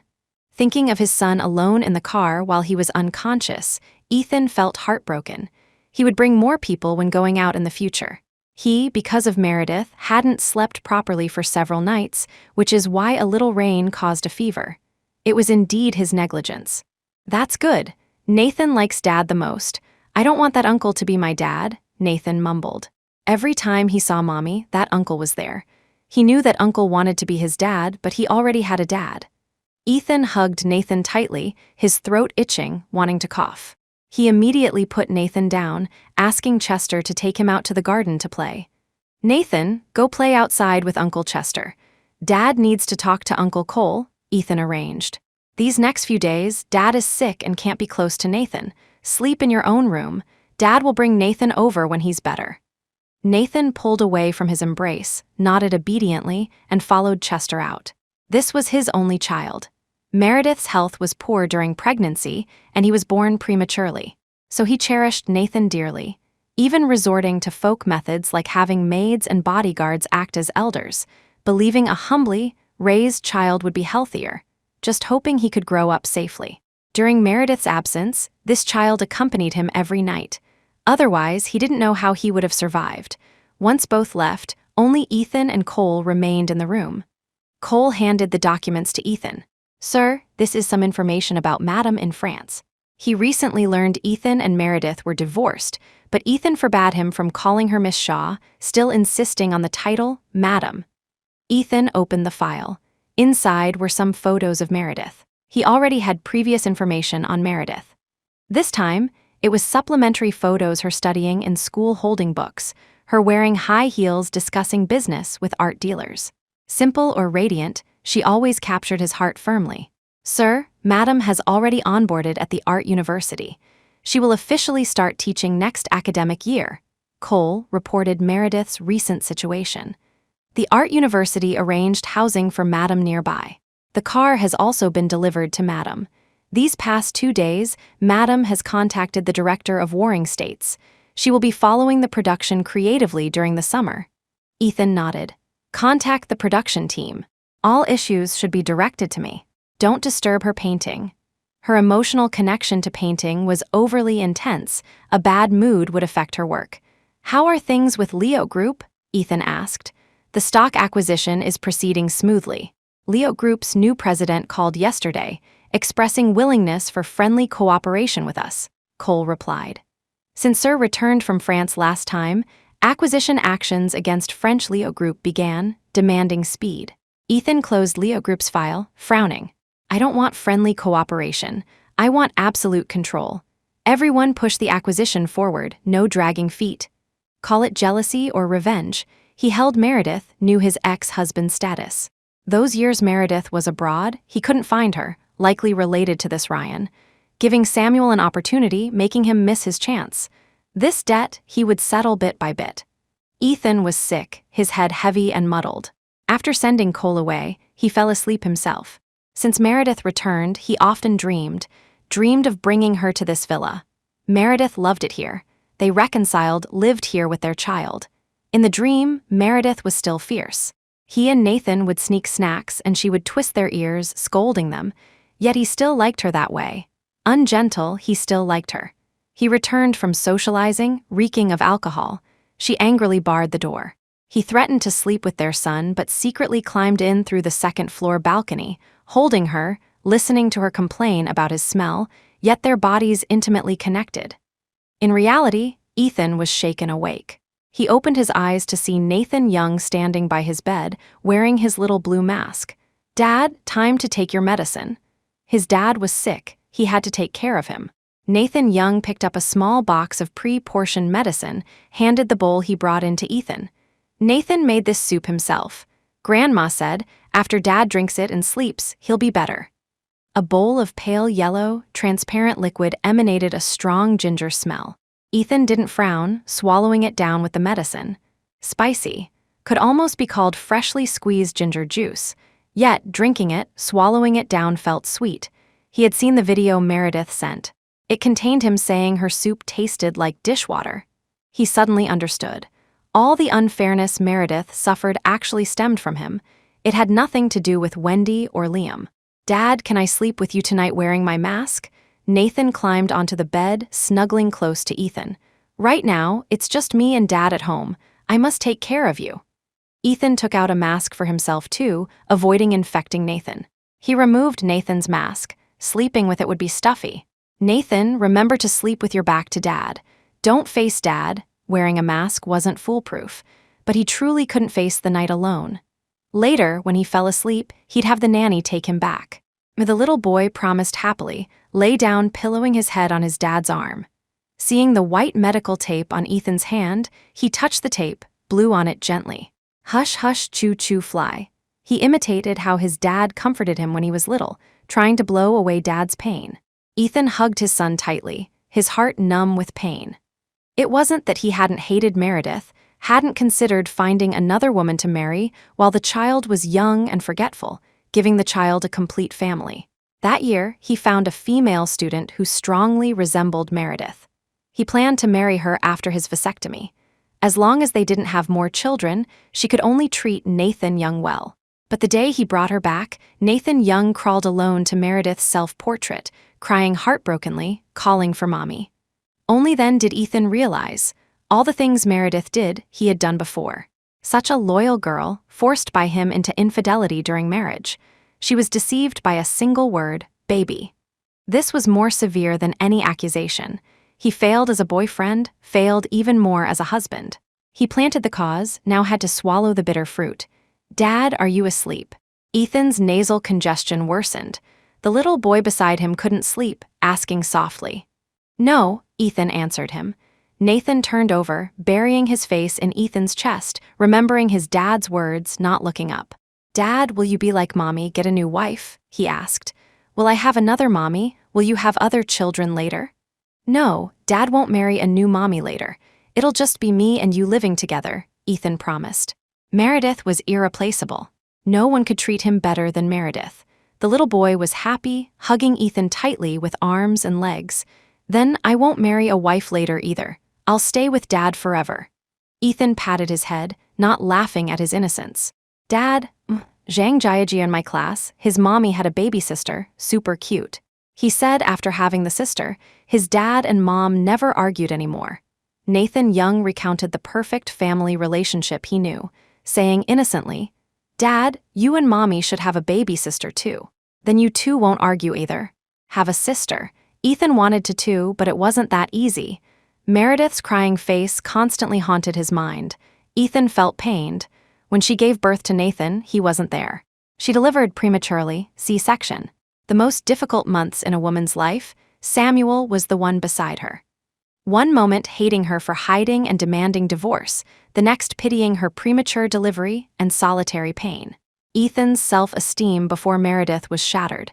He didn't know how to face her, had no right to win her back. Facing Meredith, he was long helpless, even needing Meredith to save him. Nathan, sleep obediently. Tomorrow, Dad will take you to find Mommy, okay? Ethan lowered his head, kissing his son's short hair through the mask. For his son's sake, breaking his word, letting her hate him, he accepted it. Nathan Young in his arms was already fast asleep, turned over with his back to him. Completing the onboarding procedures, the Art University directly assigned Meredith housing. In Meredith's memory, assigned housing conjured images of the 40-something square meter dormitory building back in her hometown. Unexpectedly, the university assigned her a row house villa. 4 floors in total, larger overall area, but each floor only about 60 square meters. The basement level was empty, with a skylight providing decent light. The first floor housed the living room, kitchen, and other common areas. The second and third floors contained a total of 4 bedrooms. The house was newly renovated with quality finishes, fully furnished with appliances, ready for move-in. The ground floor included a parking space and a small private garden. A winding path led through the garden art, featuring a small garden table and chairs, exuding elegance and tranquility. Consider yourself lucky. Originally, you were assigned a high-rise apartment, but coincidentally, your senior colleague next door applied to live with you, so this unit was allocated to you. The dean personally brought Meredith to see the new house environment today, pointing outside. The public parking lot isn't far from here. Driving onto campus requires using designated roads. Avoid driving during peak commuting hours. After all, it was a school with many students. Driving onto campus during peak hours posed safety risks. Meredith nodded, surveyed the house. Getting this house had pros and cons. The high-rise was new but smaller. The row house was semi-old but had a better environment. This villa originally belonged to an elderly professor from the Chinese painting department. The professor went abroad 2 years ago to live with his grandson in retirement. The house handover procedures took some time. Renovation consumed more time. It was indeed coincidental timing with Meredith's return that led to her being assigned this unit. Meredith liked the garden. The old professor had maintained it well-winding water features, picturesque scenes at every step.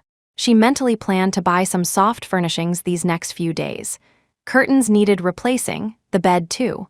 Once the house was tidied up, she and Marcus would move in. It was close to both National University and the Art University, convenient for Marcus's commute too. The car assigned by the school wasn't bad either, a black, sturdy-looking sedan. Parked in the public lot, it had that old-school charm.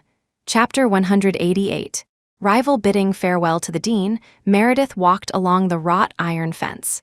In the neighboring yard, a middle-aged man was arranging a tea set, leisurely sipping tea. Meredith guessed this must be her senior colleague.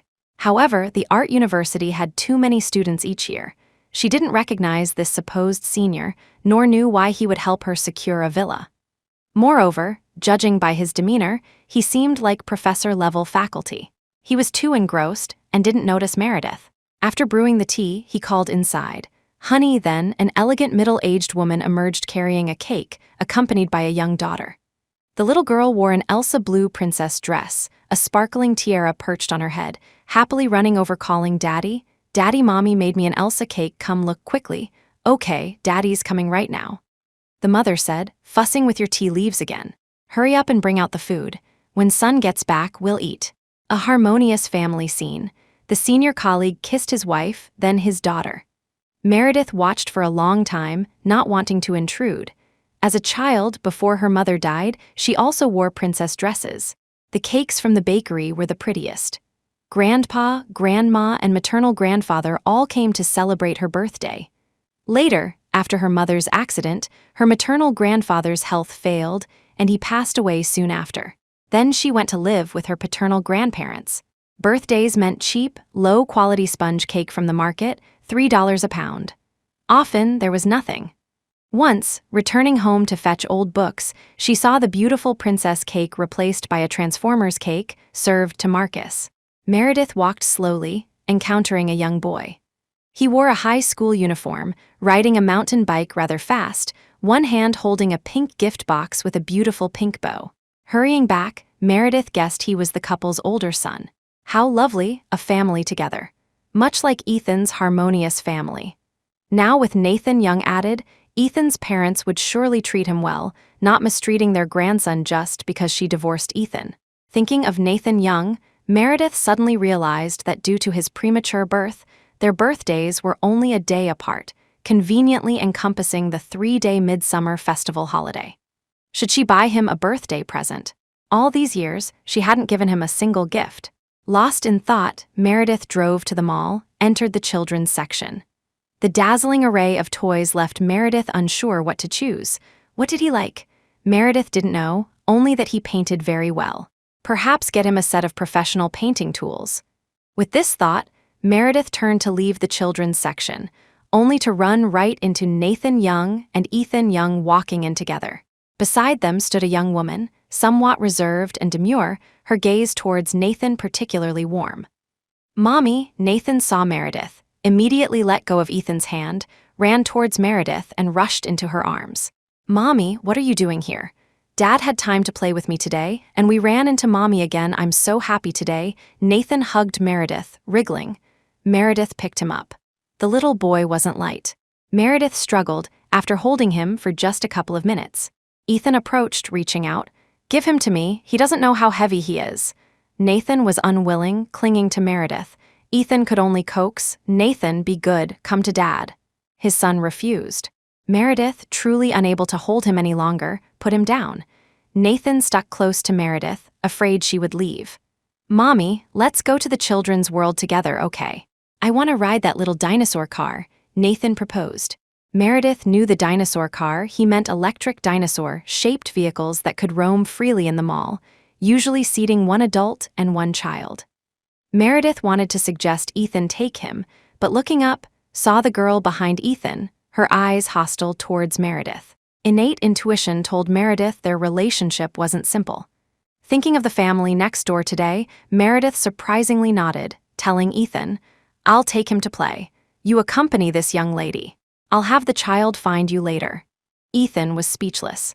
Today was supposed to be accompanying his son to pick out a gift. Who knew they'd run into this Miss Duncan? She was Desmond Duncan's cousin. Etiquette required acknowledging her. Diana Duncan, seeing Meredith about to take the child, immediately stepped forward, addressing Ethan. "That's fine too. Miss Shaw can spend parent-child time with the child. We can browse upstairs." Meredith understood. This girl recognized her, but it wasn't worth fussing over. She had seen plenty of Ethan's messes before. Now divorced, she couldn't manage his remarriage choices anyway. Nathan Young happily followed Meredith towards the children's play area. Ethan watched the mother and son's retreating figures, wanting to follow, but constrained by the person behind him. He turned, speaking courteously. "Miss Duncan, I'm afraid I must excuse myself today. Your expenses later, I will cover entirely. Please convey my regards to Uncle Duncan." Diana didn't want him to go, but had to maintain her composure before him. She replied, "You needn't apologize, I can browse alone. You're the child's father. Spending more time with Nathan is only right." With that, she bid him farewell and elegantly went upstairs herself. But once turned away, Diana had her own thoughts. Her brother supported her. Brother said to be patient for now. Once their relationship improved, he would find a way to propose a marriage alliance to the young parents. With the Duncan family's current political standing, as long as she could get slightly closer to Ethan, the young parents would surely agree. Of course, if this son could go with his mother, even better. An ex-wife from a poor countryside background, her son didn't deserve to compete with her future children for the family fortune. Ethan saw Diana off, then immediately turned towards the children's play area to find Meredith and Nathan. A pink dinosaur car passed by. On it, a mother held her daughter, while the father followed with his phone, recording, occasionally calling his daughter's name. Ethan felt a pang of envy and unwillingness. They should have been this happy too. Nathan pulled Meredith towards the dinosaur car payment counter. The children's play area was large. One ticket wasn't enough for a full circuit. Nathan clung to the T-Rex, refusing to let go. Meredith bought several tickets at once, letting him play to his heart's content. Mother and son climbed onto the T-Rex. Meredith sat behind, holding his little backpack, pressing the start pedal. Nathan steered in front.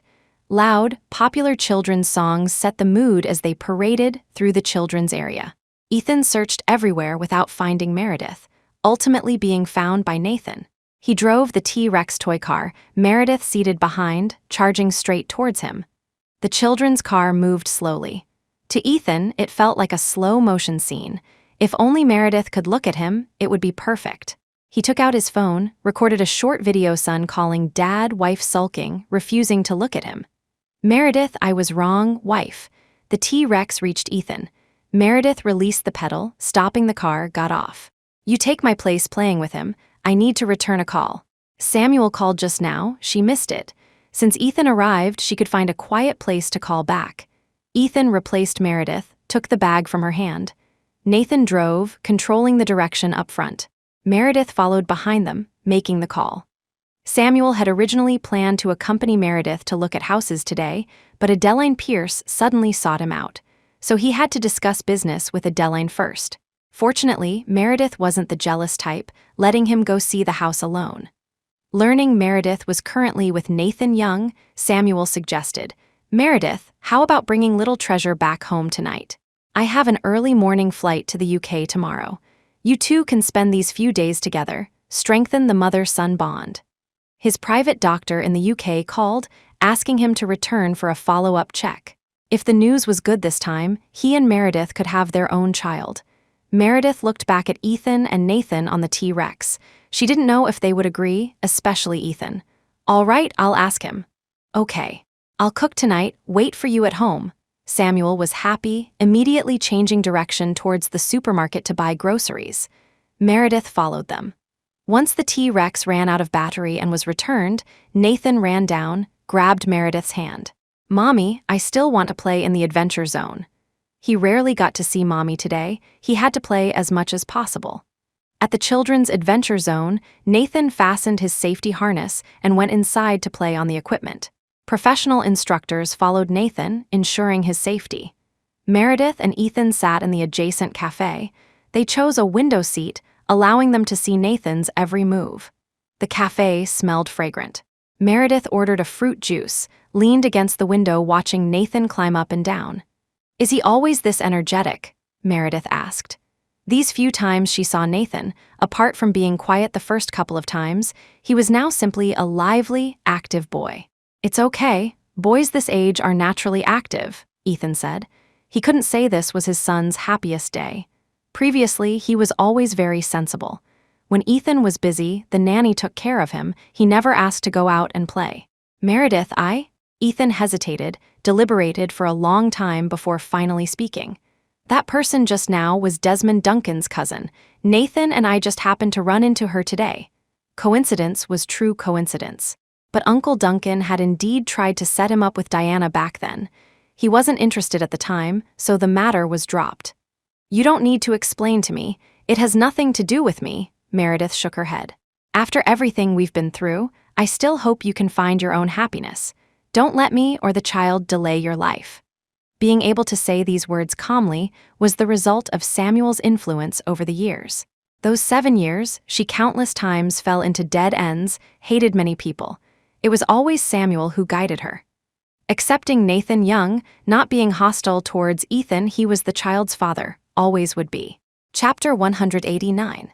Reconciliation. These past few years, Meredith had also come to terms with a fact.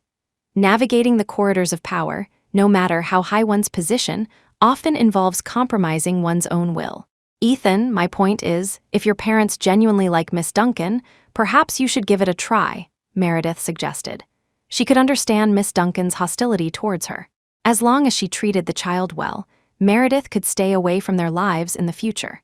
A girl with good family background and upbringing, accustomed to grand occasions, would surely be a more suitable wife for Ethan than she was. Ethan, however, shook his head, not rushing to clarify. He spoke with considerable emotion. She's from a minor branch of the Duncan family, born to a mistress, while the first wife was still married. My parents looked down on her. In other words, this Miss Duncan's origins were not respectable, and her mother's rise to prominence was equally dubious. Meredith suddenly felt biased against the elegant young lady. If someone like her married Ethan, she wouldn't treat Nathan Young well. Arthur and Vivian valued this greatly. Meredith understood. A regular second marriage wouldn't matter, but a mistress taking over regardless of how nice the person was, they were fundamentally rejected from the start.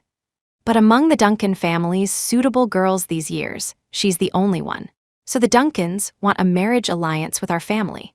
Uncle Duncan relies heavily on her father. I'm single, have no reason to refuse. To avoid offending them, I treat her with some courtesy.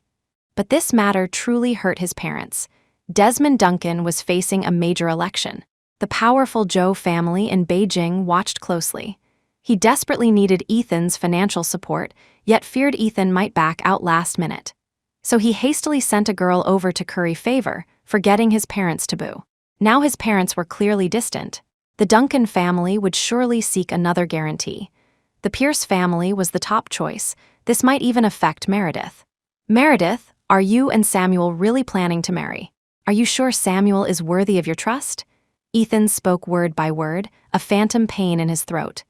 I'm not trying to stop you. Rest assured, I promised you I wouldn't trouble him, and I certainly won't break my word, Ethan guaranteed. He had treated her too badly over the years. Now that she wanted him, he would help her. Meredith nodded, touching the flower ring on her finger. Yes, I think I still lack great ambition. Having a home is enough. Now that work was stable, Samuel was also very mature, held no prejudice against Ethan, and also loved Nathan Young. Such a life was something she hadn't dared hope for before. Home, they once had a home too. Ethan understood Meredith best. As long as Samuel didn't let go, no matter what difficulties they faced in the future, she would follow him steadfastly. She followed him like that before too. Adeline Pierce will make moves soon. Meredith, if Desmond Duncan wins this election and Samuel can resist temptation and marry you, then later, I will find a wife who is good to Nathan and never disturb you again. Ultimately, he still couldn't let her go. Samuel was not a good person. Meredith, however, didn't understand. Adeline making moves to support Desmond, how did that relate to Samuel being tempted? But she didn't ask. She wouldn't repeat the mistakes made with Ethan. She wanted Samuel to tell her about his affairs himself. Ethan gave a self-deprecating smile. I'm 30 now too. I can't resort to kneeling and begging for forgiveness all the time. Let's reconcile, let the past be the past. Okay. It's settled. They had both matured, should have a mature relationship, revolving around their common goal. Nathan Young played all day.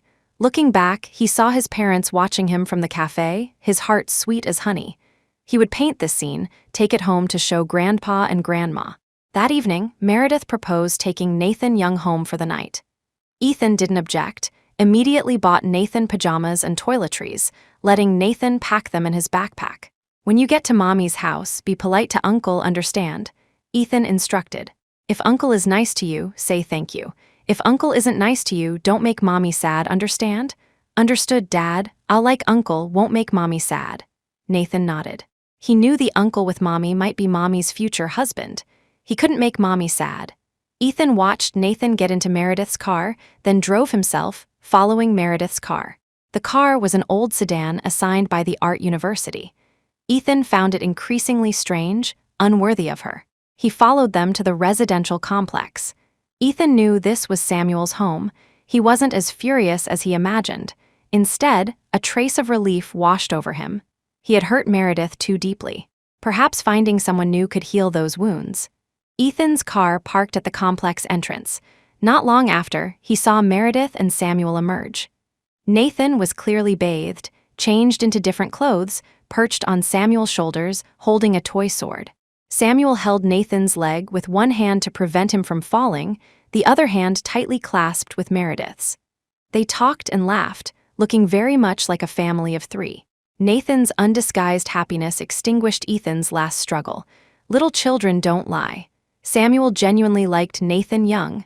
Ethan sat back in the car. After waiting a long time, he saw them return. Nathan was already asleep, carried on Samuel's back.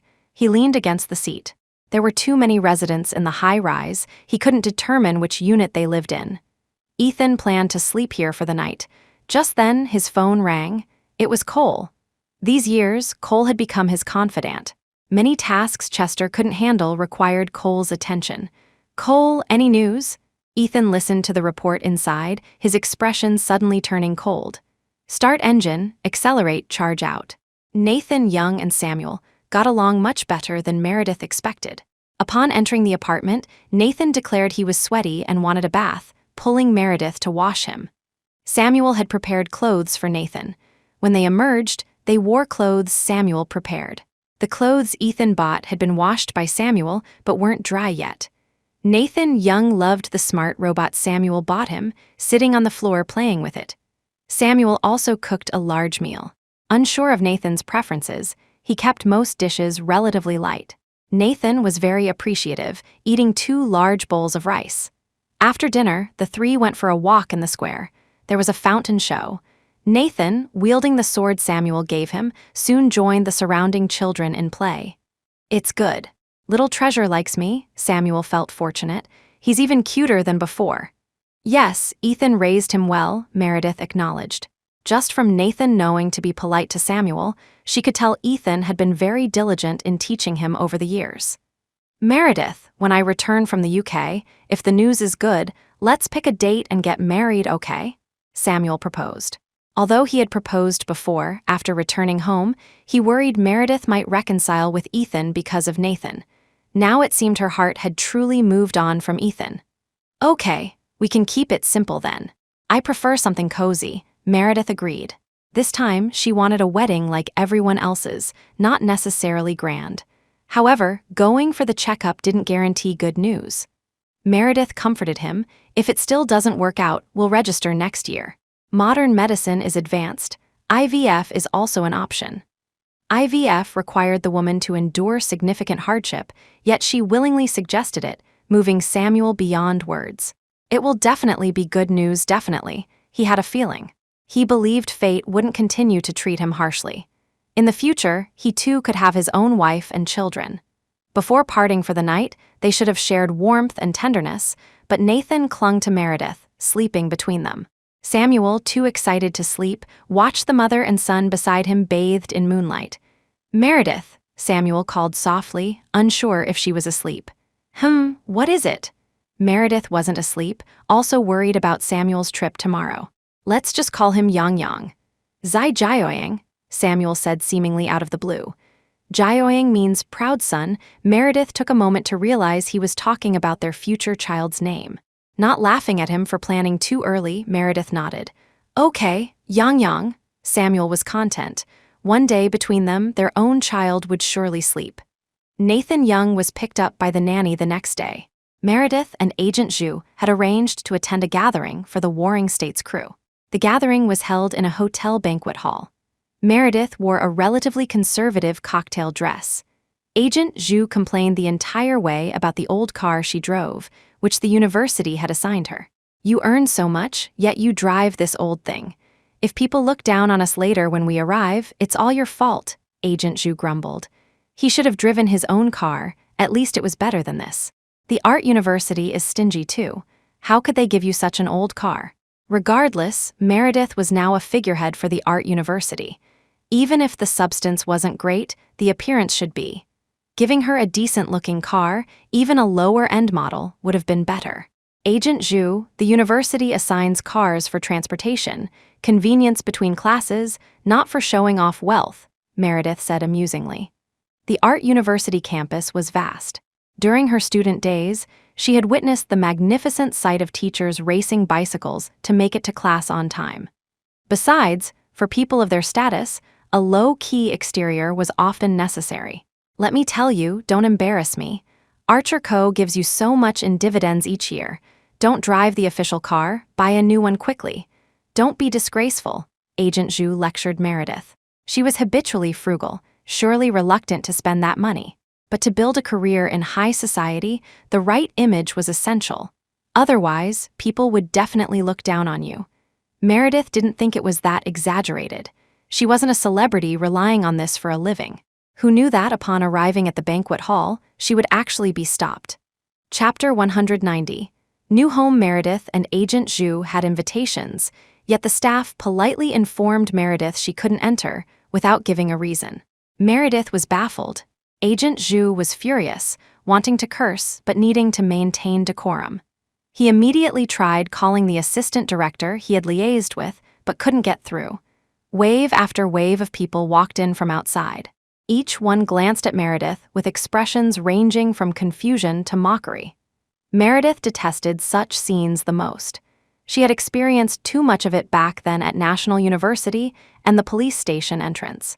Agent Zhu tried calling the assistant director again, unsuccessfully. Angrily hanging up, he was about to try once more when Meredith stopped him. "Forget it, Agent Zhu. Let's go. Find time to decline their offer.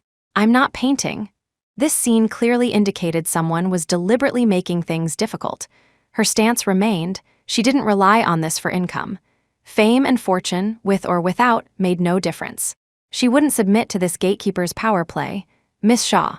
"Is that Miss Shaw?" Just as they turned, a familiar voice called out. Meredith looked towards the sound and saw an old acquaintance. She recognized few people in the entertainment industry.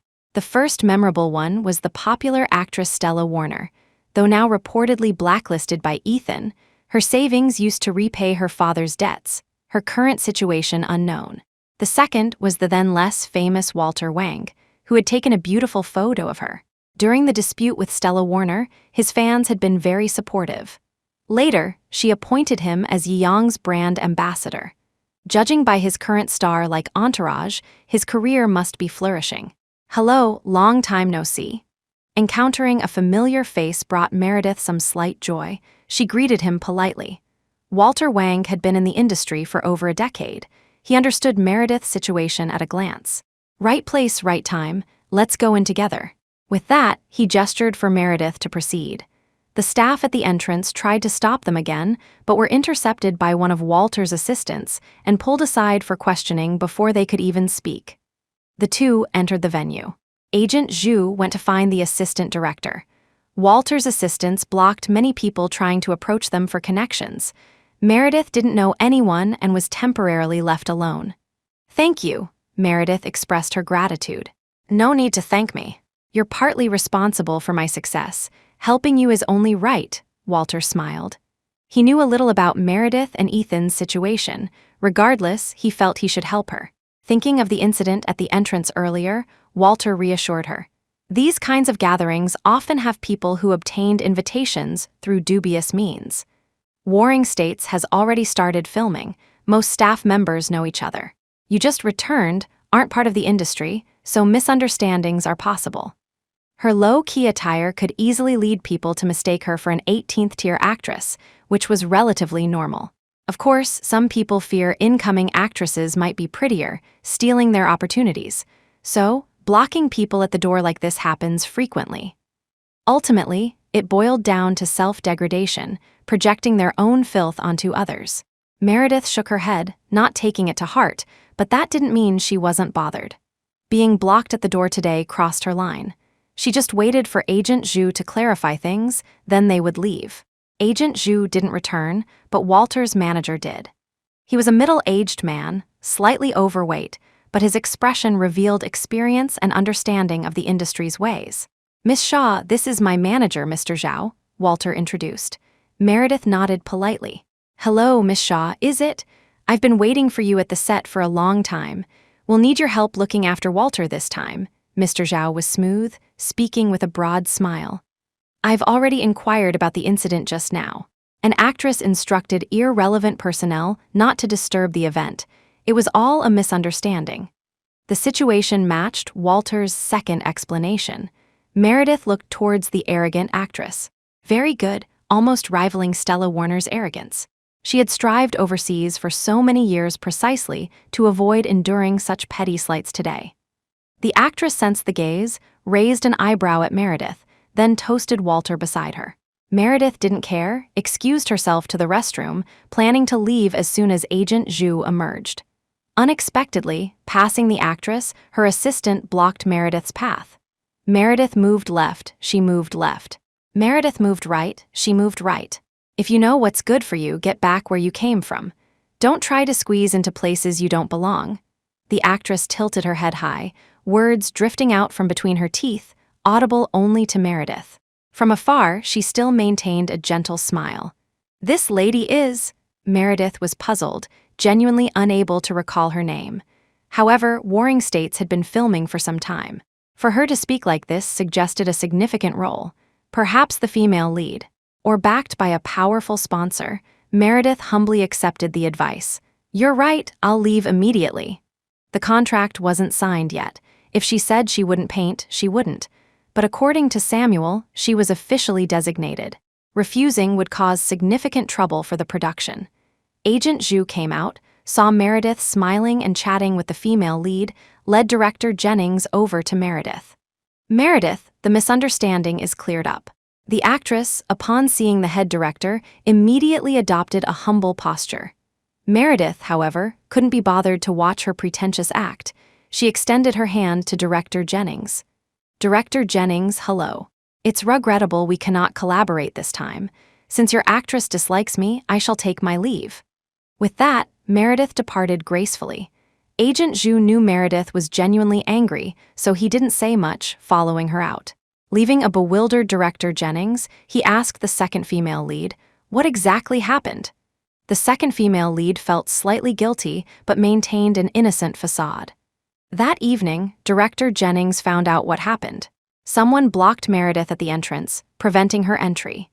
Meredith was then slighted by the second female lead within the crew. Consequently, she sent Agent Zhu a text message, refusing involvement in the film's production. Director Jennings sensed major trouble brewing. Unexpectedly, the next day, Yang Group, which had promised a $300 million investment, also withdrew its funding. This escalated the situation significantly. Warring States was halfway through filming. The remaining parts involved large-scale scenes requiring substantial funding. Now, with the funding chain broken, delaying production meant missing the National Day release window, pushing it to next year. But the variables over a year were too great. Who knew if better films would emerge? Meredith's recent reports had been very positive. The Art University had also confirmed Meredith's direction. Her withdrawal was detrimental, with no benefits. Director Jennings leveraged his years of connections, contacting many old acquaintances, finally discovering the reason for Yang's withdrawal. Allegedly, someone important who needed to be accommodated was slighted. Who was slighted was obvious. Director Jennings' headache intensified. He inquired within the crew again about who initially troubled Meredith. The investigation pointed back to the second female lead. Director Jennings' headache worsened. The second female lead had powerful backing. He couldn't afford to offend her. Even more headaches followed. The Art University stated the crew disrespected their junior colleague, leading the other two respected senior colleagues to withdraw as well. Director Jennings faced the toughest moment of his career, worried sick all night, his already sparse hair becoming even sparser. Meanwhile, Meredith was getting acquainted with her senior colleagues. How should one put it? Life is full of surprises. These two senior colleagues participating in warring states with her one was her next-door neighbor, whose young daughter was the same age as her son, Nathan Young. The other, whose grandson was Nathan's age, she had even taken his elective course. However, becoming a teacher at the art university elevated Meredith's seniority significantly, consequently boosting Nathan's social circle too. Samuel went to the UK. He called to inform her the treatment plan changed. He couldn't accompany her for her birthday this year.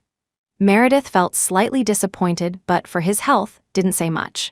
Regarding this matter, he was particularly sensitive about his pride, never allowing her to accompany him to see the doctor.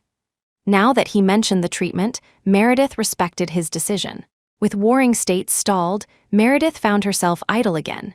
She arranged time with Marcus to clean the new house. Nathan Young, having more kindergarten holidays, followed Marcus around with his little backpack, fetching water and rags, helping with the cleaning. The kitchen's natural gas wasn't connected yet, preventing cooking. Nathan took the opportunity to go next door for meals, even bringing back plenty of food for them. Occasionally, the neighboring wife also sent food over, bringing her little daughter Dora. Through these interactions, they became familiar. Meredith learned about their collective refusal of the warring states project. Unbeknownst to her, the two senior colleagues had banded together to support her. The care from uncles and grandfathers flowed deeply, silently nourishing like gentle rain. In the future, tell us about such matters first. We artists are eccentric. Infighting is commonplace. But when facing outsiders, we must unite. Otherwise, if our nest gets raided, what's the point of fighting amongst ourselves? Exactly. Do they really think we artists have no one left? The film's art director graduated from under our guidance. Just some actress getting a little fame, thinking she's above everyone else. If Jennings doesn't apologize today, let his movie stay paralyzed. The uncle-level colleague placed a chess piece. I told those folks at the other art academies, anyone who dares take on this movie becomes an enemy of the art university. There were many art schools domestically. He'd like to see where Jennings could find replacements. The grandpa-level colleague and uncle-level colleague played chess in the courtyard, chatting with Meredith across the rose-covered wall. They insisted she call them senior colleague. Other titles made them feel old, lacking charm. Initially, Meredith didn't understand their insistence on senior colleague. Until one evening, when square dancing started in the complex's plaza, Meredith finally understood the charm they spoke of. The grandpa-level colleague, hair slicked back shiningly, wearing a suit with a neat tie, led his grandson and elderly ladies in ballroom dancing. He even specifically called Meredith over, introducing her to his dance partners. The elderly ladies were all retired art university staff. Knowing Meredith was single and an art university teacher, they crowded around the grandpa colleague, eagerly trying to set Meredith up with their grandsons. Consequently, the senior colleague collected a pile of elderly ladies' phone numbers Meredith, the tool thoroughly used. The senior colleague's dance partners increased from singular to plural, all thanks to Meredith. Chapter 191. New grudge right now, Tool Meredith was clearing moss from the pond, listening to them strategize and dominate the chessboard in the neighboring yard. It would be a lie to say she wasn't moved. Being shut out at that movie gathering, initially being the one bullied, then later slapping director Jennings in the face, arguably rash and unjustified on her part, yet unexpectedly, her two seniors banded together to help her. This unconditional partiality touched Meredith's heart. After so many years, she finally had the capital to confront others. Meredith made many small pastries for Nathan Young, letting him take them next door to play with Dora. The uncle-level colleague's surname was Irving, named Professor Irving. He didn't share the grandpa colleague's penchant for socializing with square dancing aunties. However, they were direct lineage senior-junior colleagues. Collusion was inevitable. She grew increasingly fond of this old house, be it the neighboring colleagues, the living environment, or the original layout of the house. But cleaning revealed many things were unusable. So all furniture was replaced. After cleaning up, Meredith and Marcus drove the old car with Nathan Young to the furniture store. Mainly, bedroom furniture needed replacing, other usable items could wait. Marcus drove. The car looked increasingly shabby. He suggested, "Sister, how about we buy a new car?" Even he, who didn't care much for such things, found it a bit outdated. "The engine in this car isn't very stable. I'm afraid it might stall halfway somewhere. The repair costs could buy a new one." He deliberately used technical terms Meredith wouldn't understand. The car cooperated, jerking with a clunk. Nathan and Meredith bounced in the back seat. "We need to finish moving first before buying. We can look together then. Let's make do for now." She also wanted a new car, but knew nothing about cars. She needed Marcus's help when buying. The old car leisurely delivered them to the furniture store. Marcus's items were simple, focusing on practicality. Meredith planned to reserve a room for Nathan, but children's things were diverse. Selecting for Nathan took a long time. By the time everything was purchased, it was already dark. The three drove to the city center mall for barbecue. They heard this mall had a fountain show at 8 p.m. Since Marcus rarely had holidays, the family decided to join the crowd and watch. They chose a window seat to eat slowly. When the fountain show began, they could enjoy it directly from their seats. Before they finished eating, Meredith received an unfamiliar phone call. "Hello," Meredith answered politely. "Could the furniture have arrived already?" "Miss Shaw, hello, are you free?" "Let's talk." A gentle female voice contrasted with Meredith's calm tone. "Regarding Nathan Young's custody, I believe you'd certainly be interested." Nathan Young's custody? Meredith wasn't interested at all. Leaving the child with Ethan back then meant she was confident Ethan wouldn't mistreat him. However, Meredith was rather interested in the caller. She was the Miss Duncan seen that one time, Diana Duncan. The meeting place was a dessert shop not far from the barbecue restaurant. Meredith excused herself to the restroom and went to meet Diana Duncan. Diana maintained her previous ladylike appearance, but her expression held more arrogance when facing Meredith alone. She wore an elegant green designer suit set, her makeup exquisite, every strand of hair meticulously arranged. A classic designer handbag rested on the table, signaling its hefty price tag. Seeing Meredith, she smiled, "Please sit." In contrast, Meredith wore a t-shirt and jeans, appearing much more casual. But Meredith's demeanor didn't lose to Diana's. Coupled with her natural beauty, Meredith's casualness gave her an air of confidence, slightly outshining the doll like Diana.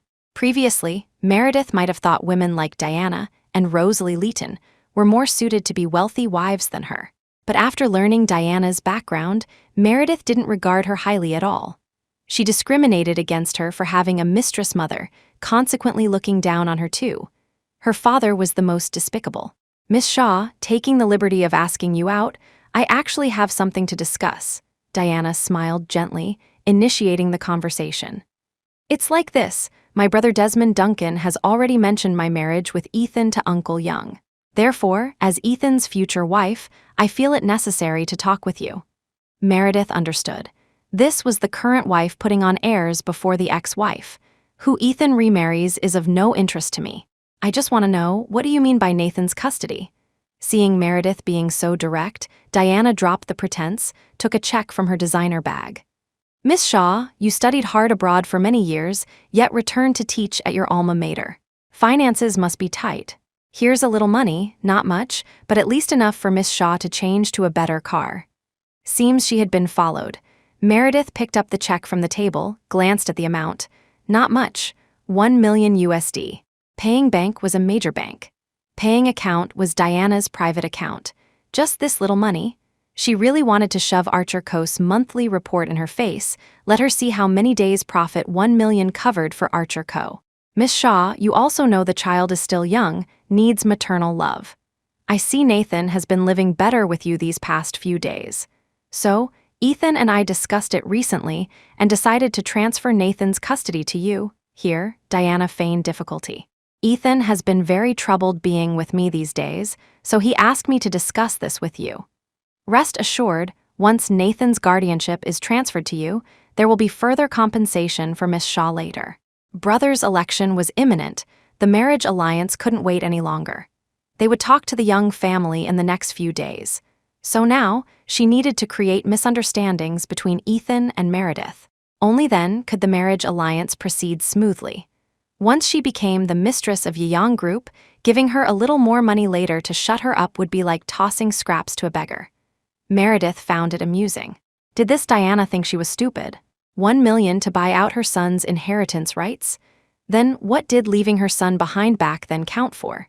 7 years ago, perhaps she would have called Ethan right in front of Diana, exposing her clumsy lie, just like she disgusted Wendy in the Yang building back then. But now, Meredith had no interest in confronting her. Diana knew Ethan hadn't appeared before her these past 2 days, indicating her visit today might have Desmond Duncan's strategizing behind it, or at least someone from Desmond's camp. Back then, Ethan's image as a doting, spineless husband was deeply ingrained. Now, it inevitably led people to imagine that being Ethan's wife meant controlling everything about him. Only after 7 years did this Diana emerge, which surprised Meredith. Diana felt uncertain inwardly, worried Meredith would haggle. Just as she was about to say more provocative words, she saw Meredith accept the check, putting it in her jeans pocket. Diana finally relaxed. Still someone from a small place, unable to resist the sight of money. Coincidentally, just then, a young man approached their table, took out his phone towards Meredith. "Miss, excuse my forwardness, could I possibly get your number?" Meredith glanced meaningfully at Diana, then smiled and refused. "Sorry, my child is already quite grown." The man wasn't discouraged. "No matter, I just wanted to be friends." Meredith smiled, shook her head, stood up. "Excuse me." She then returned to her barbecue restaurant, eating with Marcus and the others. The man, seeing Meredith truly wouldn't give her number, left disappointed. His retreating figure felt like a resounding slap to Diana's face. What was so great about this Meredith? A country bumpkin from some poor rural place, a poor teacher at the art university, what was there to be proud of? So what if more men hit on her? Looking across the entire city of Shanghai, was there a man with better conditions than Ethan? Quantity over quality. However, she had recorded the video of her accepting the check just now. Once she sent it to Ethan, she refused to believe he would still pine after Meredith. First, settle the engagement. After spending more time together, once she and Ethan had children, would she still fear being unable to kick Nathan Young out? Her mother squeezed out her father's original wife back, then using similar tactics. Now the original wife's children were also pushed aside by them. The family money belonged entirely to her and her mother. That old, ugly original wife lived poorly with her son, so what if she bore sons? Meredith and the others watched the fountain show before returning. Back home, she took out a sheet of letter paper, wrote a report letter, detailing how a public servant, beyond salary and living expenses, could have a child withdraw 1 million from a private account. Using the check as evidence, she reported Diana's father on suspicion of irregularities. An envelope put the check inside, addressed it to the Disciplinary Inspection Commission, mailed it anonymously. Whether useful or not, consider it contributing to the nation's anti-corruption efforts. And Desmond Duncan, truly a terrible move. Picking someone the young parents detested most, yet dreaming of making her their daughter-in-law. Was this definitely a marriage alliance, not humiliation? Chapter 192. Old grudge Nathan Young stayed with Meredith for these 2 days. During the day, they visited the furniture store. At night, he acted like a little spy, calling his father to report the day's activities. "Dad, Uncle took me for barbecue today. Mommy's barbecue was super delicious." After choosing furniture, they went to the mall for barbecue. Marcus and Nathan, seemingly starved, kept Meredith busy grilling the entire time. She enjoyed taking care of them. "Mommy also reserved a room for me, on the 2nd floor. Mommy chose curtains with superheroes on them for me," he boasted to his father about Mommy's kindness towards him. Nathan Young was the future heir of the Young family. Everything he owned since childhood was top tier. Yet now he genuinely liked the room Meredith chose for him. His son was happy. Ethan felt happy too. Marcus disliked him but treated Nathan exceptionally well. This deepened his guilt towards Meredith. Thinking of Meredith, Ethan instructed, "When sleeping with Mommy tonight, don't disturb her, understand? Before bed, make sure to pour Mommy a glass of water. Don't forget." Meredith slept like a log, waking up only when extremely thirsty. She couldn't tolerate any noise once asleep. Nathan nodded, then shared a little secret with his father. "Dad, yesterday I heard Mommy and Uncle talking about buying a car. Can I give Mommy my pocket money?" She said after buying a new car, she'd take me on a road trip for the Midsummer Festival. I want to go with her. Nathan's pocket money over the years, all saved in the bank, was more than enough to buy a car. Ethan thought about it. The Midsummer Festival conveniently fell between Nathan's and Meredith's birthdays. Taking him out for a trip during the holiday was normal. As for buying a car, Meredith knew nothing about them. Ethan told him, "If Mommy takes you to look at cars, remember to tell Dad immediately." "I know, Dad," Nathan nodded. Auntie said Dad winning back Mommy depended entirely on him. Otherwise, Mommy definitely wouldn't care about Dad. After chatting idly with his son for a few more minutes, Ethan urged Nathan to sleep. After exchanging goodnights, Ethan hung up the video call, removed his Bluetooth headset. His lips flattened into a tight line, his eyes radiating a fierce, cold light, completely different from the loving father persona just moments before. He opened the car door. Rows of black-suited bodyguards stood outside, clearing a path. This was Shanghai's oldest district. During the turbulent early years, many impoverished people gathered here. Poor public security drove away some decent residents, leaving behind those who turned the place into a mess. Later, thugs occupied it for many years. If not for national crackdowns, this place would have been a den of iniquity. 3 years ago, urban development began. All the old houses here were demolished. Unfortunately, coinciding with a change in municipal leadership, the project stalled after demolition, remaining ruins ever since.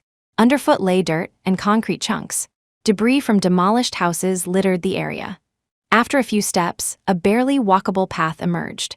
The concrete surface was cracked and uneven, pooling foul, dirty wastewater. A few strings of light bulbs illuminated this small area. Beyond lay vast ruins. Ethan held a handkerchief over his nose and mouth, walking into the deepest part, towards the abandoned auto repair shop. Inside, someone waited. A man, originally dressed impeccably in a suit, was pinned face down by black-suited bodyguards. He was covered in mud. Though his face was dirty, no injuries were visible. Seeing his wretched state filled Ethan with immense satisfaction. He walked over, stepped on the man's face, chuckled. "Tusk, tusk, tusk. The once glorious prince consort, fallen so low now." The man being beaten was none other than Samuel Knight, who should have been in the UK. Samuel's hands were bound behind him. He felt his ribs were broken. Breathing sent sharp pains through his chest. "You brought me here. What do you want?" Samuel gritted his teeth, asking, "Aren't you afraid Meredith will hate you even more when she finds out?" "Hate," the word amused Ethan. He pressed down harder with his foot. "Why would she hate me? Who caused this?" With that, he lifted his foot and kicked Samuel hard in the back. Samuel groaned. Now he was certain his ribs were truly broken. "Samuel Knight, originally, you could have quietly enjoyed your life leeching off others.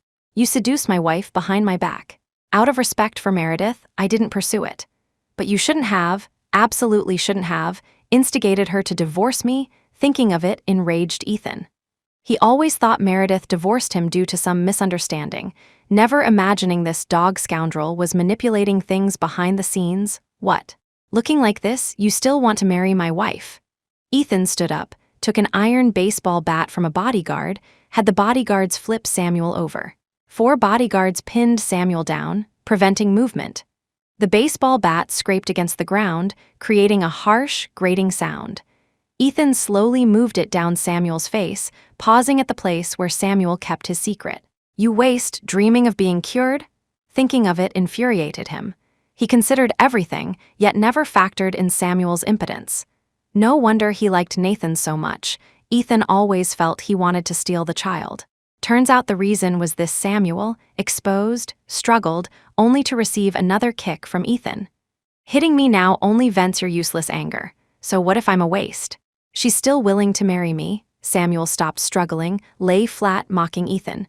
"She's willing to undergo IVF for me. Your child? I don't care about him anymore." Once they had their own child, Nathan Young wouldn't matter to him. He had served his purpose, making Meredith trust him more. By then, Ethan and his son could completely disappear from his world. Unfortunately, heaven didn't grant his wish. Samuel knew being brought here meant the power struggle between the Pierce and Sutton families had concluded. The Pierces lost. Meredith, he couldn't have her either. Ethan wasn't angered by these words. Instead, he felt relieved. These 7 years, Samuel likely didn't truly understand Meredith. She was honest and perhaps dull, but not stupid. If Samuel couldn't hide his dislike for Nathan Young, the one abandoned would surely be Samuel. Because Meredith disliked scheming in her life, Ethan himself was a living example. The baseball bat moved away from that spot. Ethan settled his own score first. Samuel Knight, if Meredith knew you hired people to beat Liam Stone, what do you think she'd think? The key factor in her deciding to divorce was Liam being beaten and the video Liam gave Meredith. Liam was beaten by Samuel's people. The video came from here. He orchestrated everything. Liam even acted as Samuel's informant, monitoring Ethan's every move. That's why Samuel always knew his actions instantly. You dog scoundrel daring to conspire with Adeline Pierce to dig into my past, turn my own people against me. In the dark world Meredith couldn't touch. Shedding the human skin worn before her, Ethan revealed his demonic side. This appearance, Joanna Chapman had witnessed once before, scaring her so much she still didn't dare set foot in Shanghai. Samuel acted as a liaison, revealing Desmond and Adeline's affair to Liam, even giving him scraps of evidence, making Liam believe he held some leverage over Ethan, daring to negotiate equal footing. Unfortunately, Liam lacked brains. Wendy disliked Meredith and should have stayed away, yet insisted on getting close. Ethan happened to need a cover for Desmond and Adeline. Liam walked right into the trap, bringing trouble upon himself. He indeed caused Wendy's miscarriage, intending to teach her a lesson. But Liam didn't know restraint, attempting to use that trivial matter to demand Yeong shares. Greed exceeding capacity. Liam was weak, his wife from an ordinary family with no background. This secret also involved the Duncan and Pierce families. If Ethan didn't deal with Liam, the combined forces of those two families would ensure Liam wouldn't survive in Shanghai. Framing Liam to appease Meredith was indeed just an excuse at the time. Originally, he swallowed the secret losses from the Duncans and Pierces, enduring. Yet Samuel aimed for a triple kill, retrieve the evidence from Liam, dump Adeline Pierce, and take his wife. No man could tolerate this grudge. HMPH, I succeeded, didn't I? Samuel retorted defiantly. You're just lucky by birth. You bullied her for being an orphan. If not for me, doing this, you wouldn't even have had a chance with her. If not for his injury not recovering back then, fearing failing Meredith, he wouldn't have hidden, letting her end up with Ethan, suffering so much pain. You saw how much she likes me now. If I hadn't yielded to you back then, you wouldn't have stood a chance. This was Samuel's heartfelt truth. If he knew earlier his injury could be healed, he wouldn't have given Meredith to Ethan. Ethan, however, found this utterly laughable, sneering, Samuel Knight, your impoverished background, that meager public servant salary, what makes you think you had money for treatment in the UK? Ultimately, you're still just Adeline Pierce's dog, relying on groveling before her for the money and connections to get treatment. Samuel understood the implication, smiling. Yes, I also grovel before Meredith. At this point, he didn't care about maintaining the facade of a gentleman. He was just this despicable person. This filthy remark finally broke Ethan's composure. The retracted baseball bat swung down heavily. Samuel's mouth was gagged. Muffled whimpers conveyed agonizing pain, tearing through the air. Chapter 193. Protect her, however. Amidst the ruins, besides Ethan's men, another hidden figure fully supported Ethan's actions. In the latter half of the night, such sounds were chilling. Ethan lost patience dealing with him further. Mr. Knight's UK treatment failed. Seems he'll need a period of recuperation. With that, he tossed the baseball bat aside, adjusted his tie, and walked out of the ruins. This was the auto repair shop where Liam was beaten initially. Adrian Pierce, being close to him, knew Meredith had many bodyguards, so he fabricated numerous excuses to separate him from Meredith, then followed Liam, waiting for an opportunity to let Liam tell Meredith the truth. Then, conspiring with Samuel, they deceived Meredith away. HMPH, Adeline Pierce, and Samuel Knight, truly good friends. Marrying to cover for the woman, divorcing to clear the path for the man. Remembering the video Diana Duncan sent him Meredith accepting Diana's check, then smiling coquettishly at a man hitting on her. Ethan desperately wanted to rush to Meredith's home and punish her severely.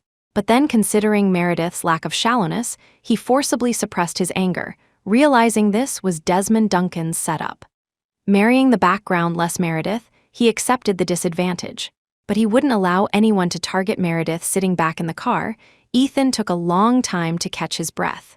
Throughout this entire incident, only Meredith was innocent. Her naive eyes saw only the good, blind to the filth. Samuel was the root cause of her becoming an orphan. Without that disaster, Meredith would still be her parents' cherished treasure, confident and beautiful. If he had met her then, he surely would have been captivated. They would have had a beautiful encounter, a happy marriage. She wouldn't have been deceived away by Samuel's single word, baby. Ultimately, it was his fault, and also her excessive kindness. Ethan instructed the driver to drive, picked up his phone, dialed a number belonging to someone also present in the ruins. "Uncle Sutton, I need to protect Meredith." "Are you sure? She's messing around with Samuel Knight right now. Who knows if she hasn't already colluded with him?" General Sutton on the other end questioned. This Meredith saved his daughter before, but instead of living well, she insisted on mixing with Samuel, making General Sutton feel disappointed and resentful. Think carefully. Young people dating these days aren't as pure as before. They've likely already slept together. You still want such a woman? General Sutton wasn't old-fashioned, but he couldn't tolerate Samuel at all, advising Ethan, "Listen to me. Go back, find another woman who's good to Nathan, marry her, live peacefully. Even if you protect Meredith, she might not settle down with you." "Uncle, don't worry about that. I just need to protect Meredith." Regardless of the consequences, Ethan didn't care. He hung up, looking out the window at the dark night. To them, it seemed unfair to Ethan. But only Ethan knew this was his retribution. He played around with so many women behind Meredith's back before. Now Meredith being with Samuel was just payback, retribution for all the injustice he inflicted upon her previously. He deserved it, his earned retribution. The car reached the main road. A few streetlights flickered on. Further ahead, the lights grew brighter, pushing back the darkness. During turbulent times, intellectuals and the wealthy banded together for mutual protection, living together, attempting to exclude the perceived burden of lower classes. After peace arrived, the impoverished, benefiting from Shanghai's prosperity, gradually moved out of the original slums. Only those left behind by society remained. Committing all sorts of evils, yet to elevate their own status, they named that ruin after the affluent East 3rd Street. South 3rd Street, truly laughable. Clearly suburban outskirts, yet shamelessly comparing themselves to the upper class. After a week of hectic activity, Meredith finally settled into her new home. Nathan Young was on midsummer festival break. Ethan was away on a business trip, hadn't returned. Meredith took Nathan car shopping. The new car chosen was a small SUV style. Nathan tipped off Ethan, resulting in a top-spec configuration for the clueless Meredith. Meredith drove the car back to her university home. On the same day, they celebrated moving into the new house and buying the new car.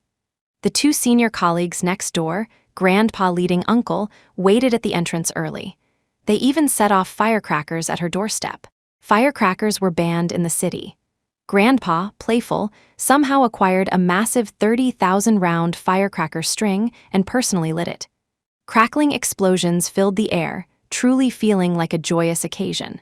That evening, Grandpa was publicly criticized by the dean in the faculty group chat, accused of corrupting the younger generation. Grandpa retorted defiantly. The two ended up in a shouting match. The dean, unable to win, helplessly brought out the retired old dean. Unexpectedly, Uncle ended up suffering, reportedly chased and beaten by the old dean. Old mischievous child loves to play. Kind elders also sent housewarming gifts. An elderly lady next door hand embroidered a peace amulet, asking Meredith to hang it over her main door for protection against evil spirits.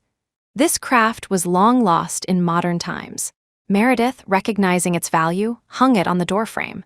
The elderly lady was old, sometimes lucid, sometimes confused, inconvenient for visiting. Meredith hadn't seen her many times. Nathan Young brought his new painting. It depicted him and Mommy riding the T-Rex. Meredith personally framed it and placed it in her own studio. Grandpa and Grandma went to Europe to play. They have a farm there, raise lots of cows. Haven't been back much these years. Auntie went to Paris for Fashion Week. I'm the only one home. Nathan ate the millet porridge Meredith made, updating her on the family situation. Auntie started dating recently. I overheard her talking. She told me not to tell Dad, Nathan whispered secretly. Mommy, you have to keep my secret. I heard Auntie say if Dad finds out, he'll definitely beat up the new uncle-in-law. Meredith found Ethan ridiculous. Emily was long past the age for dating and marriage. Scarlett Sutton, the same age as her, reportedly already had her second child. Yet Ethan still controlled Emily so tightly, and Emily was genuinely afraid of Ethan. This family-sibling relationship was also quite peculiar. Marcus had a mission during the Midsummer Festival, only one day off. So the three had a reunion dinner together. Marcus bought a huge cake to celebrate both Meredith's and Nathan's birthdays, also gifting Nathan a small SUV toy car. Meredith's gift was simpler, a direct money transfer. These years, he had accumulated savings. His sister paid the final installment on the apartment. He always felt money was more practical than gifts, so Marcus always transferred money during holidays. Meredith kept all this money, planning to use it for his wedding later. The cake was large. Meredith cut a piece and took it with Nathan next door to share. Dora happened to be there, playing with Nathan for a long time afterwards. The elderly lady wasn't fully lucid, managed one bite of cake, then had the maid push her wheelchair back to rest. A couple of days ago, Director Jennings sent someone over, wanting to apologize to you, still hoping we can help him with warring states. The two children played house. The uncle-level colleague poured tea for Meredith. He also said the second female lead has strong backing, can't be replaced right now, hoping you'll be magnanimous and overlook the previous incident. Truthfully, saying this much was already offering Meredith a way down. Director Jennings was a famous director, caught in the middle, unable to please either side. That one was untouchable. Meredith was also untouchable. I'm curious, since her backing is so strong, why is she the second female lead, not the first? After the banquet, Meredith returned and did some research on warring states. The male lead was Walter Wang. These years, leveraging the Yang endorsement, he successfully transitioned to the film industry, winning several Best Actor awards. Playing the male lead was well-deserved. The female lead had achieved some success but wasn't irreplaceable. Why couldn't such strong backing secure the lead role? Professor Irving didn't hide much. This involves political matters. Often, power struggles manifest in these superficial affairs. The lead actress is connected to the Joe family. The second female lead is backed by the Duncan family. The Joes protected their actress. The Duncans didn't dare act too blatantly, so settled for the second lead. The Duncans, Meredith knew, meant Desmond Duncan. The Joes aren't the Joes based in Beijing. Their influence reaches Shanghai. As soon as Meredith asked, she realized her naivety. These years, with the Pierce family's support, Desmond Duncan dominated Shanghai. Even the isolated Ethan had to treat the Duncan family's illegitimate daughter courteously. A king tolerates no rivals sleeping beside his throne. The Joe family definitely wanted to curb Desmond. Professor Irving leisurely said, "Rest assured. Although we three are in the art world, unconnected to their power struggles, we two old folks have cultivated some connections over the years. When it comes to dealing with her, we won't hold back at all." The meaning, they would continue painting for warring states, but wouldn't necessarily portray the second female lead favorably. Meredith cared even less. With two senior colleagues backing her, she could just focus on painting behind them. Chapter 194, Midsummer Festival Holiday. Meredith drove her car, taking Nathan Young on a road trip. They went to a nearby famous folk custom street, rented a small courtyard homestay for a 2-day, 1-night getaway. Vehicles weren't allowed inside the scenic area. Nathan Young was thrilled, driving the new toy car his uncle bought him, sporting cool sunglasses. The handsome little boy attracted many photos from passing young lady tourists. Meredith stood nearby, watching her son's popularity, imagining Nathan years later being chased by girls.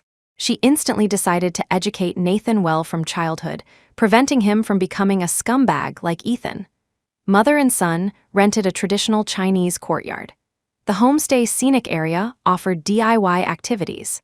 Meredith woke up early, dressed Nathan in festive traditional clothing, put on a relatively neat long dress herself, styled her hair simply following online tutorials. Mother and son, wearing matching hair ribbons, went out to pick wormwood leaves with the scenic area staff. Nathan gathered a large bundle, placed some over the courtyard gate, and took the rest home to put by their own courtyard entrance. At noon, Meredith and Nathan wrapped sticky rice dumplings together. Meredith loved sweet dumplings since childhood. Nathan added several extra dates to the dumplings he made for her. "Dad loves meat. I'll wrap a meat-filled one for him," Nathan said, searching the ingredients for the leanest piece of meat to wrap inside. Mother and son fussed for a whole morning, resulting in only 4 presentable dumplings. They tied them with red string, dotted the tops with realgar powder, and carried them back by the string. Ethan stood at the entrance of their small courtyard. The wormwood leaves tucked into the gate had already wilted. A suitcase lay beside the drooping leaves. Ethan looked exhausted, as if just returned from a long trip. Nathan saw Ethan first, pulled Meredith along quickly, calling out, "Dad!" Meredith was dragged by him to Ethan's front. Ethan squatted down, patted Nathan's head, accepted the dumplings he offered, thanking Nathan. "Dad, Mom and I wrapped dumplings for you. Let's eat together tonight," Nathan said happily. "The dumplings I made for Mommy must be delicious too." Ethan held Nathan, watching her walk step by step towards him through the doorway. Just like years ago when he returned weary from a business trip, gazing at her tenderly. In that moment, hatred surged within Meredith. Originally, they had a very happy home. Now, everything was ruined by Ethan's deception. Meredith initially wanted to shut Ethan out, but Nathan pulled Ethan along. She couldn't be too harsh, letting Ethan follow them inside. 4 dumplings went into the pot. Meredith asked Ethan to take Nathan out for a bath. Ethan's suitcase contained a king crab and other ingredients. Meredith prepared them into dishes. Ethan and Nathan emerged. Meredith asked them to watch the fire while she showered off the oil fumes. That traditional outfit wasn't convenient either. When Meredith came out, Ethan and Nathan had already set the table. The small courtyard gate was closed. A small square table stood in the yard, 3 small wooden stools placed beside it. The traditional lanterns bought on the street today had light bulbs installed by Ethan, hung in the courtyard, glowing brightly. "Mommy, come eat quickly," Nathan was happy, pulling Meredith and Ethan to sit opposite each other. On the table, 4 dumplings sat in the center. Both Ethan and Meredith knew one was wrapped by Meredith for Samuel. In other words, there was one extra. Looking only at Meredith, who was the extra one? Nathan, oblivious, picked up a dumpling and started unwrapping the leaves, revealing the tender white sticky rice and plump red dates inside. He placed the unwrapped dumpling in a small bowl for Meredith. "This is the red date one I wrapped for Mommy." Nathan gave it to Meredith. The second was his own red bean paste filling. The third unwrapped, however, wasn't the meat dumpling for Ethan. It was plain rice. Nathan was momentarily lost, but knew only the 3 of them were home. He still served it to his father. "This is the plain rice one Mommy wrapped for Dad, because Dad is too fat and needs to lose weight." Ethan didn't know whether to laugh or cry. This kid was deliberately exposing his shortcomings. These years, he had even developed abs, yet his son dared call him fat. Meredith also chuckled. Ethan's current physique, though she hadn't seen it, definitely wasn't fat. Ethan felt it was worth it. As long as she could forgive him, he'd willingly eat dumpling leaves now. The dinner was most enjoyable for Nathan. After eating, he insisted on dragging Ethan out to explore the night market. Meredith had already changed clothes, so she didn't go out, staying home to call Samuel. Lately, Samuel had been acting strangely since going to the UK. Initially, they video called, later only phone calls. Today, when Meredith called, it took a long time to connect. Samuel hung up after just a few brief words. Meredith hadn't even had time to mention her trip with Nathan. Strange. Even when treatment wasn't going well before, Samuel wasn't like this. Unless something happened. Just then, Ethan returned carrying the sleeping Nathan, arms full of bags Nathan's spoils from the night market. The small courtyard had a guest room. Ethan placed Nathan inside, planning for him to sleep with him tonight. He noticed Meredith, still standing in the small courtyard. Ethan emerged from the guest room, walked towards Meredith. He approached her, sat down under the lantern in the center of the courtyard. A wine cup sat on the square table, the realgar powder dissolved within the wine. She faced the moon, drinking alone. Ethan sat beside her without invitation, sighing, counting the years. This is the first midsummer festival we've spent together in 8 years. During these 8 years, he countless times wished he could return to that midsummer festival. Not go to France on business, stay and accompany her. Or return immediately after the business trip, find her right away, not worry about Emily tipping off his parents. Now they sat under the lantern, drinking together, a family celebrating the midsummer festival. Perhaps a second child would be running around too. "Meredith, I have something to tell you." Meredith turned back, looked at Ethan, waited for him to speak. "Are you really not considering remarrying me?"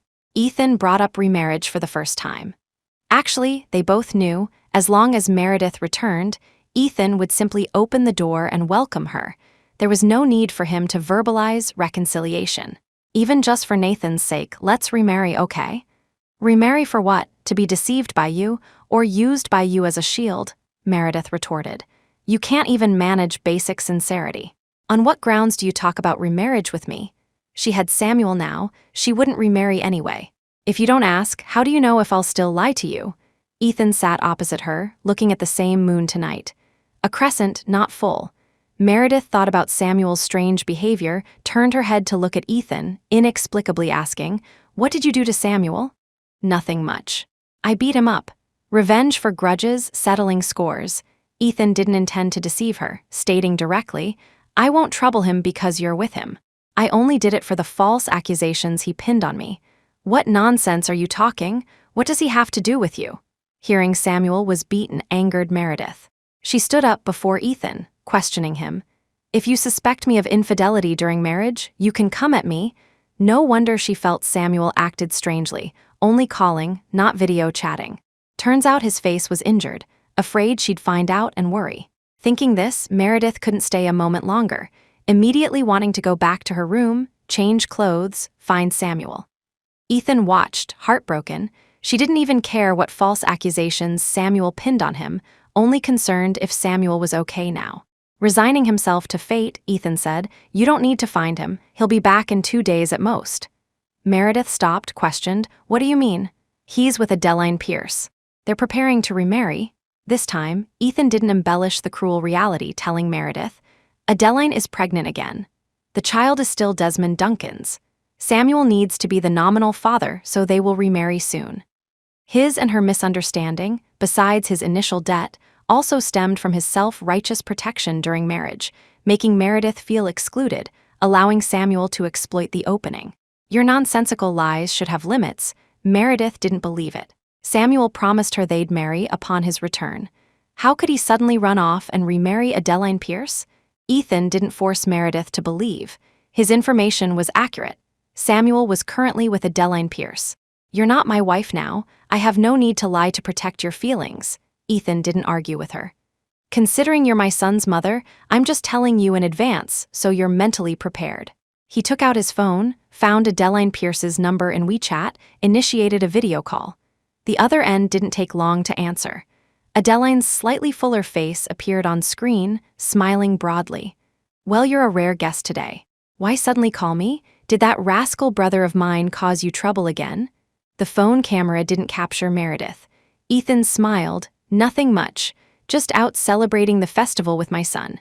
Have some free time now. Wanted to congratulate Big Sis A. Congratulations on the smooth second pregnancy." Meredith stood frozen, neck twisted unnaturally, watching Adeline, full of charm, inside the screen. "Hey, what's there to congratulate? The first child my husband and I lost hurt him deeply. Now that my husband and I are remarrying, we should have a child. Only then will my husband feel some comfort." Just as she spoke, Samuel's voice came from behind in the video. "Big Treasure, don't use the phone. Radiation is bad for little treasure in your belly. Come drink soup." Adeline smiled obediently. "Okay, coming." She then bid Ethan farewell and hung up. Meredith had already turned and left long ago, returning to her room. Chapter 195. Break up Big Treasure, Little Treasure. She foolishly fell for Samuel because of 2 words, only to realize now how fragile those words were. He could call anyone that, as long as he wanted. He would love Adeline Pierce's child just as he would love Nathan Young. Ethan followed her. The small courtyard door was open. He didn't knock, directly using his key to enter. Samuel sat at the dining table inside, facing the door. Seeing Meredith, he smiled. "You're here. Come eat breakfast quickly." His face showed no abnormality. Ethan's beating seemed not too severe. The two ate as usual. Samuel took care of Meredith. She ate her fill before he ate the leftovers. The small robot purchased that time, fully charged, circled Meredith's feet. They bought two. One for Meredith to play with, the other, probably reserved for the little treasure in Adeline's belly. Just this one day, Samuel never again called her big treasure. Calling her that now would taint her. Today, Adeline and I are going to remarry. After breakfast, Samuel finished washing the dishes in the kitchen, tidied everything in the house immaculately, then sat down facing Meredith, informing her of his decision made these past few days. "Meredith, I'm sorry. Couldn't marry her, couldn't be with her. Reason? Because Adeline promised you a better future, or did Desmond Duncan threaten you?" Meredith asked. "I need a reason." "Meredith, my treatment failed. I need something in hand to survive." Samuel choked slightly, all the despair of these years culminating in this moment. He wouldn't lie to her, no need. "Meredith, you must believe I treated you sincerely. Listen to me, go back and remarry Ethan." With that, Meredith could no longer contain her sadness, stood up, turned her back to him, about to leave. "What business is it of yours? I won't die without a man. With my current abilities, what kind of man can't I find outside? Must I hang myself on one tree?" Samuel walked step by step closer, embraced her from behind, holding tightly, whispering in her ear, "Listen to me. Go back and remarry. Adrian Pierce is useless clay. The Pierce family relies solely on Adeline to hold on. General Sutton knows about your past affair with me. Ethan has been covering for you, not announcing the divorce publicly. Right now, only he can protect you. These were all his past mistakes, shouldn't let Meredith bear the consequences. Desmond Duncan is running for election, the Joe family watches closely. The Duncans want to ally with Ethan through marriage. Both families cannot tolerate you." His voice was very low, almost inaudible. Samuel whispered even lower, "Scarlett Sutton's husband is the youngest son of the Joe family. Baby, I need to protect myself first, then I can protect you later. You need infinite glory in the future, so I can rest assured." This signified family alliances, clear divisions already drawn. The Pierces and Duncans were one camp. Samuel, due to his past entanglement with Scarlett Sutton, offended the Suttons. To protect himself, he had to align with Adeline. Scarlett Sutton and the Beijing Joe family were one camp. Arthur Young and General Sutton started out together, definitely one camp, indirectly connecting them to the Joes. And Meredith originally saved Scarlett, but because Samuel forced her suicide, causing the breakup. Samuel was now with her again, yet broke up badly with Scarlett because of her. This layer of relationships alone formed a closed loop. Neither she nor Samuel could escape. Meredith understood. They were the same, needing a little usefulness to prove they were needed, even to prove they were alive. "Now, walk out this door. No one knows we were ever together. Don't tell anyone you had a relationship with me before." Samuel paused. "You also know Adeline is rather dominant. I understand. I won't tell anyone about our relationship." Meredith understood. Adeline didn't know the person Samuel had a relationship with was her. Their relationship was like a bubble, floating in the air, yet transparent and insubstantial. She removed the ring from her finger, placed it before Samuel. "Thank you very much for your help all along. I also respect your current choice. I wish you a bright future." Once intimate, now only able to offer wishes for future prospects. She long lost the capacity for sadness or grief. Samuel made the best choice for both of them. Putting down the ring, Meredith left. Downstairs, Meredith reached her car. Just as she drove out of the complex gate, she saw Ethan standing alone by the roadside. Seeing her car, he charged out recklessly, blocking Meredith's path. Meredith slammed on the brakes. Still shaken, Ethan had already gotten into the car, sitting in the passenger seat. "What are you doing?" "Get out." Meredith regained her composure, angered. "If you don't value your life, don't drag me down with you." Looks like Samuel couldn't resist the temptation. Ethan, however, remained composed. "Drive, take me back. I'll tell you about Marcus's situation." Marcus was Meredith's eternal soft spot. Meredith started the engine, drove forward. Ethan felt bitter inwardly. He couldn't compare to Marcus nor Samuel. Back then, you wanted to break up with me. I admit I had people follow Marcus, intending to make him suffer a bit, let you know how good it was being with me. His uncle came looking for trouble. I had people follow his uncle. That short video Liam showed you, my people filmed it. His men witnessed the entire process at the scene. Ethan said, just after Marcus left, someone intercepted his uncle and beat him fatally. He was a bystander, fully aware Marcus didn't hit his uncle. So you found a way to frame him. You let my brother suffer injustice in prison? Meredith gripped the steering wheel tightly, hating the so-called truth to the core. I admit, I delayed Marcus's case, waiting for you to come find me. But claiming I framed Marcus, I won't admit. Liam was beaten by Samuel's people. He thought I beat him, so he filmed the video and informed on me. He couldn't possibly produce the video to prove Marcus's innocence. Firstly, his inaction led to the uncle's death. Secondly, it would reveal his intention to harm Marcus, only worsening their relationship. But he never expected that a little selfishness would ultimately lead to their divorce. Everything formed a complete loop in Meredith's mind. Liam possessed the video Samuel deliberately leaked, using it to blackmail Ethan. Desmond helped him, so they rendezvoused privately with Adeline at their engagement party. Samuel, as one of the insiders, dragged her in too. Is this why you framed Liam and Wendy? Only this could perfectly explain why Ethan went through such lengths to send Liam to prison, or at least tarnish him with the stigma of economic fraud. Meredith, holding scandals doesn't necessarily mean leverage. It can also be a death warrant, Ethan answered cryptically. Before, you were my wife. These matters didn't concern you, so I didn't tell you. I also didn't expect it to lead to so many complications. Marcus imprisoned, she marrying Ethan, Adeline and Desmond meeting secretly at their engagement party, demanding Ethan cover for them. Ethan seeking revenge on Wendy for her. Coincidentally being filmed by Liam, who went looking for Wendy, capturing some footage of Desmond, Liam thinking he held leverage, blackmailing Ethan. A flood of information overwhelmed Meredith. Lost in thought, she heard a traffic police officer shouting. Meredith snapped back to reality. She had made a mistake at a major intersection, running a red light. Don't get out, I'll go talk to. Careful, Ethan had just unbuckled his seatbelt, intending to negotiate the penalty with the traffic police, when he saw a plain private car speeding towards Meredith's side. The car instantly flipped several times upon impact. Meredith was pinned beneath Ethan. Her head inevitably hit something. Before losing consciousness, Meredith felt a sense of relief. Good, no need to think anymore. Chapter 196, Car Crash. The car accident was severe. At the intersection, Meredith's car flipped, colliding with other vehicles. What started as an incident caused by running a red light escalated into a chain reaction crash. Meredith, the initial culprit who ran the red light, suffered a head injury and remained unconscious. Ethan, who shielded her, sustained the most serious injuries. Although conscious, his right leg was trapped, the situation critical. Consciously, he called for doctors, transferring her directly to a private hospital. By the time his surgery was complete, public opinion outside had fermented into an uncontrollable storm.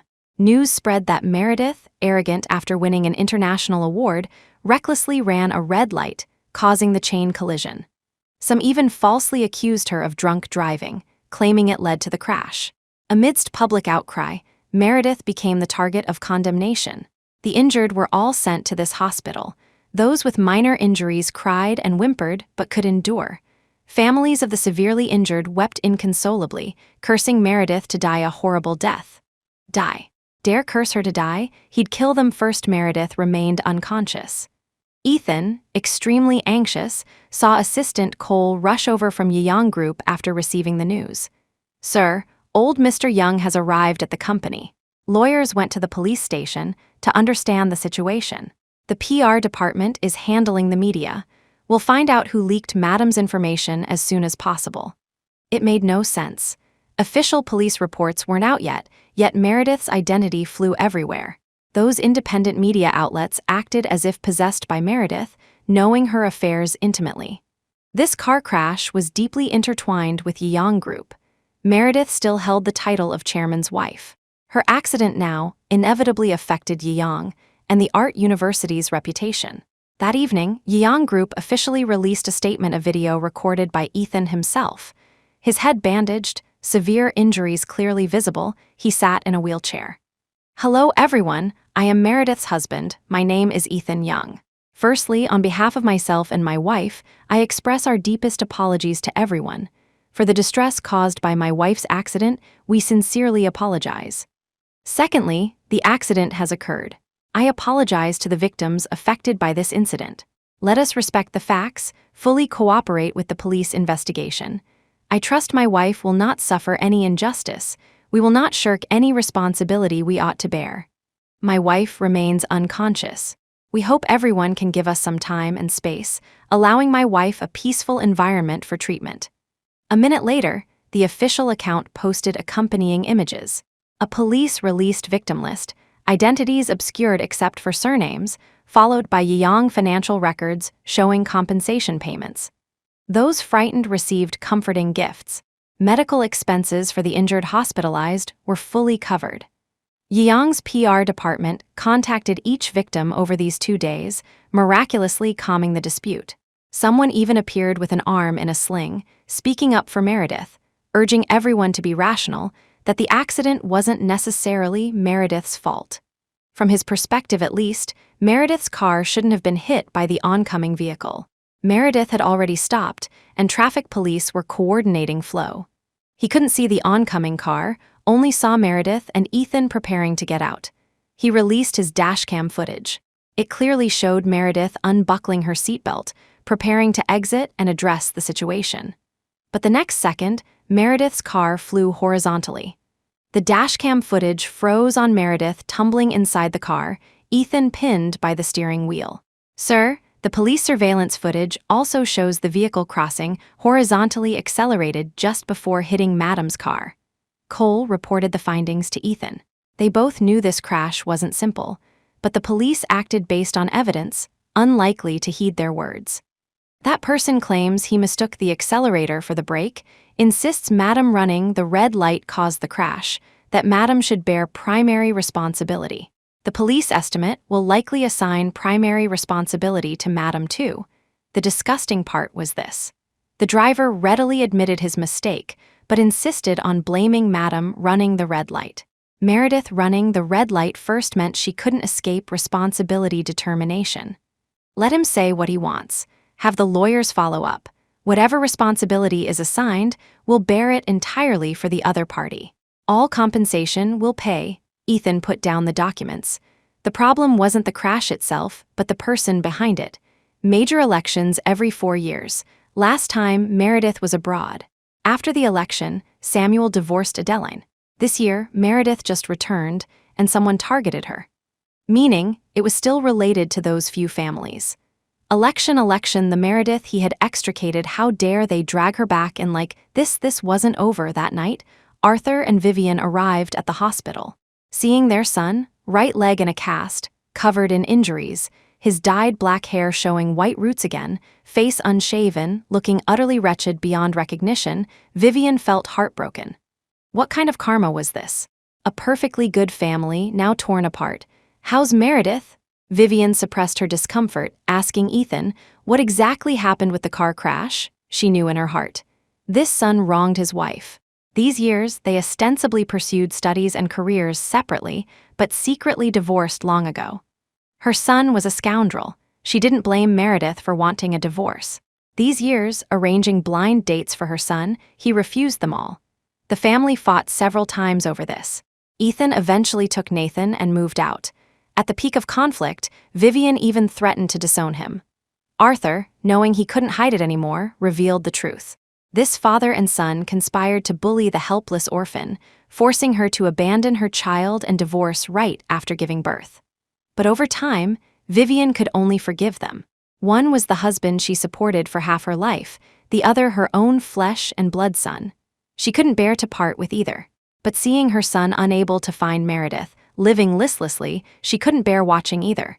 So she simply avoided seeing, bought a farm, went abroad for peace and quiet. This time, Meredith returned successful and famous. Just a few months, how could she end up bedridden? Looking at her son, thin beyond recognition, and her daughter-in-law lying in bed, Vivian's heart ached for both. What exactly happened? Is someone targeting our family? Arthur asked. Ethan shook his head. Dad, Mom, don't get involved in this. I don't care who it is. Today they harmed my wife, made her lie here. I will make sure their entire family lies down too, whether it was the Duncan or Pierce family, even the Sutton family. He meant what he said. He might not be Meredith's husband anymore, but Meredith would always be his wife. Meredith remained unconscious. Doctors confirmed her condition was stable. The coma might be due to PTSD, no fatal injuries. Marcus learned the news several days later. He was on assignment with his unit.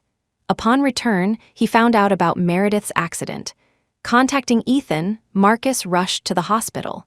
Meredith was still unconscious, sustained by IV nutrition. Ethan looked about the same, one leg appearing severely injured, an IV needle in his hand, likely also receiving fluids. How's my sister? Marcus burst in, disregarding Ethan's injuries, grabbed Ethan's collar. Why is she lying here? Asking these questions was futile. Marcus knew Meredith was in a car crash. He also knew her condition wasn't good.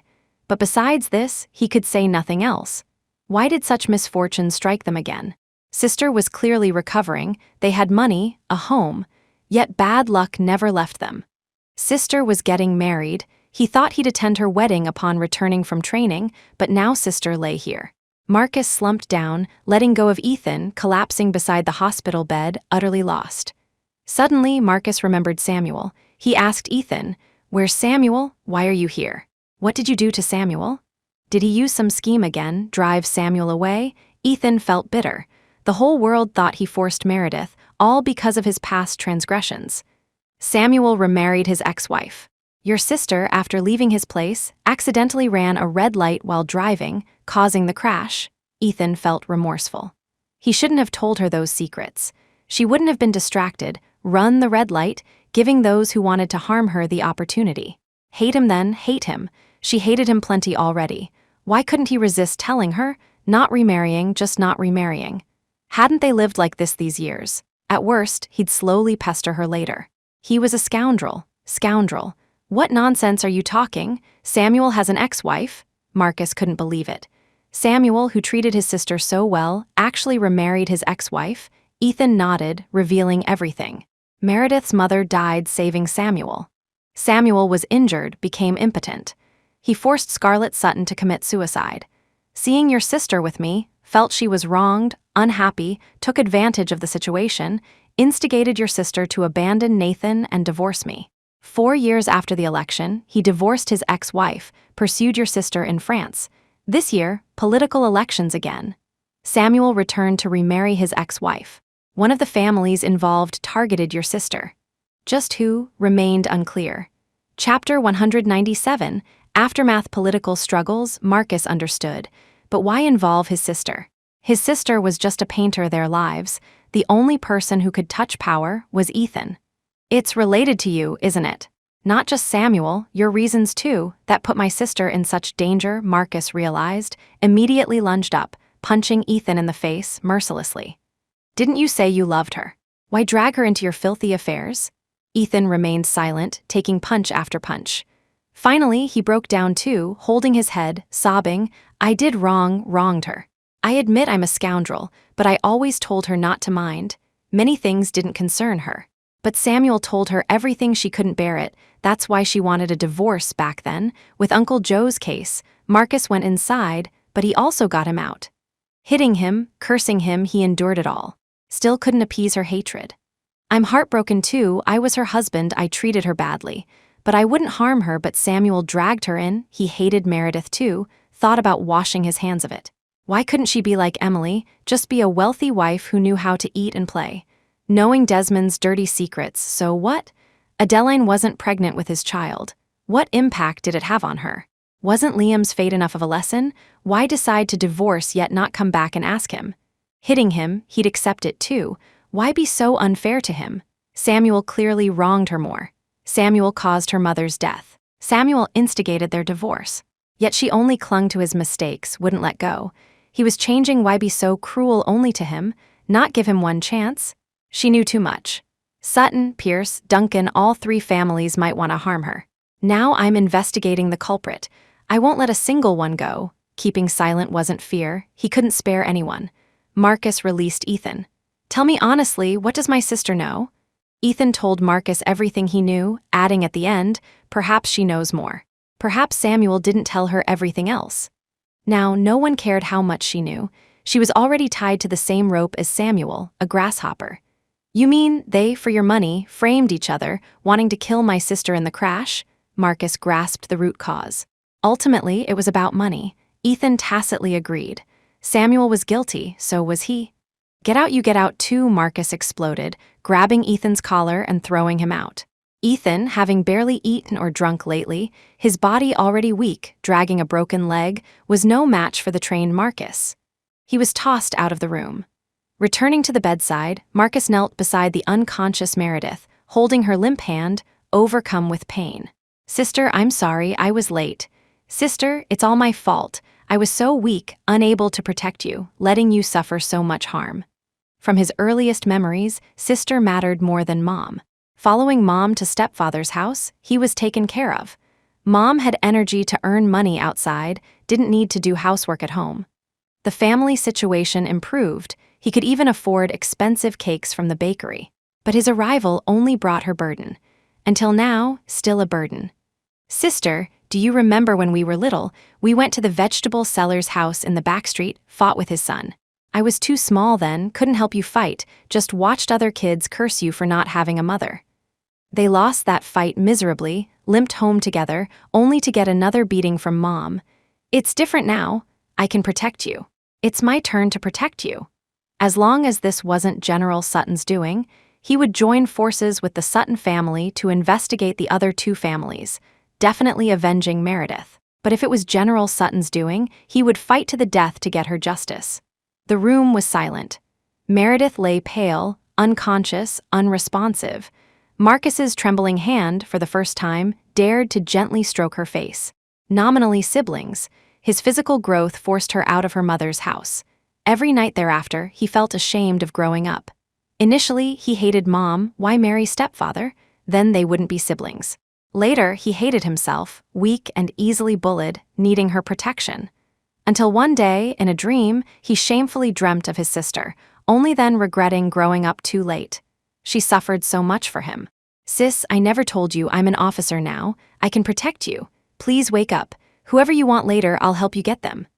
Leaning down, Marcus whispered classified information, watching her eyelashes flutter. Sister, I'll work hard to climb higher. I'll take care of you later.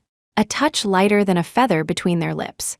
Marcus had rehearsed this countless times during his adolescence.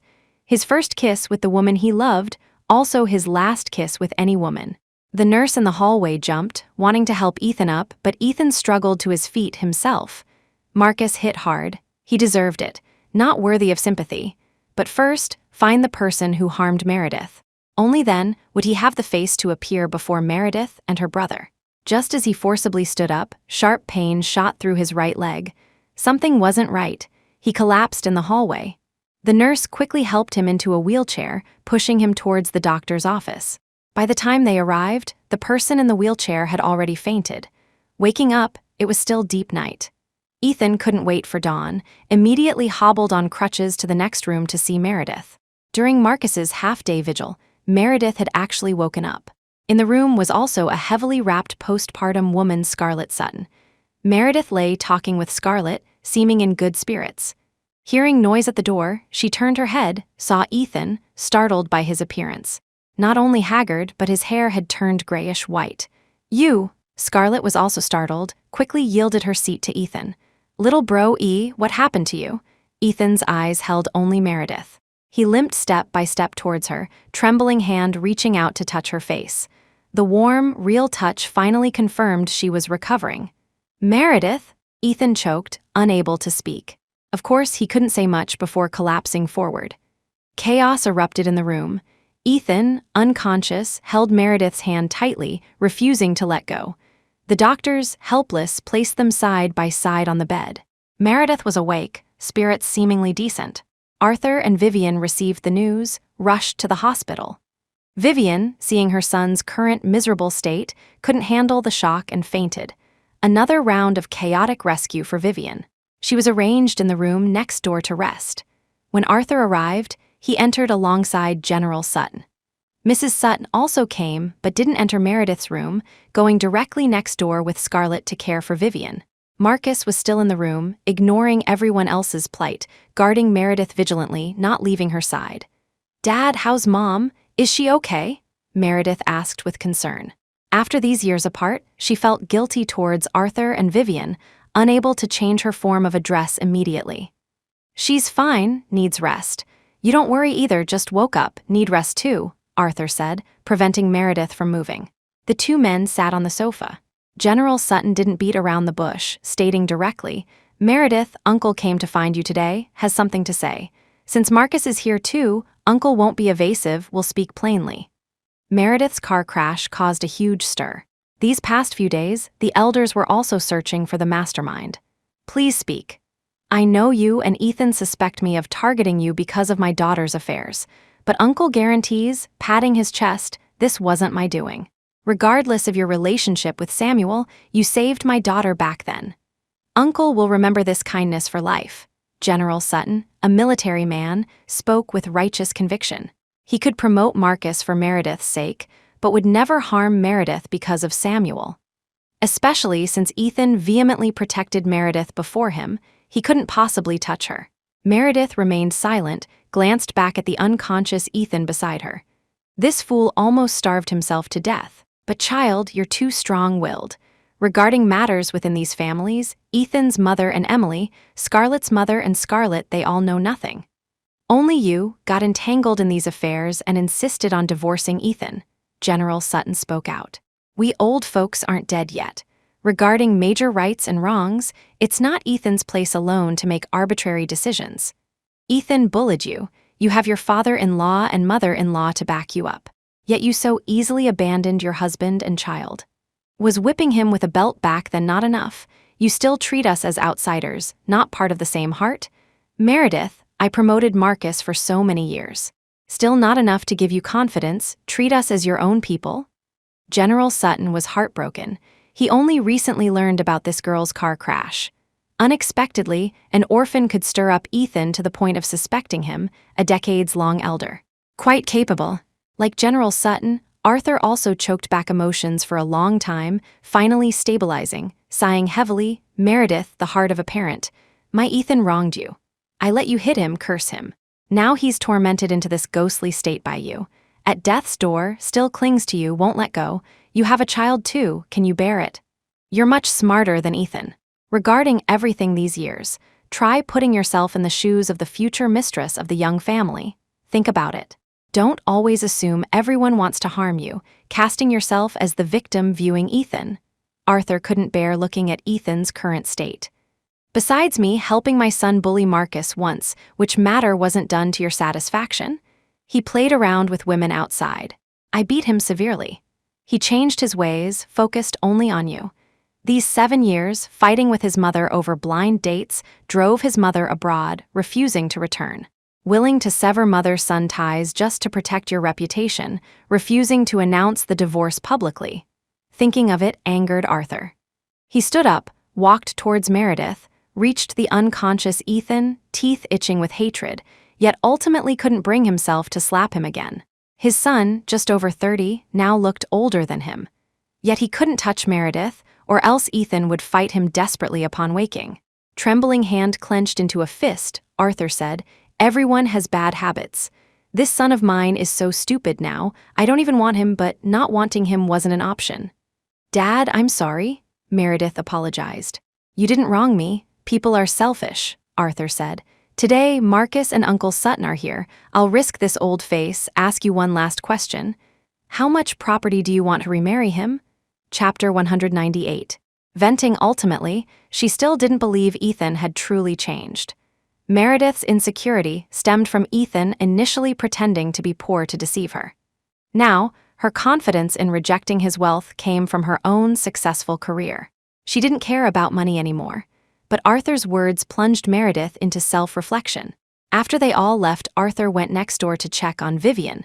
Marcus went back to National University. With Scarlett's family, only Meredith and Ethan remained in the room.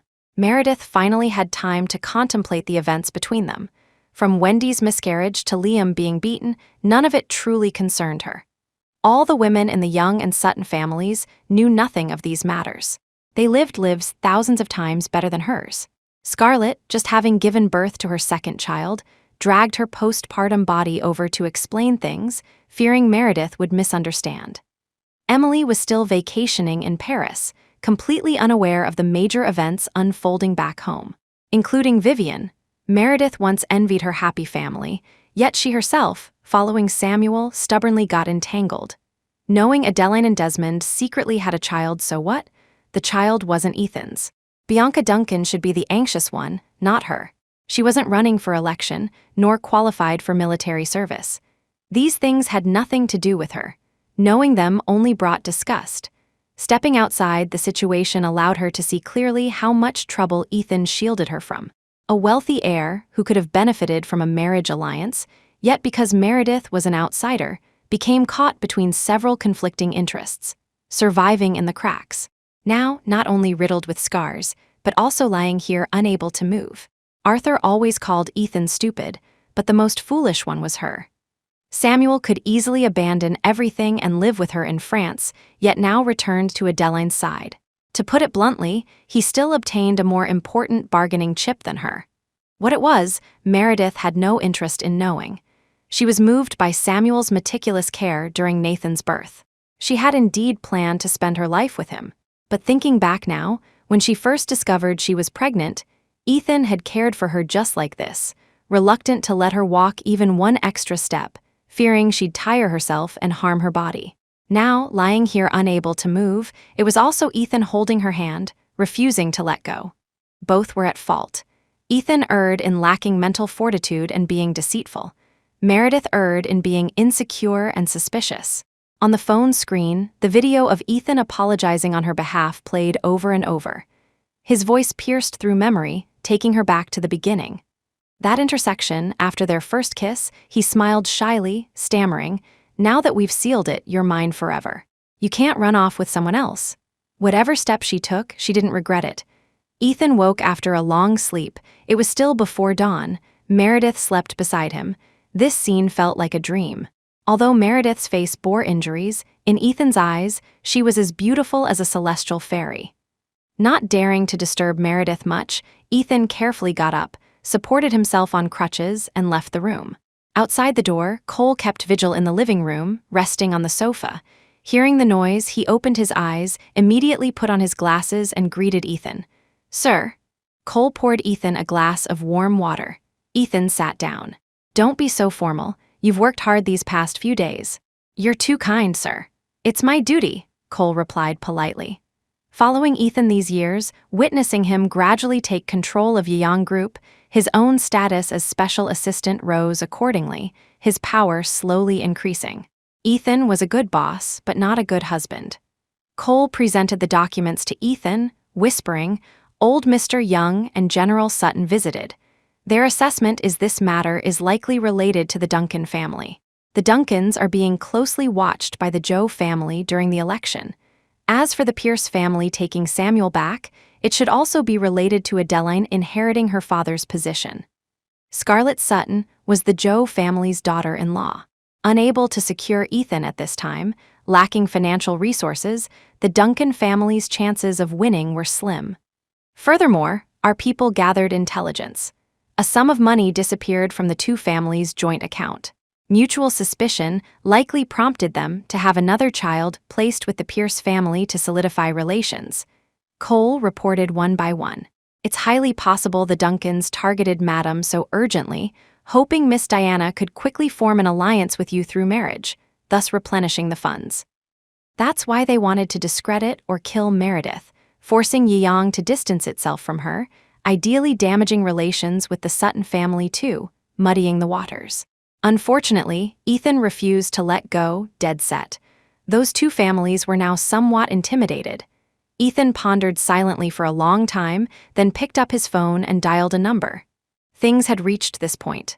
Playing the victim would only allow them to ride roughshod over him. Then, No need to show them face anymore. Meredith's car crash caused a citywide uproar. Yet Yeong's damage control was impeccable, no cold handling, no delays in payment. Ethan, as Meredith's husband, immediately apologized and offered remedies the moment the incident occurred, earning a wave of positive public opinion. Subsequently, someone revealed the two had divorced 7 years prior. Public opinion erupted again.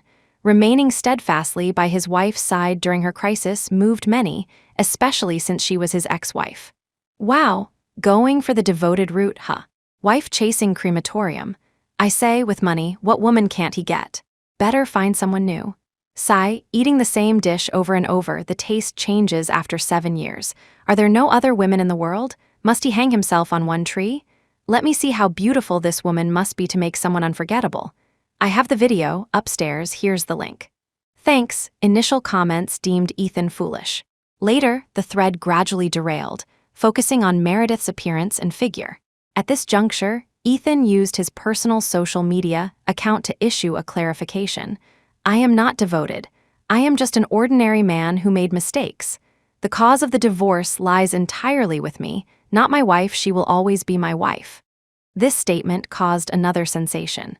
Conversely, some people began imagining the hurt Meredith suffered previously. Her impoverished past during university was dug up again. Opinions varied, good and bad, but more people hoped the two could reconcile. Meredith gradually recovered during this time, watching Ethan's aging with complex eyes, fully cooperating with doctors in front of him, aiding his rehabilitation. His leg injury was severe. After Marcus threw him, potential long-term defects were possible. Arthur and Vivian still didn't know. Ethan forbade anyone from telling his parents.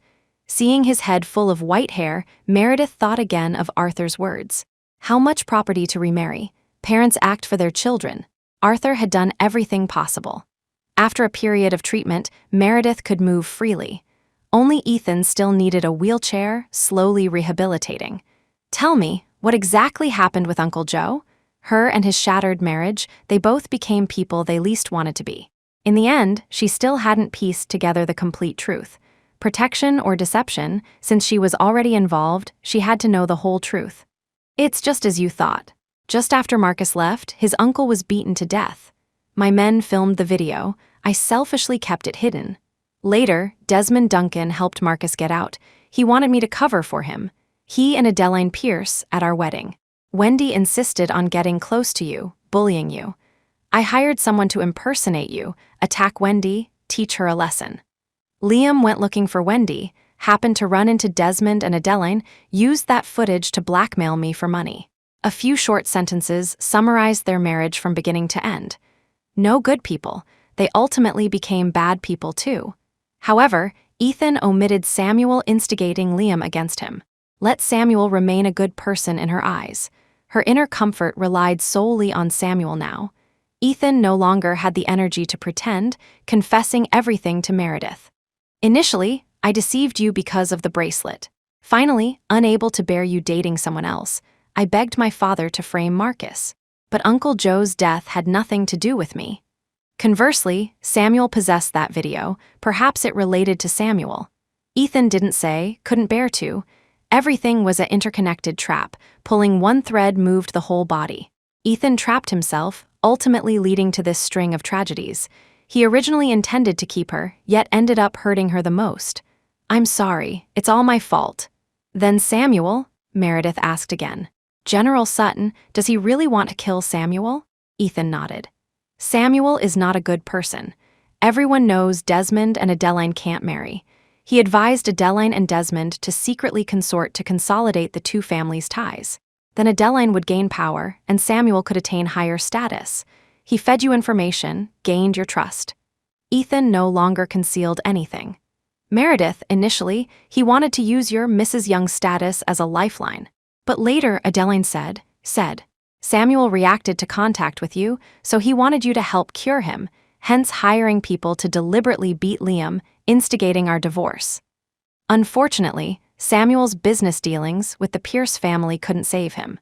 He had to return to the prince consort position to protect himself, yet implicated Meredith, causing her injury. Meredith believed and disbelieved these words. Samuel treating her well was real, using her was also real.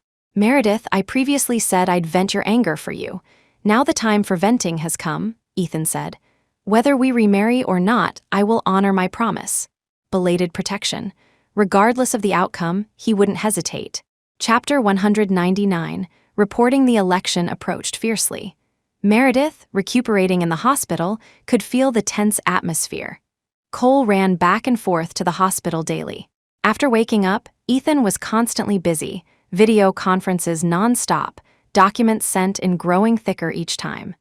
Despite his leg injury, apart from mobility issues, he functioned as usual. This was Desmond Duncan's most crucial opportunity. His father had retired. A successful election this time would propel him to the pinnacle of his political career, surpassing his father. The next step, competing in Beijing, confronting the Zhou family's influence, required this solid foundation. During his recuperation, Desmond Duncan visited Ethan once. Meredith was present. Seeing Desmond's affable appearance made her feel nauseous. As a participant in this car crash incident, he could still nonchalantly banter with Meredith. You two, your relationship is more dramatic than young couples. Bickering is fine, just reconcile, remarry quickly, have another one. If it's a daughter, send her straight to our family, be my daughter-in-law. We'll be in-laws through our children. Seeing Diana Duncan had no chance, he naturally sought another path. The first child in both families was a boy. Desmond, saying this now, naturally expressed his hope for Meredith to have a girl, who could then become the Duncan family's daughter-in-law, achieving a similar effect to a marriage alliance. Meredith cooperated at the time, smilingly replying, "That'll have to wait until his leg can move again." Ethan just grinned foolishly, not forgetting to add, "It's very healthy, always able to move." Inadvertently, Meredith made a risque joke. Ethan's current attitude convinced Desmond Duncan that she and Ethan had truly reconciled. He even discussed election matters openly in front of Meredith.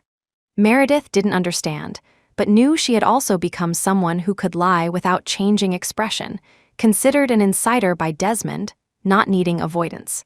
But in reality, they only met when outsiders visited. Later, Desmond didn't visit again. Meredith recovered fully and could be discharged. Marcus came to pick her up. She didn't inform Ethan when leaving. Ethan, hearing the commotion from the next room, didn't come out either. Now was summer break. Meredith joined the Warring States crew, starting to capture scenes. The two senior colleagues were elusive like dragons, appearing and disappearing unpredictably. Meredith was left alone to handle the scene captures. War scenes are inherently unpleasant. After a day, Meredith was always covered in mud. Often, when Nathan Young came looking for her, he too would leave covered in mud. Ethan hadn't been discharged yet. His rehabilitation wasn't progressing smoothly. After Meredith left, he started experiencing pain, unable to sleep at night due to the aching. "Dad, are you better today?" Nathan frequently visited Meredith on set. Returning from her set, he would always be covered in dirt. He took small pastries from his superhero backpack to give Ethan, whispering, "Mommy made these herself, I specifically saved 2 for Dad." Meredith was skilled in the kitchen. Previously, because of him, she stopped entering the kitchen. Now, for the child, she started making small treats for him again. But Nathan knew Dad would surely like them too. He was still young. This was all he could do to help Dad. Ethan's eyes warmed seeing the pastries, wanting to save them for his son, yet wanting to keep them for himself. Ultimately, he held back, letting Nathan eat them. Once he avenged her, he would have the confidence to appear before her again. The election was tumultuous. The Duncan and Zhou families clashed fiercely. Even Meredith, an outsider, heard whispers. After several days of intense, thrilling conflict, the two families transitioned from covert struggles to open confrontation. No one expected the Duncan family's downfall would originate from the Pierce family. A young woman compiled all her information and publicly accused the Pierce family online of abusing power, even directing her to set traps and drug people. Weeping, she detailed the events clearly. While studying in Shanghai, Tianheng Real Estate, backed by the Pierces, recruited young, beautiful, financially strapped girls. They used these girls at social functions to seduce partners or rivals, filming videos to blackmail these targets. She had a special assignment: target the young family scion. She was instructed to drug him, secretly film incriminating videos to threaten the young family for commercial cooperation advantages. After serving him, the plan was to disable him somehow. This way, if she got pregnant, the young family would surely have to accept her. Unfortunately, the young family scion didn't fall for it. Her seduction failed. Conversely, the Pierces tried to silence her. The method: arrange for homeless men to assault her outside the school, film it, and threaten to release the video if she spoke carelessly. The girl revealed her wrists, crying about her vanity leading to deserved retribution, now suffering severe depression. She felt dirty, tormented by nightmares daily. So now, she wanted to reveal everything, then leave this world cleanly. Before the video could gain traction, a murder occurred at the girl's registered location. The girl in the video committed suicide at home by overdosing on pills. Her parents sought media exposure, demanding justice, amplifying the incident significantly. The Pierce family was momentarily plunged into crisis, consequently implicating the second female lead in Meredith's film crew, who also became much more subdued. Meredith remembered this girl. Emily had used this incident to scare her back then. Unexpectedly, this girl was the one who tried to seduce Ethan that night. The incident caused a citywide uproar. The Duncan family, closely associated with the Pierces, was also implicated. The Joe family relentlessly pursued the matter, attempting to push Desmond Duncan out of the candidate pool. The Duncan family walked on thin ice, meticulously maintaining a positive public image. Just as things slightly improved, trouble erupted again within a minor branch of the Duncan family. An anonymous report letter arrived, containing a large sum check, accusing the recipient of illicit income sources. The Duncan family was affected, also placed under investigation. During the investigation, Desmond Duncan's wife, Bianca Duncan, delivered a fatal blow.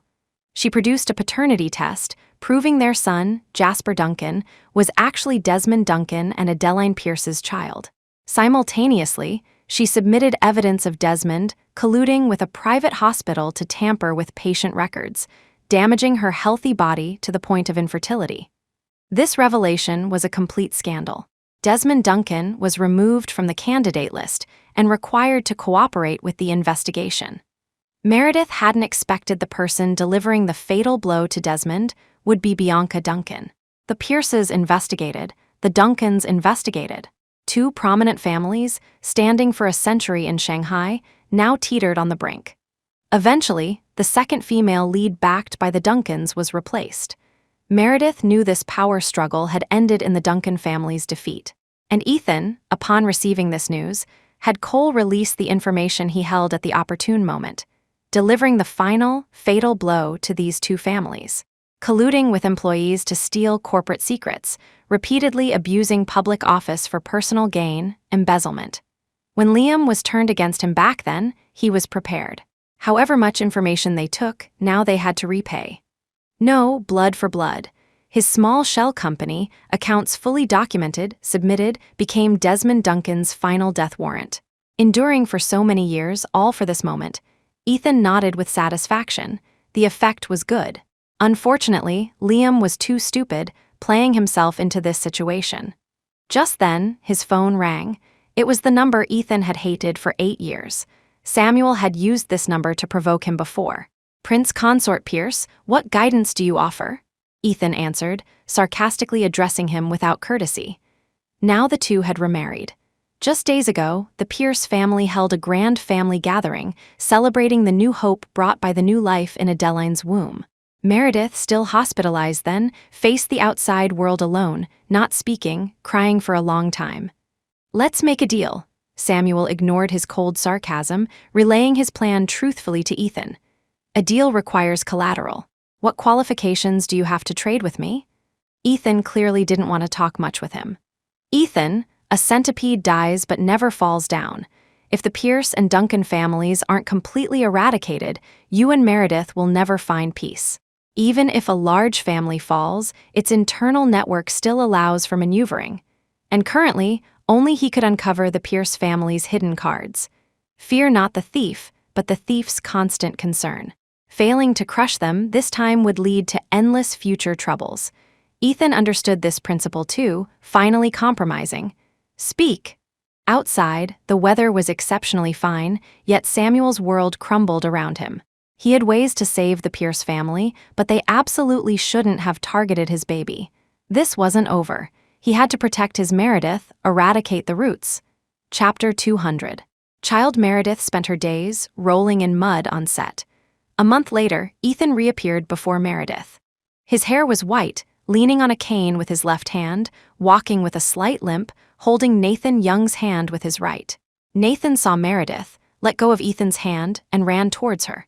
Mommy Meredith had just emerged from the battlefield, covered in mud. Seeing Nathan rush over, she quickly dodged him. "Be careful, Mommy's covered in dirt." Ethan walked over slowly.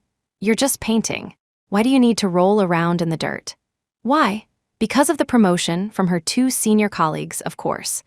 They heard the National Art Museum acquired a treasured masterpiece of Chinese painting and absconded together without notice. By the time Meredith found out, their plane was already landing. Meredith became the designated errand runner, dashing back and forth between photography and art departments daily, finalizing scenes before showing them to the 2 seniors for review. There was a water pipe on set. Meredith rinsed off haphazardly. It was break time. Nathan was playing War in the Battlefield with the male lead, Walter Wang. He held his toy gun like a superhero, a troop of extras acting as soldiers under his command. The little prince indeed had it good, even playing games involved an entourage. Meredith sighed. Ethan handed Meredith a drink. Meredith didn't refuse. After Arthur personally apologized, Meredith no longer held a grudge about Uncle Joe's incident. Although reconciliation with Ethan wasn't possible, they could at least speak calmly. "How are things with Desmond Duncan?" Meredith asked. Being outside the circle, she only knew superficial details. Ethan, being inside, knew more specifics. Bianca Duncan, such a seemingly fragile woman, actually capable of such earth-shattering actions, it was unexpected. Ethan didn't hide anything. She submitted many documents from Desmond's study. They are currently under investigation. The outcome likely won't be ideal. Then, Meredith wanted to ask about the Pierce family, but hesitated. Samuel was with the Pierces. She wanted to know Samuel's current situation. Even if Samuel wasn't a good person, during their time together, Samuel treated her sincerely, genuinely paved the way for their future. Parting ways, Meredith wasn't overly sad, but now with the Pierce family in trouble, Meredith didn't feel happy either. At least Samuel broke up honestly, unlike Ethan's deep deception back then. Ethan took a deep breath. The Pierce family situation is very troublesome. That girl died, but more girls stepped forward accusing the Pierces. A large amount of evidence has been submitted. It will take time to investigate. The military world originally had strict regulations. The Pierce and Duncan families colluded, clearly dividing labor. Duncan's facilitated, Pierce's accumulated wealth. Many in the business world fell into this trap. Ethan escaped because of Meredith. If he had been disabled by the Pierces back then, his family likely would have become puppets, unable to escape this time either. So, Shanghai's sky had long been dark. Subsequently, Ethan added, "Meredith, I apologize to you." Meredith was confused. What was he talking about now? Saying Samuel used you was my unfounded conclusion. His remarrying Adeline this time was to protect you, Ethan revealed. This was also a truth he only recently discovered, but he didn't want to deceive Meredith anymore, deciding to tell her everything. Tianheng has been investigated by the Commerce Department. All related companies suffered some impact. Only Archer Co. remains unscathed. As long as Finn Archer didn't make major mistakes, Meredith would forever receive dividends. In other words, even without remarrying him, Meredith could live comfortably for the rest of her life. Speaking of Archer Co., Meredith finally relaxed slightly. "I know, Samuel told me long ago. This time he didn't lie to me either. When they were together, Samuel once said he would always take care of her. Later, Samuel also said, unless dead, absolutely won't leave her." Those power players often had premonitions about when their lives might end, so Meredith felt sad but not heartbroken. "Ethan, can Samuel be saved?" Meredith asked. "I mean, will his sentence be lighter?" Ethan shook his head. The attack this time was fierce. The Pierce family brought Samuel back indeed to strategize for the election, but failure naturally meant becoming the scapegoat. And Samuel would plead guilty, wouldn't argue, because he knew in his heart. He wanted to destroy everyone in the Pierce and Duncan families involved in harming Meredith. So he gave all the girls' information to Ethan, having Ethan send people to encourage them to step forward, testifying to the Pierce family's crimes. Meredith, you actually know Samuel couldn't escape. Ethan looked towards the distant Nathan rolling in the mud. You saved Scarlett Sutton. You were instigated by Samuel to divorce. General Sutton resents Samuel. No one can persuade him otherwise in this matter. Meredith didn't push further. The outcome didn't matter. But now, General Sutton treated her like his own daughter. All her affairs with Samuel, General Sutton attributed to Samuel's seduction, just like Samuel seduced Scarlett away from home back then. Initially, she also thought Samuel returned to the Pierce family for power, but later Meredith overturned this guess. Facing criminal charges domestically meant possible survival. Fleeing abroad meant uncertain life or death. And she couldn't abandon her current fame and fortune to flee with him. If the Anti-Corruption Bureau contacts you for questioning, remember to call me immediately. Ethan didn't explain further, but Meredith understood. Only by maintaining a lingering connection with Ethan could she use Ethan's influence to convince the authorities she had no connection with Samuel. The Pierce family was doomed. The second female lead was eventually replaced. Many scenes in the film needed reshooting. The crew's workload was heavy. Meredith couldn't capture the desired scenes for painting, ending up eating and sleeping on set. Ethan frequently brought Nathan Young to visit the set. The crew knew they were visiting Meredith, so treated her with extra courtesy. Initially, Ethan just brought Nathan to play. Later, he gradually brought some braised snacks. The crew bought ready-made food, but the braised snacks handed to Meredith, one bite told her they were handmade by Vivian. Meredith couldn't eat a single bite. All these years, as a mother-in-law, Vivian had done everything possible. Meredith considered herself reasonable, but occasionally thought, if her future daughter-in-law tormented Nathan Young into this state, she might not be generous enough to still cook for the divorced daughter-in-law. This bite of meat conveyed Vivian's attitude. She didn't blame her. Meredith saw Ethan, saw through his white hair to Vivian braising duck parts in the kitchen, saw Arthur, the iron-boned man, apologizing to her and Marcus, asking how much property she wanted to remarry. Ethan wasn't a good son. He owed too many people. Ethan, if I said I'd remarry because of Samuel, would you still insist on remarrying? Meredith didn't hide it from him, directly bringing up Samuel's name. He asked me to remarry you. He hopes I'll live well in the future. But remarrying means he will forever exist between us. This third party, he wouldn't leave. Ethan showed no surprise, smiling. Actually, the day he knew he'd be arrested, he and I already made an agreement. We would each keep secrets. He wouldn't reveal Samuel caused his father's death, indirectly causing Meredith's mother's death.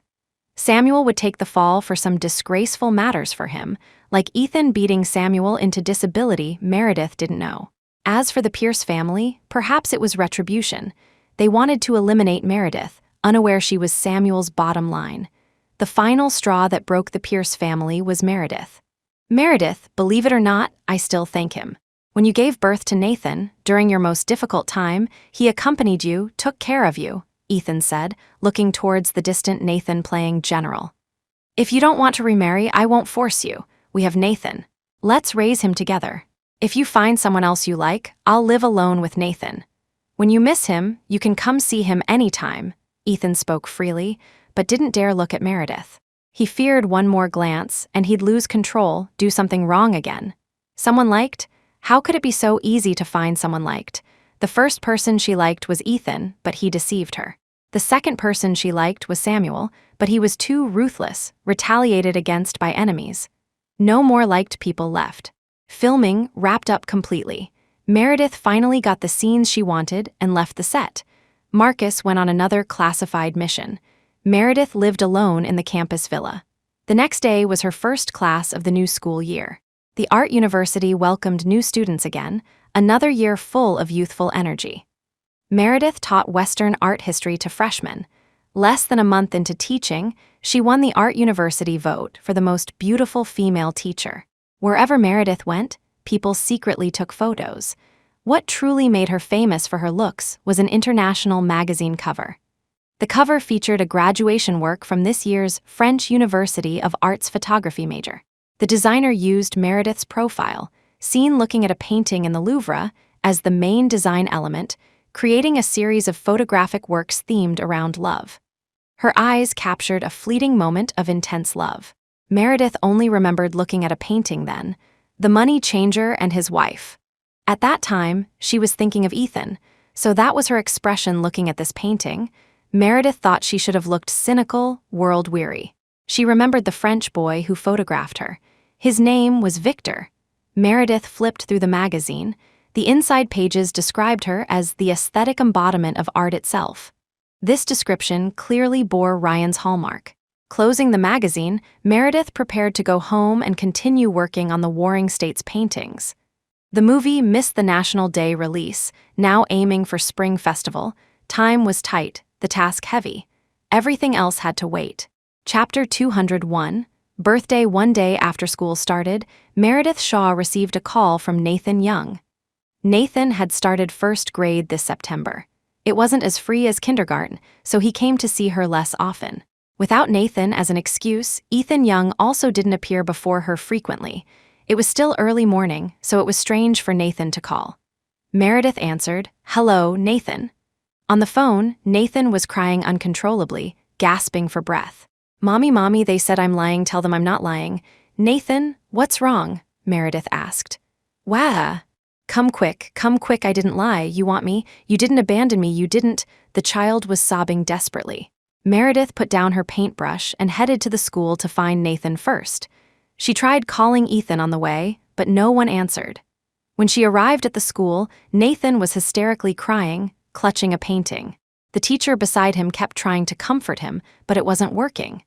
Seeing Meredith arrive, Nathan immediately ran over, grabbed her hand, and pulled her inside, saying to another boy in the office, "See, this is my mommy, I wasn't lying." The other boy and his father looked somewhat embarrassed. The father said to Meredith, "Miss Shaw, I'm very sorry. My son is still young and his words hurt the young master."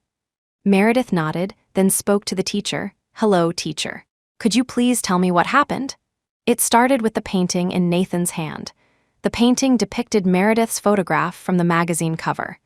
The international release date was a few days earlier than the domestic one, so Ethan already had this magazine. Meredith unfolded the painting Nathan held. The paper was crumpled from his grip, but you could still vaguely see the person in the painting resembled Meredith. He was a natural painter. Meredith found it incredible. "Wah. He said you don't want Daddy and me anymore, wah." Nathan cried heartbrokenly. Meredith roughly understood the situation. A classmate knew about Meredith and Ethan's divorce and casually said, "Your mommy doesn't want you and your daddy anymore." Nathan started crying and wouldn't listen to anyone. Finally, the teacher had no choice but to call both children's parents to mediate. That's basically what happened. The classmate apologized to Nathan, but he kept crying, "So we had no choice but to ask you to come." The teacher, a gentle woman, explained the whole incident concisely. The boy's father looked awkward but had to brace himself and say, "Miss Shaw, I'm truly sorry. My son didn't mean it. It's just that my divorce with his mother affected him greatly, so when he heard about divorce, he assumed you didn't want Mr. Young and his son anymore and misspoke." At this point, he had to be truthful. He couldn't afford to offend Nathan's father, Ethan Young, nor Meredith, who was now a well-known lecturer at the Art Institute. Meredith understood and didn't blame the father and son. Just as she was about to say it was okay, the classmate pulled Nathan's hand and cried, "I already said sorry. Why are you still crying? When you cry, your mommy comes, but no matter how much I cry, my mommy never comes. I want my mommy." "Wah. I want my mommy. My stepmom always hits me. Daddy only likes my little brother. I want my mommy." Halfway through, the classmate also burst into loud tears. The teacher had a massive headache and could only say awkwardly, "Well, divorce really does hurt children." The father hugged his son, trying to comfort him, while Meredith hugged Nathan, doing the same. The scene resembled a tear-jerking drama, with the two boys competing to see who could cry louder. The parents had no choice but to separate the boys and comfort them individually. Meredith took Nathan to the playground. Several classes were having PE class there. Meredith sat side by side with Nathan, unfolded his painting, and asked, Why did you decide to paint me?" This angle was difficult to paint, completely exceeding Nathan's skill level as an elementary student. The oil pastel strokes weren't very skilled, but they strongly captured her style. Today is Daddy's birthday. I secretly painted this as a gift for him," Nathan said between sobs, hiccuping twice. "Daddy looks at this magazine every day. He's looking when I go to sleep at night, and he's still looking when I wake up in the middle of the night to pee. So he wanted to paint a picture for Ethan and brought it to school.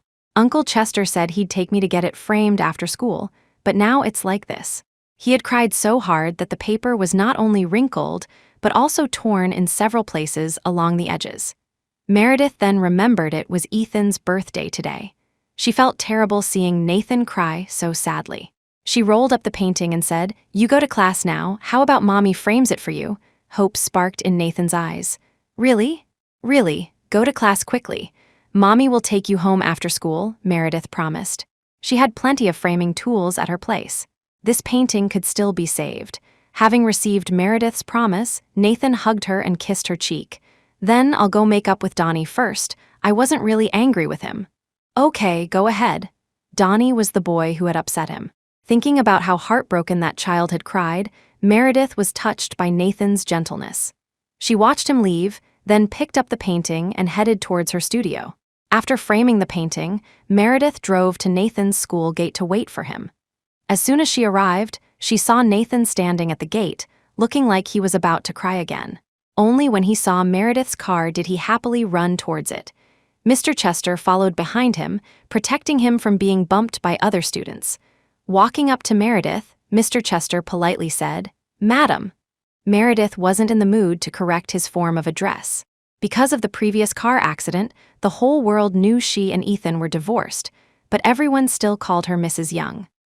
"Mommy, let's go." Nathan grabbed Meredith's hand and proudly told Mr. Chester, "Uncle Chester, Mommy is coming home with me today to celebrate Daddy's birthday."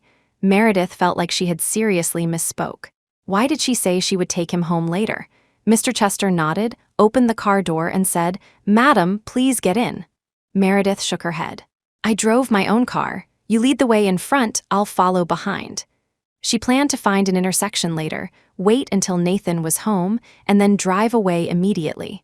However, Meredith's plan went awry. Nathan insisted on riding with Meredith. Otherwise, he would start crying about, "Mommy doesn't want him." But Meredith didn't have a child's seat in her car, so she had no choice but to ride with Nathan in the Y12 MX. The car drove towards the mid-levels of Harbor City, stopping in front of a traditional style gate.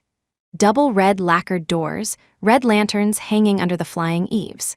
Meredith and Nathan got out of the car, and Nathan pulled Meredith inside. They walked through the traditional garden. Nathan led Meredith all the way to the main courtyard where Ethan lived. Through the covered walkways, Meredith felt the exquisite detail of the traditional garden and could appreciate the care Ethan had put into maintaining it over the years. "Mommy, let's make a cake for Daddy, okay?" It was the first time Nathan had brought Meredith back. He showed her around the courtyard. Now they were in the kitchen of the main courtyard. Nathan put on a small apron, his face full of excitement, asking Meredith, "When Daddy comes home and sees our cake, he'll be really happy." Meredith nodded pretentiously, then gestured for the nanny to help Nathan make the cake while she watched them from the side. Nathan had a lot of fun, but the resulting cake was less than satisfactory. The colors were garish reds and greens, and the flower in the middle looked like blob. Meredith forced herself to praise it aesthetically, but inwardly she doubted how a child who painted so well could have such terrible taste in cake decorating. Perhaps he had just inherited Ethan's kitchen killer trait, truly contradictory. After the cake was made, the nanny also prepared a few dishes and placed them on the dining table. Nathan asked everyone to leave. He wanted to give his dad a surprise. He brought Mommy home today. Daddy would definitely be happy. Chapter 202, Baby. However, Nathan waited and waited, but Ethan never came back. Nathan's stomach rumbled with hunger, but he stubbornly waited for Ethan. Meredith couldn't leave and had to wait with him. Calling Ethan's phone yielded no answer. Nathan couldn't hold on any longer and fell asleep, hugging Meredith's arm. Meredith waited until he was fast asleep, then picked him up and carried him upstairs. The small building had 3 floors. The nanny said the master bedroom was on the second floor. There was only one room on the second floor, so Meredith found it easily. Turning on the light revealed an antique-style room. The mahogany-carved furniture was exquisitely handcrafted. In the center hung a large scroll painting, the very authentic piece they had seen hanging in the hotel back then. Below the scroll, a discipline ruler was displayed, the one Vivian Young had specifically given Meredith back then to discipline Ethan. Meredith opened the inner wooden door and, following the light, placed Nathan on the canopy bed. She took off his clothes, then went to the bathroom to get some hot water to wipe his hands and feet. After tidying everything up, Meredith stood up, ready to go home. Just as she turned, Ethan appeared at the doorway of the inner bedroom. His face was dark as he stared intently at Meredith.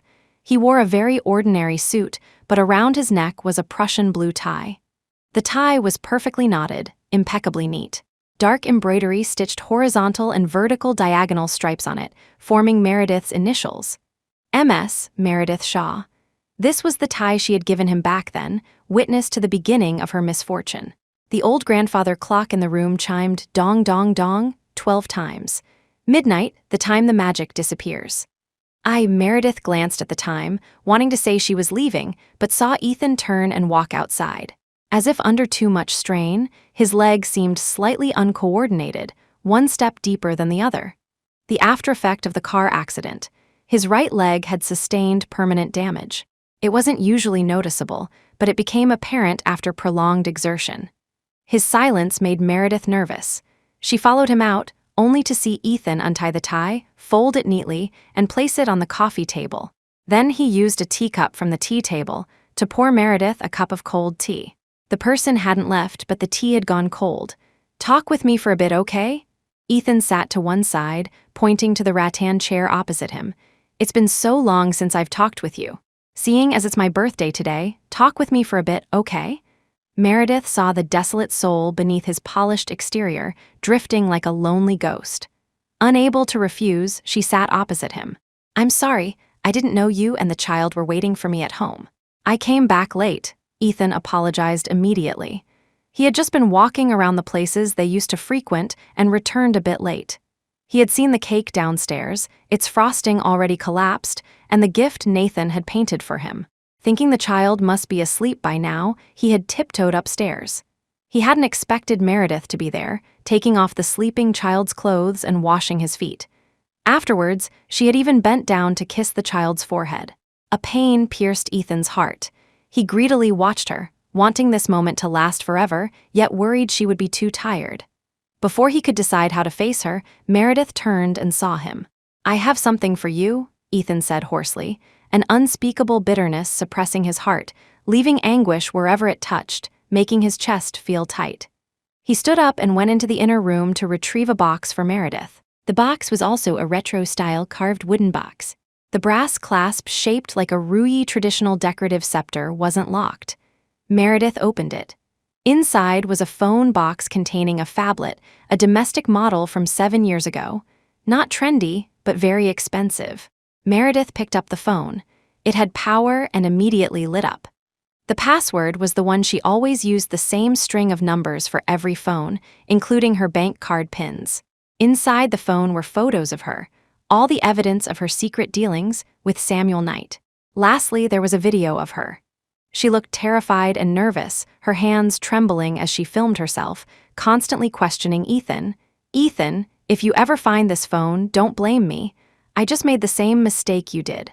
I forgave you, so you should forgive me too. You can't blame me. You have no right to blame me for wronging you." Meredith watched the version of herself in the phone, the anxiety and fear of developing a relationship with Samuel, the guilt and apprehension towards Ethan, which led her to film such a video. Trying to convince herself she hadn't done wrong, she had merely made the same mistake Ethan had. Deep down, she still hoped Ethan would forgive her after finding out. Tears welled up in her eyes. Meredith forced herself to remain calm, looked up, and saw Ethan holding a discipline ruler, slowly, step by step, kneeling before her. "I did wrong, causing my wife hardship and leaving her to give birth alone, unable to care for her. Please forgive me, wife. I don't blame you. Reaching this point is all my fault. You were just hurt too deeply by me. I don't blame you at all. Please, wife, forgive me." Meredith looked at him and asked, "You say you were wrong, where did you go wrong?" "Wrong in deceiving you from the beginning, wrong in making you face hardships, and still foolishly hoping you could be the same as before." There were many misunderstandings between them that could have been avoided, but the hurt he inflicted on her was too deep, so she would rather trust others than him. "Meredith, I'm no longer a good son in my parents' eyes, nor am I a good husband. At least let me be a good father in my son's eyes, okay?" He had disappointed everyone. He couldn't disappoint his son too. "Please, let me be a good father. Give our son a complete family." Ethan's eyes were red as he stared fixedly at Meredith, pleading, "Stay. Let's not waste any more time hurting each other. Even if it's just for our son, I accept it." He remembered the words he had used to threaten Meredith into marriage, saying she would be his mistress. He had said Meredith's child would have to watch his biological father be with someone else's child, spending holidays alone. Unexpectedly, it all came back to haunt Nathan. He was wrong, utterly wrong. "Meredith, stay. I'm begging you." A discipline ruler lay before Meredith. Meredith had used that ruler to hit Ethan several times. Now it was in Ethan's hand, placed before her. When Liam Stone's parents came to beg them to spare Liam, Meredith was upstairs. Vivian Young had personally handed the ruler to Meredith. "This son of mine is full of flaws. If it were Emily who suffered so much bullying, Ethan would surely want the other party dead. But when it's himself, he can't see his own mistakes," Vivian had told Meredith when giving her the ruler. "But the fact that his father, Emily, and I can still stand by your side after all that's happened shows that he at least has some redeeming qualities in your eyes. How many mothers-in-law blindly protect their sons? How many marriages die because of mother-in-law relationships? And how many mother-in-law relationships fail because the son doesn't maintain the family bond?" Apart from Ethan's past wrongs, the other three members of the Young family had never made things difficult for her after the marriage. When Vivian hadn't given her daughter-in-law shares, Ethan had given her 2 cards, one of which was a supplementary card with a credit limit in the tens of millions. When the shares were given, Ethan immediately gave her his portion to manage as well. It was all because Ethan had laid the groundwork with his parents, letting them know how important Meredith was. Now, Ethan had become like this because of her.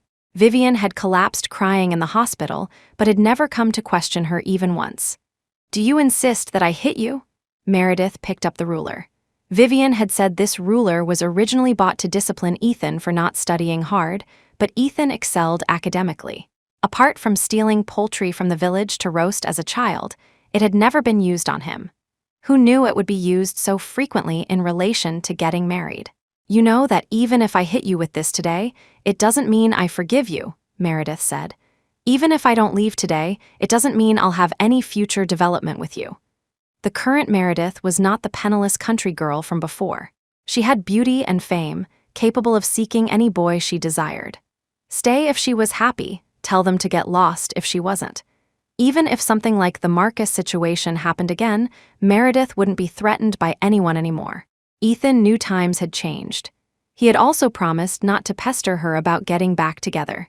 But just now, the sight of Meredith had shattered the little self-control he had painstakingly built. "Meredith, Mom gave it to you, acknowledging you as the only daughter-in-law. I also acknowledge only you," Ethan said in a suppressed voice, afraid of waking Nathan sleeping in the inner room. "I've jokingly kneeled before you in the past. Now I sincerely beg you, I was wrong before. Let's start over, okay?" Between husband and wife, when together, all sorts of shameless things can be said, but they can't be taken seriously. Meredith thought of the phone she had just looked at and asked, "You know about me and Samuel too. Aren't you afraid I'll find someone better in the future and abandon you?" Ethan shook his head. "I'm more afraid you'll abandon me now." He knew best. Meredith wasn't that kind of person. Otherwise, when Samuel was in trouble, she would have reconciled with him long ago, and Samuel wouldn't have sacrificed the rest of his career to make a deal with him to protect her. Meredith asked again, "What if I always love Samuel?" Ethan just shook his head, unable to say anything. He was still a man. Even if his heart compromised, his lips couldn't voice it. Meredith understood. She took a deep breath. This was the only time she picked up the ruler, without wanting to hit Ethan. She stood up, walked over, and placed it back in its original spot. Just as she put it down, Ethan rushed over and hugged her tightly from behind. His arms bulged with veins from the excessive force, squeezing Meredith until she couldn't breathe. Only then did he relax slightly. "Meredith, thank you." "Thank you," Ethan sobbed behind her. He would never again dare to say Meredith loved him so much she would never leave him. He urgently wanted to prove his love for her, trembling with nervousness like the day he first confessed his feelings. Amidst this passionate embrace, Meredith remembered the text message on the phone she had just seen. There was still a red dot on it. It had arrived this morning. Ethan probably hadn't seen it. "Little treasure, I can't hold on anymore. I have no more attachments, only your stability gives me peace. Listen to me, baby. Samuel's number." Perhaps he didn't know the phone was already in Ethan's hands. Renewing the lease on that apartment back then was purely for hiding things in the future. After all, Ethan would never think of that place. Unexpectedly, he still found it. Baby, for those 2 words, she had been willing to be with Samuel. Now, those same 2 words came from Samuel's mouth. The least she could do was listen to him one last time, be with Ethan, so he could rest assured. "Meredith, Meredith, I love you, I love you." His breath was hot and rapid, afraid she wouldn't believe his words, repeating these few words throughout the entire process. Samuel had said many things, but never that he loved her. Her thoughts were stolen by Ethan. Meredith finally resigned herself to fate. What a pity Sonny couldn't be born. Chapter 203, Consequences. Nathan Young received the biggest surprise of his life. When he woke up today, he found Mommy sleeping next to him, and Daddy was hugging Mommy from behind. And they were even wearing matching pajamas. Nathan was so excited he almost shouted, but quickly covered his mouth. Grandma had said that when Mommy and Daddy sleep together, they'll have a little brother or sister, so he mustn't disturb them. Nathan quietly got up, climbed over his parents, got off the bed, and tiptoed out.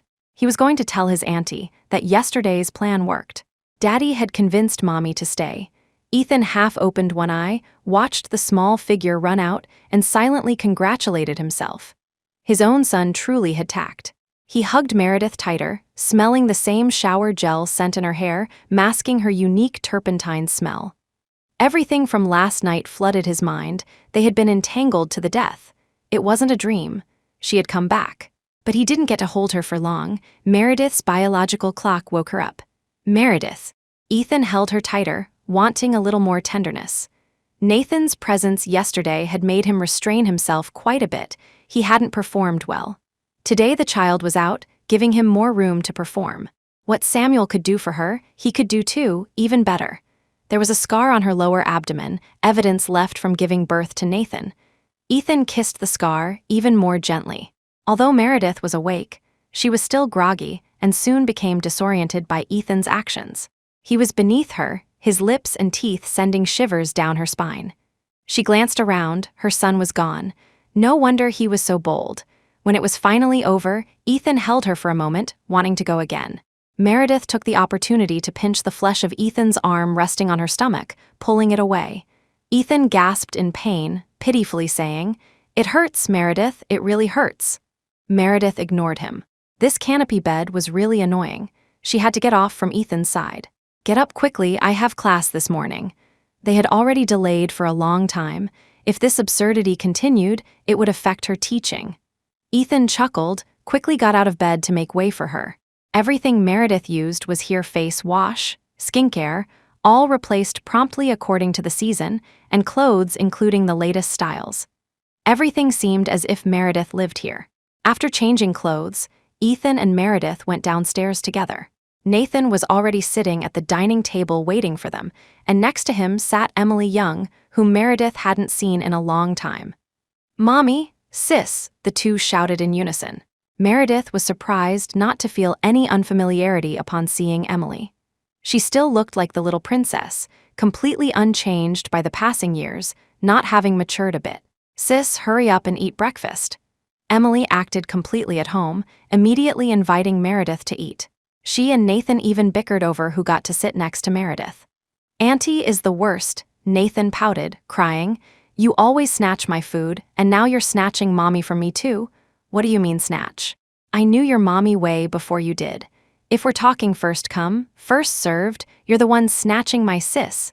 Emily didn't yield just because he was a child. She had wanted to come back long ago. If her parents hadn't forbidden her, afraid she'd mess things up, would she have waited until today? The two argued endlessly, finally settling with Meredith sitting between them, one on each side, and Ethan sitting opposite. Ethan took a deep breath, enduring. This was his own sister and his own son. Meredith glanced at Ethan, seemed to remember something, got up, busied herself in the kitchen for a moment, and came out carrying a large bowl, placing it in front of Ethan. "Meredith, you." Ethan was thrilled Meredith still remembered him, but looking at the contents of the bowl, he was speechless. It was dark, with oil floating on top, looking rather unclean. "Pot rinsing water, hot, no detergent added," Meredith explained. "Since Chairman Young sincerely sought reconciliation and admitted his mistakes last night, let's start with this bowl of slop." She remembered what he had said. Since the soup she made resembled slop, let him drink his fill. Emily and Nathan exchanged a silent look, then lowered their heads and quickly finished the chicken soup in their bowls, afraid Meredith would get upset and serve them a bowl too. Ethan took another deep breath, enduring. This was his wife whom he hadn't even warmed up yet, but this water, truly awful to drink. His mouth was really cheap. After breakfast, Meredith needed to drive to class. Emily pulled Meredith aside, stammering, "Sorry, sis, yesterday I secretly drove your car and accidentally got a flat tire." Beside them, Mr. Chester remained expressionless. Yesterday, when Miss Emily was figuring out how to disable Madam's car, he had been nearby and suggested this idea, even lending a hand because Miss Emily's crying was even more annoying than the young master's. Meredith saw through Emily's little trick at a glance and prepared to leave with Nathan in one car. This place was quite remote. Taxis were non-existent. Emily once again played her wingman role, insisting on squeezing into the same car with Nathan, leaving only Meredith and Ethan. There was no choice. Ethan drove Meredith to the Art Institute. As soon as the two left, Emily picked up Nathan and ran back inside, calling her parents at home, screaming as she ran, "Dad, Mom, they made up." Arthur Young answered the phone, just nodded calmly. Beside him, Vivian Young heard the news and breathed a sigh of relief, clasping her hands tightly, tears welling in her eyes. Good, everything would be peaceful from now on. After Arthur hung up, seeing Vivian trembling, he said, "Don't get too excited either. Hurry up and slaughter those cows at the farm tomorrow. We'll have hot pot together when they come back. Stop obsessing over those two cows, making it seem like they were separated." Mentioning the two cows, Vivian immediately went back to her room to pack her luggage. Arthur felt a massive headache coming on, despairingly wailing, "Where are you going now?" "My farm is short 2 sheep. I'm going over now to pick a few with good meat quality to raise. Meredith loves lamb. They'll be big enough to eat in a couple of days," Vivian said happily. Both sentimentally and rationally, she cared for Meredith, and Meredith's well-being also determined her son's happiness, so she had to treat her well. It's just that what this father and son did behind her back then was truly hateful. If she hadn't given the discipline ruler to Meredith, she would have wanted to whip this irresponsible father herself. Sitting in the passenger seat, Meredith watched the scenery pass by, but her mind was on other things. Suddenly, Meredith shivered and asked Ethan, "Do you know what happened with the Pierce family?" The Duncan family's situation was easier to find out about, as news reports would cover who took power. But she was an outsider. She couldn't inquire about matters concerning a family like the Pierces. Marcus was on a confidential mission. She hadn't been able to contact him for some time either.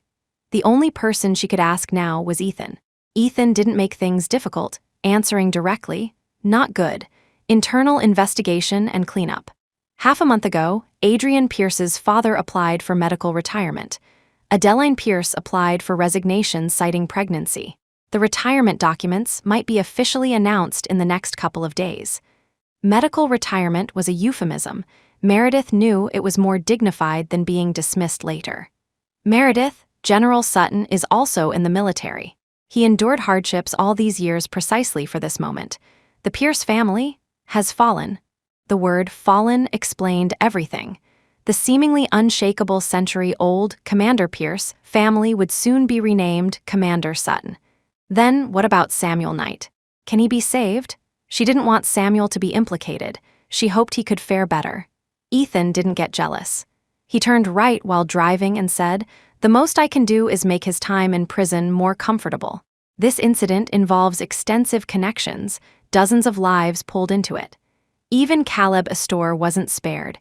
He was transferred by the criminal investigation team to be a regular police officer at a local station.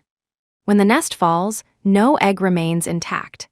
Caleb Astor's demotion was inevitable. This time, Scarlett Sutton's father went for the kill. I wonder what Desmond Duncan's mother's reaction is now. Back then, she disliked Adeline Pierce for being too headstrong, threatening Desmond with death, leading to their separation, preventing the lovers from being together.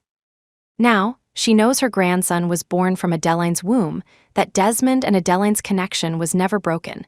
The two blatantly bullied the daughter-in-law Bianca Duncan, angering her, and now even the family business is ruined.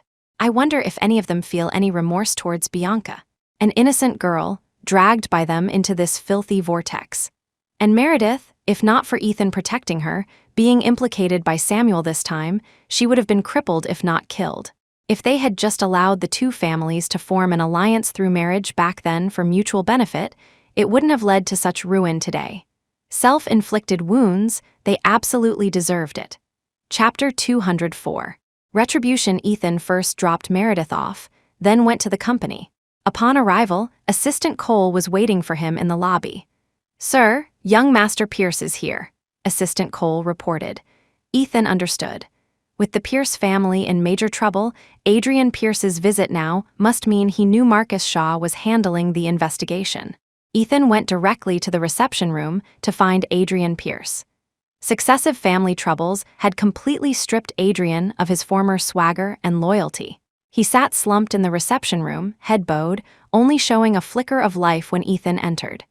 "Big bro, E?" Ethan nodded. "Sit down, speak slowly." He roughly knew the purpose of his visit today, undoubtedly to ask him to help the Pierce family through this crisis, or perhaps to intercede with Marcus for a more lenient investigation. He couldn't help with either. Setting aside Meredith's connection, just based on the severity of this inspection, it was clear the Joe family, Scarlett's husband's family, was serious this time, determined to uproot both the Pierce and Duncan families. There might even be instructions from higher up. Adding the matter of Marcus's uncle, based on Ethan's understanding of the siblings, even if his uncle had done unforgivable things, they would still avenge him. But Adrian Pierce didn't ask for help, only saying dejectedly, "Big bro, E, you knew my family set you up, and you knew it was my family who arranged to deliberately hit you and sis-in-law, right?" He had only recently found out that his sister's child belonged to Desmond Duncan, and that his brother-in-law wasn't a good person either, even hiring people to set a trap and drug Big Bro E. Recalling how he used to laugh at Ethan for being a novice, Adrian felt the irony. Ethan shook his head. "Initially, I only knew it was property developers causing trouble. I didn't know it was related to your family. We had a good relationship. I never suspected so many traps." A couple of days ago, Samuel Knight had proactively told him about many of the Pierce family's operations.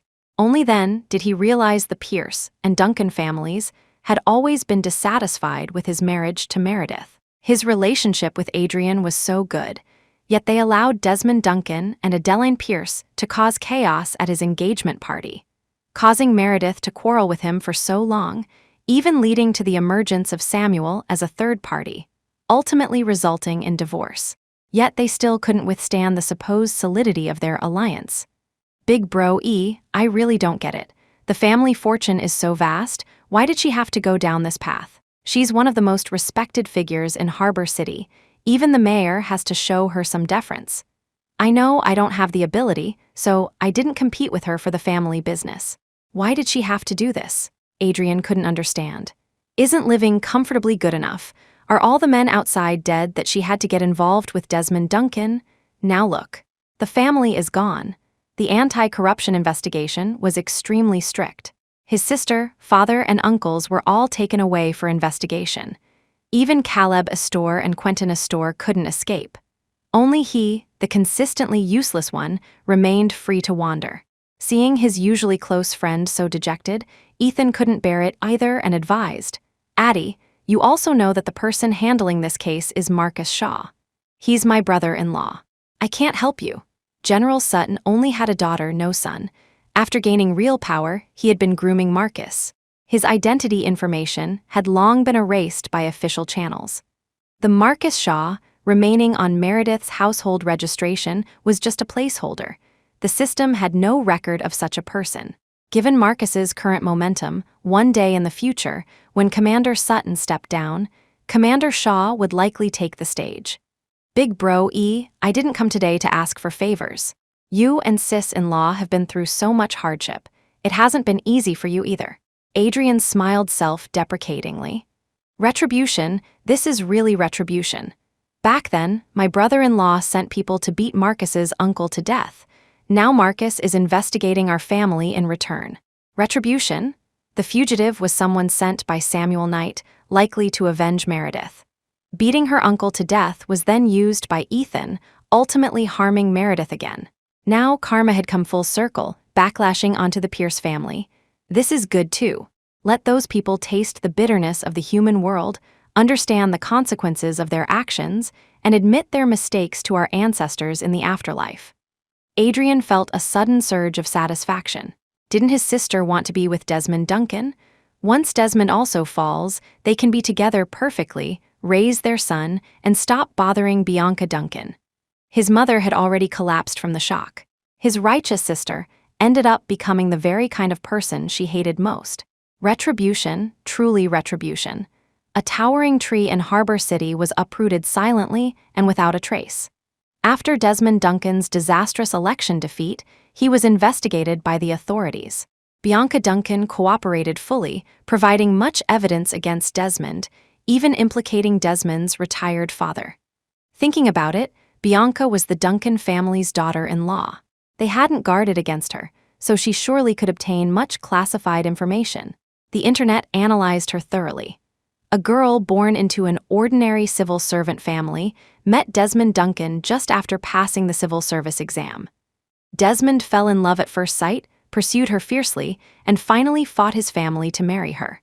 Marrying into a prestigious family, she never imagined what kind of wolves and tigers awaited her. After marriage, her health wasn't good. After multiple treatments, the doctor concluded it would be difficult for her to conceive. The girl felt as if her world had collapsed, yet her husband treated her with the same care as always. They decided to adopt a child, but the husband didn't want Bianca to be criticized, so he came up with the idea of a fake pregnancy. Bianca went to the countryside to recuperate, and when the time came, they would bring Jasper Duncan back, making him their biological son. However, when her usually loving husband became complacent after his promotion and openly appeared with Adeline Pierce under the guise of official duties, she discovered it was all a scam. Her loving husband had orchestrated her apparent infertility, and the child was his with his ex-girlfriend. Anyone would be driven mad. Bianca's actions were not surprising, but Meredith knew Bianca was still kind, having given them chances. At the engagement ceremony, she met Bianca before meeting Samuel. That day, Bianca looked flustered and stumbled away. She probably already knew Jasper's origins, yet she was still willing to accept the child and loved him very much. It was just later that Desmond and Adeline became increasingly blatant. Before, they were cautious, knowing to use Meredith and Ethan's engagement ceremony as cover. Now, even a second child was on the way. This was perhaps the last straw that broke Bianca. If you can't have it, then perish together. Meredith had the day off today and took Nathan Young to the children's world to play. Nathan was incredibly skilled at rock climbing. At such a young age, without needing a coach's guidance, he could climb to the top on his own and then manage the ropes to descend. His agile figure strongly resembled Marcus Shaw. Although Marcus wasn't Nathan's biological uncle, Marcus, whenever he had free time, would also take Nathan to the National University's training grounds to play. "You should do it like this, let me teach you." A nearby child didn't know how, so Nathan enthusiastically taught him how to climb. The two quickly became good friends. Desmond Duncan and his father were definitely going to prison this time. "What are you looking at?" Ethan walked in from outside, saw Meredith lost in thought, then noticed the news on the shared screen. "Don't overthink it. These matters have nothing to do with you." No relation, there was no relation, but she still unconsciously put herself in Bianca Duncan's shoes. If Ethan had treated her like that, she definitely wouldn't have let him off so easily. At worst, she'd poison him and then pay with her life. "Ethan, did you contribute to this 30 million?" Meredith asked. 30 million was just a figure of speech. Given Ethan's relationship with the Duncan family, it was impossible for him to be completely clean. But now, with both families in trouble, it hadn't affected Ethan at all. He had extricated himself too cleanly. Let me think. The total amount given back and forth was only more, not less, Ethan thought seriously. Meredith, it takes time for a big tree to grow. Harbor City will be calm for a while now. Meredith understood. If even Ethan's contributions exceeded that amount, then the accumulated corruption over the years must have been substantial. Ethan was far from the fool she thought he was. "What? Want to know how much money I have?" Ethan smiled, wiping away the thin sheen of sweat on her nose. "Don't worry, what I've set aside for you and Nathan, I've already hidden away safely." It wasn't that he hadn't worried about being implicated. That's why he had arranged things long ago. He took Meredith's hand and they walked out of the cafe. Nathan saw them and ran out, bringing his newly made friend. Ethan frowned. "It's Jasper Duncan." Jasper Duncan was Desmond Duncan and Adeline Pierce's child. Ethan recognized him, but Nathan didn't. The young family didn't care about wealth but cared about origins, so Ethan had always been strict with Nathan, not allowing him to interact with Jasper Duncan. Sure enough, from the other side of the children's world, Bianca Duncan walked over looking for Jasper. Seeing Ethan and Meredith, Bianca was clearly a little uncomfortable but greeted them stiffly. "Mr. Young, Mrs. Young, hello." Ethan nodded in acknowledgement. Bianca didn't linger. "Jasper, come quickly. Grandpa and Grandma are waiting for us outside." Jasper immediately obeyed obediently, said goodbye to Ethan and Meredith, and ran towards his mother. Bianca was no longer the weak image Meredith remembered. After everything, much of her resentment had been released, and she seemed more cheerful and positive. Unexpectedly, she's still willing to raise him in the end, Meredith sighed. This was the epitome of kindness in the world, even she couldn't do it. Bianca Duncan was the woman who most deserved to be treated well. Desmond Duncan was scum. Desmond Duncan and Adeline Pierce are in prison. No one will adopt the child. Bianca's health is ruined, keeping him is also good, Ethan said. Adrian Pierce had previously offered to take Jasper, and Bianca had agreed, but Jasper clung desperately to Bianca's hand, not even recognizing Adeline Pierce. Adrian's heart softened. These 7 years of nurturing, Bianca had poured her heart into it, resulting in the child rejecting his blood relatives to stay with Bianca. Meredith remembered something Samuel Knight had said long ago. Ordinary people must fully unleash their kindness to be praised as kind, while wealthy people only need not actively harm others to be considered kind. Clearly, this statement was correct. Ethan was actually made to look like the kindest person by comparison. "Daddy, Mommy, can we go eat burgers?" Nathan didn't understand his parents' conversation and took advantage of his mother's good mood today to suggest, "I want that burger with pineapple." Meredith held Nathan's hand. Ethan put his arm around Meredith's shoulder beside her, saying, "Let's go. Our family is too strict with our son. The child goes to school like a country bumpkin. He hasn't tried anything others talk about. Today, let's take him to broaden his horizons." With his father's backing, Nathan happily pulled Meredith forward. Since Mommy came back, Daddy has been especially nice to him too. He liked Mommy the most. Chapter 205. Farewell. A stack of documents lay before Meredith Shaw, much thicker than she had anticipated. There were 3 lawyers present, the lead senior lawyer different from the one 7 years ago. He wore thick glasses and explained the contents of the documents to Ethan, Young, and Meredith, who sat together. The shares detailed within included those given to Meredith as a daughter-in-law, Nathan's shares, Ethan's shares, and even the traditional mansion they lived in was under Meredith's name. The final document was Ethan's recently drafted will, stipulating that all his assets were to go entirely to Meredith. Nathan would only receive his inherent 7. Meredith was puzzled. It was too much. A few days ago, when things went wrong, I started thinking. Leaving you and Nathan in this world worried me. I had to leave you something for protection, so I wrote the will. Ethan didn't shy away from the topic. At his age, considering posthumous affairs wasn't necessary, but watching Meredith unconscious for those few days made Ethan realize that if he didn't protect her in this world, no one else would. Of course, if one were to say he was betting everything, using his family fortune to tie her down, he wouldn't deny it. These past few days, the beautiful dream of having both a son and a daughter had vanished, replaced by visions of her leaving him. He was terrified. He was afraid she would leave for good, taking Nathan with her. "Meredith, sign it. I'll feel more at ease in the future," Ethan urged. This way, if anything happened to her later, Yeong's public relations team would automatically handle the aftermath for her without needing to consult him. Meredith didn't hesitate and picked up the pen to sign. After the lawyers left, Meredith deliberately asked, "Aren't you afraid I'll kick you out now?" Half of Yeong Group was hers now. With so much money, she could easily turn her back on him. "If you kick me out, I'll just wait at your doorstep. Anyway, I can't let you leave," Ethan replied shamelessly. He had already lost all pride and face in front of her. Was he still afraid she wouldn't want him? "How about coming home for dinner tonight? Dad and Mom have been waiting for you for a long time," Ethan discussed with Meredith.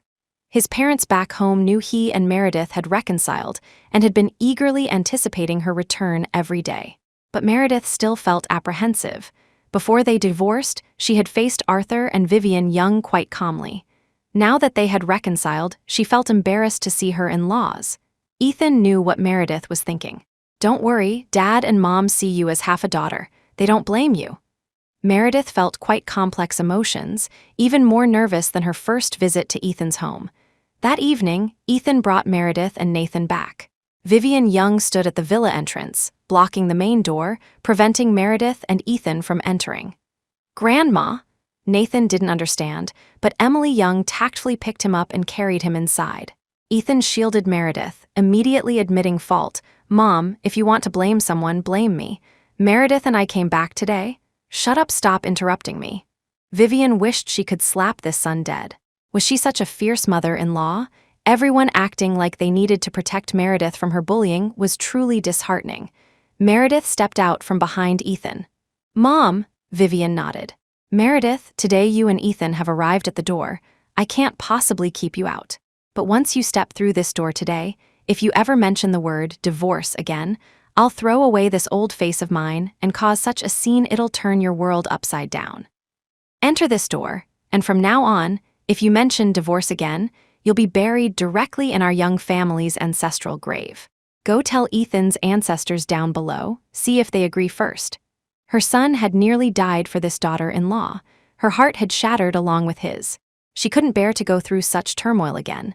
Meredith understood Vivian's meaning. "Mom, I'm sorry. It's my fault. I won't mention divorce again in the future." After having Nathan, her mentality had gradually changed. Arthur Young was right. If a girl treated Nathan like this, she absolutely couldn't accept her as a daughter-in-law. In front of Vivian, Meredith felt ashamed. "Mom, I'm sorry. Ethan and I won't fight anymore." These words carried weight coming from Meredith. Ethan saying them countless times meant nothing. Vivian received the promise she wanted and nodded. "All right, I'll trust you one last time. Come in." Emily and Nathan came out from inside, clinging to Vivian's arms, acting cute. "Mommy, when can we eat? We're hungry."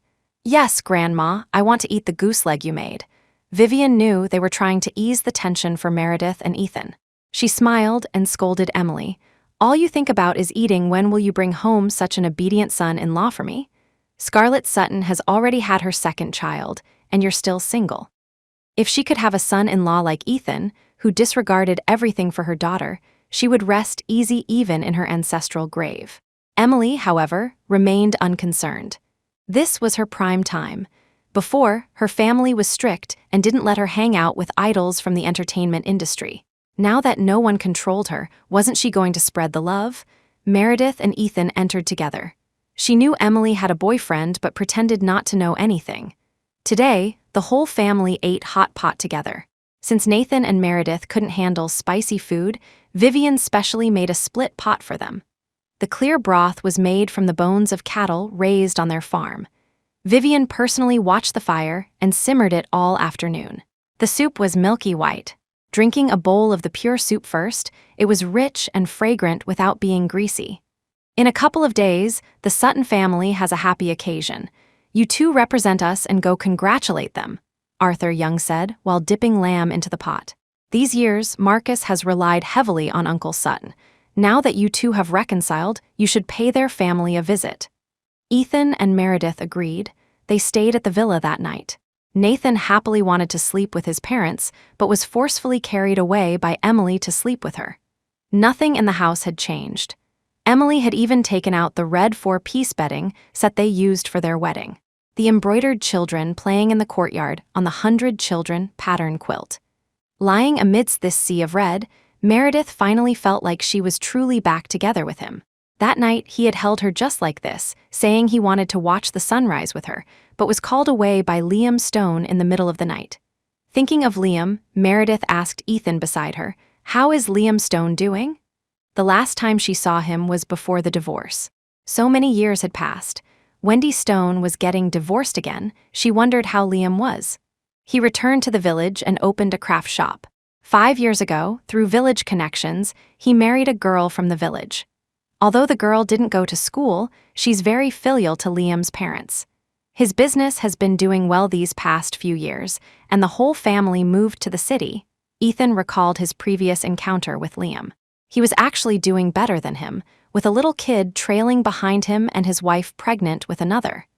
Barring accidents, the baby was due by the end of the year. Meredith, Wendy went to cause trouble for Liam. This was the latest news. Wendy divorced due to domestic violence, her house was forcibly repossessed and auctioned off, and she split the remaining money with her husband. Basically, all the profit she had squeezed out of Liam was spat back out. Ethan suspected Samuel Knight had a hand in this, as Samuel was the one who handled it. Wendy somehow heard that Liam's small business was doing well, and he had even bought his wife a townhouse, so she went back to their hometown looking for Liam, wanting to reconcile. Turns out, he already had children. Wendy wasn't willing anymore, so she went to cause trouble with his wife and was kicked out by Liam's parents. The new wife was a good one. Knowing Wendy was the ex-wife, she didn't question Liam. She only made Liam promise in front of his parents that he would have no relationship with Wendy whatsoever. Liam wasn't stupid. Previously manipulated by Wendy against Meredith, nearly losing his life in the end, he naturally understood the importance of having a trouble-free wife. His current life was comfortable and easy, the pressure of living in a small city was low. And in his free time, he drove around with his wife on self-driving tour. His parents didn't want to go with them, so they each did their own thing. Thinking back to those years, his parents had to wear Wendy's mother's old clothes and couldn't even enter their new home.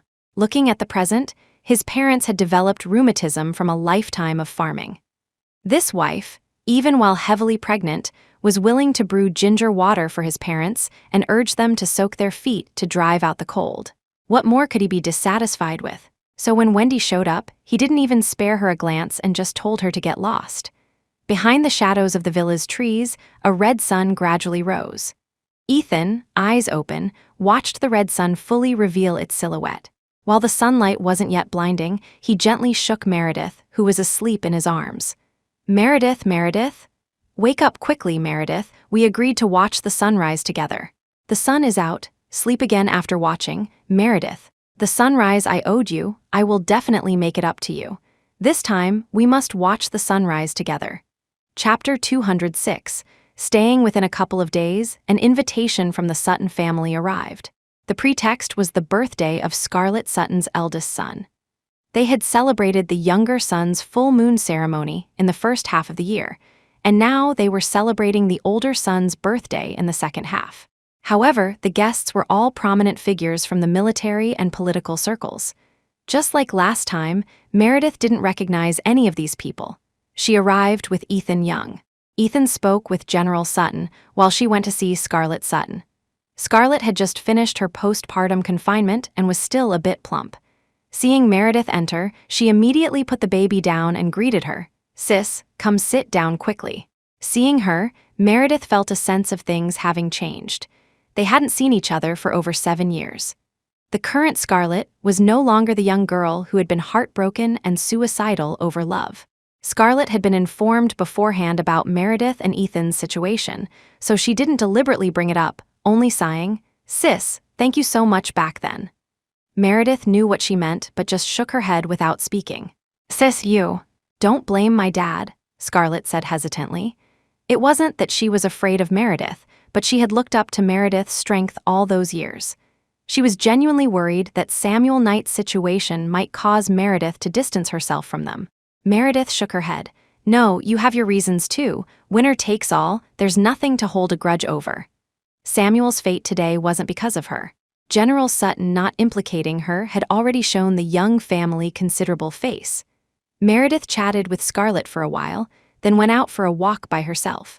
The Sutton home was also an old-style detached two-story house, separated from neighbors by brick walls enclosing the yard. The trees were large, providing plenty of shade. I heard the one from the Pierce family has already retired. None of them came today, who knows? That good-for-nothing playboy even took his mother abroad. Those two are probably already inside. Snippets of whispers reached Meredith's ears as she rested and listened to the gossip. The downfall of the Pierce and Duncan families was no longer a secret. It wasn't surprising people were talking about it. The one from the Young family is truly skilled, managing to protect himself completely unscathed, and now he's even kept his wife. Look how glamorous those two are today. This must be referring to Ethan and her. Impressive how he pretends to be foolish. Look at all the rich second generations in the city. None are as ostentatious as young Master Pierce, yet the real power lies with young Master Young. Usually, everyone says young Master Young is just messing around, even wronging his own wife for the sake of the Duncan family's power. But look, has he ever messed up on important matters? Judging by this person's accent, they were likely relatives from the capital city. The prosperity during calm times is an illusion, only remaining intact after the storm truly demonstrates capability. That wife is outstanding too. Heard she became a lecturer at the Art Institute at a young age, not to mention winning multiple major international awards. Look at her appearance and bearing today, absolutely top-notch. Heard the wife is an orphan, and her brother works under Commander Sutton, also a big shot. It seems the previous generation's parents must have provided excellent upbringing. Definitely, especially the mother. Heard she died saving someone years ago and received commendations. Seems like good roots. Hearing this, Meredith finally felt balanced. The previous generation's father didn't teach well, but the previous generation's mother definitely did. She had finally earned the recognition of these people for her mother. Ethan bypassed the guests on the first floor and went up to the second floor. The second floor was relatively quieter. Young Master Joe and Marcus Shaw emerged together from the study. Seeing Ethan, young Master Joe smiled. Chairman Young, sorry for the poor hospitality. Not at all, congratulations, Ethan replied politely. You two chat slowly. Young Master Joe knew Ethan wasn't just here to congratulate him today, so he casually found an excuse to leave. Only Ethan and Marcus remained on the second floor. Ethan, dressed sharply in a suit, exuded a noble air. Marcus, in his military uniform, appeared upright and formidable. Taking a cigarette from his pocket, Ethan offered it to Marcus. This one doesn't smell too strong. Your sister won't notice when you go down later. Marcus glanced at him and reached for the cigarette. That money, Samuel Knight must have left it for your sister. Ethan lit his cigarette and passed the lighter to Marcus. Marcus took it and lit his. I'll close the case as soon as possible. Desmond Duncan will take the fall for that sum. It'll be counted against him. If he didn't take the fall, he'd ensure Adeline Pierce's unborn child never drew a breath. Samuel's return to the Pierce family, this time was actually to transfer that huge sum of money. In the future, the money would surely reach Meredith through some discreet method. However, the anti-corruption department officials were no fools. Although Meredith's friendship with Samuel was low-key, it wasn't unknown. They were already secretly investigating Meredith's accounts, analyzing whether her income sources were legitimate. All my assets are currently under Meredith's name. If anyone investigates her accounts, I will explain on her behalf that her money is legitimate and legal, Ethan stated. Marcus, a gentleman's agreement, I keep my word. He transferred his assets to Meredith, helped her legitimize the money hidden by Samuel. Marcus agreed to shield him to protect Meredith, while Samuel admitted guilt. 3 men formed a protective circle, all for the same woman downstairs. Ethan went downstairs. After a long while, Marcus watched from the second-floor window as Ethan spoke with Meredith. When the next top leadership changes, I will fully support you. No need to wait for the Sutton family to retire, Ethan promised before leaving, on the condition that Marcus wouldn't hinder him from pursuing Meredith again. And Marcus agreed to this decision. He needed to climb higher. He was his sister's support. The couple downstairs had already left. Marcus stood for a long time before leaving. He wouldn't hinder Ethan from pursuing her, but he could offer her more choices. Adeline Pierce was granted bail pending trial due to her pregnancy. Samuel Knight was ultimately pushed forward by the Pierce family as the scapegoat. His case was tried a week later. He cooperated fully with the investigation, successively admitting to numerous homicides, including the case of Marcus's aunt's family. Meredith had always thought Ethan sent people to do it, who knew it was actually Samuel. The defense lawyer used Samuel's unfortunate childhood as a starting point, striving for a lighter sentence. In the end, Samuel was convicted on multiple counts. Considering his childhood deficiencies and good attitude in pleading guilty, he was sentenced to life imprisonment.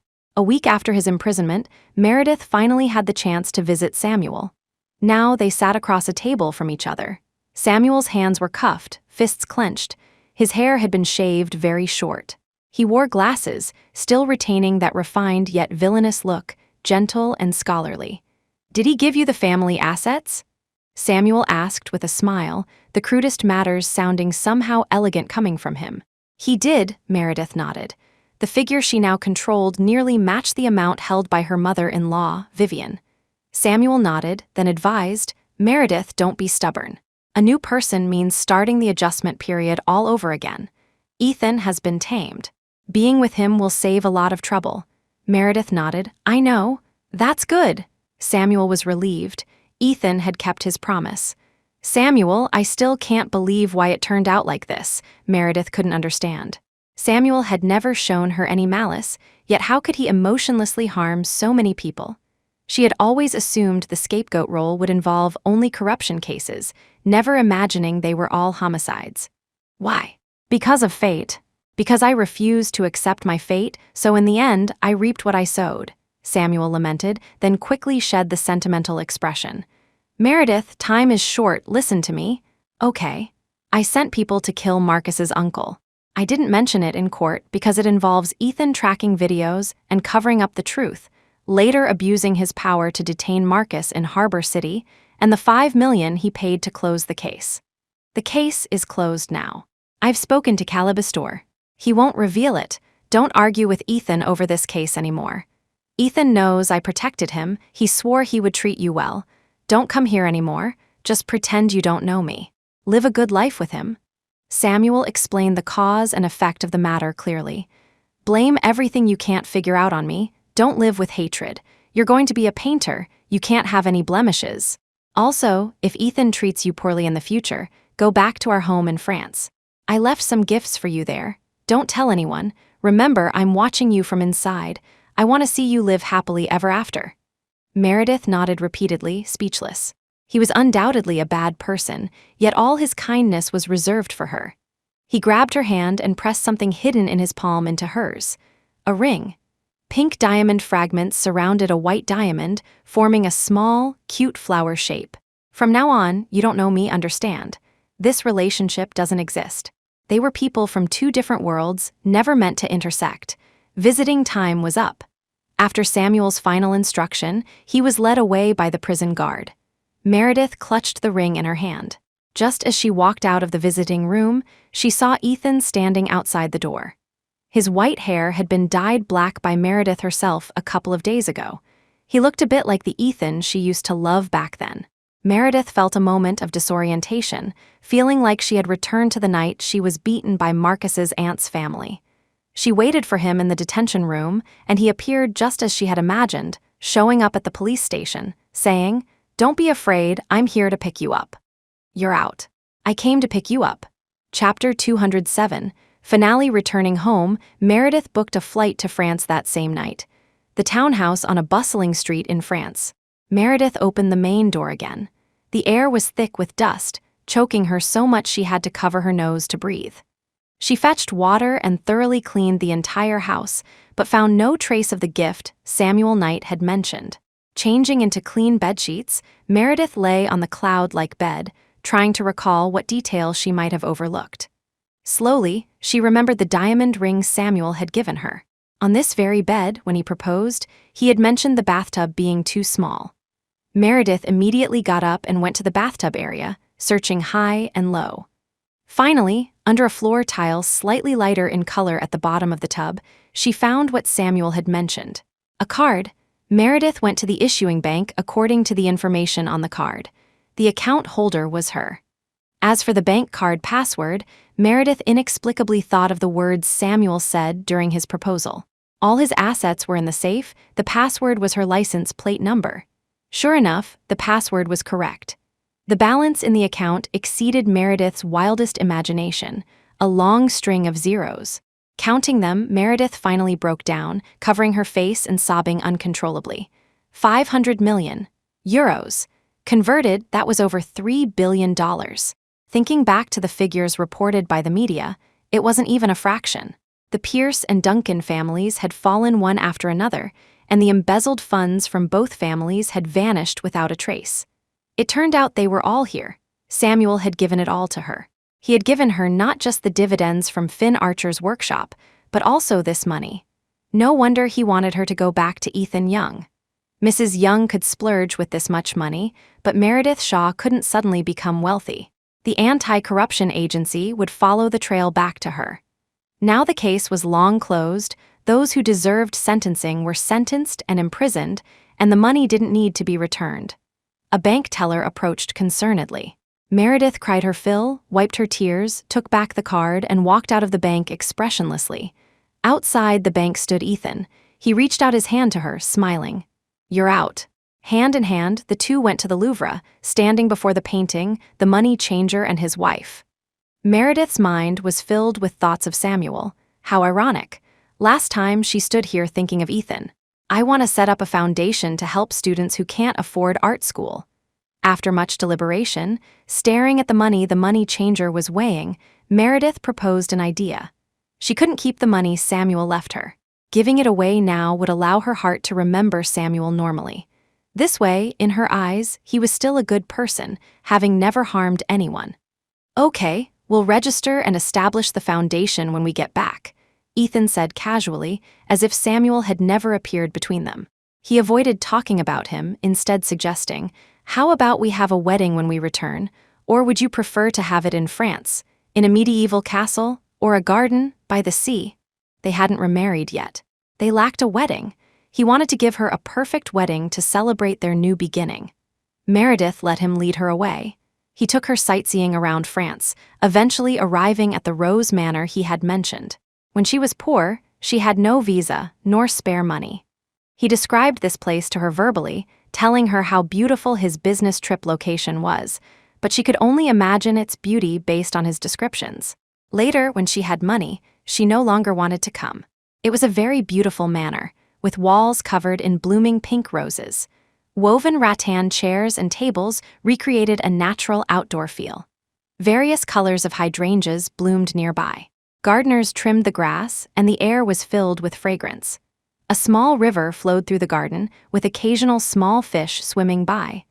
Nathan Young happily chased the fish, while Mr. Chester followed, ensuring his safety. Meredith sat looking towards the end of the path lined with plane trees, savoring the beautiful surroundings.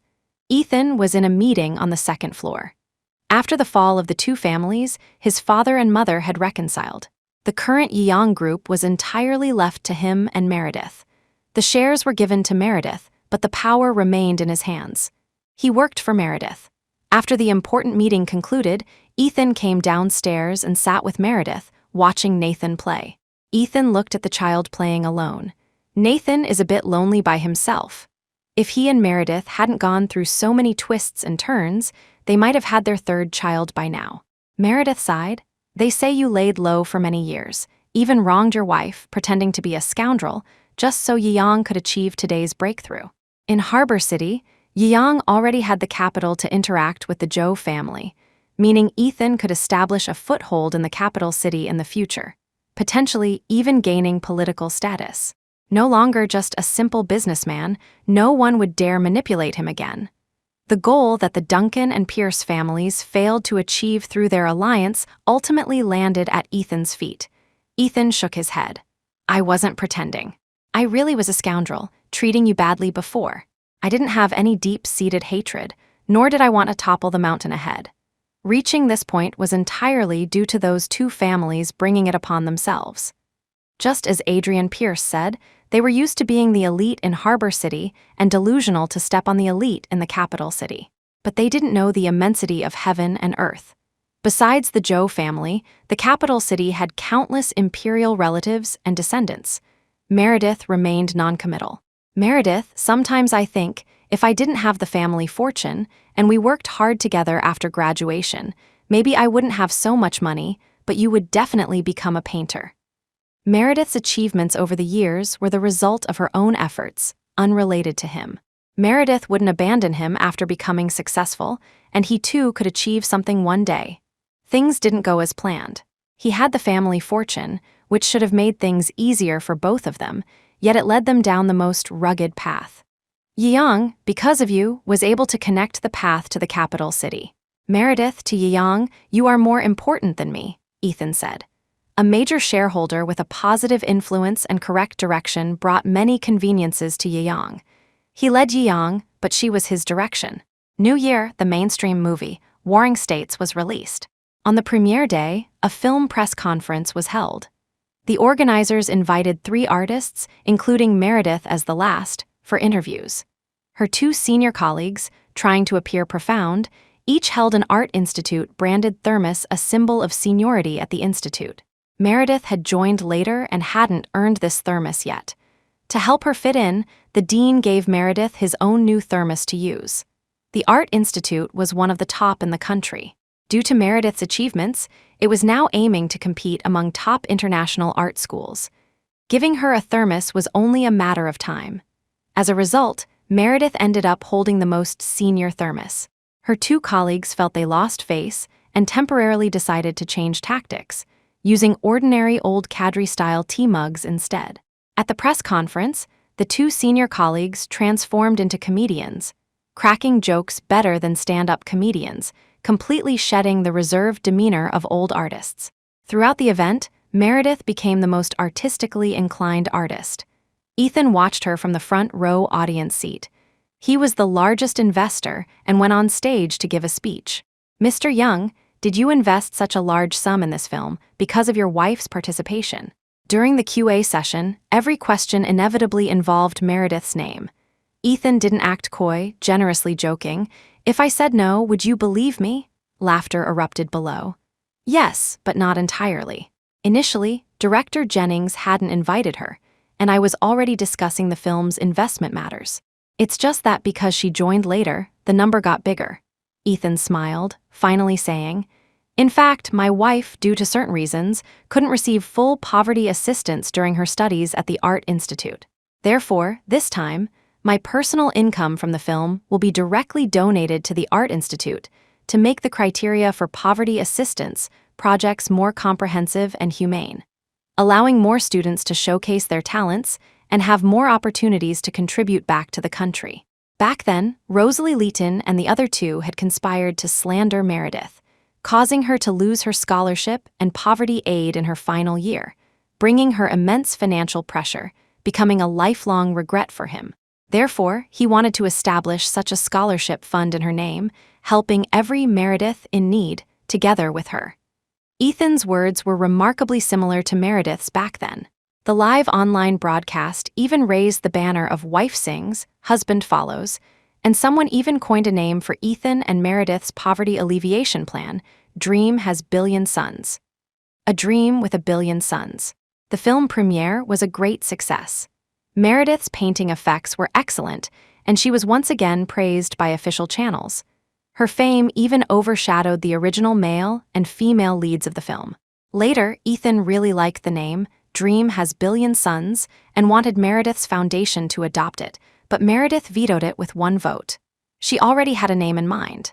The aftermath of an ordinary thermos incident was considerable. The mentor dean complained to the old dean, saying the 2 senior colleagues used the thermos excuse to isolate Meredith. However, they fundamentally didn't want to isolate Meredith. Using that thermos was entirely because it was opaque. And the mentor dean complained not for her sake. The grandpa generation's senior colleague had stolen the mentor dean's extinct Da Hong Pao tea to secretly drink.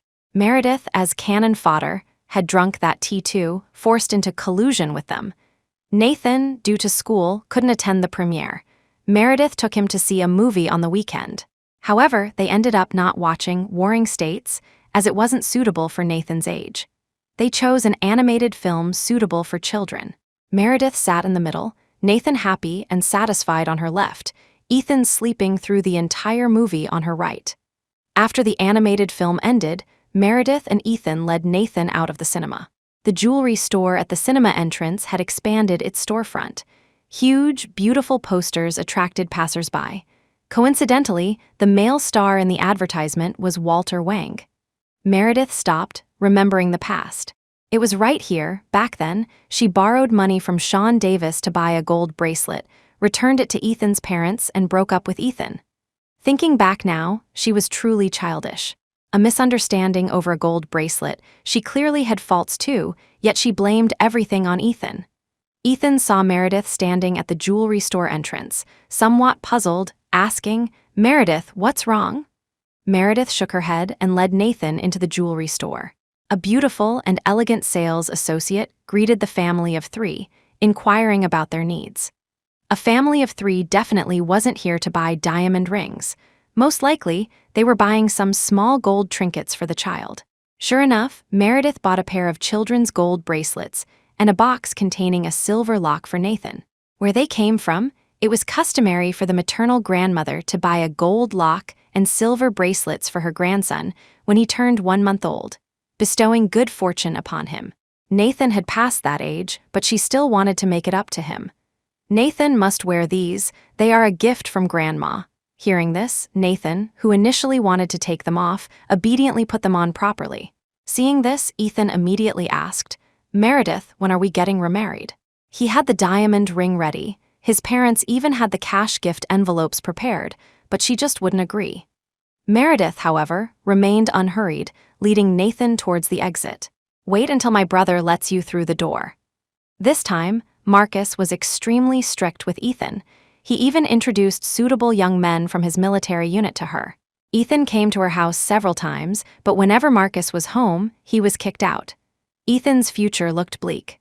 Marcus, this brother-in-law, was stricter than a father-in-law. He still gnashed his teeth in hatred when he saw him now. Getting his approval was harder than reaching the sky. However, looking at the hand-in-hand mother and son, Ethan encouraged himself again. "It's okay, at worst, he'll endure a few more beatings." "Meredith, wait for me." Ethan caught up, taking Nathan's other hand. Nathan, with Daddy on his left and Mommy on his right, happily swung between them. He had finally held onto his beautiful dream. End chapter 208. Epilogue 2, Samuel Knight Part 2. When lollipops cost 50 cents each, Samuel Knight also understood what not a boy meant. He was the only male heir of the old Knight family. Before his injury, his father's income was controlled by his grandmother. Their family lived solely on his mother's salary. Under the pressure of life, his mother gradually became sharp-tongued, no longer lovely. After his injury, the grandmother who had advocated for his parents' divorce suddenly started treasuring him after his father's death. They began taking him all over the country for medical treatment. Later, his medication never stopped, until he went to boarding high school, a 16-person male dormitory. After lights out, they started chatting about topics forbidden by the school. Later, the topics evolved into circulating pictures, and then eventually, everyone turned off the lights and hid under their blankets watching videos. That day, Samuel happened to be reading a martial arts novel, immersed in the exhilarating life of heroes, chivalry, and swift vengeance. While reading, he listened to the sounds from the video, a woman seemingly crying yet moaning in pleasure. That night, he had a merged dream. When he woke up, there was a wet patch in his blanket. In the dream, it was the grown-up little princess, her voice more enchanting than the one in the video. He thought he should protect her. The next time he went to the hospital with his mother, Samuel told the doctor about his confusion and learned about his deficiency. His injured area only produced results without the process. In other words, he was impotent. This was unacceptable for Samuel. He was born with good looks. Many girls confessed their feelings to him. He tried with many different people, used all sorts of strange methods. No feeling, just no feeling. But the little princess's figure lingered in his mind. Samuel thought perhaps she could save him. He searched for the girl but couldn't find any trace.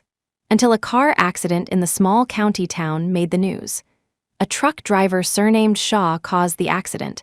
The couple both died, leaving behind step-siblings to depend on each other. He learned her name, Meredith Shaw.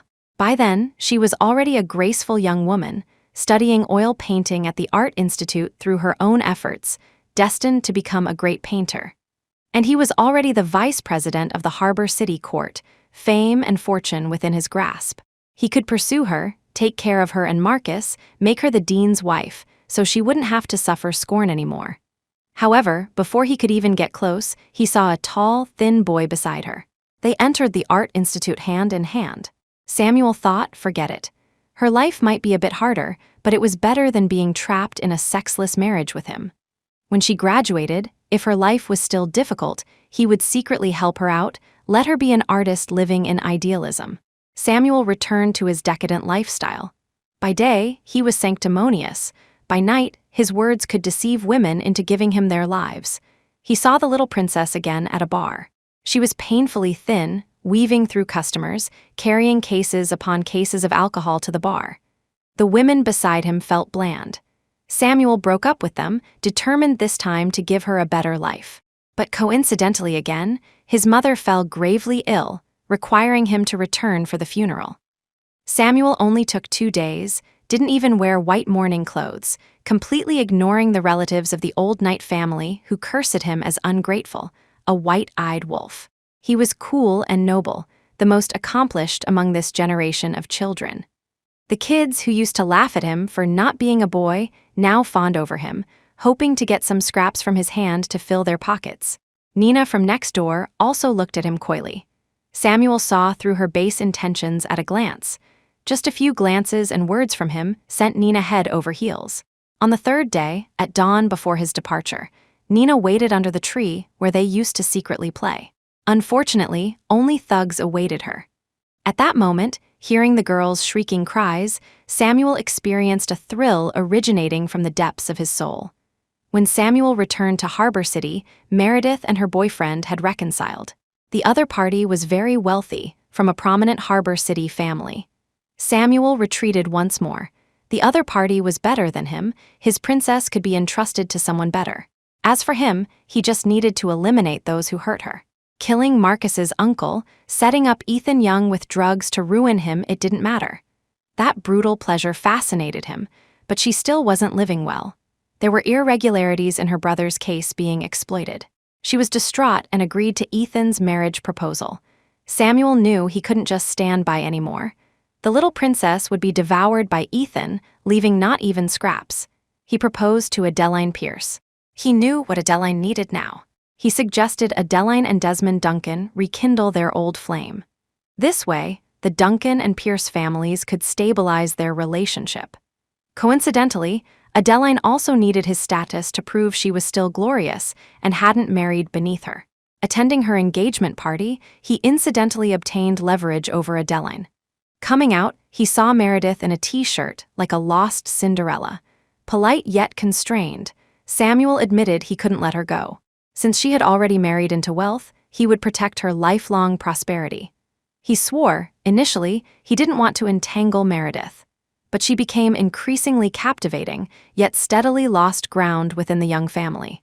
Samuel couldn't resist extending a hand to her, inviting her to sink together. And she readily accepted. The days with her were the happiest of his life. He kissed his beloved girl, drew her eyebrows, powdered her face, pleased her body, and he began to heal. He even proposed to her, almost obtaining his beloved wife, but God rejected him once again. Adeline and Desmond became increasingly blatant. The Pierce family son was useless, giving competitors a chance to grow stronger. Ironically, that person was the father of the girl who had committed suicide after breaking up with him previously. Ethan also discovered his secret. Samuel had a premonition they were all coming for him. His life might be hanging by a thread. He decided to remarry Adeline, seeking the Pierce family's protection while distancing himself from Meredith. In the eyes of outsiders, they had no relationship. He couldn't drag her down. But ultimately, he involved her. A young lady from the Duncan family hoped to marry into the Young family to forge deeper ties of interest. Meredith's return at this time disrupted this plan. So, the Pierce family sent people to harm Meredith, using the same tricks he had used to harm others before. Unfortunately, Ethan suffered along with her. This also truly enraged Ethan. Shedding his useless waste facade, he retaliated against both families. Neither escaped. It was at this moment Samuel decided to make a deal with Ethan. He gave all the evidence to Ethan. Ethan deployed people to deal with the Pierce and Duncan families. In the end, he would plead guilty and take the fall for everything. He couldn't escape anyway. Adding 1 or 2 more charges didn't matter. Simultaneously, he persuaded Meredith to remarry Ethan. Ethan promised to protect her for life. The Duncan and Pierce families were like centipedes, dead but not stiff. To avoid retaliation, the only way was to give Meredith a high status to protect her, allowing her to fulfill her dream of becoming an artist. The deal was struck. Everything proceeded according to plan. She would definitely find the money he left for her. She was the smartest girl. Life in prison wasn't boring. Besides daily training, they were required to study, reform themselves psychologically, and then watch the news at fixed times so they wouldn't lose touch with society. Today, everyone was watching the news together. A competition result was being broadcast. A little girl with 2 pigtails, wearing a pink princess dress, held the certificate for the national painting competition, posing for photos with her parents. Her father, handsome and upright in a suit, stood beside her. Her brother, already as tall as his father, also held a trophy. Her mother wore a matching mother-daughter outfit, her smile captivatingly beautiful, unforgettable to Samuel at first sight. The caption below the news read, "Young siblings win championships in children's and youth painting categories, respectively. Their father is an outstanding entrepreneur, and their mother is an internationally renowned professor." Samuel looked at the little girl. She resembled her so much. The siblings were named Nathan and Aqua. The news report introduced the family. The mother came from a poor background, studied abroad alone, returned successfully, and established a foundation called Dream's Proud Son, specifically helping art students who couldn't afford tuition. It had already helped many students complete their studies. No wonder other people's kids are so outstanding. My little brat, I'll be satisfied if he just grows up healthy. When I get out, I'm gonna find a beautiful wife too and live a good life. Younger inmates with lighter sentences looked at Meredith, dreaming of their own beautiful futures. Money is good. Look at this wife, prettier than a movie star, and a professor too, tusk, tusk, tusk. The evil capitalism. See why they say marry an educated wife? Look at that name, Dream has Proud Son. The wife's surname sounds like Dream, the husband's company is Son. While fellow inmates lamented about other people's children or fantasized about finding such beautiful wives after release, the inmate crying behind them suddenly burst into tears. This person rarely interacted with others, often seemed wooden and emotionless. His sudden crying was somewhat unsettling for them, but only Samuel knew this foundation was established with the money he left behind. Chapter 209. Parallel B Part 1. The office was thick with smoke. Crushing the cigarette butt between his fingers, the pain in the back of his head kept his eyes from closing. The surveillance video on the computer screen replayed endlessly. Files and documents lay scattered messily on the desk.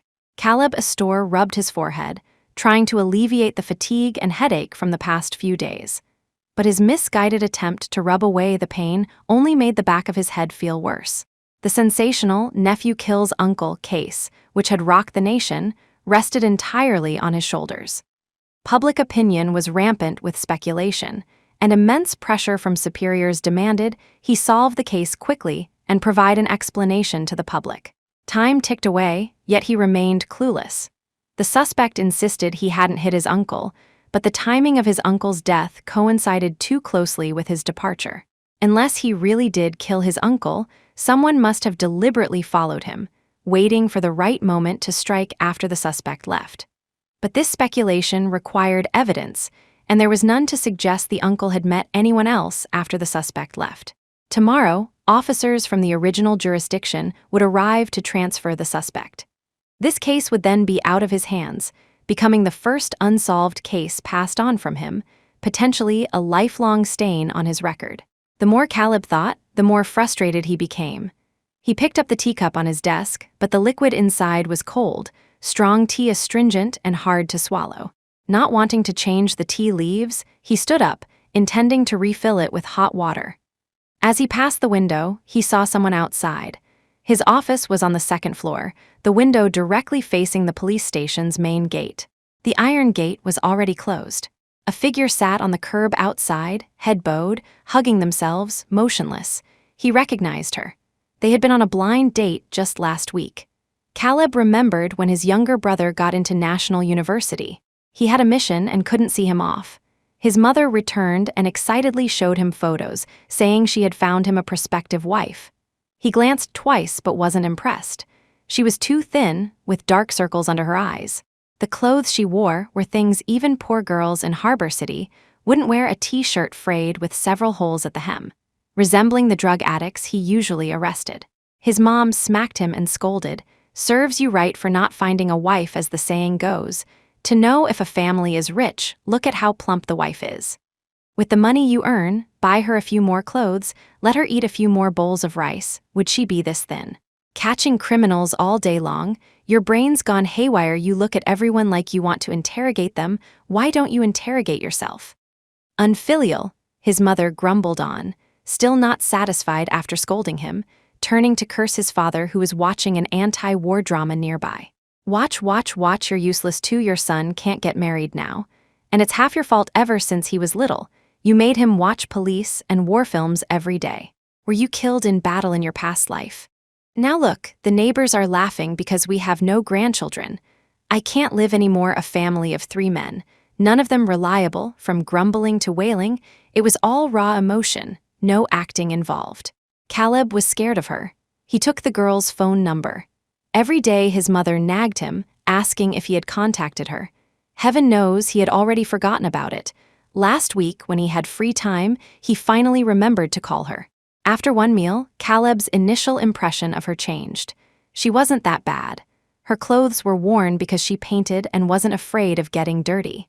On the contrary, she was strong and resilient, completely belying her appearance. For the first time, Caleb felt that being extremely thin could also possess a kind of beauty. "Chief, still haven't gone home. They're coming to pick him up tomorrow. Go home and rest." Officer Lee, who worked cases with him, knocked and entered, urging him to rest. This case was to be handled by the suspect's place of registered residence. They had already done their best. Even if they couldn't find the killer, they had to hand the suspect over. "Chief, you still have to handle the handover procedures tomorrow. At least go home and take a shower otherwise." Officer Lee didn't finish, just covered his nose and fanned the air, indicating he didn't smell good right now. Since this case began, the chief hadn't slept, analyzing data and searching for breakthroughs, constantly either smoking or drinking tea. He was practically pickled in the stuff. Even he, a rugged man used to rough conditions, couldn't stand the smell, let alone meeting people tomorrow. Caleb looked at the figure outside the gate, appearing fragile enough to collapse at any moment. Finally, he sighed, put down the teacup, picked up his jacket and walked out. Meredith Shaw sat numbly outside the police station. Marcus had been inside for a long time. He was the suspect, and they wouldn't let her see him. There was absolutely nothing she could do but sit here and wait. Wait for what? Meredith didn't know either. The gates of National University were shut tight, refusing her entry to see Marcus's advisor. The guard at the police station eyed her suspiciously, gripping his baton as if she were a rioter about to cause trouble. She had nowhere else to go, so she could only sit here and wait. Marcus was inside. This was the closest she could be to him. Besides here, she didn't want to go anywhere else. The automatic gate behind her slowly opened. The sound of a car came from inside, honking at the gate. Meredith immediately stood up to make way for the car. She moved further from the gate. Before she could sit down again, a black Jeep stopped in front of her. The window rolled down and the person inside said, "Meredith Shaw, get in." The voice held a hint of command but was familiar. Meredith looked up. It was Caleb Astor. "Waiting here is useless. Get in," Caleb said in a low voice. Then, considering her persistence, he added, "I'll take you to see Marcus tomorrow." Meredith, who had initially intended to refuse, immediately obeyed upon hearing she could see Marcus and opened the door to get in. The Jeep started moving. Caleb merged the car into the flow of traffic and asked, "Where do you live? I'll take you back." Meredith didn't resist, gave him her address. The Jeep drove all the way to the old residential complex. Caleb parked and they got out together. "Let's go up and look at Marcus's things. Maybe we'll find something new." Since the crime occurred, because there weren't many suspicious points, Marcus was basically considered guilty.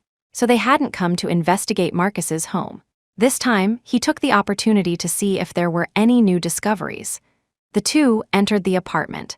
The old place wasn't large, but had all the necessary amenities. Meredith pointed Caleb towards Marcus's room and went into the kitchen herself, not wanting to disturb his investigation. Caleb circled Marcus's room a few times. Marcus didn't have many belongings. On the bedside table was a family photo, father holding the girl, mother holding the boy. The family looked harmonious. Who could imagine they weren't biological siblings? His phone rang. It was his younger brother, Quentin Astor, sending him a message on WhatsApp. "Brother, Marcus wouldn't kill his uncle. The last few times his uncle came causing trouble, Marcus never hated him. Quentin shared a dorm with Marcus and knew everything about him. It was impossible for Marcus to kill his uncle." Caleb didn't reply. Whether he hated him then had no direct relation to whether he killed him later. Plenty of people kill on impulse, so this was essentially useless information. Picking up his phone, he walked out of the bedroom and smelled the aroma wafting from the kitchen. Her back was to him, hair tied up in a bun, wearing an apron, busy at the stove. She turned, saw Caleb, and smiled embarrassedly. "Sorry, Officer Astor, there's nothing else in the house. Do you eat noodles?" After Marcus's incident, she hadn't been in the mood to buy groceries. She could only use what was available to make a simple meal to treat him. Caleb wanted to refuse, but seeing the smooth dough she had kneaded on the cutting board, each strand of noodle hand pulled to uniform width, not store-bought fresh noodles simply boiled. He couldn't. "Make it spicier, thank you." Only his mother would occasionally make this kind of meal when she was in the mood. The frustration stuck in Caleb's throat wouldn't dissipate. He sat down at the dining table, watching her knead the dough. "Okay, you'll have to wait a bit," Meredith said with a smile. Then, as if remembering something, she washed the flour off her hands, went into Marcus's room, and came out a moment later holding a few items of clothing. She offered them to Caleb. "If you don't mind, these are my brother's unworn clothes. You can go wash up." Suddenly asking someone she barely knew to shower felt a bit ambiguous, but Caleb really didn't smell good. Plus, in the summer heat of Harbor City, one easily sweats with any movement. He must be uncomfortable too. Caleb remembered Officer Lee mentioning his smell earlier. Usually, when he worked late and went home, his own mother would scold him for smelling like he'd been fished out of a cesspit. He probably wasn't much cleaner now. So, without ceremony, he took the clothes and went to wash up. "Is this the only bathroom?" The old house only had one bathroom. He asked first to avoid awkwardness later. Meredith nodded, went in ahead of him to briefly tidy up her things so he wouldn't see anything inconvenient, then pointed out Marcus's toiletries for him. Caleb went into the bathroom. Meredith cooked in the kitchen. When he came out, wearing Marcus's large shorts and wide t-shirt, he saw his police uniform and undershirt washed and hung neatly on the balcony, including his smelly socks. From his impression of a girl just over 20, even if she wasn't so pampered as to never touch housework, she wouldn't be so unbothered by a man's dirty, smelly clothes. But when Meredith saw him come out, she showed no discomfort at all, smiling, "Perfect timing, the food is ready. Try it and see if the taste is okay." A bowl of oil-splashed noodles, a small bowl of smashed cucumber mixed with raw green pepper strips. The flavor was sour, spicy, and delicious, a taste unattainable in restaurants. Caleb was very appreciative, finishing both the noodles and the side dish. He stood up, took the bowl to the kitchen to wash it, then came out to see Meredith sitting on the sofa. A chill went through Caleb, washing his clothes so he couldn't leave, waiting for him in the living room so late now.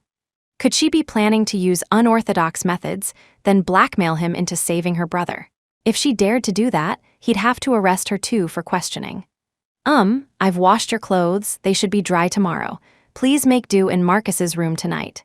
Tomorrow, I'll go to the station with you. Meredith did privately want Caleb to stay, but not through crooked means. She simply had no one else to turn to, feared Caleb would leave, and she'd have nowhere to find help again, hence this desperate measure. Now, Caleb was her last lifeline. She couldn't be too far from him. Rest assured, I won't do anything to you. I just want to see my brother. She didn't hide her intentions, telling him directly. Caleb had interrogated countless cunning criminals. Facing Meredith's sincerity, he could tell at a glance she wasn't lying. He nodded and went to rest in Marcus's room. Tomorrow, Officer Chen from the other jurisdiction would come for the handover. When Marcus was getting into the car, he could let her see him briefly. Chapter 210. Parallel BE Part 2. Meredith didn't sleep all night, sitting in the living room, afraid to leave. She feared Caleb Astor would sneak away. She didn't dare blink too much the entire night. At 5 in the morning, she got up to make breakfast. At 6:30, Caleb got up, took down his clothes, changed into them, and once again became the righteous law-enforcing criminal investigation captain. She had steamed several trays of soup dumplings. The dumpling skins were thin, the filling generous, and the dipping sauce sour, spicy, and delicious. Caleb ate 2 trays in one go. Meredith packed the remaining tray into a food container, intending to give it to Marcus later. At 7:10, they left together. Meredith wasn't allowed inside the police station. This time, Caleb drove into the station compound, parked in the courtyard parking lot, and instructed Meredith, "Just stay in the car and don't wander off. The transport vehicle will leave from here later. You'll be able to see your brother then. I'll give him the dumplings."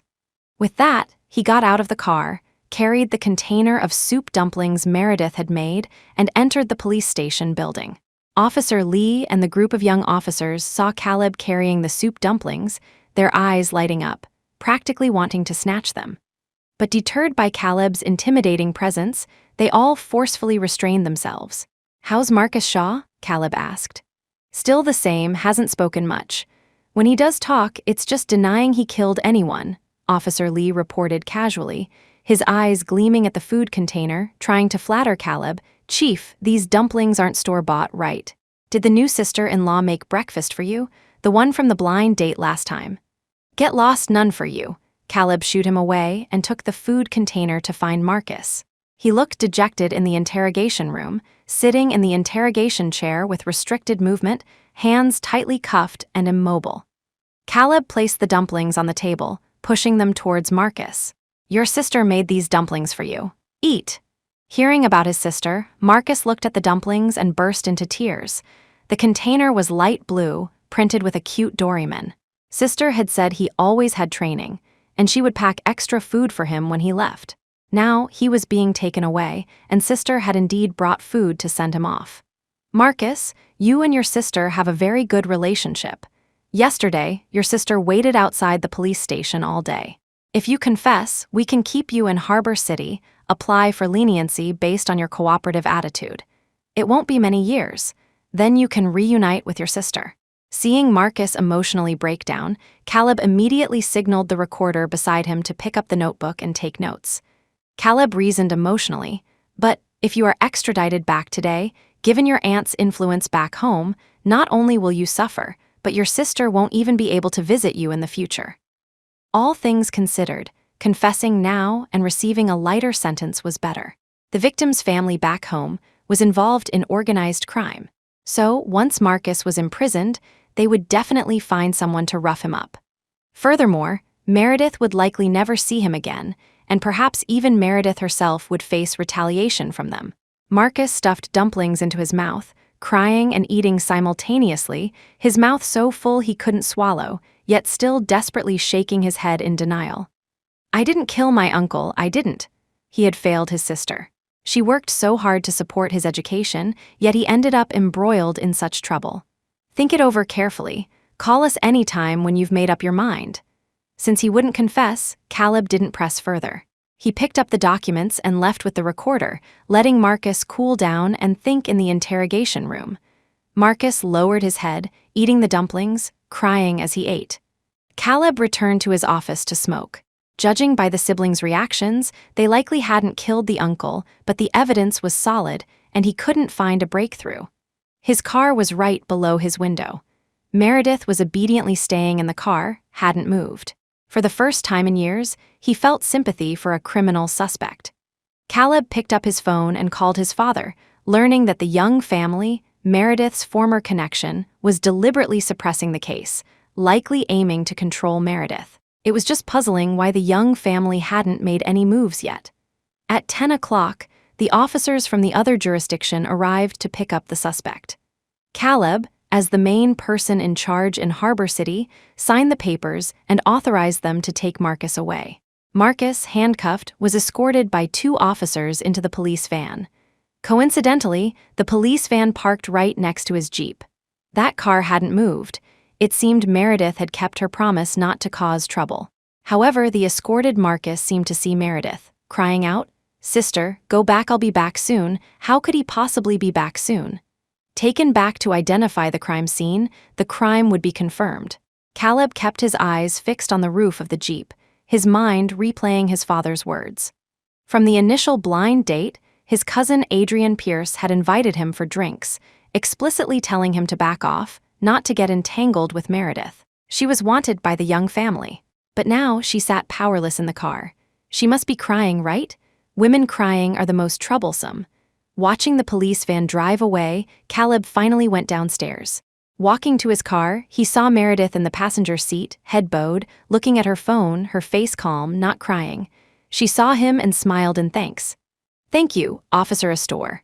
This case, the Young family specifically requested special handling. It's probably related to the girl breaking up with his son. Looks like they wanted to force the girl into compliance. It's strange they haven't acted by this point," Caleb Astor's father said, then mused aloud, puzzled. Could it be that Arthur Young's son doesn't want her anymore? Meredith's 6 words of gratitude reminded Caleb of his father's speculation. He immediately shifted to the driver's seat, started the car. The Jeep started. Meredith looked puzzled. "Officer Astor, where was he going?" "Damn it," Caleb didn't answer, instead cursing under his breath. He drove directly to the gatehouse, happened to meet a familiar officer, took off his police uniform, threw it to the other person, and said, "Tell the chief for me, I'm starting my annual leave now. I'll cancel it when I return." Then, wearing civilian clothes, he drove off, following the police van transporting Marcus. He got on the highway, off the highway, and arrived at Meredith's hometown. The two stood in the crowd watching Marcus being held by police, identifying the scene. Onlookers surrounded them, constantly discussing the case. "Doesn't make sense. This kid is so well behaved, a bright future ahead. Why kill his uncle?" an auntie said. "If you ask me, they definitely got the wrong person. If this kid wanted to kill his uncle, wouldn't he have done it much earlier? Why wait until he got into college? You can't say that for sure. Maybe he did it precisely to get rid of his uncle. The news said his uncle went to demand their house and even wanted to assault his sister. Anyway, none of them are good people. Maybe it's just bad blood." Regarding this case, besides Meredith and Marcus's identities, the media hadn't overly concealed the details. So, everyone knew his uncle was trash. Most people still lamented Marcus's ruined future. Marcus's aunt wailed dramatically, wanting to push through the crowd to hit Marcus, but was held back by the police, warned that further obstruction of official duties would lead to her forceful removal. Only then did she quiet down. But the look in her eyes towards Marcus made it clear this wasn't over. After identifying the scene, Marcus was taken away. Meredith wanted to follow but was held back by Caleb. "He's safe inside. Let's leave first. We'll come back tonight and check again." This was the back alley of a KTV club. It's very crowded here at night. There must be clues left behind. Maybe they could find eyewitnesses from that time. Meredith was still confused about being brought back here by him, but she knew Caleb was helping her, so she quietly followed him. They had sold the old house. Now they had nowhere to stay. The two went to a small inn. This small county town was relatively underdeveloped. Many city facilities were lacking. This small inn was already one of the better places environmentally, except for its proximity to the KTV, where newly acquainted people often came to get a room. Caleb and Meredith stayed in adjacent rooms. At night, Caleb changed into casual clothes and went out to find witnesses. Meredith waited for him at the door. "I'll go too," Meredith wanted to help, but Caleb refused. "You're a familiar face. Taking you out would make people wary.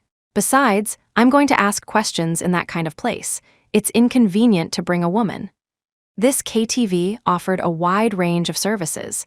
His uncle dying here definitely meant he wasn't up to any good that night. Bringing a woman would make asking certain questions difficult. He had experience in handling cases. Meredith didn't dare obstruct him. Waiting at the inn felt indebted, so she bought him plenty of late-night snacks nearby and waited for his return. She had the key to Caleb's room. She went in, tidied up the room a bit, placed the purchased food on the table, and sat down on the chair in his room to sleep. When Caleb returned, Meredith was curled up tightly on the chair, fast asleep. She held her legs with both arms, curled into a ball, leaning tightly against the chair back. The food on the table had already gone cold. Caleb ate a couple of mouthfuls haphazardly, then carried Meredith and placed her on the bed. The adjacent rooms, above and below, were noisy with activity, yet Meredith slept soundly. Having not slept for 4 days, she had just fallen asleep, so she didn't wake up even when he placed her on the bed. She turned over, hugged the blanket, and mumbled something. "Don't be afraid, sister will save you." Caleb stiffened slightly, got up, changed into clean clothes, and went out again. For 3 consecutive days, Caleb went out early and returned late. Meredith didn't exchange a single word with him. During the day while he slept, Meredith borrowed the inn's faucet to wash Caleb's clothes, then went out to buy a few sets of clothes from a shop so Caleb would have spares. Having become familiar with the inn owner, Meredith also borrowed their kitchen to cook. Every day when Caleb returned, he carried the smell of smoke and alcohol. Meredith would have food ready waiting for him, sometimes brewing soup for him. The old hen chicken soup was simmered until thick but not greasy, made with great care and tasting exceptionally good. Afraid it would get cold, she placed a basin of hot water under the bowl to keep the food warm longer. Caleb would eat and then sleep, wake up, and go out. The breakthrough came on the 7th day. Caleb had befriended a waiter there. The waiter said that when he went to take out the trash, he heard Marcus's uncle calling for Marcus to come back.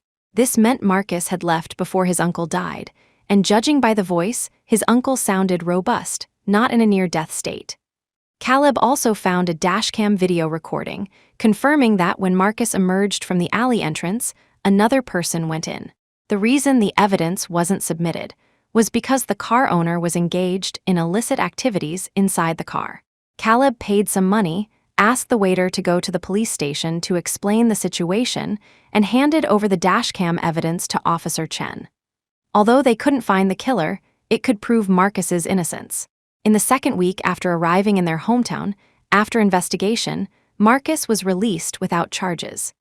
Meredith got up early and bought a new set of clothes for Marcus, letting him change before walking out of the police station. The two first thanked Caleb a store, then went to the cemetery to visit their parents. The siblings hugged and cried at the gravesite. The old clothes were burned before Marcus's mother's grave, the ashes of the paper money scattering like gray confetti in the wind. After doing all this, Caleb drove them home. Chapter 211, Parallel B, Part 3, Officer Astor, thank you.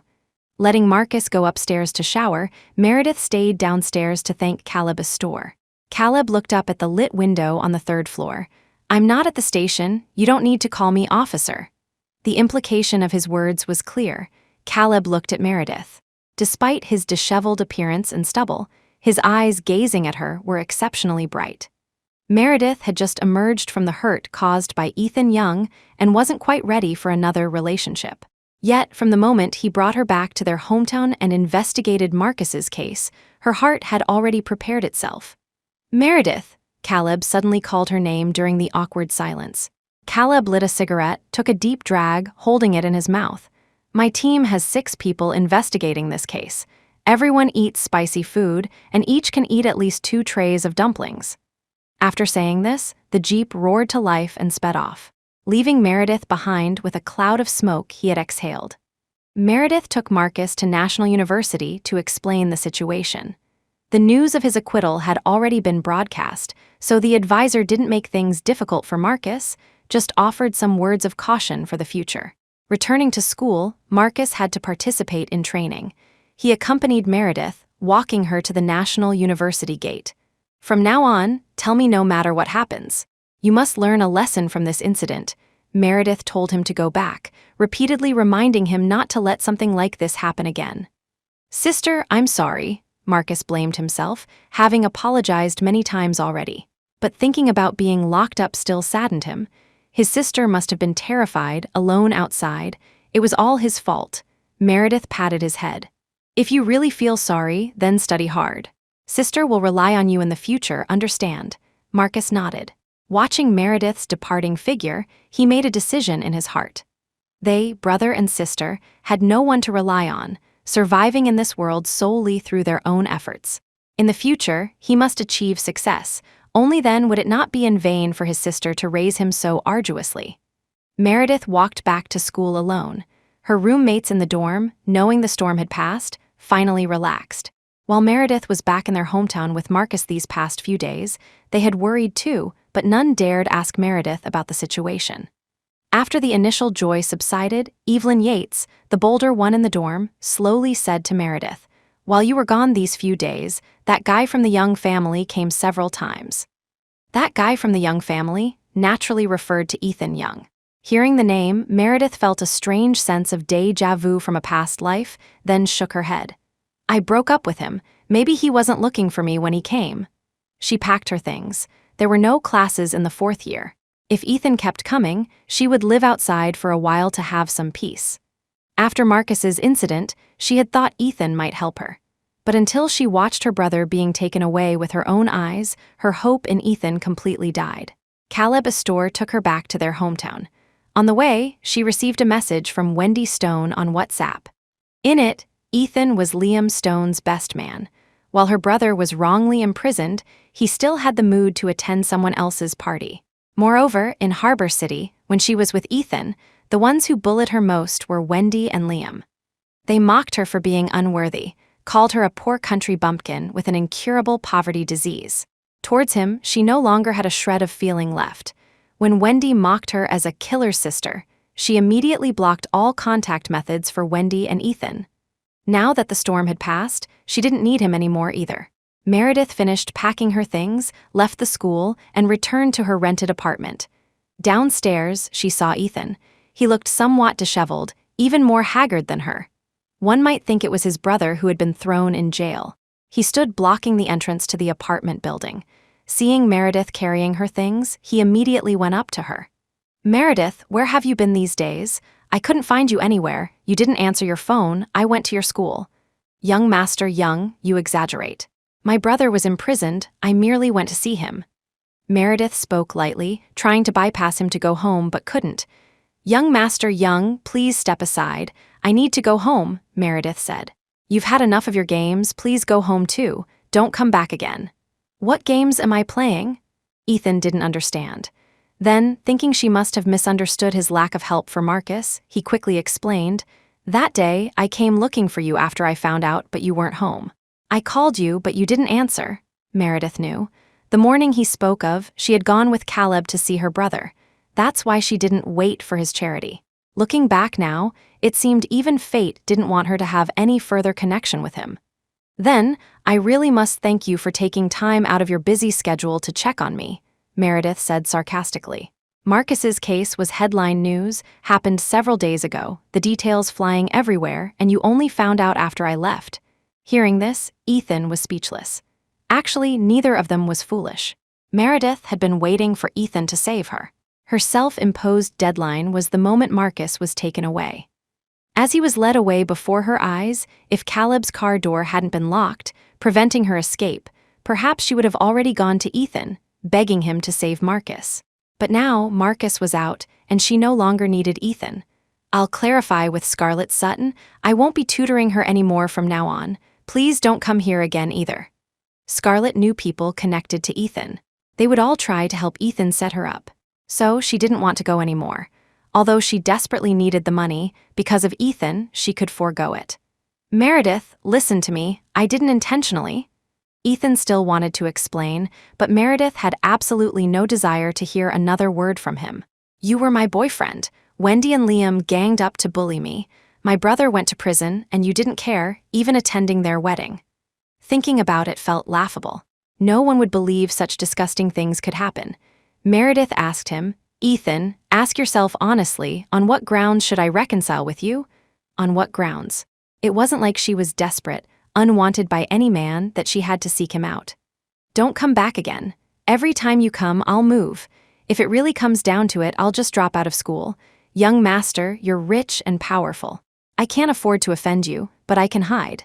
Remembering how he spread rumors in her neighborhood that she was his girlfriend made Meredith feel disgusted. Since he was shamelessly insisting on reconciliation, why wasn't he there when she needed him most? When they were together before, he was the same. She relied solely on him, so he acted with impunity, arbitrarily manipulating her. Now, treating her with the same old attitude, frankly, he still wanted to use the hot and cold approach on her. Unfortunately for him, she had learned her lesson and wouldn't endure such grievances.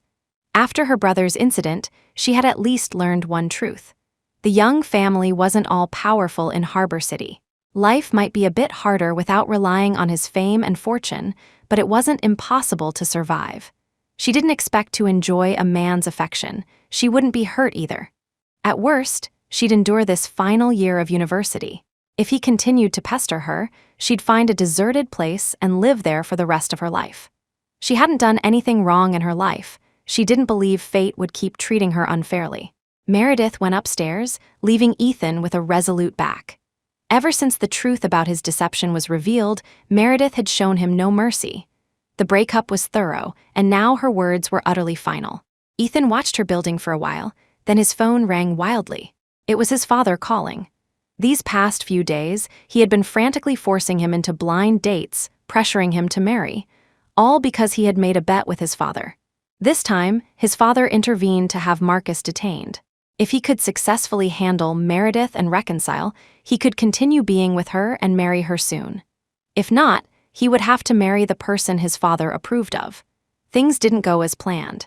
His precise calculations were disrupted by Caleb Astor. If Caleb hadn't taken her away, she should have been waiting in this dilapidated building for him to rescue her.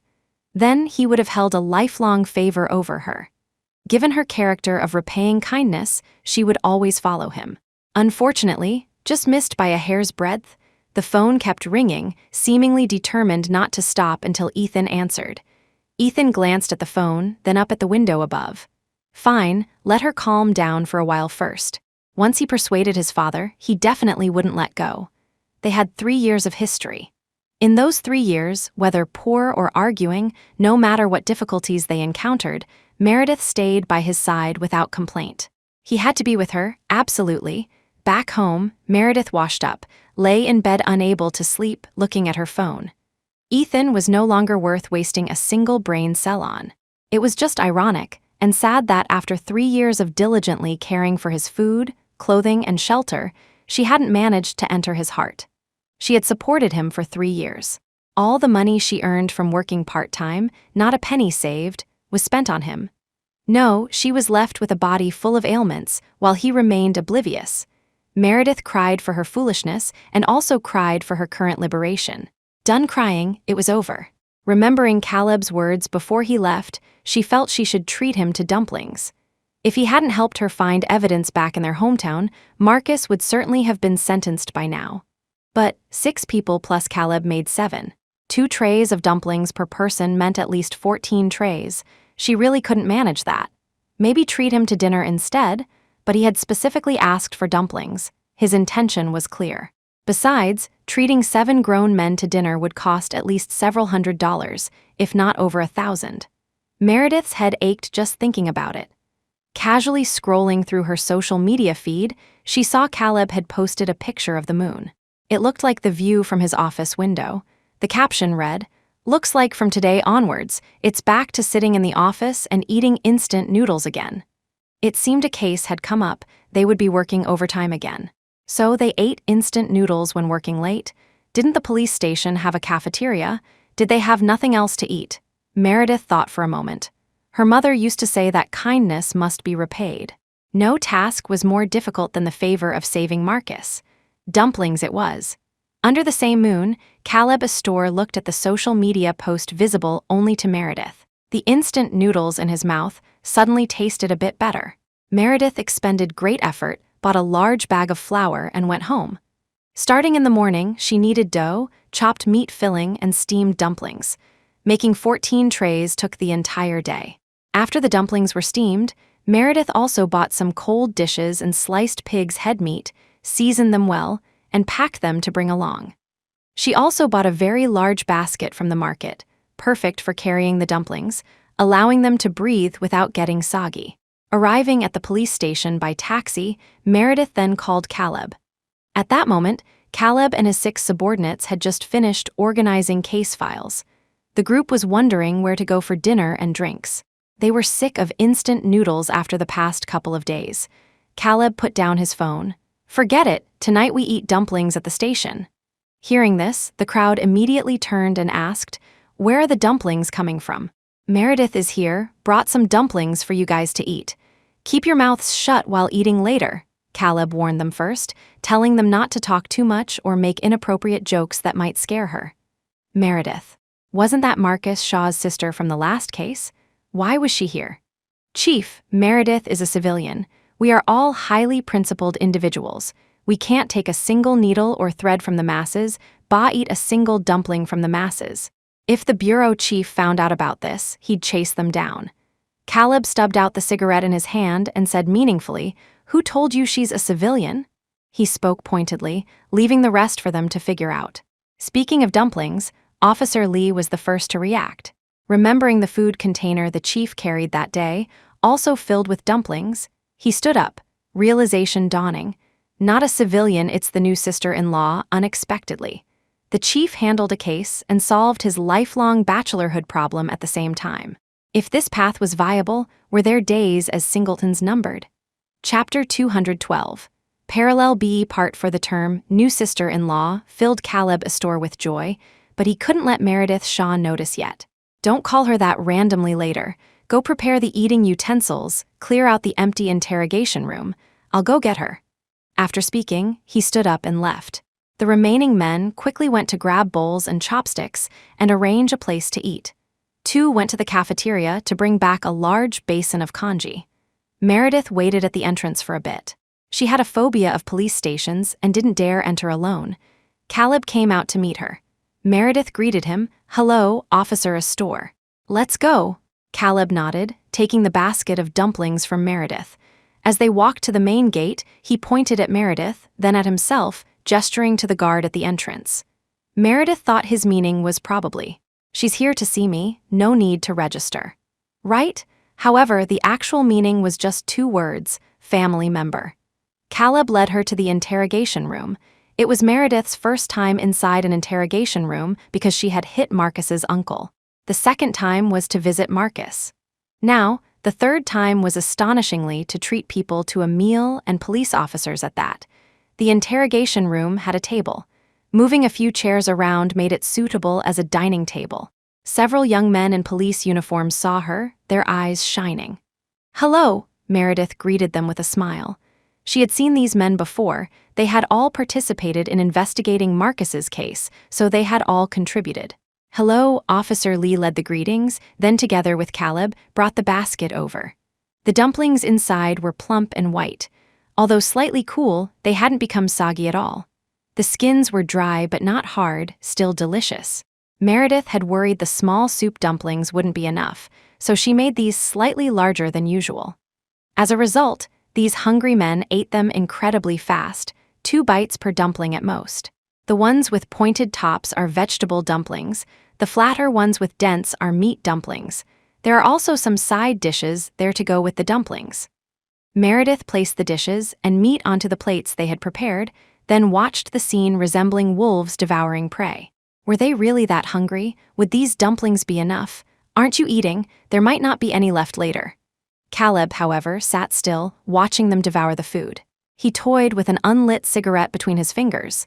Shaking her head, she stood up. "Wait here for me a moment." Meredith nodded, then Caleb walked out. She stayed here, watching these men eat. It felt more appetizing than watching an eating broadcast. "Delicious. Tastes exactly like the dressing my mom makes, one boy exclaimed, taking a sip of congee and sighing, "Nowadays, not many girls can cook this well." This future sister-in-law was truly wonderful, so virtuous. "It's just the usual way of making it. I don't know how to make many dishes, only these." Meredith smiled shyly at the sudden praise. Usually, only Ethan ate her cooking, so she rarely received such high praise. "It really is delicious. Come visit often when you have time. We have an orchard behind the station. We'll treat you to grapes then," Officer Lee chuckled. Meredith felt he was talking to the dumplings, not her. Seeing the dumplings rapidly disappearing, Meredith asked with some concern, "Your captain hasn't eaten. Should we leave some for him?" Caleb hadn't eaten a single bite, and now only 3 dumplings remained. "No need. To repay you, our chief is treating you to a big meal later." One of them grinned knowingly. Everyone understood. She wasn't sister-in-law yet, but she would be eventually. They definitely needed to create opportunities for them to be alone together. Before Meredith could speak, the interrogation room door opened.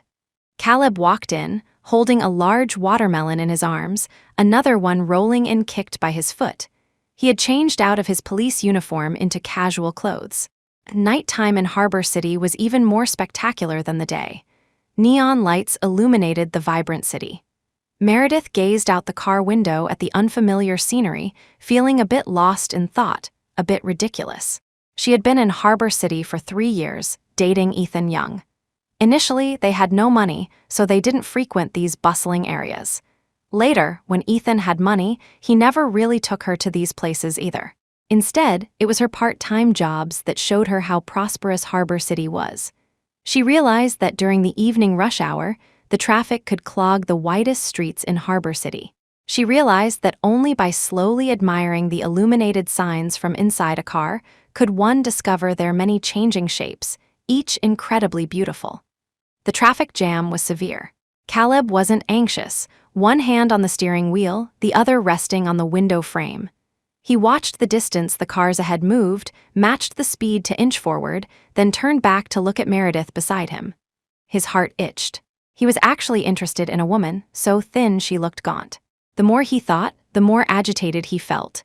Caleb lit a cigarette with a lighter, took a deep drag, only then did the restlessness subside. Hearing the lighter click, the smell of smoke began to fill the car. Meredith turned her head but said nothing. "Can't stand the smell of smoke?" Caleb recalled that many girls disliked the smell of smoke. Meredith was probably the same. "A little, but Officer Astor, you smoke too much," Meredith said softly. She could understand boys smoking. Ethan occasionally smoked too, but Caleb smoked as if consuming his life force.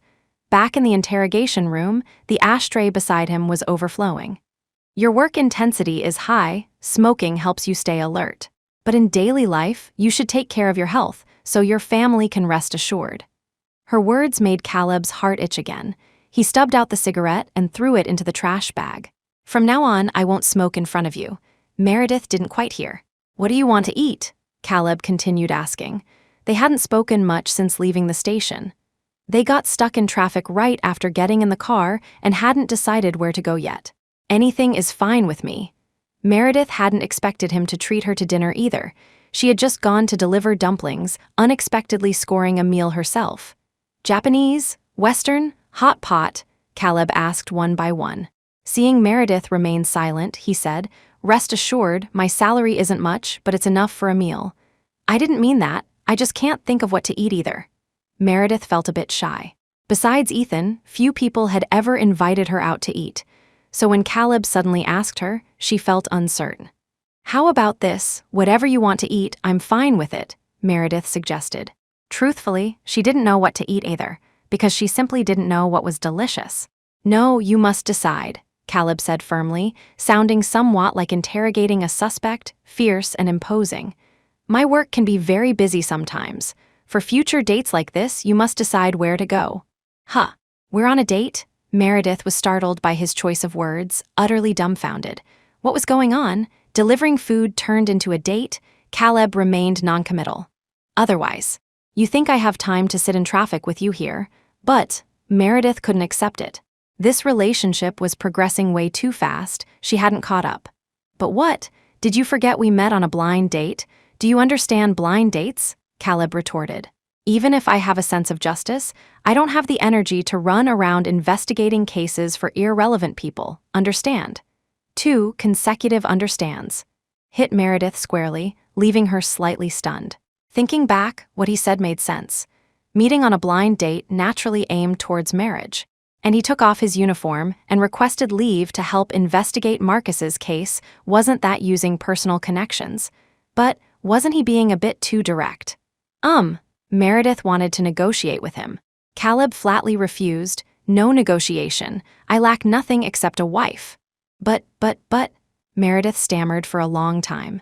Facing Caleb's profile illuminated by the red and green neon lights, she couldn't articulate a coherent thought. Officer is store, Caleb is store. Well, communication signals completely failed to connect. Meredith felt a bit dejected. Forget it, consider it repaying a debt. Maybe after a while, he'd find her boring and want to draw a line. Meredith, if I wanted you to repay the debt, I would have immediately taken you to get a room. Now, I'm pursuing you. You can make any request. Caleb saw Meredith's face and knew what she was thinking. People who are too honest have their advantages. They can't hide their thoughts. What era was this? Still talking about repaying debts. From now on, I'll be your man. I'll handle everything, big or small. His words were crude, truly crude. But Meredith at that moment was also crude, directly retorting, my period too, you'll handle that? Then she saw Caleb's distinctly defined face slowly turn towards her, saying through gritted teeth, if you want me to handle it, I can. But personal hygiene is important. Don't rush it during those few days.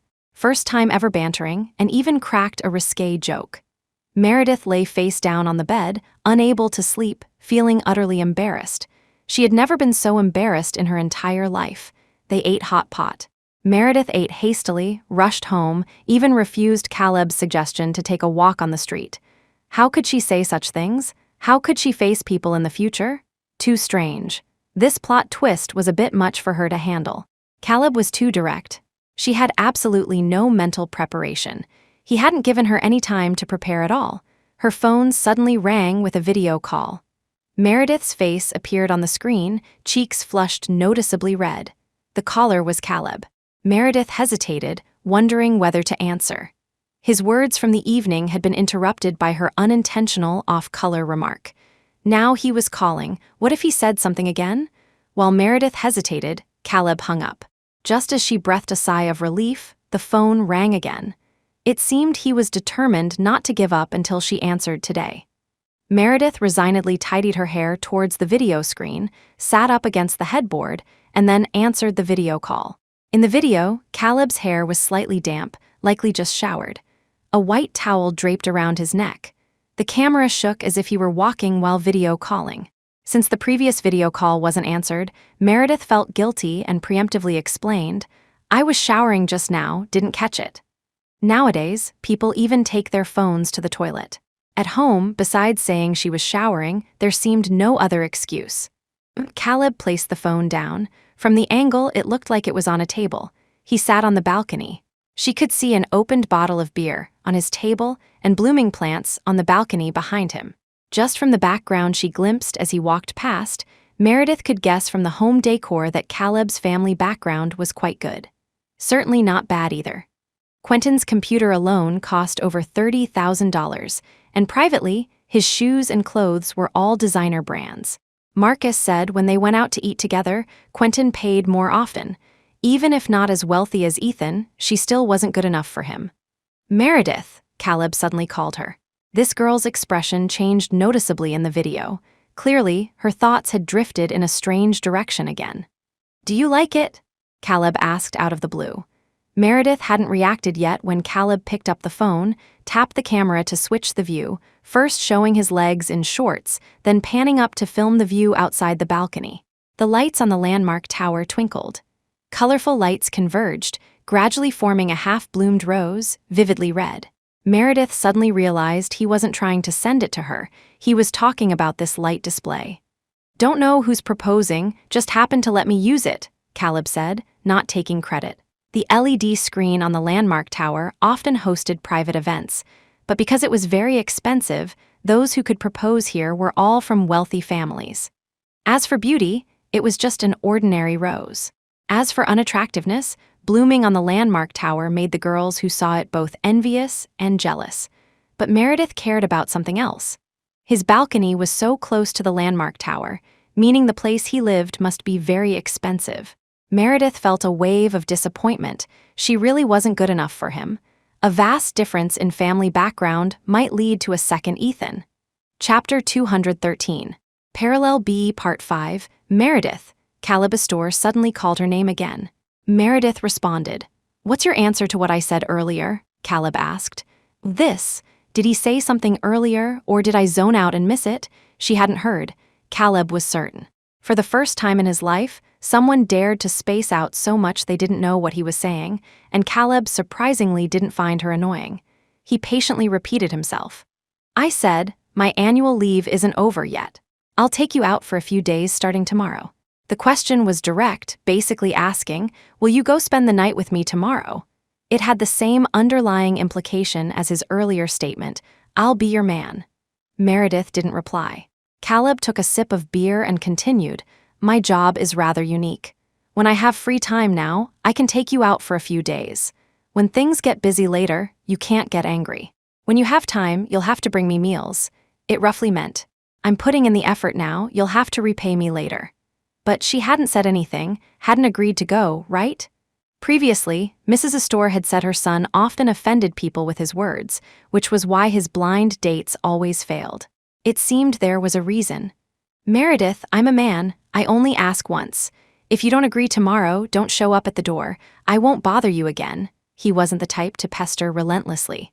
If someone wasn't willing, he wouldn't keep showing up and making himself unwelcome. "If you're willing to go with me, then from now on, I'm your man. Just settle down and live life with me. I guarantee, being with me, I won't shortchange you one bit." Caleb's deep voice came through the phone's speaker. He was absolutely different from Ethan. He was more mature, his emotions more stable. There were no empty promises like "I like you" or "I'll take care of you forever," only simple requirements for life. His demands on her were practical. Cook for him, wash his clothes, take care of his daily needs. Besides painting, all she knew was cooking and washing clothes. She didn't even know where to go for simple food or fun. Today at the mall, Caleb looked handsome. Even in casual clothes, his outstanding temperament couldn't be hidden. Meredith saw her reflection in a decorative surface and realized how plain she looked. She wasn't even as refined as the passing girls. They at least knew to wear a skirt and heels to highlight their youthful beauty. And her. A faded old t-shirt, jeans, and a pair of 5 black canvas shoes. She clashed with the mall's spotlights. They couldn't illuminate her beauty either. She looked like a country bumpkin fresh in the city. Meredith didn't answer. Hanging up the phone, she couldn't sleep, leaning against the window, looking at the scenery outside. Besides the necessary dim yellow streetlights, there was nothing. Her place couldn't see the landmark tower, so only nobodies or elderly people discarded by age lived here. Going or not going tomorrow were both difficult choices. Early morning, Meredith changed into a relatively newer short-sleeved shirt, a thin floral print style, looking much better than yesterday. She carried a small travel bag containing a few simple clothes.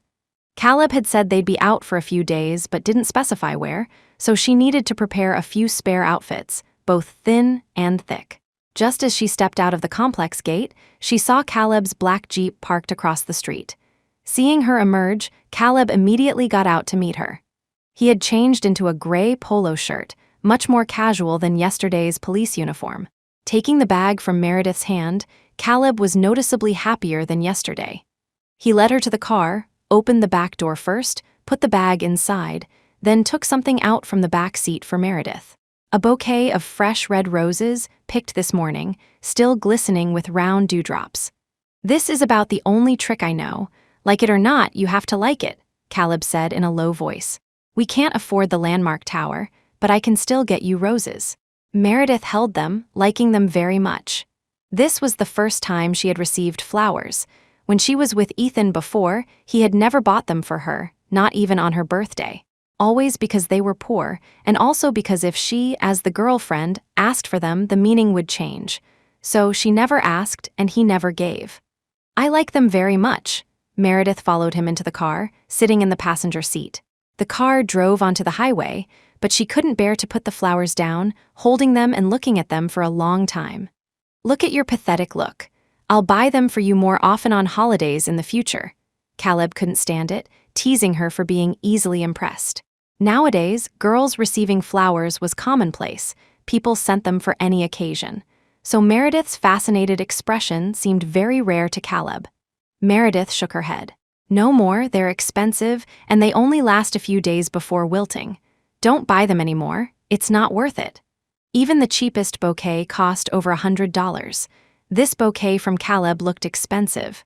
Several $100s just to look at for a few days was indeed a pity. Caleb didn't say anything more. He could now fully understand why his mom had taken such a liking to Meredith at first sight. Just a bit thin, needed to make sure she ate a few more bowls of rice. "Where do you like? Somewhere bustling and prosperous, or quiet and elegant? Any particular place you really want to go?" Caleb asked. He had decided to travel on impulse, so he had no destination. Asking her now, there was still time. Meredith didn't know either. She was about to say anything was fine, but seeing Caleb's wide-eyed look, she swallowed her words and weakly said, "Somewhere seafood is cheap." Was this practical enough? Eating seafood was her only hobby, but seafood could be eaten all over the country, so it was basically like saying nothing. "Okay." Caleb opened the navigation app and set the destination to a city famous for its hot pot. The entire journey was 12 hours, meaning they would spend 12 hours on the highway. Meredith looked at the navigation route and asked, "Isn't this too far? Can't we go somewhere closer?" Driving for so long isn't good for your health. This trip would take until evening to arrive and required spending 12 hours on the highway. If he could bear it, she couldn't. "It's fine, I still have 10 days off. After we've had enough fun there, we'll drive back slowly through the cities." Caleb didn't change the itinerary. "Now you have 12 hours to think about where you want to go." "Ah, can't we change it?" Meredith was dumbfounded. What kind of rule was this? Once decided, it couldn't be changed. "No," Caleb said expressionlessly. "There's a box in the back with snacks. If you feel unwell, we'll stop at a service area." In short, this 12-hour journey was happening. Meredith looked back and saw a small box on the back seat. She brought it over. Inside were many snacks girls liked, all packed in plastic wrap, not store-bought items. "You have another question to consider," Caleb said. Meredith felt like he was about to say something terrifying. "Think about whether we'll stay in one room or two later." This was truly a philosophical question. She had agreed to come today, essentially agreeing to start this relationship with marriage as the goal, so sharing a room was justifiable. But Caleb's presence? She really couldn't handle it. Sharing a room, the pressure would be too much. She'd definitely have insomnia. So when they arrived, Meredith calmly requested 2 rooms. Caleb had no objections. At the hotel, he checked in and went back to his own room to sleep. He had driven for 12 hours and was exhausted. Even if they shared a room, he wouldn't be able to touch her. However, Meredith, clutching her flowers, fell into fear. She didn't know if this was the right thing to do. When she was with Ethan before, Ethan wasn't keen on intimacy, so even when they were in the rented apartment, lying on the same bed, it was limited to kissing. But now, facing Caleb, she could clearly feel the overwhelming hormones, completely aimed at invading her. Moreover, Caleb had saved Marcus. She knew her own situation. Men naturally help women for a reason. In her most difficult time, she had also developed feelings for Caleb. Whether it was him or Ethan or anyone else, whoever could save Marcus, she would follow them. Now he had saved Marcus and clearly stated he wanted her, yet she felt hesitant. Clutching the roses in her hand, the petals already slightly wilted, Meredith couldn't bear to throw them away. If he had directly demanded she sleep with him, it would have been easier for her. Now that he was treating her too well, she felt afraid instead. A city's hot pot had many ways of eating, all authentic. Meredith downloaded a food recommendation app and found many recommended shops. Some were particularly hard to find, but Caleb's sense of direction was excellent. As long as there was an address, he could find it. They found many hidden gem restaurants with lots of authentic, delicious food that wasn't expensive. Each time was a pleasant surprise. Meredith once again marveled at his investigative skills, useful no matter where applied. Is this considered a specialty? Do you often run around these nooks and crannies catching criminals? Meredith held many things in her hands, gifts for her roommates and local specialties for Caleb's police team. I guess so, Caleb nodded. Criminals love hiding in unexpected places, so these nooks and crannies were indeed frequent haunts. During these 3 days together, Meredith had noticeably relaxed, becoming much more open with Caleb. Their relationship had become quite harmonious. The two returned to the car, placed the items on the back seat, and drove towards the next destination. Meredith took a big gulp of her icy drink, picked up her phone to see if there were any other recommended hidden gems. Big cities also had heavy traffic. Around noon, they didn't manage to avoid the rush hour, and the car got stuck in traffic again. Fortunately, they had bought plenty of snacks. Meredith didn't stay idle in the car, head bowed, looking at the registration details for this year's teacher qualification exam, figuring out what materials were needed. Reaching for the drink placed in the center console, she inadvertently touched the back of Caleb's hand resting on the gear shift. Meredith hadn't noticed. Before she could retract her hand holding the drink, Caleb swiftly grabbed her hand. He held her hand, she held the drink. Meredith looked up only to see Caleb turn around and ask, "Can I have a sip?"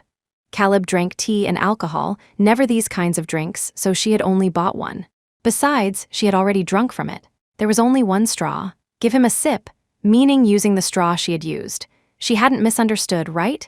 Caleb looked at her thoughtfully, his eyes bright and focused. Meredith's heart pounded wildly. She lifted the drink in her hand towards his mouth.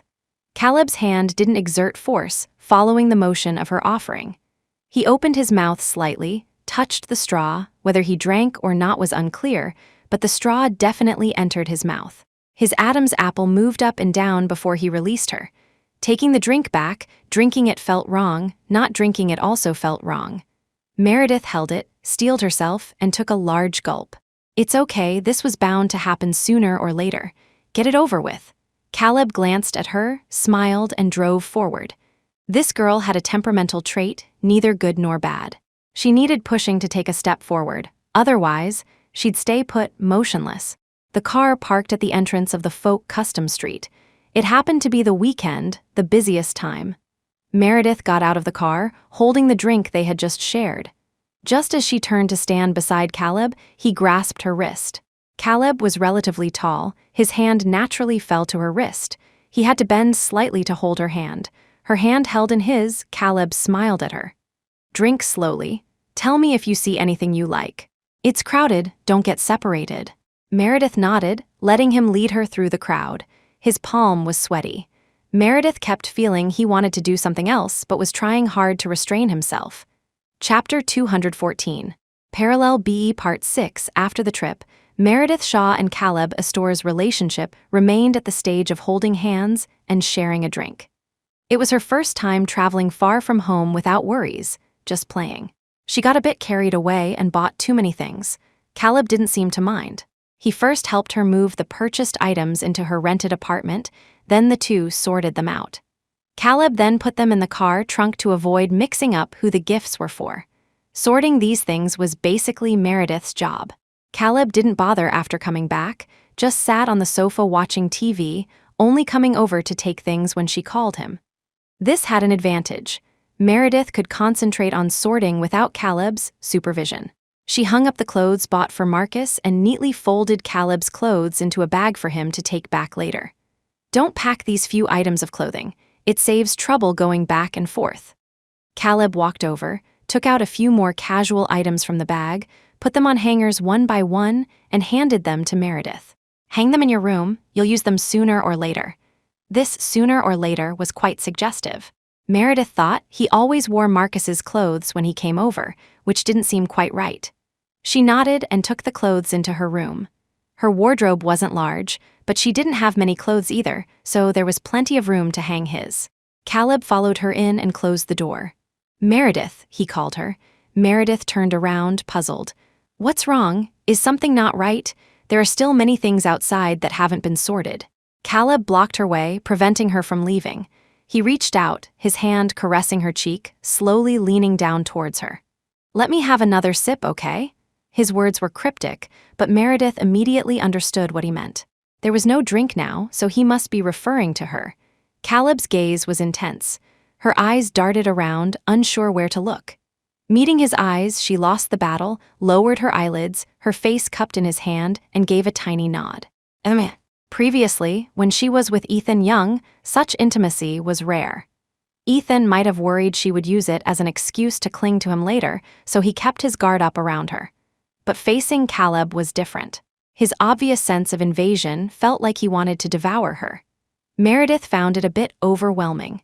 The unprecedented sensation left her with a strong sensory memory of Caleb. Her heart pounded wildly.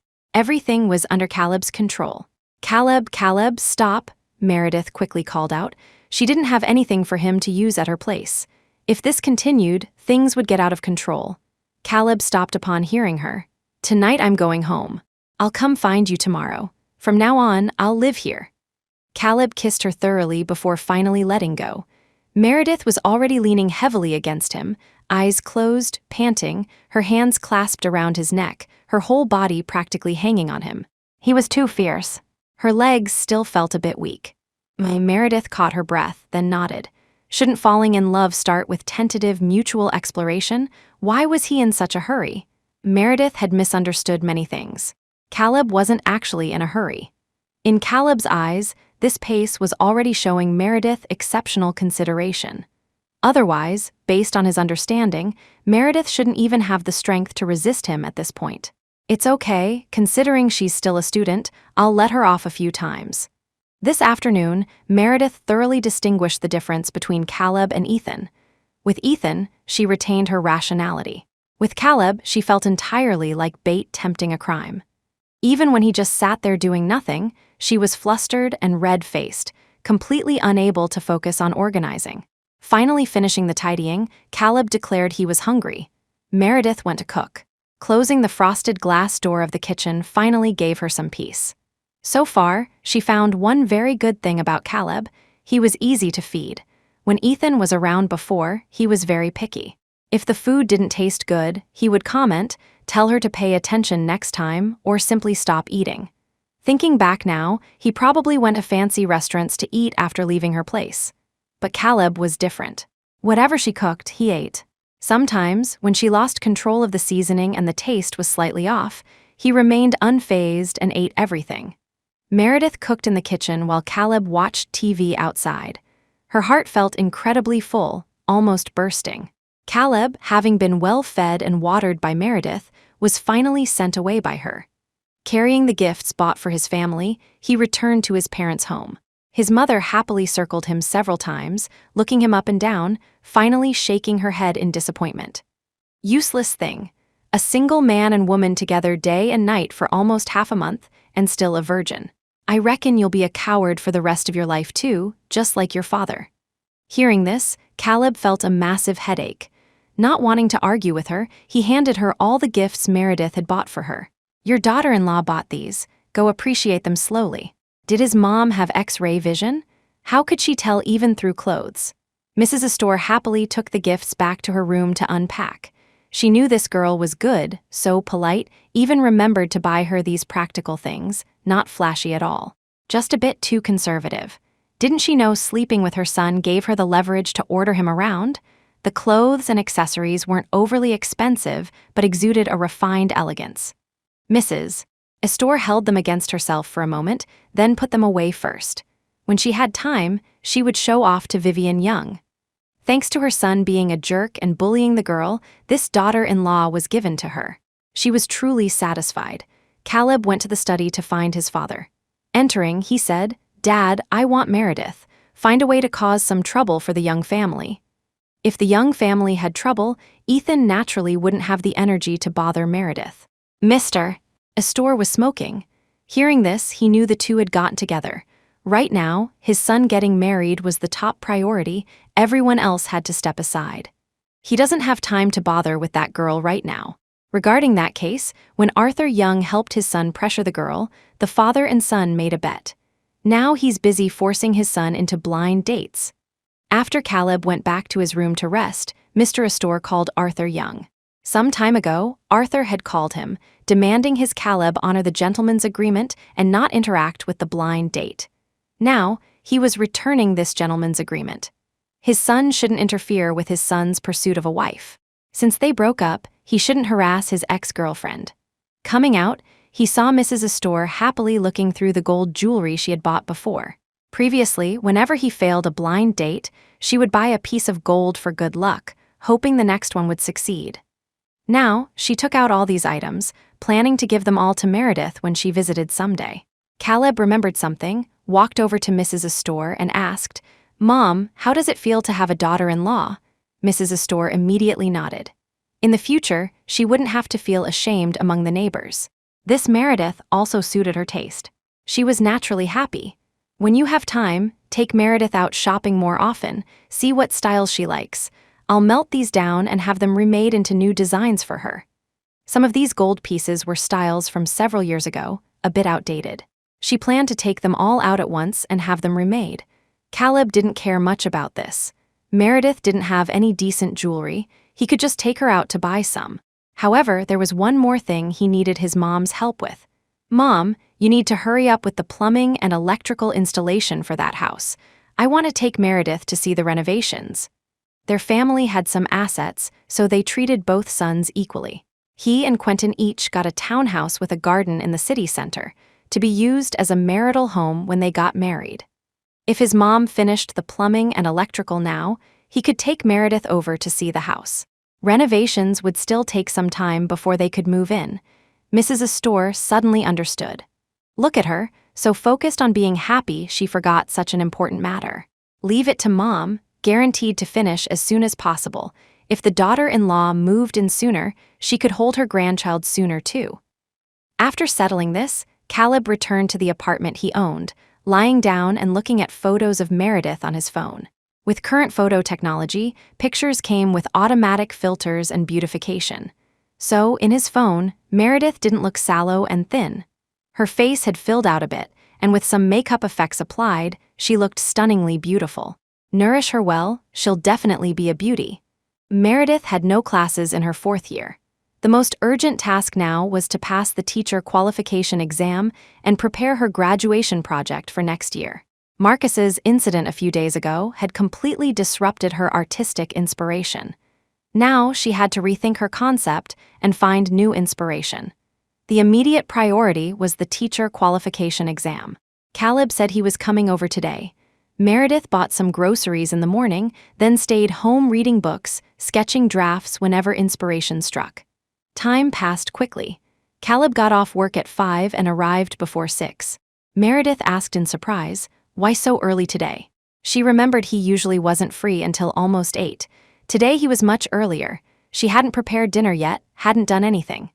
"Not much going on recently, so I could leave work on time." Caleb took off his police uniform, hung it on the coat rack, didn't change shoes, just took them off and walked barefoot on the floor towards Meredith's bedroom. "I'll change clothes, then we'll go out shopping." Speaking of shopping, Meredith remembered Caleb didn't even have slippers here. She had completely forgotten when buying groceries this morning. Since it was still early, the two drove to a larger supermarket in the city. The basement and first floor were the supermarket, while the upper floors housed a mall with everything from food and clothing to daily necessities. Meredith had lived with Ethan for so many years and was familiar with these things. She picked out a relatively soft and comfortable pair of slippers for Caleb, which happened to be on sale and cheap enough. But Caleb disapproved, grabbed 2 pairs of better quality slippers next to them, also in matching couple styles, and tossed them into the cart. "You have a man to support you now. From now on, you're forbidden to look at sales." Meredith was habitually frugal. Many things were no longer about seeking value but purely pursuing cheapness. Usable was sufficient. "My slippers are still usable, they're new too, I don't need them." Meredith quickly tried to stop him. She and Marcus had just moved. The things they bought were only a few months old. Caleb forbade her from putting the slippers back. "No, they must match mine. Keep your old pair for guests." That cheap plastic. She wore them without getting blisters. Caleb truly admired her. She was tougher than he was. Chapter 215, Parallel B Part 7. After buying slippers, toiletries like face wash and shaving supplies were also needed. Caleb Astor and Meredith Shaw went upstairs to the mall. Meredith had some experience with these items. Afraid he would complain again, she didn't dare pick cheap ones for him, genuinely choosing based on his needs. Caleb had no objections, only buying 2 razors when selecting one. One for Marcus, his blade razor isn't convenient. Caleb had seen Marcus's things, they were also extremely frugal. His own brother, Quentin Astor, constantly fiddled with these gadgets and never needed him to worry. What else is missing? Use your brain and think carefully. Coming out of the daily necessities section, Caleb asked Meredith. Meredith felt overwhelmed. How would she know what he used? But then she thought, the things Caleb kept here seemed to be only the few shirts and pants bought during their trip. There was nothing underneath. Caleb saw Meredith had figured it out and asked amusingly, "What am I supposed to change into tonight? Go commando. As long as you don't mind, I'm fine with it. It's bound to happen sooner or later anyway. Worst case, I'll just let it swing freely." Caleb Astor, what nonsense are you talking? Have you no shame? Meredith felt offended, pulled him upstairs. Such a serious person suddenly acting like a rogue was somewhat amusingly out of character. Men's underwear was actually easy to pick. Dark colors. Caleb stated his size, but Meredith felt that buying them for Ethan back then hadn't been this stimulating. After buying everything, Caleb paid the bill and casually handed the card to Meredith. "This is my contribution for future meals. You saw the pin just now. If you want to change it, I'll go to the bank with you now. From now on, don't let me see the words 'on sale' again." Caleb spoke the words "on sale" through gritted teeth.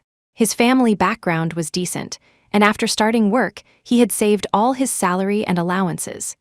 Now he had a girlfriend who only looked for "on sale" or discount signs when entering a mall. If this habit continued, where would he put his face? If those brats at the station saw this, it would become a lifelong joke. Meredith didn't want to take the card. Caleb warned, "Last time you went to the station, the bureau chief summoned me for a talk, said I was mistreating my wife, gave me a good dressing down."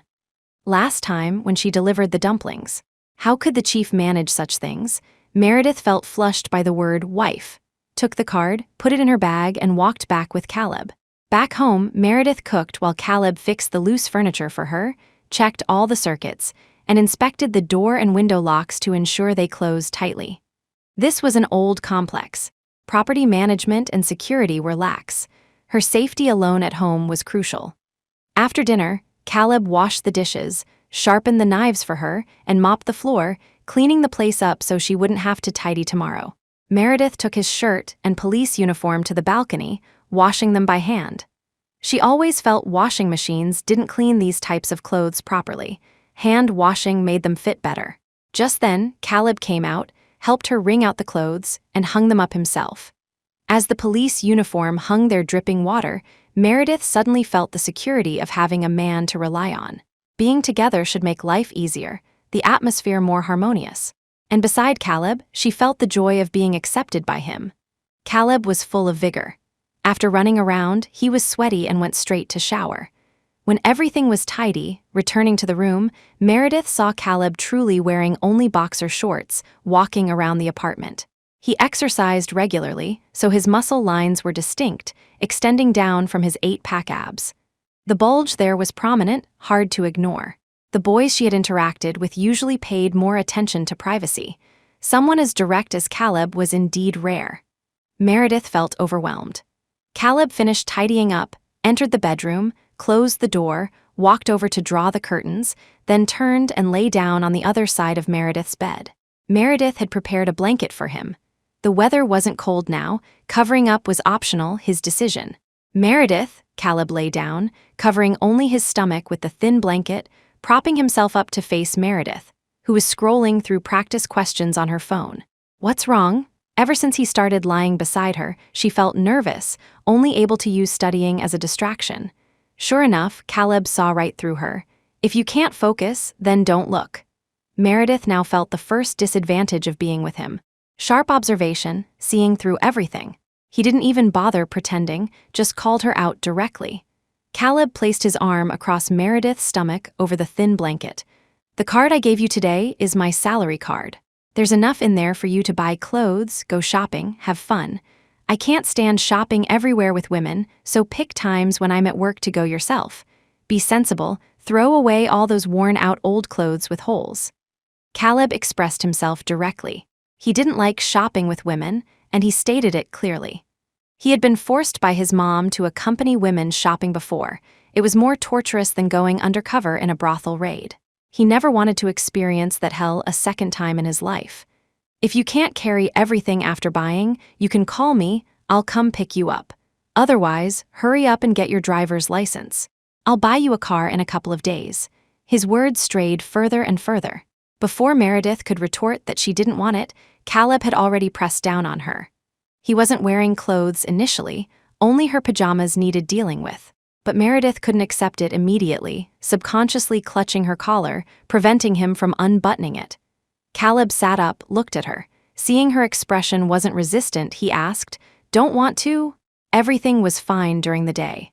She hadn't resisted his close contact. Why the strong resistance now? Meredith weakly shook her head, rendered speechless by his kisses. "Still don't want to do it with me?" Caleb asked again. "No," Meredith denied. Caleb instantly understood. Never done it? This reaction could only mean one thing. She and Ethan had never done it. But according to his knowledge, she had been with Ethan for 3 years, and Ethan also rented an apartment outside. Meredith was actually the same as him.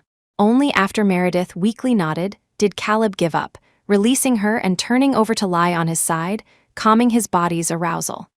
He placed the packet of condoms under his pillow, deliberately doing it in front of Meredith, making sure she knew its meaning. "It's right here, ready to use any time, won't affect business at all."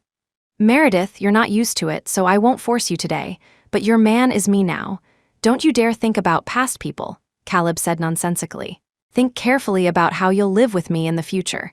If I find out you're still thinking about him, watch out, I'll spank both your butt cheeks red." Spanking was spanking, but adding the quantifier both cheeks gave it another meaning. "Caleb Astor, can't you speak properly? What both cheeks?" How could he say it with such a suggestive tone? "If you don't go to sleep now, I really won't speak properly to you anymore," Caleb threatened, frightening Meredith into quickly closing her eyes. A 3-year relationship doesn't just disappear. He needed to keep a close eye, prevent her from having any contact with Ethan. Friday afternoon, National University holidays began. Marcus Shaw and Quentin Astor, each carrying a pack of beer, walked back towards the apartment Marcus rented. As they walked, Marcus still looked incredulous, asking Quentin, "You're not kidding me, right? My sister and your brother? How is that possible?"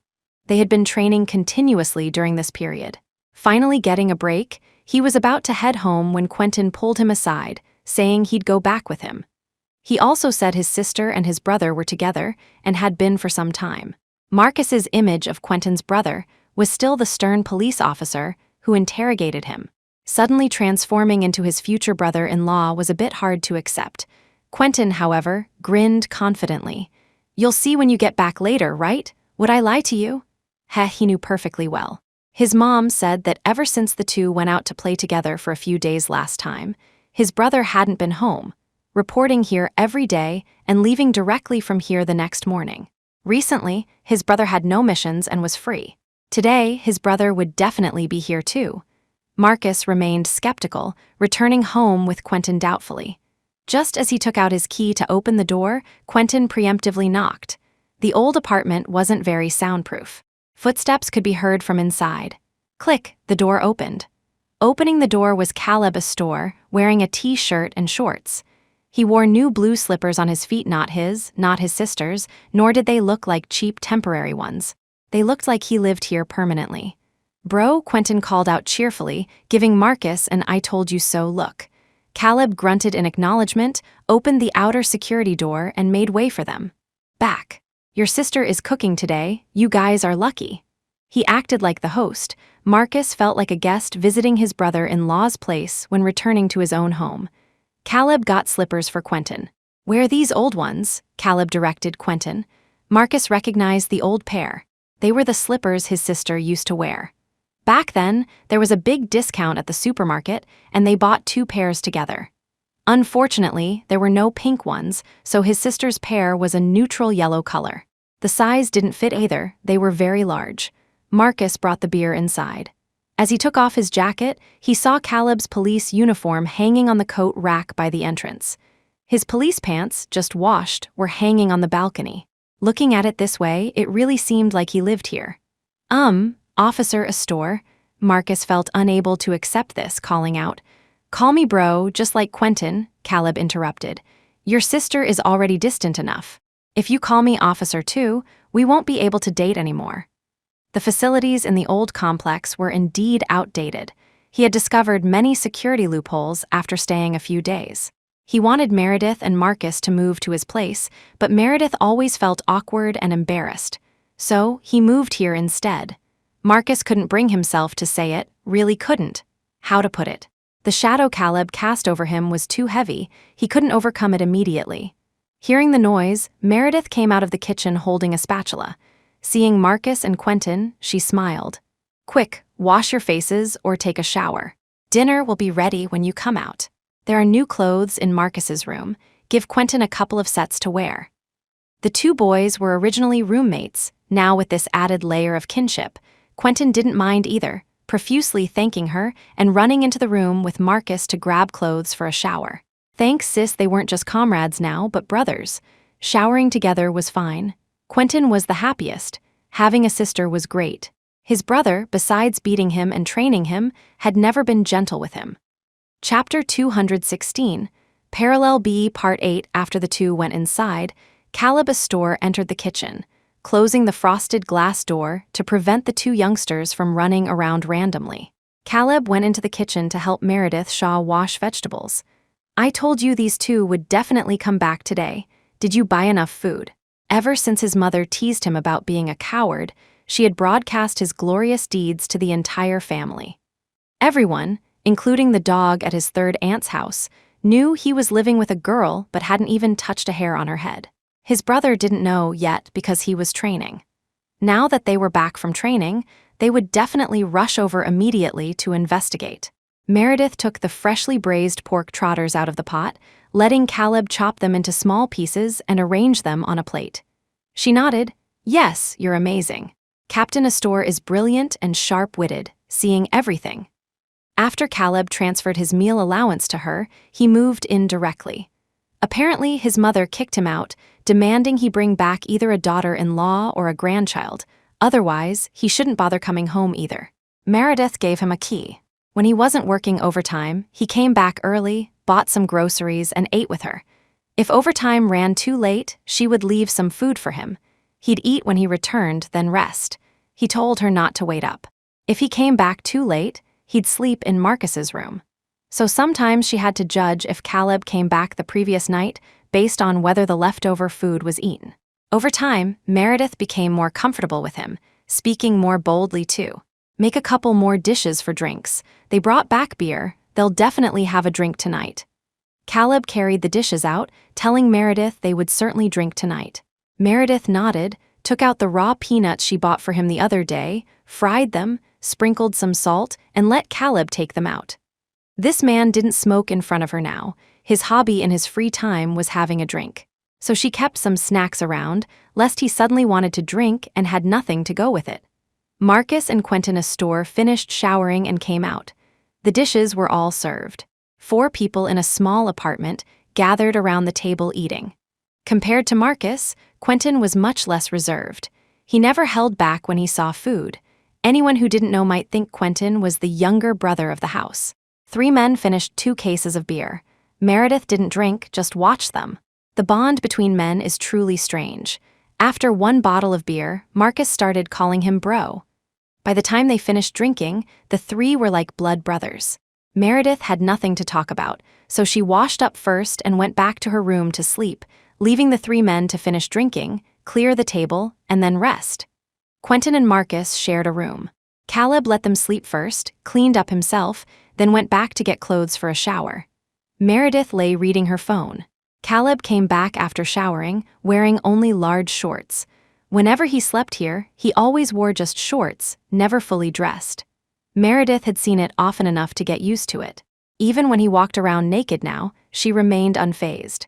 She shifted inwards, making half the space for him, smiling, "Yo, finally see Captain Astor clean today. I must remember your current look well." Caleb wasn't annoyed either, just lay down directly, didn't cover himself with the blanket, letting Meredith look openly. "This clean look of mine is indeed rare. You'll see less and less of it in the future. Cherish it." When he was busy, he could go 10 days without showering. Just for Marcus's case, he hadn't showered for a week. Wasn't she unfazed by his smell back then? During the time they lived together, several times he came back just as dirty, sometimes reeking of alcohol. These were always the times he was most exhausted. Before, when he was alone, smelly or not, he'd just collapse and sleep, considering personal hygiene only after waking up. Since having Meredith, whenever he returned after being away on a case for days, no matter how late, she would get up and bathe him. He just sat there, not needing to move. Meredith would definitely wash him clean, dry him off, and let him sleep comfortably in bed. They hadn't had sex, no skin-to-skin contact. A few times, when his blood rushed and he couldn't relieve it, he asked her to help him with her hand. She would blush furiously, complaining about him being troublesome. But during those times, Meredith was never nervous. Such girls were hard to find. The longer Caleb was with her, the more he understood why Ethan Young fought so fiercely with his father, yet still came back looking for Meredith. If he hadn't felt sympathy that day and taken her away first the next morning, perhaps this Meredith would be Ethan's wife now. Meredith was perfectly suited to be his wife, worth him handing over all his assets, being loyal to her, and peacefully living with her for life. By now, Harbor City had entered winter. Although not the shivering cold of the north, people were already using thick blankets. Hurry up and sleep. You finally have a break, rest well for the next 2 days. Meredith wrapped herself tightly, turned off the light to sleep. After making a large table of food, she was tired too. It just so happens that both of my brothers will be here tomorrow. Bring the sheep that your comrade in arms gave you 2 days ago, and I'll make you a feast. Correction. This sentence seems misplaced, repeating a previous point about the lamb. Let's assume the next correct thought is about the weather. Suddenly, a loud thunderclap exploded, startling Meredith awake. Within 2 minutes, lightning flashed and thunder roared outside, accompanied by howling winds. The wind blew loudly. The window seemed not tightly shut, rattling noisily. Combined with the fierce wind, the sound was terrifying. Meredith felt a pang of fear. Caleb. She was cold and too lazy to move, calling Caleb beside her. Caleb instantly woke up. What's wrong? The window seems not closed. The outside window isn't closed either, Meredith said. The old house wasn't well soundproofed. She could hear the clothes hangers on the living room balcony being blown around noisily. Normally, she could close it herself, but with Marcus and Quentin in the house now, she couldn't run around in her pajamas. Caleb immediately got up, first secured the bedroom window, then went out to close the living room windows tightly. Thinking of the two next door, Caleb knocked on their door, only to find the room empty. Those two brats are tactful. Knowing Meredith might be uncomfortable, they went out to stay elsewhere. After closing all the windows, Caleb returned to the room and lay down. He picked up his phone and transferred $4,000 to Quentin, instructing him that it was $2,000 each. They shouldn't wander around, be safe, and come back early tomorrow morning so Meredith wouldn't realize they were gone overnight. The other side was indeed awake, immediately replying to Caleb. Bro, you actually have private savings. I'm telling Mom, their mother, to help her brother shed his coward status sooner. Had lectured him on all the courses for chasing girls. The most important one was handing over the salary card, letting the other person manage the finances to feel secure. Unexpectedly, her brother still had so much money now, he must have hidden it. Reporting it to Sister Meredith now was a bit early. What if his sister argued with his brother over this? That would be counterproductive. He'd keep this leverage first. If they argued later, he'd tell his mom Caleb couldn't be bothered with him. If he weren't still unfamiliar with Marcus, he would have given it directly to Marcus, not a penny would go to him. Putting down the phone, he prepared to continue sleeping. Turning over, he saw Meredith huddled under the covers, wrapped extremely tightly. Something felt off. Caleb reached under the covers, touching Meredith. Her whole body was ice cold, even colder than his hand, which had only been covered by the blanket over his stomach. Absolutely no warmth. Meredith, are you very cold? Or are you unwell somewhere? Caleb immediately turned on the overhead light, turned her over to observe her complexion, felt her forehead for temperature, confirming she wasn't cold due to illness. It's fine, old problem. I get a bit cold at night, I'll warm up soon. Meredith said smilingly that it was nothing. She had severe anemia. Cold hands and feet had been a problem for a long time. With Caleb here, she couldn't comfortably turn on the air conditioner, nor could she fill a hot water bottle for herself, so she relied entirely on her own body heat. Living together, just sleeping in the same bed, Caleb hadn't touched Meredith, so he didn't know she got this cold at night. She was wearing pajamas, yet her body temperature was lower than his. Throwing off the covers, Caleb picked Meredith up and carried her towards the bathroom. Meredith was startled, whispering, "Someone's next door. If they went out like this, what if they were accidentally seen?" "It's fine, I'll be quiet." Caleb didn't mention the two weren't there. Otherwise, she'd worry about the brothers running out late at night and being unsafe. Hot water showered down, Meredith's low body temperature gradually warmed up. Caleb washed her hair and dried her off. "Usually you wash me. Today I'll repay the favor and serve you," Caleb joked, drying her off, wrapping her tightly, then getting into her bed, holding her close. With the hot water and him holding her for warmth, Meredith finally felt a bit more comfortable. "From now on, turn on the AC if I'm not here. If I'm here, I'll warm you." Hearing this, Meredith felt sad and heartbroken. She and Ethan had been together for 3 years, even shared a blanket. During that time, she fainted several times due to anemia and stayed in the hospital, yet he hadn't noticed at all. But Caleb noticed just by looking once. These days, he let her know how happy it felt to be cared for by someone else. Her relationship with Ethan was indeed a distorted one. Evelyn and the others were right about love. It's impossible for a boyfriend to have no feelings for his girlfriend, living more platonically than an old married couple. Her efforts were rewarded. He didn't mind that she only knew how to cook and wash clothes, never complained about her being boring or not knowing how to have fun. He was only tough verbally. When she was too busy, he would cook himself. Being together meant complimenting each other, compromising, not one party endlessly giving. Meredith, who had been facing away from Caleb, turned over to face him, reached out, and unbuttoned her own pajama top. She wore very classic silk pajamas. Usually, they covered her modestly. Caleb had even joked she dressed more conservatively than his grandmother. Caleb's palm touched smooth skin. Meredith rarely took the initiative. She grabbed Caleb's hand, guided it under his pillow, letting him retrieve the small packet hidden there. "Want to use it?" Caleb asked in a low voice. He had prepared it the first day he stayed here, but several times Meredith shrank back, so he hadn't initiated again. The condoms had been pressed under his pillow all this time. Since they were taken out today, might as well use them. "You, Marcus and the others are next door," Meredith gave a preemptive warning. He always gave off a feeling of wanting to rush over and bite her. Initially, it scared her so much she wanted to shrink away whenever she saw him. Caleb found it hard to explain that he actually had no experience either.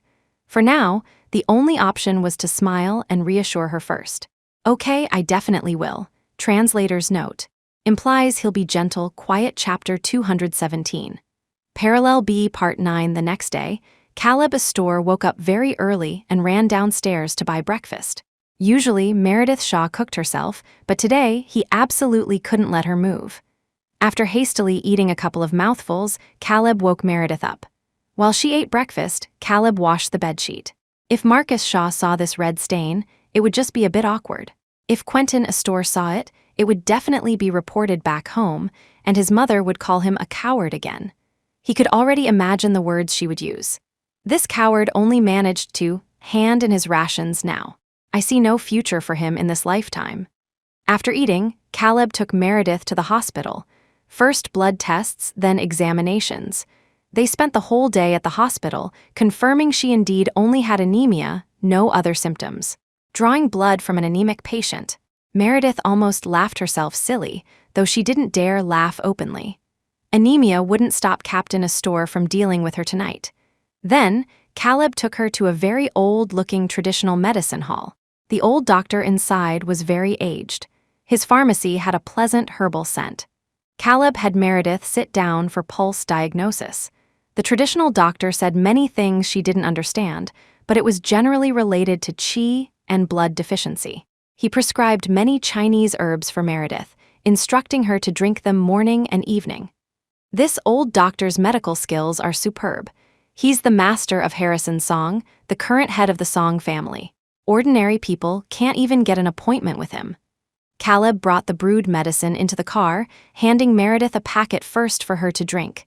"Take the medicine according to the prescription. After this batch is finished, we'll come back." Meredith nodded. The Song family's medical skills were famous. This old doctor, being the master of the most prominent contributor, Harrison Song, must also be very skilled. Anemia was a chronic issue, requiring slow nurturing. This weekend, the lamb wasn't cooked. Caleb took Meredith to see the traditional doctor, then they explored the areas around Harbor City. Nights were spent in hotels. When they returned, Marcus and Quentin had already gone back to school. Caleb told Meredith to pack her things and move to his place. Before, he didn't know she had this condition. Letting her live here made him feel relatively at ease. Now that he knew, he absolutely couldn't let her stay home alone. Her medical records showed several instances of fainting without warning, which she herself wasn't even aware of. How could he rest assured? His place had better facilities and was very close to the police station. If anything happened, he could rush back immediately. Moving in was non-negotiable. Meredith didn't have many clothes to pack. Caleb picked out a few decent items for her. The rest, he'd find a chance to throw away entirely. Packing done, carrying a bag, Meredith followed Caleb to his home. Only upon arrival did she realize Caleb lived in the police family compound, just a 5-minute walk from the station. Property management was good, and the wet market was close by. Living here was very convenient. His apartment was on the 16th floor, 2 units per elevator, over 100 square meters, with only 2 bedrooms and 2 living rooms. Caleb lived in the larger master bedroom, which had an en-suite bathroom. The balcony with green plants she saw in the video that day was in the master bedroom. The guest room has a bed and wardrobe, but no space for other furniture. You'll have to make do in the master bedroom for now. The only downside of this apartment was the small guest room, but it was fine for him as temporary quarters. Officer Lee and the others sometimes stayed in the guest room when busy, so it was a bit messy. Meredith didn't have many belongings. Caleb carried her books and painting materials and placed them on the balcony. "There's a table here, make do with it for now. Next week when I have leave, I'll take you to buy a desk." He usually handled official business at the station office. Home was a place for absolute relaxation, so furniture for Meredith's studies needed to be bought separately. Moving the green plants outside, the balcony could easily be converted into a small study. Moreover, this balcony faced the landmark tower directly, had good air circulation, and a great view. Later, after getting married, when the townhouse over there was renovated, a dedicated study would be set aside for her. This apartment already exceeded Meredith's expectations. She liked it very much. It wasn't a rented place, but a newly completed apartment. Moreover, it was Caleb's own property, meaning it would also be her home in the future. No worries about being evicted for not paying rent. As long as Caleb wanted her, she could live here from now on. Ever since learning Meredith suffered from severe anemia, Caleb didn't let her do any heavy lifting. Meredith was carried by him and placed on the bed to rest. Watching Caleb organize clothes, she marveled at the apartment. "You haven't been back for so long, how come the house isn't dusty?" And there wasn't even a hint of staleness. It felt like someone had been living here all along. Caleb didn't hide it. "Yesterday, I told your mother-in-law that you weren't feeling well and needed to move over. Today, your mother-in-law specifically came up to clean." His mom knew Meredith was moving in. She probably wished she could renovate the place into a bridal suite. This pink-based red peony 4-piece bedding set was already a product of his mom's restraint. He had just checked. Even the bath towels in the bathroom were matching couple sets. Being called mother-in-law by Caleb made Meredith feel a bit shy. She got up, put on slippers, and went to wash her face, only then realizing this mother-in-law was truly enthusiastic. Everything came in pairs, everywhere exuding the illusion that she and Caleb were newlyweds. All she could say was that the energetic auntie she met during Marcus's school opening ceremony hadn't lost any fighting spirit. If anything, it had increased. In the kitchen, Caleb's mother had prepared dinner. 2 cold dishes, 2 hot dishes. Congee simmered in the pot, thick and soft, with plump, rehydrated goji berries floating inside. Caleb heated the food and ate with Meredith on the balcony. He picked out the goji berries from his bowl one by one and gave them to her, telling her to eat them. Officer Lee's hometown is in the south. These past 2 days, I asked him to ask his mom to send some medicinal herbs from the south. When you have nothing to do at home, brew some soup for yourself. Caleb moved the cold dishes aside, giving the hot ones to Meredith. If you're feeling lazy and don't want to cook, just tell me. I'll have the station kitchen brew it for you and bring it back, or have Mom make it at home and send it over. His mom was a full-time housewife. Her biggest hobby at home was cooking. Right now, the top priority was nurturing Meredith. She would definitely be extremely proactive. Mom is afraid you'd feel awkward alone if she came over, so she won't. Just tell me what you want to eat, I'll tell her. With Meredith's current condition, they could only take care of her first. After she recovered, she could give his mom a grandchild. His mom would surely be over the moon. No need, I can cook myself. Besides, I've gotten much better these days, Meredith quickly refused. During the days Caleb lived with her, he ate substantially, never missing meat at meals. She ate along with him, getting a lot of nutrition. Her symptoms had actually improved significantly. Auntie works hard too, don't trouble her, Meredith added hastily. I can manage on my own. In previous years, enduring such hardship, she even had to take care of Ethan, yet she survived. Now, with him taking care of her and accommodating her, life was already countless times easier. As Meredith ate, sadness welled up. Since her mother passed away, it had been a long time since she sat down to eat a meal prepared with love by someone else. Not being greedy for Ethan's money and continuing to be entangled with him was truly a wise choice. After dinner, just as dusk settled, Caleb took Meredith out for a walk to aid digestion. They first strolled around the complex, then walked from home to the police station, letting Meredith familiarize herself with the route. Finally, they walked together to the base of the landmark tower, watching young couples in love, laughing and playing, creating a lively atmosphere. These days, those pink fat pig balloons were popular again on the streets. Almost every girl held one. Meredith looked at them fondly.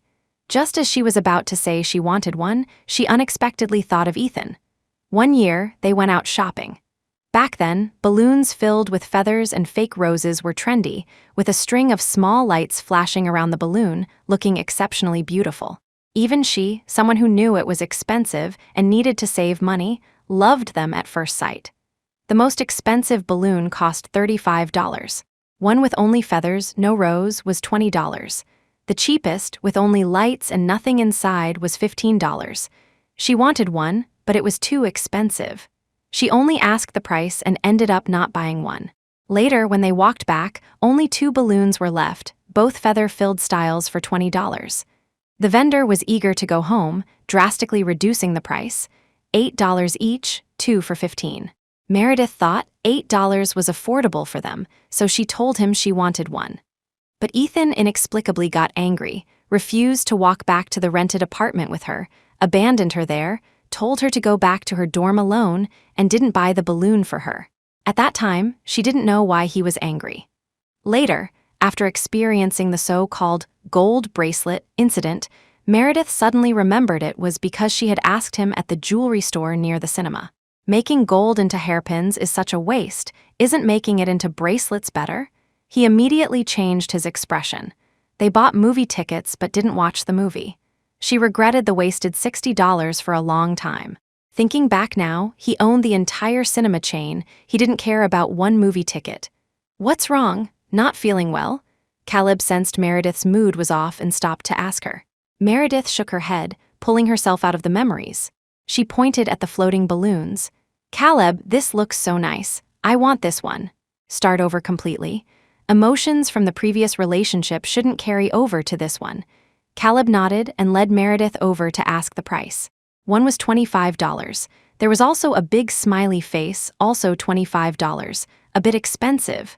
Meredith didn't want it anymore, but Caleb scanned the QR code and paid. $70 for 3. One large pink pig, one pink smiley face, and one purple smiley face. The vendor gave a $5 discount. 75 became 70. If you say it's expensive and don't buy it, there won't be anything left to buy with this balloon. Caleb didn't let her say it was expensive. Her eyes told him she loved it dearly, and this balloon likely connected to some memory with Ethan. He needed to replace him quickly, must compensate for her many regrets. Now the salary card is in your hand. The small things I can buy are limited. Big purchases still require your money, Caleb said. The card was in her possession. He had linked his phone to the card. Daily expenses came from it. But for expenses over $100, he would still tell Meredith, lest she couldn't reconcile the accounts. This is also wasteful. Buying it once is enough. $70 can buy 3 pounds of ribs. Wouldn't braising them be much better? Caleb particularly loved ribs, especially braised ones. He could eat 3 pounds by himself. Though she said this, holding the 3 balloons, Meredith was overjoyed, shaking them playfully. Nonsense, we need both ribs and balloons. I saved a lot of money by not buying cigarettes. Buying a few balloons is like buying a few packs of cigarettes, plus it makes my girlfriend happy.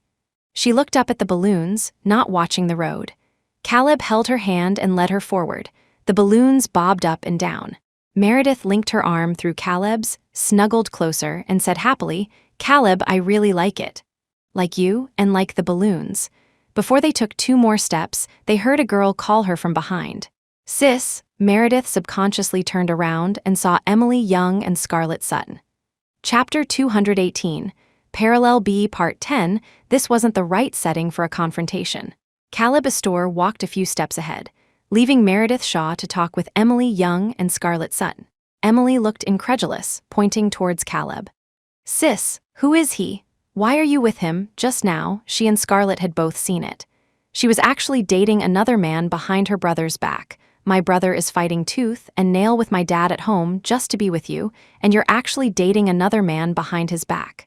Emily recalled the chaos at home, her father whipping her brother with a belt, her brother stubbornly refusing to yield, her mother crying every day and felt heartbroken. Seeing Meredith, she became impolite, demanding, "Why would you do this behind my brother's back?" Hearing this, Meredith roughly understood the situation at the Young residence. Arthur Young wanted Ethan Young to break up with her. Ethan refused and caused scenes at home, and Emily probably thought she had betrayed Ethan, coincidentally catching her in the act. Meredith had no intention of getting entangled, stating directly, "He's not another man. Your brother and I broke up long ago. He is my boyfriend." Upon hearing this, Scarlett Sutton, who had been silent, glanced at Meredith, not with blame, but seemingly with relief. Emily, however, refused to believe it. "You're lying. My brother is still fighting with our parents for your future together. How could you possibly have broken up?" She didn't believe it.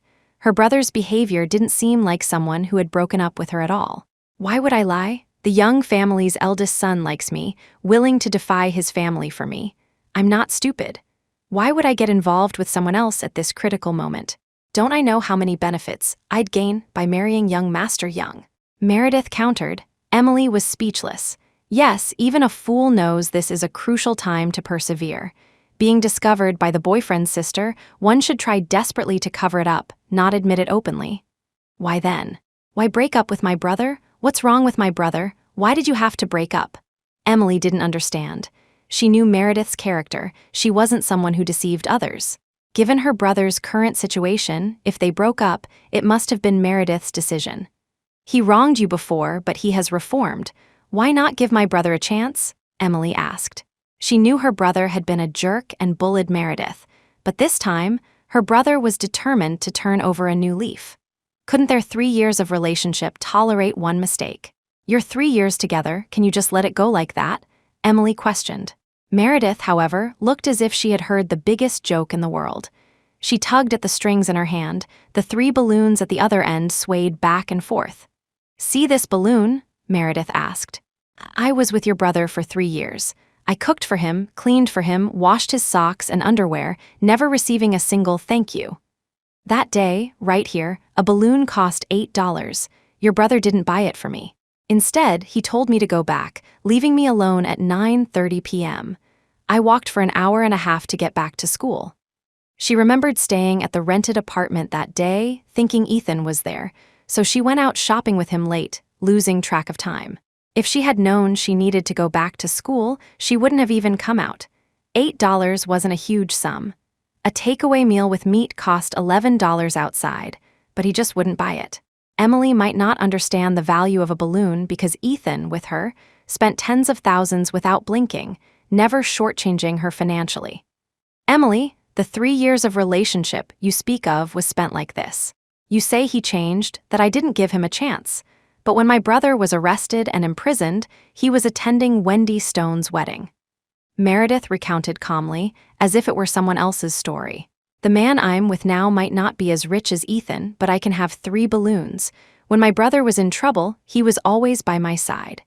He doesn't dislike me for my poor health, and I can sit down and eat a hot meal." Reaching this point, Caleb was an excellent presence in her life. Meredith wasn't foolish. When Marcus was wrongly accused and the case seemed hopeless, she never expected Ethan must save Marcus.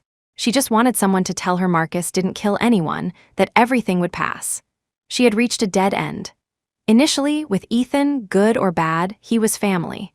She was boring and dull, only knew how to cook and wash clothes, didn't receive the affection other girls deserved, so she accepted it. Later, there was Marcus. He was a good brother, but both were gone during those few days. Ethan left with another girl. Marcus was going to be locked up. Emily, with money and family, couldn't comprehend Meredith's despair. Thus, she couldn't understand Meredith's current decisiveness. For her, someone who would always stay by her side was more important than love. She was tired of living alone, so when Caleb wanted her, she was willing to follow him. No matter how humble, she had no complaints. But ironically, Ethan, who should have cherished her, never did. Caleb, who should have demanded repayment for his kindness, cherished her instead. Ethan's supposed reformation now consisted of bringing over a box of snacks and spreading rumors in her neighborhood that they were boyfriend and girlfriend. This caused Caleb to face gossip whenever he visited during that period, and ultimately, she bore the brunt of the consequences. Gossip ran rampant in the old neighborhood, calling her promiscuous, saying she randomly hooked up with men overnight. If not for Caleb's police uniform suppressing them, the nasty words would have been thrown directly in her face. A few years earlier, under more feudalistic norms, she might have been drowned in a pig cage. When your brother attended Wendy's wedding, the Prussian blue tie he wore was custom made for him for $30,000 before I discovered he was rich. Following this, Meredith tugged the strings again. The balloons bumped together. Ironic. When we were poor before, he never bought me a single balloon. Now that he's rich, he still hasn't bought one. Ethan could afford a landmark tower proposal, but had never given her a single fresh rose. The richer Ethan became, the more unforgivable he seemed to her. He swipes his card for $10,000 just to please you. When I was beaten so badly my scalp was torn, needing $100,000 for debt repayment and life-saving, he told me to go beg. Such hurt was unbearable for anyone, let alone the fact that Ethan hadn't saved her brother, owing her no gratitude. Ridiculously, back then, needing $200,000 I thought, he gave you $10,000, maybe he's short on cash, how embarrassing if he couldn't provide more, so I only asked for $10,000, planning to raise the rest myself. Meredith spoke without resentment, only feeling sorrow for herself. Thanks to Ethan, she realized how cheap her life was, not even worth his sister's smile. But her sincere heart towards Ethan was gone. Her life was cheap, but her heart wasn't. Facing Caleb, she knew he was her future support, didn't refuse him, and was fortunate enough to attain the happiness she desired. Her heart wasn't cheap, and neither was her life anymore. "Emily, I was once like you, thinking that with your brother, I could live the normal life a girl should have." Meredith spoke, tugging the strings again, the balloons flying wildly. "But your brother gave all 100% of his affection and patience to you. I didn't receive even 1%. Who hasn't fantasized about peaceful years? Who hasn't read a few romance novels in their youth? When she was alone before, she knew to buy herself some snacks from the store occasionally. But during the days with Ethan, indulging became a luxury. With Marcus, hope completely died. This world of power and money transactions was commonplace. Saving Marcus might have been just a word from Ethan. As his girlfriend of 3 years, even if she had no merit, she had endured hardship. He didn't even consider the 3 years she suffered with him, still waiting for her to beg him. If he had saved Marcus, past debts would be wiped clean. Unfortunately, he didn't. What kind of relationship was this? Suddenly hearing about Ethan's unpleasantness, Emily found it hard to accept and immediately wanted to go back and ask her brother if these things were true. In contrast, Scarlett remained much calmer. She smiled slightly at Meredith, saying kindly, "Sis, this time you must live happily. I'll persuade Emily not to bother you again." Emily didn't understand, but she did. She had personally heard Meredith describe Ethan. She also understood the meaning of these 3 balloons. What mattered was the person, not the balloons. "Thank you for the trouble," Meredith expressed her gratitude. "Sis, you are braver than me, not resorting to suicidal thoughts. I wish you happiness, I support you," Scarlett cheered her on. If not for the close relationship with the young family, she would have wanted to beat up that scumbag Ethan long ago. Meredith didn't say much more, handed the 2 flower-shaped balloons to Scarlett, one pink and one purple, one for her and one for Emily. One was enough for her, she feared she couldn't hold more. "Sis, I'll always wish you well." As they left, Scarlett cried sadly. Now that Sis had a boyfriend who doted on her, she felt it was only right. She was so good. She shouldn't suffer anymore. "Ethan, this balloon is so pretty. $8 isn't expensive anymore. Can we buy one?" "Buy what? That thing is useless. Spending money on a bag of air is simply wasteful. I have something to do now. Go back by yourself." Returning to Caleb's side, Meredith smiled. "All right, it was a misunderstanding. All resolved now. Let's go." Caleb didn't ask further questions. He knew more about the young family situation than Meredith did. Meredith also knew he had some blood relation to Adrian Pierce. That was enough. No need to cause further unpleasantness over this matter. Not far ahead of the balloon seller was the night market, stalls selling all sorts of goods. Meredith surprisingly found the person who sold bracelets back then. Speaking of which, it was related to Ethan again. Meredith didn't want to feel sad over him anymore. This time, Caleb saw Meredith like them but didn't buy any, not letting her look, directly pulling her past. "If we buy, let's buy real things. Wearing these things for a long time, close to the skin, they aren't pure materials. What if you get an allergy? That's more troublesome." Then, he forcefully pulled her into the mall, to the very store where she had asked Ethan about the gold hairpin years ago, and bought Meredith a gold bracelet with a classic design. Originally, he wanted to buy a fashionable diamond-encrusted bracelet, but it was too expensive. Meredith adamantly refused, finally dissuading him. Saving his salary, allowances, and bonuses over the years, Caleb's salary card held nearly $1 million. Even buying a diamond-encrusted bracelet was completely affordable. He could afford the landmark tower display, he just felt it wasn't worth it. Meredith thought, even the wealthiest Ethan couldn't compare to one Caleb Astor. As long as he wanted her for a day, she would follow him until death. Chapter 219, Parallel B Part 11. Back home, Caleb Astor told Meredith Shaw to lie down while he heated the Chinese medicine she needed to drink. Meredith was tough when it came to drinking medicine. No matter how bitter, she drank it without batting an eyelid, not even frowning after downing a bowl. Caleb felt this girl needed more nurturing. She didn't even take the opportunity to complain about the bitterness. "Forgot to buy some snacks to take away the bitter taste. I'm working tomorrow. You go out shopping. Don't skimp on anything you want to eat. You can't eat through my savings." After she finished, Caleb poured Meredith a glass of hot water, went to shower himself, letting Meredith lie down and rest. The bed here was larger than the one at her place, the mattress softer too. Caleb's mother had prepared a large double duvet for them, unlike the small, tight blanket at Meredith's place. Meredith slept on the side near the window, watching the landmark building outside display various magnificent patterns. Truly beautiful. She couldn't bear to take off the bracelet on her hand, wearing it constantly, touching it every few minutes. Also beautiful, more beautiful than the 2 Vivian Young gave her combined. This was the most valuable gift she had ever received in her life, and also her most precious possession. Caleb came out after showering, untied the bath towel around his waist, lifted the covers, and lay down beside her. His body was still damp. The moist, slightly sticky sensation felt a bit clingy. "Starting tomorrow, the medicine cannot stop. You must drink it on time. If you feel unwell alone at home, call me immediately. Don't force yourself if you get tired from reading."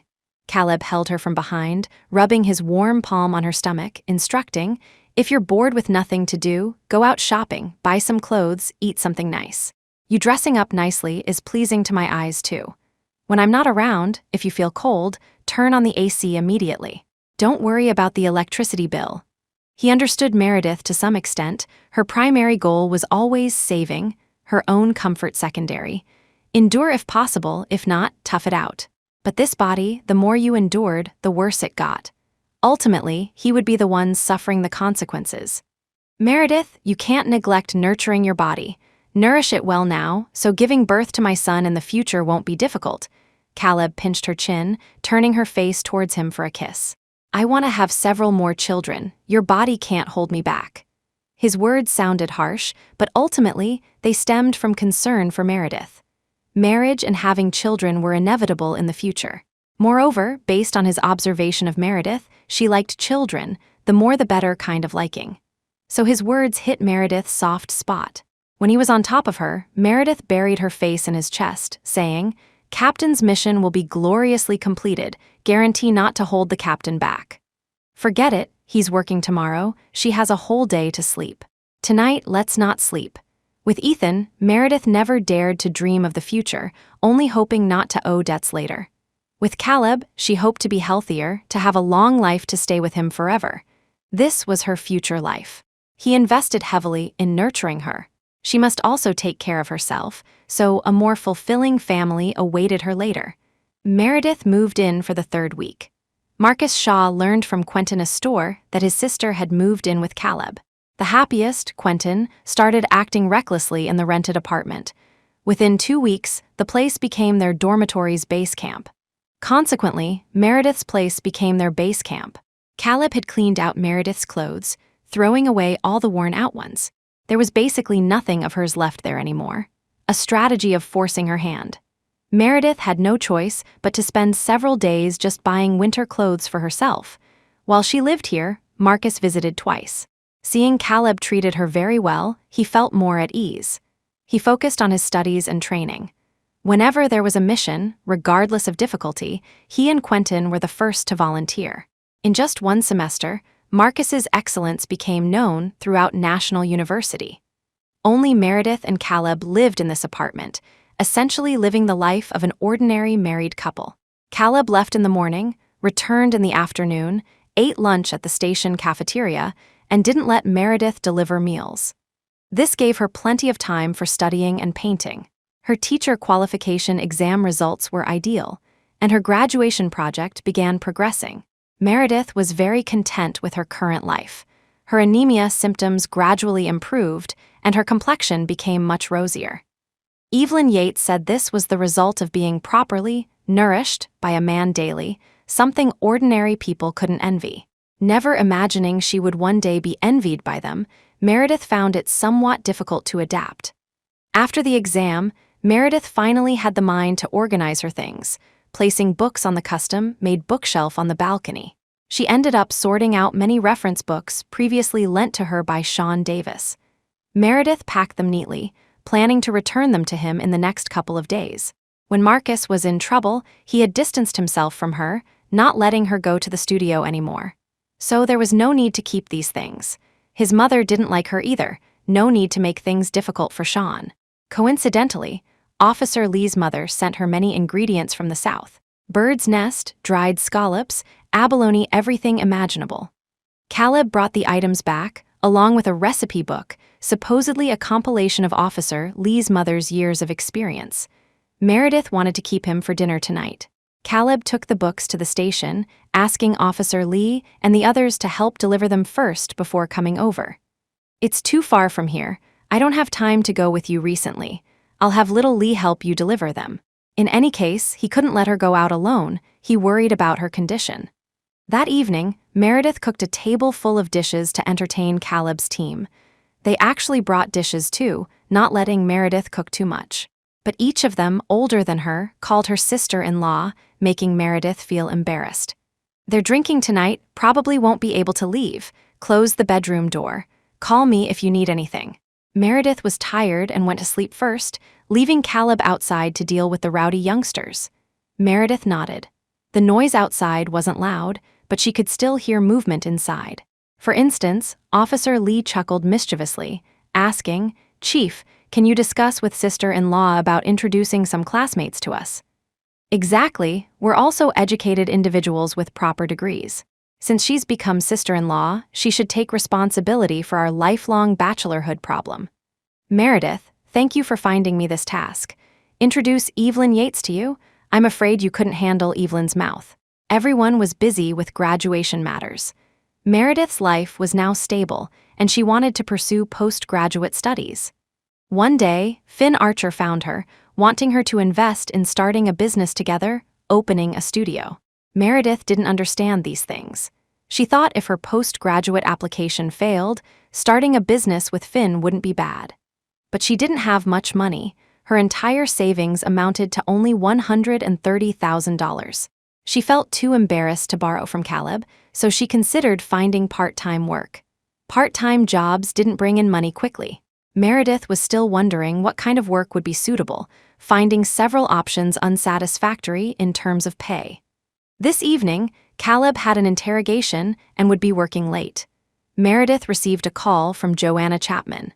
On the phone, Joanna cried heartbrokenly, saying she had been deceived by her boyfriend, Kevin Zhang. Meredith couldn't care about anything else, immediately hailed a taxi to find Joanna. Joanna had been beaten by her boyfriend's family and scammed out of over $1.5 million. The $50,000 in high-interest loans had snowballed into $68,000. She had also paid $1.5 million to a real estate agent. Joanna had been scammed by Kevin, left without a penny. Meredith wanted to help but wasn't qualified. She brought Joanna back, applied some medicine for her, settled her in the guest room, and waited in her own room for Caleb to return. He handled all sorts of cases. Joanna's situation clearly involved fraud and violent injury. Caleb would definitely know better than her how to handle it. At 3 a.m, Caleb finally returned from outside. This suspect was extremely cunning. It took a long time to circle around to finally break him and obtain useful information, bringing the case to light.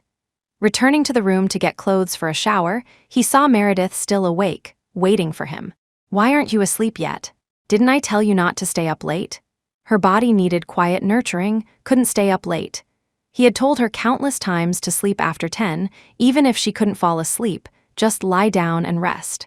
"No, we have a guest, be quiet, go shower quickly. I have something to tell you when you come back." Meredith didn't hide it, urging Caleb to hurry and shower. When Caleb returned, Meredith was already obediently lying down. Caleb took off his clothes, lifted the covers, and held her. Lying like this, they talked. Meredith told Caleb everything about Joanna's situation. "What do you think we should do?" Meredith became increasingly agitated as she spoke, wishing she could go beat Kevin up. She was even more worried about Joanna's situation, involving high-interest loans and violence. Caleb held Meredith tighter, stroking her head. "You sleep. Tomorrow I'll have little Lee come over and handle it. I've got this. It's easy to resolve. You sleep soundly." If he said he could handle it, he definitely could. Meredith listened to him, snuggled into his arms, and slept. Early the next morning, Officer Lee arrived in uniform. Meredith was making congee with Joanna Chapman. Seeing Officer Lee arrive, she immediately invited him to sit down and eat. Officer Lee, out on duty, was naturally happy to get a free breakfast from his sister-in-law and worked diligently. He asked Joanna about the situation at the time, analyzed the current problems for her, and explained how Joanna should proceed. After confirming the plan, Officer Lee took Joanna to get a medical report for her injuries, then brought her back to the police station to file a case. He then led a group of officers to Kevin Zhang's home to arrest him. The assault was obvious from the facial injuries, which weren't minor. This kid was facing serious charges. As for the $68,000, it was indeed a bit tricky. High-interest loans were illegal, but Joanna lacked concrete evidence to prove the lender was operating illegally. Moreover, tracking people down online was extremely difficult. The only option now was to repay the money to stop the interest from accumulating further. However, Joanna had no money. Her parents had sold their old family home to scrape together over $1 million for her down payment, hoping she could marry Kevin. Now the money was with the real estate agent. The purchase agreement clearly stated that breaching the contract would incur penalties. Getting the money back would mean losing a significant amount. Joanna didn't dare tell her family and didn't know what to do. She cried again in front of Meredith, hoping Meredith could help her. But Meredith had no money either. She still wanted to start the studio with Finn Archer. Her part-time job search hadn't yielded results, And while there was money in the salary card Caleb's store gave her, she had to discuss using it with Caleb. She didn't know where to get so much money immediately. Caleb resolved the issue with Kevin. To seek leniency, Kevin agreed to compensate Joanna $60,000 for medical expenses, but the house issue couldn't be resolved. The document signed didn't bear Kevin's name, so it had nothing to do with him. Meredith worried so much she couldn't eat or sleep. Chapter 220, Parallel B Part 12. This day, Meredith Shaw finally decided to ask Caleb Astor about lending money to Joanna Chapman. Caleb, seeming to know already, told her to take something from his pants pocket. Meredith pulled out a bank savings card. What did this mean? Caleb took the card and showed it to Meredith. The salary card I gave you before has enough for our living expenses. This one is my wife fund. Both cards have the same PIN. Use it to pay back the $68,000 for your classmate first. There's still some money left. Take it to start your business. You knew? Meredith asked. He even knew about her wanting to start a business. Of course, I knew. You were even planning to find part-time work. Pity no one wanted to hire you. Caleb shook his head. Meredith's honesty was so apparent he could see it at a glance. No need for guesswork. The salary card only has so much. Don't let me starve. This wife fund. If you make money later, we'll have our wedding at a 5-star hotel. If you lose it all, you'll have to buy your own 3 gold pieces and pay $20 to get the marriage certificate with me. Don't cry about it being shabby then. This was all he had. There was no more. Regardless of the amount inside, Meredith was happy. Ethan Young, with all his money, guarded every penny, afraid she'd covet it. Caleb, even if he didn't have much, was willing to give her everything. Caleb, you're so good. She truly never thought she would one day meet someone who genuinely treated her well. She too could be like all the ordinary people in the world, having a boyfriend who wholeheartedly protected her. Joanna's problem was solved. Lauren Riley helped her find someone in Harbor City to buy the property, and she got all her money back, immediately repaying Meredith. With this money, her studio with Finn Archer also started. Right after opening, they secured a large contract through a public tender from the court, yielding very substantial profits. At the end of the year, Caleb took Meredith to attend a wedding. It was one of his main family cousins getting married coincidentally, Adrian Pierce's older sister, Adeline Pierce. Meredith went and sat with Caleb. Caleb had many friends. While he chatted with others, Meredith sat alone watching the wedding. Adeline and her husband had an age gap. The husband, Samuel Knight, was younger. He was the vice president of the court and quite handsome. Right, without some capital, how could one marry the military circle's princess? However, this Samuel Knight was a bit strange. Whenever Meredith looked at him, he always smiled at her with extraordinary kindness, as if he were her older brother. But she clearly didn't know him. Meredith didn't dwell on it, pushing the thought of this unrelated person, whom she couldn't possibly connect with, to the back of her mind. Meredith was hiding in a quiet corner drinking juice when Adrian Pierce, whom she knew, walked over. He didn't engage in fake pleasantries, directly stating, "Big Bro E is getting married." Adrian and Ethan had an ironclad relationship. It wasn't surprising he knew some inside details. Hearing Ethan's news unexpectedly, Meredith paused, then smiled slightly. "Then congratulate him for me." The last time they met was right after Marcus was released. Unexpectedly, in just a few months, their lives had diverged so drastically. She had a man who genuinely treated her well. He was also getting married and starting a family. The girl who could marry into the young family must have a background of either wealth or nobility. "Big Bro E asked me to pass a message to you. If you regret it, he'll change the bride immediately." Adrian was defeated by her calm attitude, relaying the final message to Meredith. Whether she was willing or not, he had done his part. Meredith didn't take it seriously, silently wishing him a smooth future path. Life became comfortable, and time flew by quickly. Soon it was the end of the year. Caleb, having braved life and death with his brothers all year round, always had a big drinking session with them at year's end. In previous years, Caleb treated them at a restaurant. This year, he had Meredith. Those underlings clamored daily, saying they missed sister-in-law's dumplings. Caleb was pestered until he had no choice but to come back and discuss it with Meredith. "It's okay, I like having the house lively. Set a date, I'll go buy groceries, making some extra is fine too." Meredith had no objections. It just meant those few people were coming over for dinner. Taking advantage of the holiday, she went to the market with Caleb and bought lots of groceries. Meredith personally cooked to entertain them. 6 guests plus the 2 of them meant a table full of dishes. She needed to prepare a few extra dishes for drinks. They would definitely drink. Meredith was busy in the kitchen from early morning. Caleb said they would arrive around 5 in the afternoon. She prepared the cold dishes first. Starting the hot dishes around 4 wouldn't be rushed.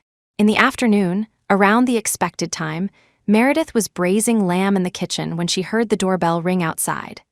Thinking it was them arriving with hands full and unable to open the door, she immediately ran over, opening the door while saying, "Why so early? Didn't you say 5?" Halfway through, Meredith stopped talking. Standing outside the door was an older couple. She recognized the woman Quentin Astore's mother, which meant Caleb's mother. So, the man must be Caleb's father. "Hello, Auntie, hello, Uncle." Meredith immediately fell silent, stepped aside to let them in, then greeted them as Uncle and Auntie. Mrs. Astore was also surprised it was Meredith opening the door. Seeing her, her eyes lit up. "Hello, dear. Uncle and Auntie just came by suddenly today to see if Caleb needs any help. Don't be nervous." This girl before her was completely different from the sallow, thin figure etched in her memory, the sister struggling to raise her younger brother. Her face had filled out, her eyes sparkled with light, and she looked much prettier than when she first saw her. Her hair was permed into light curls, tied up in a bun. She wore a loose pink knit dress, an apron, holding a spatula, the very picture of a perfect wife. Incredibly beautiful. Even she, a woman, couldn't help but feel protective. Looks like son didn't mistreat her. This daughter-in-law has been nurtured until she's tender and vibrant, looking like she'd yield water if gently touched, making one reluctant to be harsh with her. Mr. Astore, being a man, didn't have much to say upon suddenly meeting Meredith, so he remained relatively silent. Entering, he sat on the sofa, his eyes surveying the changes in his eldest son's place. Having a woman in the house really makes a difference. This pigsty now looks habitable. Mrs. Astore had liked Meredith as a daughter-in-law from the start and was naturally outgoing. Seeing the cold dishes already arranged on the dining table, she asked, "What are you making? Why so many dishes?" "Oh, today Caleb has colleagues from the station coming over, so I prepared some food to entertain them." Meredith turned to pour them tea. Mrs. Astore, while Meredith's back was turned, shot Mr. Astore a meaningful glance. "Mrs. Astore, how's my taste? Pretty and virtuous and a top student too. Son isn't losing out with her at all." Mr. Astore calmly drank his tea, his eyes glancing over the dishes Meredith made. The quantity was clearly not for just 1 or 2 people. For a young woman to cook so much alone was already quite impressive. After finishing their tea, Mrs. Astore helped Meredith prepare the remaining dishes about 80%, then the elderly couple stood up to leave. Meredith packed the braised lamb she had made for them to take back, saving them the trouble of cooking again, and saw them off. "With us 2 here, those youngsters won't be able to drink freely. You should go back and rest quickly. If Caleb bullies you, call Auntie later. Auntie will whip him for you." Meredith saw Mr. and Mrs. Astore into the elevator. Mr. Astore remained silent the whole time. Only after walking out of the complex did he finally utter a sentence. "Who was it that said this girl looked like a drug addict?" After saying this, he and Mrs. Astore couldn't help but burst out laughing. Who else but the coward in that apartment, shamelessly clinging to her? Blindly almost missing such a good girl. Otherwise, where would this table full of food come from, waiting for him to come back and eat? During the new year, Caleb took Meredith home. Quentin forcefully dragged Marcus along too. Mrs. Astore was overjoyed, giving both her and Marcus very large red envelopes. Meredith then learned that Caleb's father was the bureau chief. Caleb was also from an official family. He was technically from a collateral branch of the Astore family, but among this generation of Astores, Caleb was the most promising. Adrian Pierce was useless. If not for his brother-in-law Samuel Knight backing him, the Astore family would have had to rely on Caleb. Caleb forbade her from treating him differently and, to eliminate Meredith's feelings of inferiority, often took her back home for meals, helping her build a better relationship with his family. "Cherish it. Mr. Astor watched his wife cooking with her prospective daughter-in-law in the kitchen and spoke softly to Caleb, "Cherish the happy life you have now." He had seen it clearly. This Meredith also had a stubborn streak. Sooner or later, she would become the same kind of woman as Caleb's mother, terrifying, fierce, and utterly captivating. Chapter 221. Parallel BE Part 13 June, Graduation Season. Meredith Shaw, as the honorary graduate, delivered a speech on stage. Caleb Astor, wearing a formal suit adorned with honor badges, came to watch her speech. She had been accepted into the Art Institute's graduate program, passed the teacher qualification exam, and would become an art teacher in the future. The dean encouraged her to study hard, mentioning the possibility of staying on as faculty later. The studio was on the right track, securing several major contracts consecutively, yielding excellent profits. She received very substantial income. Not only did she repay the money from the wife fund Caleb had given her, but she and Marcus also bought an apartment in Harbor City outright. They had their own home. Meredith was giving her speech, occasionally glancing down at her notes. On the middle finger of the hand holding the papers, she wore a diamond ring, square cut, sparkling and pure. She remembered wanting to return Caleb's wife fund. Caleb had gritted his teeth, saying, "You dare return the wife fund to me? Are you trying to curse my wife to run away?" Then, she was dragged out by Caleb, who used the wife fund on the spot to buy this ring, putting it on her finger in front of all the passers-by, demanding she permanently keep his wife fund. Men sometimes spoke crudely, but their actions were always manly. Suddenly looking up, Meredith saw Ethan Young's back. She had heard Ethan didn't get married. The wedding was just an attempt to provoke her, probably to make her realize, on the verge of losing him, whether she still loved him or not. Meredith felt he was still so childish, never doing anything completely. His capricious agreement and cancellation of the wedding, how would that girl live in the future? Besides, even if she still loved him, she wouldn't leave Caleb to be with him. Now, having completely fallen out with his father, he simply ran off to France and didn't come back. This act was also willful. Meredith didn't look at his back. Turning her face, she saw Adeline Pierce's husband, Samuel Knight, again. He gave her that same big brotherly smile, as if saying he was proud of her. Meredith grew even more confused. She didn't know Samuel Knight at all. Why did he always seem so friendly towards her? According to Caleb, Samuel was not an amiable person, employing endless, ruthless tactics for power. She opened a studio and often received government contracts. Caleb had specifically analyzed the pros and cons for her, advising her not to get involved with Samuel. Samuel and Adeline's first child was lost. While Adeline was recovering, Samuel seized control of the entire Pierce family. Now, with Samuel anchoring the Pierce family, not only was the Young family weakened without Ethan, but even the political Duncan family showed signs of decline. Meredith finished her speech. Caleb came over. Marcus and Quentin Astor ran over from afar, presenting her with a large bouquet of roses. "Sis, congratulations on your graduation," Quentin said cheerfully. "Bro, while you still have some savings, treat us to a big meal, okay?" "Sure, let's go." Caleb didn't refuse. The four took turns taking many photos with Meredith, then walked off campus. Meredith's phone vibrated in her bag. It was a message from Finn Archer. "Boss Meng, congratulations on your graduation. Good news, the government's major municipal planning project for the year after next has been awarded to us. You can upgrade to a big villa this year at this rate. We'll be going public within 2 years." Meredith only saw the message during dinner. Such a large contract seemed unusual. It meant her studio had snatched a project comparable to those handled by giants like Yang Group, a huge piece of the pie. Finn said Samuel Knight was exceptionally lenient and supportive towards their studio. Many major contracts were thanks to Samuel's help. Perhaps Samuel wanted to foster a good relationship with Caleb, but none of that concerned her. August, a hotel in Harbor City hosted a warm wedding ceremony. Meredith wore a white wedding gown, walking down the aisle of the hotel ballroom, Marcus in his military uniform beside her, Caleb in his police uniform waiting ahead. Marcus handed her over to Caleb. Caleb didn't kneel and kiss her hand like ordinary grooms worldwide, but instead gave her a very solemn salute. Marrying her was the most sacred vow in the world. After graduating with her master's degree, Meredith continued her studies for a doctorate at the Institute. The dean invited her to teach Western art history at the Art Institute.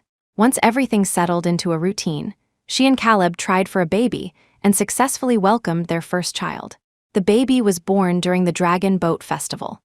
At that time, Meredith was still standing at the lectern, finishing her last Western art history lecture for the semester, planning to start her maternity leave afterward. Unexpectedly, right after class, she felt something wrong with her stomach. Students called an ambulance, sending her to the hospital. Caleb was interrogating a suspect at the time. Officer Lee urgently called him. When he arrived at the hospital, Mrs. Astor, Mr. Astor, and the others were already there. Meredith lay in the hospital room, having just woken up.